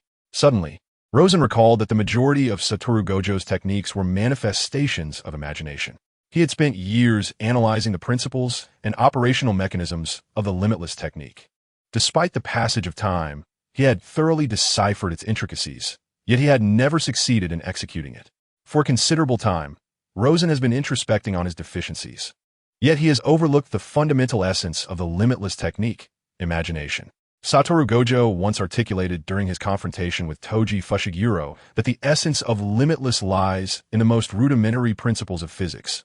There exists a gap between objects, as well as between atoms. Thus, no object can ever truly adhere to another.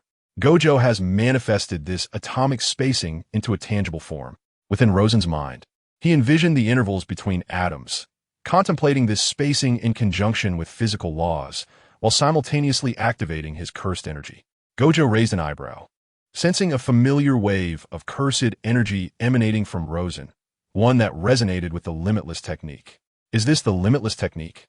Rosen glanced at his hands and extended one toward Gojo, inviting him for a handshake. Gojo, though surprised, felt a sense of inevitability as he reached out to clasp Rosen's hand. The two hands, separated by a mere 2 centimeters, could not draw closer. Have you mastered limitless? Indeed, I have. Gojo did not perceive this as an instance of Rosen pilfering his technique. After all, over the years, Rosen had imparted numerous unique techniques of his own. Divine General-esque Command, Cosmic Attraction, Susanoo. These are all unparalleled techniques. Furthermore, Rosen had aided in the evolution of Gojo's 6 eyes to the celestial eye. However, Gojo sensed that Rosen had already grown immensely powerful, making him a formidable adversary. With the mastery of the limitless technique, it would be even more challenging to overcome him. Rosen was in high spirits, having finally grasped the limitless technique. Next, he aimed to optimize it, aspiring to attain the realm of infinite limitless. Nevertheless, he began to contemplate the next moves of Kenjaku, specifically regarding the Shibuya incident and whether the prison realm would seal him or Gojo. Could the prison realm even encapsulate him? Reflecting on the workings of the prison realm, Rosen considered it less a seal and more an artifact that decelerates time by millions of times. Any entity sealed within the prison realm would experience a slowdown of both corporeal form and cursed energy. This is why even the mightiest of beings cannot shatter their constraints. Even if confined within the prison realm for a single day, eons may have elapsed outside. Moreover, with both body and cursed energy slowed to such an extent, breaking free from the prison realm from within is virtually impossible. Even Rosen himself would find it unfeasible to act under such severe deceleration. Therefore, he harbored no desire to be sealed within the prison realm. Gojo's entrapment was a consequence of briefly losing focus upon encountering a false Sugurageto, a fleeting moment of distraction that led to his sealing. However, Kenjaku lacked any means to induce such a stupor in him. If he were in Kenjaku's position, how would he render himself vulnerable? After much contemplation, Rosen could not arrive at an answer, for he himself was unaware of his own weaknesses. Kenjaku possesses no detailed information about himself. His desire to seal himself is nearly indistinguishable from the act of defeating himself directly. The exchange conference of the Jujutsu High did not witness the cursed spirit attack that Rosen had anticipated. After the conclusion of the conference, Yuji Itadori found himself wandering the streets alongside Megumi Fushiguro and Nobara Kujisaki. Suddenly, a familiar figure appeared ahead. Yuji's pupils constricted sharply as he gazed intently at the silhouette before him. "What's wrong, Yuji?" Megumi noticed the unusual expression on Yuji's face. Yuji, momentarily lost in thought, shook his head. "It's nothing. I must have mistaken someone." Indeed, it must have been a case of mistaken identity. How could that person be alive? That individual had long since perished. For the remainder of the time, Yuji was consumed by distraction. "Let us head back to the dormitory," suggested Nobara, sensing Yuji's unusual state. "You both go ahead. I'll take a stroll alone," Yuji replied. Megumi and Nobara nodded, not pressing further. Alone, Yuji roamed the streets, and once again, that figure appeared before him. This time, he did not hesitate, striding forward with determination. Yet, the figure rounded a corner and vanished from sight. Yuji hastened his pace, pursuing the figure around the bend, only to find himself in a dead end, devoid of any presence. Just as he began to doubt his own vision and contemplated turning back, a sudden waft of floral fragrance enveloped him, and then everything faded to black. Kensaku and Hanami materialized before the unconscious Yuji, who lay on the ground. A subtle smile graced Kensaku's face. After all, Yuji was his son, born of the body of Yuta Itadori, combined with his own blood. Moreover, Yuji was his most remarkable creation. Kensaku produced 5 fingers of Sukuna and placed them into Yuji's mouth. Beyond being Kensaku's progeny, Yuji was also Sukuna's grandnephew. A millennium ago, Sukuna had a twin brother before his birth, whom he consumed while still in the womb. However, this brother did not perish entirely.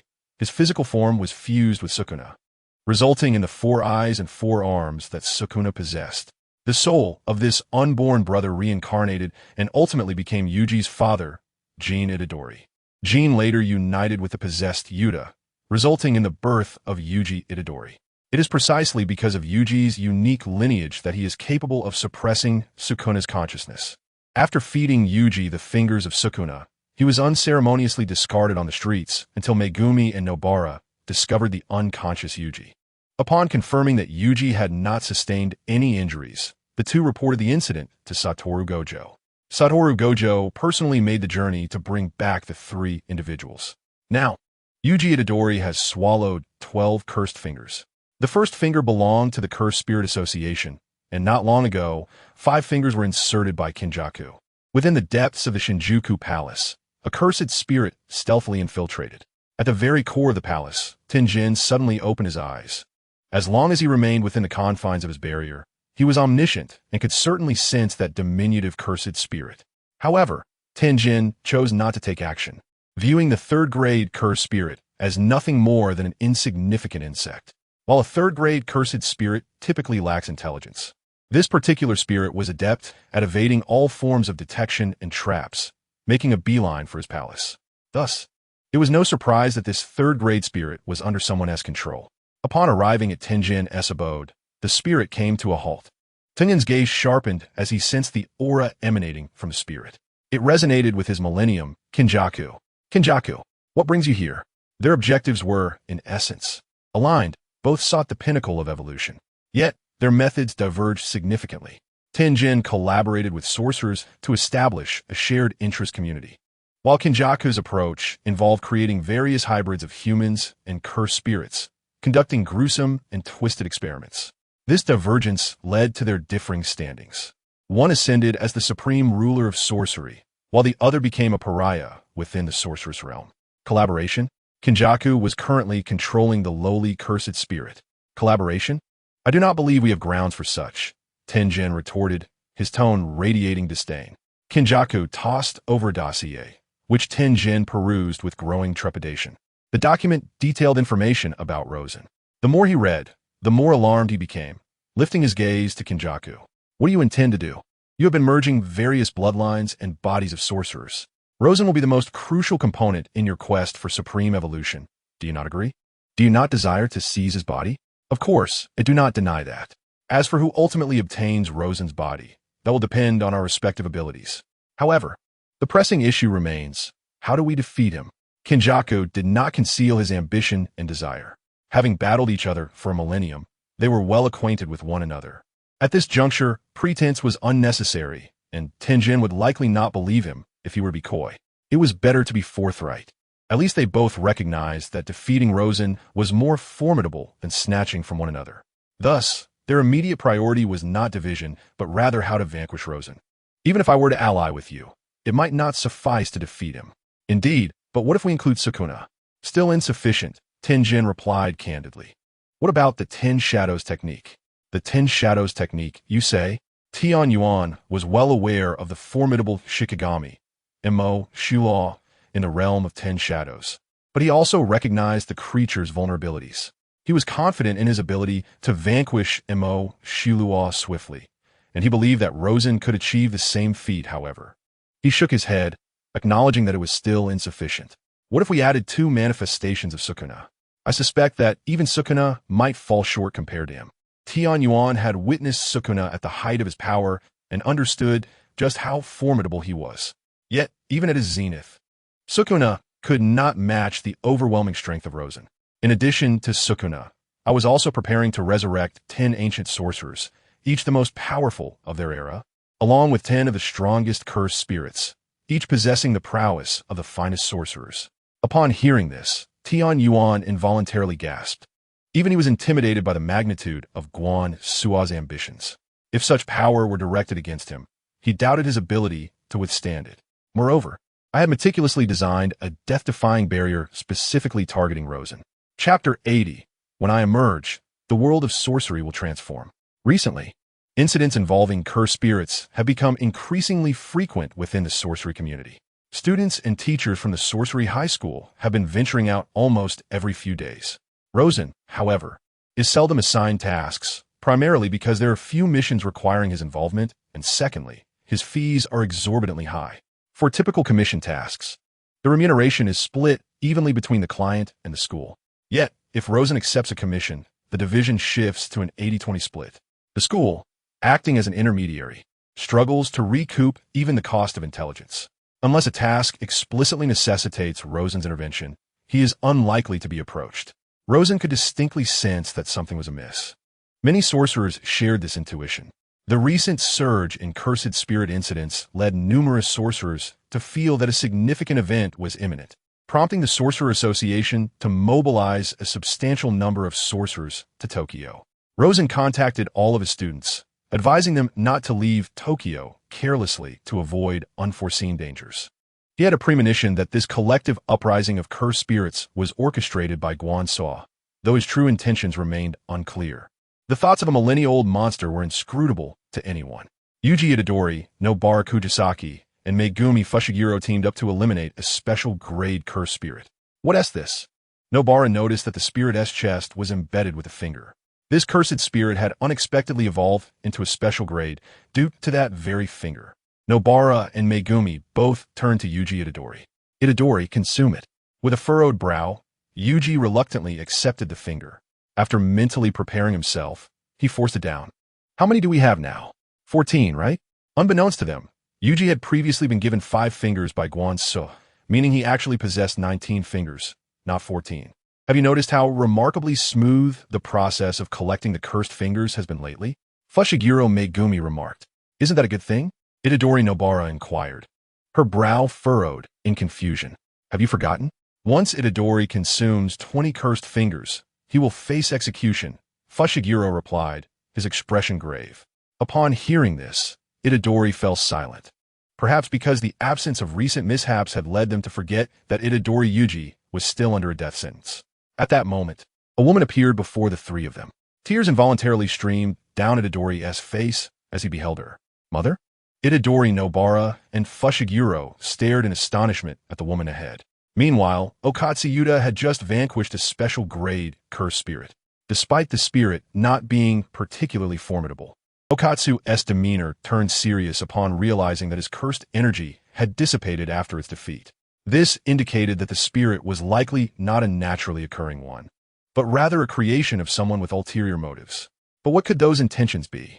Was it merely to instigate chaos? This cursed spirit had slaughtered dozens indiscriminately, attacking everyone in the vicinity until Okatsu arrived to put an end to the carnage.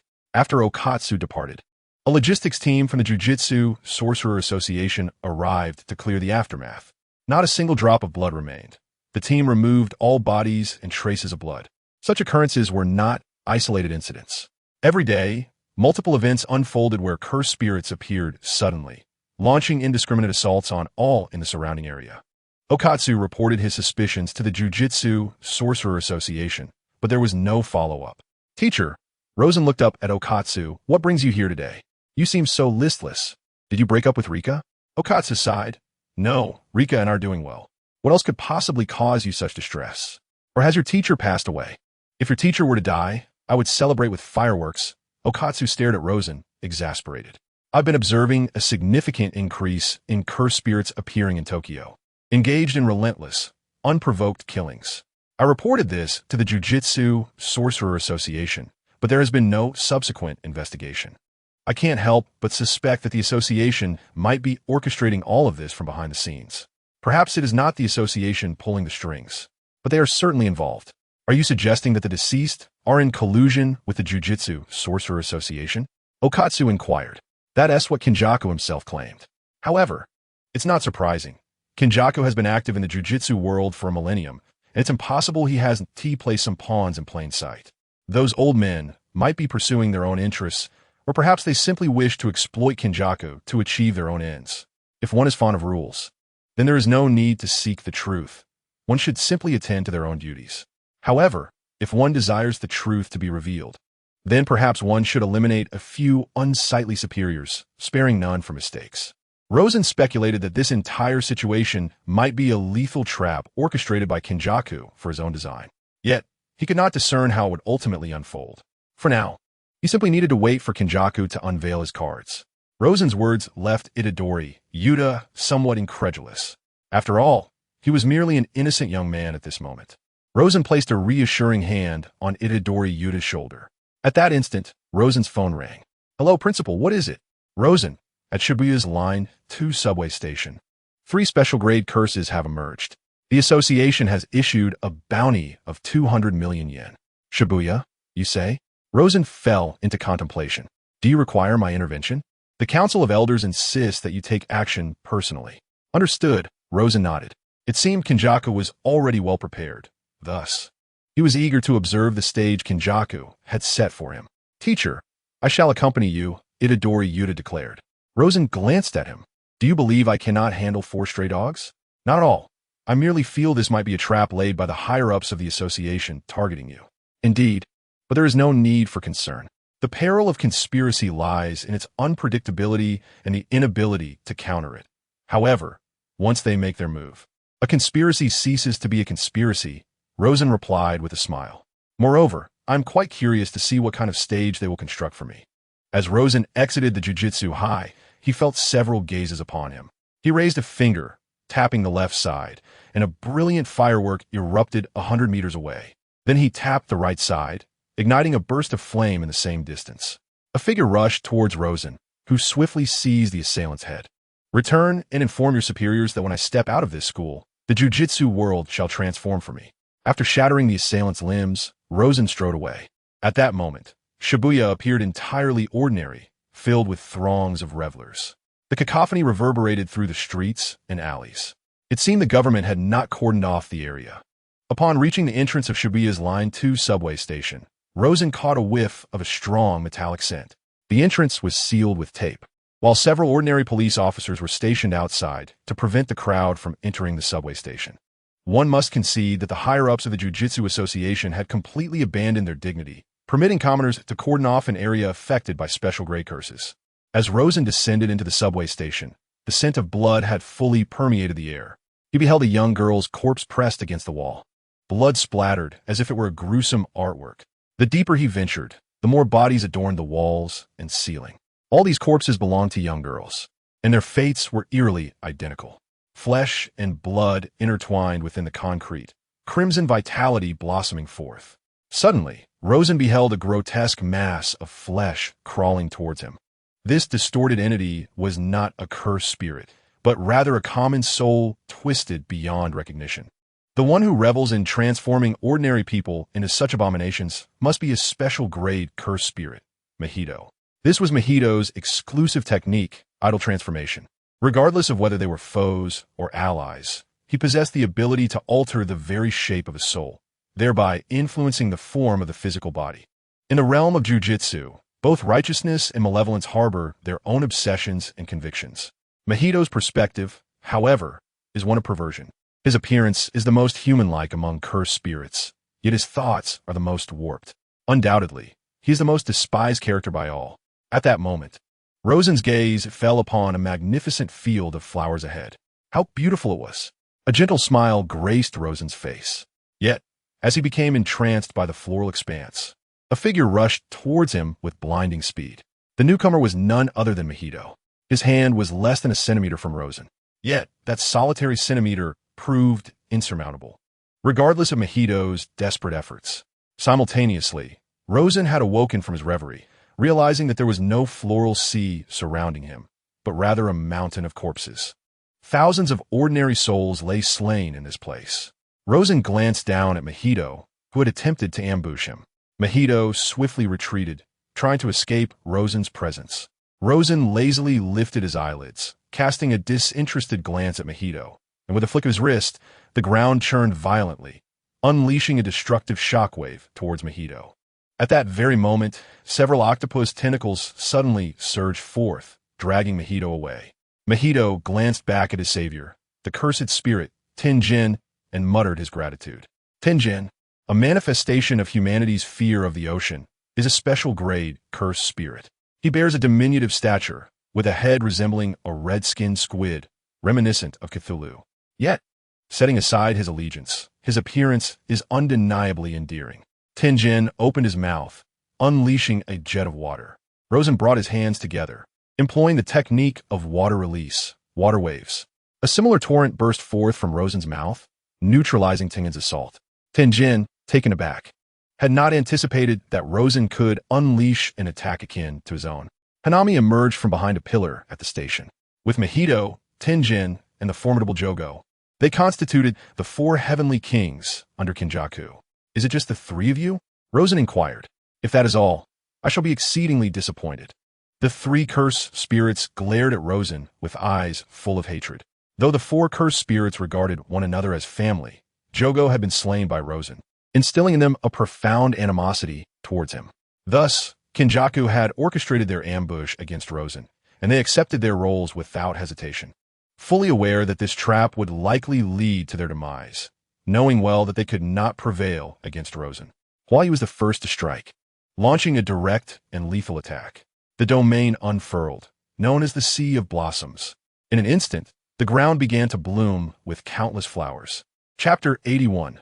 The Pinnacle Season commences. Upon the activation of Huayu's domain, the Sea of Blossoms, his attributes experienced a significant enhancement. Simultaneously, the Sea of Blossoms had the capacity to bewilder the minds of his adversaries, serving as a fortified version of his technique, the Flower Field. Enemies enveloped by the Sea of Blossoms would find their cursed energy and life force absorbed. Rosen had encountered numerous domain expansions, many of which posed a threat to him. Thus, in most confrontations, he would not permit his enemies' domains to envelop him. However, Huayu was aware that Rosen could dismantle his domain expansion without resorting to a simplified domain, which is why both the real person and Tagan rushed forward to engage Rosen. Divine Retribution. Before Huayu's domain could encase Rosen, it was shattered instantly. Just as in the original narrative, Huayu's domain was similarly obliterated by Satoru Gojo.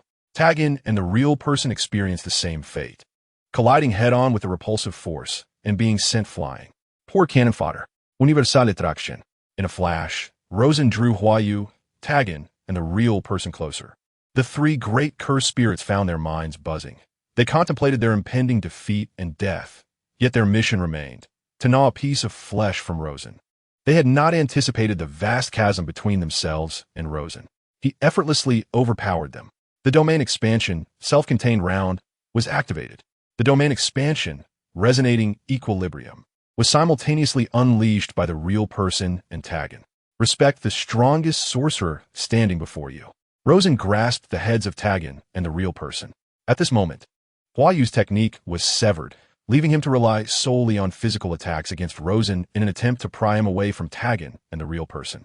Yet, his assaults lacked the potency to even elicit a reaction from Rosen. Ultimately, Rosen crushed the heads of Tagan and the real person. Witnessing this scene, Huayu silently relinquished his resistance. Send me to reunite with them. Rosen's finger touched Huayu's forehead. A golden beam pierced through Huayu's skull. The battle concluded, and Rosen looked up at the camera mounted on the support pillar. Suddenly, the corpses of the 3 cursed spirits erupted into a mist of blood. Simultaneously, the mountain of corpses ahead seeped a copious amount of blood, transforming into a crimson cage that imprisoned Rosen within. Crimson blood manipulation, blood prison. A disheveled young man appeared before him, wearing an expression of detached despair. He was the wielder of crimson blood manipulation, the first hybrid of human and cursed spirit, known as Zhangxiang. Rosen cast a glance at Zhangxiang. Divine Retribution. The repulsive force struck the blood prison, yet remained unyielding. No attack can breach the blood prison, Zhuangxiang stated indifferently. Unless you deplete my cursed energy, my blood manipulation technique can absorb the blood surrounding me, replenishing my power. Here, there are 3 special grade cursed spirits and the blood of over 1,000 ordinary individuals. A smile crept upon Rosen's face. I know where your little brother is. Release this technique, and I shall reveal his whereabouts. Indeed, I have 2 brothers, and they are well, requiring no concern from you. You may seek your memories. Zhuangxiang hesitated but attempted to recall. Gradually, an inexplicable figure emerged in his memories. It was a peculiar sensation, a brother who seemingly did not exist, a memory that appeared out of nowhere. The four brothers shared afternoon tea in the countryside, basking in the gentle sunlight, engaging in laughter and conversation. Yet, no matter how hard he tried, he could not discern his younger brother's face. "This is bloodline," Rosen remarked with a smile. If one were to speak of elder brothers in the realm of curse techniques, Zhuangxiang would be the epitome. They are all creations of Kenjaku, considered his children. Thus Yuji Itadori, also a creation of Kenjaku, is their brother. Zhuangxiang himself held no allegiance. He bore the closest resemblance to humanity. Yet due to his two brothers resembling cursed spirits, he chose to accompany them, aligning himself with the cursed spirits. In the original narrative, Yuji Itadori killed Zhuangxiang's two brothers. Zhuangxiang initially sought vengeance against Yuji, but, upon encountering him, discovered Yuji's true identity. "Where is he?" Zhuangxiang inquired. Just then, a fissure appeared above Rosen's head, and a black cube descended from it, extending several viscous tendrils that ensnared Rosen's limbs. "This is the prison gate, the most potent sealing cursed object. Tell me, where is my brother?" Zhuangxiang urgently demanded. "He is." In the next instant, the prison gate activated, and Rosen was instantly drawn into the cube. Damn! Upon witnessing Rosen sealed away, Zhuangxiang's mind was in turmoil. Observing this unfold through surveillance, Kenjaku found himself momentarily dazed. Is this truly a success? It succeeded. Then, there is no need for the subsequent arrangements, and Kenjaku fell into a state of ecstasy. He had not anticipated achieving success with such ease. At that moment, another figure appeared on the surveillance, picking up the prison gate from the ground and then gazing into the camera. Upon witnessing this scene, Kenjaku's previously jubilant expression froze in an instant. For the individual appearing under the camera was none other than Rosen. Why? How could this be? Why is there a second Rosen? Rosen lightly tossed the prison gate in his hand. Being sealed by the prison gate was not necessarily a misfortune, but could also be a blessing. Time within the prison gate flows 1,000 times slower than in the outside world. If Satoru Gojo were to be sealed by the prison realm, enduring an interminable passage of time within, upon his emergence, he would have mastered the healing technique, dissolution. Thus, Rosen employs shadow clones to substitute for himself, imprisoned within the prison realm. At this moment, Kenji Hikari senses a chill creeping in. Has his intention been perceived? However, he finds himself bereft of alternatives. Once the bow is drawn, there is no turning back. With the plan set in motion, retreat is not an option. Rosen casually stows away the prison realm, intending to unseal it later and absorb the memories of a shadow clone, perhaps even utilizing it to develop new techniques. He then addresses the camera, expressing his apologies for any disappointment, stating, "I must admit, your trap is riddled with flaws." Kenji Hikari is amused by Rosen's audacious provocation. If you believe this trap is flawed, then prepare to experience true despair. At that moment, Kenji's wild grin broadens as he enters, carrying the unconscious Yuji Itadori and Megumi Fushiguro. "Hikari, you had better not be deceiving me. Otherwise, I shall not spare you." Kenji produces the last finger of Sukuna acquired from Tenjin. "Rhyme, I have not lied. However, before I hand it over, I require Sukuna to enter into a binding contract with me." At this juncture, Kenji has become the vessel of the ancient sorcerer Rhyme, who was once a subordinate of Sukuna a millennium ago. "What binding contract?" he inquires. "Before you kill the person on the screen, you cannot lay a hand on me. Lord Sukuna will not acquiesce to your demands.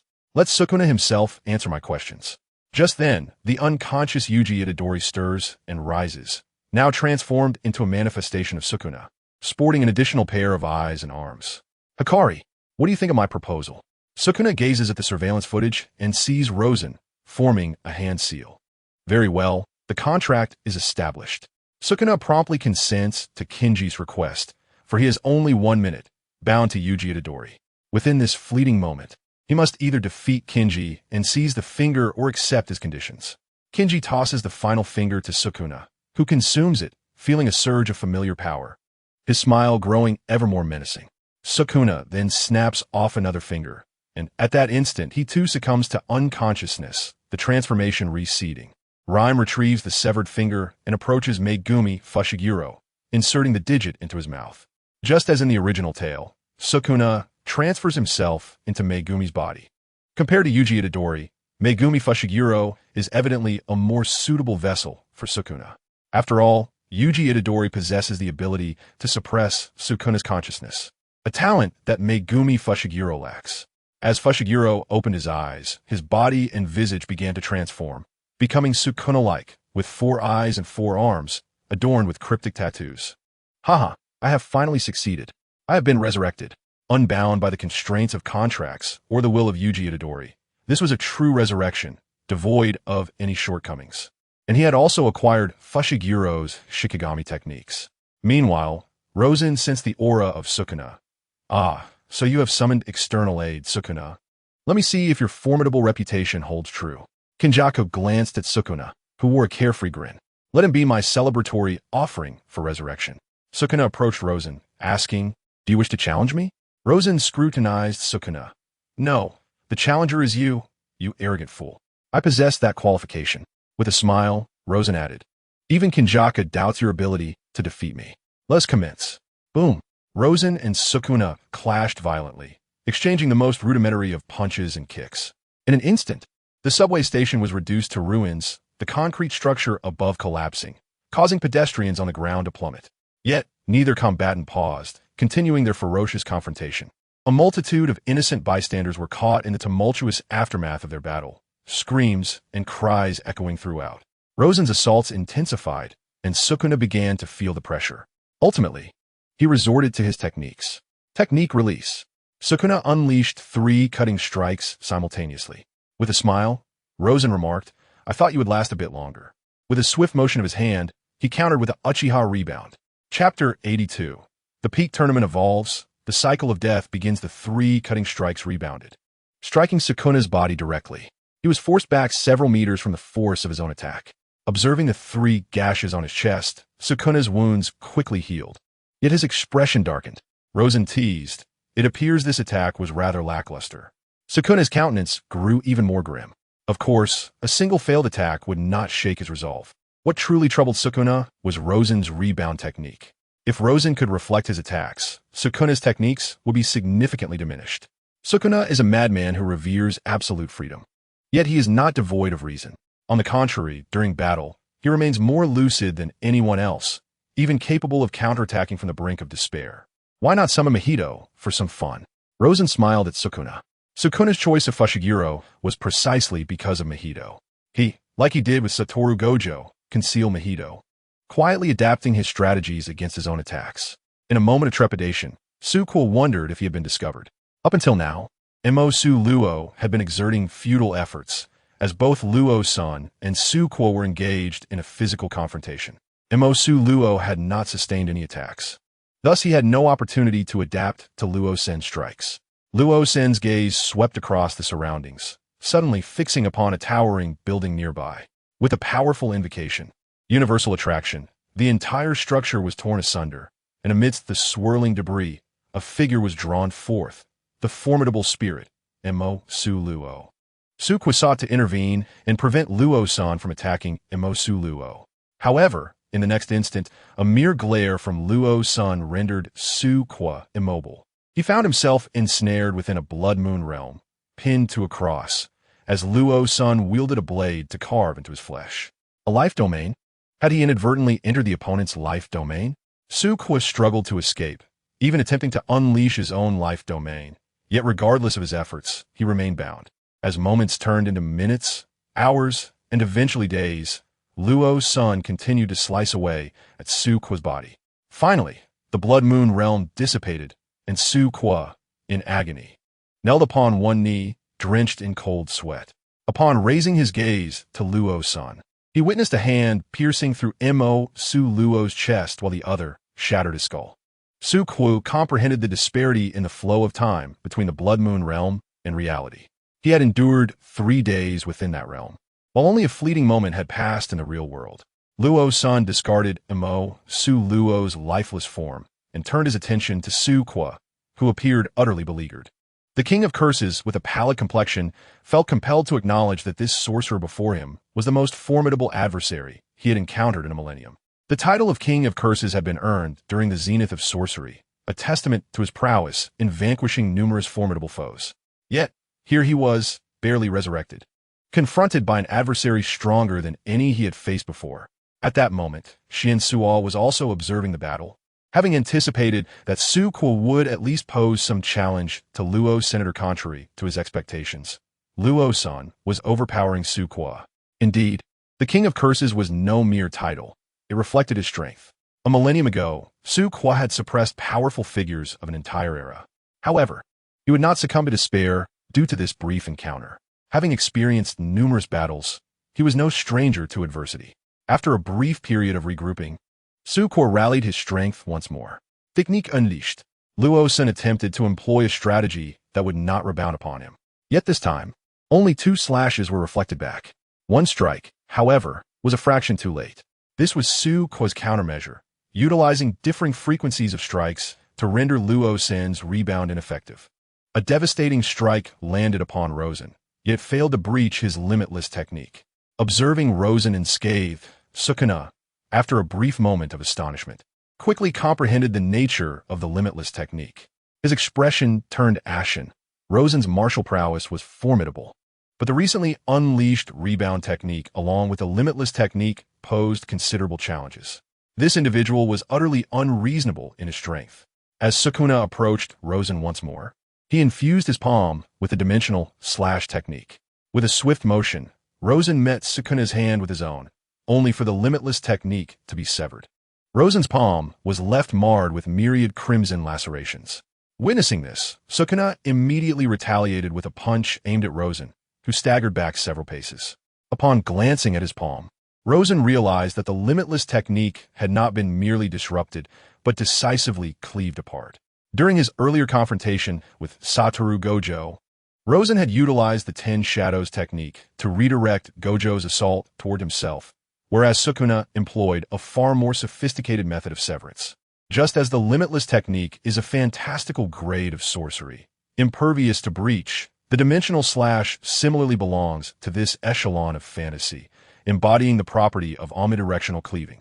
Of course, such trivial injuries would heal in an instant, yet for Sukuna, it represented a minor triumph. So, you can bleed after all, Sukuna remarked, his tone laced with mockery. This insignificant wound was sufficient to satisfy the King of Curses. Now, it is but a small injury, but soon I shall rend you to pieces. I hope you retain your composure by then. Rosen voluntarily dispelled the limitless technique, leaving Sukuna somewhat taken aback. What? Have you conceded, realizing the limitless technique holds no efficacy against me? He taunted. No, if you can only wield the dimensional slash, you would never accept defeat gracefully. I intend to ensure your defeat is one you acknowledge wholeheartedly. Arrogant. Sukuna seethed with fury, charging at Rosen once again. Light escape. Rosen transformed into a streak of light, accelerating at more than tenfold speed. In an instant, Sukuna found himself on the defensive. Rosen's velocity was astonishing. Even his reflexes could not keep pace. Within less than a second, he was besieged by a tempest of assaults targeting his head, chest, back, and limbs. Sukuna attempted to counterattack. In the face of such absolute speed, all efforts proved futile. Suddenly, Sukuna unleashed his cursed energy, activating the infinite slash technique. Thousands of slashes erupted from him, radiating in all directions. Yet, in that moment, Rosen's form transitioned into an elemental state. Sukuna's eyes widened in disbelief as he beheld Rosen. What manner of technique is this? Transforming into light? As Rosen reformed his corporeal presence, Sukuna's expression grew increasingly grave. Even after relinquishing the limitless technique, Rosen remained a daunting adversary. It seemed the dimensional slash would be insufficient to strike him down. After all, while the dimensional slash is capable of cutting through anything, if the opponent transforms into mere starlight, it results in a solitary strike. Sukuna retreated 3 to 4 meters, simultaneously forming seals with all 4 of his arms. The domain unfolded. Exorcism of the Culinary Master. At this moment, Sukuna could only rely on the infallible effect of his domain to strike at Rosen. Within the exorcism of the Culinary Master, he could unleash both the release and the 8 slashes continuously. Rosen opened his arms, allowing the slashes to rain down upon him. Clang, clang, clang. Sparks erupted from his body as countless slashes failed to even pierce his skin. Witnessing this, Sukuna's pupils abruptly constricted. What kind of monstrous physique is this? Indeed, within such a purely offensive domain, he felt utterly unthreatened, even by Sukuna's exorcism of the Culinary Master. Rosen pointed upwards with one hand, invoking a simple domain. The ground with a diameter of hundreds of meters suddenly rose, turning pitch black and cracking open, from which surged torrents of molten lava. Sukuna's exorcism of the culinary master was instantly shattered. It was not a matter of neutralization, but rather an overwhelming coverage. At this moment, Sukuna could clearly sense the vast, despair-inducing gulf that separated them. If Rosen had neutralized his domain with a simple domain, he could have accepted it. However, Rosen forcibly shattered the exorcism of the culinary master with a simple domain, which was a blow to his pride. It was a chasm of disparity, so profound that it left him in despair. Meanwhile, watching from behind the scenes, Kenjaku was struck with incredulity. Sukuna had already manifested his domain, yet he was unable to injure Rosen. With the domain breached, Sukuna entered the technique Severance. He swiftly employed the reverse technique, Severance. However, during this period, there remained at least 2 minutes of severance time, during which he was unable to utilize any techniques. "Do not fret. I shall grant you time to recover, challenger," Rosen said, arms crossed, his tone dripping with arrogance. In this moment, Sukuna felt the despair and fury that his past adversaries must have experienced when facing him. Kenjaku also recognized that if this continued, Sukuna would face utter defeat. Therefore, he had to unleash his ultimate move. Let the game reach its climax. Kenjaku initiated the idle death gamble. In an instant, a colossal circle with a diameter of 500 kilometers enveloped all of Tokyo. This was the boundary of the idle death gamble, a realm of entry only, no exit. It was a pattern etched by the blood of countless cursed spirits slaughtering humanity over the past few months. Simultaneously, across the globe, thousands of sorcerers bore special markings upon their bodies. These markings signified their transformation into players of the idle death gamble. Fushiguro Megumi paused slightly, sensing a certain command. Simultaneously, information regarding the shattering return surged into her mind, alongside the rules governing it. She was originally one of the players in this game. However, the curse that had once bound her was eradicated by Rosen, rendering her an undesignated player. Yet, within these rules exists a particular stipulation. All individuals within the confines of the barrier are automatically regarded as players. This rule applies equally to cursed spirits, sorcerers, and non-sorcerers alike. Upon becoming players, non-sorcerers are also randomly endowed with a technique. Upon witnessing the final rule of the shattering return, Fushiguro Tsumaki was momentarily taken aback. There was no time limit. Kill Rosen to obtain the technique of immortality. As long as Rosen remains alive, the shattering return shall not cease. This was the grand gift specifically prepared by Kenjaku for Rosen, with the entire population of Tokyo, numbering 14 million, set to become players. Concurrently, across the globe, many who had once been incarnated like Fushiguro Tsumaki found their own curses activated, their bodies swiftly overtaken by the souls of certain sorcerers, transforming them into players of the shattering return. Chapter 83. The resurrection match of Fushiguro Megumi. Rosen lifted his gaze towards the barrier enveloping all of Tokyo. The information and rules of the shattering return infiltrated his consciousness. However, unlike others, Rosen was destined to become the distinguished player of this game. To kill all players of the shattering return and acquire the technique of immortality. How remarkable. Truly, Kenjaku deserved his reputation as a grand architect, and with the promise of immortality. Had it not been for Tenjin's involvement, Rosen would have severed both ends of the spectrum. The shattering return barrier could not generate rewards by itself. Such rewards were inherently part of the rules, naturally orchestrated by Kenjaku.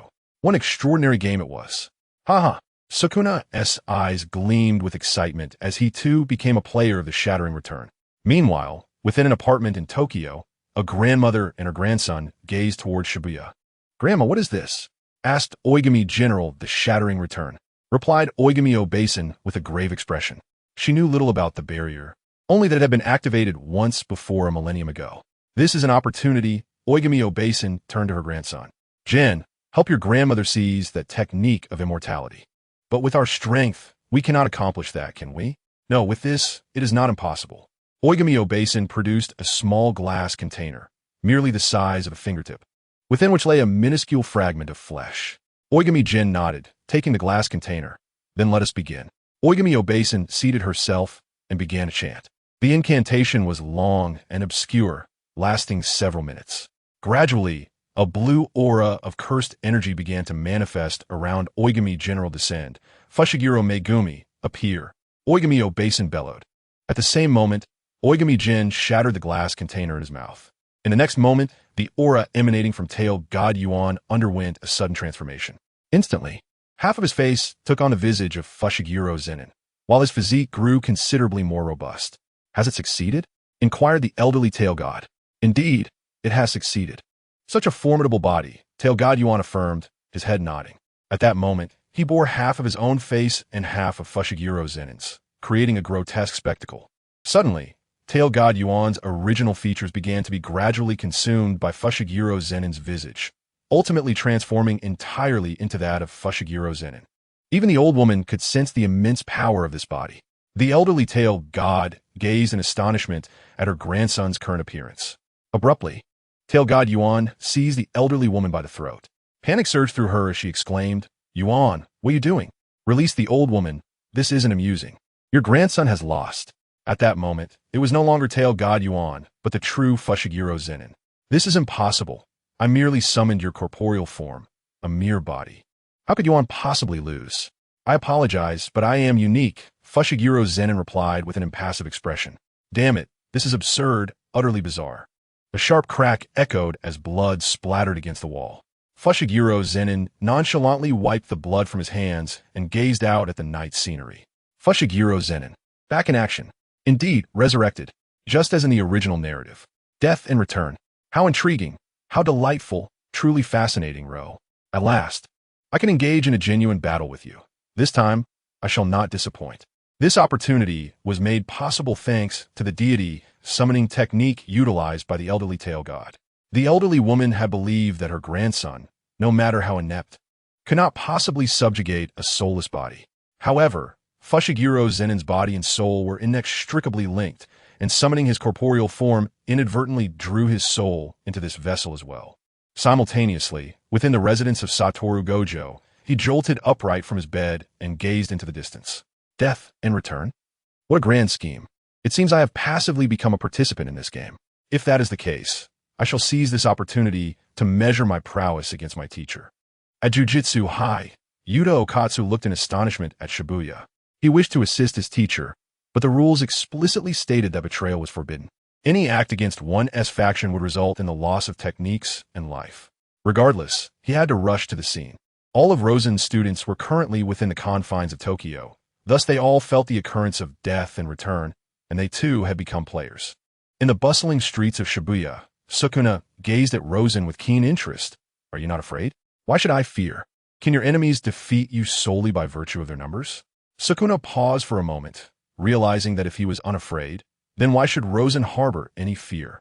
Rosen rotated his neck, stating, before others arrive, let's exchange a few moves. Sukuna assumed a bowing stance, invoking his technique. This attack had previously obliterated both Arku and the unrestrained Ma. Before long, a blazing arrow manifested in Sukuna's hands, representing an alternative technique aside from his slashing strikes. Rosen spread his arms wide, inviting, let me witness the potency of your attack. Upon hearing this, Sukuna concentrated his cursed energy even further. With a swift release, he launched the fiery arrow towards Rosen. The resultant explosion obliterated a radius of nearly 1,000 meters. The surrounding structures were instantly reduced to chaos as windows shattered under the force of the blast. A gaping hole, the size of a fist, appeared in Rosen's chest.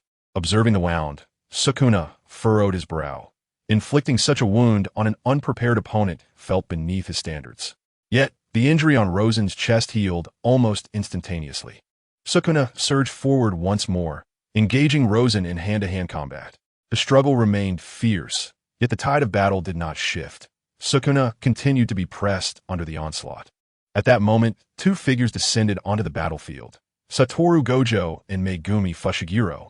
Upon their entrance, both Satoru and Megumi took note of each other. Just then, Rosen delivered a powerful punch that sent Sukuna flying, his feet skidding across the ground for 100 meters. As he beheld Satoru and Megumi, a smile spread across Rosen's face. You've arrived. Teacher, I see you've already begun to enjoy yourself. Satoru glanced at Sukuna, who appeared somewhat disheveled at that moment. Satoru marveled. Even the King of Curses found himself in such a predicament. It seems the task of defeating the teacher will indeed fall to me. I was merely concerned you might lack the opportunity to overcome me. Hence, I decided to expend some energy, Rosen replied, his tone laced with provocation. Satoru's gaze sharpened, and his eyes shimmered with brilliant starlight. Suddenly, hundreds of tiny fissures appeared around Rosen. In the next instant, a barrage of punches erupted simultaneously from the cracks. Caught off guard, Rosen was bombarded by the onslaught of countless strikes. Teacher, it is wise to assess your opponent's strength before boasting, Satoru remarked. Although Rosen sustained minimal injury, his pride was wounded. His eyes transformed into the clear sight, accelerating time within his domain. In an instant, Satoru found himself besieged by thousands of blows. While others remained in a daze, Satoru crashed to the ground. Both Megumi and Sukuna were left bewildered, unable to comprehend the nature of the assault that had just transpired. The sheer incomprehensibility of the attack had left Satoru gravely injured. If Rosen had desired, he could have effortlessly extinguished Satoru's life in that moment. As Gojo Satoru rose from the ground, he swiftly employed a reversal technique to mend his injuries, casting a wary glance at Rosen. What had just transpired? Time. Rosen gestured toward his own eyes, proclaiming, "These are eyes of equal caliber to the Rinnegan, known as the Pure Eyes, capable of manipulating the fabric of time." Upon hearing Rosen's words, Gojo, Fushiguro Megumi, and Sukuna's expressions grew increasingly grave. Gojo was not so easily vanquished. The Eye of the Abyss radiated a cerulean light, enveloping his body. Abyssal law. Rosen realized something was amiss. He could not perceive the timeline surrounding Gojo. This was the power of Gojo's Eye of the Abyss, which exchanged the space around him with the void. All negative afflictions, techniques, and curses were redirected into that void. Thus, in that moment, Gojo was invincible. In the realm of jujitsu, there existed numerous techniques with such invincibility. For instance, there was the lottery master Kinji Hikari from Jujitsu, High's third-year class. Gojo launched an offensive against Rosen, who concentrated his right palm to conjure a tailed beast ball, forcefully directing it towards him. Gojo did not flinch. He met the tailed beast ball head-on with his chest. The ball did not explode, but vanished upon contact with Gojo. In retaliation, Gojo struck back. But Rosen evaded the attack, countering with a sweeping kick. However, this assault also passed harmlessly by Gojo. Futile. I am invincible, he declared. Rosen narrowed his eyes, suddenly raising his right hand as 10 tailed beast balls materialized above him. Gojo's heart sank, and he instinctively sought to flee. But the onslaught of the tailed beast balls came swifter than he anticipated. All 10 struck Gojo simultaneously. 9 dissipated into thin air, while the final one landed squarely upon him. It turned out he was not invincible. He merely possessed a higher threshold. Rosen smiled knowingly at Gojo, who now had one arm shattered, bloodied, and gasping for breath. As he activated the reversal technique, his wounds began to mend rapidly. Yet, the fleeting threat of death lingered in his mind. "Teacher, you nearly killed me just now?" Gojo exclaimed. "Indeed, this is a game of life and death. You wouldn't lack the resolve to face death, would you?" Rosen replied. "Step back, little brat from the Gojo family. Let me take over." Fushiguro Megumi stepped forward, facing Rosen. Although displeased, Gojo took a few steps back to grant Megumi room. Chapter 84. Establish my throne. Rosen regarded Fushiguro Megumi with a grin. "How is the fare in hell?" he inquired cheerfully. "Excellent. Even in hell, I have not ceased my training," Megumi responded, clenching his fists. "Now is the time to test the fruits of my labor. Open the 7 gates." In an instant, Megumi unleashed an overwhelming surge of power, magnified 100-fold. The monstrous physique, coupled with the enhancement of the 7 gates, rendered Fushiguro Zenin a veritable beast at this moment. Rosen's eyes sparkled with excitement as he transformed into a streak of light, charging towards Fushiguro Zenin. The ensuing collisions echoed like thunder, a pure manifestation of physical confrontation. Both Satoru Gojo and Sukuna marveled at the immense strength displayed by the two combatants. They had not anticipated that even a clash of martial prowess could yield such formidable power. Both had surpassed the speed of sound by several times, each encounter producing a cataclysmic force. Sukuna was astonished to witness the emergence of so many formidable individuals in this era. As for Rosen, his strength defied all logic. Satoru Gojo and Fushiguro Zenin were equally astonishing in their might. After thousands of exchanges, Fushiguro Zenin was finally sent flying by a single punch. crashing into a dilapidated building across the way. The already precarious structure crumbled to ruin under the impact of Zenin's collision. Emerging from smoke, Fushiguro Zenin was observed by Rosen, who noted that his wounds were visibly healing at an astonishing rate. Is this how you are capable of employing reverse curse techniques? It is the cursed energy of the original owner of this body, Fushiguro Zenin calmly explained. Although the zero cursed energy physique cannot generate cursed energy on its own, it can harness the cursed energy of others.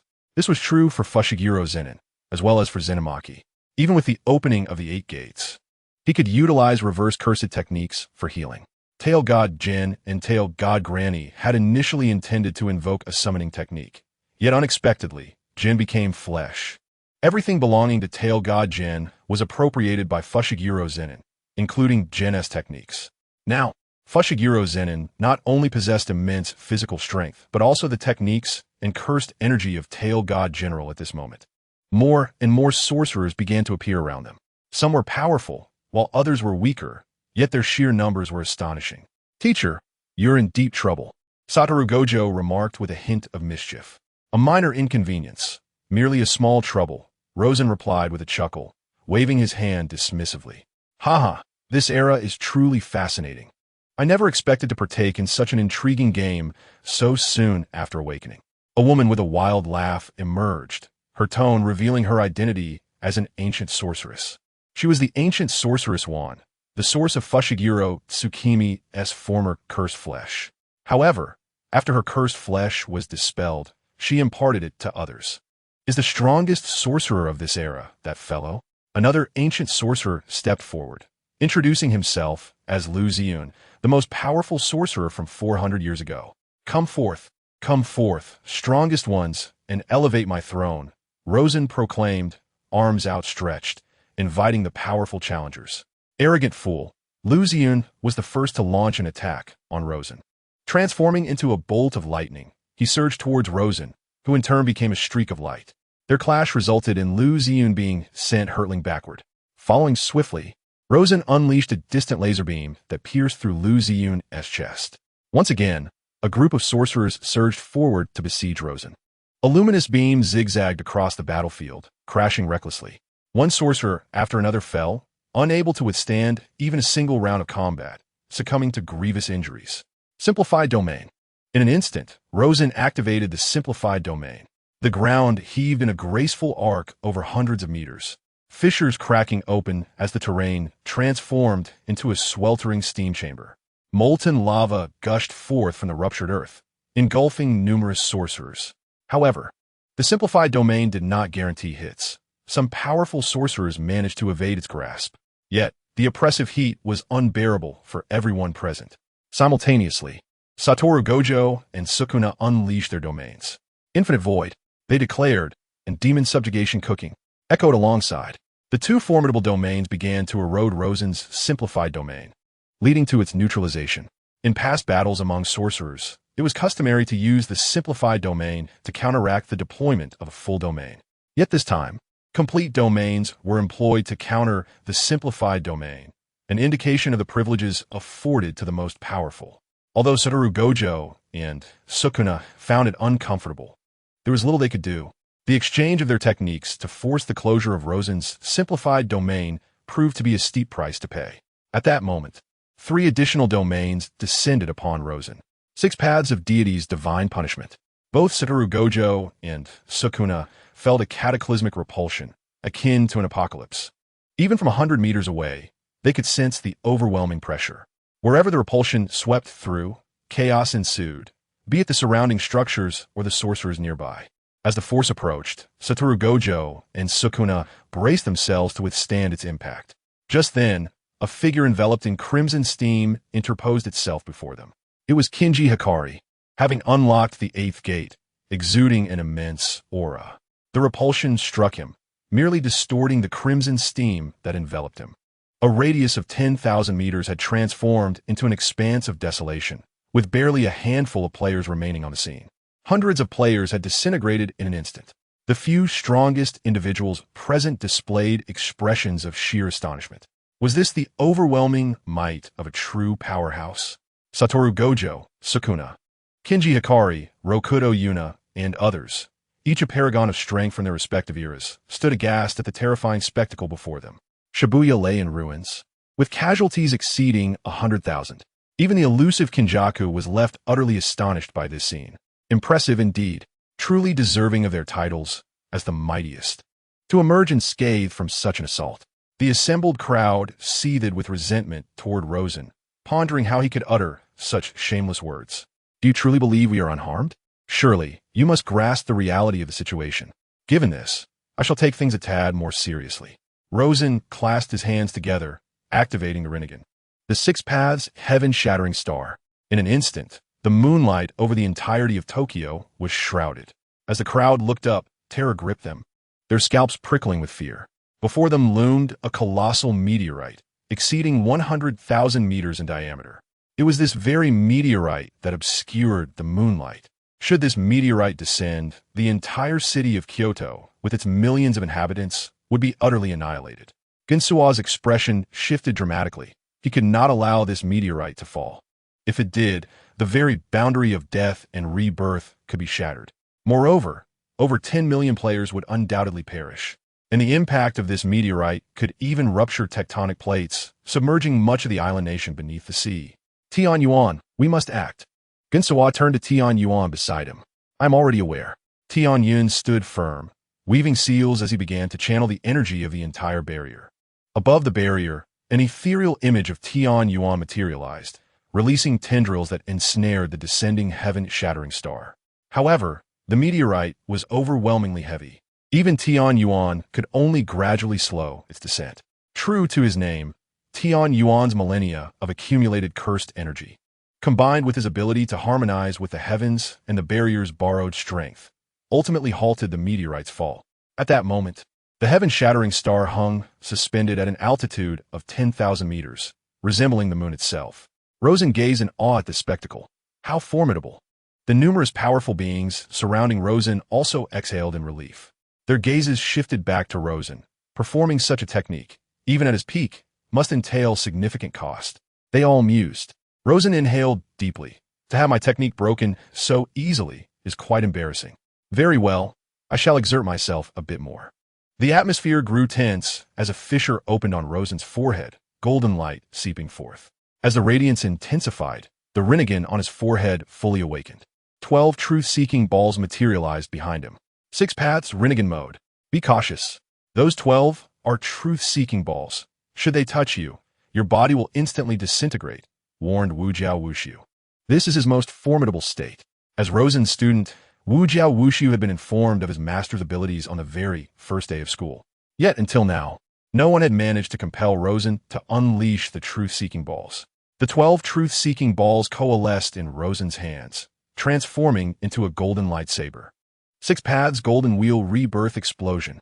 A wave of lethal danger washed over everyone. They all summoned their utmost skills to evade Rosen's strike. The golden brilliance illuminated the entirety of Tokyo. When the golden light dissipated, a massive fissure spanning hundreds of kilometers lay revealed before them. Millions perished in the wake of that singular blow. At this moment, Xuanzhou was rendered speechless by the overwhelming shock. Could his meticulously devised plan truly defeat this adversary? Rosen hovered in the air, proclaiming, "Now, you unite to thwart me. After all, failure equates to death." Even Satoru Gojo's expression shifted, taken aback by Rosen's audacity. Suddenly, Yuta Okatsu, Maki Zenin, Kento Nanami, and Tsumaki Fushiguro arrived at the scene, joined by a throng of sorcerers. "Teacher, why must you take so many lives?" Yuta questioned, his heart heavy with sorrow. "Isn't this merely the rule of the game?" Rosen replied nonchalantly, spreading his hands. "Everyone here stands as my enemy. Thus, you can either attempt to stop me, or I shall eliminate everyone present, including you." Kento Nanami activated his cursed technique, but at that moment, it faltered, not due to ineffectiveness, but because in his current state, Rosen appeared diminutive, akin to grains of sand, rendering Nanami incapable of executing a 70-30 ratio. Yuta took a deep breath and formed hand seals. Domain expansion, true love of reality. As Yuta's domain unfurled, numerous swords emerged, embedded in the ground. Through Rosen's tutelage, Yuta had honed his true love of reality to the point where it was no longer a gamble. He could discern the intricate techniques contained within each blade. Furthermore, these weapons were not solely for his use. Others could wield them as well. With a flick of his finger, a long sword soared to Satoru Gojo. Gojo grasped the sword, infused with the technique, Sage Mode. Yuta then tossed a blade to Tsumaki Fushiguro, imbued with lightning release chakra mode. He presented another long knife containing the Flying Thunder God technique to Sukuna, a blade with the Shadow Clone technique to Maki Zenin, and one containing Uchiha Rebound to Keno Nanami. Lastly, he offered a long knife imbued with the Shadow Binding technique to Tsumaki Fushiguro, while he himself took up a sword infused with Light Release technique. It could be said that the techniques stored within Yuta's domain were among the most powerful, all derived from Rosen. He had to halt Rosen to prevent this madness from unfolding. Sukuna marveled at Yuta's domain, noting its remarkable utility. Impressive, impressive. Rosen clapped in admiration. Let the second round commence. Maki Zenin attempted to activate the Shadow Clone technique, and instantly, several clones materialized. The cursed energy she utilized was entirely borrowed from Yuta Okatsu. Suddenly, Rosen formed hand seals, invoking the Shadow Clone technique. In an instant, hundreds of Rosen's clones appeared on the scene. The onlookers cast their gazes upon Zen and Maki, then shifted their attention to Rosen's myriad shadow clones. Merely from the perspective of quantity, the disparity was palpable. Each of Rosen's shadow clones possessed 1/10 of his original strength, rendering even these manifestations formidable. Chaos erupted instantly, with Rosen clashing against Otsutsuki Yuta. Both employed light shifting, maximizing their speed to its zenith. For Otsutsuki Yuta, light shifting was undoubtedly the most intuitive technique, seamlessly blending offense and defense. Meanwhile, Tenjin was still sustaining the barrier, ensuring that the celestial body, known as the Heavenly Obstruction Star, did not plummet. However, a figure appeared behind Tenjin without warning. The newcomer was none other than Suguru Geto. Although Kinjaka noticed, he made no attempt to intervene. Suguru Geto wielded the Heavenly Reversal Spear and pierced Tenjin's back from behind. Tenjin's eyes widened in shock, momentarily stunned. In the next instant, his body began to rapidly contract, ultimately transforming into a thumb-sized cursed womb. Suguru Geto grasped the cursed womb and swallowed it whole.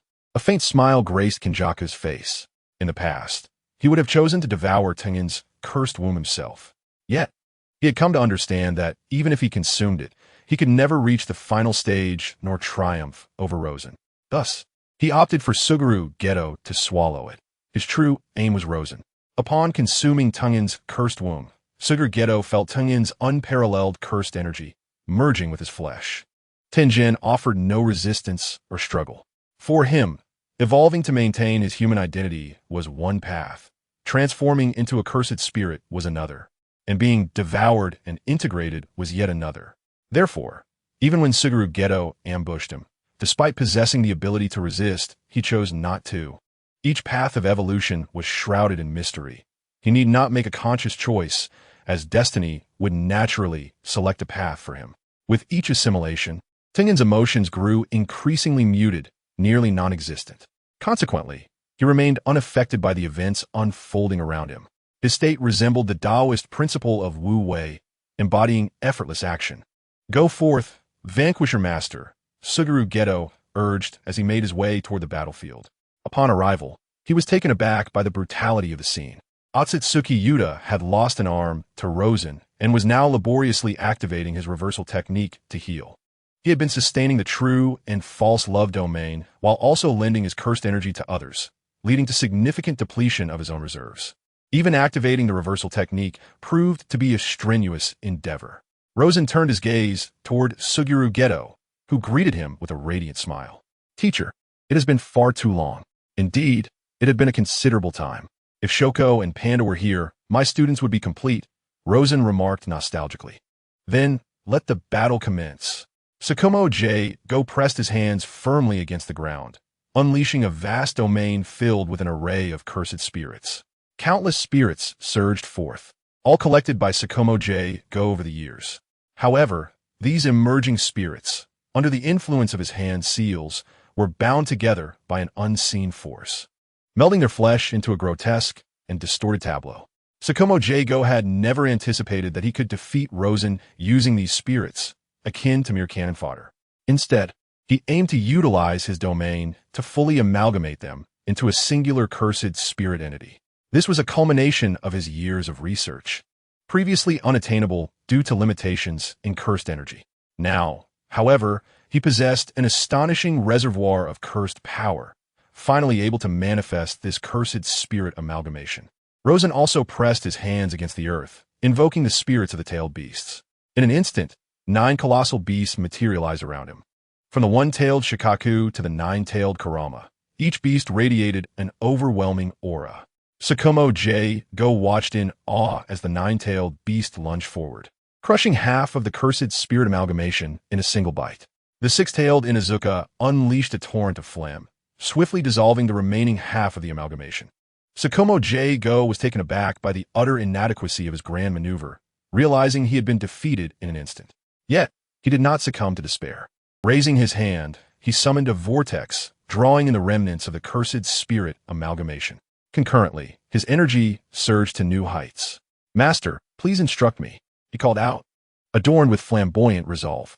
Suddenly, Rosen sprang into action, appearing before Tsukumo Jago in an instant, delivering a powerful punch that sent him flying. At that moment, having absorbed the energy of thousands of cursed spirits, Tsukumo Jago's physique and cursed power were formidable beyond belief. Yet he remained utterly defenseless against Rosen's iron fist. It was only in the face of Rosen that he could truly experience the despairing might he wielded. In the Six Paths Sage mode, Rosen exhibited no weaknesses. His speed, strength, and chakra had reached their zenith. In this state, he was in his true form, experiencing no depletion of energy. Instead, it was his usual restraint that drained his vitality. Tsukumo Jago forced a bitter smile, realizing that all his meticulous preparations had culminated in such an undignified defeat. Indeed, the prowess of his master was insurmountable. Around them, the remaining warriors capable of fighting were dwindling. Even the strongest of martial artists, Fushiguro Zenin, the most formidable of Sukuna, and Gojo Satoru, were now utterly exhausted. They had never faced an adversary as despairing as Rosen. Even the shadow clones had pushed them to their limits. The critical point was that, despite their strenuous efforts to vanquish a single clone, hundreds more remained on the battlefield. Although they possessed knowledge of one of Rosen's abilities, they were still at an overwhelming disadvantage due to the disparity in their levels. As the battle gradually subsided, the formidable warriors either lay prostrate or stood in place, with some having already succumbed to death. The atmosphere was one of grim despair. No matter how valiantly they fought or how fiercely they struggled, they were no match for Rosen. In a gesture of respect, he declared he would conclude this conflict with the manifestation of his domain. The onlookers could only muster bittersweet smiles as they braced for their inevitable fate. Rosen clasped his hands together, unleashing the domain. The sun, a celestial body, 100,000 meters in diameter, erupted in the heart of Tokyo. Its surface radiated temperatures reaching tens of thousands of degrees, scorching the entirety of the city to its core. Within the solar inferno, the sorceress elites faced a searing heat of millions of degrees. Even Sukuna's ultimate technique, the void cage, which could negate the effects of domain expansion, could not withstand such extreme temperatures. One by one, the powerful perished within the sun, including Rosen's students. They were dead. All were dead. The sun blazed for 10 minutes. After Rosen eliminated the last remaining player, he sensed the barrier beginning to dissipate. At that moment, a spell materialized in his mind. Was this the technique of immortality? As he dispelled the domain, a dark figure approached with alarming speed. It was none other than the mastermind behind it all, Kinzo. He chose this precise moment to emerge because Rosen had undoubtedly entered a state of spell disruption. This was the opportune moment he had been meticulously waiting for. Should he slay Rosen during this vulnerable phase, Rosen would be unable to initiate any reversal spells. Simultaneously, this was Kinzo's final gamble. Domain expansion, unity of 1,000 elements.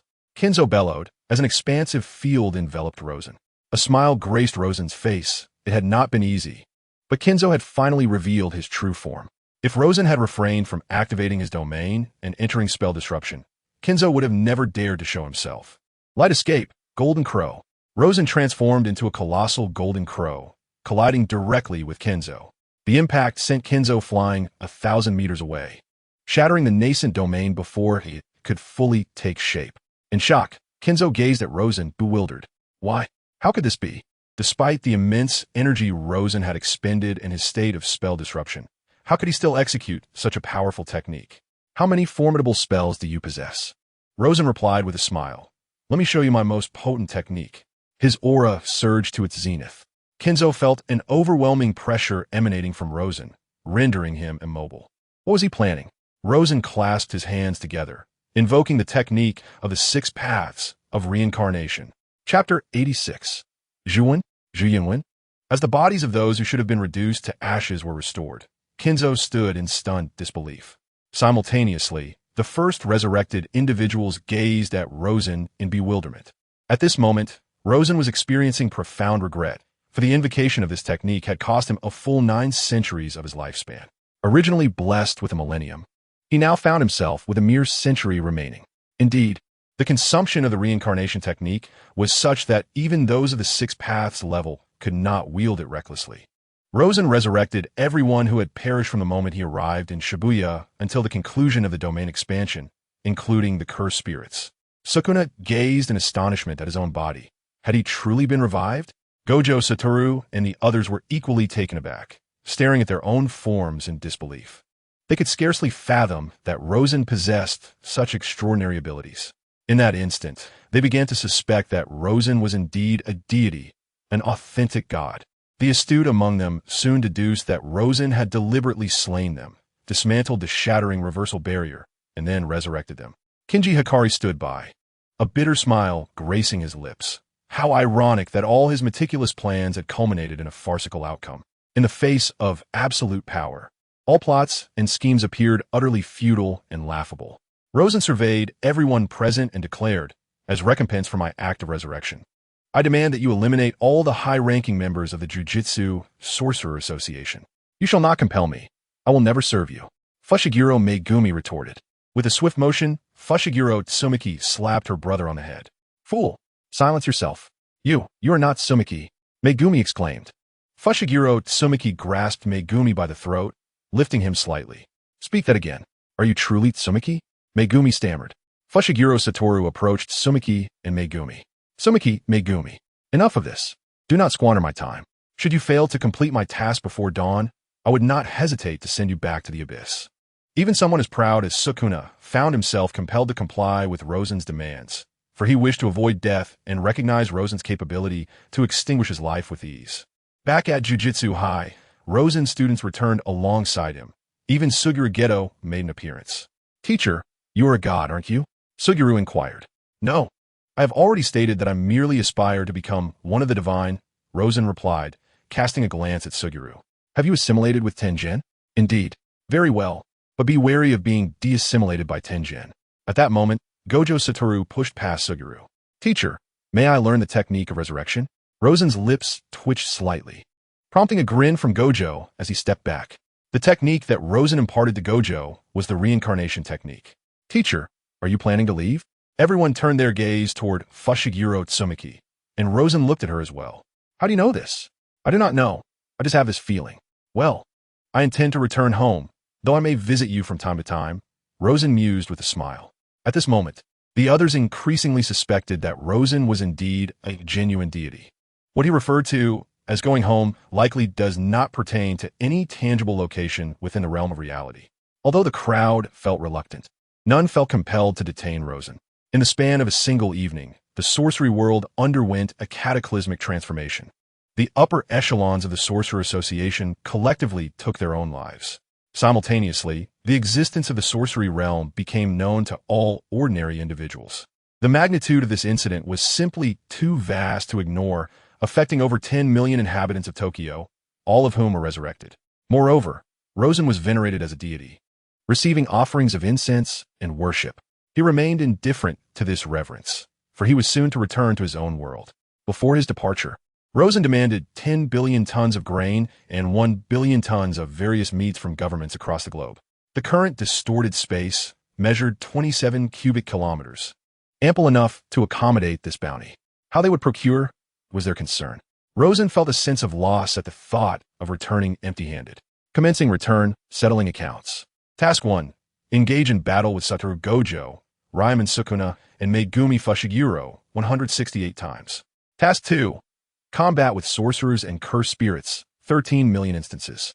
Task 3. Master sorcery, 185 techniques. Task 4. Educate 7 students, 5 special grade sorcerers, and 2 super special grade sorcerers. Settlement complete. Rewards. Domain expansion, infinite domain. Reward, primal celestial body of the Vortex Age. Rosen had amassed considerable sorcery and techniques within the sorcery world. But the true enhancements to his combat prowess stem from the infinite reversal technique, unlimited technique, and domain expansion.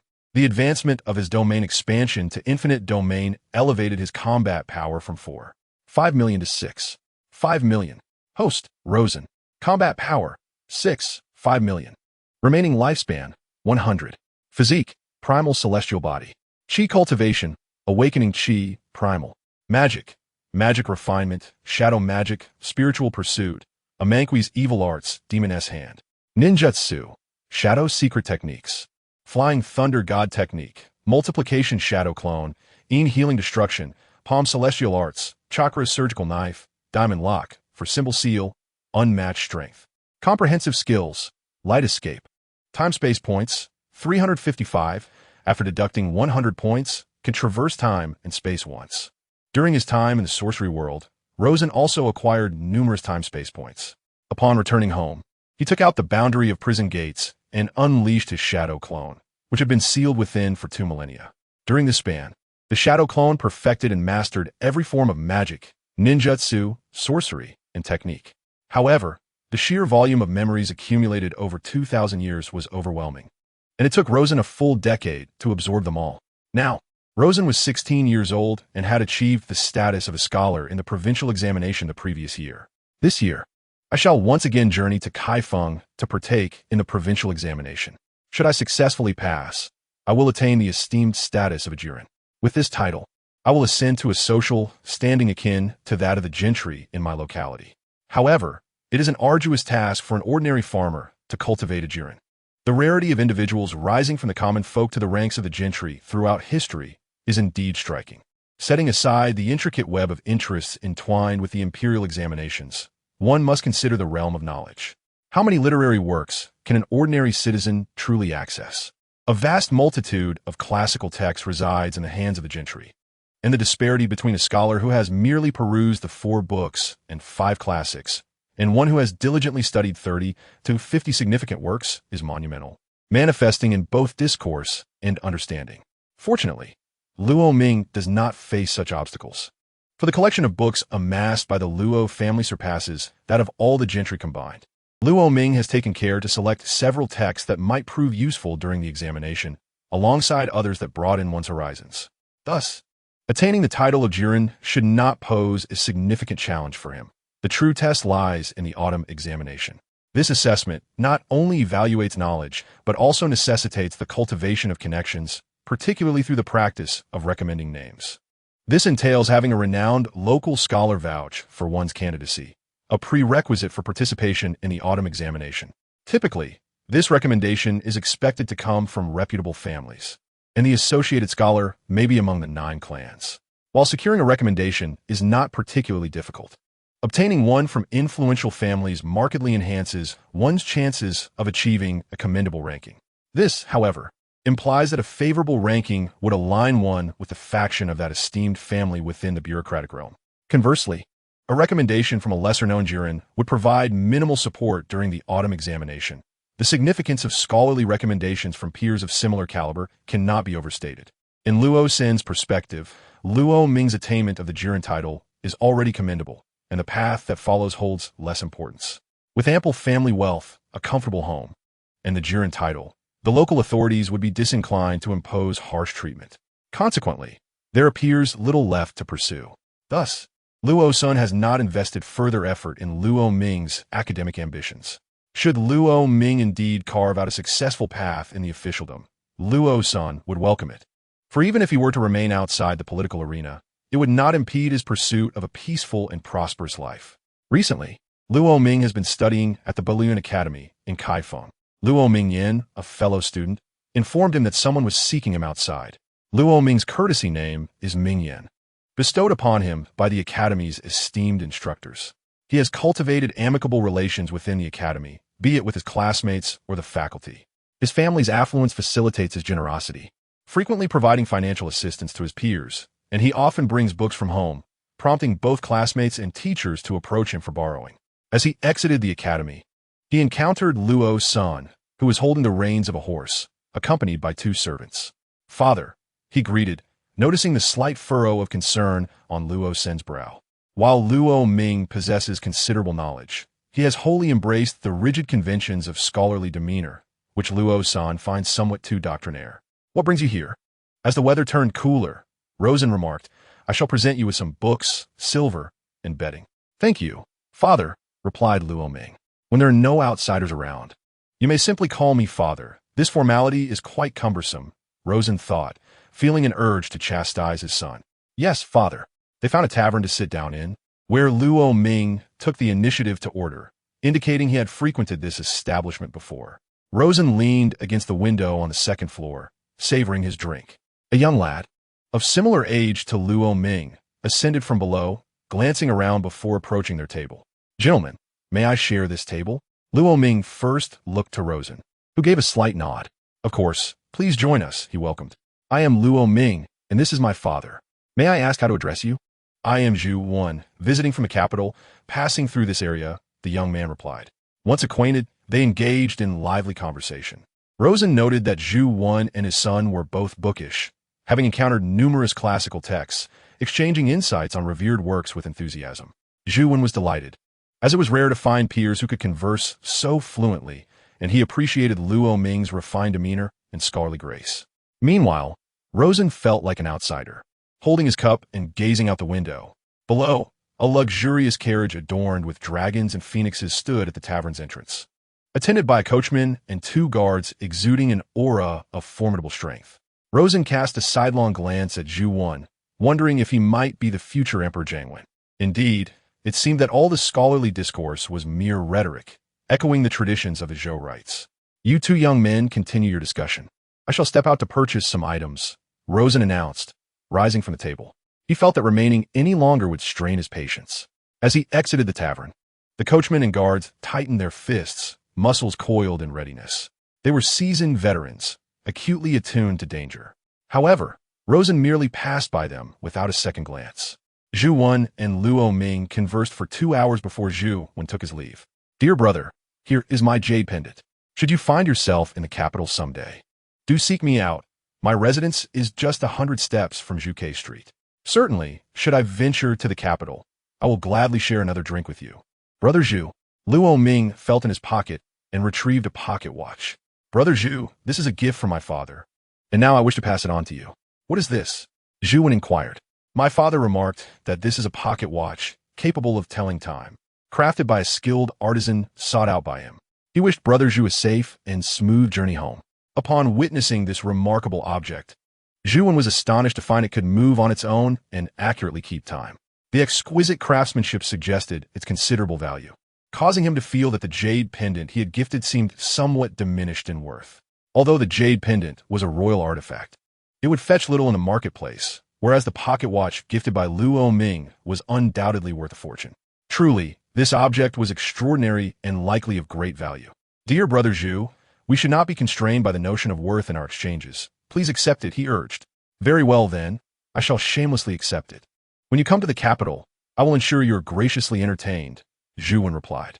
"Next autumn, I shall certainly visit the capital," he added.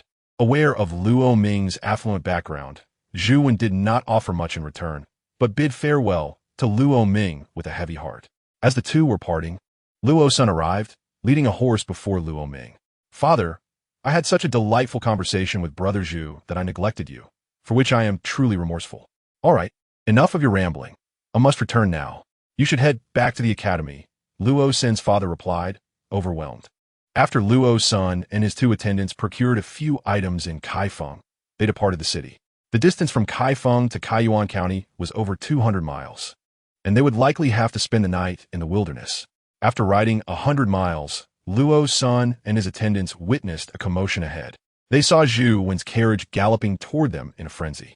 The 2 guards who had previously protected Zhu Wan were nowhere to be seen. and a band of over 10 bandits was in hot pursuit. At that moment, a bandit drew a crossbow and shot an arrow at the approaching carriage, striking the horse that pulled it. The horse, in pain, lost its balance, causing the carriage to topple onto the roadside. The coachman tumbled to the ground, rolling twice before pulling aside the curtain to assist Zhu when in escaping. Witnessing this scene, Luo Sen could hardly believe that bandits possessed such formidable weaponry. If this were not a power struggle, he would wager his own head on it. However, seeing Zhu fall to the ground, even his gifted pocket watch slipping from his grasp, stirred his concern. As Zhu reached out to retrieve the watch, a bandit approached, ready to deliver a fatal blow. Luo Sen instinctively clutched his chest and suddenly hurled a silver ingot. The ingot struck the bandit's blade, diverting its path. But Zhu still sustained a wound to his shoulder. Luo Sen quickly rode forward and clasped his hands in a gesture of peace. Brave heroes, let us speak rationally. How much do you require? I shall gladly offer it, so there is no need for violence and needless bloodshed. The bandits, however, remained silent and charged at Luo Sen with their weapons drawn. He deftly sidestepped the blade, seized it, and struck the bandit's arm with the back of the weapon. With a crack, the bandit's arm was broken. Luo Sen employed the same technique, swiftly incapacitating several bandits with precise strikes to various parts of their bodies. The bandits are retreating swiftly. Although they are fierce, they are not suicidal warriors. Upon realizing they cannot contend with Rosen, they hastily flee. Sir, please save my young master. The coachman implores urgently. At this moment, Zhu, having sustained a grievous wound to his shoulder, is on the brink of collapse. Bring your young master to my horse. I possess some rudimentary healing knowledge, and perhaps I can still save him, Rosen declares, instructing his attendants. Lend this man one of your horses. You may return home at a slower pace. The coachman promptly lifts Zhu onto Rosen's steed. After riding for an hour, they finally arrive home. Upon delivering Zhu to a guest room, Rosen begins to treat and stitch his wound. As Rosen is not closely related to Zhu, he refrains from employing extraordinary medical techniques to avoid revealing his abilities. Furthermore, he harbors little fondness for this future emperor, who embodies incompetence to an exceptional degree.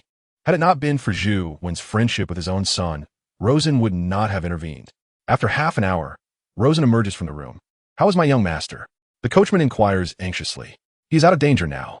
Take good care of him. If you require anything, seek my servants, Rosen replies. The coachman bows deeply in gratitude, relieved that his young master, a royal prince, has survived. Had he perished under his watch, it would have spelled doom for his entire family. Thus, he feels immense gratitude towards Rosen, who has saved not only his life, but also that of his family. Zhu's injuries are neither trivial nor severe. In modern terms, he would merely be suffering from excessive blood loss and some superficial wounds, capable of recovery within 3 to 5 days. However, in this era, without antibiotics, his condition carries the risk of mortality. Fortunately, after Rosen discreetly administered a dose of penicillin, Zhu's life was no longer in jeopardy. On the third day, although he cannot lift his right arm, he is otherwise able to move freely. I am profoundly grateful for your life-saving grace, uncle. I have no means to repay you, but once I return home, I shall ensure my family expresses their gratitude. Zhu vows, I saved you because you were a friend of my son. My family is well off. My son has succeeded in his studies and has a promising future, so no repayment is necessary. A family that does good will surely enjoy blessings. No thanks are required for such kindness, should I ever need assistance. I trust you will respond without hesitation. At this moment, Zhu appears cultured, courteous, humble, and grateful. It is a pity that once he ascends to the throne as Emperor Jiangwen, he will completely abandon himself, and if he were to reign for a few more years, he might even attempt to restore the Zhou rights. As for altering Zhu's character and helping him recognize his foolish notions, Rosen has no intention to do so. He is too indifferent to even correct his own son's character, let alone that of a distant acquaintance. In the following days, Zhu roamed through the countryside and discovered that the village was modest in size, yet it was a rare haven of peace and prosperity, with its inhabitants enjoying a comfortable livelihood. Particularly enlightening was his realization of the role played by the local gentry, Rosen. Rosen rented out his lands to tenants at a low price, requiring them to remit only 10% of their harvest, regardless of whether they faced drought or flood. If only all gentry across the nation were like Rosen, then the world would truly be harmonious. Little did Rosen imagine that his benevolent measures towards his kin would evoke such naive thoughts in Zhuwen. In truth, there had been edicts since the early Ming dynasty stipulating that rents should not exceed 40%. However, in reality, landlords would often seize as much as 80% of the tenant's yield. In years of calamity, rents were collected in kind and adjusted annually. Rosen publicly claimed to charge 70%, for if he were to charge less, the surrounding tenants would flock to him, and other landlords would conspire to ostracize and suppress him. Thus, he required the villagers of Luo family village to publicly maintain this assertion as well. Unaware of the actual circumstances, Zhu Wan, having emerged from the Rosen estate, presumed he was among kin and spoke freely. "Uncle, should you take up an official position, you would surely bring prosperity to the region," Zhu Wan remarked with deep emotion. No wonder Luo Ming possessed such scholarly demeanor. It was evident that his father was extraordinary.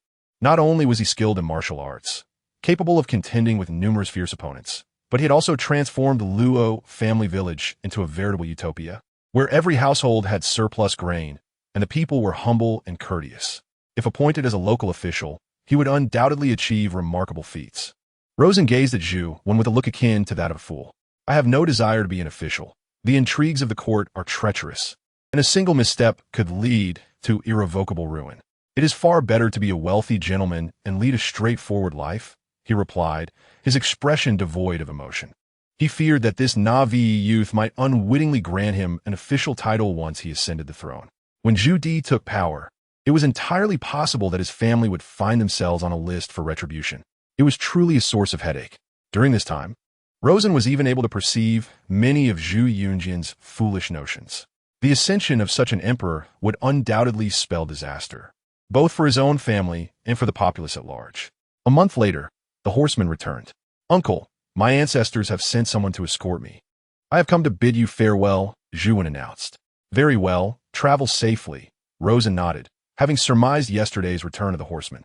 It was likely that Zhu Yuanzhang had dispatched a considerable escort, though these soldiers had not entered the confines of Luo family village, leaving Rosen uncertain of their numbers. Though he assumed they were not few.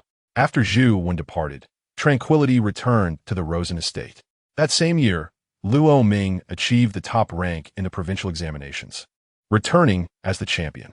The entire Luo family village erupted in jubilation, with Chun Lian excitedly traversing the major temples and Taoist shrines of Kaiyuan County, generously donating substantial offerings of incense and oil to each establishment.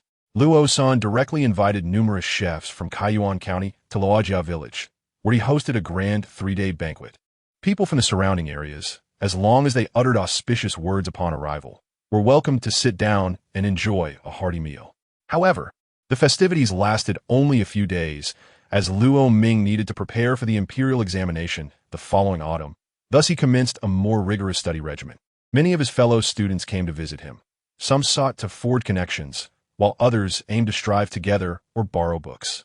On occasion, Luo Ming ventured out with his classmates to explore the scenic landscapes. Given his status as a scholar and the first-place winner of the provincial examination, Luo Sen felt assured of Luo Ming's safety. In this world, bandits and robbers might dare to harm ordinary scholars, but they would think twice about attacking a gentleman of high rank. It is akin to the village bullies in later times, who prey on the powerless farmers but would avoid crossing paths with the top scorer of the college entrance examination. The latter signifies attention, and those lurking in the shadows fear exposure. After 6 months of preparation, Luo Ming finally readied himself to travel to the capital for the examination. Luo Sen arranged for 4 servants to accompany him on the journey to Beijing. "My son, here is a deed to a property, an unoccupied residence in the capital. Once you arrive, you shall reside there and procure additional servants to assist you. These 4 are loyal to our Luo family, and you may entrust them with any urgent matters." "Father, when did you acquire this residence? Have you ever been to the capital?" "A few years ago, a wealthy merchant from the capital, short on funds, pledged this residence to me." In truth, Luo Sen had personally ventured to Yingtian Prefecture to make the purchase. Not only in Yingtian, but even in the current Shuntian Prefecture, he owns numerous fields and shops, as this is Luo Sen's investment for the future. After all, this journey takes him nearly 1,500 miles to Jinling, and he fears for his son's safety. These 4 servants, having been vetted through rigorous trials over the years, were entrusted to accompany Luo Ming. Unless faced with a large band of robbers, they were more than capable of ensuring Luo Ming's protection. At this moment, Luo Ming could hardly contain his excitement to reach Yingtian Prefecture, for to him, it represented the most prosperous place in the world, a sentiment not uncommon for a young man filled with aspirations. Chapter 88. The meeting with Zhu Di. Luo Ming encountered little hardship on his journey, with carriages and horses at his disposal, accompanied by 4 guards. After a month, upon arriving in the capital, his first destination was Zhuke Street. "Did you find it?" he inquired of the returning servant, Zhao Dabin. "Master, are you certain you did not misremember the location?" Zhao Dabin asked, a perplexed look upon his face. "Of course not. Why? Is there something amiss with the location?" "Master, just 100 steps into Zhuke Street leads directly to the prince's residence." "What?" Luo Ming was taken aback. Indeed, just 100 steps from Zhuke Street stood the prince's residence. After a moment of contemplation, Luo Ming pondered, Zhu Yunwen? Could Zhu Wen be the royal grandson? Zhu Yunwen? Luo Ming retrieved the jade pendant gifted to him by Zhu Wen and ultimately resolved to embark on a personal visit. Arriving at the prince's residence, he encountered 2 armored guards, each wielding a long spear, stationed at the entrance. Holding the jade pendant, Luo Ming approached and inquired, "Gentlemen, are you familiar with this pendant?" One of the guards took the pendant, glanced at it briefly, and affirmed that it belonged to the Eastern Palace. "May I ask where you acquired this, young master?" "It was bestowed upon me by a young gentleman named Zhu Wen, who instructed me to come to the capital to seek him out," Luo Ming replied candidly. "May I inquire your name, young master?" "I am Luo Ming, with the courtesy name Mingyan." "Please wait a moment." The guard hastily entered the prince's residence, and within 100 breaths, Zhu Yunwen emerged in a flurry. "Dear brother, the commoner pays his respects to your highness." "Ah, dear brother, no need for such formalities. Do come inside." At this moment, Zhu Yunwen was exceedingly delighted, for Luo Ming was a kindred spirit he deeply esteemed, and his father had once saved his life. He cherished the pocket watch that Luo Ming had given him, wearing it daily, and many ministers had inquired about its origin, filled with envy. Upon realizing that Zhu Wen was none other than Zhu Yunwen, it would be disingenuous to claim that Luo Ming was not elated. After all, this was an extraordinary opportunity for advancement. Having not seen each other for quite some time, Luo Ming initially felt somewhat reserved, but as their conversation unfolded, he began to overlook Zhu Yunwen's princely status and engaged in a lively discussion. Zhu Yunwen recommended Luo Ming to the assembled ministers, who regarded him with great favor, not only because of Luo Ming's profound erudition and his achievement as the top scholar in the provincial examination, but also due to the close camaraderie he shared with Zhu Yunwen, with both referring to each other as brothers. Thus, they naturally perceived Luo Ming as a member of Zhu Yunwen's faction. Luo Sen had been closely monitoring Luo Ming's situation, with 4 servants dispatched every fortnight to deliver letters back. However, Luo Sen harbored concerns regarding Luo Ming's growing closeness to Zhu Yunwen, fully aware of the latter's eventual fate. He feared that Luo Ming might become emotionally entangled. If circumstances became dire, he could resort to employing a kaleidoscope of strategies against Luo Ming. After the autumn examination concluded, Luo Ming returned triumphant as the top scholar. This outcome astonished even Luo Sen, for attaining such a rank surely required considerable backing from Zhu Yunwen and his supporters. After all, the title of top scholar could not be achieved solely through talent. Undoubtedly, Luo Ming possessed genuine scholarly prowess. He was appointed as a 6th-rank editor in the Hanlin Academy, a position almost custom-made for top scholars, with nearly all of them having held this office. Consequently, Luo Ming remained in the capital, stirring excitement in the small Kaoyuan County and even in the Kaifeng Prefecture, for they had produced a top scholar under their governance, a remarkable honor that stood as a testament to their merit. Moreover, this top scholar hails from the north, where the presence of southern gentry prevails, and the number of literati and Confucian scholars far exceeds that of the north. Coupled with the fact that many renowned figures originate from the south, the emergence of a top scholar from the north becomes even more remarkable. Historically, each dynasty has sought to maintain a balance between northern and southern officials. Thus, should a northern scholar achieve the highest honors without unforeseen setbacks, he is destined to attain a position of at least the 3rd rank. Progressing beyond that, he would likely become a leader among various factions. Even Rosen could not have anticipated that Luo Ming would secure the top scholar title, and amidst his astonishment, He couldn't help but feel a sense of concern for Luo Ming's future. Meanwhile, his wife had been waking from dreams filled with laughter. For years later, upon the death of Zhu Yuanzhang, Zhu Yunwen ascended the throne. During these 4 years, Luo Ming had risen from a 6th-rank compiler in the Hamlin Academy to a 5th-rank prefect.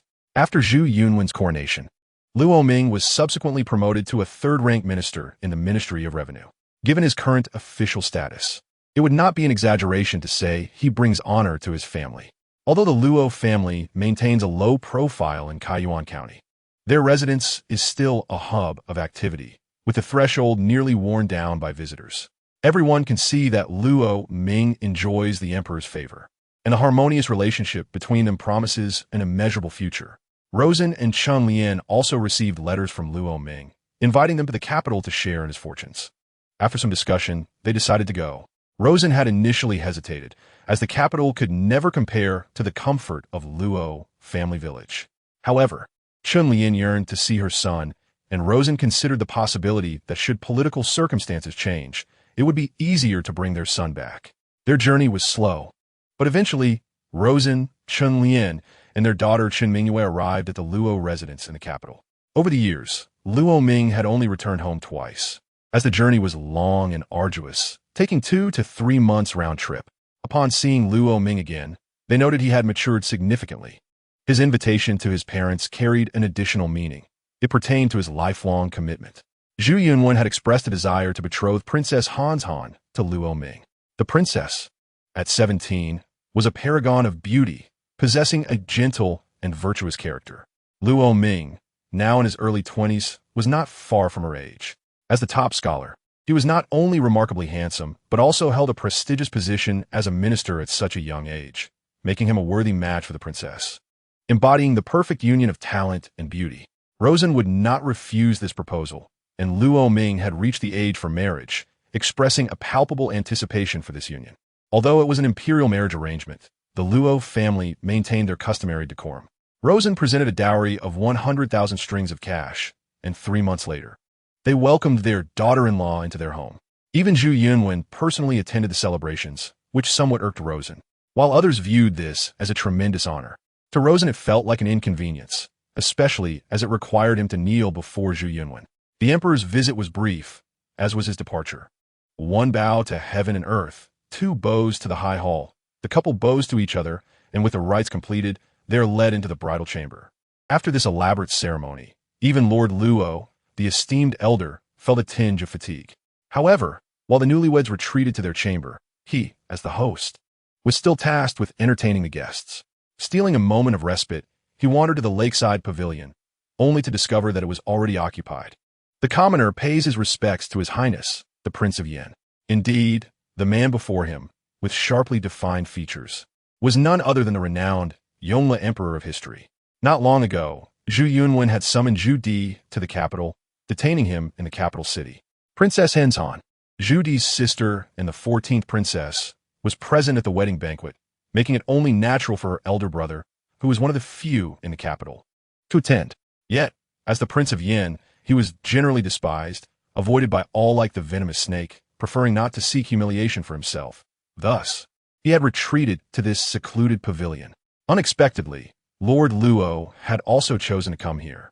No need for formalities, Zhu Di waved his hand. Your Highness, have I been remiss in my duties, leaving you to enjoy solitude? The clamor outside is overwhelming. I find solace in this quietude. Yet, why is Mr. Luo not in the main hall attending to the guests? Your Highness indulges in leisure, and so do I. Had I known the proceedings would be so cumbersome, I would have preferred to escape entirely, seeking a tranquil place to live freely. Luo Sen produced a flask of wine and 2 cups, offering one to Zhu Di. Zhu Di accepted the cup, chuckling, Mr. Luo, you cannot be much older than I. Why such disdain for the world? It is not disdain, but rather the turmoil that vexes the spirit. I envy you, Your Highness, for your prosperous family and your son, who is so promising. When I encouraged Luo Ming to study, it was merely to foster understanding. I never imagined he would achieve the highest honor.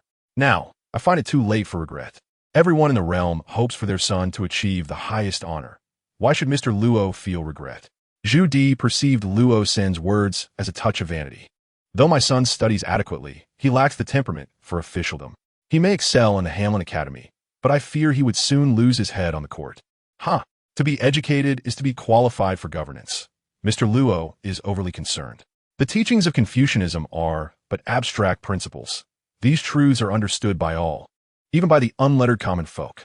Do they not know that murder is a crime? Do they not know that theft is against the law? What restrains the populace is never lofty ideals, but rather the law, and what keeps them from transgressing is their ability to fill their bellies. Should such sentiments of Mr. Luo reach the ears of learned scholars, they would likely deem him a great criminal. This conversation, spoken from my lips and entering your ears, is known to no third party. Once we leave this courtyard, even if the Prince of Yen were to speak of it, the commoner would not acknowledge it. Zhu Di laughed heartily. Does Mr. Luo believe that Confucianism ought not to exist? It should not have a place in the court. Regrettably, the emperor, in his pursuit of the divine right of kings, forcibly elevated Confucianism into the political arena. Since then, Confucianism has taken root, unwilling to depart from the court. I sense that Mr. Luo harbors a considerable disdain for Confucianism. When one is raised to a height that does not belong to them, they will resort to numerous morally dubious actions to safeguard their position. Such is the nature of Confucianism, which espouses benevolence and righteousness while concealing a heart filled with vice. Nowadays, Confucianism serves merely as a tool for noble families to vie for power and profit, with the one seated in authority being but a compliant fool. Zhu Di did not anticipate that Luo Sen would utter such rebellious words. That fool even came today to congratulate your son's grand wedding. Perhaps this is merely a mutual recognition between two fools. Mr. Luo wonders if a more resolute emperor could expel Confucianism from a court. It is futile, regardless of how strong he may be. Even if Zhu the Butcher were alive, it would make no difference. Unless one were to recreate the world anew, starting from scratch. It is utterly impossible. Dare you suggest that our father is Zhu the Butcher? Chapter 89, Risquingitsudi. Do not prattle before me so recklessly. Death extinguishes life like a flame. Now, apart from you, who still regard your father with any significance. Observing the nonchalant Luo Sen, Zhu Di gradually calmed himself. Even if he were to proclaim that Luo Sen had insulted the founding emperor, no one would believe his words. You say if I cannot. Luo Sen interrupted Zhu Di, dismissing his words outright. Mr. Luo contemplates what sort of ruler I might become. A ruler of great potential. Then, Mr. Luo, would you be willing to assist me? What benefits could I possibly gain? Zhu Di smiled. Should I ever attain that position, you shall be the foremost among nobles and lords. Luo Sen shook his head. If you were to become emperor, you would dismiss my son from office and banish him from the court. Zhu Di raised an eyebrow. Many talented individuals have sought refuge under his banner, driven by desires for wealth and power, yet not one has ever wished for the dismissal of their child. Why? A bookish scholar in the court will either become a puppet to be manipulated or, like those Confucians, gradually lose themselves and become complicit in wrongdoing. I, Luo Sen, can support a son who is a fool, but shall not raise one who harms the common people. What assistance can Mr. Luo provide to me? If you require money, I shall provide it. If you need grain, I shall furnish it. Even should you wish to depart from Ingtian Prefecture, I will facilitate your exit from there. Zhu Di looked at Luo Sen in astonishment. I truly did not realize that the Luo family possessed such wealth, and to offer so much merely to see your son stripped of his office and title. It is far better than having posterity nail him to the pillar of shame and humiliation. Do you truly have so little faith in your son? It is not that I lack faith in him, but in Zhu Yunwen. How can I know that you're not a spy sent by Zhu Yunwen to test me? In a month's time, 10 million taels of silver will arrive at the Prince of Yen's residence. You may await news from there. What does the sum of 10 million taels of silver signify? In the early years of Zhu Yuanzhang's reign, the treasury held 7 million taels. By recent years, it had swelled to 28 million. This implies that Rosen could present more than 30% of the national treasury's revenue in a single instance. Rosen rose and waved his hand, suggesting that if further assistance was needed, Zhu Di should send a trusted servant to his residence for employment. In that moment, Zhu Di genuinely believed Rosen's words. After all, no one would present such a vast sum merely to ensnare him. In the ensuing days, Zhu Yunwen began to brazenly curtail the power of the feudal lords, employing exceedingly ruthless methods. Zhu Di's royal uncles lived in constant trepidation, while Zhu Di, confined within the capital, even resorted to feigning madness, competing with dogs for scraps. "My lord, you cannot eat that," a steward from the Yin Wangfu implored. But Zhu Di disregarded him, burrowing into the pigsty. The steward whispered in Zhu Di's ear, "My lord, we have received word from the Yin Wangfu. Half a month ago, a merchant convoy delivered 10 million taels of silver to the estate." Zhu Di trembled at this revelation, as the steward tugged him back toward their quarters. "Do not pull me. You have a great deal of audacity to hinder my enjoyment of delicacies." Throughout this journey, Zhu Di's antics and words attracted many onlookers. Yet he continued to perform unabashedly. Upon returning to his quarters and confirming they were alone, Zhu Di shed his madman guise, his gaze sharpening with intensity. Was it true that the Yin Wangfu had indeed received 10 million taels of silver? "Absolutely," came the response. "It is a letter in the handwriting of the Yin Wangfei. I burned it after reading, not daring to keep it. Please forgive my transgression." Zhu Di waved his hand dismissively. He trusted this steward and had acted to ensure the secrecy of the information. Should the young emperor learn of the 10 million taels in his Yin Wangfu, could he remain composed? "Go to Zue Xianju and procure 3 jin of braised offal." "My lord, this go." The proprietor of Zue Xianju understand the implication. "Yes, my lord." In a quarter of an hour, the steward returned. "My lord, I have acquired the items." Did the proprietor say anything? He mentioned that at the 3rd watch of the evening, a barrel of swill would pass in front of the Yin Wangfu. "Sudinodid, expressing gnodicent. Is it not merely to conceal oneself within a swill barrel? As long as I can escape the capital, I would willingly endure the stench." As evening fell, a cart laden with swill passed punctually by the estate, and the guard stationed by Zhu Yunwan had vanished without a trace. Zhu Di swiftly emerged from his hiding place and slipped into the swill barrel. The donkey cart, transporting the refuse, ambled past the city gate, with the guards showing no inclination to inspect the contents, hastening the cart to exit. Once they had traversed 10 miles from the capital, Rosen awaited them. Zhu Di emerged from the barrel, and Rosen instinctively took a few steps back. Zhu Di regarded him for a moment longer, feeling somewhat affronted. He had presumed that Mr. Rosen was not one to be concerned with trifles. "The odor is simply unpleasant, and I care not for your constraints. Here are the garments I have prepared for you, along with a basin for your cleansing. Hurry and take joy in it." Zhu Di did not anticipate the meticulous arrangements made by Rosen. In his time of misfortune, apart from his wife and children, no one had shown him such consideration. After a thorough cleansing, Zhu Di felt considerably refreshed, his spirit revitalized. "A great favor has been bestowed upon me today, and I shall repay it in kind on a future occasion. Do remember your promise," Rosen stated solemnly, presenting a book to Zhu Di. The coal mines in Shuntian Prefecture are abundant.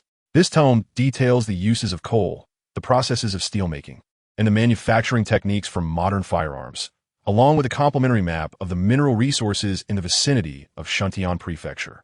Upon hearing this, Zhu Di grew increasingly curious about Rosen, clasping his hands in gratitude. "I have fulfilled my obligations. Now it is time to observe your performance," Rosen said, waving his hand as he prepared to depart. "Did you not consider the consequences, should I fail?" Zhu Di inquired. "I stand to lose nothing. A mere trifle of wealth will not cause me distress. At worst, it would mean my son's illness leading to his resignation. However, you wager the lives of your entire family. Should you succeed, you will rule the world, but should you fail, your entire family shall perish. Thus, this question should be posed to yourself, not to me." Zhu Di traversed 2,000 miles in 10 days, during which 5 fine steeds perished from the exertion. When Su Miaoyun learned of Zhu Di's return, she excitedly rushed through the Yin prince's residence and leaped into his embrace. "Miaoyun, all is well now. I have returned." "Amiba, my lord, welcome back." At that moment, a monk clad in black robes entered, his triangular eyes exuding a calm and steady demeanor. He was the enigmatic monk Yao Guangxiao. "My lord, your sudden return has left us unprepared." In truth, Su Miaoyun and Yao Guangxiao had been planning Zhu Di's rescue, only to find that he had returned of his own volition. "Miaoyun, was a sum of 10 million taels sent to our residence recently?" "Indeed, fourth brother, but there seems to be an issue with this silver." Zhu Di pondered and recounted his acquaintance with Rosen. Yao Guangxiao, astonished, remarked, "So this Mr. Rosen sent you 10 million taels of silver, all while scheming to rescue you from Tian Prefecture, solely to have his son forsake his rank and title?" Su Miao, equally taken aback, wondered what peculiar request this could be. Zhu Di then presented another book. Master, do you think this is feasible? Yao Guangxiao opened the first page, which detailed the extraction and uses of coal with remarkable thoroughness. Upon turning to the second page, he found a map of Shuntian Prefecture, illustrating the distribution of copper, iron, gold, and silver mines. My lord, what is this book? It was given to me by Mr. Rosen. This book is of great value. In your hands, it is as if you have gained wings. This document describes a method known as the assembly line, which can exponentially enhance the weapon manufacturing process. If applied to the production of firearms, an entire battalion could be equipped within 2 to 3 months. Master, do you think there are other forces behind Mr. Luo? No, Yao Guangxiao replied with certainty. Why not? The imperial power, officials, and the gentry have largely divided the authority in the realm. There is no space for a fourth force. But that sum of 10 million taels cannot be easily amassed by an individual. Yao Guangxiao tapped the book in his hand. Your Highness, have you forgotten the records within this book? I do not understand. I surmise this individual possesses the means to accurately survey various mineral deposits, which is why he has accumulated such wealth. For him, money is indeed a trivial matter. Yao Guangxiao continued, assuming he has another force backing him. Their pursuits would revolve around power and profit. Imagine if he were to present this 10 million taels to the young emperor. Could he not secure power in return? Naturally. No one could refuse such an astronomical figure. If there were indeed other forces behind him, would they prefer a weak and indecisive emperor or a strong one? A weak one. Precisely. Only an individual can afford to be so capricious with money. Is there a possibility of a greater scheme? If they were to harbor grander ambitions, they would choose to support someone else. Xilang, I too find Mr. Luo to be rather capricious, Su Miaoyan remarked. You share this sentiment? It is evident from his conversation with you that he holds the officialdom in disdain and has no reverence for imperial authority. I find myself quite curious about Mr. Luo. Perhaps there will be an opportunity to meet him. Now that Zhu Di has fled back to Shuntian Prefecture, Zhu Yunwen will undoubtedly issue a decree to apprehend him. Thus, from the moment he escaped from Tian Prefecture, he has lost his path of retreat. Fortunately, the distance of 2,000 li grants him 2 or 3 months of preparation time. The pressing matter is to recruit troops. Prince Ning, Zhu Quan, still commands tens of thousands of soldiers. Should Zhu Quan be willing to lend him troops, combined with his steel-making technology, he could swiftly amass a formidable armed force. I will pay a visit to Zhu Quan. The affairs of Shuntian Prefecture will be entrusted to you. Xilang, you have just returned. You must be weary from your journey. It would be wise to rest for a couple of days. Zhu Di shook his head. If we cannot secure troops from Zhu Quan, our endeavors will be exceedingly difficult. This matter should be addressed promptly. There is no time for delays. Chapter 90. The suppression of Tianjing. Zhu Quan's fiefdom lies in Daming, commanding an army of 100,000 elite troops. His forces are quite substantial, yet he harbors certain reservations, lacking the courage to act. Although 100,000 soldiers is formidable, it pales in comparison to the entirety of the Ming dynasty. Old 17th. Fourth brother, what brings you here? Aren't you? Indeed, I have escaped back to Shuntian Prefecture, Zhu Di stated. Do you understand the consequences? Consequences? Even death is preferable to pretending to be mad in Tian Prefecture while fighting over scraps with pigs, Zhu Di said, patting Zhu Quan on the shoulder. Zhu Quan was already aware of the events that had transpired concerning Zhu Di in Tian Prefecture. He felt a profound unease, for after all, his brothers and that young scion Zhu Yunwen were not particularly close. Old 17, if Zhu Yunwen could treat me this way, he would undoubtedly do the same to you. You haven't come here merely to intimidate me, have you? I require your troops. What do you intend to do? To restore order in the heavens and quell the rebellion. Zhu Di's tone was more resolute than ever, his eyes gleaming with an intimidating light as he declared, the old man once said that if future generations display filial piety, they may rise against the tyrant. No, no. If Zhu Yunwen seeks to diminish the feudal lords, let him do so. I have no interest in contesting that. However, if it comes to raising troops, that young scoundrel Zhu Yunwen would certainly not spare me. I do not ask you to raise an army. I simply seek to borrow your soldiers. What difference does that make? You may claim that I have taken you hostage, compelling you to surrender the military insignia. Even if Zhu Yunwen suspects this, what could he do to you? Zhu Di's voice was laced with temptation. Should I, on a future day, truly seize the realm, I shall divide it with you. Zhu Quan's eyes flickered. To claim he was not tempted would be disingenuous. Yet, he found himself unable to make a decisive resolution. This time, I bring with me 1,000,000 taels of silver. If you agree to lend me your troops, this entire sum shall be yours. Zhu Quan was taken aback. Fourth brother, where did you acquire such wealth? That is of no concern to you. Just tell me, will you lend or not? Understand that among our brothers, there are others with military power besides you. You could never amass such wealth in your lifetime. Very well.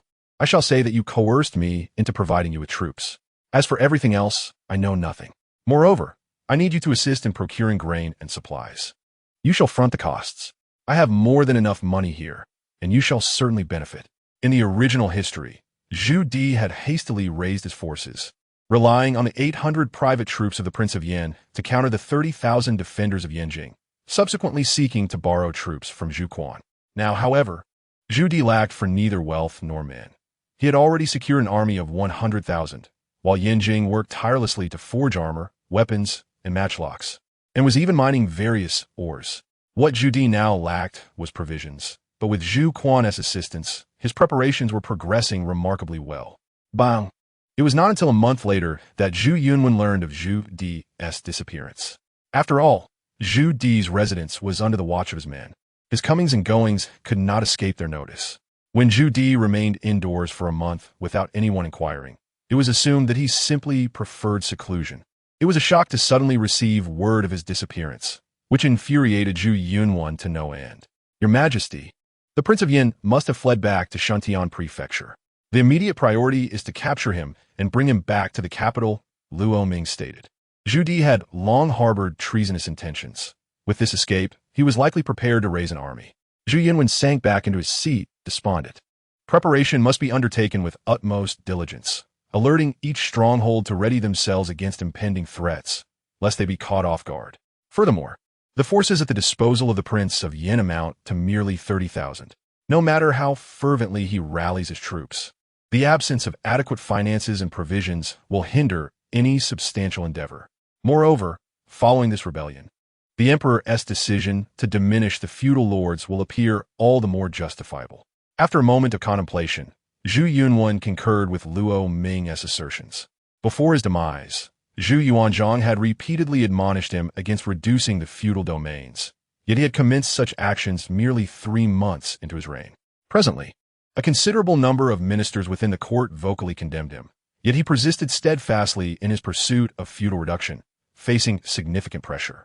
Should the Prince of Yin choose to rise at this juncture, it would provide Zhu Yunwen with an even more legitimate rationale for his actions.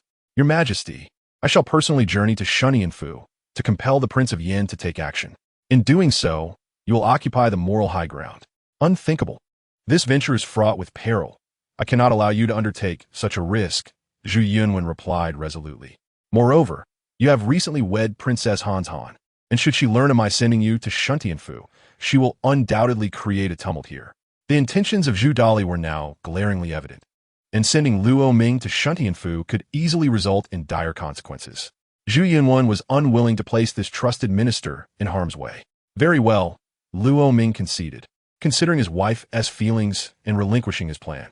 Princess Zhu Mingxi, though married to Luo Ming, had not taken residence in the princess's quarters, but instead lived under the same roof as her in-laws. Each day, she would come to pay her respects to Luo Sen and Chun Lian, embodying the ideal daughter-in-law for time. In truth, Luo Sen was not particularly fond of such customs.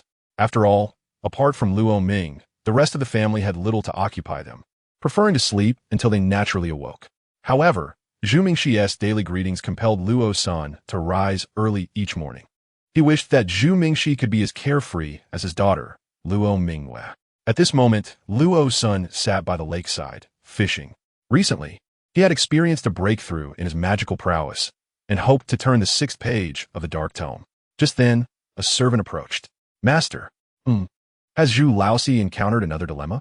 News of the Prince of Yin's mobilization had spread like wildfire in Shunyanfu, prompting grain merchants to hoard supplies and inflate prices. The Prince of Yin inquired if there were any sources of grain available.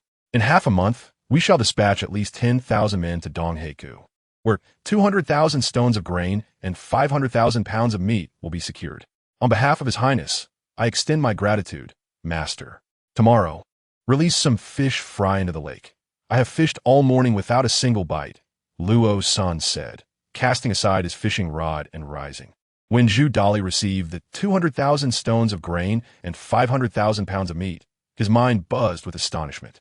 He had not anticipated Luo Sen's extraordinary capabilities, and a tinge of fear began to creep in regarding his influence. If it were said that 10 million taels could still be amassed through mining, then the 200,000 stones of grain and 5 million pounds of meat would suffice for the annual consumption of a million-strong army.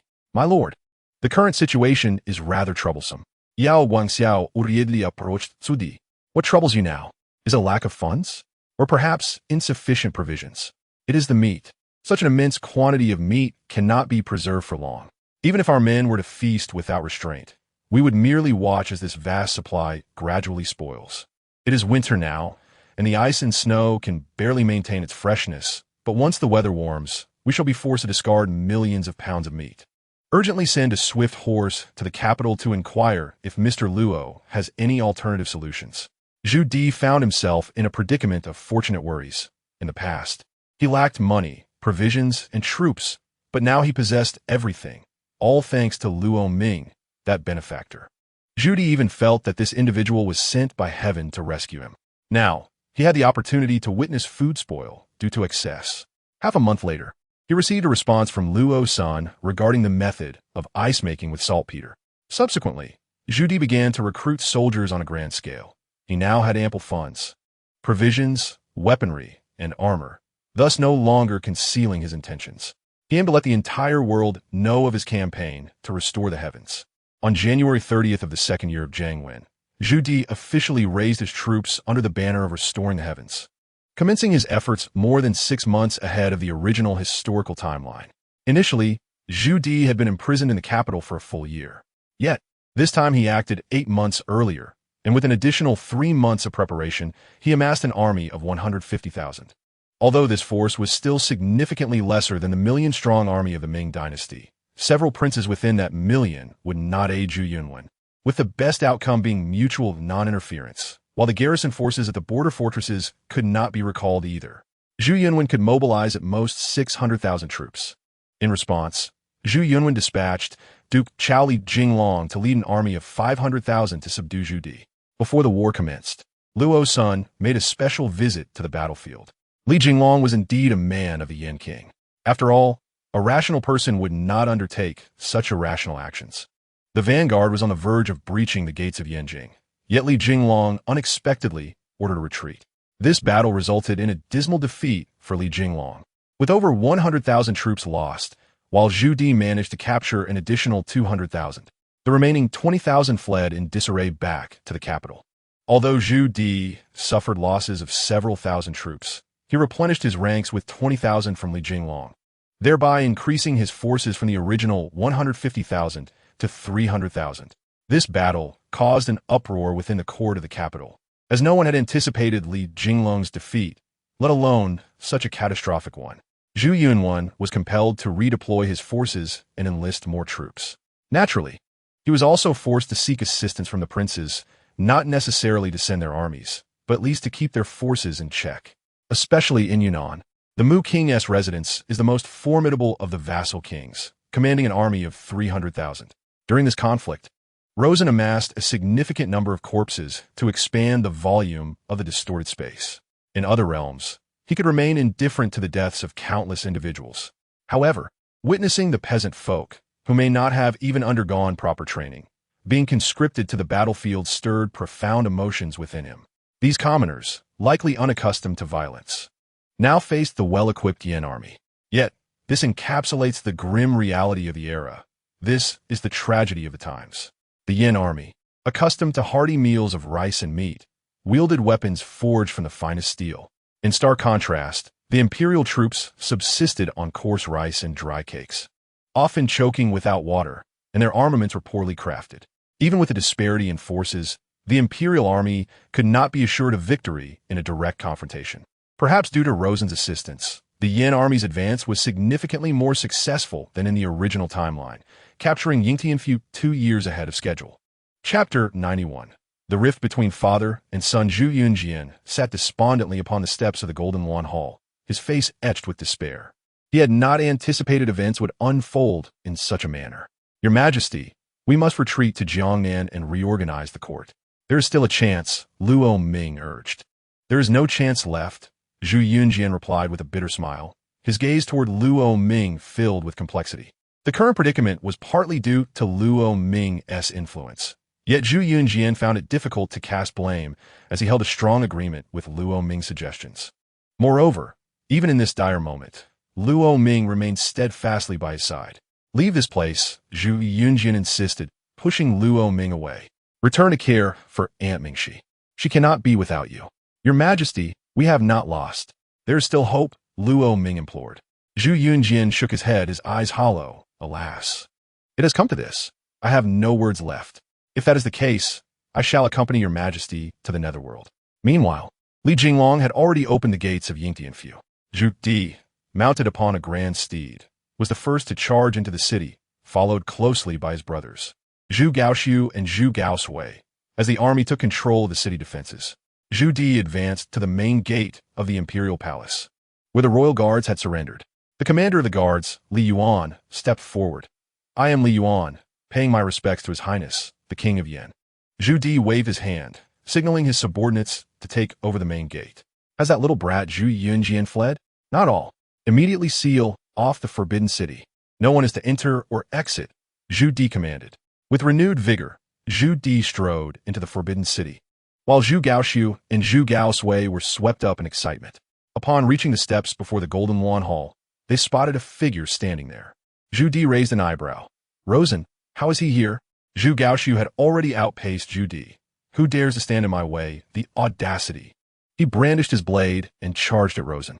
Upon perceiving Zhu Gaoxiu's assault, Rosen swiftly seized his wrist, compelling him to relinquish his sword, and with a powerful kick, sent Zhu Gaoxiu sprawling to the ground, followed by a flurry of kicks. Quickly, kill him, Zhu Gaoxiu cried out, battered and bruised. Zhu Gaosui witnessed his elder brother's plight and rushed to assist, but Zhu Di merely waved his hand, folding his arms, and observed with keen interest as his son was pummeled. Only after rendering Zhu Gaoxiu nearly unrecognizable did Rosen cease his onslaught. Zhu Di, I pay my respects to Mr. Rosen. The onlookers were astonished by Zhu Di's demeanor towards Rosen. Zhu Laosi, it has been a while. The bold Zhu Gaosui bellowed, immediately, get away. I am here, and you dare to make a ruckus. Zhu Di slapped Zhu Gaosui across the face and then turned to Rosen, inquiring, what brings you here, Mr. Rosen? Zhu Gaosui, sitting on the ground and clutching his face, was bewildered, unable to comprehend why his father had struck him. I wish to challenge you to a duel, Rosen stated. What kind of duel do you propose? Zhu Di asked. I will wager 10 million taels, if anyone of your party can defeat me. I shall bestow upon you 10 million taels. And should I lose? I shall take Zhu Yunwen with me. Zhu Di furrowed his brow slightly. Mr. Rosen, why the vacillation? If Zhu Yunwen perishes, my son will likely remain ensnared in shadows for the rest of his days. Zhu Di chuckled. Mr. Rosen, the circumstances he finds himself in today are of your own making. He is my son. If I command him to go east, he must go east. If I command west, he must comply. Should he defy me, he will learn that I am forever his father. Rosen replied with a grin. But I have no intention of ruining him, so I ask for a favor. Father, that old scoundrel has no 10 million taels. I believe he is merely stalling for time. Let us forego this duel. If Mr. Rosen wishes to protect that little brat Zhu Yunwen, I shall grant you that favor. But please agree to one condition. Speak. You shall never leave the capital for the rest of your life. Rosen understood Zhu Di's intention. He was beginning to regard him with caution. Compared to the desperate Zhu Yunwen, he was far more wary of Rosen. I can agree to that. I will not leave the capital for 30 years. Good. Zhu Di smiled. And what of that little brat Zhu Yunwen? He is in the Golden Throne Hall, with my son, contemplating their descent into the underworld. Rosen stretched lazily. By the way, when do you wish to claim that 10 million taels? You may come for it at your convenience. With that, Rosen strode out of the Forbidden City. Father, who is that man? Zhu Gaosui queried as he rose, still clutching his face. He is the son of the Minister of Revenue, Luo Mingyan. Ah, it is indeed that favored minister of Zhu Yunwen. Why extend such courtesy towards him? I would rather see him dispatched entirely. Zhu Di, exuding an air of authority, strode into the Hall of Supreme Harmony, only to encounter Luo Ming, brandishing a long sword and shielding Zhu Yunwen behind him. The blade pointed menacingly at Zhu Di.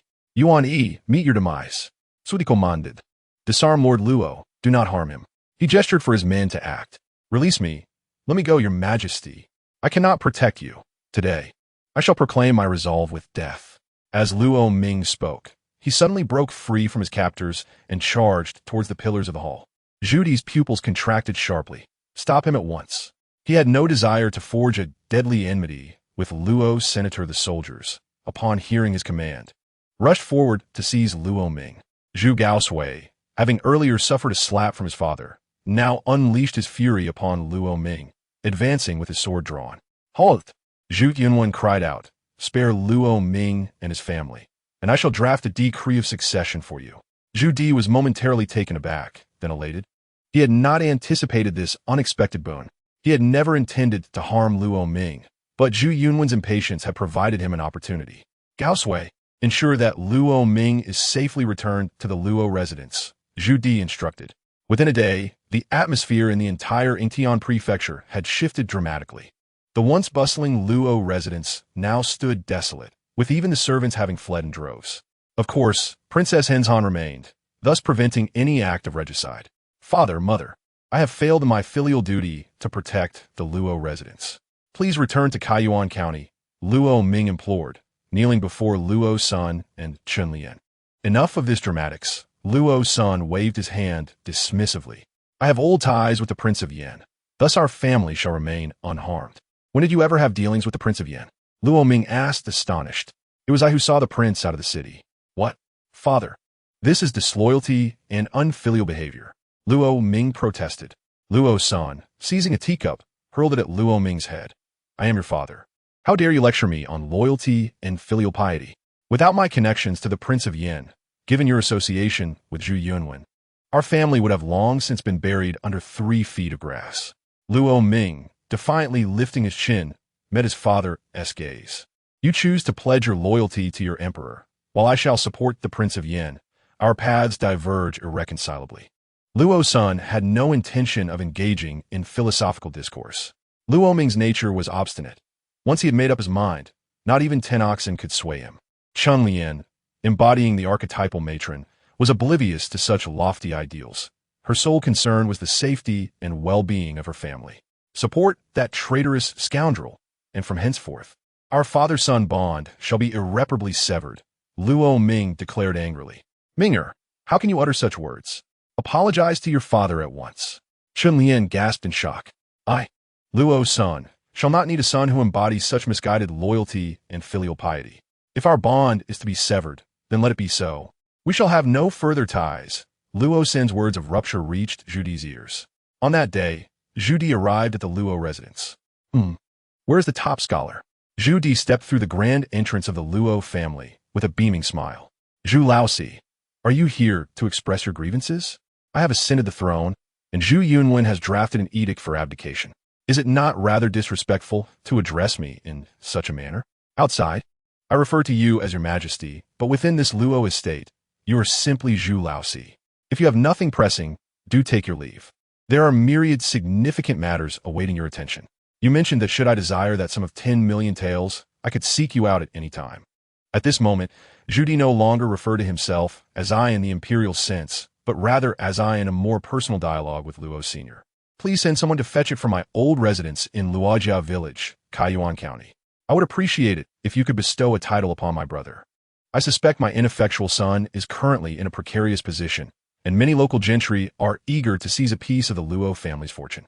Luo Sen contributed another 10 million taels of silver, and naturally, Zhu Di was generous enough to grant him a noble title. Luo Sen, from whence have you procured such an abundance of silver? Are you capable of turning stone into gold? Have you investigated my background? I have indeed conducted an inquiry. Zhu Di nodded. Then you must also be aware that I ventured out several times in my youth. Zhu Di nodded again. This was not difficult to ascertain. When Luo Sen was 14, he traveled abroad and returned 3 years later with some wealth, subsequently embarking on another journey for 6 months, after which the Luo family's fortune flourished. During my early travels, I obtained a treasure map from the West, detailing a place known as the Silver Empire, a fabled ancient realm. With that map, I located the remnants of the Silver Empire. Zhu Di listened intently, captivated by Luo Sen's tone, which was laced with allure. The Silver Empire was a vast island, but it succumbed to a cataclysmic tsunami 2 millennia ago, sinking beneath the waves and leading to its demise. However, the geographical conditions were rather unique. The Silver Empire resurfaces every 1,000 years for 3 days. Upon discovering it, I spent those 3 days transporting 2 immense silver statues back to the mainland. And where is the Silver Empire now? Somewhere beneath the ocean. You may send people to seek it, for countless treasures lie hidden in the sea. And what of your provisions and supplies? Even before I sent you from Ingtian Prefecture, I suspected you would be in need of sustenance. Thus, I began preparing supplies of grain and meat at that time. Siam and Nanyue each have crops that yield 3 harvests a year. The meat was procured from the grasslands. It was hardly a daunting task. Sudi finally comprehended. He had initially hoped Luo Sen would recount some fantastical tales, yet the story shared was far removed from his expectations. Nevertheless, Luo Sen's response aligned with Zhu Di's understanding. Do you still possess silver? Too much wealth invites calamity, just as you would not allow a commoner to possess millions in silver. Do you perceive me as such a petty individual? In the depths of my ancestral home, the 10 million taels of silver represent my entire hidden wealth. The remaining trifles of money are likely beneath your notice. Over the years, I have acquired numerous properties, which suffices to support my family without difficulty. This is an iron decree of immunity from death. Luo Sen glanced at the iron decree. When Zhu the Butcher was alive, he issued dozens of such decrees. Yet in the end, they proved ineffective against those he wished to eliminate. Is your decree more authentic than his? Zhu Di had come with the intention of mocking Luo Sen, but found himself unexpectedly incensed instead. You cunning commoner. Faced with Luo Sen's taunt, Zhu Di ultimately felt disheartened. Why not bestow upon you the title of Duke? Given your assistance to me, such an honor would be more than sufficient. Granting my elder brother the title of Count would suffice. A modest fortune would be ample. Zhu Di anticipated Luo Sen's response. From her first encounter, it was clear that Luo Sen harbored no aspirations for imperial power or aristocratic influence. What arrangements have you made for your son? I have severed all ties with him. Chapter 92. The Moon Under Attack. The severance of relations between Luo Sen and Luo Ming stirred considerable gossip throughout the entire capital. From then on, Luo Sen resided in the Luo estate, while Luo Ming took up residence in the princess's palace. Surprisingly, Zhu Di refrained from taking action against Luo Ming, a former minister of Zhu Yunwen. It is noteworthy that Zhu Di had executed many of Zhu Yunwen's former officials both before and after his ascension. Particularly, Fang Xiaoru's refusal to pay homage to Zhu Di in court, along with his vehement denunciation of Zhu Di as a usurper, led Zhu Di to exact a brutal punishment, annihilating Fang Xiaoru's entire clan. Fang Xiaoru sacrificed the lives of hundreds for his infamous legacy. In contrast, Luo Ming merely faced demotion, a rather lenient punishment. Remarkably, aside from his loss of official status, Luo Ming retained his title of Duke Consort and was additionally elevated to the Count of Donyuan, meaning the entire Donyuan region, encompassing Kaiyuan County, became his fiefdom. Luo Sen perceived Zhu Di's actions as a deliberate affront, aware of the rift between him and Luo Ming. Zhu Di now granted Luo Ming the Donyuan territory, meaning a return to his hometown would place him squarely within his rival's domain. Days passed, and Zhu Di remained the war-hungry emperor he had always been. Furthermore, in the 3rd year of his reign, he ordered the construction of Shunyanfu, a full 11 years ahead of its occurrence in the original timeline. This was made possible by the 2 million taels of silver provided by Luo Sr. Although the official exchange rate was 1 tael of silver equaling 1,001, the actual market value had risen significantly due to a substantial demand for silver in the Ming dynasty, with the exchange rate reaching as high as 1,301 for a tael. Thus, Luo Sen's contribution was immensely valuable.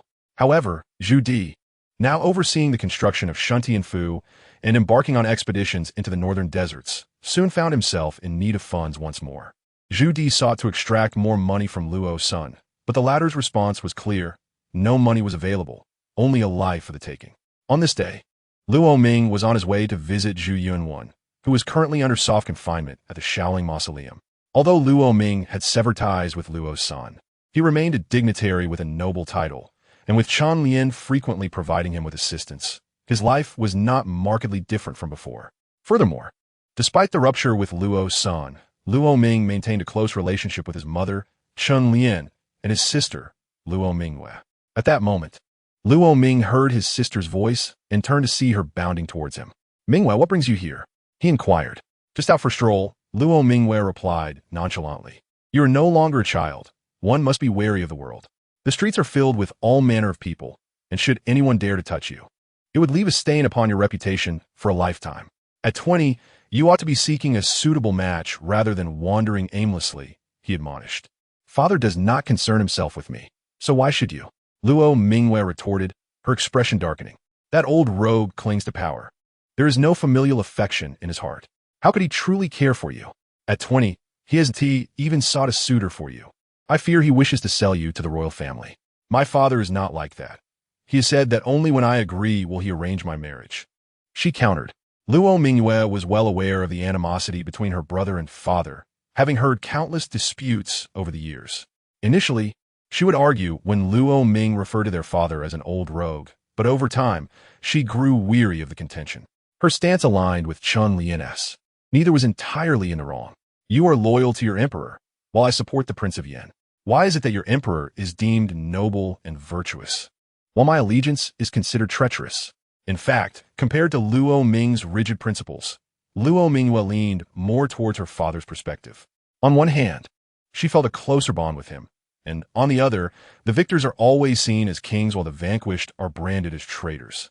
Her father had safeguarded their family's lives, thus she naturally upheld his decisions. Should they risk their lives to uphold Luo Ming's ideals of loyalty and righteousness? Thus, Luo Mingwei and Luo Ming parted ways in discontent. Raised under the indulgent care of Luo Sen, she was spirited and free-spirited, disliking her brother's dogmatic lectures, often emphasizing the need for caution between the sexes and the traditional roles assigned to women. As Luo Mingwei wandered the streets alone, she soon noticed a procession approaching. At the forefront rode a robust man on a grand steed, his imposing figure adorned with a thick beard. A striking sight indeed. It was Zhu Gaoxiu. Upon spotting Luo Mingwei, his gaze locked onto her with interest. Whose daughter is this? Zhu Gaoxiu inquired of his attendant. I am unsure. I shall find out, the attendant replied. Zhu Gaoxiu waved him off, dismounting his horse and striding towards Luo Mingwei. Fair maiden, might I inquire your esteemed name? Not at all, she replied, glancing at Zhu Gaoxiu before bypassing him and continuing on her way. Zhu Gaoxiu swiftly stepped in front of Luo Mingwei and declared, I am the Prince of Han. Pray, reveal to me the residence of your family, so that I may come tomorrow to propose. A look of impatience crossed Luo Mingwei's face as she retorted, I have no interest in you. Do you not comprehend plain speech? Huh. It is precisely this spirit of yours that I find delightful, Zhu Gaoxiu responded, reaching out to grasp her wrist. Come, take me to meet your elders. Today, I shall secure our betrothal. In a sudden twist, Luo Mingwei seized Zhu Gaoxiu's wrist and forcefully twisted it. Ah! He cried out in pain, never having imagined that a woman could best him in such a manner. Having fought alongside Zhu Di in countless battles, his martial prowess was not to be underestimated. Enraged, Zhu Gaoxiu retaliated with his elbow aimed at Luo Mingwei. But she deftly evaded, delivering a swift kick to his knee, causing him to collapse. Impudent woman. At that moment, Zhu Gaoxiu's followers closed in, encircling Luo Mingwei. Realizing she was outnumbered, she reluctantly pushed Zhu Gaoxiu away. Never had Zhu Gaoxiu faced such humiliation. Rising to his feet, he glared at her, his countenance clouded with fury. Is it true that the Prince of Han cannot best a mere girl and resorts to a mob? Through gritted teeth, Zhu Gaoxiu glared at Luo Mingwei before dismissing his men, recognizing the impracticality of further aggression in such a crowd. You shall pay for assaulting a prince. Your family will bear the consequences, he threatened. Oof. How can the Prince of Han behave improperly in public and expect me, a commoner, to remain passive? I am a prince, representing the dignity of the royal family. To strike me is a grave insult, Zhu Gaoxiu coldly replied. Seize her and take her to the House of Ancestral Affairs. Typically, matters involving the royal family were entrusted to this institution. Luo Mingwei offered no resistance as she was escorted away. Master trouble. Master. A servant rushed into the courtyard by the lakeside, interrupting Luo Sen's tranquil fishing. With a careless flick of his fishing line, Luo Sen inquired, What has transpired? If it involves that rebellious son, do not utter a word, even if he has perished. No, it is the young lady who has been taken to the House of Ancestral Affairs. What? What has happened? Rage flashed across Luo Sen's face. The Prince of Han attempted to harass the young lady in public, but she countered him and has now been apprehended under the charge of disrespect. With a furious slap, Luo Sen's fishing rod struck the water surface, sending dozens of fish tumbling to the surface. He hastened to the House of Ancestral Affairs, his face a portrait of fury. The guards at the entrance, unfamiliar with Luo Sen and not recognizing his authority due to his lack of official garb, were about to question him when he swiftly incapacitated two of them with a single blow. Upon entering the main hall, he beheld his daughter clad in wooden restraints. Seated in the hall was the esteemed official Zhu Mingqing of the Imperial Clan Court, while the Han Prince stood imposingly beside him. "Who dares to intrude?" Zhu Gaoxiu exclaimed. Upon seeing Rosen, he momentarily froze, surprised by the old man's unexpected presence. Rosen approached Luo Mingwe, swiftly breaking the wooden talisman. "Father!" Luo Mingwe cried, rushing into Rosen's embrace. As a young woman captured by the Imperial Clan Court, it would be a lie to claim she felt no fear. Zhu Gaoxiu's heart sank upon realizing that Luo Mingwe was Rosen's daughter. Rosen casually tossed out a life-saving iron scroll. "Continue the interrogation," he declared nonchalantly. "If I do not receive a satisfactory answer today, then every soul here shall perish. After all, I possess a life-saving scroll. I can slay you all and exchange it for my own life. Bold rogue, seize this scoundrel." Zhu Mingqing bellowed in fury, reprimanding him. "Do you take the Imperial Clan Court for a mere playground? Not even a life-saving scroll grants you immunity here. You must submit to the law." At that moment, a dozen or so constables entered. Rosen suddenly seized one of their swords, wielding it with ferocity, causing the entire group to collapse. Though none were killed, as he only struck with the blunt edge. Zhu Gaoxiu's complexion dramatically shifted. This madman had the audacity to assault him before Zhu Di without consequence. Now, having wronged his daughter, he sensed that matters would not end well. In the midst of Zhu Gaoxiu's days, Rosen had already approached him and Zhu Mingqing, the blade poised against Zhu Mingqing's neck. "Continue your interrogation," Rosen reiterated calmly. "Do you have such audacity to know that assaulting the Imperial Clan Court is a treasonous crime?" With a swift motion, Zhu Mingqing's ear was severed. I will speak. Continue with the interrogation. Do you comprehend human language? If you do not, then your other ear shall be forfeit as well." Rosen's tone brooked no dissent. Both Zhu Mingqing and Zhu Gaoxiu were now thoroughly intimidated by this lunatic. Trembling, Zhu Mingqing proceeded with the formalities. "Commoner Luo Mingwe, what grievances do you present? You are the ones who captured me. Why do you ask about my grievances?" Luo Mingwe retorted sharply. Zhu Mingqing, now at a loss, glanced at the impassive Rosen. "This seems to be a misunderstanding. Perhaps we should let it go?" With a decisive stroke, Rosen severed Zhu Mingqing's arm. At that moment, Zhu Gaoxiu truly regretted his actions. He had not anticipated provoking such a formidable force. How could he have been so foolish as to antagonize Luo Mingwe? To brazenly sever Zhu Mingqing's arm in broad daylight was unthinkable, especially as Zhu Mingqing was a member of the Zhu family and an esteemed official of the Imperial Clan Court. Even he would not dare to offend Zhu Mingqing. This is no misunderstanding. It was the Han Prince who publicly harassed a common woman, then used his influence to slander her for disrespecting the royal family. Luo Mingwe articulated clearly. Rosen turned to Zhu Mingqing. "What shall be the judgment?" At this moment, Zhu Mingqing was on the verge of fainting from excessive blood loss. His mind clouded and his lips trembling. Prince Zhu Gaoxiu brazenly harassed women and children in the streets, abusing his power and falsely accusing commoners of receiving 30 lashes. A fierce light glinted in Rosen's eyes as Zhu Mingqing hastily replied, 80. "No, 100 lashes, then let the execution commence." Rosen cast a glance at the fallen officials, declaring, "The only reason you still breathe is that I require you to carry out this sentence. If you continue to lie there, I shall ensure you remain forever on the ground." Zhu Gaoxiu made no attempt to resist, fully aware that defiance would result in his demise. 1, 2, 30. "Have you not eaten? Start again." Rosen coldly scoffed, standing by and watching the officials execute the punishment. The officials had no choice but to increase their force. They had long honed their skills in administering beatings. Some strikes sounded loud, but inflicted no pain. However, their tactics could not escape Rosen's keen observation. 1, 2.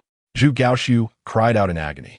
After 100 lashes, he lay nearly unconscious, his eyes rolling back in his head.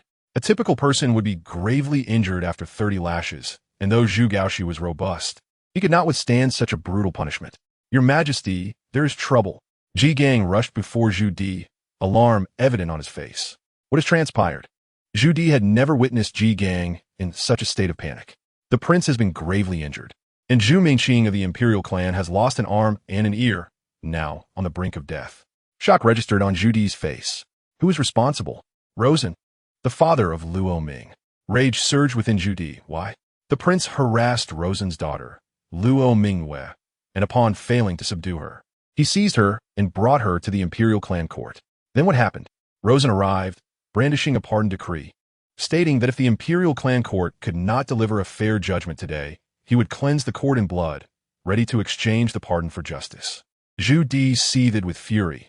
Zhu Gaoxi was his favored son, now nearly beaten to death by Rosen. Yet he found himself powerless to confront Rosen, for the latter was in the right, and the pardon had been granted by none other than himself. Most critically, his battle-hardened, valiant son had not even bested a young girl and had caused a scene at the imperial clan court. Such news would be scandalous. Suppress this matter. Your Majesty, the imperial clan is in turmoil, all demanding you provide justice. Disperse them, Sudi responded calmly. Do you not comprehend my words? Yes, Your Majesty.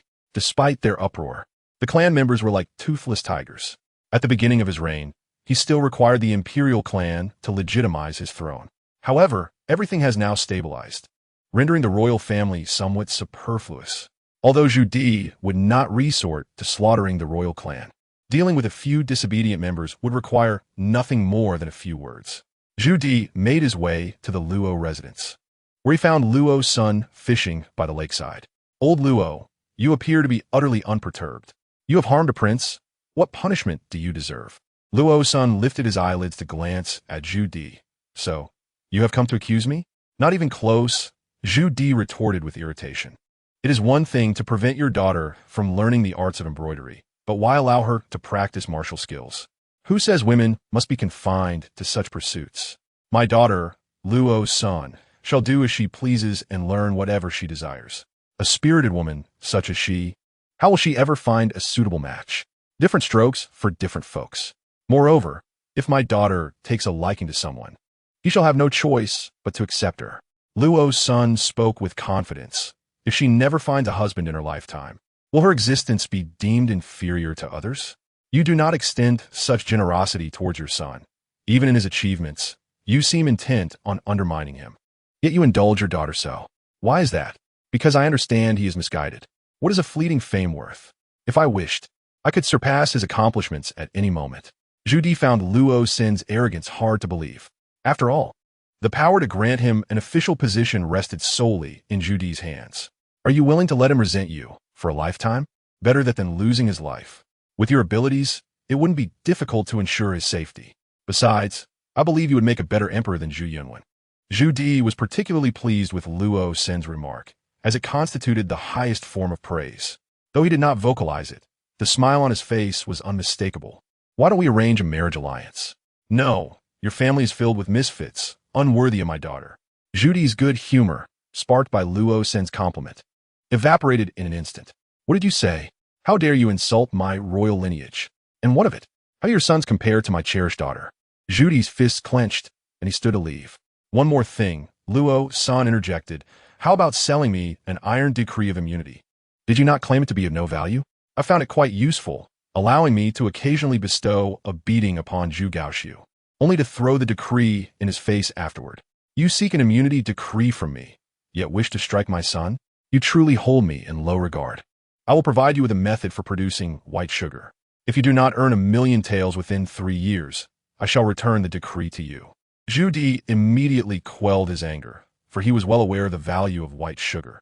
Even as emperor, he could not indulge in it daily. An immunity decree will be delivered to your residence this afternoon. Gaoxiu is currently gravely injured and will be unable to rise from his bed for a month. Well, I shall endeavor to ensure that he remains bedridden for 3 months. Zhu Di's countenance darkened.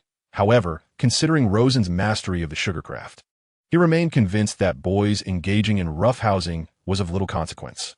Zhu Gaoxiu cried out, having just received his medication from the imperial physician. At this moment, he could not even adjust his trousers. Even the slightest hair falling upon his backside inflicted upon him a pain akin to that of a needle prick. Presently, his elder brother Zhu Gaoqi and younger brother Zhu Gaoshui had gathered to pay him a visit. Rosen, I wish for your demise. May you and your entire family suffer a most wretched fate. Zhu Gaoqiu bellowed in fury.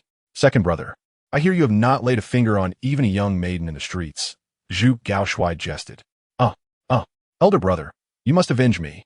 Zhu Gaoqi had never encountered Rosen before. When Zhu Di had besieged the capital, he was preoccupied with affairs in Shuntian Prefecture. Upon witnessing his brother in such a dire state, he felt a pang of sympathy for Zhu Gaoqiu. Third brother, who is this Rosen? How dare he act with such brazen impunity, disregarding the imperial family altogether? Zhu Gaoqi inquired. I do not know. All I am aware of is that this man is exceedingly arrogant. Zhu Gaoshui recounted the events that transpired a few years prior when Rosen had infiltrated the Forbidden City. Zhu Gaoqi fell into contemplation, exhibiting a level of rationality that contrasted with the impulsiveness of Zhu Gaoshui and Zhu Gaoqiu. From Zhu Gaoshui's words, he discerned something deeper. Their father, the man seated upon the dragon throne, held Rosen in esteem. Few had been able to penetrate Zhu Di's formidable disposition throughout his life.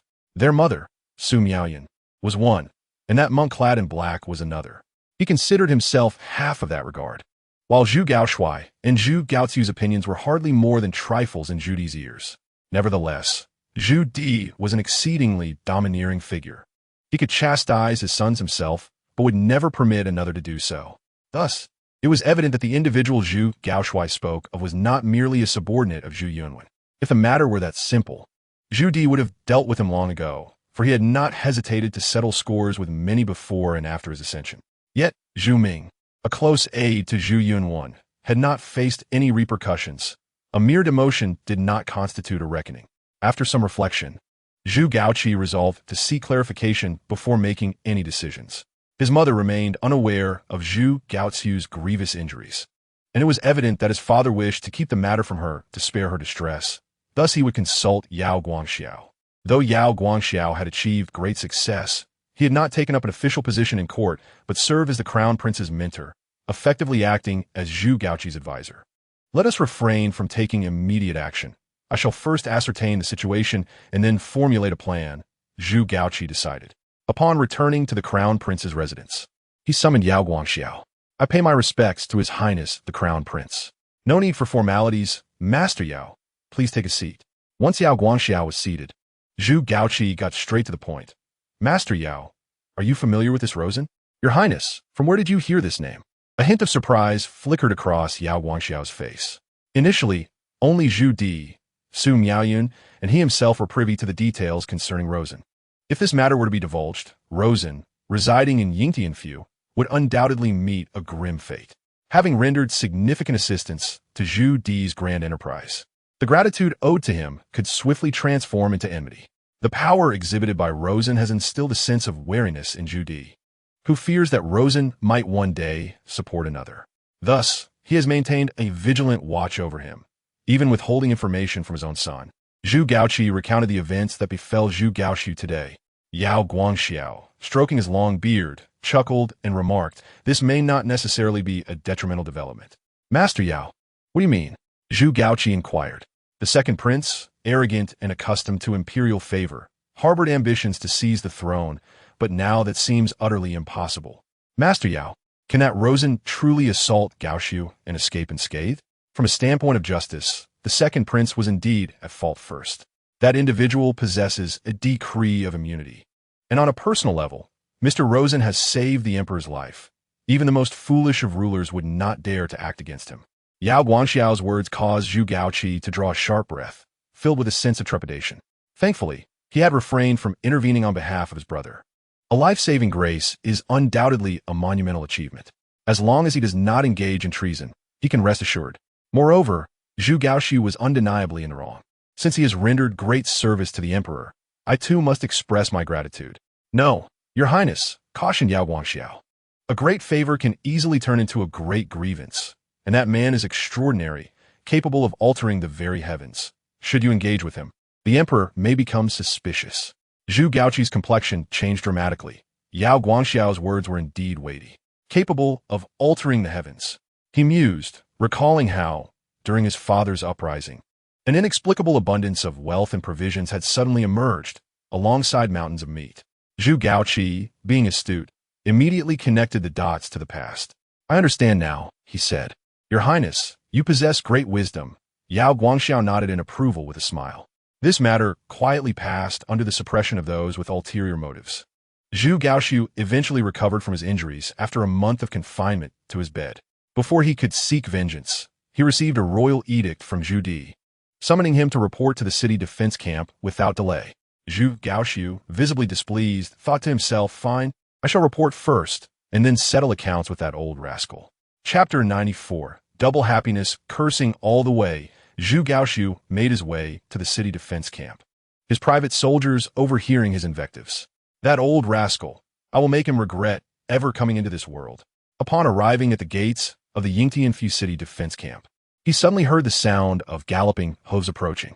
Thinking it was a messenger, he turned to see that it was, in fact, Rosen. Seeing Rosen sent a chill down Zhu Gaoxiu's spine. "Quickly stop him," he urged, hastily riding into the city defense camp. "I am Yuan Ping, paying my respects to His Highness, the Han Prince. Quickly muster the troops. There are intruders attempting to breach the camp and assassinate me." "What? Hasten. Remember to capture him alive. I shall personally deal with that scoundrel." Rosen has already laid low the dozen or so personal guards of Zhu Gaoxiu, leaving them incapacitated. With great swagger, Rosen strides into the city defense camp. Yuan Ping immediately positions 100 men before him. "You audacious thief, do you know where you stand?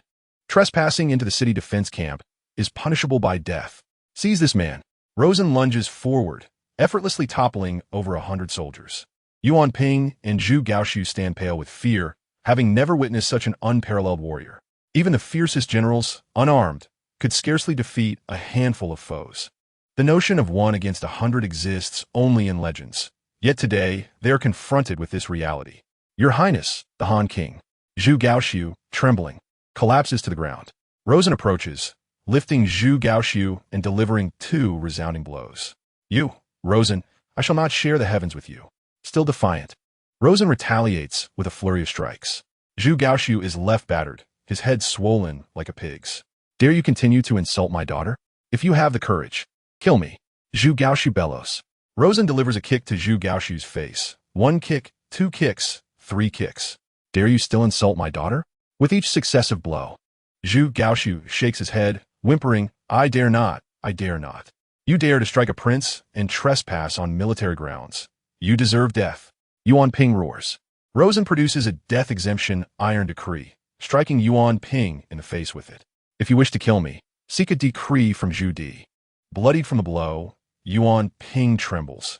Anyone able to wield such a decree is undoubtedly a formidable figure. Even if not on par with Zhu Gaoxiu, they would be close, likely of the Duke-esque caliber. How could he have been so foolish as to involve himself in this affair?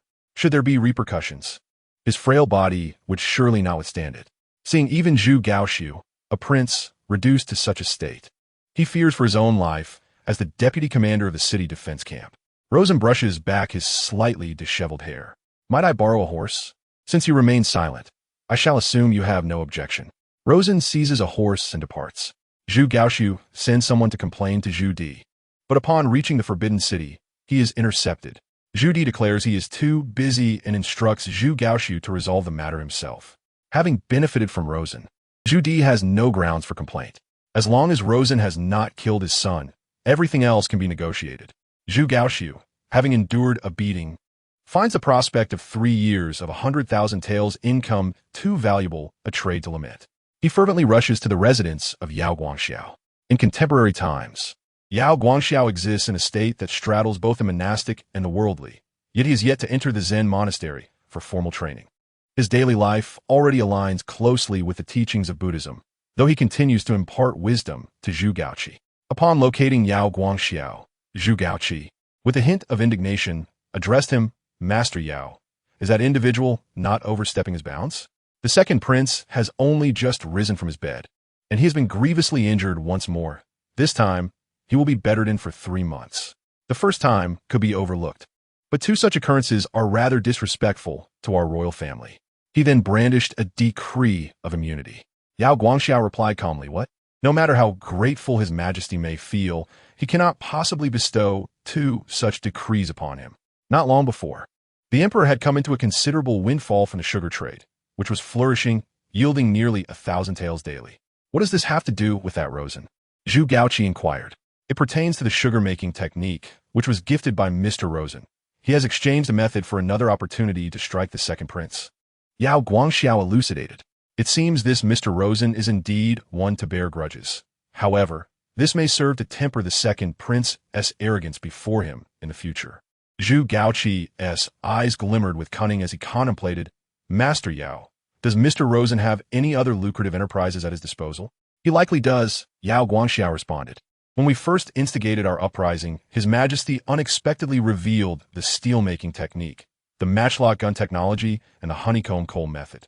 Yao Guangxiao regarded Zhu Gaoqi, nodding with satisfaction.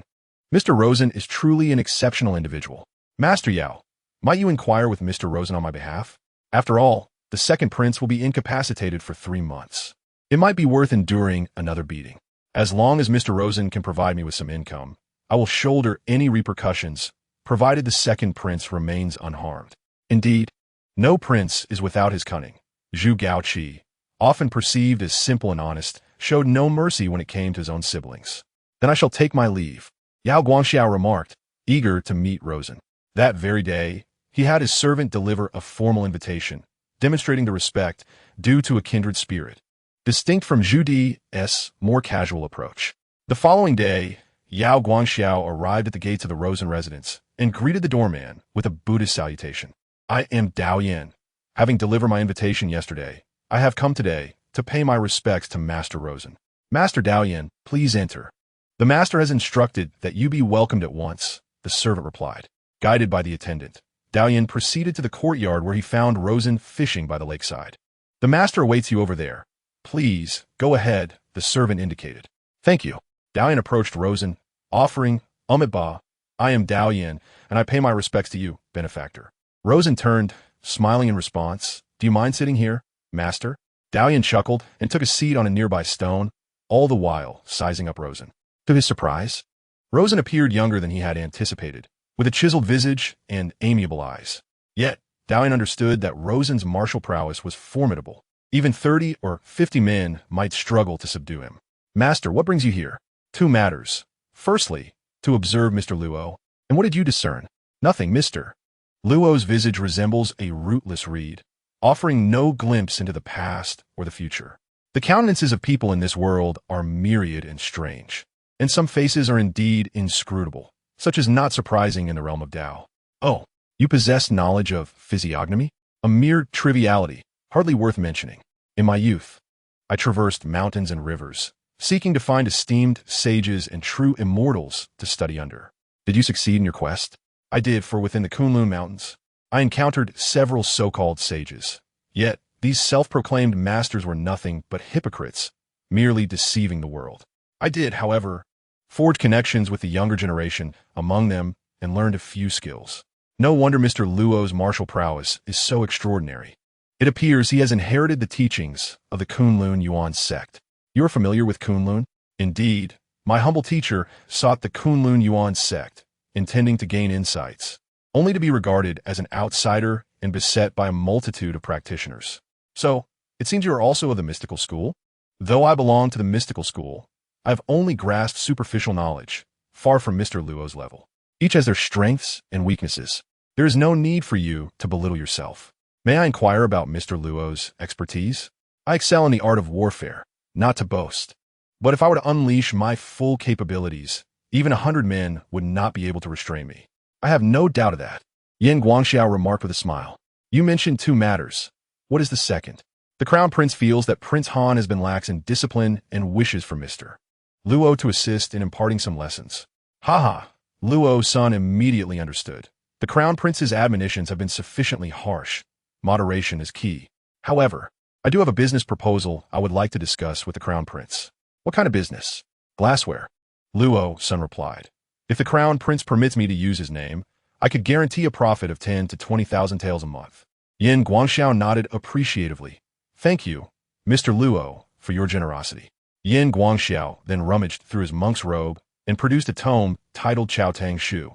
I did not come prepared with gifts, but this is a compilation of my insights and techniques regarding military formations, physiognomy, and geographical feng shui. I hope Mr. Luo will not find it lacking. Luo Sen solemnly accepted the Chao Tang Shu, clasped his fists, and expressed his gratitude. He then produced a book of his own, detailing methods of chakra refinement, alongside a technique for reverse spells, as a gesture of reciprocity. Master, these are my reflections on cultivation. Should you find time in the future, we may frequently converse. Luo Sen possessed the 24 Qi cultivation techniques obtained from Wu Kuei. This is a Kunlun method, and I cannot disseminate it in this world without Wu Kuei's consent. Yin Guangxiao likely possesses some mystical techniques, as Luo Sen has already encountered those sorcerers in the West.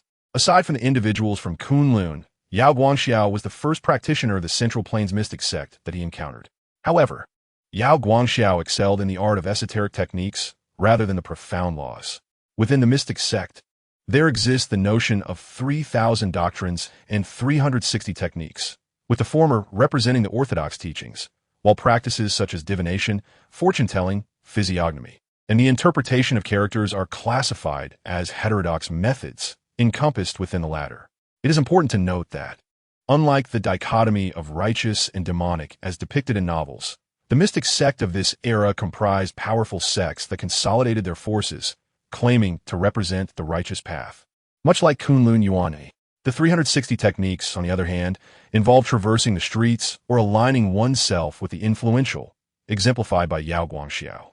In the ensuing days, Yao Guangxiao frequently sought out Rosen to discuss the esoteric arts. He showed considerable interest in the reversal techniques, although the chakra system was an entirely new cultivation framework, rendering Yao Guangxiao's explorations particularly arduous. In the 8th year of the Yongle era, the construction of Shuntian Prefecture was completed. That same year, Zhu Di commanded the relocation of the capital, a monumental undertaking that spanned 2 years before its fruition.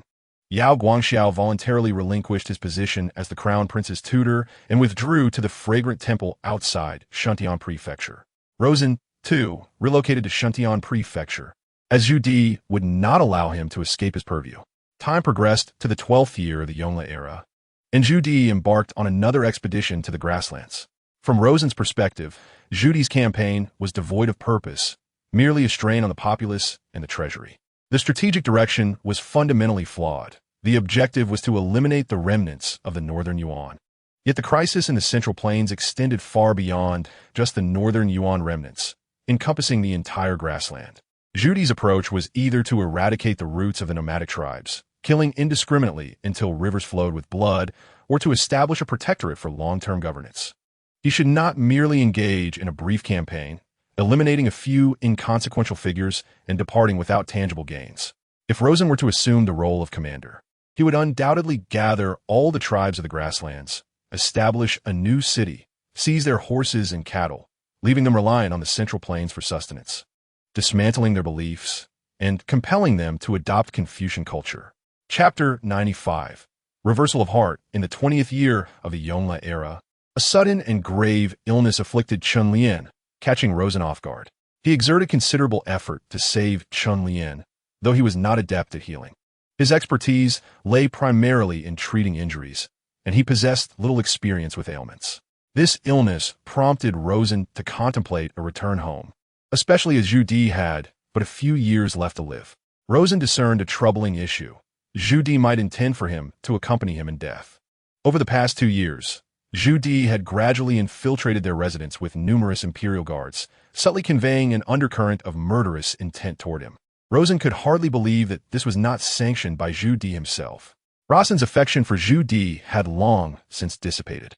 It is essential to recognize that he owed nothing to Zhu Di. Rather, it was Zhu Di who was indebted to him.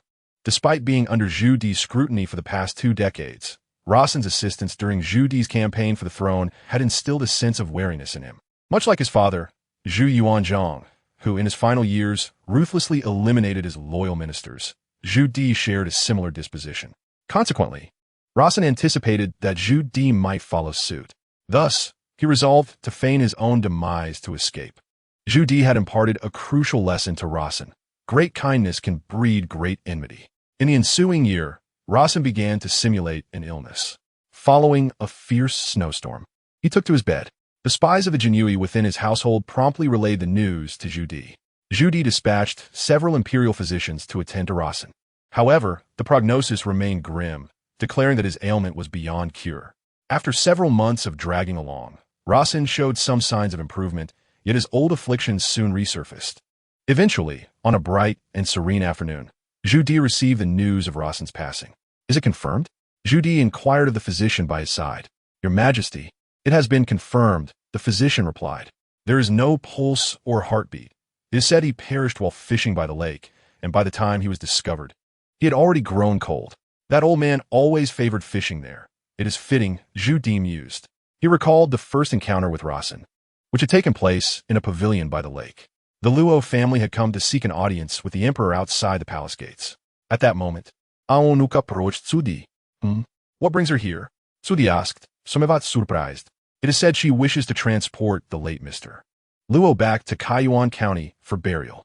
Zhu Di pondered for a moment and then instructed, "Draft an edict for me, bestowing the title of first-class lady upon Luo Chun and posthumously conferring the title of Duke of Kaiyuan County upon Rossen. Your Majesty, Mr. Luo's son, Luo Ming, is already the Duke of Dongyuan. To whom shall this title of Duke of Kaiyuan County be passed? Is his daughter married yet?" "She remains unmarried. Over 30 and still unwed. She truly intends to become an old maid." "Then let the title be granted to his daughter," Zhu Di declared. Although Luo Ming had severed ties with Rossen, he felt a moral obligation to honor his father's memory upon his passing. Together with Chun Lian, he escorted Rossen's remains back to Luo village. Rossen's feigned death was known to both Chun Lian and Luo Mingwei. Initially, Rossen had intended to keep this ruse from Chun Lian, but concerned for her fragile health, he chose to confide in her beforehand. Upon returning to Luo village, it was said that a funeral was being arranged.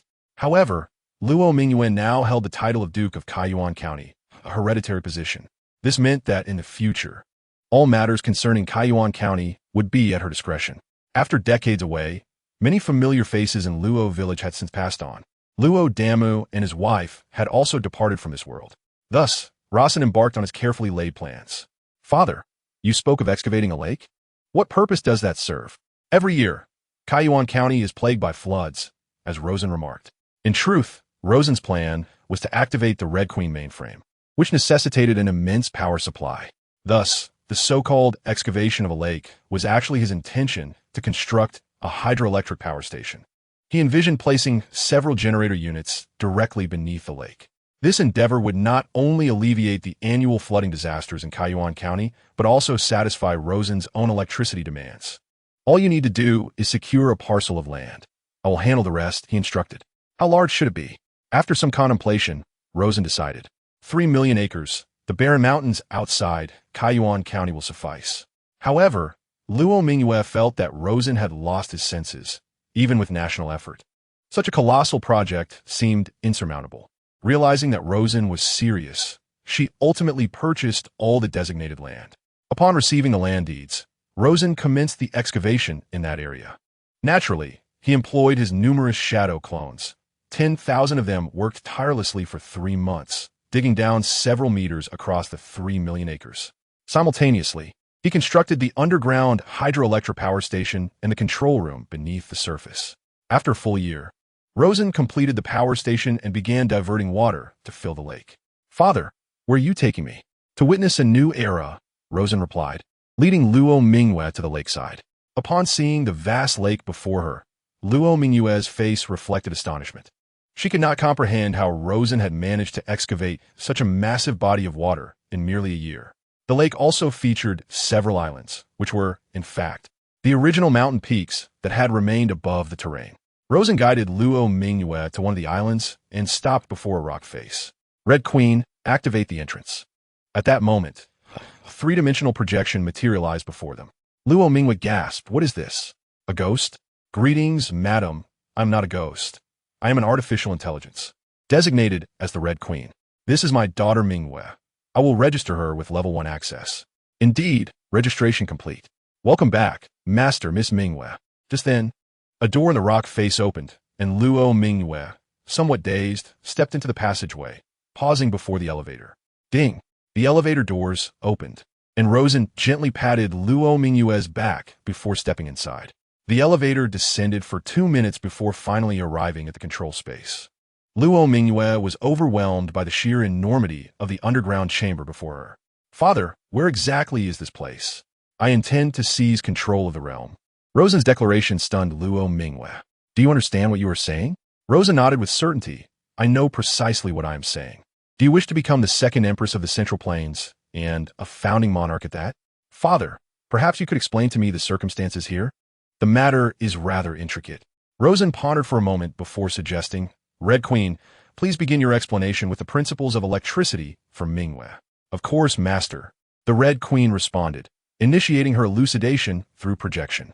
A flash of lightning illuminated the sky. "Miss Mingyue, have you ever witnessed the natural phenomenon of lightning?" "Yes," Mingyue affirmed with a nod. "The most common form of electricity arises from friction. Lightning in nature is a discharge phenomenon resulting from the friction between clouds and the air." The Red Queen elaborated meticulously, accompanied by corresponding visuals to ensure that Mingyue comprehended the concepts clearly. She explained the generation of electricity, its applications, the steam engine, the internal combustion engine, and, eventually, modern industry. After 3 hours, Mingyue had garnered a vague understanding, realizing that some concepts require personal experience for true comprehension. "Father, what do you intend to do next?" Mingyue inquired, directing her gaze towards Rosen. "First, we must control the county magistrate of Kaiyuan and transform Kaiyuan into our domain. Then, we will cultivate our own armed forces and talents. This power station has extensive underground space, so we will gather orphans, settle them here, and nurture them to acquire knowledge that surpasses this era, all without anyone discovering our plans. We will amass wealth, control commerce throughout the north, and manufacture weaponry," Rosen elaborated. "Then we shall await the opportune moment." "What moment?" "A time of great chaos." "Father, why do you wish to seize the world?" "Because it is the debt owed to me by the Zhu family. All debts must be settled," Rosen stated matter-of-factly. "And what my elder brother? He cannot let go of Zhu Yunwen. Zhu Yunwen had been under house arrest for years and was nearing his end. As for the issues of their past stances, both Rosen and Ming believed they were justified. However, Rosen's plan required at least a decade of preparation. Therefore, if Ming wished to return, Rosen would welcome his participation in the scheme. If he were unwilling, Rosen would not insist. After all, the outcome would remain unchanged with or without him. To establish the capital envisioned by Rosen, productivity must first be enhanced. The superiority of modern systems over ancient ones stems from productivity that is exponentially higher, by tens or even hundreds of times. Consider the simplest mode of transportation. A distance of 1,000 kilometers would take months in ancient times, yet in the modern era, it could be traversed in less than a day. Rather than waiting for the Jurchens to reclaim the Central Plains and subject the Huaxia to centuries of humiliation, it is far more prudent to reconstruct China and personally establish a new nation. In the ensuing time, while Mingyue immersed herself in modern knowledge, Rosen ventured forth to seek orphans. Although the primary function of the hydroelectric station was power generation, the living quarters were substantial enough to accommodate 1,000 individuals comfortably. In this age, gathering a multitude of people is remarkably simple. Within a year, Rosen had brought nearly 1,000 children to the station. Even in the era later revered as the Yongle Prosperity, the land was still strewn with the corpses of the famished. The so-called golden ages of antiquity often merely indicated a time when the death toll was not as catastrophic, the frequency of uprisings was diminished, and calamities were less prevalent. Consider, for a moment, a nation where 90% of its populace bears the burden of over 80% in tenant rents. From where could one derive a golden age? At best, it is a mere existence free from starvation. Historically, every prosperous era can be succinctly characterized as a period when the imperial military was at its zenith. During such times, both internal strife and external threats could be quelled through sheer force. The Confucian doctrine, which has ensnared the Central Plains for a millennium, regards the common folk as mere livestock. Interestingly, the pinnacle of Confucianism often coincides with the weakest military preparedness. Therefore, what Rosen must do is expel Confucianism from the court. To initiate his plans, he must first seize control of Kaiyuan County. With 145 villages surrounding it, alongside the county's population, the total reaches 120,000. Once Kaiyuan County is under his dominion, Rosen can commence the next phase of his strategy. Thus, he extended an invitation to the county magistrate and deputy magistrate of Kaiyuan County. Chapter 96. Displaying strength upon receiving the invitation from the Duke of Kaiyuan. Magistrate Wu Chengji and Deputy Magistrate Zhao Qian hastily made their way to the banquet. At the docks of Kaiyuan County, a luxurious boat awaited before them. My lords, please board the vessel. It was said that the Duke of Kaiyuan was immensely wealthy, and upon witnessing the boat, Wu Chengji marveled, estimating its worth to be in the thousands of taels of silver. As they stepped aboard, they were further astonished to find that the windows of the boat were crafted from exquisite colored glass. At that moment, an elderly gentleman descended from the upper deck. Wu Qingji and Zhao Qian, noting the man's opulent attire, dared not presume familiarity. May I inquire as to your esteemed name? Sir, I am the old man Rosen. He replied. To their astonishment, Wu Chengji and Zhao Qian were momentarily rendered speechless. Rosen? Is that not the late Lord Rosen? In Kaiyuan County. His reputation was universally acknowledged. He had raised a successful scholar and even married a princess. His daughter had ascended to the status of duke, firmly establishing a noble lineage. His own wife held the title of a first-rank noblewoman, basking in the benefits of his legacy. In just a few decades, he had elevated a humble household to the ranks of nobility. Who would not envy or respect such a family? They had previously heard of Lord Rosen's demise. How is it that he now appeared to be alive? Please, take a seat. Rosen gestured, seating himself at the round table. Wu Qingji and Zhao Qian cautiously followed suit, feeling as though they had stumbled upon a monumental revelation. As you see, I have faked my death, Rosen stated. During the reign of the Jiangwen Emperor, I rescued Zhu Di from captivity in the capital, subsequently aiding him in his campaign against the usurper. However, fearing my influence, he kept me under close watch. A couple of years ago, sensing his intent to eliminate me, I staged my own demise to escape. As Wu Chengji and Zhao Qian simultaneously inhaled sharply, they realized they were in grave danger. They had overheard words that were never meant for their ears. Why had Rosen chosen to divulge this information to them? It could only mean one of two things. Either he sought to recruit them or intended to silence them permanently. Just as you might surmise. The choice was clear. Either join forces or be fed to the fish in the lake. I, for one, am more than willing to serve Lord Luo with unwavering loyalty. Rosen bore a smile that betrayed nothing of the tension in the air. Determined, Wu Chengji and Zhao Qian resolved that upon returning to shore, they would promptly report this matter to the authorities. Though they did not dare to claim absolute power, they certainly wielded a modicum of influence, enjoying wealth and status. Why then would they risk everything by aligning with Rosen and engaging in such perilous schemes? Shortly thereafter, the boat docked at a small island. Upon sighting this isle, a sense of foreboding gripped their hearts, though they dared not show it outwardly. At the island's port, a cadre of robust youths awaited, their movements efficient and their silence profound. Following Rosen, the two men ventured onto the island, where amidst the trees lay a shooting range. Rosen led them to the edge of the range, where 100 young marksmen were engaged in target practice. Wu Qingji and Zhao Qian observed that the firearms in their hands were not the usual flintlocks. They were entirely black and of peculiar design. What astonished them most was that these young shooters possessed repeating firearms. Their targets lay 300 paces away, and the accuracy with which they struck those distant targets was remarkable. Astonishment coursed through them. Flintlocks typically had a maximum range of just 100 paces. Yet Rosen's weapons not only fired in succession, but exhibited impressive precision as well. Shall we give it a try? Rosen inquired. I have never used such a firearm, came a hesitant reply. Fear not. This contraption is far simpler than a flintlock, Rosen reassured, summoning youth. Bring over 2 automatic rifles. In a moment, Rosen received the rifles and magazines filled with ammunition. Load them like this, and then chamber around, he instructed, aiming at a nearby tree and pulling the trigger. The tree trunk was instantly riddled with holes. You should try it too. Wu Qingji and Zhao Qian watched in stunned silence, jaws agape. If even 20 men faced such a barrage, could they withstand it? Could the armies of the Ming endure the might of such weaponry? Just then, a thunderous roar reverberated from the sky. They looked up to see a bizarrely shaped bird soaring above, a military helicopter, a relic that Rosen had brought back from a bioweapon crisis, and the only one of its kind.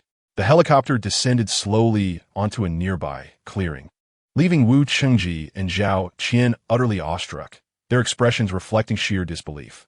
What is that? They gasped. Let us go and see, Rosen urged. As the two approached the armed helicopter, the force of the whirling rotor nearly destabilized them. Rosen ushered them aboard, instructing, "Put this on." The cacophony generated by the rotor blades would be unbearable for most, necessitating the use of headsets. With the rotor's speed escalating, the helicopter ascended into the sky. Zhao Qian and Wu Qingji were utterly astonished by the spectacle before them. This was an extraordinary display of aerial prowess. "Fire a Stinger missile at that large tree atop the mountain ahead," Rosen commanded the pilot. Though Zhao Qian and Wu Qingji were initially unfamiliar with the Stinger, enlightenment swiftly followed. A Stinger missile, trailing a fiery plume, soared several kilometers before striking the tree atop the mountain with pinpoint accuracy. A colossal inferno erupted, and only after several moments did the sound of the explosion reach them. At that moment, both men were left speechless. If such a weapon were employed against the city, even the formidable walls of the capital could not withstand its might. "All right, let's head back," Rosen declared, flexing his formidable capabilities. As Zhao Qian and Wu Qingji returned to solid ground, they remained in a daze. "Tell me, if I were to carve out a kingdom, could the Ming dynasty withstand me?" Rosen inquired. Wu Qingji, lost in thought, shook his head despondently. Their perspectives of the world had been irrevocably altered that day. Rosen handed each of them a walkie-talkie. This device allows communication over great distances. As long as you are within Kaiyuan County, you can converse via this. He demonstrated its capabilities once more, leaving them in a state of awe. "For the time being, I do not require much from you. Manage Kaiyuan County and assist me with my plans and arrangements. Any matters can be discussed through the walkie-talkies." Upon returning to Kaiyuan County, their initial excitement had transformed into a profound sense of disquiet. Both contemplated a troubling possibility. Rosen indeed possessed the power to upend the Ming dynasty. This realization stirred a complex mix of emotions within them. Thus, once back at the government office, they convened. "Lord Wu, how should we proceed with this matter? Should we notify our superiors?" Wu Qingji glanced at Zhao Qian. "Do you think we remain under the watchful eye of the venerable Lord Rosen?" At this, Zhao Qian instinctively looked skyward, shivering with trepidation. Although the heavens were empty, the wonders they had witnessed today left them uncertain of any further marvels that might exist unbeknownst to them. "I have but one question for you," Wu Qingji stated. "Please, Lord Wu, speak. Are you willing to die for the Ming dynasty?" Zhao Qian pondered this, then shook his head.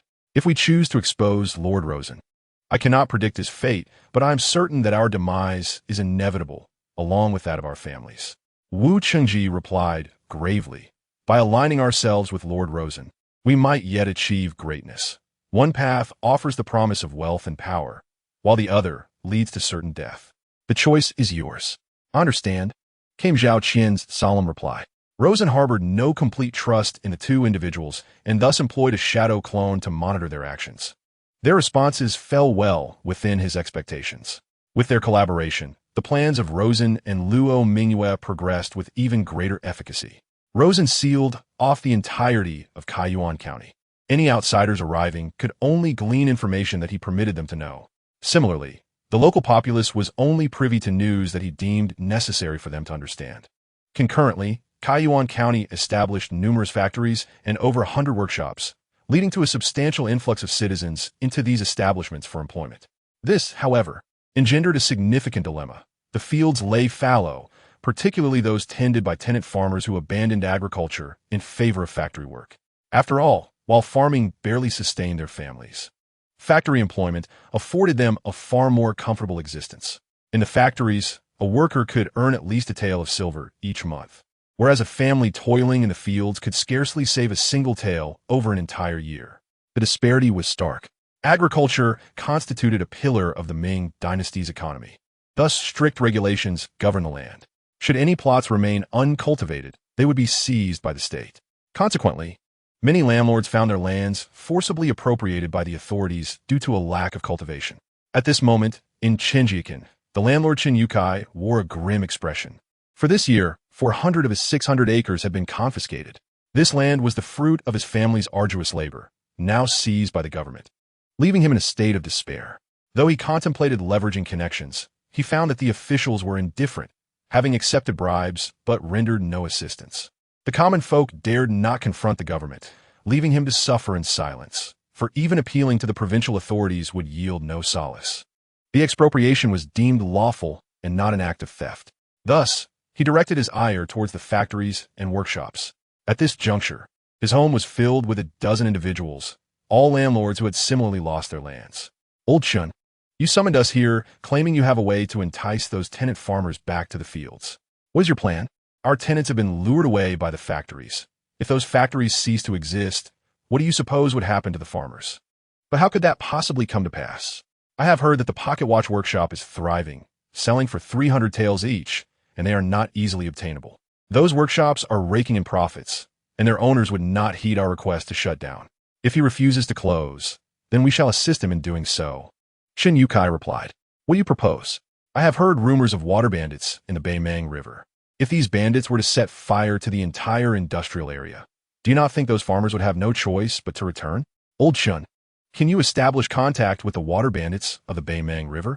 Chapter 97.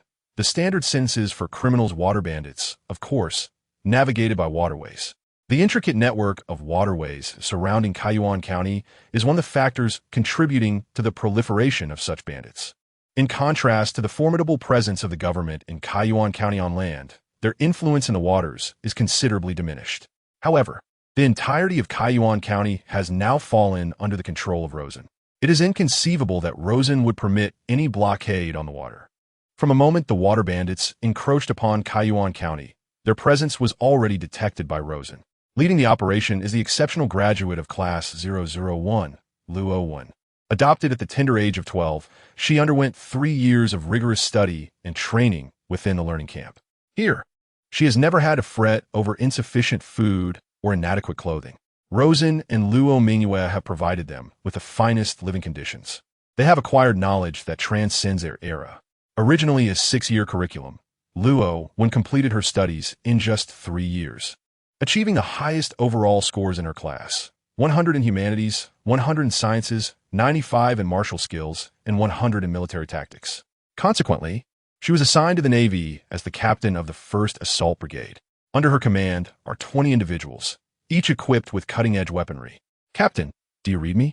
This is Luo Lin, came the call. I hear you. Report the situation, Luo Sen replied. Captain, there are a total of 58 water bandits, all armed with cold weapons. They have landed at the reed mouth and are currently advancing towards Baishan Road. We will set an ambush along Baishan Road. Continue to track and monitor them, but do not get too close to avoid friendly fire, Luo Sen instructed. Understood. Luo Sen swiftly made arrangements. Luo Yuan, take a squad of 5 and set up an ambush on the left flank. Luo Bing, you take a squad of 5 on the right flank. I will lead a squad of 5 to intercept at the junction.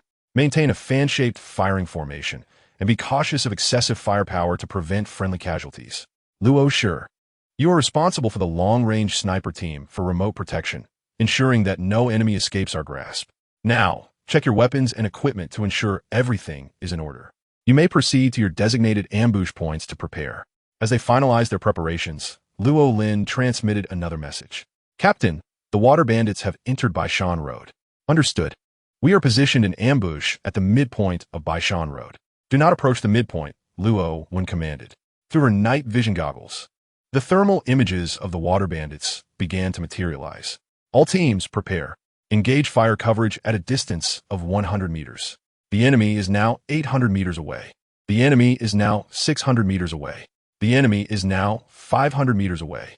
The enemy is now 200 meters away. The enemy is now 120 meters away. Prepare. Engage freely. I repeat, engage freely. In an instant, a multitude of flames erupted from both sides and directly ahead of Baishan Road. A torrent of bullets wove a deadly net, ensnaring all enemies within the range of their firepower. The water bandits were thrown into disarray, with many falling like bees swarming. After the initial shock, some bandits attempted to flee while others took cover on the ground. These water bandits had never before encountered such a terrifying adversary. Though they had faced official crackdowns in the past, those skirmishes had involved mere swordplay, and they had never contended with such overwhelming firepower. The presence of snipers positioned hundreds of meters away posed an even graver threat. A single shot from their rifles was a death sentence. The sheer kinetic force of a sniper's bullet could obliterate flesh and bone, particularly when striking the body or head, resulting in a gruesome explosion of matter. Cease fire. Luo Sen commanded. At that moment, not a single water bandit remained standing on the surface of Baishan Road. However, it was plausible that some lay flat on the ground, either to evade bullets or to feign death.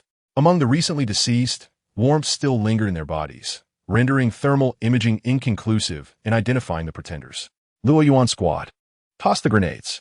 Boom, boom, boom. Indeed, a dozen or so bandits, who had been playing dead, sprang to their feet and fled in a frenzy. Yet, these fleeing bandits were swiftly turned into a mass of lifeless bodies, riddled with bullets. The leader, known as Water Ghost, remained prone on the ground, pretending to be dead. He had encountered the elite troops of the Ming dynasty, but even they did not exhibit such ferocity in battle. He sensed that this time they were doomed, and could only hope that his ruse would spare him from demise. Minutes passed, and peculiar figures emerged from the roadside. Their faces grotesquely protruding, eyes glowing with an eerie red light. Water Ghost's face drained of color as he trembled with fear. They were not living beings. No human could be so terrifying. Were these apparitions perhaps mountain spirits? Little did he know that these so-called mountain spirits were equipped with thermal imaging devices. Now paralyzed with fear, he dared not move, but the slight tremors of his body betrayed his presence. As the surrounding corpses gradually cooled, his warmth became increasingly conspicuous. Get up. Stop pretending to be dead. Luo Sen barked, but Water Ghost kept his head down, frozen in place. In the next instant, a hefty kick landed in his abdomen. Get up, or I will kill you. Realizing he had been discovered, Water Ghost hastily knelt and cried out, Don't eat me. Don't eat me. The battle concluded with 0 casualties on their side, resulting in the annihilation of 52 enemies and the capture of 6. Water Ghost and the remaining bandits were dispatched to the mines for labor. These captives represented the finest workforce, strong and resilient, devoid of concern for their well-being, and they could be pushed to their limits without the burden of wages. Get up, get up. Water Ghost was kicked to his feet. Dazed, he opened his eyes to see a burly man with a face full of scars. Tiger Brother, is that you? Who are you? Water Ghost. Yes, it's me. Tiger Brother, how wonderful. I thought you had died. I heard you were captured by the authorities and executed in public 6 months ago. I mourned for you greatly, and little did I expect to find you here.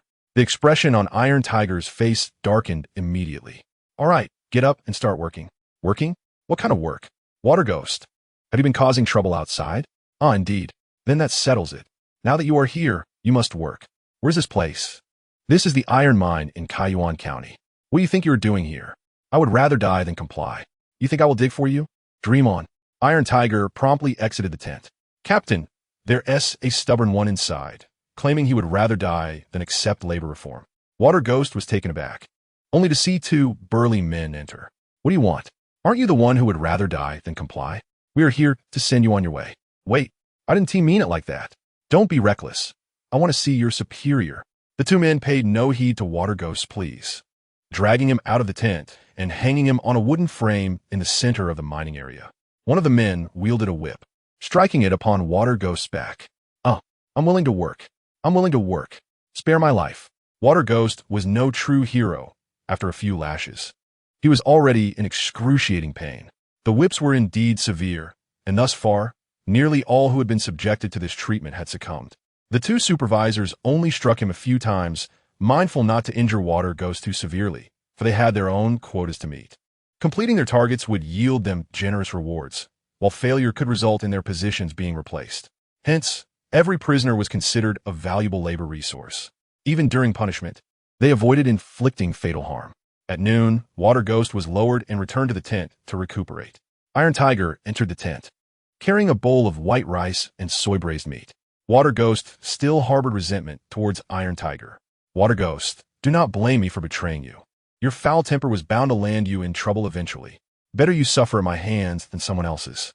Iron Tiger placed a generous bowl of white rice before Water Ghost. Upon seeing the lavish white rice and the fragrant soy-braised meat, Water Ghost felt nothing but dread. Is this a death row meal? Stop your nonsense. Everyone brought here is a valuable labor resource. Unless you cause chaos here, they want to kill you. Then why is the meal white rice? And such a large piece of meat? Water Ghost had seldom eaten white rice in his life. Oh, that. We have white rice every day for breakfast, lunch, and dinner, though the side dishes vary. Today, a side dish is soy-braised meat. The food here is that good? What do you mean by good? The miners in the neighboring district have it much better. They have several dishes to choose from at every meal. We are in a maximum security prison. By the way, how much labor have you been sentenced to? What do you mean by labor? Those sent to this mining area are individuals who have committed offenses outside. Depending on the nature of their crimes, the amount of labor they must perform varies. For instance, I inflicted harm upon another person and was sentenced to extract 500 tons of ore, equivalent to 1 million gene. I have already labored here for 6 months and completed 300 tons. What? I was not informed of the extraction quota. What did you do? Kietu inquired. Generally, before being sent here, inmates are informed of their respective quotas. It is rare for someone like Shui Gue to be uninformed. There is only one possibility: life imprisonment. I was hired by several wealthy landlords from Kaiyuan County to incinerate the factories in the industrial zone. Kietu's expression shifted. No wonder he received a life sentence. Brother, you are in serious trouble. Why? Kietu explained the situation to Shui Gue, who displayed a look of despair. Does that mean I will labor here until I die? Not necessarily. If you can earn merits through labor, there's a chance for release. How can I earn merits? Did you not say you were hired by the wealthy landlords of Kaiyuan County? Expose them all. That is not feasible. One cannot betray their employer. Then I shall not persuade you further. You must decide for yourself. There is nothing wrong with it here. The food is quite good, better than when I was a water bandit. Spending a lifetime here is not so bad. Huh. Do you know how much the miners in the neighboring area earn? How much? The miners there are engaged in the same labor as us, yet they earn 5 taels of silver a month. Do not blame me for not warning you. When I get out, I will work in the neighboring mine. Upon hearing this, Shui Gue's expression changed. He and his brothers killed and smuggled on the river, and they might not even earn 5 or 6 taels a month. Their line of work often goes half a year without profit, only to earn for the next half. Now, hearing that a mere miner earns more than a water bandit, he felt a sudden imbalance within himself. Chapter 98. Sending Zhu Di on his final journey. Report. Luo Wen stood at the door, calling out loudly. Luo Mingwei glanced at her. Come in. Chief. The head of the water bandits has just confessed to us that they were hired not for robbery, but to attack and burn down the industrial zone. Luo Mingwei set down the document in her hand and looked up at Luo Wen. Did the head of the water bandits reveal who hired them? Qin Yukai from Qinjia Village, Qian Bushing from Daya Village, and Lin Qi. Qin Yukai. It just so happens that he is a distant relative of hers. Qin Yotsai's father and her grandfather, the old scholar of Qinjia, were brothers, making Qin Yukai her cousin. Of course, the Chun family thrived thanks to the Luo family's influence. In reality, the Chun family is only moderately well off. Notify the county magistrate to apprehend individuals on the list and confiscate all properties of the participants. The male members of these families shall be sent to the mines, while the women will be sent to embroidery workshops and tea plantations. Yes, Chief.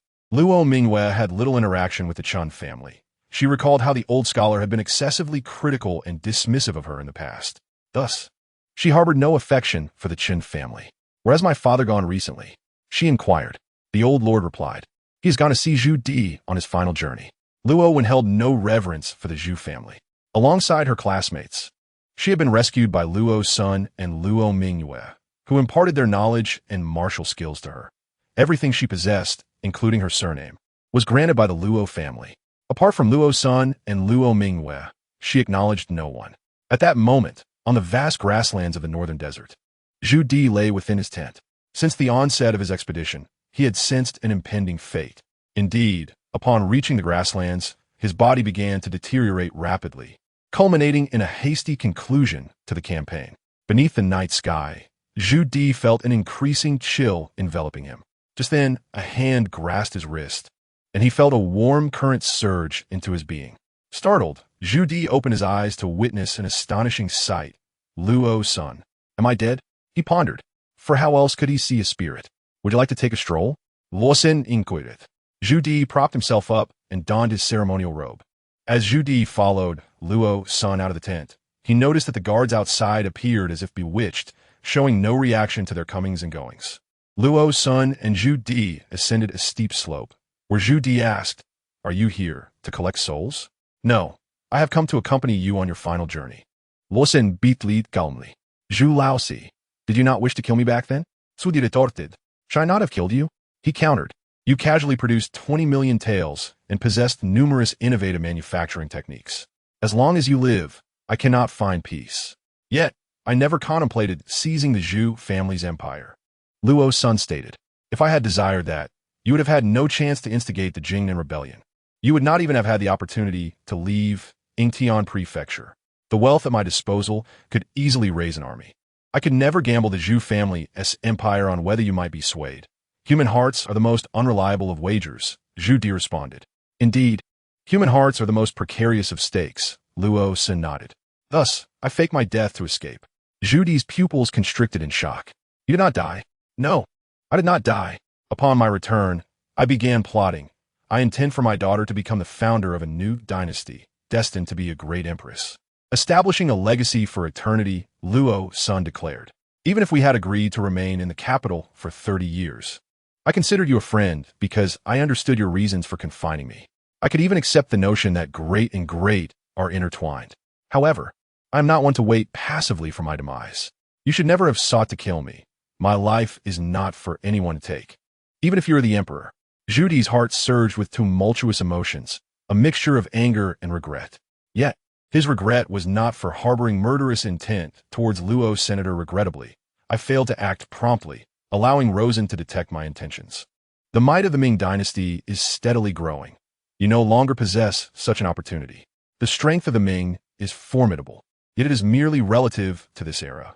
Rosen remarked, have you ever encountered a firearm capable of discharging 50 rounds in succession, reaching a distance of a mile? I possess such a weapon. I once contemplated whether to share its manufacturing secrets with you, but your actions ultimately led me to abandon that notion. The more I reveal, the greater your murderous intent toward me becomes. Are you now sharing this to instill regret within me? Indeed, that is my aim, Rosen affirmed with a nod.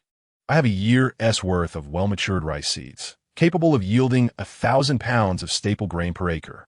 I possess a total of 2 billion taels of silver and 200 million taels of gold. I command the mechanics that can soar through the skies and wield weapons capable of obliterating an entire city with a single shot. If you possess such formidable means, why did you not reveal them sooner? You could have easily usurped the Ming dynasty long ago. Zhu Di's gaze was fierce, akin to a predatory beast. Because I have always regarded the Ming as the most legitimate dynasty. From ancient times to the present, the Ming has claimed its throne rightfully. Your father expelled the barbaric invaders and restored the Han attire. For this alone, you deserve my respect. Even after you seized the throne from Zhu Yunwen, my perception remained unchanged. I even believed you more suited to be emperor than Zhu Yunwen. Your decision to relocate the capital to confront the Northern Yuan threat only deepened my admiration until the moment you sought to take my life. It dawned upon me that I had foolishly entrusted my fate to an iron-willed emperor. As Zhu Di listened to Rosen's heartfelt confession, a whirlwind of emotions stirred within him. He discerned the sincerity in Rosen's words. Great kindness can yield great enmity. Zhu Di chuckled bitterly. Why did you grant me 1,000,000 taels back then? Had you given me merely 100,000, I would not have regarded you with such trepidation. I was aware of your ambitions for a northern expedition, and after your success in the Jingnan campaign, I anticipated you would lack the funds for immediate ventures northward. Thus, I wish to support you, to see you become the general of the North, enabling you to realize your dreams of conquering the seas and securing the northern frontier. Yet, upon your entry into the capital, I recognized I had given you too much. For 20 years, I have reflected on my actions. Too much of a good thing can lead to ruin. That night, Rosen and Zhu Di exchanged many heartfelt sentiments. If one day you ascend to power in the Central Plains, preserve a trace of incense for my Zhu family. As for your kin, I shall not initiate their demise. This is the last remnant of our bond, Rosen declared. On the horizon of the grasslands, the sun began to rise, blinding both Rosen and Zhu Di with its fiery brilliance. Zhu Di slowly lowered his head, never to raise it again. Upon returning from the grasslands to Kaiyuan County, as soon as he entered his home, Luo Mingyue emerged. Father, you venture far and don't even inform me. There are so many matters in Kaiyuan County, and you still find time to meet old friends. Luo Mingyue approached with an assertive demeanor. What significant matters could arise in a mere Kaiyuan County? Father, our supply of meat is dwindling. How can that be? Have we not established 10 pig farms? Is that not sufficient to provide meat? Our products have begun to disrupt the commerce of the nearby capital, resulting in many individuals losing their means of livelihood. I have arranged for these individuals to come to Kaiyuan County for sustenance, and now our population has reached 200,000. We must organize a contingent of 4,000, comprising 2,000 assault troops and 2,000 logistical support personnel to raid the grasslands, seizing their population along with their cattle, sheep, and horses. Additionally, we should deploy armed helicopters to intimidate them effectively. Kaiyuan County is over 1,000 kilometers from the grasslands, with no significant fortifications along the way. However, we must traverse numerous mountains and forests, as we cannot use the waterways. How much can 4,000 individuals plunder? Did I not mention that we also require their population? With the grassland people responsible for driving the cattle and sheep, we might as well conquer Taiyuan. It is not yet the opportune moment to reveal ourselves. What we need is a unified central plains, not a fragmented territory of the Divine Land. No, I propose we disguise our actions as an attack by the Northern Yuan. Once we secure Taiyuan, we can establish a direct connection between Kaiyuan County and the grasslands, facilitating the transportation of meat considerably. That is not feasible. The Central Plains and the grasslands are sworn enemies. Should Taiyuan fall, the Ming dynasty will undoubtedly mobilize its entire force to retaliate. And we are not prepared for a conflict with the Ming dynasty, which would certainly be devastating. Their strategy is to expel Confucianism and establish a new dynasty, thus requiring ample time to cultivate talent. Moreover, the current Ming dynasty is in its most resolute phase. Even with the passing of Zhu Di, it remains the most powerful nation in the world. Engaging in direct conflict with the Ming at this juncture would lead to mutual destruction, ultimately delaying our plans. So, when shall we initiate our actions? Once we have procured a sufficient quantity of meat from the grasslands, we will take control of Kaifeng and its surrounding areas, which boast a population of at least 1 million, ample for us to digest over several years. As for the timing of our offensive, we must first cultivate at least 10,000 students to replace the Confucian scholars, filling the majority of positions. Rosen remarked, "Is that truly sufficient?" Certainly not. We must also control over 20% of commercial activities to ensure that when the Confucians retaliate, we will not be left defenseless. The Confucians have long maintained control over the power structures of the dynasty largely because they represent the gentry class. Should the emperor attempt to diminish their power, the gentry will manipulate commodity prices, such as those of rice, salt, and iron. Even a formidable figure like Zhu Yuanzhang had to compromise with the Confucians, reinstating the Kong family as the Duke of Yenxing. This is the Confucians' formidable weapon. Should the Luo family seize control, yet rice, salt, and iron remain under the gentry's control, they will inevitably repeat the cycle and be compelled to compromise with the Confucians. Thus, to liberate ourselves from the Confucians' constraints, we must fulfill 3 essential requirements. First, we must have a sufficient reserve of talent, which serves as the foundation for replacing the literati. The second requirement is to ensure a stable supply of rice, salt, and iron. As long as the prices of these 3 essentials remain stable, the Confucian scholars and gentry will pose no threat to the new dynasty. The third, and most crucial point, is to possess absolute military power. When the Confucians realize that conventional means cannot fulfill their aspirations, they will inevitably incite the populace to overthrow the ruling authority. Thus, military might is the foundation of everything. Moreover, Rosen is prepared to cleanse the Confucian scholars and gentry with bloodshed and eagerly anticipates such an event. Chapter 99. We shall not submit. We shall rule what is the combat prowess of 2,000 fully armed soldiers, all of whom have undergone modern training. It can be asserted that no army exists that can breach the crossfire of 2,000 soldiers. Not even the most elite Mongol cavalry of this era could achieve such a feat for this expedition to the grasslands. Luo Mingwe has dispatched 2,000 soldiers along with an additional 2,000 in logistics. The logistics are not transporting provisions, but rather ammunition. They carry a staggering 200 million rounds of ammunition, which means each soldier can unleash 200,000 rounds. As for food and drink, what need is there to plunder for sustenance? Unless the tribes of the grasslands adopt the scorched earth tactics of the Central Plains dynasty, no one can thwart their grand scheme of plunder. Leading this contingent is Luo Yi, a recent graduate from 2 years prior. Before his enrollment, his family operated a security agency. However, during a transport mission, his father and several other guards were slain by bandits. The agency subsequently went bankrupt due to claims, and his mother succumbed to grief, leaving him sold into servitude by creditors. Fortuitously, he caught the eye of Rosen, who brought him back to headquarters for training. By the time Rosen adopted Luo Yi, he was already 14 years old. The abrupt upheaval in his family circumstances matured him psychologically beyond his peers. Furthermore, Luo Yi is an undeniable prodigy in military affairs. He is one of the few endowed with the Red Queen's privileges. Rosen possesses the highest authority of the Red Queen, followed by Luo Mingyue with first-level privileges. Luo Yi is the only student granted second-level privileges. Both Rosen and Luo Mingyue are in consensus that Luo Yi is destined to become a commanding leader.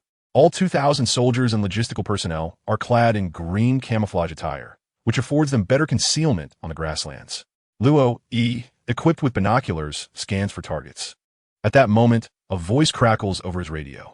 "Commander, we have located a small tribe of approximately 10,000 individuals 55 kilometers southeast. Based on our calculations, their effective cavalry numbers around 1,000, and it appears they possess roughly 10,000 cattle, 100,000 sheep, and 3,000 horses. These Mongol tribes are indeed wealthy. A tribe of 10,000 boasts 10,000 cattle and 100,000 sheep." Luo Yi muses, "Prepare the entire army to depart." Luo Yi had a limited understanding of the Mongolian Yuan tribes. In truth, the vast majority of the cattle, sheep, and horses were the possessions of tribal leaders, who were likely generals of the Mongolian Yuan court. Otherwise, it would be impossible for them to possess such a large number of livestock. The nobles of the royal court only congregated there during times of warfare. At all other times, they returned to their own tribes. However, this was of little consequence to Luo Yi, for all he needed to ascertain was the population of the tribe and the quantity of their livestock, which sufficed for his purposes. With 200 million bullets at his disposal, he could decimate any tribe. Luo Yi did not conceal the movement of his forces. Instead, he boldly advanced towards the Mongolian Yuan tribes. They aimed to eliminate the enemy's living forces while also requiring manpower to herd the cattle and sheep, thus making their approach inevitable, prompting the other side to dispatch cavalry to counterattack. Once they annihilated the enemy cavalry, resistance would cease. The familial bonds within the Mongolian Yuan tribes were tenuous. They revered the celestial wolf and were accustomed to the mutual encroachments among tribes, adhering to the principle that the strongest prevailed. Those who defeated them would command their submission, even in the face of familial slaughter, which they accepted with indifference, believing they could simply regenerate. As anticipated, when the 4,000-strong contingent drew near, they were promptly detected by the tribe. Despite their own forces being vastly outnumbered, they charged forward without hesitation. Prior to the advent of the Maxim machine gun, cavalry had long been the most formidable military unit. Even against an enemy 10 times their number, they could maneuver with ease, coming and going like the wind. Yet now, they faced automatic rifles, more fearsome than the Maxim, capable of firing 300 rounds per minute. A web of firepower formed by 2,000 soldiers could transform them into a veritable beehive in an instant. 1,000 meters, 800 meters, 500 meters, 200 meters, rat-tat-tat. Everything unfolded with startling abruptness. In less than 20 seconds, over 1,000 cavalrymen found themselves bereft of their steeds. Meanwhile, Luo Yi's assault team unleashed a barrage of at least 50,000 bullets. The team pressed onward, seizing control of the tribe, while the logistics team tended to the battlefield and gathered spoils. Luo Yi effortlessly dominated the entire tribe. The nomadic herders exhibited no inclination to resist. After all, their leaders and warriors had been utterly slaughtered, rendering any further resistance futile. Luo Yi instructed them to gather their belongings and livestock before setting their tents ablaze. Leading them onward, they commenced a frenzied spree of plunder. They would take everything: people, cattle, sheep, and horses.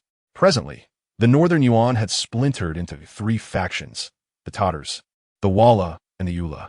The first to receive word of this upheaval was the Tatar chieftain, Alutai, as Luo Yi's forces rampaged through his territory, having already swept through dozens of smaller tribes. Upon learning that the opposing force numbered only 4,000, Arutai swiftly mobilized his troops, assembling 50,000 iron cavalry to confront Luo Yi. The two forces met at the Lu River, where, to be precise, Luo Yi awaited Arutai. Though the Lu River was not particularly wide, it effectively thwarted the cavalry's retreat in a brief span of time. The entire 50,000 cavalry was annihilated, and Arutai fled in a frenzy. However, facing Luo Yi's encirclement, Arutai's warhorse was shot down, and he was captured alive. Bound, Arutai was brought before Luo Yi. "Are you a Ming person?"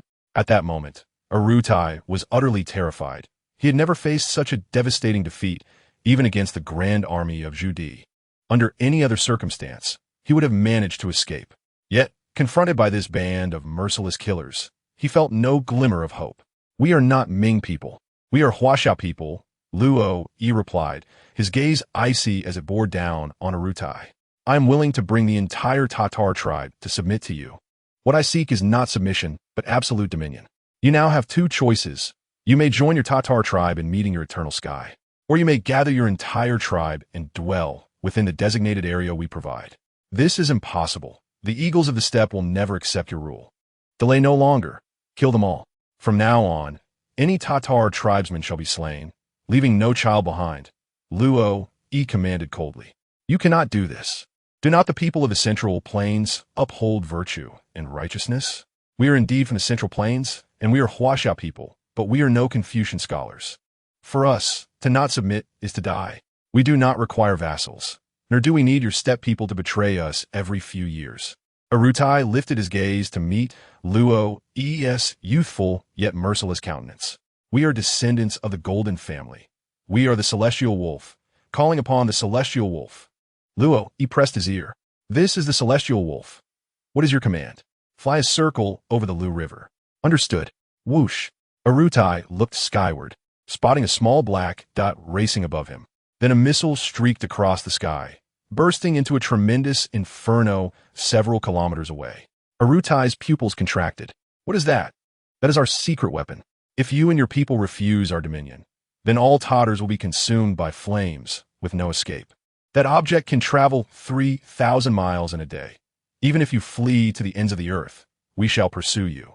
Arutai's face turned pale. I'm willing to bring all my tribesmen to submit to Huaxia. You must surrender 70% of your cattle, sheep, and horses, and establish a city by the Lu River. In return, I will provide you with food, supplies, and iron salt.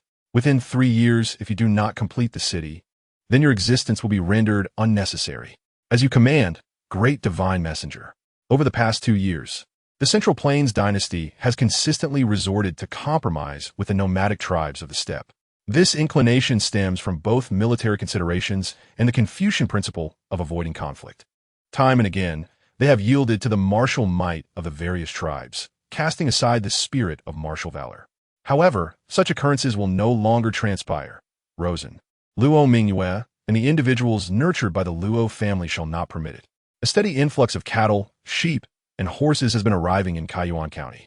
Following discussions, Luo Mingyue and Rosen have embarked on the establishment of a vast pasture surrounding Kaiyuan County. Simultaneously, they are expanding towards Kaifeng Prefecture. Ultimately, Kaiyuan County is merely a county with limited land area.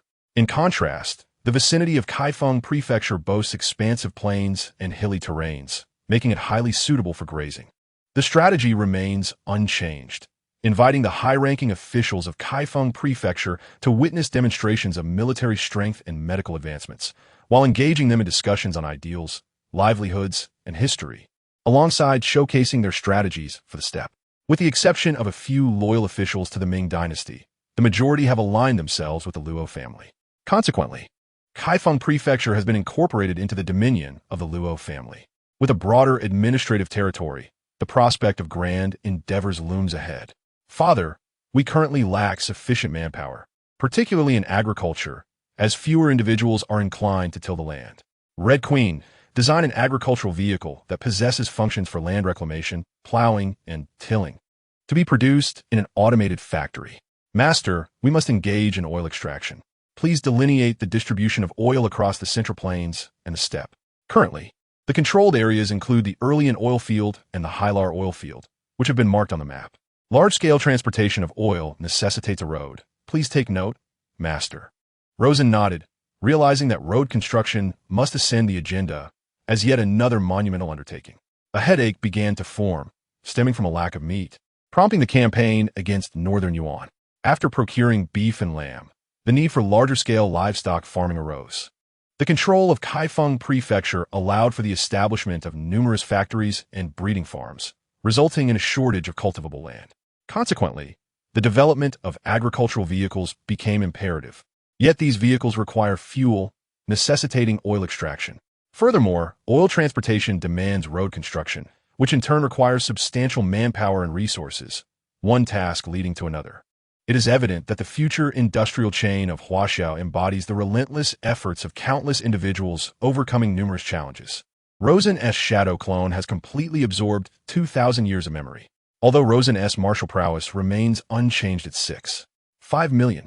He senses a significant enhancement in his overall strength. The next world awaits exploration. Should opportunity arise, he may even bring back elements conducive to the development of this realm. The fourth traversal begins. Chapter 100, The Pirate World, Vice Captain of the Straw Hat Crew. Engaging with pirates bearing the title of the Four Emperors yields increasingly bountiful rewards. Confronting pirates recognized as the Seven Warlords also results in progressively richer rewards. As he engaged with the renowned naval commanders, the frequency of encounters promised increasingly generous rewards. The more devil fruits he collected, the greater the rewards. Mastery of the 3 types of hockey would yield even more substantial benefits, and the breadth of his travels would likewise enhance the rewards he received. Upon gazing at the vast, boundless sea below, Rosen discerned the nature of the task set before him by the system, realizing his current whereabouts. However, he was uncertain of the exact moment in time. At that moment, a small dinghy appeared directly below him. As Rosen leaned down to observe, a large boy clad in a red vest and wearing a straw hat also looked up towards him. "Hey, old man in the sky," Luffy called out, waving his hand. Rosen descended onto the small boat, scrutinizing Luffy. "Old man, I'm Luffy, destined to become the Pirate King. Would you like to join my crew? Why do you wish to become the Pirate King? Why not just claim that title for yourself?"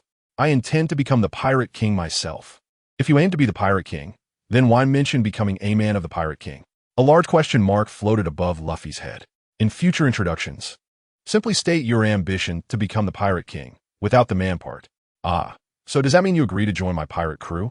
Since you're the first person I have encountered in this world, I suppose I shall reluctantly agree to join you. Have you never met anyone else before? With your level of intellect, it's quite challenging to explain." Rosen ruffled Luffy's hair, which had shrunk under his touch. "My name is Rosen. Then I shall call you old man from now on." Luffy was overjoyed. This was his first crew member since embarking on his journey. His elation continued until a massive wave capsized their small dinghy. In the unpredictable expanse of the ocean, anything could happen. Consequently, Rosen and Luffy found themselves sitting in their new vessel, a barrel. "Hey, old man, aren't you capable of flying? Why are we cramped in this barrel together?" The two were wedged inside the barrel, and in that confined space, Luffy had been squished, his face flattened against Rosen's considerable bulk. "Oh, esteemed captain, do you wish for me to abandon you? Old man, can't you just carry me up to fly? I've yet to experience soaring through the skies." "That's out of the question. If you wish to fly, you must strive for it yourself." "Old man, are you also a user of a devil fruit?" "One could say so, but you were swimming just a moment ago." Luffy distinctly recalled how Rosen had rescued him from the waves and stuffed him into the barrel. "That is because my devil fruit is called the swimming fruit, which grants me the ability to swim anywhere." "Is that so?" "Indeed, there exists such a peculiar devil fruit. In this vast ocean, any marvel can transpire."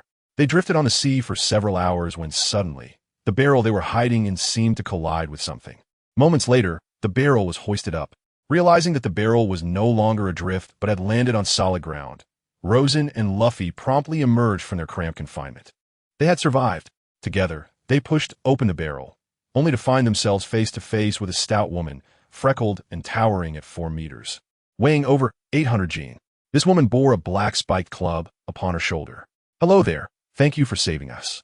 Luffy greeted with a broad smile directed at Yarlita. "Ha, where did this little brat come from? Does he not realize who stands before him?" Yarlita, the notorious villain, regarded him disdainfully. The pirates on the deck looked at Luffy and Rosen as if they were gazing upon the dead. "Silence!" Yarlita exclaimed, her expression darkening as she pointed her club at Rosen and Luffy. "Now, you have 2 choices. Serve me as my subordinates, or meet your demise beneath my iron club." "Sorry, but I am destined to become the Pirate King," Luffy retorted, suppressing the latter part of his statement. "I will not be your servant." Yarlita raised her club and swung it towards Luffy's head, but in an instant, Luffy's head morphed into the shape of the club before returning to normal. What is happening? How could his head transform like that? This is terrifying. He must be a monster. They mused, for it was no wonder that many pirates in the weakest sea, the East Blue, remained oblivious to the existence of devil fruits. I am no monster. I am a rubber man, a user of a devil fruit. Luffy introduced himself candidly. Regardless of what you are, rubber man, you have angered me, and now I shall crush you. Your leader raged, wildly swinging her club. Meanwhile, Luffy executed a series of intricate movements to evade her assaults. Hey, if this continues, I might get angry, Luffy shouted, but Yarlita, still consumed by her frenzy, paid no heed and continued her onslaught. Rubber pistol. Luffy extended his arms back 20 meters, then propelled them forward, striking Yarlita squarely in the chest. Her massive form was sent hurtling through the air, crashing through the ship's cabin, and she flew all the way to the stern, leaving the vessel nearly unusable from the chaos of their battle. What? Yarlita has been defeated? Who is this person? How could he possibly overcome Yarlita? In their minds, Yarlita was an invincible monster, yet now another monster had emerged. Marvelous! The beast that is Yarlita has finally been vanquished. We have been liberated. In a moment of astonishment, the pirates erupted into a collective cheer. They had all been forcibly brought aboard by Alrita, enduring years of his relentless torment. At long last, they were free, unbound by any constraints. The ordeal was finally over. That fellow was indeed quite tenacious. Luffy exhaled, scanning the surroundings for Rosen's figure. He spotted Rosen lowering a small boat that hung from the side of the pirate ship into the water. We must depart, Rosen urged. Coming, Luffy exclaimed, leaping into the small boat. Just as they were about to set off, a boy with pink hair suddenly jumped from the deck onto the boat. Could he take me to Shell's Town? He asked. What brings you there? Luffy inquired, curiously eyeing the pink-haired boy. I aspire to become a Navy officer. The boy replied earnestly. That's a fine ambition. How about joining us as pirates? I aim to become the Pirate King, Luffy declared. No, I wish to uphold justice as a Navy officer, the boy responded with conviction. Very well, Luffy conceded without pressing further. By the way, I'm Luffy, and this is my first mate, Rosen. I'm Kobe, the boy introduced himself, glancing at Rosen, who was sprawled out asleep on the boat. I'm so hungry, Luffy soon lamented, feeling weak all over. Old man, dive in and catch me a fish. Rosen, deeply ensconced in slumber, paid no heed to Luffy's pleas. Luffy, determined, shook Rosen awake. I want food. With his eyes still shut, Rosen swatted Luffy away and pointed toward the water. With a flick of his finger, a large fish, measuring half a meter in length, leaped from the sea and landed in the small boat. Wow, that's impressive, Luffy exclaimed, his eyes sparkling with admiration for Rosen. Kobe looked on with equal curiosity. Old man, teach me, Luffy urged, shaking Rosen once more. Annoyed by the incessant disturbance, Rosen delivered another slap that knocked Luffy unconscious. It was not until they reached the dock at Shell's Town that Kobe finally roused Luffy. Luffy, we've arrived. Thank you for your help. I must head to the Navy base now. Is this Shell's Town? I'll accompany you. I'm looking for something delicious to eat. What about the old man? Should we wake him? No, that guy knocked me out. I want him to miss out on good food, Luffy replied, fuming. Luffy and Kobe found a restaurant in Shell's Town, and as soon as they entered, Luffy shouted, Bring out all your delicious food. I want to eat. The owner, a beautiful woman, promptly served a grand feast to Luffy and Kobe. Without hesitation, Luffy began devouring the food voraciously. At that moment, a small girl stood by the table, curiously observing Luffy's bulging cheeks. What are you staring at? Luffy asked with his mouth full. How much can you eat at once? She queried. I can eat endlessly, Luffy boasted. You're lying. There is no one who can eat that much, the girl responded, her face filled with disbelief. At that moment, the restaurant's door was forcefully kicked open, and a young man with a golden center parting swaggered in. He was accompanied by 2 wolfhounds, which immediately provoked an angry glare from a little girl. Oh, you dare to look at me with such defiance? Do you wish for death? Just then, the proprietress hurried out, shielding the girl behind her. I sincerely apologize, young Master Barumaber. I will certainly discipline Lika properly. Such a look is intolerable. She must face punishment. Barumaber arrogantly declared, In the future, I shall inherit my father's position, so I must learn how to manage you lowly peasants. Hey, you're blocking the way. Suddenly, Barumaber felt a chill behind him. When he turned around, he was met with a grim visage and was so startled that he fell to the ground. Rosen strode past Barumaber and entered the restaurant, immediately seizing Luffy. Captain, it's not good to be greedy. Oh, my apologies. I saw you sleeping so soundly that I couldn't bear to disturb you. Luffy chuckled awkwardly. By the way, KB mentioned that there is a powerful swordsman in this town. I plan to invite him aboard. What do you think? Chapter 101. I'm the fish fruit. You are the captain. The decision lies with you. Hey, I say. You two outsiders, do you know who I am? Barumabur jumped up, pointing at Rosen and cursing him. Do you not even know who you are? Why ask us? Haha. It seems he is unaware of his own identity. Luffy laughed heartily. Infuriated, Barumabur shouted, Dahe, Arii, kill them. At his command, the two wolfhounds lunged at Luffy and Rosen. Rubber. Before Luffy could react, the two hounds suddenly vanished before Rosen. Huh, where did the dogs go? They have gone to Dogstar, Rosen replied. Where's Dogstar? I want to go there. Luffy's eyes sparkled with excitement as he looked at Rosen. You. Barumabur, about to issue another threat, was suddenly silenced by Rosen's glare and fled the restaurant. From a distance, they could hear him shouting, You wait for me. I will seek my father. You should leave quickly. That Barumabur is the son of Colonel Monka, and Colonel Monka will not let you go. It's all right, proprietress. We are pirates, Luffy grinned. I aim to become the pirate king. Ro, let's hurry to find that swordsman. By the way, KB, where is the swordsman you mentioned? I know where he is. I will take you there, Licca volunteered. She led Rosen, Luffy, and KB to the wall of the naval base. That should be the formidable swordsman you seek. Licca pointed to the figure bound to a cross in the plaza inside the wall, an algae-haired man. Why is he tied there? What wrong has he committed? Luffy inquired. He is not a bad person, Licca exclaimed with excitement. He was tied up there by Barumabur for my sake. How feeble indeed, that even that middle-parted, golden-haired fellow could defeat him. Luffy felt a tinge of disappointment. He is not weak. On that day, when Barumabur brought his pet to wreak havoc in the restaurant, it was the swordsman who rescued me from the jaws of those two dogs. And he even gave Barumabur a thrashing. Barumabur threatened the swordsman, stating that if he did not submit, he would retaliate against my mother and me afterward. Thus, they came to an agreement. As long as the swordsman refrained from eating or drinking for a month, he could spare my mother and me from any vengeance. Upon hearing this, Luffy's eyes sparkled as he gazed at the green-haired boy. Such a person is the crew member I desire. Without hesitation, Luffy leaped over the wall and approached the green-haired boy, saying, Hey, join my crew. The green-haired boy looked up at Luffy and replied, A pirate? I have no intention of becoming a pirate. I aspire to be the world's greatest swordsman. At that moment, Barumabur's voice rang out, Dad, that's the guy. He hit me. Beside Barumabur stood a tall figure, sporting an iron jaw, with a right arm severed and replaced by an axe. He was Colonel Monka, the tyrant of Shellstown. Monka's fierce gaze fell upon Barumabur, and suddenly, he raised his hand and slapped Barumabur across the face. Why did you hit me, Dad? Barumabur cried. You worthless fool. Colonel Monka cast a contemptuous glance at Barumabur, saying, Though you are a waste, only I have the right to strike you. No one can teach you a lesson without my consent. He then turned his attention to Luffy, asking, Pirate, are you prepared to meet your demise? I will not go down without a fight, rubber machine gun. Luffy engaged in battle with Colonel Monka, whose power, though diminutive, was still commendable. Meanwhile, Rosen approached the green-haired boy. Kid, in this weak East Sea, there are no formidable foes. To become the world's greatest swordsman, you must confront powerful adversaries. My captain can help you realize that ambition. The green-haired boy looked up, skeptical. Why should I trust you? There are no absolutes in this world. If you seek guaranteed outcomes before taking action, you might as well sleep, for dreams hold everything. Very well, I shall join your pirate crew. But let me be clear. Should you obstruct my quest to fulfill my dreams, I will sever your head alongside the captain's. Rosen extended a finger and severed the ropes binding the green-haired boy. Your sword should be hidden in that house. The green-haired boy glanced at the house and then at Luffy, who was entangled with Colonel Monka. Rest assured, our captain is not as weak as you might think.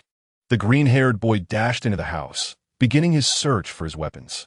The moment he found his 3 swords, his entire demeanor transformed. Like a leopard, or an eagle soaring through the sky, he burst through the window, drawing all 3 swords in unison, and struck at the descending Colonel Monka. Colonel Monka felt a powerful gust of wind above him and immediately raised his right arm to shield himself with his axe. At that moment, Luffy's arms suddenly elongated. Rubber rocket. Luffy's fist struck Monka's chest, sending him flying. With that blow, Monka could no longer rise. Just then, a contingent of Navy personnel entered the scene. Luffy and Zoro braced themselves for another arduous battle, only to witness the Navy salute them before carrying the unconscious Monka away. Let us leave. It's inappropriate for us to remain here, said Rosen, patting Luffy and Zoro on the head. After indulging in a hearty meal at a local tavern, the trio set off once more on their journey. Kobe, along with many townsfolk and a group of sailors, stood at the dock, watching the small boat gradually disappear into the distance. They are truly warm-hearted, Luffy mused, his spirits lifted by the addition of another exceptional crew member. I am Zoro, and my ambition is to become the world's greatest swordsman. I am Luffy, and my aspiration is to become the Pirate King. Everyone turned their gaze towards Rosin, who glanced at a corner of the small boat before plopping down onto it. Suddenly, a surprised gasp emanated from beneath him. A red-haired girl sprang up from under the canvas. Luffy and Zoro instantly shifted into combat mode. I came to hitch a ride, sorry. I forgot to mention that I'll be disembarking at the next island, Nami said cheerfully as she faced Rosin, who found her current state far less striking than 4 years hence. You boarded our pirate ship and now wish to disembark? Rosin grinned at Nami. You either surrender 10 billion berries or stay on board and toil until your last breath. Are we being too excessive? Luffy quietly inquired of Zoro beside him. Nami's eyes darted. All right, I'll give you 10 billion berries, but the money isn't with me. You must accompany me home to retrieve it. Wow, do you really have 10 billion berries? Luffy's eyes sparkled with excitement. Sure, but if you can't procure the 10 billion berries by then, I shall eliminate you and the entire village. A cruel smile appeared on Rosin's face. Nami shivered, silently praying, it's fine, Arlong's crew is formidable. I'll let these two pirate factions tear each other apart. Old man, you must be the first mate, right? Zoro asked Rosin. Indeed. Do you have any questions? What is your role then? Me? I am a traveler. Is there a problem with that? I challenge you. I believe a first mate must possess the strength to protect the crew. Zoro, the old man, is quite formidable. Then we shall see who prevails. Zoro clearly preferred to trust his own observations. Rosin reclined on the deck, casually glancing at Zoro. I'm getting old. My legs aren't what they used to be. So I'll sit here and accept your challenge. You stand. I don't wish to bully you. Zoro felt a surge of irritation. No, it is not I who am being bullied, but you green algae head. Rosin raised a finger. I shall begrudgingly accept your challenge with but a single digit. You scoundrel. Zoro felt insulted. His mouth clenched around his sword. Two more gripped firmly in his hands, a green aura emanating from his body as he assumed a combat stance. Free sword style, lion's roar. In the next moment, Zoro lunged fiercely towards Rosin. Just as he reached Rosin, a massive fish leaped from the sea, colliding directly with Zoro. The impact left Zoro dazed, and before he could regain his senses, Rosin delivered a swift kick, toppling him. Zoro's forehead struck the edge of the boat, rendering him unconscious. Utterly useless. My finger is already eager for action, Rosin lamented, glancing at the sprawled Zoro on the deck. Youngsters fall asleep so quickly. Hours later, Zoro suddenly awoke, fury igniting in his gaze as he glared at Rosin. You ambushed me. Ambush? No, that was merely a combat technique, young one. You must remember this lesson. I am here to teach you how to deal with ambushes. I demand a serious rematch. What a troublesome fellow. Rosin finally stood. Very well. Let us engage with a bit more earnestness. Zoro's expression sharpened instantly, preparing for a serious confrontation. Suddenly, another large fish leaped from the front of the small boat and crashed into Zoro's back, propelling him toward Rosin. Rosin lifted a foot and swept it across Zoro's abdomen. Zoro fell to his knees on the deck, clutching his stomach, his sword scattered, his face contorted in pain. Ah, more food has presented itself. Our luck is truly remarkable. Luffy exclaimed joyfully, glancing at Zoro. Zoro, continue challenging the old man. This way, we shall secure more food. After a prolonged moment, Zoro's pain gradually subsided as he retrieved a fallen sword. Are you also a devil fruit user? Indeed, I'm a fish fruit user. All fish in this world obey my command. Wait a moment, old man. Did you not claim to be a swimming fruit user? I never stated such a thing. No, you did. Boom. Another large fish leaped from the surface, swallowing Luffy, who was attempting to argue with Rosin as it flopped about on the deck. I'm the fish fruit user. Should you have any objections, speak now, or I shall take your silence as acquiescence. Chapter 102. The Revenge of the Chirping After a Day of Sailing. As Luffy found himself growing bored, he suddenly spotted an island ahead and shouted in excitement. There's an island ahead. Luffy turned to Rosin, only to find him asleep once more. He then glanced at Zoro, who was diligently practicing his swordsmanship. Finally, he looked at Nami, who assessed the island ahead. That is Orange Town. At that moment, Rosen opened his eyes and propped himself up. "Where are we?" he inquired. In the quaint town of Orange, it appeared that there were delectable delights to be found. With an exuberant spirit, Luffy and his companions set forth towards this charming locale. However, the picturesque island seemed to exude a sense of solitude, with not a soul to be seen in the streets. What a disappointment. This was not the bustling town I had envisioned, and Luffy's enthusiasm deflated like a puncture balloon. Meanwhile, Rosen admired the scenery along the way.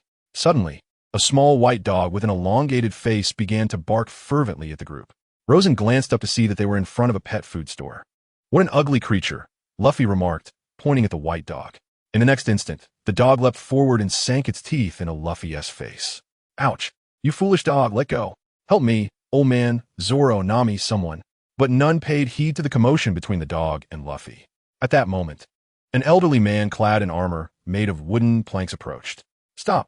Do not bully Choo-Choo," he admonished. Luffy pried the dog, named Choo-Choo, away. "Who are you? Are you the owner of this ugly dog?" he inquired.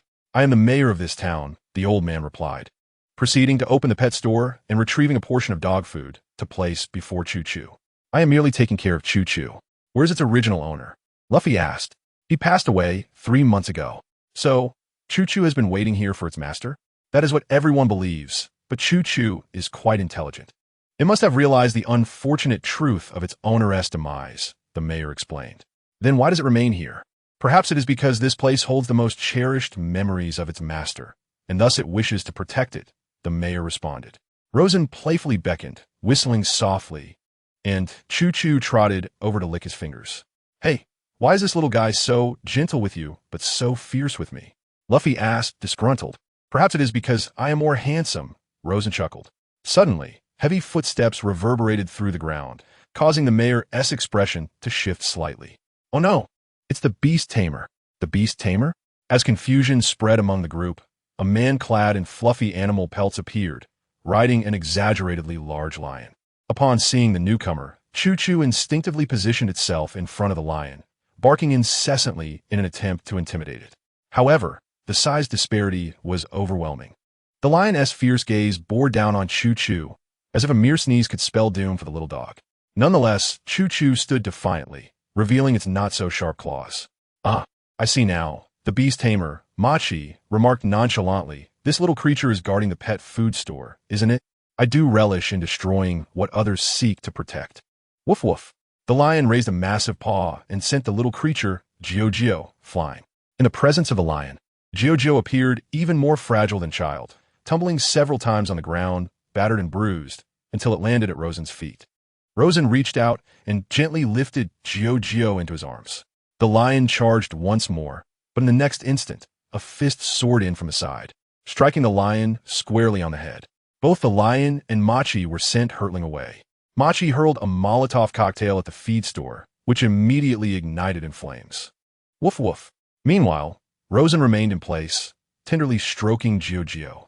"You see, when you are weak, you can do nothing. If you wish to protect those you cherish, you must become strong." With a gentle smile, Rosen continued, "Come with me, and I shall make you the mightiest dog in this world." "Woof woof. Do you not believe my words?" Rosen asked as he gazed at Gio-Gio, his hand caressing it softly, before turning to Luffy and Zoro. "Let us demonstrate to my Gio-Gio how to protect and seek vengeance. It's time to fight again." Luffy clenched his fist, his eyes ablaze with combat spirit, while Zoro mirrored his enthusiasm. "You cannot go. The clown pirates are not to be trifled with," the mayor urgently interjected. "They are formidable foes," he added. Rosen chuckled amiably. "Fear not, my friends." Following Luffy and Zoro, Rosen moved as if on a leisurely stroll. Upon reaching the circus of the clown pirates, the guards immediately blocked their path. "Do you know where you are?" one of the pirates inquired. "Why do villains always favor such introductions? If you're unaware, why ask us?" Rosen replied, "Eliminate them." "Huh? Are we attacking directly? Shouldn't we clarify our intentions first?" Luffy questioned. "We are pirates. They are pirates too. What justification do we need to fight fellow pirates?" "What? You intend to assault us?" Quickly informed Captain Buggy. As Rosen lifted his foot and kicked Luffy, he was propelled forward, crashing into the pirate attempting to report. Another pirate, witnessing this, promptly drew a flare gun. Bang! The flares soared into the sky, bursting into a dazzling array of fireworks. Soon after, Captain Buggy emerged, flanked by his cadre of circus performers. Who dares create chaos in Buggy's domain? Why is your nose red? Luffy inquired, gazing curiously at Buggy. In that instant, all the circus members stood on edge. Buggy detested any mention of his red nose, even in jest or rhyme. Killed him. Buggy bellowed in a furious rage. Luffy and Zoro began to wreak havoc, while Rosen stood back, tending to Gio. Buggy's hand detached from his arm, stealthily wielding a dagger as it floated behind Zoro. Watch out, Rosen warned. Zoro clutched his side, anguish etched across his face.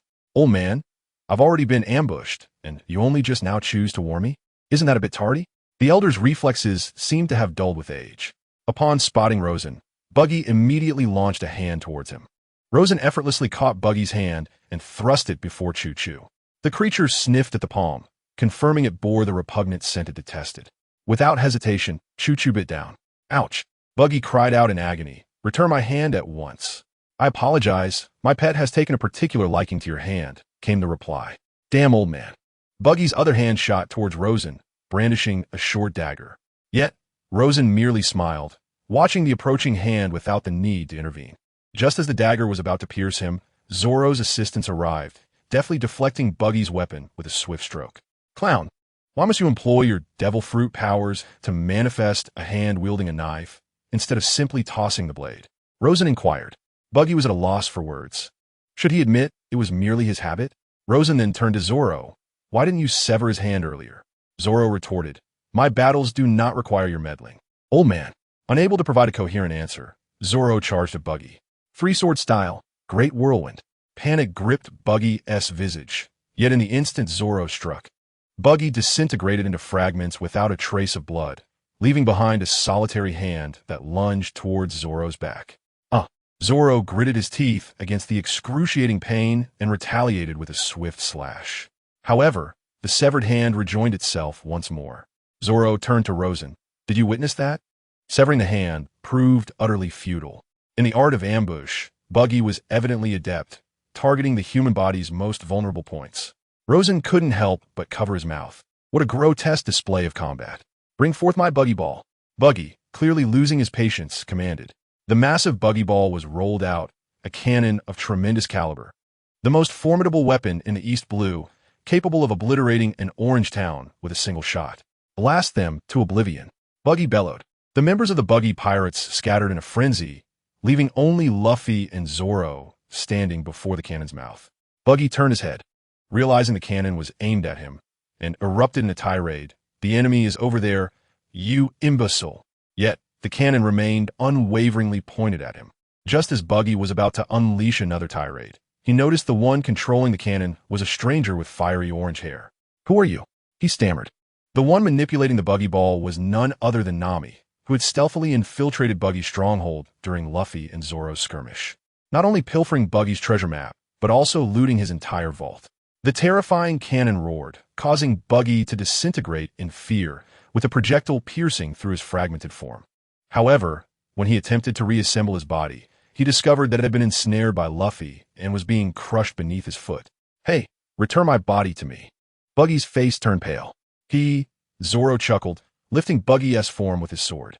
Luffy then began to gather his strength, extending his arms backward. Gum rocket cannon.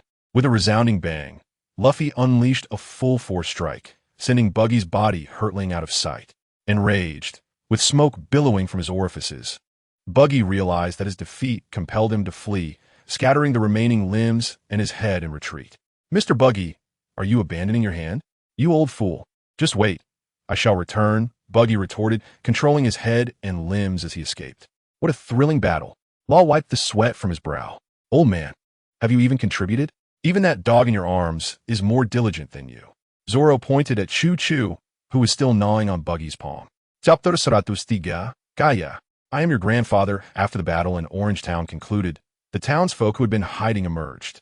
The Straw Hat Pirates once again received their heartfelt gratitude.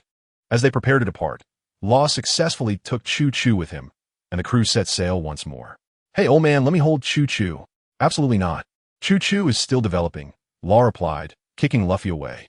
Luffy sprawled on the ground, gazed curiously at Law. What are you doing to Choo-Choo? I sense that you are altering it. You can feel that? Law exclaimed, surprised that Luffy could perceive his activation of the soul-distorting ability, utilizing magic. As the reincarnation of Joy Boy, Luffy possessed unique abilities, such as hearing the voices of all things and seeing through appearances to discern inner truths, including the essence of souls. Thus, it was not surprising that Luffy could perceive the transformation occurring within Choo Choo's soul.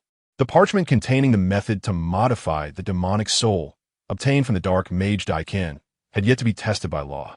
The technique for altering the demonic soul bore resemblance to the non-action transformation of special-grade cursed spirits in the realm of sorcery. Both methods involved altering the form of the soul to influence the physical body. However, the non-action transformation was rather crude. While it altered the soul, it also risked tearing and weakening it. In contrast, modifying the demonic soul was a means of fortifying it. After all, this was a transformation devised by a dark mage. Surely, it could not lead to a progressively weaker state. The key to soul modification lay in one crucial condition: willpower. The stronger the will, the more resilient the soul. Choo Choo possessed an indomitable courage, exemplified by its unwavering stance even when gravely injured, resolutely standing in front of the feed store. Its soul's resilience surpasses that of most individuals, thus it shall become Rosen's inaugural experimental subject. When shall we acquire a new vessel? Zoro felt rather ridiculous being crammed into such a diminutive boat with each voyage. We shall procure a ship capable of harboring our dreams at the next destination, Rosen remarked. How do you know? I am a man who has consumed the fruit of prophecy. Thus there exists naught in this world that eludes my knowledge. Did you not claim to be a user of the fish fruit? Luffy inquired, astonished. I never stated such a thing. You did. I did not. You did. In that instance, a large fish leapt from the water, swallowing Luffy whole and thrashing upon the deck. If you remain silent, I shall assume your acquiescence. Zoro and Nami were once again rendered speechless. This old man was indeed insufferable. Due to the scarcity of fresh water, they were compelled to seek refuge on a nearby island for rest and resupply. They landed on a crescent-shaped beach, and as they set foot on the shore, Zoro suddenly became alert. A stone shot forth from the underbrush. In an instant, Zoro drew his sword, cleaving the stone in twain, readying himself for battle. Just then, pirate flags began to rise amidst the surrounding foliage. Shortly thereafter, a long-nosed boy emerged from a hillside. I am the great pirate reigning over the village of Syrup, and my subordinates all honor me as the illustrious Captain Usopp. Usopp announced with exuberance. If you intend to assault this island, you would do well to reconsider, for I command an army of 80 million. Wow, how impressive! Luffy exclaimed, his eyes alight with wonder. Zoro and Nami simultaneously buried their faces in their hands. How could such foolishness find a believer? Remarkably, this fool was their captain. You must be deceiving us, Nami said with disdain, gazing at Usopp. Ah, the ruse has been uncovered. Usopp despaired, writhing in distress. What? Is it truly a deception? Luffy's expression soured with disappointment. Ha ha. Albeit the 80 million is somewhat exaggerated, I do indeed possess a considerable number of subordinates, Usopp asserted, gesturing to the flags fluttering in the breeze amidst the grass. But there are only 3 individuals, Nami retorted, once again exposing Usopp's charade. Ah, discovered again. From the underbrush emerged 3 terrified, sniffling youngsters. Ha ha, you're quite amusing. Luffy laughed heartily, pointing at Usopp. You've all pirates. I shall not permit you to take a single step forward. Usopp brandished his slingshot at Luffy. Luffy's smile faded, adjusting his straw hat, a glint of determination flashing in his eyes.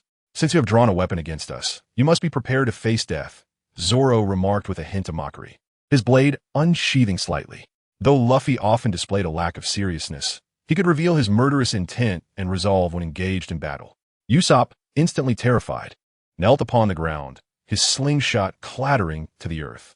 Indeed, one cannot compare to true pirates. Luffy suddenly burst into laughter, exclaiming, indeed, learning on the fly is truly effective. This technique was taught to me by Shanks. Wait, you mean red-haired Shanks? Do you know him? Of course. This straw hat was a gift from Shanks. Luffy grinned widely. Your father must be Yasopp, right? After a brief exchange, Usopp confirmed that Luffy indeed knew Shanks and was aware of his own father. Usopp lowered his guard and led Luffy and the others into the village. I'll walk alone, Rosen remarked. Old man, don't get lost. We'll resupply and set sail again, Luffy called out. I'm not Zoro. You insolent old man. What did you say? Zoro immediately drew his sword, ready to confront him. I'm leaving, Rosen said, casting a fleeting glance back at the group. As he walked, Rosen spotted a man approaching, adorned with heart-shaped sunglasses. Hypnotist Zhang Ao. Zhang Ao also noticed Rosen and mistook him for a villager. Excuse me, could you please tell me where the wealthiest person in this village resides? Zhang Ao politely inquired. Follow me, if all goes well.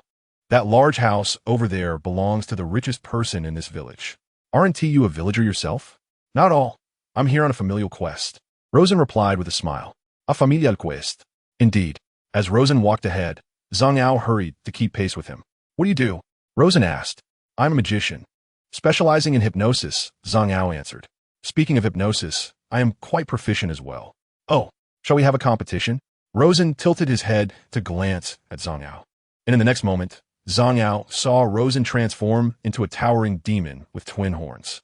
Zhang Ao fell to the ground in terror, stammering, "Why you?" While Zhang Ao was still in shock, Rosen reverted to his original form. So, what do you think of my hypnotic abilities?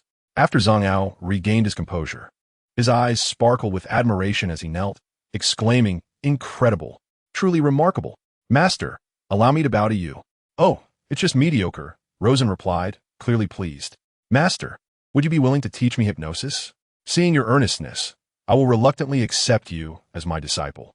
The two arrived at the largest mansion in West Ra Village.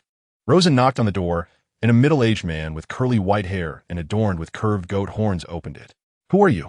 The butler, Mary, scrutinized Rosen and Zhang Ao. "You may not believe it, but I am Kaya's grandfather," Rosen said, beaming with a smile. "Nonsense. Miss Kaya's grandfather has long since passed away," Mary rebuked. "This is true," Rosen asserted, producing a photograph. Mary glanced at the picture. "What does this scenic photo prove?" Rosen shook the photograph in his hand for emphasis. Mary glanced once more at the image, which depicted a trio, Rosen alongside a young couple, the very parents of Kaya, to whom Mary was devoted. Sighing, he recounted, "In my earlier years, while at sea for business, I encountered a tsunami and was adrift for over 2 decades, losing my memory in the process. It was only recently that fragments of my past returned, allowing me to return to Zilabu village." "Are you truly Kaya's grandfather?" "Indeed. Upon my return, I learned that my son and daughter-in-law had passed away, leaving only my poor granddaughter," he replied solemnly. "Yes, an accident claimed their lives years ago. Please, come in, elder." In a flash, Kaya dashed down the stairs and, upon seeing Rosen, leapt into his embrace. "Grandfather!" Tears streamed down her face like an unrestrained river. Rosen gently caressed her hair. At that moment, he noticed a man with glasses and slicked back hair lurking ominously at the stairs corner. His expression dark and his gaze scrutinizing both Rosen and Zhang Ao behind him. This unexpected arrival posed a significant threat to his plans. Moreover, why was Zhang Ao in the company of his elder? "Kaya, it would be prudent to verify his identity," Chloe advised. "I can sense he is indeed my grandfather," Kaya asserted confidently, her heart racing upon seeing Rosen, a clear sign of their blood connection. Rosen shared a knowing smile with Chloe from a distance. "Kaya, you appear to be unwell." "Miss has been in poor health due to the grief of losing her parents," Chloe explained. "I have studied medicine abroad. Let me assist you," Rosen offered. "Grandfather, do you possess medical knowledge?" Kaya inquired. "Yes, I have acquired quite a bit of knowledge over the years." Kaya took a seat opposite him as Rosen grasped her wrist. "You do indeed have some issues. It seems you might be poisoned." "Poisoned?" Mary's face contorted with shock and anger. "Yes, and it appears to be from prolonged exposure," Rosen noted as green light began to emanate from his palm, penetrating Kaya's wrist and coursing through her body. Suddenly, Kaya felt an urge to expel something from her throat. She couldn't help but open her mouth, expelling a stream of black blood. "Elder, what is happening?" Mary asked, her concern palpable. "I am purging the poison from Kaya," Rosen replied. "Thank you, Elder." "Kaya is my granddaughter," Rosen stated lightly, his gaze shifting back to Chloe. "And who might that be?" "This is Clabbert, a sailor who met with misfortune. His parents discovered him unconscious on the beach," as Maylie recounted. A peculiar smile appeared on Rosen's face. "I see," he chuckled. "Clabbert bears a resemblance to a colleague of mine. By the way, grandfather, what do you do?" "Ah, I am currently part of pirate crew. I have returned merely to visit my beloved granddaughter." Grandfather, are you truly a pirate? Koya inquired, her face alight with excitement rather than fear. During her years of illness, Usopp had regaled her with tales of pirates, igniting her curiosity and longing for the sea. Indeed, we are a crew destined to stand atop the world. You say Clabbert resembles your colleague? That's impossible. Clabbert is a remarkably good person, Koya asserted. Yes, it is evident he possesses goodness, Rosen replied. Yet he does share certain traits with a notorious pirate. This individual has been dead for several years. He was known for employing deceitful tactics against his victims. Years ago, I heard tales of him pretending to have perished in battle, only to feign a shipwreck and infiltrate the household of a wealthy family. Gradually, he poisoned the young lady of that house, ensuring that just before her demise, he had a hypnotist compel her to pen while bequeathing her inheritance to him. Ultimately, he eliminated both her and the hypnotist, thereby acquiring vast wealth while seamlessly erasing his past identity. A chill enveloped the gathering, and they instinctively glanced at Kuro, whose expression had turned icy, a hint of murderous intent emanating from him. Let me recall that fellow's name. Ah, yes, he was known as the Deceiver Kuro. Kuro relinquished his pretense. His hands erupted, revealing 10 slender blades extending from his fingertips, resembling the claws of a feline. Adjusting his glasses, Kuro's face darkened. What a nuisance. My plans were so meticulously crafted. Why must you disrupt them? Clabbert, are you truly the Deceiver Kuro? Meili asked in disbelief. Silence, you fool. I detest your condescending attitude, always pointing fingers at me. In an instant, Kuro appeared before Meili, his claws poised to strike. At the moment his talons were about to rend Meili, Kuro suddenly halted. A shadow stretched from beneath Rosen's feet, merging with Kuro's own. Straining to glance at Rosen from the corner of his eye, Kuro saw the latter smile. In my home, before my cherished granddaughter, you dare to attempt the assassination of my loyal butler, Kuro? Do you not hold me in esteem? Are you a devil fruit user? Indeed, I possess the powers of the shadow fruit, Rosen replied. At this moment, Koya and Mary were compelled to accept the startling truth. The seemingly meticulous and kind-hearted Clabbert before them was indeed the infamous pirate, Crocodile. Crocodile suddenly exclaimed, Miss Koya, this man is not your grandfather. He is Crocodile. I am merely a subordinate pirate, and the one beside him is the hypnotist. I am currently a student of the master. Zongao immediately pledged his loyalty, realizing that any hesitation to choose sides would lead to his downfall. Regardless of whether Crocodile's words would hold any weight, the one wielding absolute power was Rosen. As long as this remained unchanged, Rosen would possess undeniable authority in this situation. Kid, it seems you have yet to grasp your predicament. At this moment, even your body does not belong to you. In a restaurant on the island, Luffy, Zoro, Nami, and Usopp were indulging in food and drink. Usopp regaled them with tales of Syrup Village and his romantic exploits with the noble Lady Koya. Luffy, devouring his meal with exuberance, laughed heartily. So you like Koya? He asked. I am destined to become the commander of 80 million pirates. How could I forsake my dreams for some trivial romance? Impressive, Luffy exclaimed, his eyes sparkling. Koya's family must be quite wealthy. Nami's eyes gleamed as well. Let us go see the girl you adore. Luffy immediately rallied the group, eager to witness the perfection Usopp had described. However, at that moment, a figure blocked their path. Hey, Usopp, this fellow doesn't seem like a good person. Usopp glanced ahead at Crocodile. He is Koya's personal butler, Clabbert. What brings you here? Crocodile coldly replied. The young lady has grown weary of your incessant interruptions, so she has sent me to eliminate you. Impossible. How could Koya issue such an outrageous command? Usopp exclaimed, panic evident in his demeanor. Crocodile adjusted his glasses, and with a swift motion, 10 sharp blades sprang forth from his hands. Simultaneously, half of his face was shrouded in darkness. The crowd felt a shiver of surprise. In an instant, Crocodile vanished from sight. So fast, Luffy and Zoro instantly shifted into a combat stance. The next moment, Crocodile reappeared behind Usopp. Just as his claws were about to pierce Usopp's neck, Zoro's blade intersected, skillfully blocking the lethal attack. Crocodile swiftly retreated, and Luffy seized the opportunity, gum gatling. Crocodile's form swayed, evading all of Luffy's strikes, which passed harmlessly through his illusion. Crocodile lunged at Luffy, who was caught off guard and suffered a scratch from Crocodile's grasp. Just as Crocodile prepared to strike again, Zoro once more intervened, deflecting another deadly blow meant for Luffy. However, Zoro wished to press the advantage, while Kuro retreated once more. What a troublesome fellow, Zoro furrowed his brow. Zoro, be cautious. This guy is rather formidable, Luffy warned, his gaze fixed warily on Kuro. Silent step. Kuro's body began to sway dramatically, transforming into a phantom as he lunged towards the two. Before Luffy and Zoro could react, numerous wounds appeared upon their bodies. Yet they remained unfazed, maintaining a vigilant stance as though they were not the ones injured. Kuro was undoubtedly the strongest adversary they had encountered since setting sail, without exception.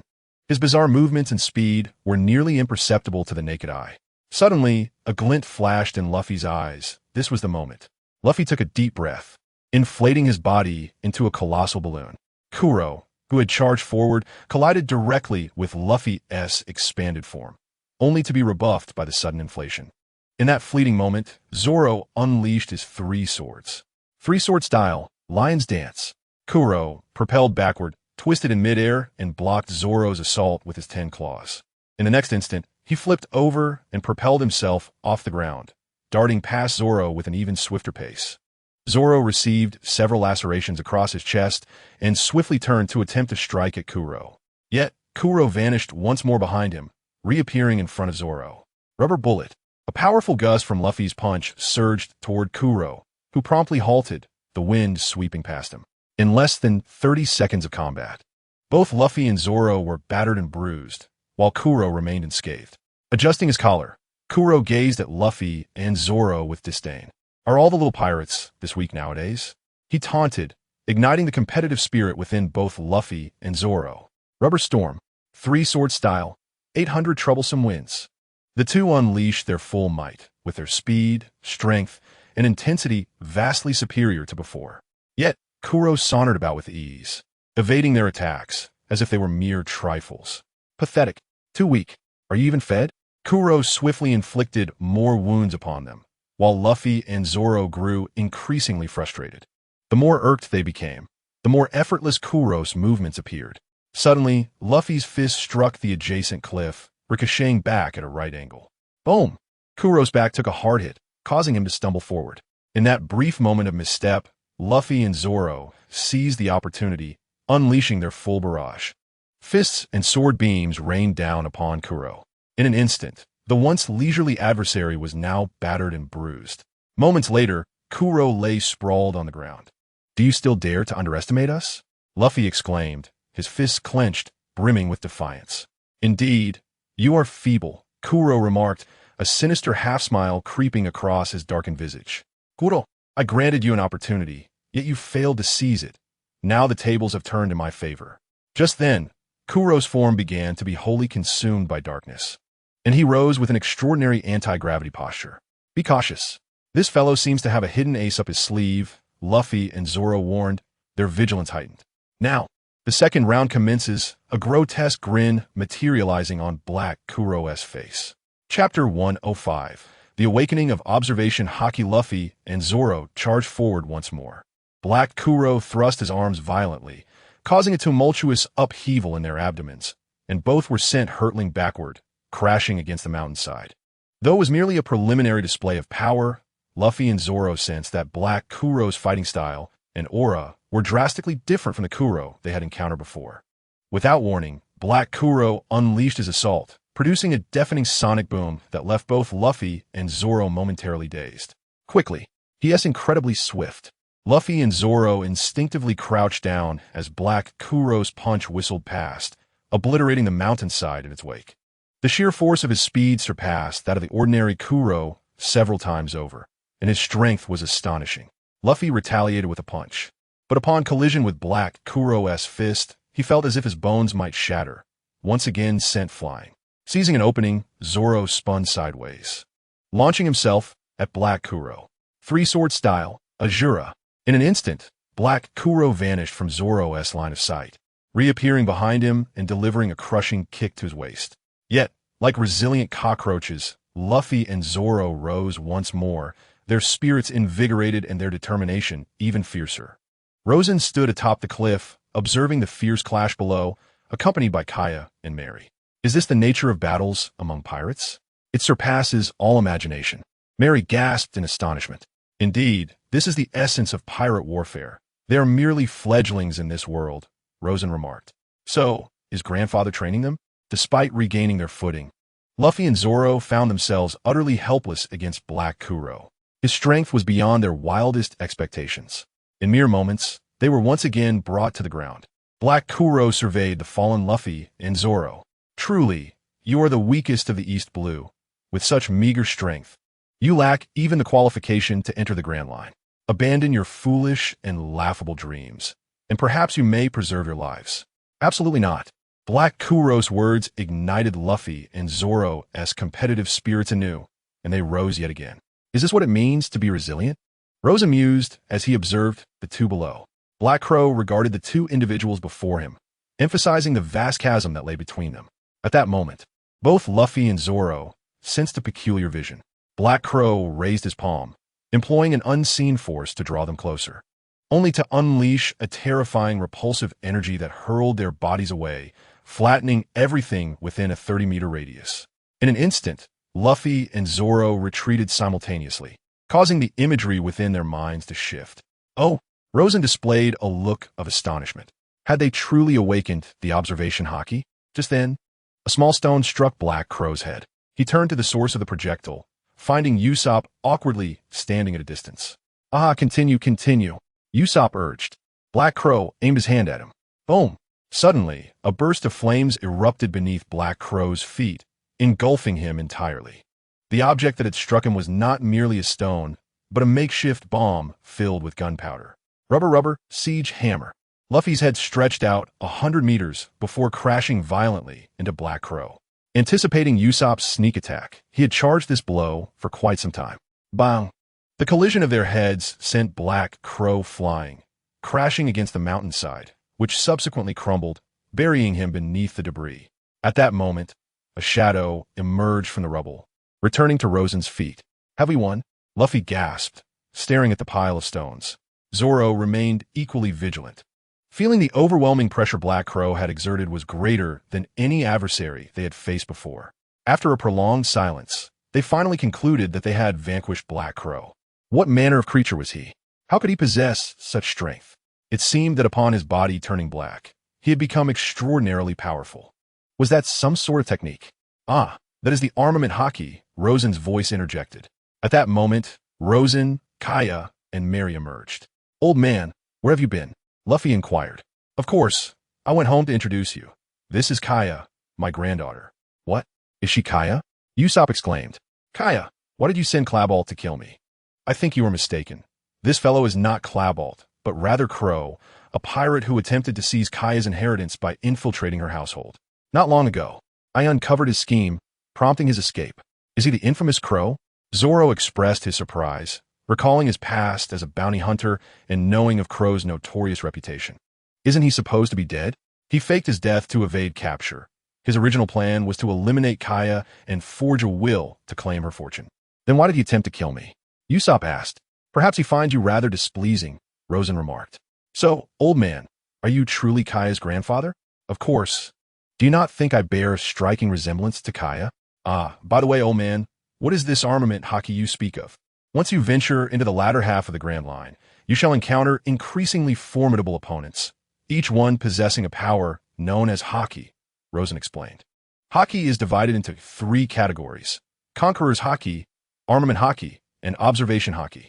Conqueror's haki is innate, with only 1 in a million capable of awakening it. Armament haki significantly enhances strength, speed, and defense, just as CLO exhibited earlier. After a brief pause, Rosen continued. Then there is observation haki. You should have awakened it just now. No, I don't feel any change in my body, one replied. Did you not foresee certain images moments ago? Indeed. Was that observation haki? Precisely. Observation haki allows one to glimpse the future, and a powerful form of it can even enable one to hear the thoughts of others. Old man, can you wield haki? Alas, I cannot. Rosen shrugged, expressing his resignation. He was not adept in any form of haki. His intention earlier was to stimulate Luffy and Zoro's observation haki, while he simultaneously adopted a learning posture himself. Although he had some inklings, they were not particularly clear. Furthermore, Luffy and Zoro were still too weak to effectively awaken his observation haki. However, it would not be long before they encountered Mihawk. from whom they might learn both observation and armament hockey. Grandfather, I have a gift for you, Kaya announced. What gift? Leading everyone to the dock. They beheld a magnificent ship with a ram's head figurehead. This is the Going Merry, Kaya proclaimed. I have always dreamed of setting sail, though I know it is beyond my reach.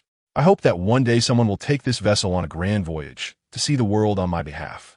Wow, wow, wow. Luffy's eyes widened in excitement, bouncing around like an exuberant monkey. Do you like it? Absolutely, I love it. Luffy eagerly responded. That's wonderful to hear. Kaya chucklet softly. The group lingered in Syrup Village for several days, during which the Going Merry underwent final renovations, and at last, the day of departure arrived. Kaya and Merry stood at the dock, while Luffy, Zoro, and Nami boarded the ship. Rosen remained on the dock, and Kaya turned to him, saying, Grandfather, you're not truly my grandfather, are you? I would very much like to be. I wish for a granddaughter like you. Once more, Kaya threw herself into Rosen's embrace, saying, Grandfather, take care on your journey. Rosen gently patted Kaya's head. When I have the chance, I shall write to you. In the world of pirates, there are messenger birds and snail phones, so communication remains quite convenient. Rosen cast another glance at Zango. Before you master the art of illusion, remain here and take care of Koya and the village. Once you have honed your skills, feel free to venture out. Whatever choice you make, I shall support you. Master, I promise I will not disappoint your expectations, Zango replied earnestly. Rosen patted Zango on the shoulder. I look forward to the day we engage in a grand duel of illusions. Just wait and see. I shall become the greatest magician, Zango declared confidently. Then we shall take our leave. Rosen waved his hand as he returned to the Going Merry. Set sail. At that moment, a figure was rushing towards them from the direction of Syrup Village. It was Usopp, burdened by a massive package. Hey, you scoundrels. Wait for me. I want to board the ship too. How could you leave your captain behind? Zoro chuckled softly. Despite Usopp's lack of strength and penchant for boasting, his bravery in confronting Kuro and creating an opportunity for counterattack had earned Zoro's respect. Thus, he had no objection to Usopp joining them on the ship. Rubber rocket. Luffy stretched out his arms, seized Usopp, and yanked him aboard with a sudden motion. With a thud, Usopp landed heavily on the deck, letting out a cry. The maiden voyage of the Going Merry was a success, and the crew began to design their pirate flag, with Usopp ultimately finalizing the design due to his crafty skills. They then familiarized themselves with the various equipment on the ship, which exceeded their wildest dreams. The goat figurehead at the bow was Luffy's favorite seat, a throne that belonged solely to him, and even Rosen was forbidden for sitting there. As pirates, we must learn to fire cannons. Let us begin our practice, Usopp instructed, detailing the steps for aiming, igniting, and firing the cannon. Boom! The nearby reef was shattered by the cannon blast. Let me give it a try. Others took turns attempting to bombard the reef with fervor. It seems there are people on the sea. Rosen stood at the railing atop the cabin, gazing out at the water. Chapter 106. Zoro's Challenge. Moon reading experienced the crew work together to rescue the two individuals from sea. At this moment, they appeared half dead, clad in blue and green garments, with the word pirate tattooed on their faces. Both bore significant injuries, particularly the one in green, whose complexion was a dark shade of purple. Let me have a look. Rosen recognized them as Zoro's subordinates, Johnny and Joseph. Just as he crouched down, the one in blue suddenly leaped up, brandishing a knife against Rosen's shoulder. You despicable pirates, I will never yield to you. At that moment, the cabin door swung open, and Zoro emerged, yawning. It's so noisy. Can't you guys be a bit quieter? The man in blue turned to look, astonishment etched across his face. Zoro, Johnny and Joseph exclaimed. Zoro was equally surprised to encounter his two younger companions here. Zoro, please help Joseph. He is not doing well. It's not too serious. He merely has scurvy from a lack of vitamins. Just give him some fruits and vegetables and let him rest, and he'll recover. What happened to you all? You seem quite disheveled. We encountered a formidable group of pirates and couldn't fend them off, so we stole a small boat to escape. Unfortunately, Joseph fell ill again along the way, forcing me to anchor the boat temporarily on a nearby reef. Then, out of nowhere, someone started firing cannons at that reef. It must be those pirates we met earlier. Surely they're pursuing us. At this moment, Usopp and Luffy wore expressions of guilt. Zoro shot a glare at Usopp and Luffy. After settling Joseph, Johnny asked, Zoro, aren't you a bounty hunter anymore? I'm a pirate now. I've decided to pursue my dream in my own way. Even so, Zoro remained our big brother, and we firmly believe he will become the world's greatest swordsman. Johnny and Joseph were profoundly loyal, unwavering in their faith toward those they chose to believe in. The following day, Joseph had already recovered, and both were staunch supporters and fans of Zoro. I think we need to find a professional doctor, Zoro suggested. Otherwise, if our crew falls ill or gets injured, we'll have no one to turn to. I think we should find a cook, Luffy chimed in, glancing at Rosen for support. Why can't we have both? Whether a doctor or a cook, we should invite anyone we encounter aboard. What is there to argue about? Are we to bicker over a decision only to miss the chance to invite someone else? Luffy accepted Rosen's reasoning. Now, for the second matter. I shall challenge the old man, Zoro declared, pointing his sword at Rosen. Zoro is invincible. Zoro is magnificent. Johnny and Joseph immediately cheered for him, filled with confidence. Zoro had mastered observation haki during recent times, significantly enhancing his strength. Thus, he no longer feared Rosen summoning great sea creatures to ambush him. Furthermore, the deck of the Going Merry was elevated. Unless it was a sea king, it posed no threat to those on deck. What belongs to me is mine. A 1T yielded. No one can take it, Rosen stated. So, I accept your challenge. The old man is right. A 1T give, and you cannot take. Rosen approached Zoro, beckoning with his finger, come forth, green algae head. Let this battle today determine who shall be the vice captain. Zoro inhaled deeply, drawing forth his 3 swords. Meanwhile, Rosen cradled his pet, Choo-Choo, smiling at Zoro. He set Choo-Choo down, declaring, to deal with you, I need not take it so seriously. His tone dripped with disdain. Arrogant old fool, Zoro bellowed. 3-sword style, demon slashing. Zoro's aura transformed behind him into a ferocious night demon. Yet before he could strike, his momentum abruptly faltered, freezing him mid-attack. Rosen glanced at Zoro and turned to leave. Hey, old man, why aren't you fighting? Zoro called out. It's already over, Rosen replied. Luffy tilted his head, observing both Rosen and Zoro. But he hasn't fallen yet, Luffy remarked. Oh, should I be the one to defeat him? Naturally, for this is a sacred duel. Very well, Rosen set Choo-Choo down and approached Zoro. Zoro, what's the matter? Wake up. Old man, what have you done to Zoro? Johnny and Joseph exclaimed anxiously, but Zoro remained frozen in his stance, motionless. Rosen extended a foot, tripping Zoro to the ground. Even then, Zoro maintained his position. Rosen turned to Luffy, asking, does this mean I have one? Zoro, if you don't respond soon, I must declare the old man the victor, Luffy cautioned. It appears the old man has indeed won. Rosen snapped his fingers, and Zoro instantly regained consciousness. What just happened? Did I fall asleep? Zoro shook his head, feeling somewhat dazed.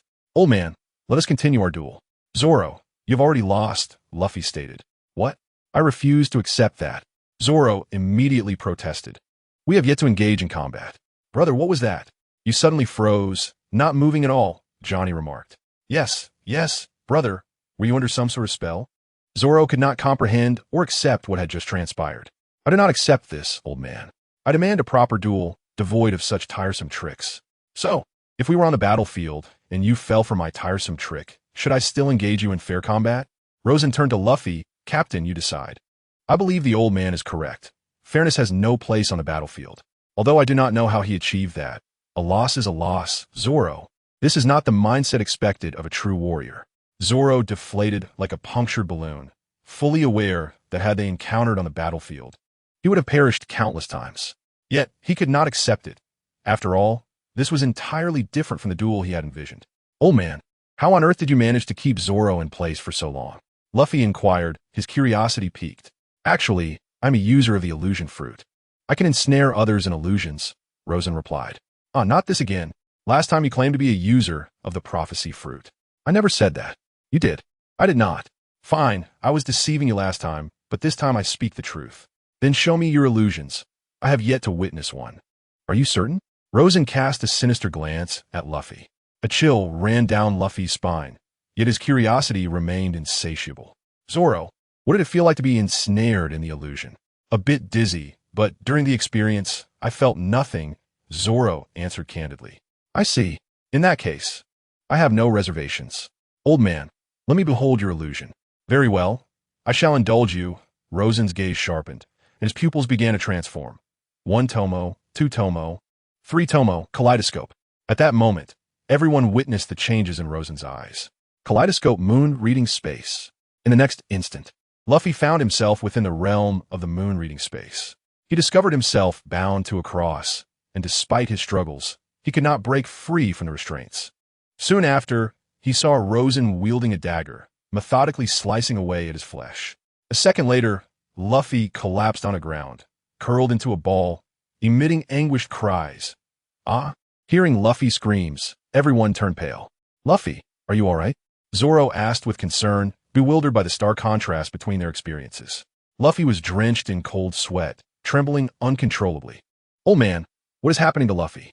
Nothing of consequence. He is merely experiencing a rather astounding ordeal. What kind of ordeal? Trapped in an illusion for 3 days and nights, enduring the severing of his flesh. A collective gasp echoed among the group. What sort of torment was this? And how is Luffy not driven mad? Captain, do you wish to experience it once more? I could extend the duration. Luffy leaped to his feet and dashed into the cabin. No, I never want to experience that again. Rosen turned to the others. What about you? Would you like to have a taste of this experience? Everyone recoiled in unison. Rosen then focused on Zoro, stating, experiencing it once can enhance your observation haki. Zoro's expression shifted, uncertainty flickering across his face. Does it truly have that effect? Indeed, and if it doesn't, then the duration was insufficient. Rosen activated the moon reading space on Zoro.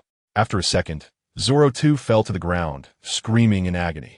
He felt an excruciating pain, as if being torn apart by 1,000 blades, a torment too unbearable to endure. Luffy's head emerged from the cabin, and upon witnessing Zoro's dismal state, he felt a sense of equilibrium. Haha, this fool has also experienced that kind of suffering. Indeed, joy and pain can be shared. True to his nature as a carefree spirit, Luffy, after enduring 3 days and nights of torment in the moon reading space, had already regained his composure in mere moments. Old man, what is the matter with your eyes? Zoro inquired. This is the physical transformation brought about by the illusion fruit, Rosen explained. Anyone who meets my gaze will be drawn into my illusions. So, if I simply avoid your gaze, I will be safe? Zoro asked. That is indeed the case. Rosen confirmed with a nod. Suddenly, Zoro leapt up, exclaiming, Old man, I want to fight you again. As long as I can avoid your eyes, I'll be fine. Haha, why didn't I think of that? Rosen's spirit seemed to revive. Chapter 107. I am the user of the distance fruit. Fighting you again is acceptable. However, if you lose this time, you must not offer any excuses. Furthermore, for a month thereafter, even if you feel unsatisfied, you must wait at least a month before challenging me again. Is that agreeable? Agreed, Zoro nodded. As long as he could evade Rosen's gaze, he believed he would not fall prey to the illusions. At that moment, a smirk crept across Zoro's face. Zoro suddenly launched an attack on Rosen. Yet his blade halted before making contact. He attempted to exert more force, but it felt as though he could not strike anything tangible, nor did he sense any substantial weight behind his blows. He quickly stepped back, while the others watched Zoro with curious expressions. They observed that Zoro's sword had seemingly struck Rosen, yet he did not inflict any harm. What are you doing, Zoro? Fight seriously, Luffy urged, growing anxious. Zoro, his expression darkening, charged at Rosen once more, executing a 3-sword style hellish demon slash. The blade swept through the air, yet still halted at Rosen's surface. Rosen raised his fist and landed a blow squarely on Zoro's face. Zoro, clutching his nose, stepped back in shock, gazing at Rosen in disbelief. What is going on? Zoro asked. I do not make a habit of explaining my abilities to my opponents during battle, Rosen replied. I refuse to believe this. Zoro declared. 3-sword style, 360 torments of wind. 3-sword style, tiger hunt. Regardless of how Zoro attacked, the outcome remained unchanged. He could not breach Rosen's defense. Each time Zoro struck, Rosen would retaliate with a light tap to his face. While the force of the blows was minimal, they nonetheless stung. The onlookers began to sense that something was amiss. It was not that Zoro was holding back. Rather, he genuinely could not land a blow on Rosen. Finally, Zoro conceded. Looking at Rosen, I admit defeat. Old man, what is truly happening? Luffy asked with curiosity. Rosen extended his hand, inviting, come, shake hands with me. As Luffy reached out, he discovered that no matter how hard he tried, he could never quite grasp Rosen's hand. What a remarkable ability, old man. How do you achieve this? He inquired. This is the power of my devil fruit, Rosen replied. I am a user of the distance fruit. I can create an infinite distance. It may appear as though there is merely a centimeter or even a millimeter separating us, yet in truth is a distance you can never cross. The onlookers had grown weary of correcting Rosen's description of his fruit.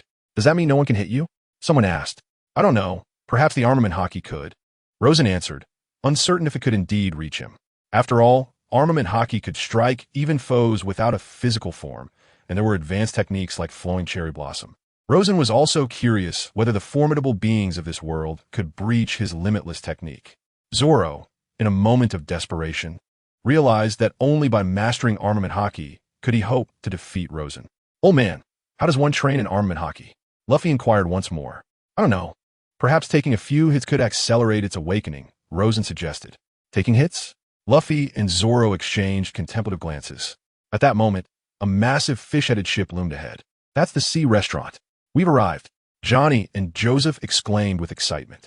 What sea restaurant? Luffy asked, puzzled. Isn't that a pirate ship? It's the finest restaurant in the East Blue, where neither pirates nor marines are allowed to engage in combat. Besides, didn't you want a chef? There are many chefs at the sea restaurant. Wow, chefs? That's fantastic. Luffy exclaimed, thrilled at the prospect of delicious food. And with chefs aboard, I can invite one onto our ship.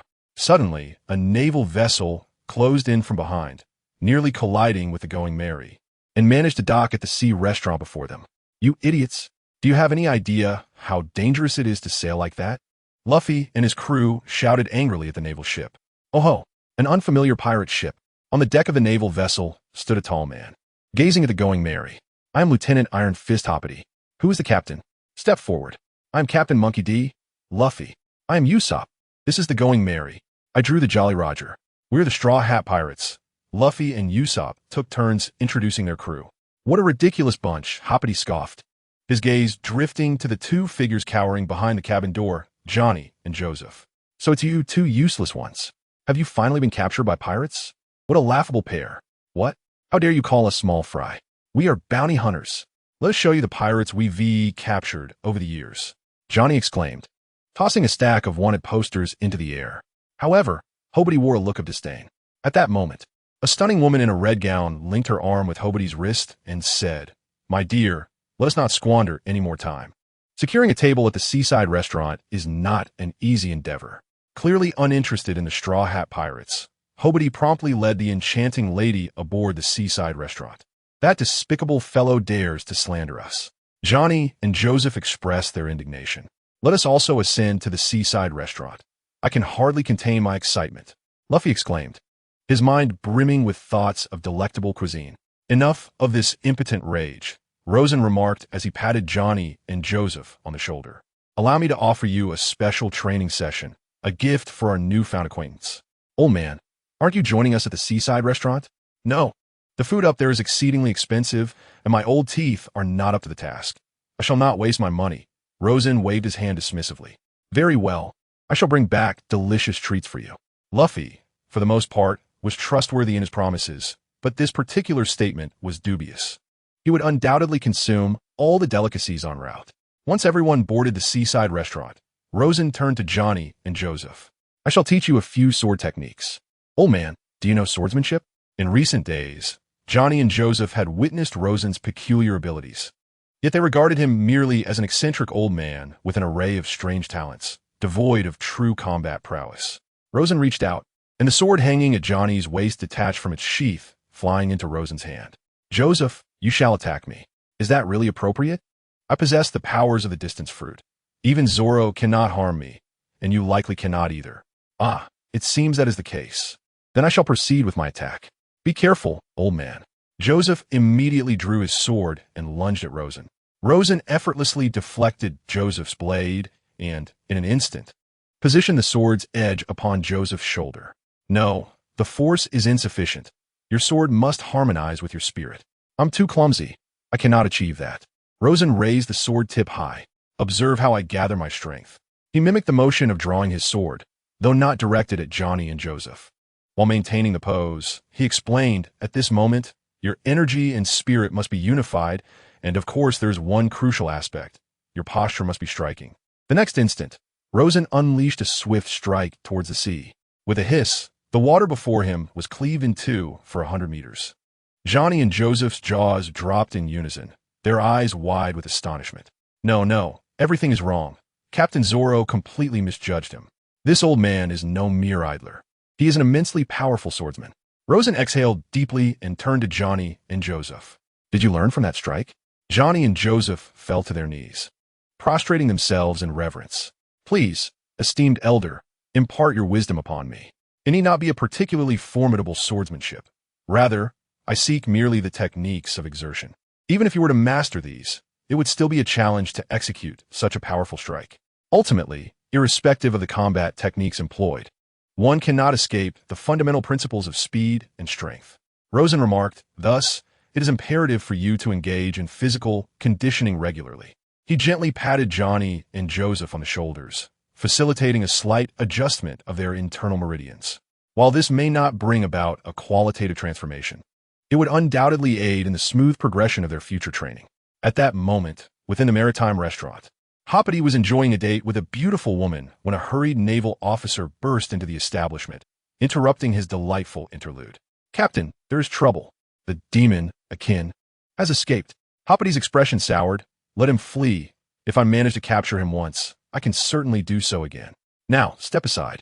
His voice took on a more authoritative tone. I said retreat. Yes, Captain, the naval officer acquiesced, departing the restaurant only to encounter a shadowy figure standing in the corridor. You are the demon, Akin. In the next instant, Akin lunged forward, delivering a lethal punch that shattered the naval officer's neck. However, after dispatching his adversary, Akin staggered out of the corridor, only to find himself leaning against the wall, his body swaying unsteadily. He had gone days without sustenance, and at that moment, he lacked the strength to even lift a finger. Just as despair threatened to engulf him, a plate of fragrant fried rice was placed before him. Akin looked up to see the individual who had offered him this sustenance.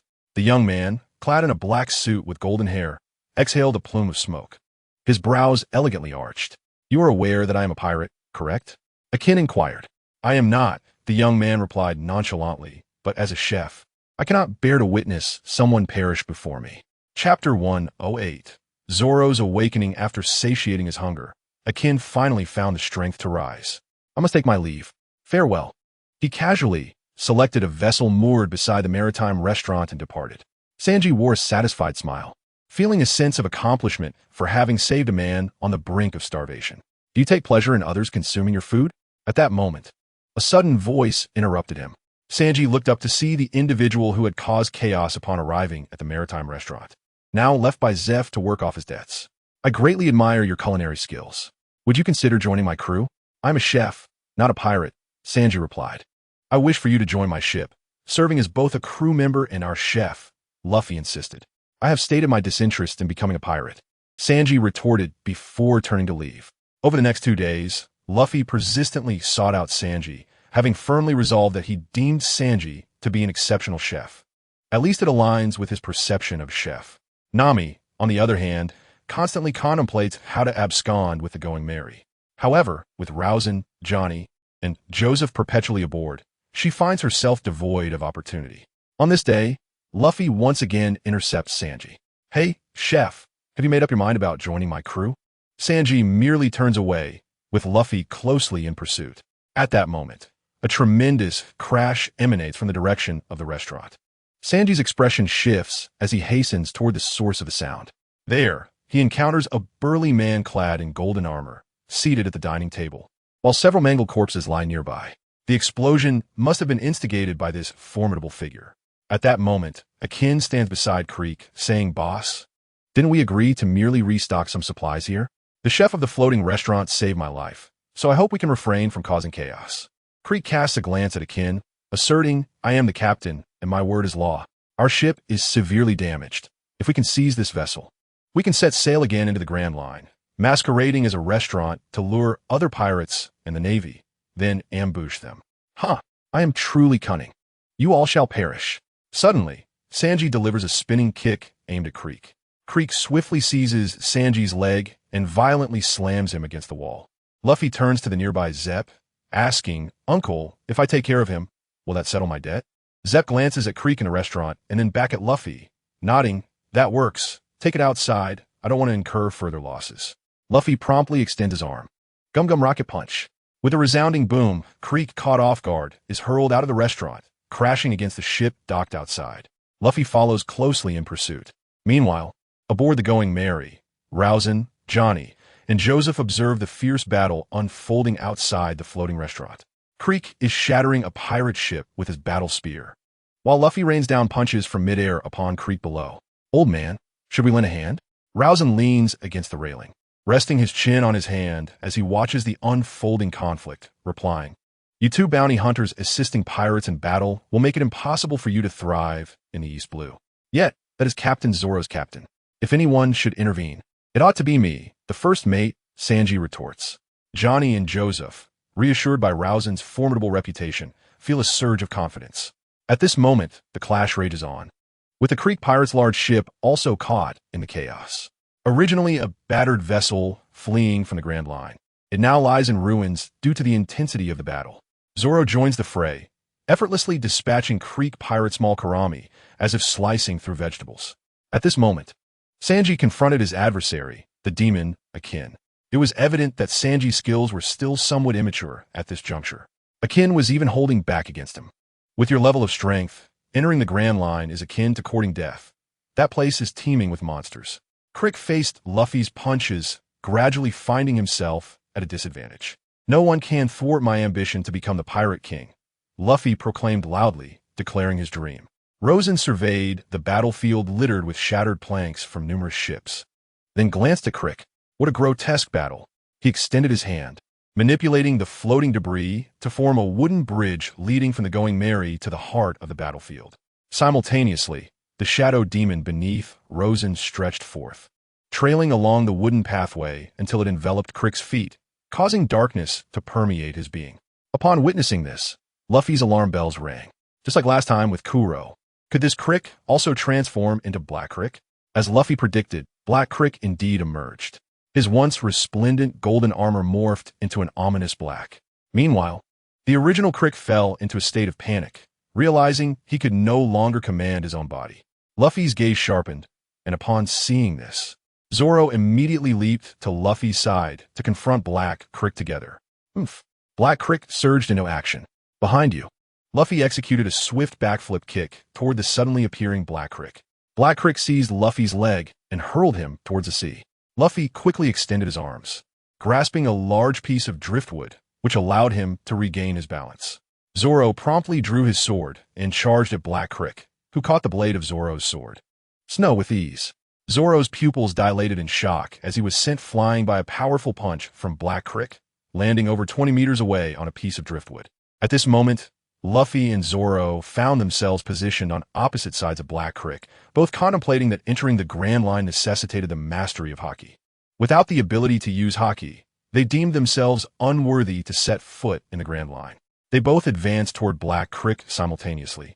In midair, Black Krieg spun to evade their attacks, simultaneously reaching out to grasp both Zoro and Luffy by the neck, colliding them together with force. "Do you now comprehend the gulf that separates us?" Black Krieg boasted, his face adorned with arrogance. Suddenly, a figure charged forth with the speed of thunder, launching a powerful kick just 10 meters from Black Krieg.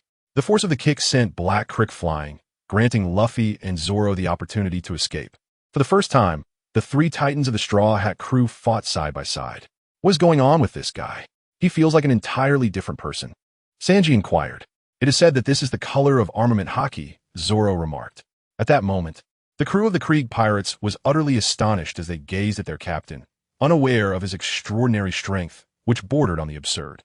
Something felt amiss. This was decidedly not right. Akin leaned against the wall, observing the battlefield ahead. The current Black Krieg felt alien, profoundly unfamiliar. This was not the power Krieg was supposed to possess. He was clearly under some form of control. "Let us go together." Luffy steadied his breath, while Zoro and Sanji prepared to strike. With a synchronized assault, the three surged towards Black Krieg. Although Krieg managed to hold his ground against Luffy and Zoro, the addition of Sanji began to tilt the balance. Their combined effort seemed to catalyze a transformation. Of course, it was evident that Luffy and Zoro were significantly stronger than Sanji. At that moment, Law furrowed his brow. If they were on solid ground, he would not find it so challenging to maneuver. But on the water's surface, his connection with Black Krieg relied solely on the floating debris. It was akin to an unstable signal tower, with their communication flickering intermittently. The Shadow Devil could only extend in physical form, unable to traverse through liquids or gases. Finally, with a spiraling ascent, Luffy decisively defeated Black Krieg. Yet, before the trio could celebrate, a chilling aura of murderous intent approached, enveloping the battlefield. Upon a wooden raft sat a man bearing a black sword, illuminated by a pair of green candles that lent an eerie atmosphere to the scene. As the man beheld the nearly defeated Krieg, his murderous intent gradually dissipated. Despite having pursued him relentlessly, the sight of Krieg now left him utterly disinterested. In contrast, Zoro trembled with excitement, for the man was none other than the world's greatest swordsman, Dracula Mihawk. Zoro leapt before Mihawk, raising his sword towards him. I wish to challenge you. Mihawk cast a sidelong glance at Zoro. What is your objective? To become the strongest. The strongest, you say? Zoro's aura surged dramatically. Come, let's engage in battle. Ha! If you possess sufficient strength, you would sense the disparity between us without needing to fight. Mihawk clearly mocked Zoro's audacity, and the truth was evident. In that moment, Zoro was oblivious to the vast chasm that separated their abilities. To dare brandish your sword against me, should I commend your bravery or lament your ignorance, is driven by ambition and the promise to my dear friends. You are the mountain I must conquer. Zoro remained fervently resolute. Mihawk lightly leaped onto the piece of driftwood where Zoro stood. Very well. Let this be a charming diversion on this journey. Hawkeye removed the cross from around his neck and discarded its cover, revealing a delicate blade, suitable only for trimming nails. What are you doing? Zoro glared at Hawkeye, his irritation palpable. Though he may be a somewhat renowned swordsman, this is, after all, the weakest East Blue, and, unfortunately, I possess no blade smaller than this one, Hawkeye remarked with a dismissive tone, laced with mockery. You scoundrel! Zoro seethed with fury. Even disdain has its limits. Three-sword style, on a gyri. Zoro lunged at Hawkeye, but his blade was met with the tip of Hawkeye's petite knife. How is this possible? How can such a distance exist in this world? Zoro relentlessly attacked, yet Hawkeye remained steadfast, effortlessly parrying every strike with his small blade. On board the Going Merry, Johnny and Joseph watched anxiously. Old man, please save Zoro. This is a duel between swordsmen. Intervening would be tantamount to ending his life. Rosen observed the skirmish with keen interest. It was less a battle and more a game, Hawkeye's game.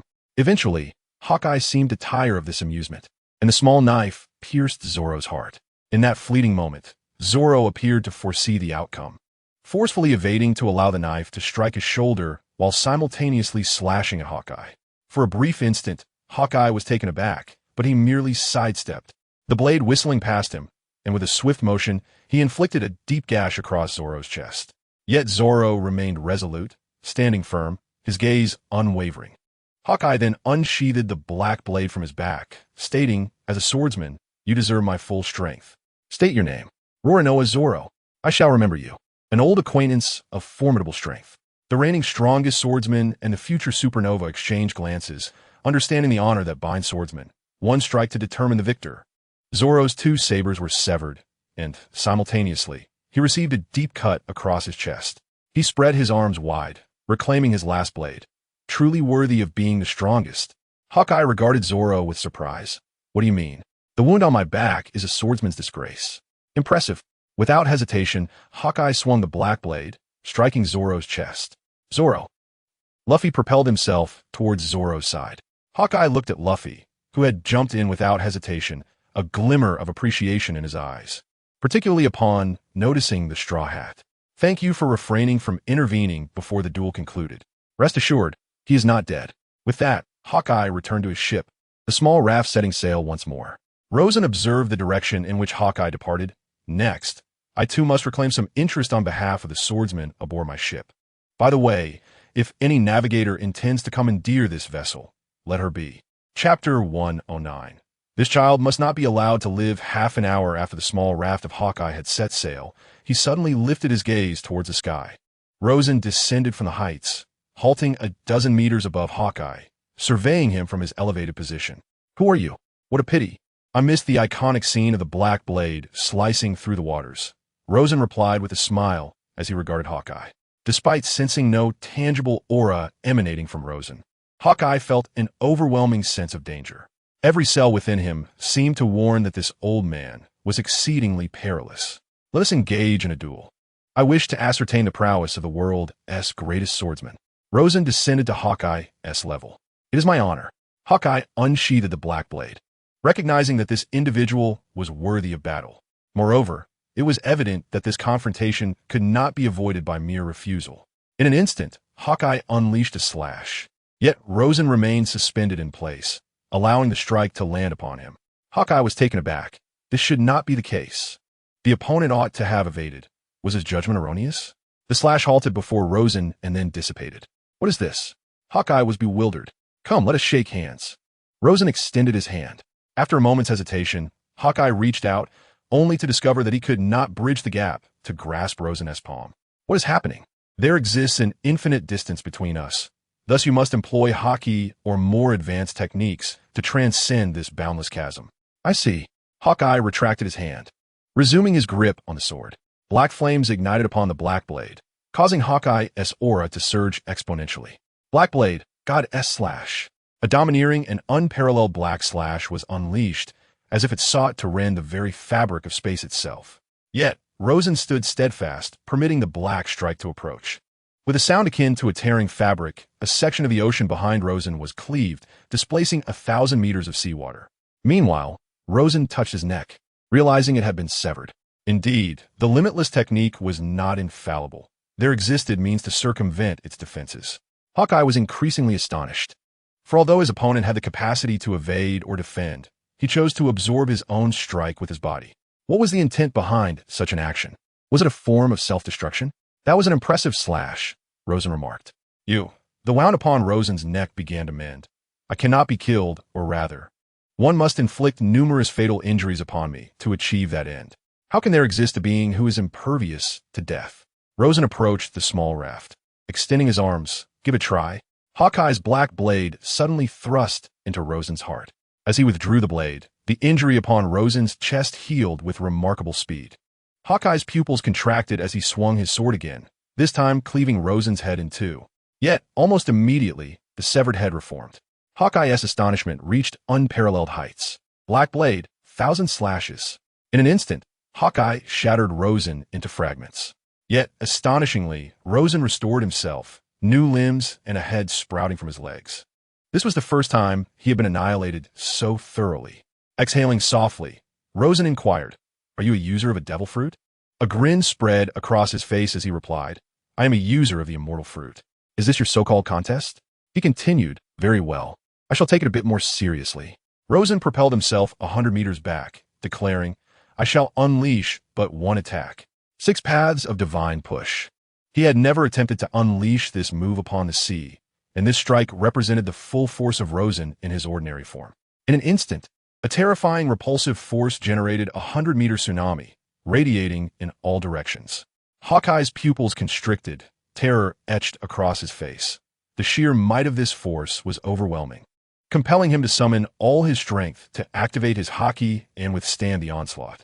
The small raft beneath him disintegrated in an instant, and Hawkeye was propelled thousands of meters away by the shockwave. Paradoxically, the tsunami stirred by the repulsion seemed less daunting, for the initial wave of repulsion posed a far greater threat than the tsunami itself. After several minutes, the surface of the sea gradually calmed. Rosen hovered above Hawkeye, observing the disheveled figure below. "Apologies, it seems I may have exerted a bit too much force," he remarked. Glancing down, he invoked universal pull and summoned the black sword from the depths of the sea, tossing it casually to Hawkeye. At this moment, Hawkeye was at a loss for words. "I concede," he admitted. Just as Zorro faced death with bravery, he too could confront his fate with equanimity. Yet, it was regrettable that Rosen was not a swordsman. He wished instead to perish at the hands of a swordsman stronger than himself. With a flick of his finger, Rosen transformed it into wood, placing it before Hawkeye. "As compensation for your little vessel, farewell." Hawkeye, feeling vexed, gazed at Rosen, wondering if he bore any grudge against him. It felt as though Rosen was mocking him. However, the nature of his abilities was perplexing. Claiming to be a user of the immortal fruit, yet capable of flight and wielding powers that could summon terrifying tsunamis. alongside the ability to transform his fingers into wood. Was such a combination truly the hallmark of the immortal fruit? Seated upon the wooden fragment, Hawkeye did not have to wait long before a naval warship appeared nearby. Colonel Mouse was currently scanning the sea through a telescope, suddenly spotting a figure. His pupils dilated in shock. Is it a person? As Colonel Mouse discerned Hawkeye simultaneously noticed the naval vessel. With a leap, he soared over a kilometer of ocean, landing on the deck of the warship. Pirate? Colonel Mouse and the crew of the Navy regarded Hawkeye with caution. It's the Black Blade Hawkeye. He is Hawkeye. As a naval officer proclaimed the identity of Hawkeye, all sailors on the deck instinctively recoiled from him, their expressions betraying a mix of fear and astonishment. They soon discerned that Hawkeye appeared to be gravely injured. His attire was tattered and adorned with numerous wounds. Hawkeye, please refrain from any reckless actions. We are, after all, the Navy, Colonel Mouse said anxiously. Hawkeye surveyed the gathered naval personnel and commanded, "Take me to the nearest island." "Is that your sole request?" they queried. "Or does someone among you wish to claim my head?"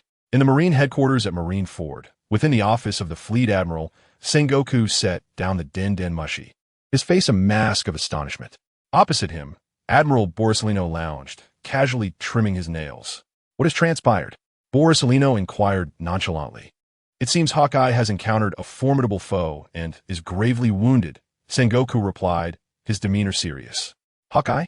In the East Blue? That seems improbable. There are no notable adversaries there. Yet, it is plausible he may have circled back from the New World," Sengoku continued, his expression somber. "The latter half of the Grand Line, known as the New World, permits such routes, and only a being of immense power from the New World could inflict such injuries upon Hawkeye. How terrifying it is that such a formidable individual has emerged from the East Blue," Sengoku mused. "You must journey to the East Blue and seek any clues." "Surely not. I have no desire to encounter someone capable of defeating Hawkeye," Borsellino retorted. "Enough of this chatter. It is an order. Why not summon Vice Admiral Garp? The East Blue is his homeland. He is already in the East Blue, but he is injured. How dreadful. Has he also faced that powerful pirate?" "No. He was harmed by our own Navy. It is said that a certain Colonel Monka struck him down, and he is currently recuperating. Shall we enlist Sakazuki or Kuzan for this task? They too have their own responsibilities, and you have not executed a mission in 3 entire months. It is not that I have been idle. Rather, my swiftness enabled me to complete this year's assignments 3 months ahead of schedule. Since you acknowledge your speed, it is even more imperative that you go. This is an order. Depart at once." What a nuisance. Meanwhile, aboard the Thousand Sunny, Nami stealthily piloted the ship homeward. As Rosen descended onto the deck, Nami, startled by his sudden arrival, exclaimed, "Old man, can you fly?" "Indeed, I am a user of the float fruit," Rosen replied. "Where are our captain and swordsman?" "They're still at the Baratai." "Where are we headed then?" Nami's eyes gleamed with anticipation. "We agreed to meet at my hometown, Kokoyashi Village, so we are currently en route there." "Perfect. I would love to see Kokoyashi Village as well," the elder remarked. "Currently, Kokosha Village is occupied by a group of fishmen, posing a considerable danger. Perhaps I should escort you to the seaside restaurant first." "Fishmen? I have yet to encounter one. This presents a perfect opportunity to observe their appearance," he replied. "Elder, you do not comprehend the gravity of the situation. I mentioned they are perilous. I am well aware, but I possess great strength. Indeed, the elder is exceptionally formidable." At that moment, Johnny and Joseph emerged from the cabin. "What are you doing aboard the ship?" Nami exclaimed in astonishment, having believed she had stealthily pilfered the Golden Mary without anyone noticing. Little did she know that not only had Rosen found her, but Johnny and Joseph were also concealed aboard. "We have been on the ship all along, undergoing rigorous training under the elder's guidance these past few days. We are now quite formidable ourselves." Johnny and Joseph exuded confidence, declaring, "A mere handful of fishmen? Leave it to us. Miss Nami, elder, you may simply enjoy the spectacle." "Is that so? I shall eagerly anticipate your performance," Rosen encouraged, casting an approving glance at the duo. Bolstered by his words, Johnny and Joseph felt an overwhelming surge of confidence, itching to leap into the sea and engage in a fierce battle with the sea creatures.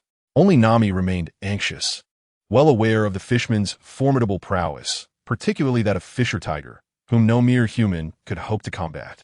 Chapter 1:10. Spitting is a sign of disrespect. Kokosha Village was once a paradise, but the arrival of Fisher Tiger and his ilk had turned it into a source of calamity. The group disembarked at the village's dock, where two fishmen immediately leaped forth. "Ah, is that not our beloved Miss Nami? How much ransom do you bring this time?" Nami's expression hardened as she involuntarily glanced at Rosen. He surveyed Johnny and Joseph, contemplating, "Do you require my guidance on how to proceed?" "I'm Johnny. I'm Joseph." In unison, Johnny and Joseph drew their swords, exclaiming, "We are the mightiest pirate hunters, swordsmanship of the heavenly slash." With a swift motion, two arcs of light sliced through the air. In an instant, the previously lively fishmen were reduced to mere sashimi. Nami stared in disbelief at Rosen, then shifted her gaze to Johnny and Joseph. Were they truly prepared to confront Fisher Tiger? "Indeed, the appearance of the fishmen does not align with my aesthetic sensibilities," Rosen commented as he stepped over the remains of the fishmen. Pausing, he turned to Nami and instructed, "Lead the way." Nami stood frozen for a moment, biting her lip. After a lengthy deliberation, she resolved to guide the trio towards the fishmen's stronghold. On their journey, Johnny and Joseph vanquished several small calamari, further bolstering their confidence. Upon reaching the fishmen's headquarters, Rosen noted that although their appearance did not meet his aesthetic standards, their terrestrial stronghold conformed quite well. At that moment, Nami halted, as two fishmen, both lieutenants of Fisher Tiger, emerged from the mansion. Kruby, a towering figure with a robust physique and pale skin, possesses a pair of protruding fins on his arms, excelling in fishman karate. Ju, with his elongated mouth, is capable of launching water projectiles with devastating force, whether in rapid dispersal or continuous fire. Johnny and Joseph charge forward once more. Heavenly slash. Kruby and Ju deftly evade their onslaught. "Nami, how dare you bring an attack against the Arlong pirates?" Kruby exclaims. "They share the blood of our comrades. We have already lost allies to their hands. Do not let them escape."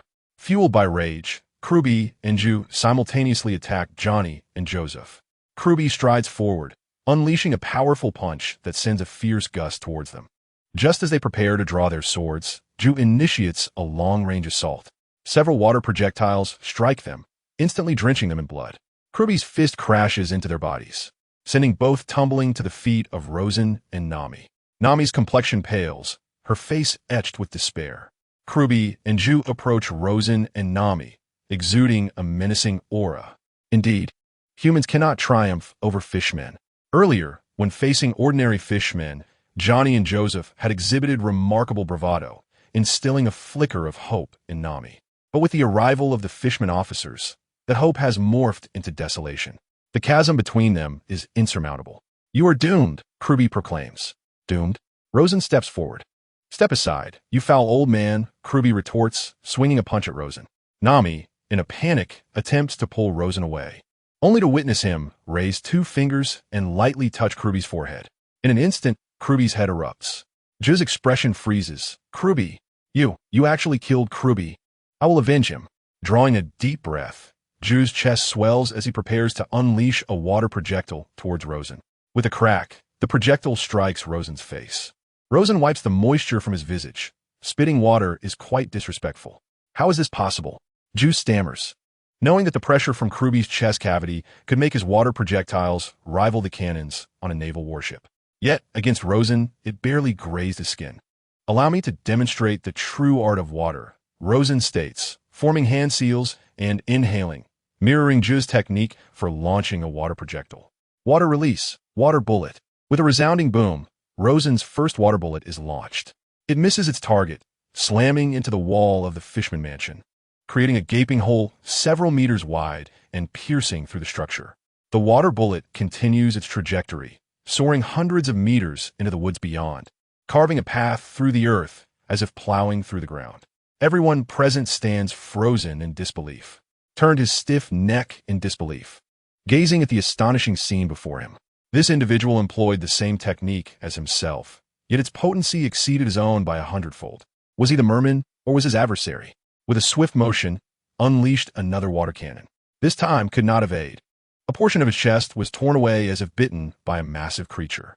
At that moment, the merman, along with a cadre of his subordinates, burst forth from a merman mansion, witnessing the grim fate that had befallen. "Humans, you shall all perish. Every human on this island must die." Fire style, great fire dragon technique. Exhaled a torrent of flames, which transformed into a fearsome fire dragon that charged towards the group of mermen. "What? Get away!" Sensed the imminent danger and shouted. But his warning came too late. 3 of his subordinates were instantly engulfed by the fire dragon, leaving behind a charred path stretching for hundreds of meters. In an instant, the 3 mermen vanished without a trace, and his remaining subordinates, bereft of time to mourn their fallen comrades, charged at. They had discerned that despite tremendous power, he required time to perform hand seals before launching his attacks. If they struck him before he could unleash his assault, victory would be theirs. However, just as they were about to reach, his body was suddenly enveloped in a shroud of black chakra. The dark energy began to coalesce into veins, bones, and skin, gradually forming a towering 20-meter-tall black giant. The giant extended its hand, effortlessly seizing and his cadre within its grasp. Rendered speechless by the spectacle, had never imagined that, and his fellow mermen were so feeble. The mightiest among them appeared as powerless as an ant in the palm of the black giant. Gradually, the souls of and the other mermen were forcibly extracted by. These souls constituted the finest sustenance for, who was undergoing transformation under his guidance. He required extraordinary nourishment, such as souls. As the black giant dissipated, the lifeless bodies of and the others collapsed to the ground, their forms now desiccated, reminiscent of sun-dried catch. Finally, fell to her knees, weeping. "It is over. It is finally over." Glanced at. "Do not weep, navigator. Have you forgotten that you are bound to serve our Straw Hat crew for 100 years? Wiping her tears, revealed a radiant smile. "Then it is settled. For the next century, I shall be the navigator of the Straw Hat crew." Surveyed the merman mansion ahead, suddenly finding the structure to be an eyesore. With a swift motion of his hand, he declared, "Earth Explosion Star." In the expanse ahead, a vast area began to crumble, as both buildings and the very ground beneath were obliterated by a formidable force. Fragments coalesced in midair, forming a sphere that floated thousands of meters above the ground. Nami, Johnny, and Joseph were rendered speechless by the spectacle before them. At that moment, Nami comprehended the profound truth behind Johnny and Joseph's assertion regarding the old man's extraordinary prowess. "Take me to your home," she urged. Upon arriving at Kokoja village, they found Officer Ajian, Nami's sister Nojiko, and a throng of villagers gathered at the entrance, wielding various agricultural tools, seemingly prepared to confront an adversary. "Everyone, I have returned," Nami exclaimed. "Arlong has been vanquished by my companions." "What? Arlong has truly been defeated? Is this real?" The villagers of Kokoja expressed their disbelief. Nami gestured toward the colossal sphere suspended in the distance. "Those ruffians have now become part of that." The sudden appearance of the floating orb, combined with the earlier tremors of the island, had drawn the villagers to the entrance. They had assumed it was yet another ploy by Arlong and his gang to threaten the villagers, hence their gathering in defense. Little did they expect to receive such uplifting news. "Nami." At that moment, a silver blue-haired girl dashed forward and embraced her. "Nojiko." Nami returned the embrace tightly. "Please arrange a room for me. The elderly require rest. Until I emerge, do not disturb me." Rosen needed to reflect on his battle with Hawkeye. Standing still today, he had endured numerous strikes from Hawkeye's blade, but this was not in vain. He sought to comprehend the essence of the armed haki through his own physical experience. Armed haki is distinct from magical energy, chakra, or chi. It exists as a separate power system. However, this power system lacks a defined technique and can only be awakened through stimulating exercises. If merely relying on such stimulation, Rosen feared he might never awaken this ability in his lifetime. After all, possessing an unlimited curse technique and infinite reversal technique, there existed no formidable opponent capable of extinguishing his life in this world. Thus, Rosen had to devise a method to correctly channel this power, essentially creating a cultivation technique unique to this realm. After a night of research, Rosen had just begun to grasp some concepts when he was interrupted by Luffy's boisterous voice from outside. With a scowl, he stepped out, and at that moment, Nami rushed to him. "Luffy, be quiet. You're disturbing the old man's training." Rosen glared fiercely at Luffy, thinking that such a disruptive presence could not be allowed to persist. "Calm down, old man," Nami interjected. "Nami, from this day forth, I shall impart some knowledge to you. You will oversee all matters of misconduct within our crew. Any actions that do not sit well with you, do not hesitate to deal with them forcefully." Chapter 111. You must learn to embrace this. Upon hearing these words, Nami's eyes sparkled with enthusiasm. Rosen's smile was equally mischievous. Luffy certainly deserved a reprimand. That afternoon, Nami entered Rosen's room. I will teach you the art of the 5 elements. You should have observed my water release and fire release the other day. You have a preliminary understanding, correct? Nami had indeed seen Rosen perform those techniques, but her comprehension was still lacking. Let's first assess your elemental affinity, Rosen declared, producing a sheet of chakra paper and placing his hand upon Nami's shoulder. Do you feel it? Nami sensed a surge of energy flowing into her from Rosen's palm. Control this energy and channel it into the paper. Following Rosen's instruction, Nami attempted several times before successfully completing the test. The upper left corner of the chakra paper became damp, the upper right corner developed a tear, and the lower left corner crinkled. You possess affinities for wind, water, and lightning, with lightning being your primary element, while wind and water are somewhat weaker. Old man, are these 3 elements formidable? That depends on your innate talent. Cool, mate. Let me demonstrate these 3 elements outside. Once outside, Rosen began, I will first showcase lightning release, starting with a close combat technique, lightning armor. With a few swift hand seals, he was enveloped in a shimmering blue electric aura. In this state, his strength and speed surged dramatically, enhancing all other lightning techniques. Even from a distance of several meters, Nami could feel her hair stand on end. Lightning release. 1,000 birds. Rosen transformed into a streak of lightning, striking the mountainside with incredible force, creating a massive crater several meters wide. Now, for lightning release. Kirin. The sky darkened with ominous clouds, and bolts of thunder rained down, converging around Rosen. He was infused with energy from the lightning, morphing into a colossal thunder beast. With a sudden gesture towards the sea, the thunder beast surged forth. With a resounding crash, a towering column of water erupted from the ocean. Nami's mouth dropped open in disbelief. Next was water release. Clearly, water release was a tremendous asset when performed over the sea. Rosen demonstrated several low and high-level water techniques, leaving Nami at a loss for words. Overwhelmed by the magnitude of his strength, she had known Rosen was powerful, but never anticipated such an extraordinary display. Finally, he showcased wind release, which continued to astonish Nami. You will now primarily focus on lightning release, with wind and water as auxiliaries. Additionally, I have recently developed a new training method that you must also make time practice. Rosen imparted to Nami the basics of the hockey training technique. I hope that Luffy can truly perceive the affection I harbor for him. However, the method of cultivating the armament hockey is still rather rudimentary. It is merely the first version developed by Rosen, who must delve deeper into this training technique. Why does that old man persistently cling to Miss Nami? It has deprived her of the opportunity to savor the exquisite dishes I have meticulously prepared for her. Sanji remarked with a disgruntled expression. That old man must be a lecher. Is that not a good thing? Luffy, in his naive manner, said, when Nami is around, she beats me every day. Perhaps you should challenge the old man. It might deter him from bothering Nami, Zoro provocatively suggested. Indeed, I find Zoro's proposition quite agreeable, Luffy chimed in, reveling in the unfolding drama. Is that old man truly formidable? Sanji interjected. He is our vice captain. Of course he is. Zoro stated matter-of-factly. From this day forth, I shall assume the role of vice captain, Sanji declared with unwavering confidence. Sanji, I have great faith in you. You must ensure that you impart a profound lesson to the old man. Usopp eagerly anticipated Sanji's upcoming confrontation, believing that even the hardened Luffy and Zoro would crumble before Rosen, and thus, he was certain Sanji would meet a similar fate. He initially assumed Zoro was the vice captain, only to discover that it was, in fact, that old man. He held a certain respect for Zoro's capabilities, particularly after witnessing his prowess in the battle against the Creed pirates. Zoro had boldly challenged the world's greatest swordsman, a testament to his strength and character, which was enough to earn Sanji's admiration. In that context, it seemed rather inappropriate for Rosen, as the vice captain, to abstain from combat, leading Sanji to believe he was more qualified for the role than Rosen.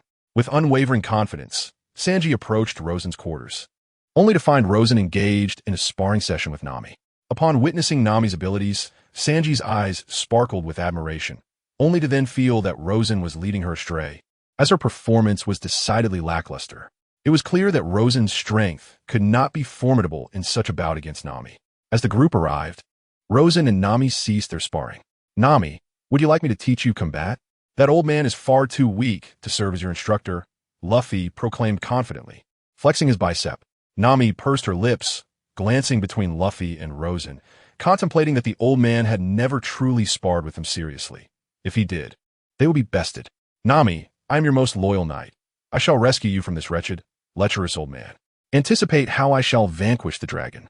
Sanji declared with great confidence. Be silent. The old man is our vice-captain, Nami retorted, as she regarded Rosen as her teacher and held him in the highest esteem. Still lost in his own world, Sanji pointed at Rosen. Lecherous old man, I challenge you. At this moment, Rosen managed to maintain a semblance of a smile, though the corners of his mouth and his cheeks twitched uncontrollably, as if he were suppressing a surge of rage. You wish to challenge me? Very well. I am more than willing to accept your challenge. Rosen's eyes sparkled with madness. By the way, do you have an affinity for ladyboys? Ladyboys? A vision of burly men dressed in women's attire flashed through Sanji's mind, prompting him to shake his head. Not at all. Why do you ask? You must learn to appreciate them, Rosen replied, as the shape of his pupils began to shift. Simultaneously, Luffy and Zoro lowered their heads. We cannot look. We cannot look at your eyes. In the next moment, Rosen vanished from Sanji's sight. Subsequently, Nami, Luffy, and Zoro all disappeared as well. Then, Sanji felt a slight tremor beneath his feet. From the horizon emerged a figure clad in women's clothing, adorned with heavy makeup and a scruffy beard, whose leg hair surpassed even the length of his own hair, rushing towards him. Then came a second, a third, and soon 100, 1,000. Sanji, here I come. The ladyboy lunged toward him, claws outstretched. Terrified, Sanji turned and fled, pursued relentlessly by the horde. Before long, he was captured by the army of ladyboys. What do you intend to do? Don't be reckless. Help! Help! The ladyboys grinned maliciously, their laughter echoing like a sinister melody in his ears. Sanji struggled, attempting to resist, but each of them was far stronger than he. He heard the sound of his clothing tearing. Sanji stood frozen in place. Had he fallen victim to an illusion? Oddly enough, weren't they only supposed to last a second? Why was Sanji immobilized for so long? 10 seconds passed. When Sanji regained consciousness, he collapsed to his knees. Ah, help, help, he cried, clutching his hair in a heart-wrenching wail. A month, an entire month he had been tormented by the ladyboys. Rosen stood before him. Sanji, shall we continue?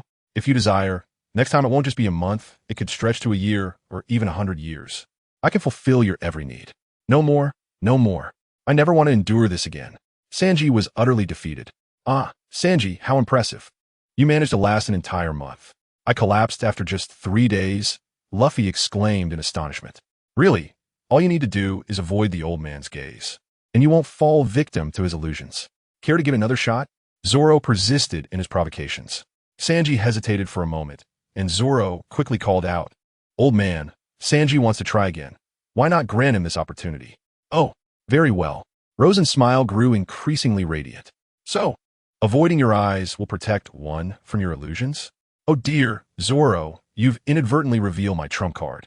Rosen feigned distress. Well, Sanji will learn sooner or later, Zoro smirked, struggling to contain his amusement. Sanji leaped several meters away, declaring, I shall challenge you once more. Very well, came the reply, but alas, my illusionary arts are currently unavailable. This presents quite the dilemma. Am I destined to face defeat here today? Such reluctance to accept it. Sanji's gaze remained fixed on the ground, avoiding contact with Rosen's eyes. In the next moment, Sanji surged towards Rosen, executing a flying kick.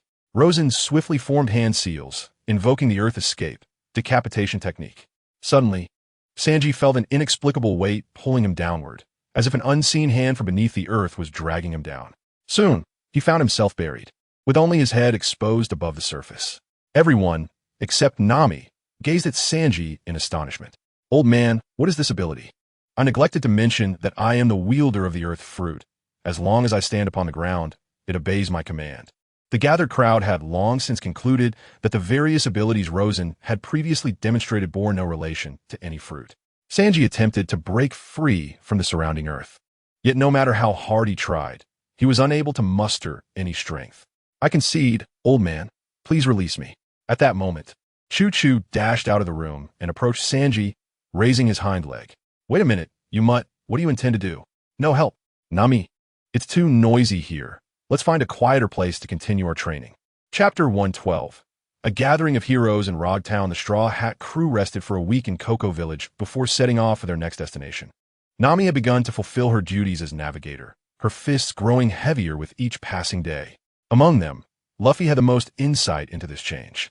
During this time, Rosen had been in the ship's cabin, diligently researching methods to refine the mastery of haki.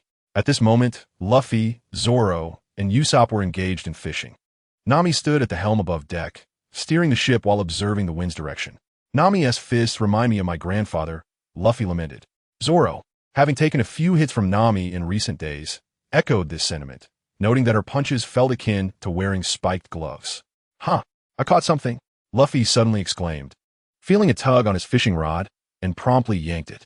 In an instant, an unsightly squid was pulled aboard, but Luffy's excessive force sent it crashing onto Nami's face. Oh no! Nami fumed, tearing the squid from her face. Immediately, the others observed dark energy emanating from Nami's fists. Is that my haki? Nami ultimately chose to forego reprimanding Luffy, recognizing that it was unintentional. Yet at that moment, Luffy and Zoro eagerly rushed to Nami's side. Nami, do you know haki? Haki? Do I possess it? On ordinary days, Rosen would converse with them, and though Nami would occasionally listen in, the words would merely pass through her ears. Thus, despite having heard about Rosen's mastery of haki, she had never examined it closely. Did you not notice that when you strike us, a dark light appears around your fists? Oh, you mean this? It's something the old man taught me. Oh, how outrageous. The old man claims he cannot do it. Yet he is still able to teach you. Luffy exclaimed in exasperation, jumping up and down. Zoro was equally agitated. They had been diligently training for days. Their physical strength had improved significantly, yet they remained perplexed about haki. What exactly is this haki you speak of? Sanji brought a plate of sashimi before Nami. Nami-chan, come and taste my culinary skills. It's a skill the old man spoke of. Only those who master haki are deemed worthy to enter the Grand Line, Nami explained, as a layer of darkness enveloped her fist. Upon seeing this, Luffy and Zoro's eyes lit up. This is it. I must seek out the old man to teach me. Me too, Nami interjected. Have you forgotten the old man's words? We cannot disturb him until he emerges. She stopped them. If you wish to learn, I shall teach you. Sanji, concerned for their mentor, noted, the old man has locked himself in his room for 2 days without food. He wouldn't be in trouble, would he? Yes. We are merely going to check on him. Just then, Rosen's door creaked open and he stepped out of the cabin. Old man, I want to learn haki, Luffy clamored, wrapping himself around Rosen like an octopus. Bang!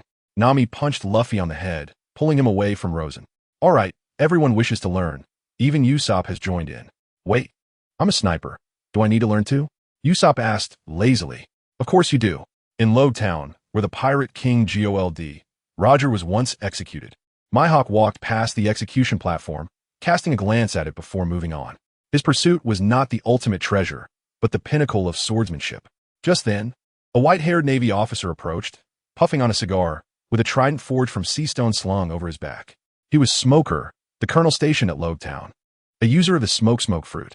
At that moment, Smoker fixed a fiery gaze upon Mihawk. Mihawk, however, merely regarded the Navy officer with indifference. Mihawk, what brings you here? Smoker inquired.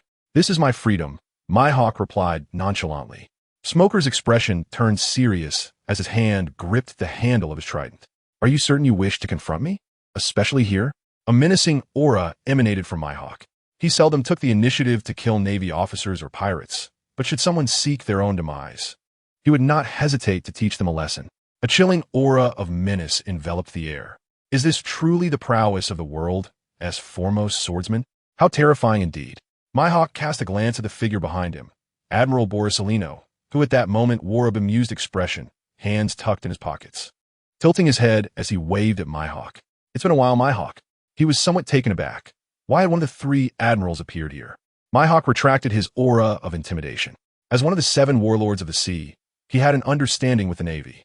The Navy could not strike against the warlords at will, and similarly, he could not engage the Navy without cause. Are you here to apprehend me?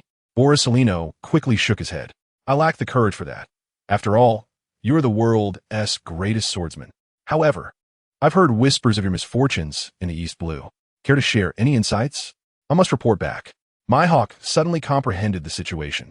His own humiliating experiences at sea had been relayed back to Marine headquarters, prompting them to send Borisolino for investigation. Beware of an elderly man with white hair. He is formidable, Mihawk remarked before turning to leave. Hey, that is far too vague. It's practically nothing, Borisolino grumbled in dismay. At that moment, Smoker approached Borisolino. Sir, just find me a place to rest.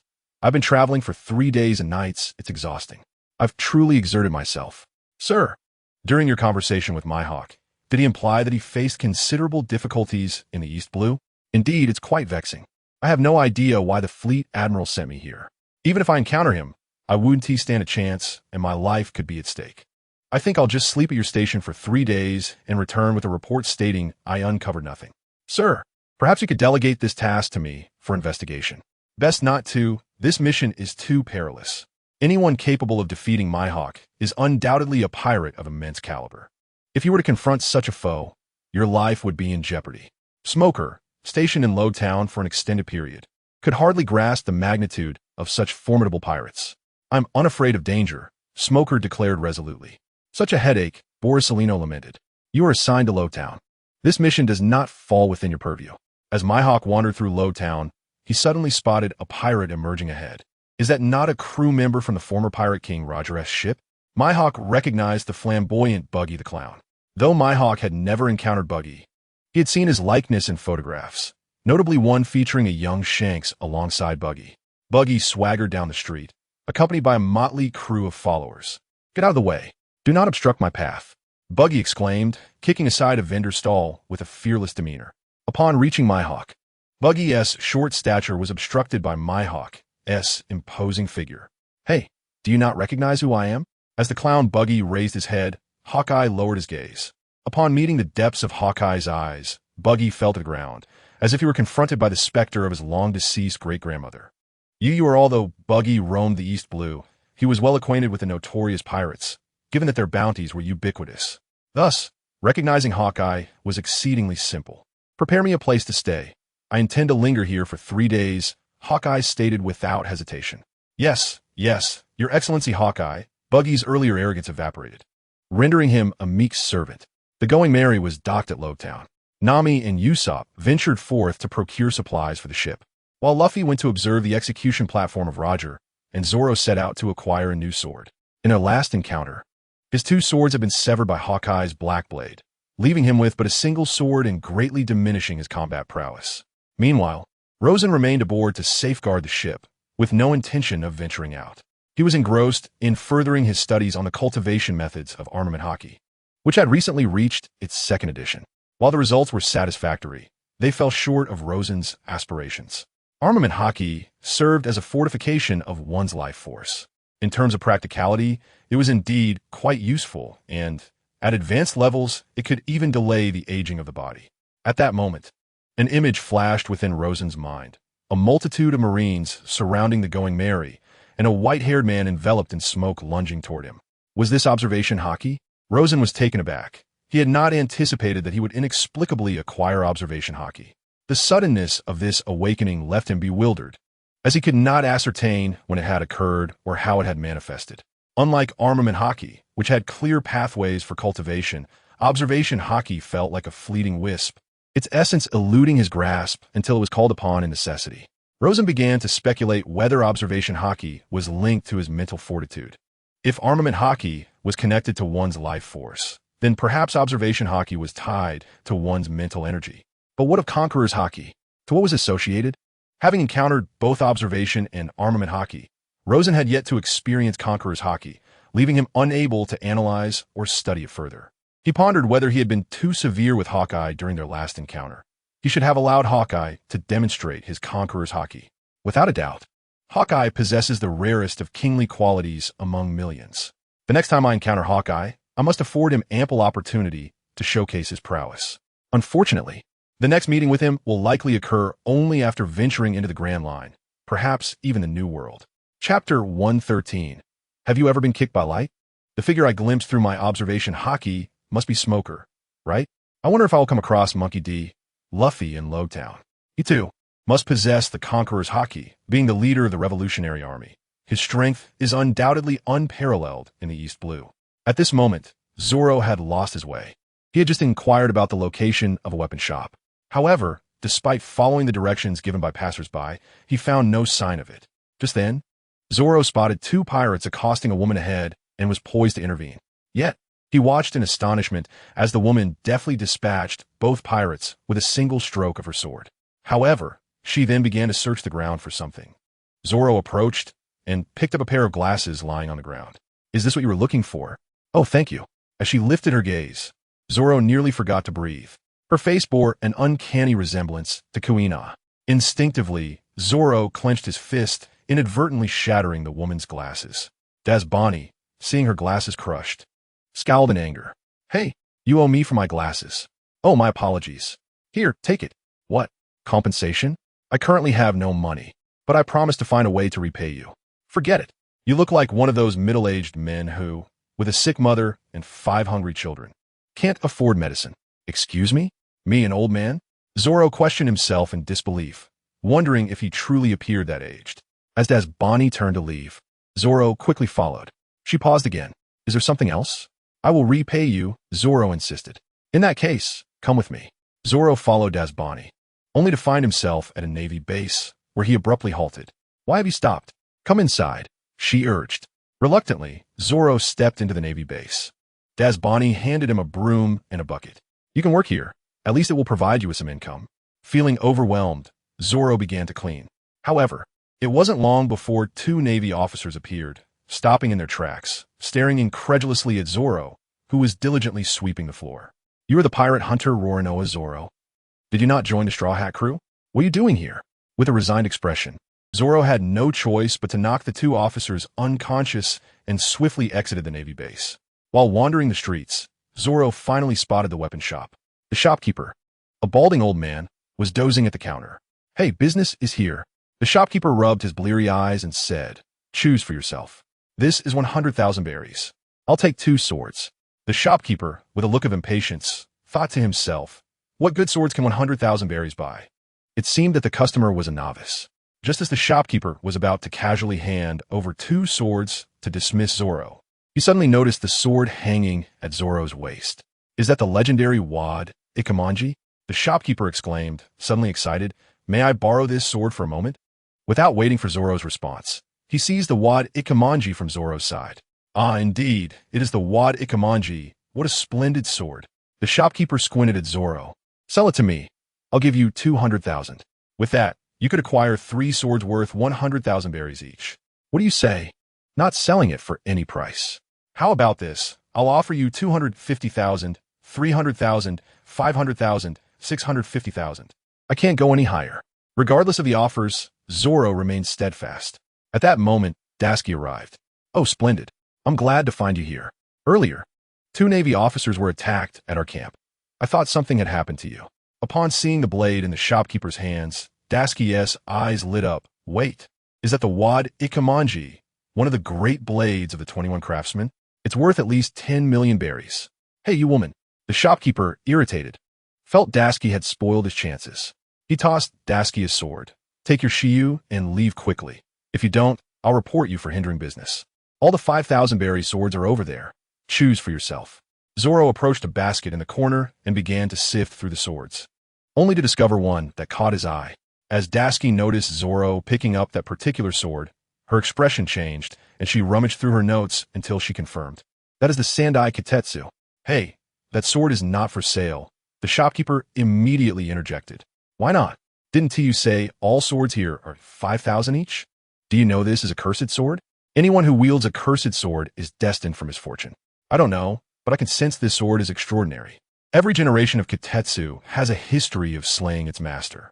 A faint smile appeared at the corner of Zoro's mouth. "If that's the case, I must acquire this sword." Zoro gazed at the blade, glinting ominously. "Do you wish to remain here gathering dust? Or will you join me on the seas to witness the birth of the world's greatest swordsman?" Zoro tossed the Sandai Kitetsu into the air, extending his arm beneath its descending trajectory. "I now leave the decision to you." The blade traced an arc in the air, spiraling downwards. And just as it was about to strike Zoro's arm, the Sandai Kitetsu inexplicably altered its course, gliding past Zoro's arm. "Huh, it seems you acknowledge me." Zoro sheathed the Kitetsu. "I shall take it." The shopkeeper wore a complex expression and finally produced another sword. "This is Yuki, My family heirloom. Hey, I can't afford such a fine sword. No longer in need of money, let us venture into the vast sea with him. As long as we do not tarnish his illustrious name. Zoro, of course, had no reason to refuse. After all, this snow walk is a rare and exquisite sword. Upon exiting the weapon shop, Zoro felt a significant sense of relief. With 3 swords in hand, he could finally experience a sense of security. At that moment, Buggy and his crew were cloaked, wandering aimlessly throughout Rogue Town. Are you certain you spotted the Straw Hat Kid? Buggy inquired. Boss Buggy, I am convinced it was indeed the Straw Hat Kid, came the reply. Keep searching. We must capture him. That accursed Straw Hat Kid. Boss Buggy, it seems the Straw Hat Kid is near the guillotine. Everyone move out. This time, we must seize that fellow. Meanwhile, Luffy had climbed atop the guillotine, gazing at the surroundings. So, this was the scene witnessed by the Pirate King before his demise. Luffy felt unsatisfied merely observing, so he shoved his head into the guillotine. Just then, a figure stealthily approached from behind and suddenly slammed the guillotine shut, capturing Luffy in its grasp. Haha, Straw Hat Kid, this time you're finished. Buggy shouted from the square below, tearing off his cloak. Luffy tilted his head, gazing at Buggy. You scoundrel Straw Hat Kid, don't pretend you don't recognize me. I will not spare you. Quickly return my left hand. Ah, I remember now. You are that red-nosed clown who lost a hand to Choo Choo. You insolent Straw Hat Kid, how could you forget me? I shall not let you off. Buggy ascended the guillotine, wielding a blade. At that moment, the sky darkened ominously, as if a torrential downpour were imminent. Straw Hat Kid, are you ready to meet your end? Luffy pondered for a moment. Well, there's nothing to be done about it. Just then, a gust of wind swept through the street. As Buggy raised his blade, thunder rumbled from above. A bolt of lightning struck down. Suddenly, Mihawk transformed into a streak of light, blocking the lightning. Mihawk, a tall figure, cloaked, landed on the rooftop beside the guillotine square. Mihawk also alighted on the opposite rooftop, locking eyes with the cloaked individual. Revolutionary Army leader, Dragon. Who would have thought we would meet here? Oh, what a lively scene indeed. A golden beam of light coalesced on another rooftop, heralding the arrival of Kizaru. Alongside him came Smoker and Tashigi. Dragon's expression darkened. He hadn't anticipated encountering Mihawk and an admiral in this humble rogue town. That unfortunate son of his had truly landed himself in a predicament. What was there to observe at the guillotine? Smoker transformed into smoke, ensnaring Buggy atop the guillotine. Let me go, you rascal. Suddenly, a golden beam pierced through Smoker's smoke, liberating Buggy.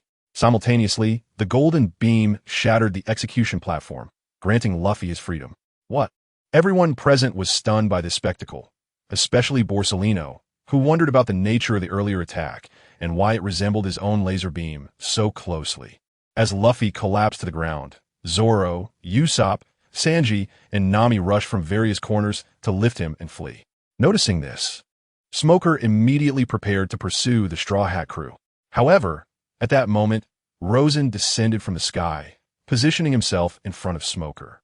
As Smoker attempted to transform into smoke to bypass Rosen, Rosen's hand morphed into black and delivered a powerful punch to Smoker's chest, causing him to fall. His eyes rolling back, Rosen, gazing down at the fallen Smoker, raised his foot, poised to crush Smoker's head. Suddenly, Borsalino appeared overhead in an instant, gathering light into his foot. Hey, old man, have you ever been kicked by light? Rosen looked up, a peculiar smile gracing his face. No, but have you ever been kicked by light? With his right leg also accumulating golden light, Rosen declared, Lightspeed Kick. Lightspeed Kick. Both executed the same move simultaneously, their golden legs colliding with one another. In that instant, golden brilliance erupted across the plaza, prompting Borsalino to retreat 100 meters, his face etched with shock and confusion. Chapter 114. The Dragon and Hawkeye on the rooftops were equally astonished by the scene. 2 glint fruits? How could this be possible? In this world, 2 glint fruits could not exist. A new devil fruit could only be born after the prior user's death. Yet, how could one explain the current situation? Borsalino pointed at Rosen, laser beam. Rosen mirrored the gesture, laser beam. The 2 lasers clashed, radiating blinding light akin to miniature suns. As the dazzling glow obscured everyone's vision, Borsalino wielded the Amatsukami sword, aiming a decisive strike at Rosen. In response, Rosen summoned his own Amatsukami sword. The 2 swords met, once more igniting brilliant golden light. Their speed reached an apex, resulting in an endless cycle of clashes. Yet Borsellino sensed a disparity in strength. This old man's power, speed, and stamina appeared superior to his own. Ultimately, both swords struck their targets simultaneously, and both transformed into their elemental forms. Borsellino reformed 100 meters away, observing Rosen, who had just reconstituted himself. "Why do you possess the power of the glint fruit?" Borsellino inquired. "My devil fruit ability is known as the mimic fruit. I can replicate any devil fruit power, as long as I've seen the user," Rosen explained. Borsellino felt a mix of skepticism and belief. He vaguely recalled that the imitation fruit was possessed by a being named Foam Keelii. However, the abilities displayed by Rosen before him were indeed identical. Borsellino clasped his hands together, invoking the 8-span mirror. In unison, both he and Rosen executed the same gesture, unleashing a multitude of luminous points in a dazzling exchange. Ultimately, neither could gain the upper hand, a truly formidable encounter. Borsellino's gaze was shrouded in ambiguity. "It seems you are at a loss against me. When it comes to survival, Borsellino is an expert.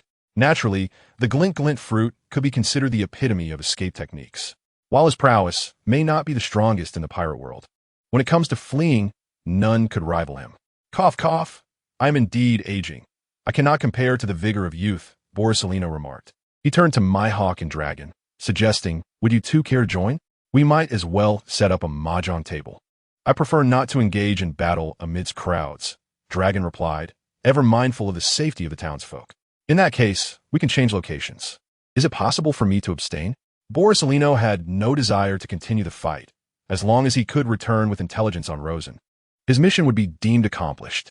"Of course, but I shall obliterate the Navy base in Rogue Town afterward." "How terrifying," Borsellino replied with a sense of resignation. Mihawk said nothing, yet his action of removing his black blade spoke volumes. The four of them relocated to the seaside outskirts of Rogue Town, an area devoid of human presence for dozens of kilometers, an ideal battlefield. They dispersed into 4 positions. "Allow me to demonstrate," Rosen declared, bringing his palms together. "Earth explosion star." A thunderous roar erupted. "What?" The 3 reacted in unison, feeling an immense gravitational force pulling at them from the sky. The ground began to fracture as flora and seawater were the first to succumb to the celestial pull, creating a breathtaking spectacle as water flowed upward, gathering in the heavens. Meanwhile, the ruptured earth began to ascend as well. Mihawk found himself in the most precarious position. Unable to fly, he was left to navigate between the rising plates. Yet, ultimately, he too was ensnared by the gravitational force. Dragon and Borsellino were similarly unable to escape the fate of being drawn toward the sphere. All 3 found themselves simultaneously sealed within it. At that moment, the sphere suddenly split in 2. A terrifying slash descended from above, and Mihawk landed first. Borsellino and Dragon floated in midair, warily observing Rosen. This enigmatic old man before them was undoubtedly dangerous. "I was genuinely concerned for the 3 of you. After all, I would hate for you to be unable to withstand even a single blow." In response, the trio launched their counterattacks. Black Blade, Slash of the Gods. Glint Fruit, Radiant Slash. Hurricane Fruit, Wind Blade. The 3 attacked Rosen almost simultaneously. The complete embodiment of Susanoo, a towering black giant, 300 meters tall, rose majestically from the ground. The giant's arm shielded its form as 3 slashes struck, pushing it back 100 meters and leaving deep, bone-revealing gashes upon its limbs. Yet, in the blink of an eye, those wounds healed completely. The trio was once again taken aback. Was this the mythical form of the human fruit? A Zoan type? No, it differed from the Buddha form of the warlords. Perhaps it was another variant of the same fruit. Not to be underestimated, the black giant clenched its fists, materializing a pair of massive black blades. With a swift motion, it unleashed 2 slashes simultaneously. The 3 evaded in unison. One slash cleaved through the forest and struck a distant mountain, splitting it in 2, while the other tore through the ocean, extending 20 kilometers outward, nearly bisecting the sea. Hawkeye moved with the speed of lightning, his black blade shimmering with violet lightning. As he approached the black giant, he raised his sword in a decisive upward slash. With a resounding split, the black giant was cleaved in 2, and even rosin was severed. Both Borsellino and Dragon watched in astonishment. Hawkeye had actually killed him. Truly terrifying, he was indeed the world's greatest swordsman. Yet, Hawkeye's aura remained undiminished, his expression still grave. "You are far too naive. I do not believe that strike was sufficient to end him. Hawkeye's gaze was fixed on the figure suspended in midair. The bloodline in Rosin's body began to heal, recovering completely within mere seconds. Both Borsalino and Dragon were left dumbfounded. How could this be possible? Was he immortal? Indeed, Hawkeye confirmed, not long ago. I faced him in battle. He stood still as I struck him down. Even when I shattered him, he was able to heal. The two were once again shaken, unable to kill him even when he was dismembered. Rosin landed on the ground, shrugging nonchalantly. It's not that exaggerated. If you could kill me 1,000 times in quick succession, you might stand a chance. He gazed toward the setting sun on the ocean, the twilight casting elongated shadows of the four figures. Suddenly, they felt their bodies immobilized. Soon, the shadow demon seized half of their beings. What have you done to us? Dragon inquired. Perhaps your conqueror's haki could nullify my control, Rosin replied. He intended for the shadow demon to experience the conqueror's haki emanating from the three. Of course, Borsalino was unlikely to possess such power. If he did, it would render the conqueror's haki rather trivial. Indeed, Borsalino appeared bewildered, feeling personally targeted. Meanwhile, Hawkeye and Dragon activated their conqueror's haki. In an instant, the atmosphere shifted dramatically. Even the sea began to retreat. A terrifying aura swept across the surroundings, affecting even the shadow demon. The eyes of Rosin sparkled with newfound brilliance. It all made sense now. The conqueror's haki emanated from the essence of the soul. The observation haki stemmed from mental acuity, and the armament haki was derived from one's vitality. At that moment, the shadow demon could no longer maintain its form and receded. Even the shadow demon entwined with Admiral Borsalino was withdrawn. Is this the power of the shadow fruit? Dragon inquired. Rosin chuckled lightly. Very well. Let it be as it is. Farewell. The three individuals found Rosin's sudden withdrawal perplexing, as he had instigated the conflict only to retreat inexplicably. Mihawk stroked his chin, seemingly having made a realization. During their previous encounter, this elder had exhibited nearly invincible defensive prowess, and had suggested that he needed to employ armament haki to breach that defense. This time, when under Rosin's control, he indicated that one must utilize Conqueror's haki to escape it. Thus, was his true aim merely to witness the manifestations of armament and Conqueror's haki? With one being a Marine admiral, another the leader of the Revolutionary Army, and the last a warlord of the sea, their paths diverged once Rosin departed. Just as Dragon left Luo Town, he suddenly spotted Rosin hovering above the sea ahead. A chill ran down his spine. Was this man here to assassinate him? Your Excellency, have you come to ambush me? Do not overthink it. I merely wish to inquire about the advanced applications of armament and Conqueror's haki. In return, I can offer you a favor within my capacity, Rosin replied, hinting at potential assistance. The prospect of having such a formidable ally as Rosin bolster the Revolutionary Army ignited a spark of hope in Dragon's eyes. Indeed, Rosin nodded. Even if you require me to obliterate Mariehua at this very moment, I shall comply. Such drastic measures are unnecessary. After all, destroying Mariehua before the awakened nations of this world already would only plunge everything into further chaos, Dragon responded. Revolution entails addressing three pivotal issues. What issues? First is communication, the foundation that connects islands and nations. The control of Din Din Mushi is monopolized by the world government, rendering it unsafe. I can provide you with a new technology that, if mastered and kept confidential, will ensure absolute security. Rosin elaborated. The second issue is productivity. When a regime becomes a tyrant, any force that seeks to replace it risks becoming the next tyrant. If you wish to avoid becoming the second tyrant, fundamental changes must be made, necessitating an increase in productivity. At least in the short term, conflicts arising from supply and demand, or resources, should be mitigated. And how do we resolve this? Regarding productivity enhancement, I cannot offer further solutions, but I believe Vegapunk may hold the answers.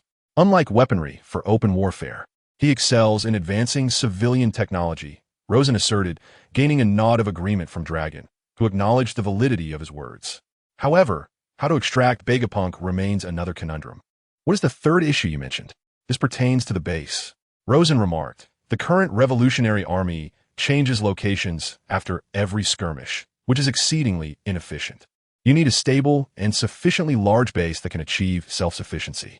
Regardless of the outcomes of external operations, at the very least, you should be able to advance or retreat. As long as the base exists, the foundation remains intact. Do you have any suggestions regarding this?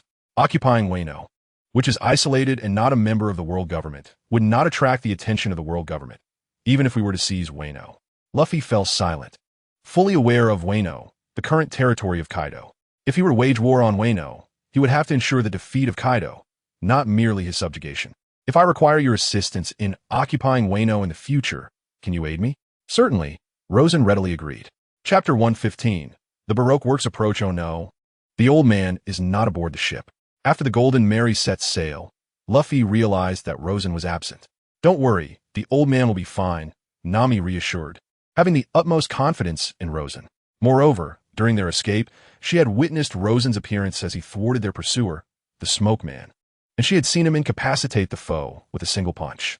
Thus, she had no reason to fear for Rosen's safety.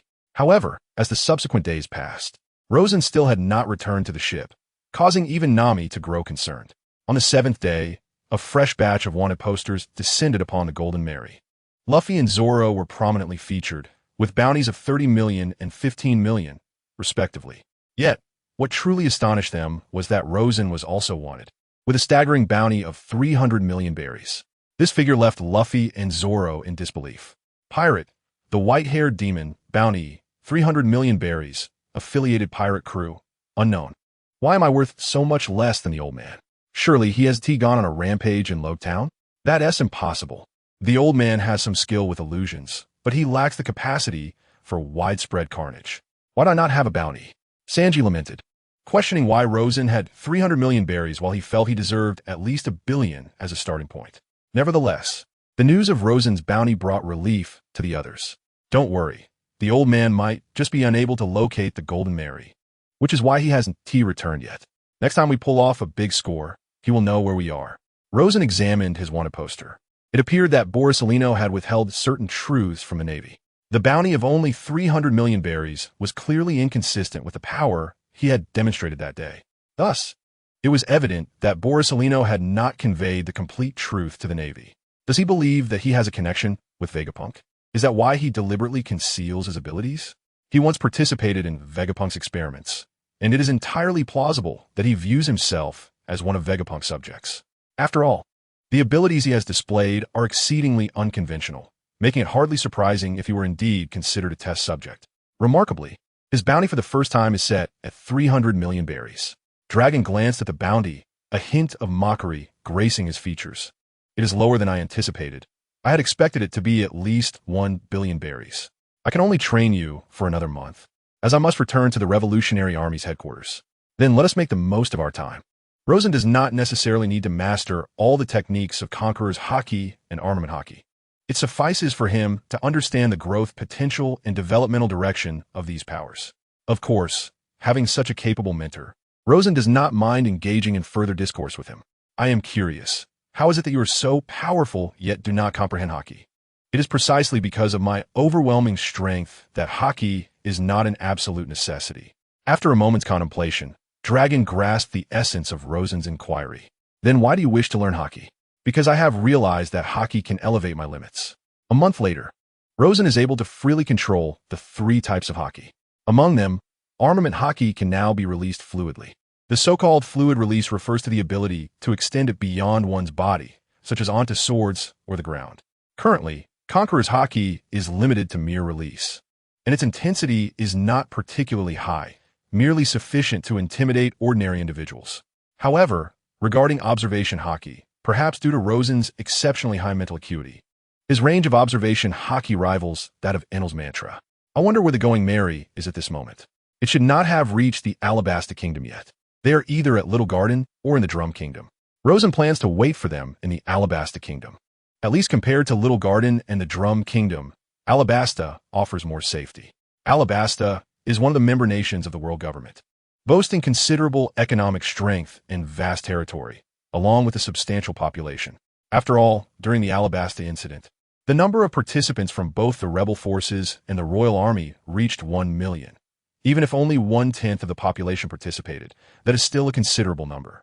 Alabasta has long suffered from drought, resulting in ongoing rebellions in recent years. However, the coastal regions are relatively prosperous both in terms of conditions and economy. Upon arriving at the port city of Canola, Rosen intends to await the Straw Hat crew's arrival. Yet on the following day, he discovers that he is being watched. As he speculates on who might be monitoring him, the observer unwittingly reveals their identity. A man and a woman approached Rosen. The man, with a bronze complexion and a robust physique, donned a loose trench coat that revealed his muscular chest, exuding an air of menace. The woman flaunted cascading waves of blue hair, dressed in a provocative tank top, her fiery red lips accentuating her allure as she swayed her slender waist while walking, striking a pose with her hands on her hips like a model when she came to a halt. Rosen recognized them as Das Bonus and his partner, Bora, from the Baroque works. Baroque works typically operated in pairs. The fact that Crocodile had dispatched Daz and Bora, who ranked just below him and Vice President Nico Robin, underscored his caution towards Rosen. "Old man, accompany us for a moment," Daz commanded, his tone brooking no dissent, akin to issuing an order to Rosen. "Regrettably, I do not follow strangers, as I have no desire to be abducted," Rosen replied, having refrained from engaging with Baroque works due to the considerable challenge posed by the Alabasta incident to the Straw Hat crew. "This is not your decision." Daz's gaze was as cold as ice, viewing Rosen as though he were a corpse. "Step aside.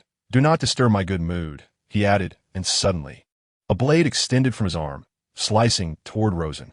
Rosen took a slight step back. The building beside him cleaved in two. They were amidst a bustling marketplace, and Daz's reckless display of power suggested a blatant disregard for the law of the land. Or perhaps it indicated that Baroque works had become the law of Alabasta. In that strike, at least 10 lives were extinguished. "This is a warning for you." Daz retracted his blade. He was the wielder of the swift fruit, capable of extending blades from any part of his body, even transforming his entire form into a colossal blade. Before joining Baroque works, he had been a fearsome assassin, renowned for his unparalleled swordsmanship, which, when combined with the abilities conferred by the swift fruit, propelled his strength to new heights. Within Baroque works, he served as the commander. His rank, although third, belied his true standing, which was only subordinate to Crocodile. Rosen turned his head to glance at Daz, who appeared momentarily dazed, while Bora took 10 seconds to realize something was amiss. "Daz!" Bora eyed Rosen warily. "What have you done to Daz?" "A mere illusion." Rosen replied nonchalantly. "Consider it a warning. Do not disturb me again." With that, he turned to leave, and it took Daz several minutes to regain his senses. "Where is he? What has transpired?" Daz queried, bewildered. "You stood there for over 10 minutes, unresponsive to my calls. Do you have any idea what happened?" "I do not know. It felt like a mere instant," Daz replied. "That old man's abilities are peculiar. He merely glanced at you, and you froze in place," Bora remarked. "This matter must be reported to the president," Daz stated with a grave expression. "In the midst of battle, or perhaps at the very onset of conflict, one might not even realize how they met their demise." Daz retrieved his transponder snail and established communication with Crocodile. Indeed, a bounty of 300 million berries signifies a formidable opponent. Crocodile expressed surprise, for he held a profound trust in Daz's capabilities. Daz found himself momentarily frozen under Crocodile's piercing gaze. Such a power proved to be quite troublesome. It seemed imperative for him to take personal action. His plans had reached a critical juncture, and he was keen to avert any unforeseen complications.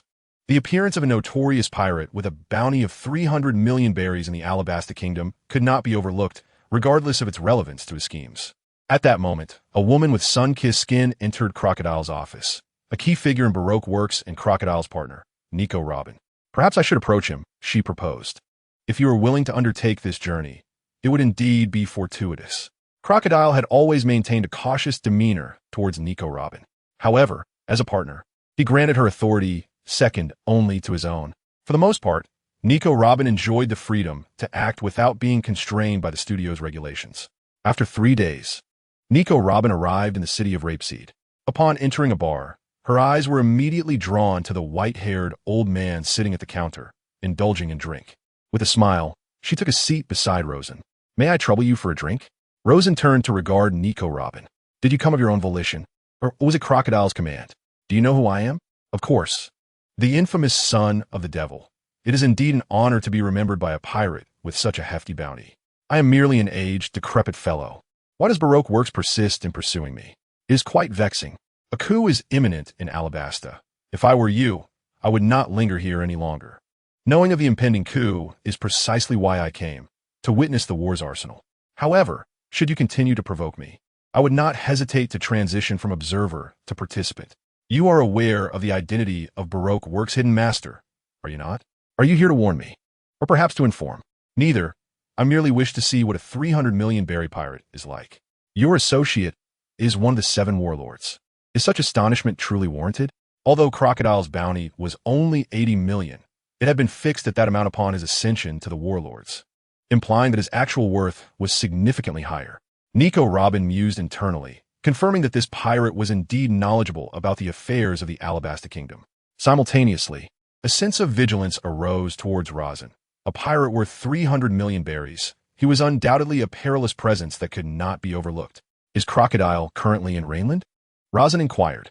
Nico Robin's expression shifted once more. Rainland was the headquarters of Baroque Works, an area that had once been barren, transformed into an oasis through Crocodile's dance powder, which induced artificial rainfall. However, the efficacy of the dance powder entailed the forceful gathering of rain clouds from other regions, essentially plundering rainfall from elsewhere. Thus, the prosperity of Rainland came at the expense of the flourishing of other parts of Alabasta. It appears he is indeed there. I too wish to meet this warlord of the sea, Rosin remarked. To label Crocodile as the weakest of the warlords was only due to his early appearance. Observing him during the Marineford War, where he engaged in fierce battles with formidable opponents, illustrated that he was far from weak, and could arguably be ranked among the stronger warlords. Nico Robin's countenance reflected a tangle of emotions, prompting Rosin to gaze at her and ask, "What is the matter? Weren't you the one who sought to invite me? Baroque Works is not a dictatorship of my own. I must report to Crocodile," she replied. Rosin gestured for her to proceed, and Nico Robin produced a den mushi, establishing contact with Crocodile. "The old man wishes to see you. Then bring him over." Crocodile responded confidently, as expected of a warlord of the sea. Moreover, he was a user of the Sansan fruit, a Logia-type devil fruit. Rainland had attracted a multitude of pirates, and those wishing to thrive there were obliged to pay protection fees. This was the headquarters of Baroque Works, wielding absolute authority. Rainland and Canola City shared a similar prosperity, albeit distinct in nature. Canola City's affluence stemmed from its status as a bustling port city, teeming with trade and population density, while Rainland's wealth was derived from plunder, serving as the Eastern Sea's largest hub for illicit goods. Numerous pirates congregated here to fence stolen goods, which ultimately funded Baroque Works. As Rosin and Nico Robin entered Rainland, she adjusted the brim of her hat. As the son of the devil, Nico Robin was perpetually wary of being betrayed or plotted against, even within her own territory. This wariness was the very reason she had sought the protection of the powerful. Having previously affiliated with numerous pirate crews and factions, all had inevitably betrayed her, only for her to expose their secrets, leading to their downfall. This was the origin of her title as the son of the devil. Upon entering an estate, Rosin beheld Crocodile, alongside Daz and Pola. It must be noted that the aura of the warlords was indeed formidable. Crocodile, with a cigar clenched between his teeth, bore a cold gaze. His tall figure was draped in a long coat, his slicked back hair exuding a gangster-like charisma. He approached with an outstretched hand, a meaningful smile playing upon his lips. Rosin extended his hand, and, as he did so, a thin layer of armament hockey enveloped his palm. Crocodile possessed the ability to absorb moisture from others through contact. When their hands clasped, Crocodile activated his power, yet nothing transpired. He looked up at Rosin in astonishment. Rosin's smile remained unchanged, yet the pressure of his grip intensified. Cold sweat began to bead on Crocodile's brow as he attempted to elementalize, but he found himself unable to escape Rosin's grasp. The armament hockey proved to be a natural counter to the abilities of elemental users. Desert Sword. Crocodile's left arm suddenly transformed into a scythe, lunging toward Rosin. Rosin released Crocodile and stepped back to evade the scythe's attack. Crocodile spread his palms, and 2 swirling dust storms materialized between them. He was not controlling the wind, but rather the rapid rotation of sand particles, creating a vortex. Shinra Tensei, a black repulsive force erupted forth. This was the result of Rosin mastering the flow of armament hockey and integrating it with Shinra Tensei. The black repulsive force was more perceptible than its colorless counterpart, a disadvantage, yet essential when confronting elemental users. Faced with the black repulsion, Crocodile found no avenue for escape and was struck head-on, sent flying. Daz and Pora, witnessing this, immediately launched their assault on Rosen. Daz's arms transformed into blades, while Pora sprouted numerous spikes, spiraling toward him. Rosen pointed a finger at Pora and flicked it toward Daz on the left. Pora instantly felt an unseen force pulling at his body, colliding with the blades on Daz. Daz, realizing the situation, hastily retracted his blades, but in the moment he did, the spikes from his neck pierced into his own flesh. Rosen approached Crocodile, who had, in a short span, transformed from a formidable mob boss to a pitiful figure. His clothing was tattered, his hair disheveled, and his body marred with injuries. At that moment, Crocodile's left hand, adorned with a golden hook, fell away, revealing a dagger that lunged toward Rosen. Rosen did not flinch, leading Crocodile to believe he had succeeded. This dagger concealed a potent poison, one that could fell an ordinary person with the slightest contact. However, the dagger could not reach Rosen, as if an invisible barrier prevented it from crossing the final centimeter. "You are remarkably weak, exceedingly weak," Rosen declared. "Here's the deal. During this forthcoming period, you shall undergo my training.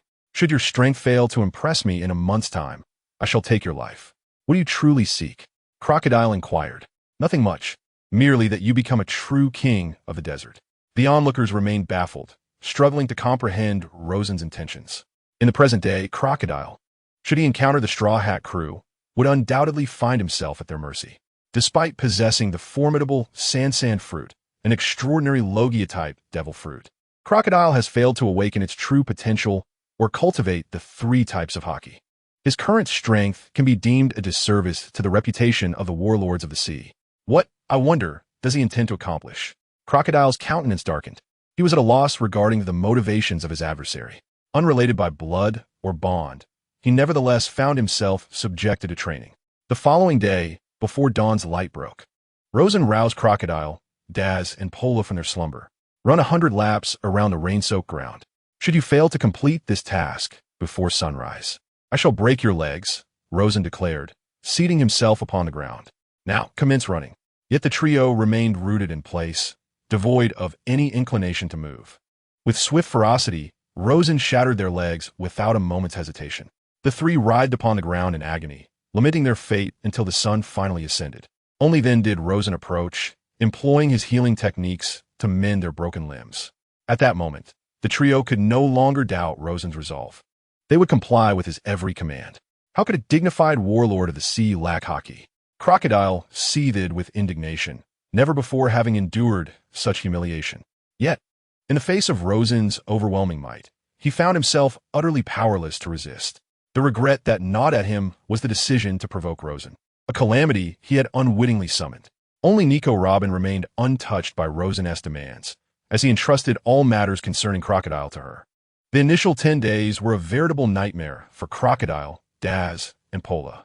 However, after this period, they began to acclimate to the rigors of Rosen's training regimen. "Sand Crocodile, discard that absurdity from your left hand. It is utterly disgraceful, and you've even poisoned it," Rosen chided. "This is my secret weapon. It is coated in the venom of the 7 deadliest serpents from the desert," Crocodile retorted confidently. Rosen approached and dismantled Crocodile's golden hook, then grasped his severed hand. Channeling the power of the sun alongside his healing techniques, Crocodile's hand regenerated before his very eyes, leaving him utterly astounded. "Is this the ability of a devil fruit?" "Indeed, I possess the healing fruit's powers, capable of mending any injury," Rosen replied matter-of-factly. "You have nearly reached the required physical standard. Next, I shall impart to you an entirely new system of power that complements your Sansan fruit. Let us first assess your attributes." Rosen produced a chakra test paper, and upon following his instructions, Crocodile's elemental affinities were revealed to be wind, earth, and lightning, with earth as his primary attribute. With hands forming seals, Rosen directed his palms toward the front, ready to proceed. The earth trembled with a thunderous roar as a colossal stone wall erupted from the ground, resembling a fortress. Crocodile, Daz, and Bora stood in awe, utterly overwhelmed by the spectacle before them. Rosen turned his gaze to Daz and Bora, proclaiming, "I shall teach you the art of silent assassination." Both were seasoned assassins, well versed in the skills of killing. Mastering the silent technique would undoubtedly enhance their prowess further. As a month passed, the trio's abilities had significantly improved. To Rosen's discerning eye, they had now attained the qualifications befitting the 7 warlords of the sea. "Let me assess the fruits of your training over the past month," Rosen declared, "Come at me together." Without a moment's hesitation, Crocodile initiated the assault on Rosen. Sandstorm. In an instant, a swirling tempest of sand enveloped an area spanning thousands of meters, reducing visibility to a mere 5 meters. A commendable opening move, obscuring the enemy's vision. Yet it is insufficient, Rosen mused as waves of attacks surged toward him from a storm.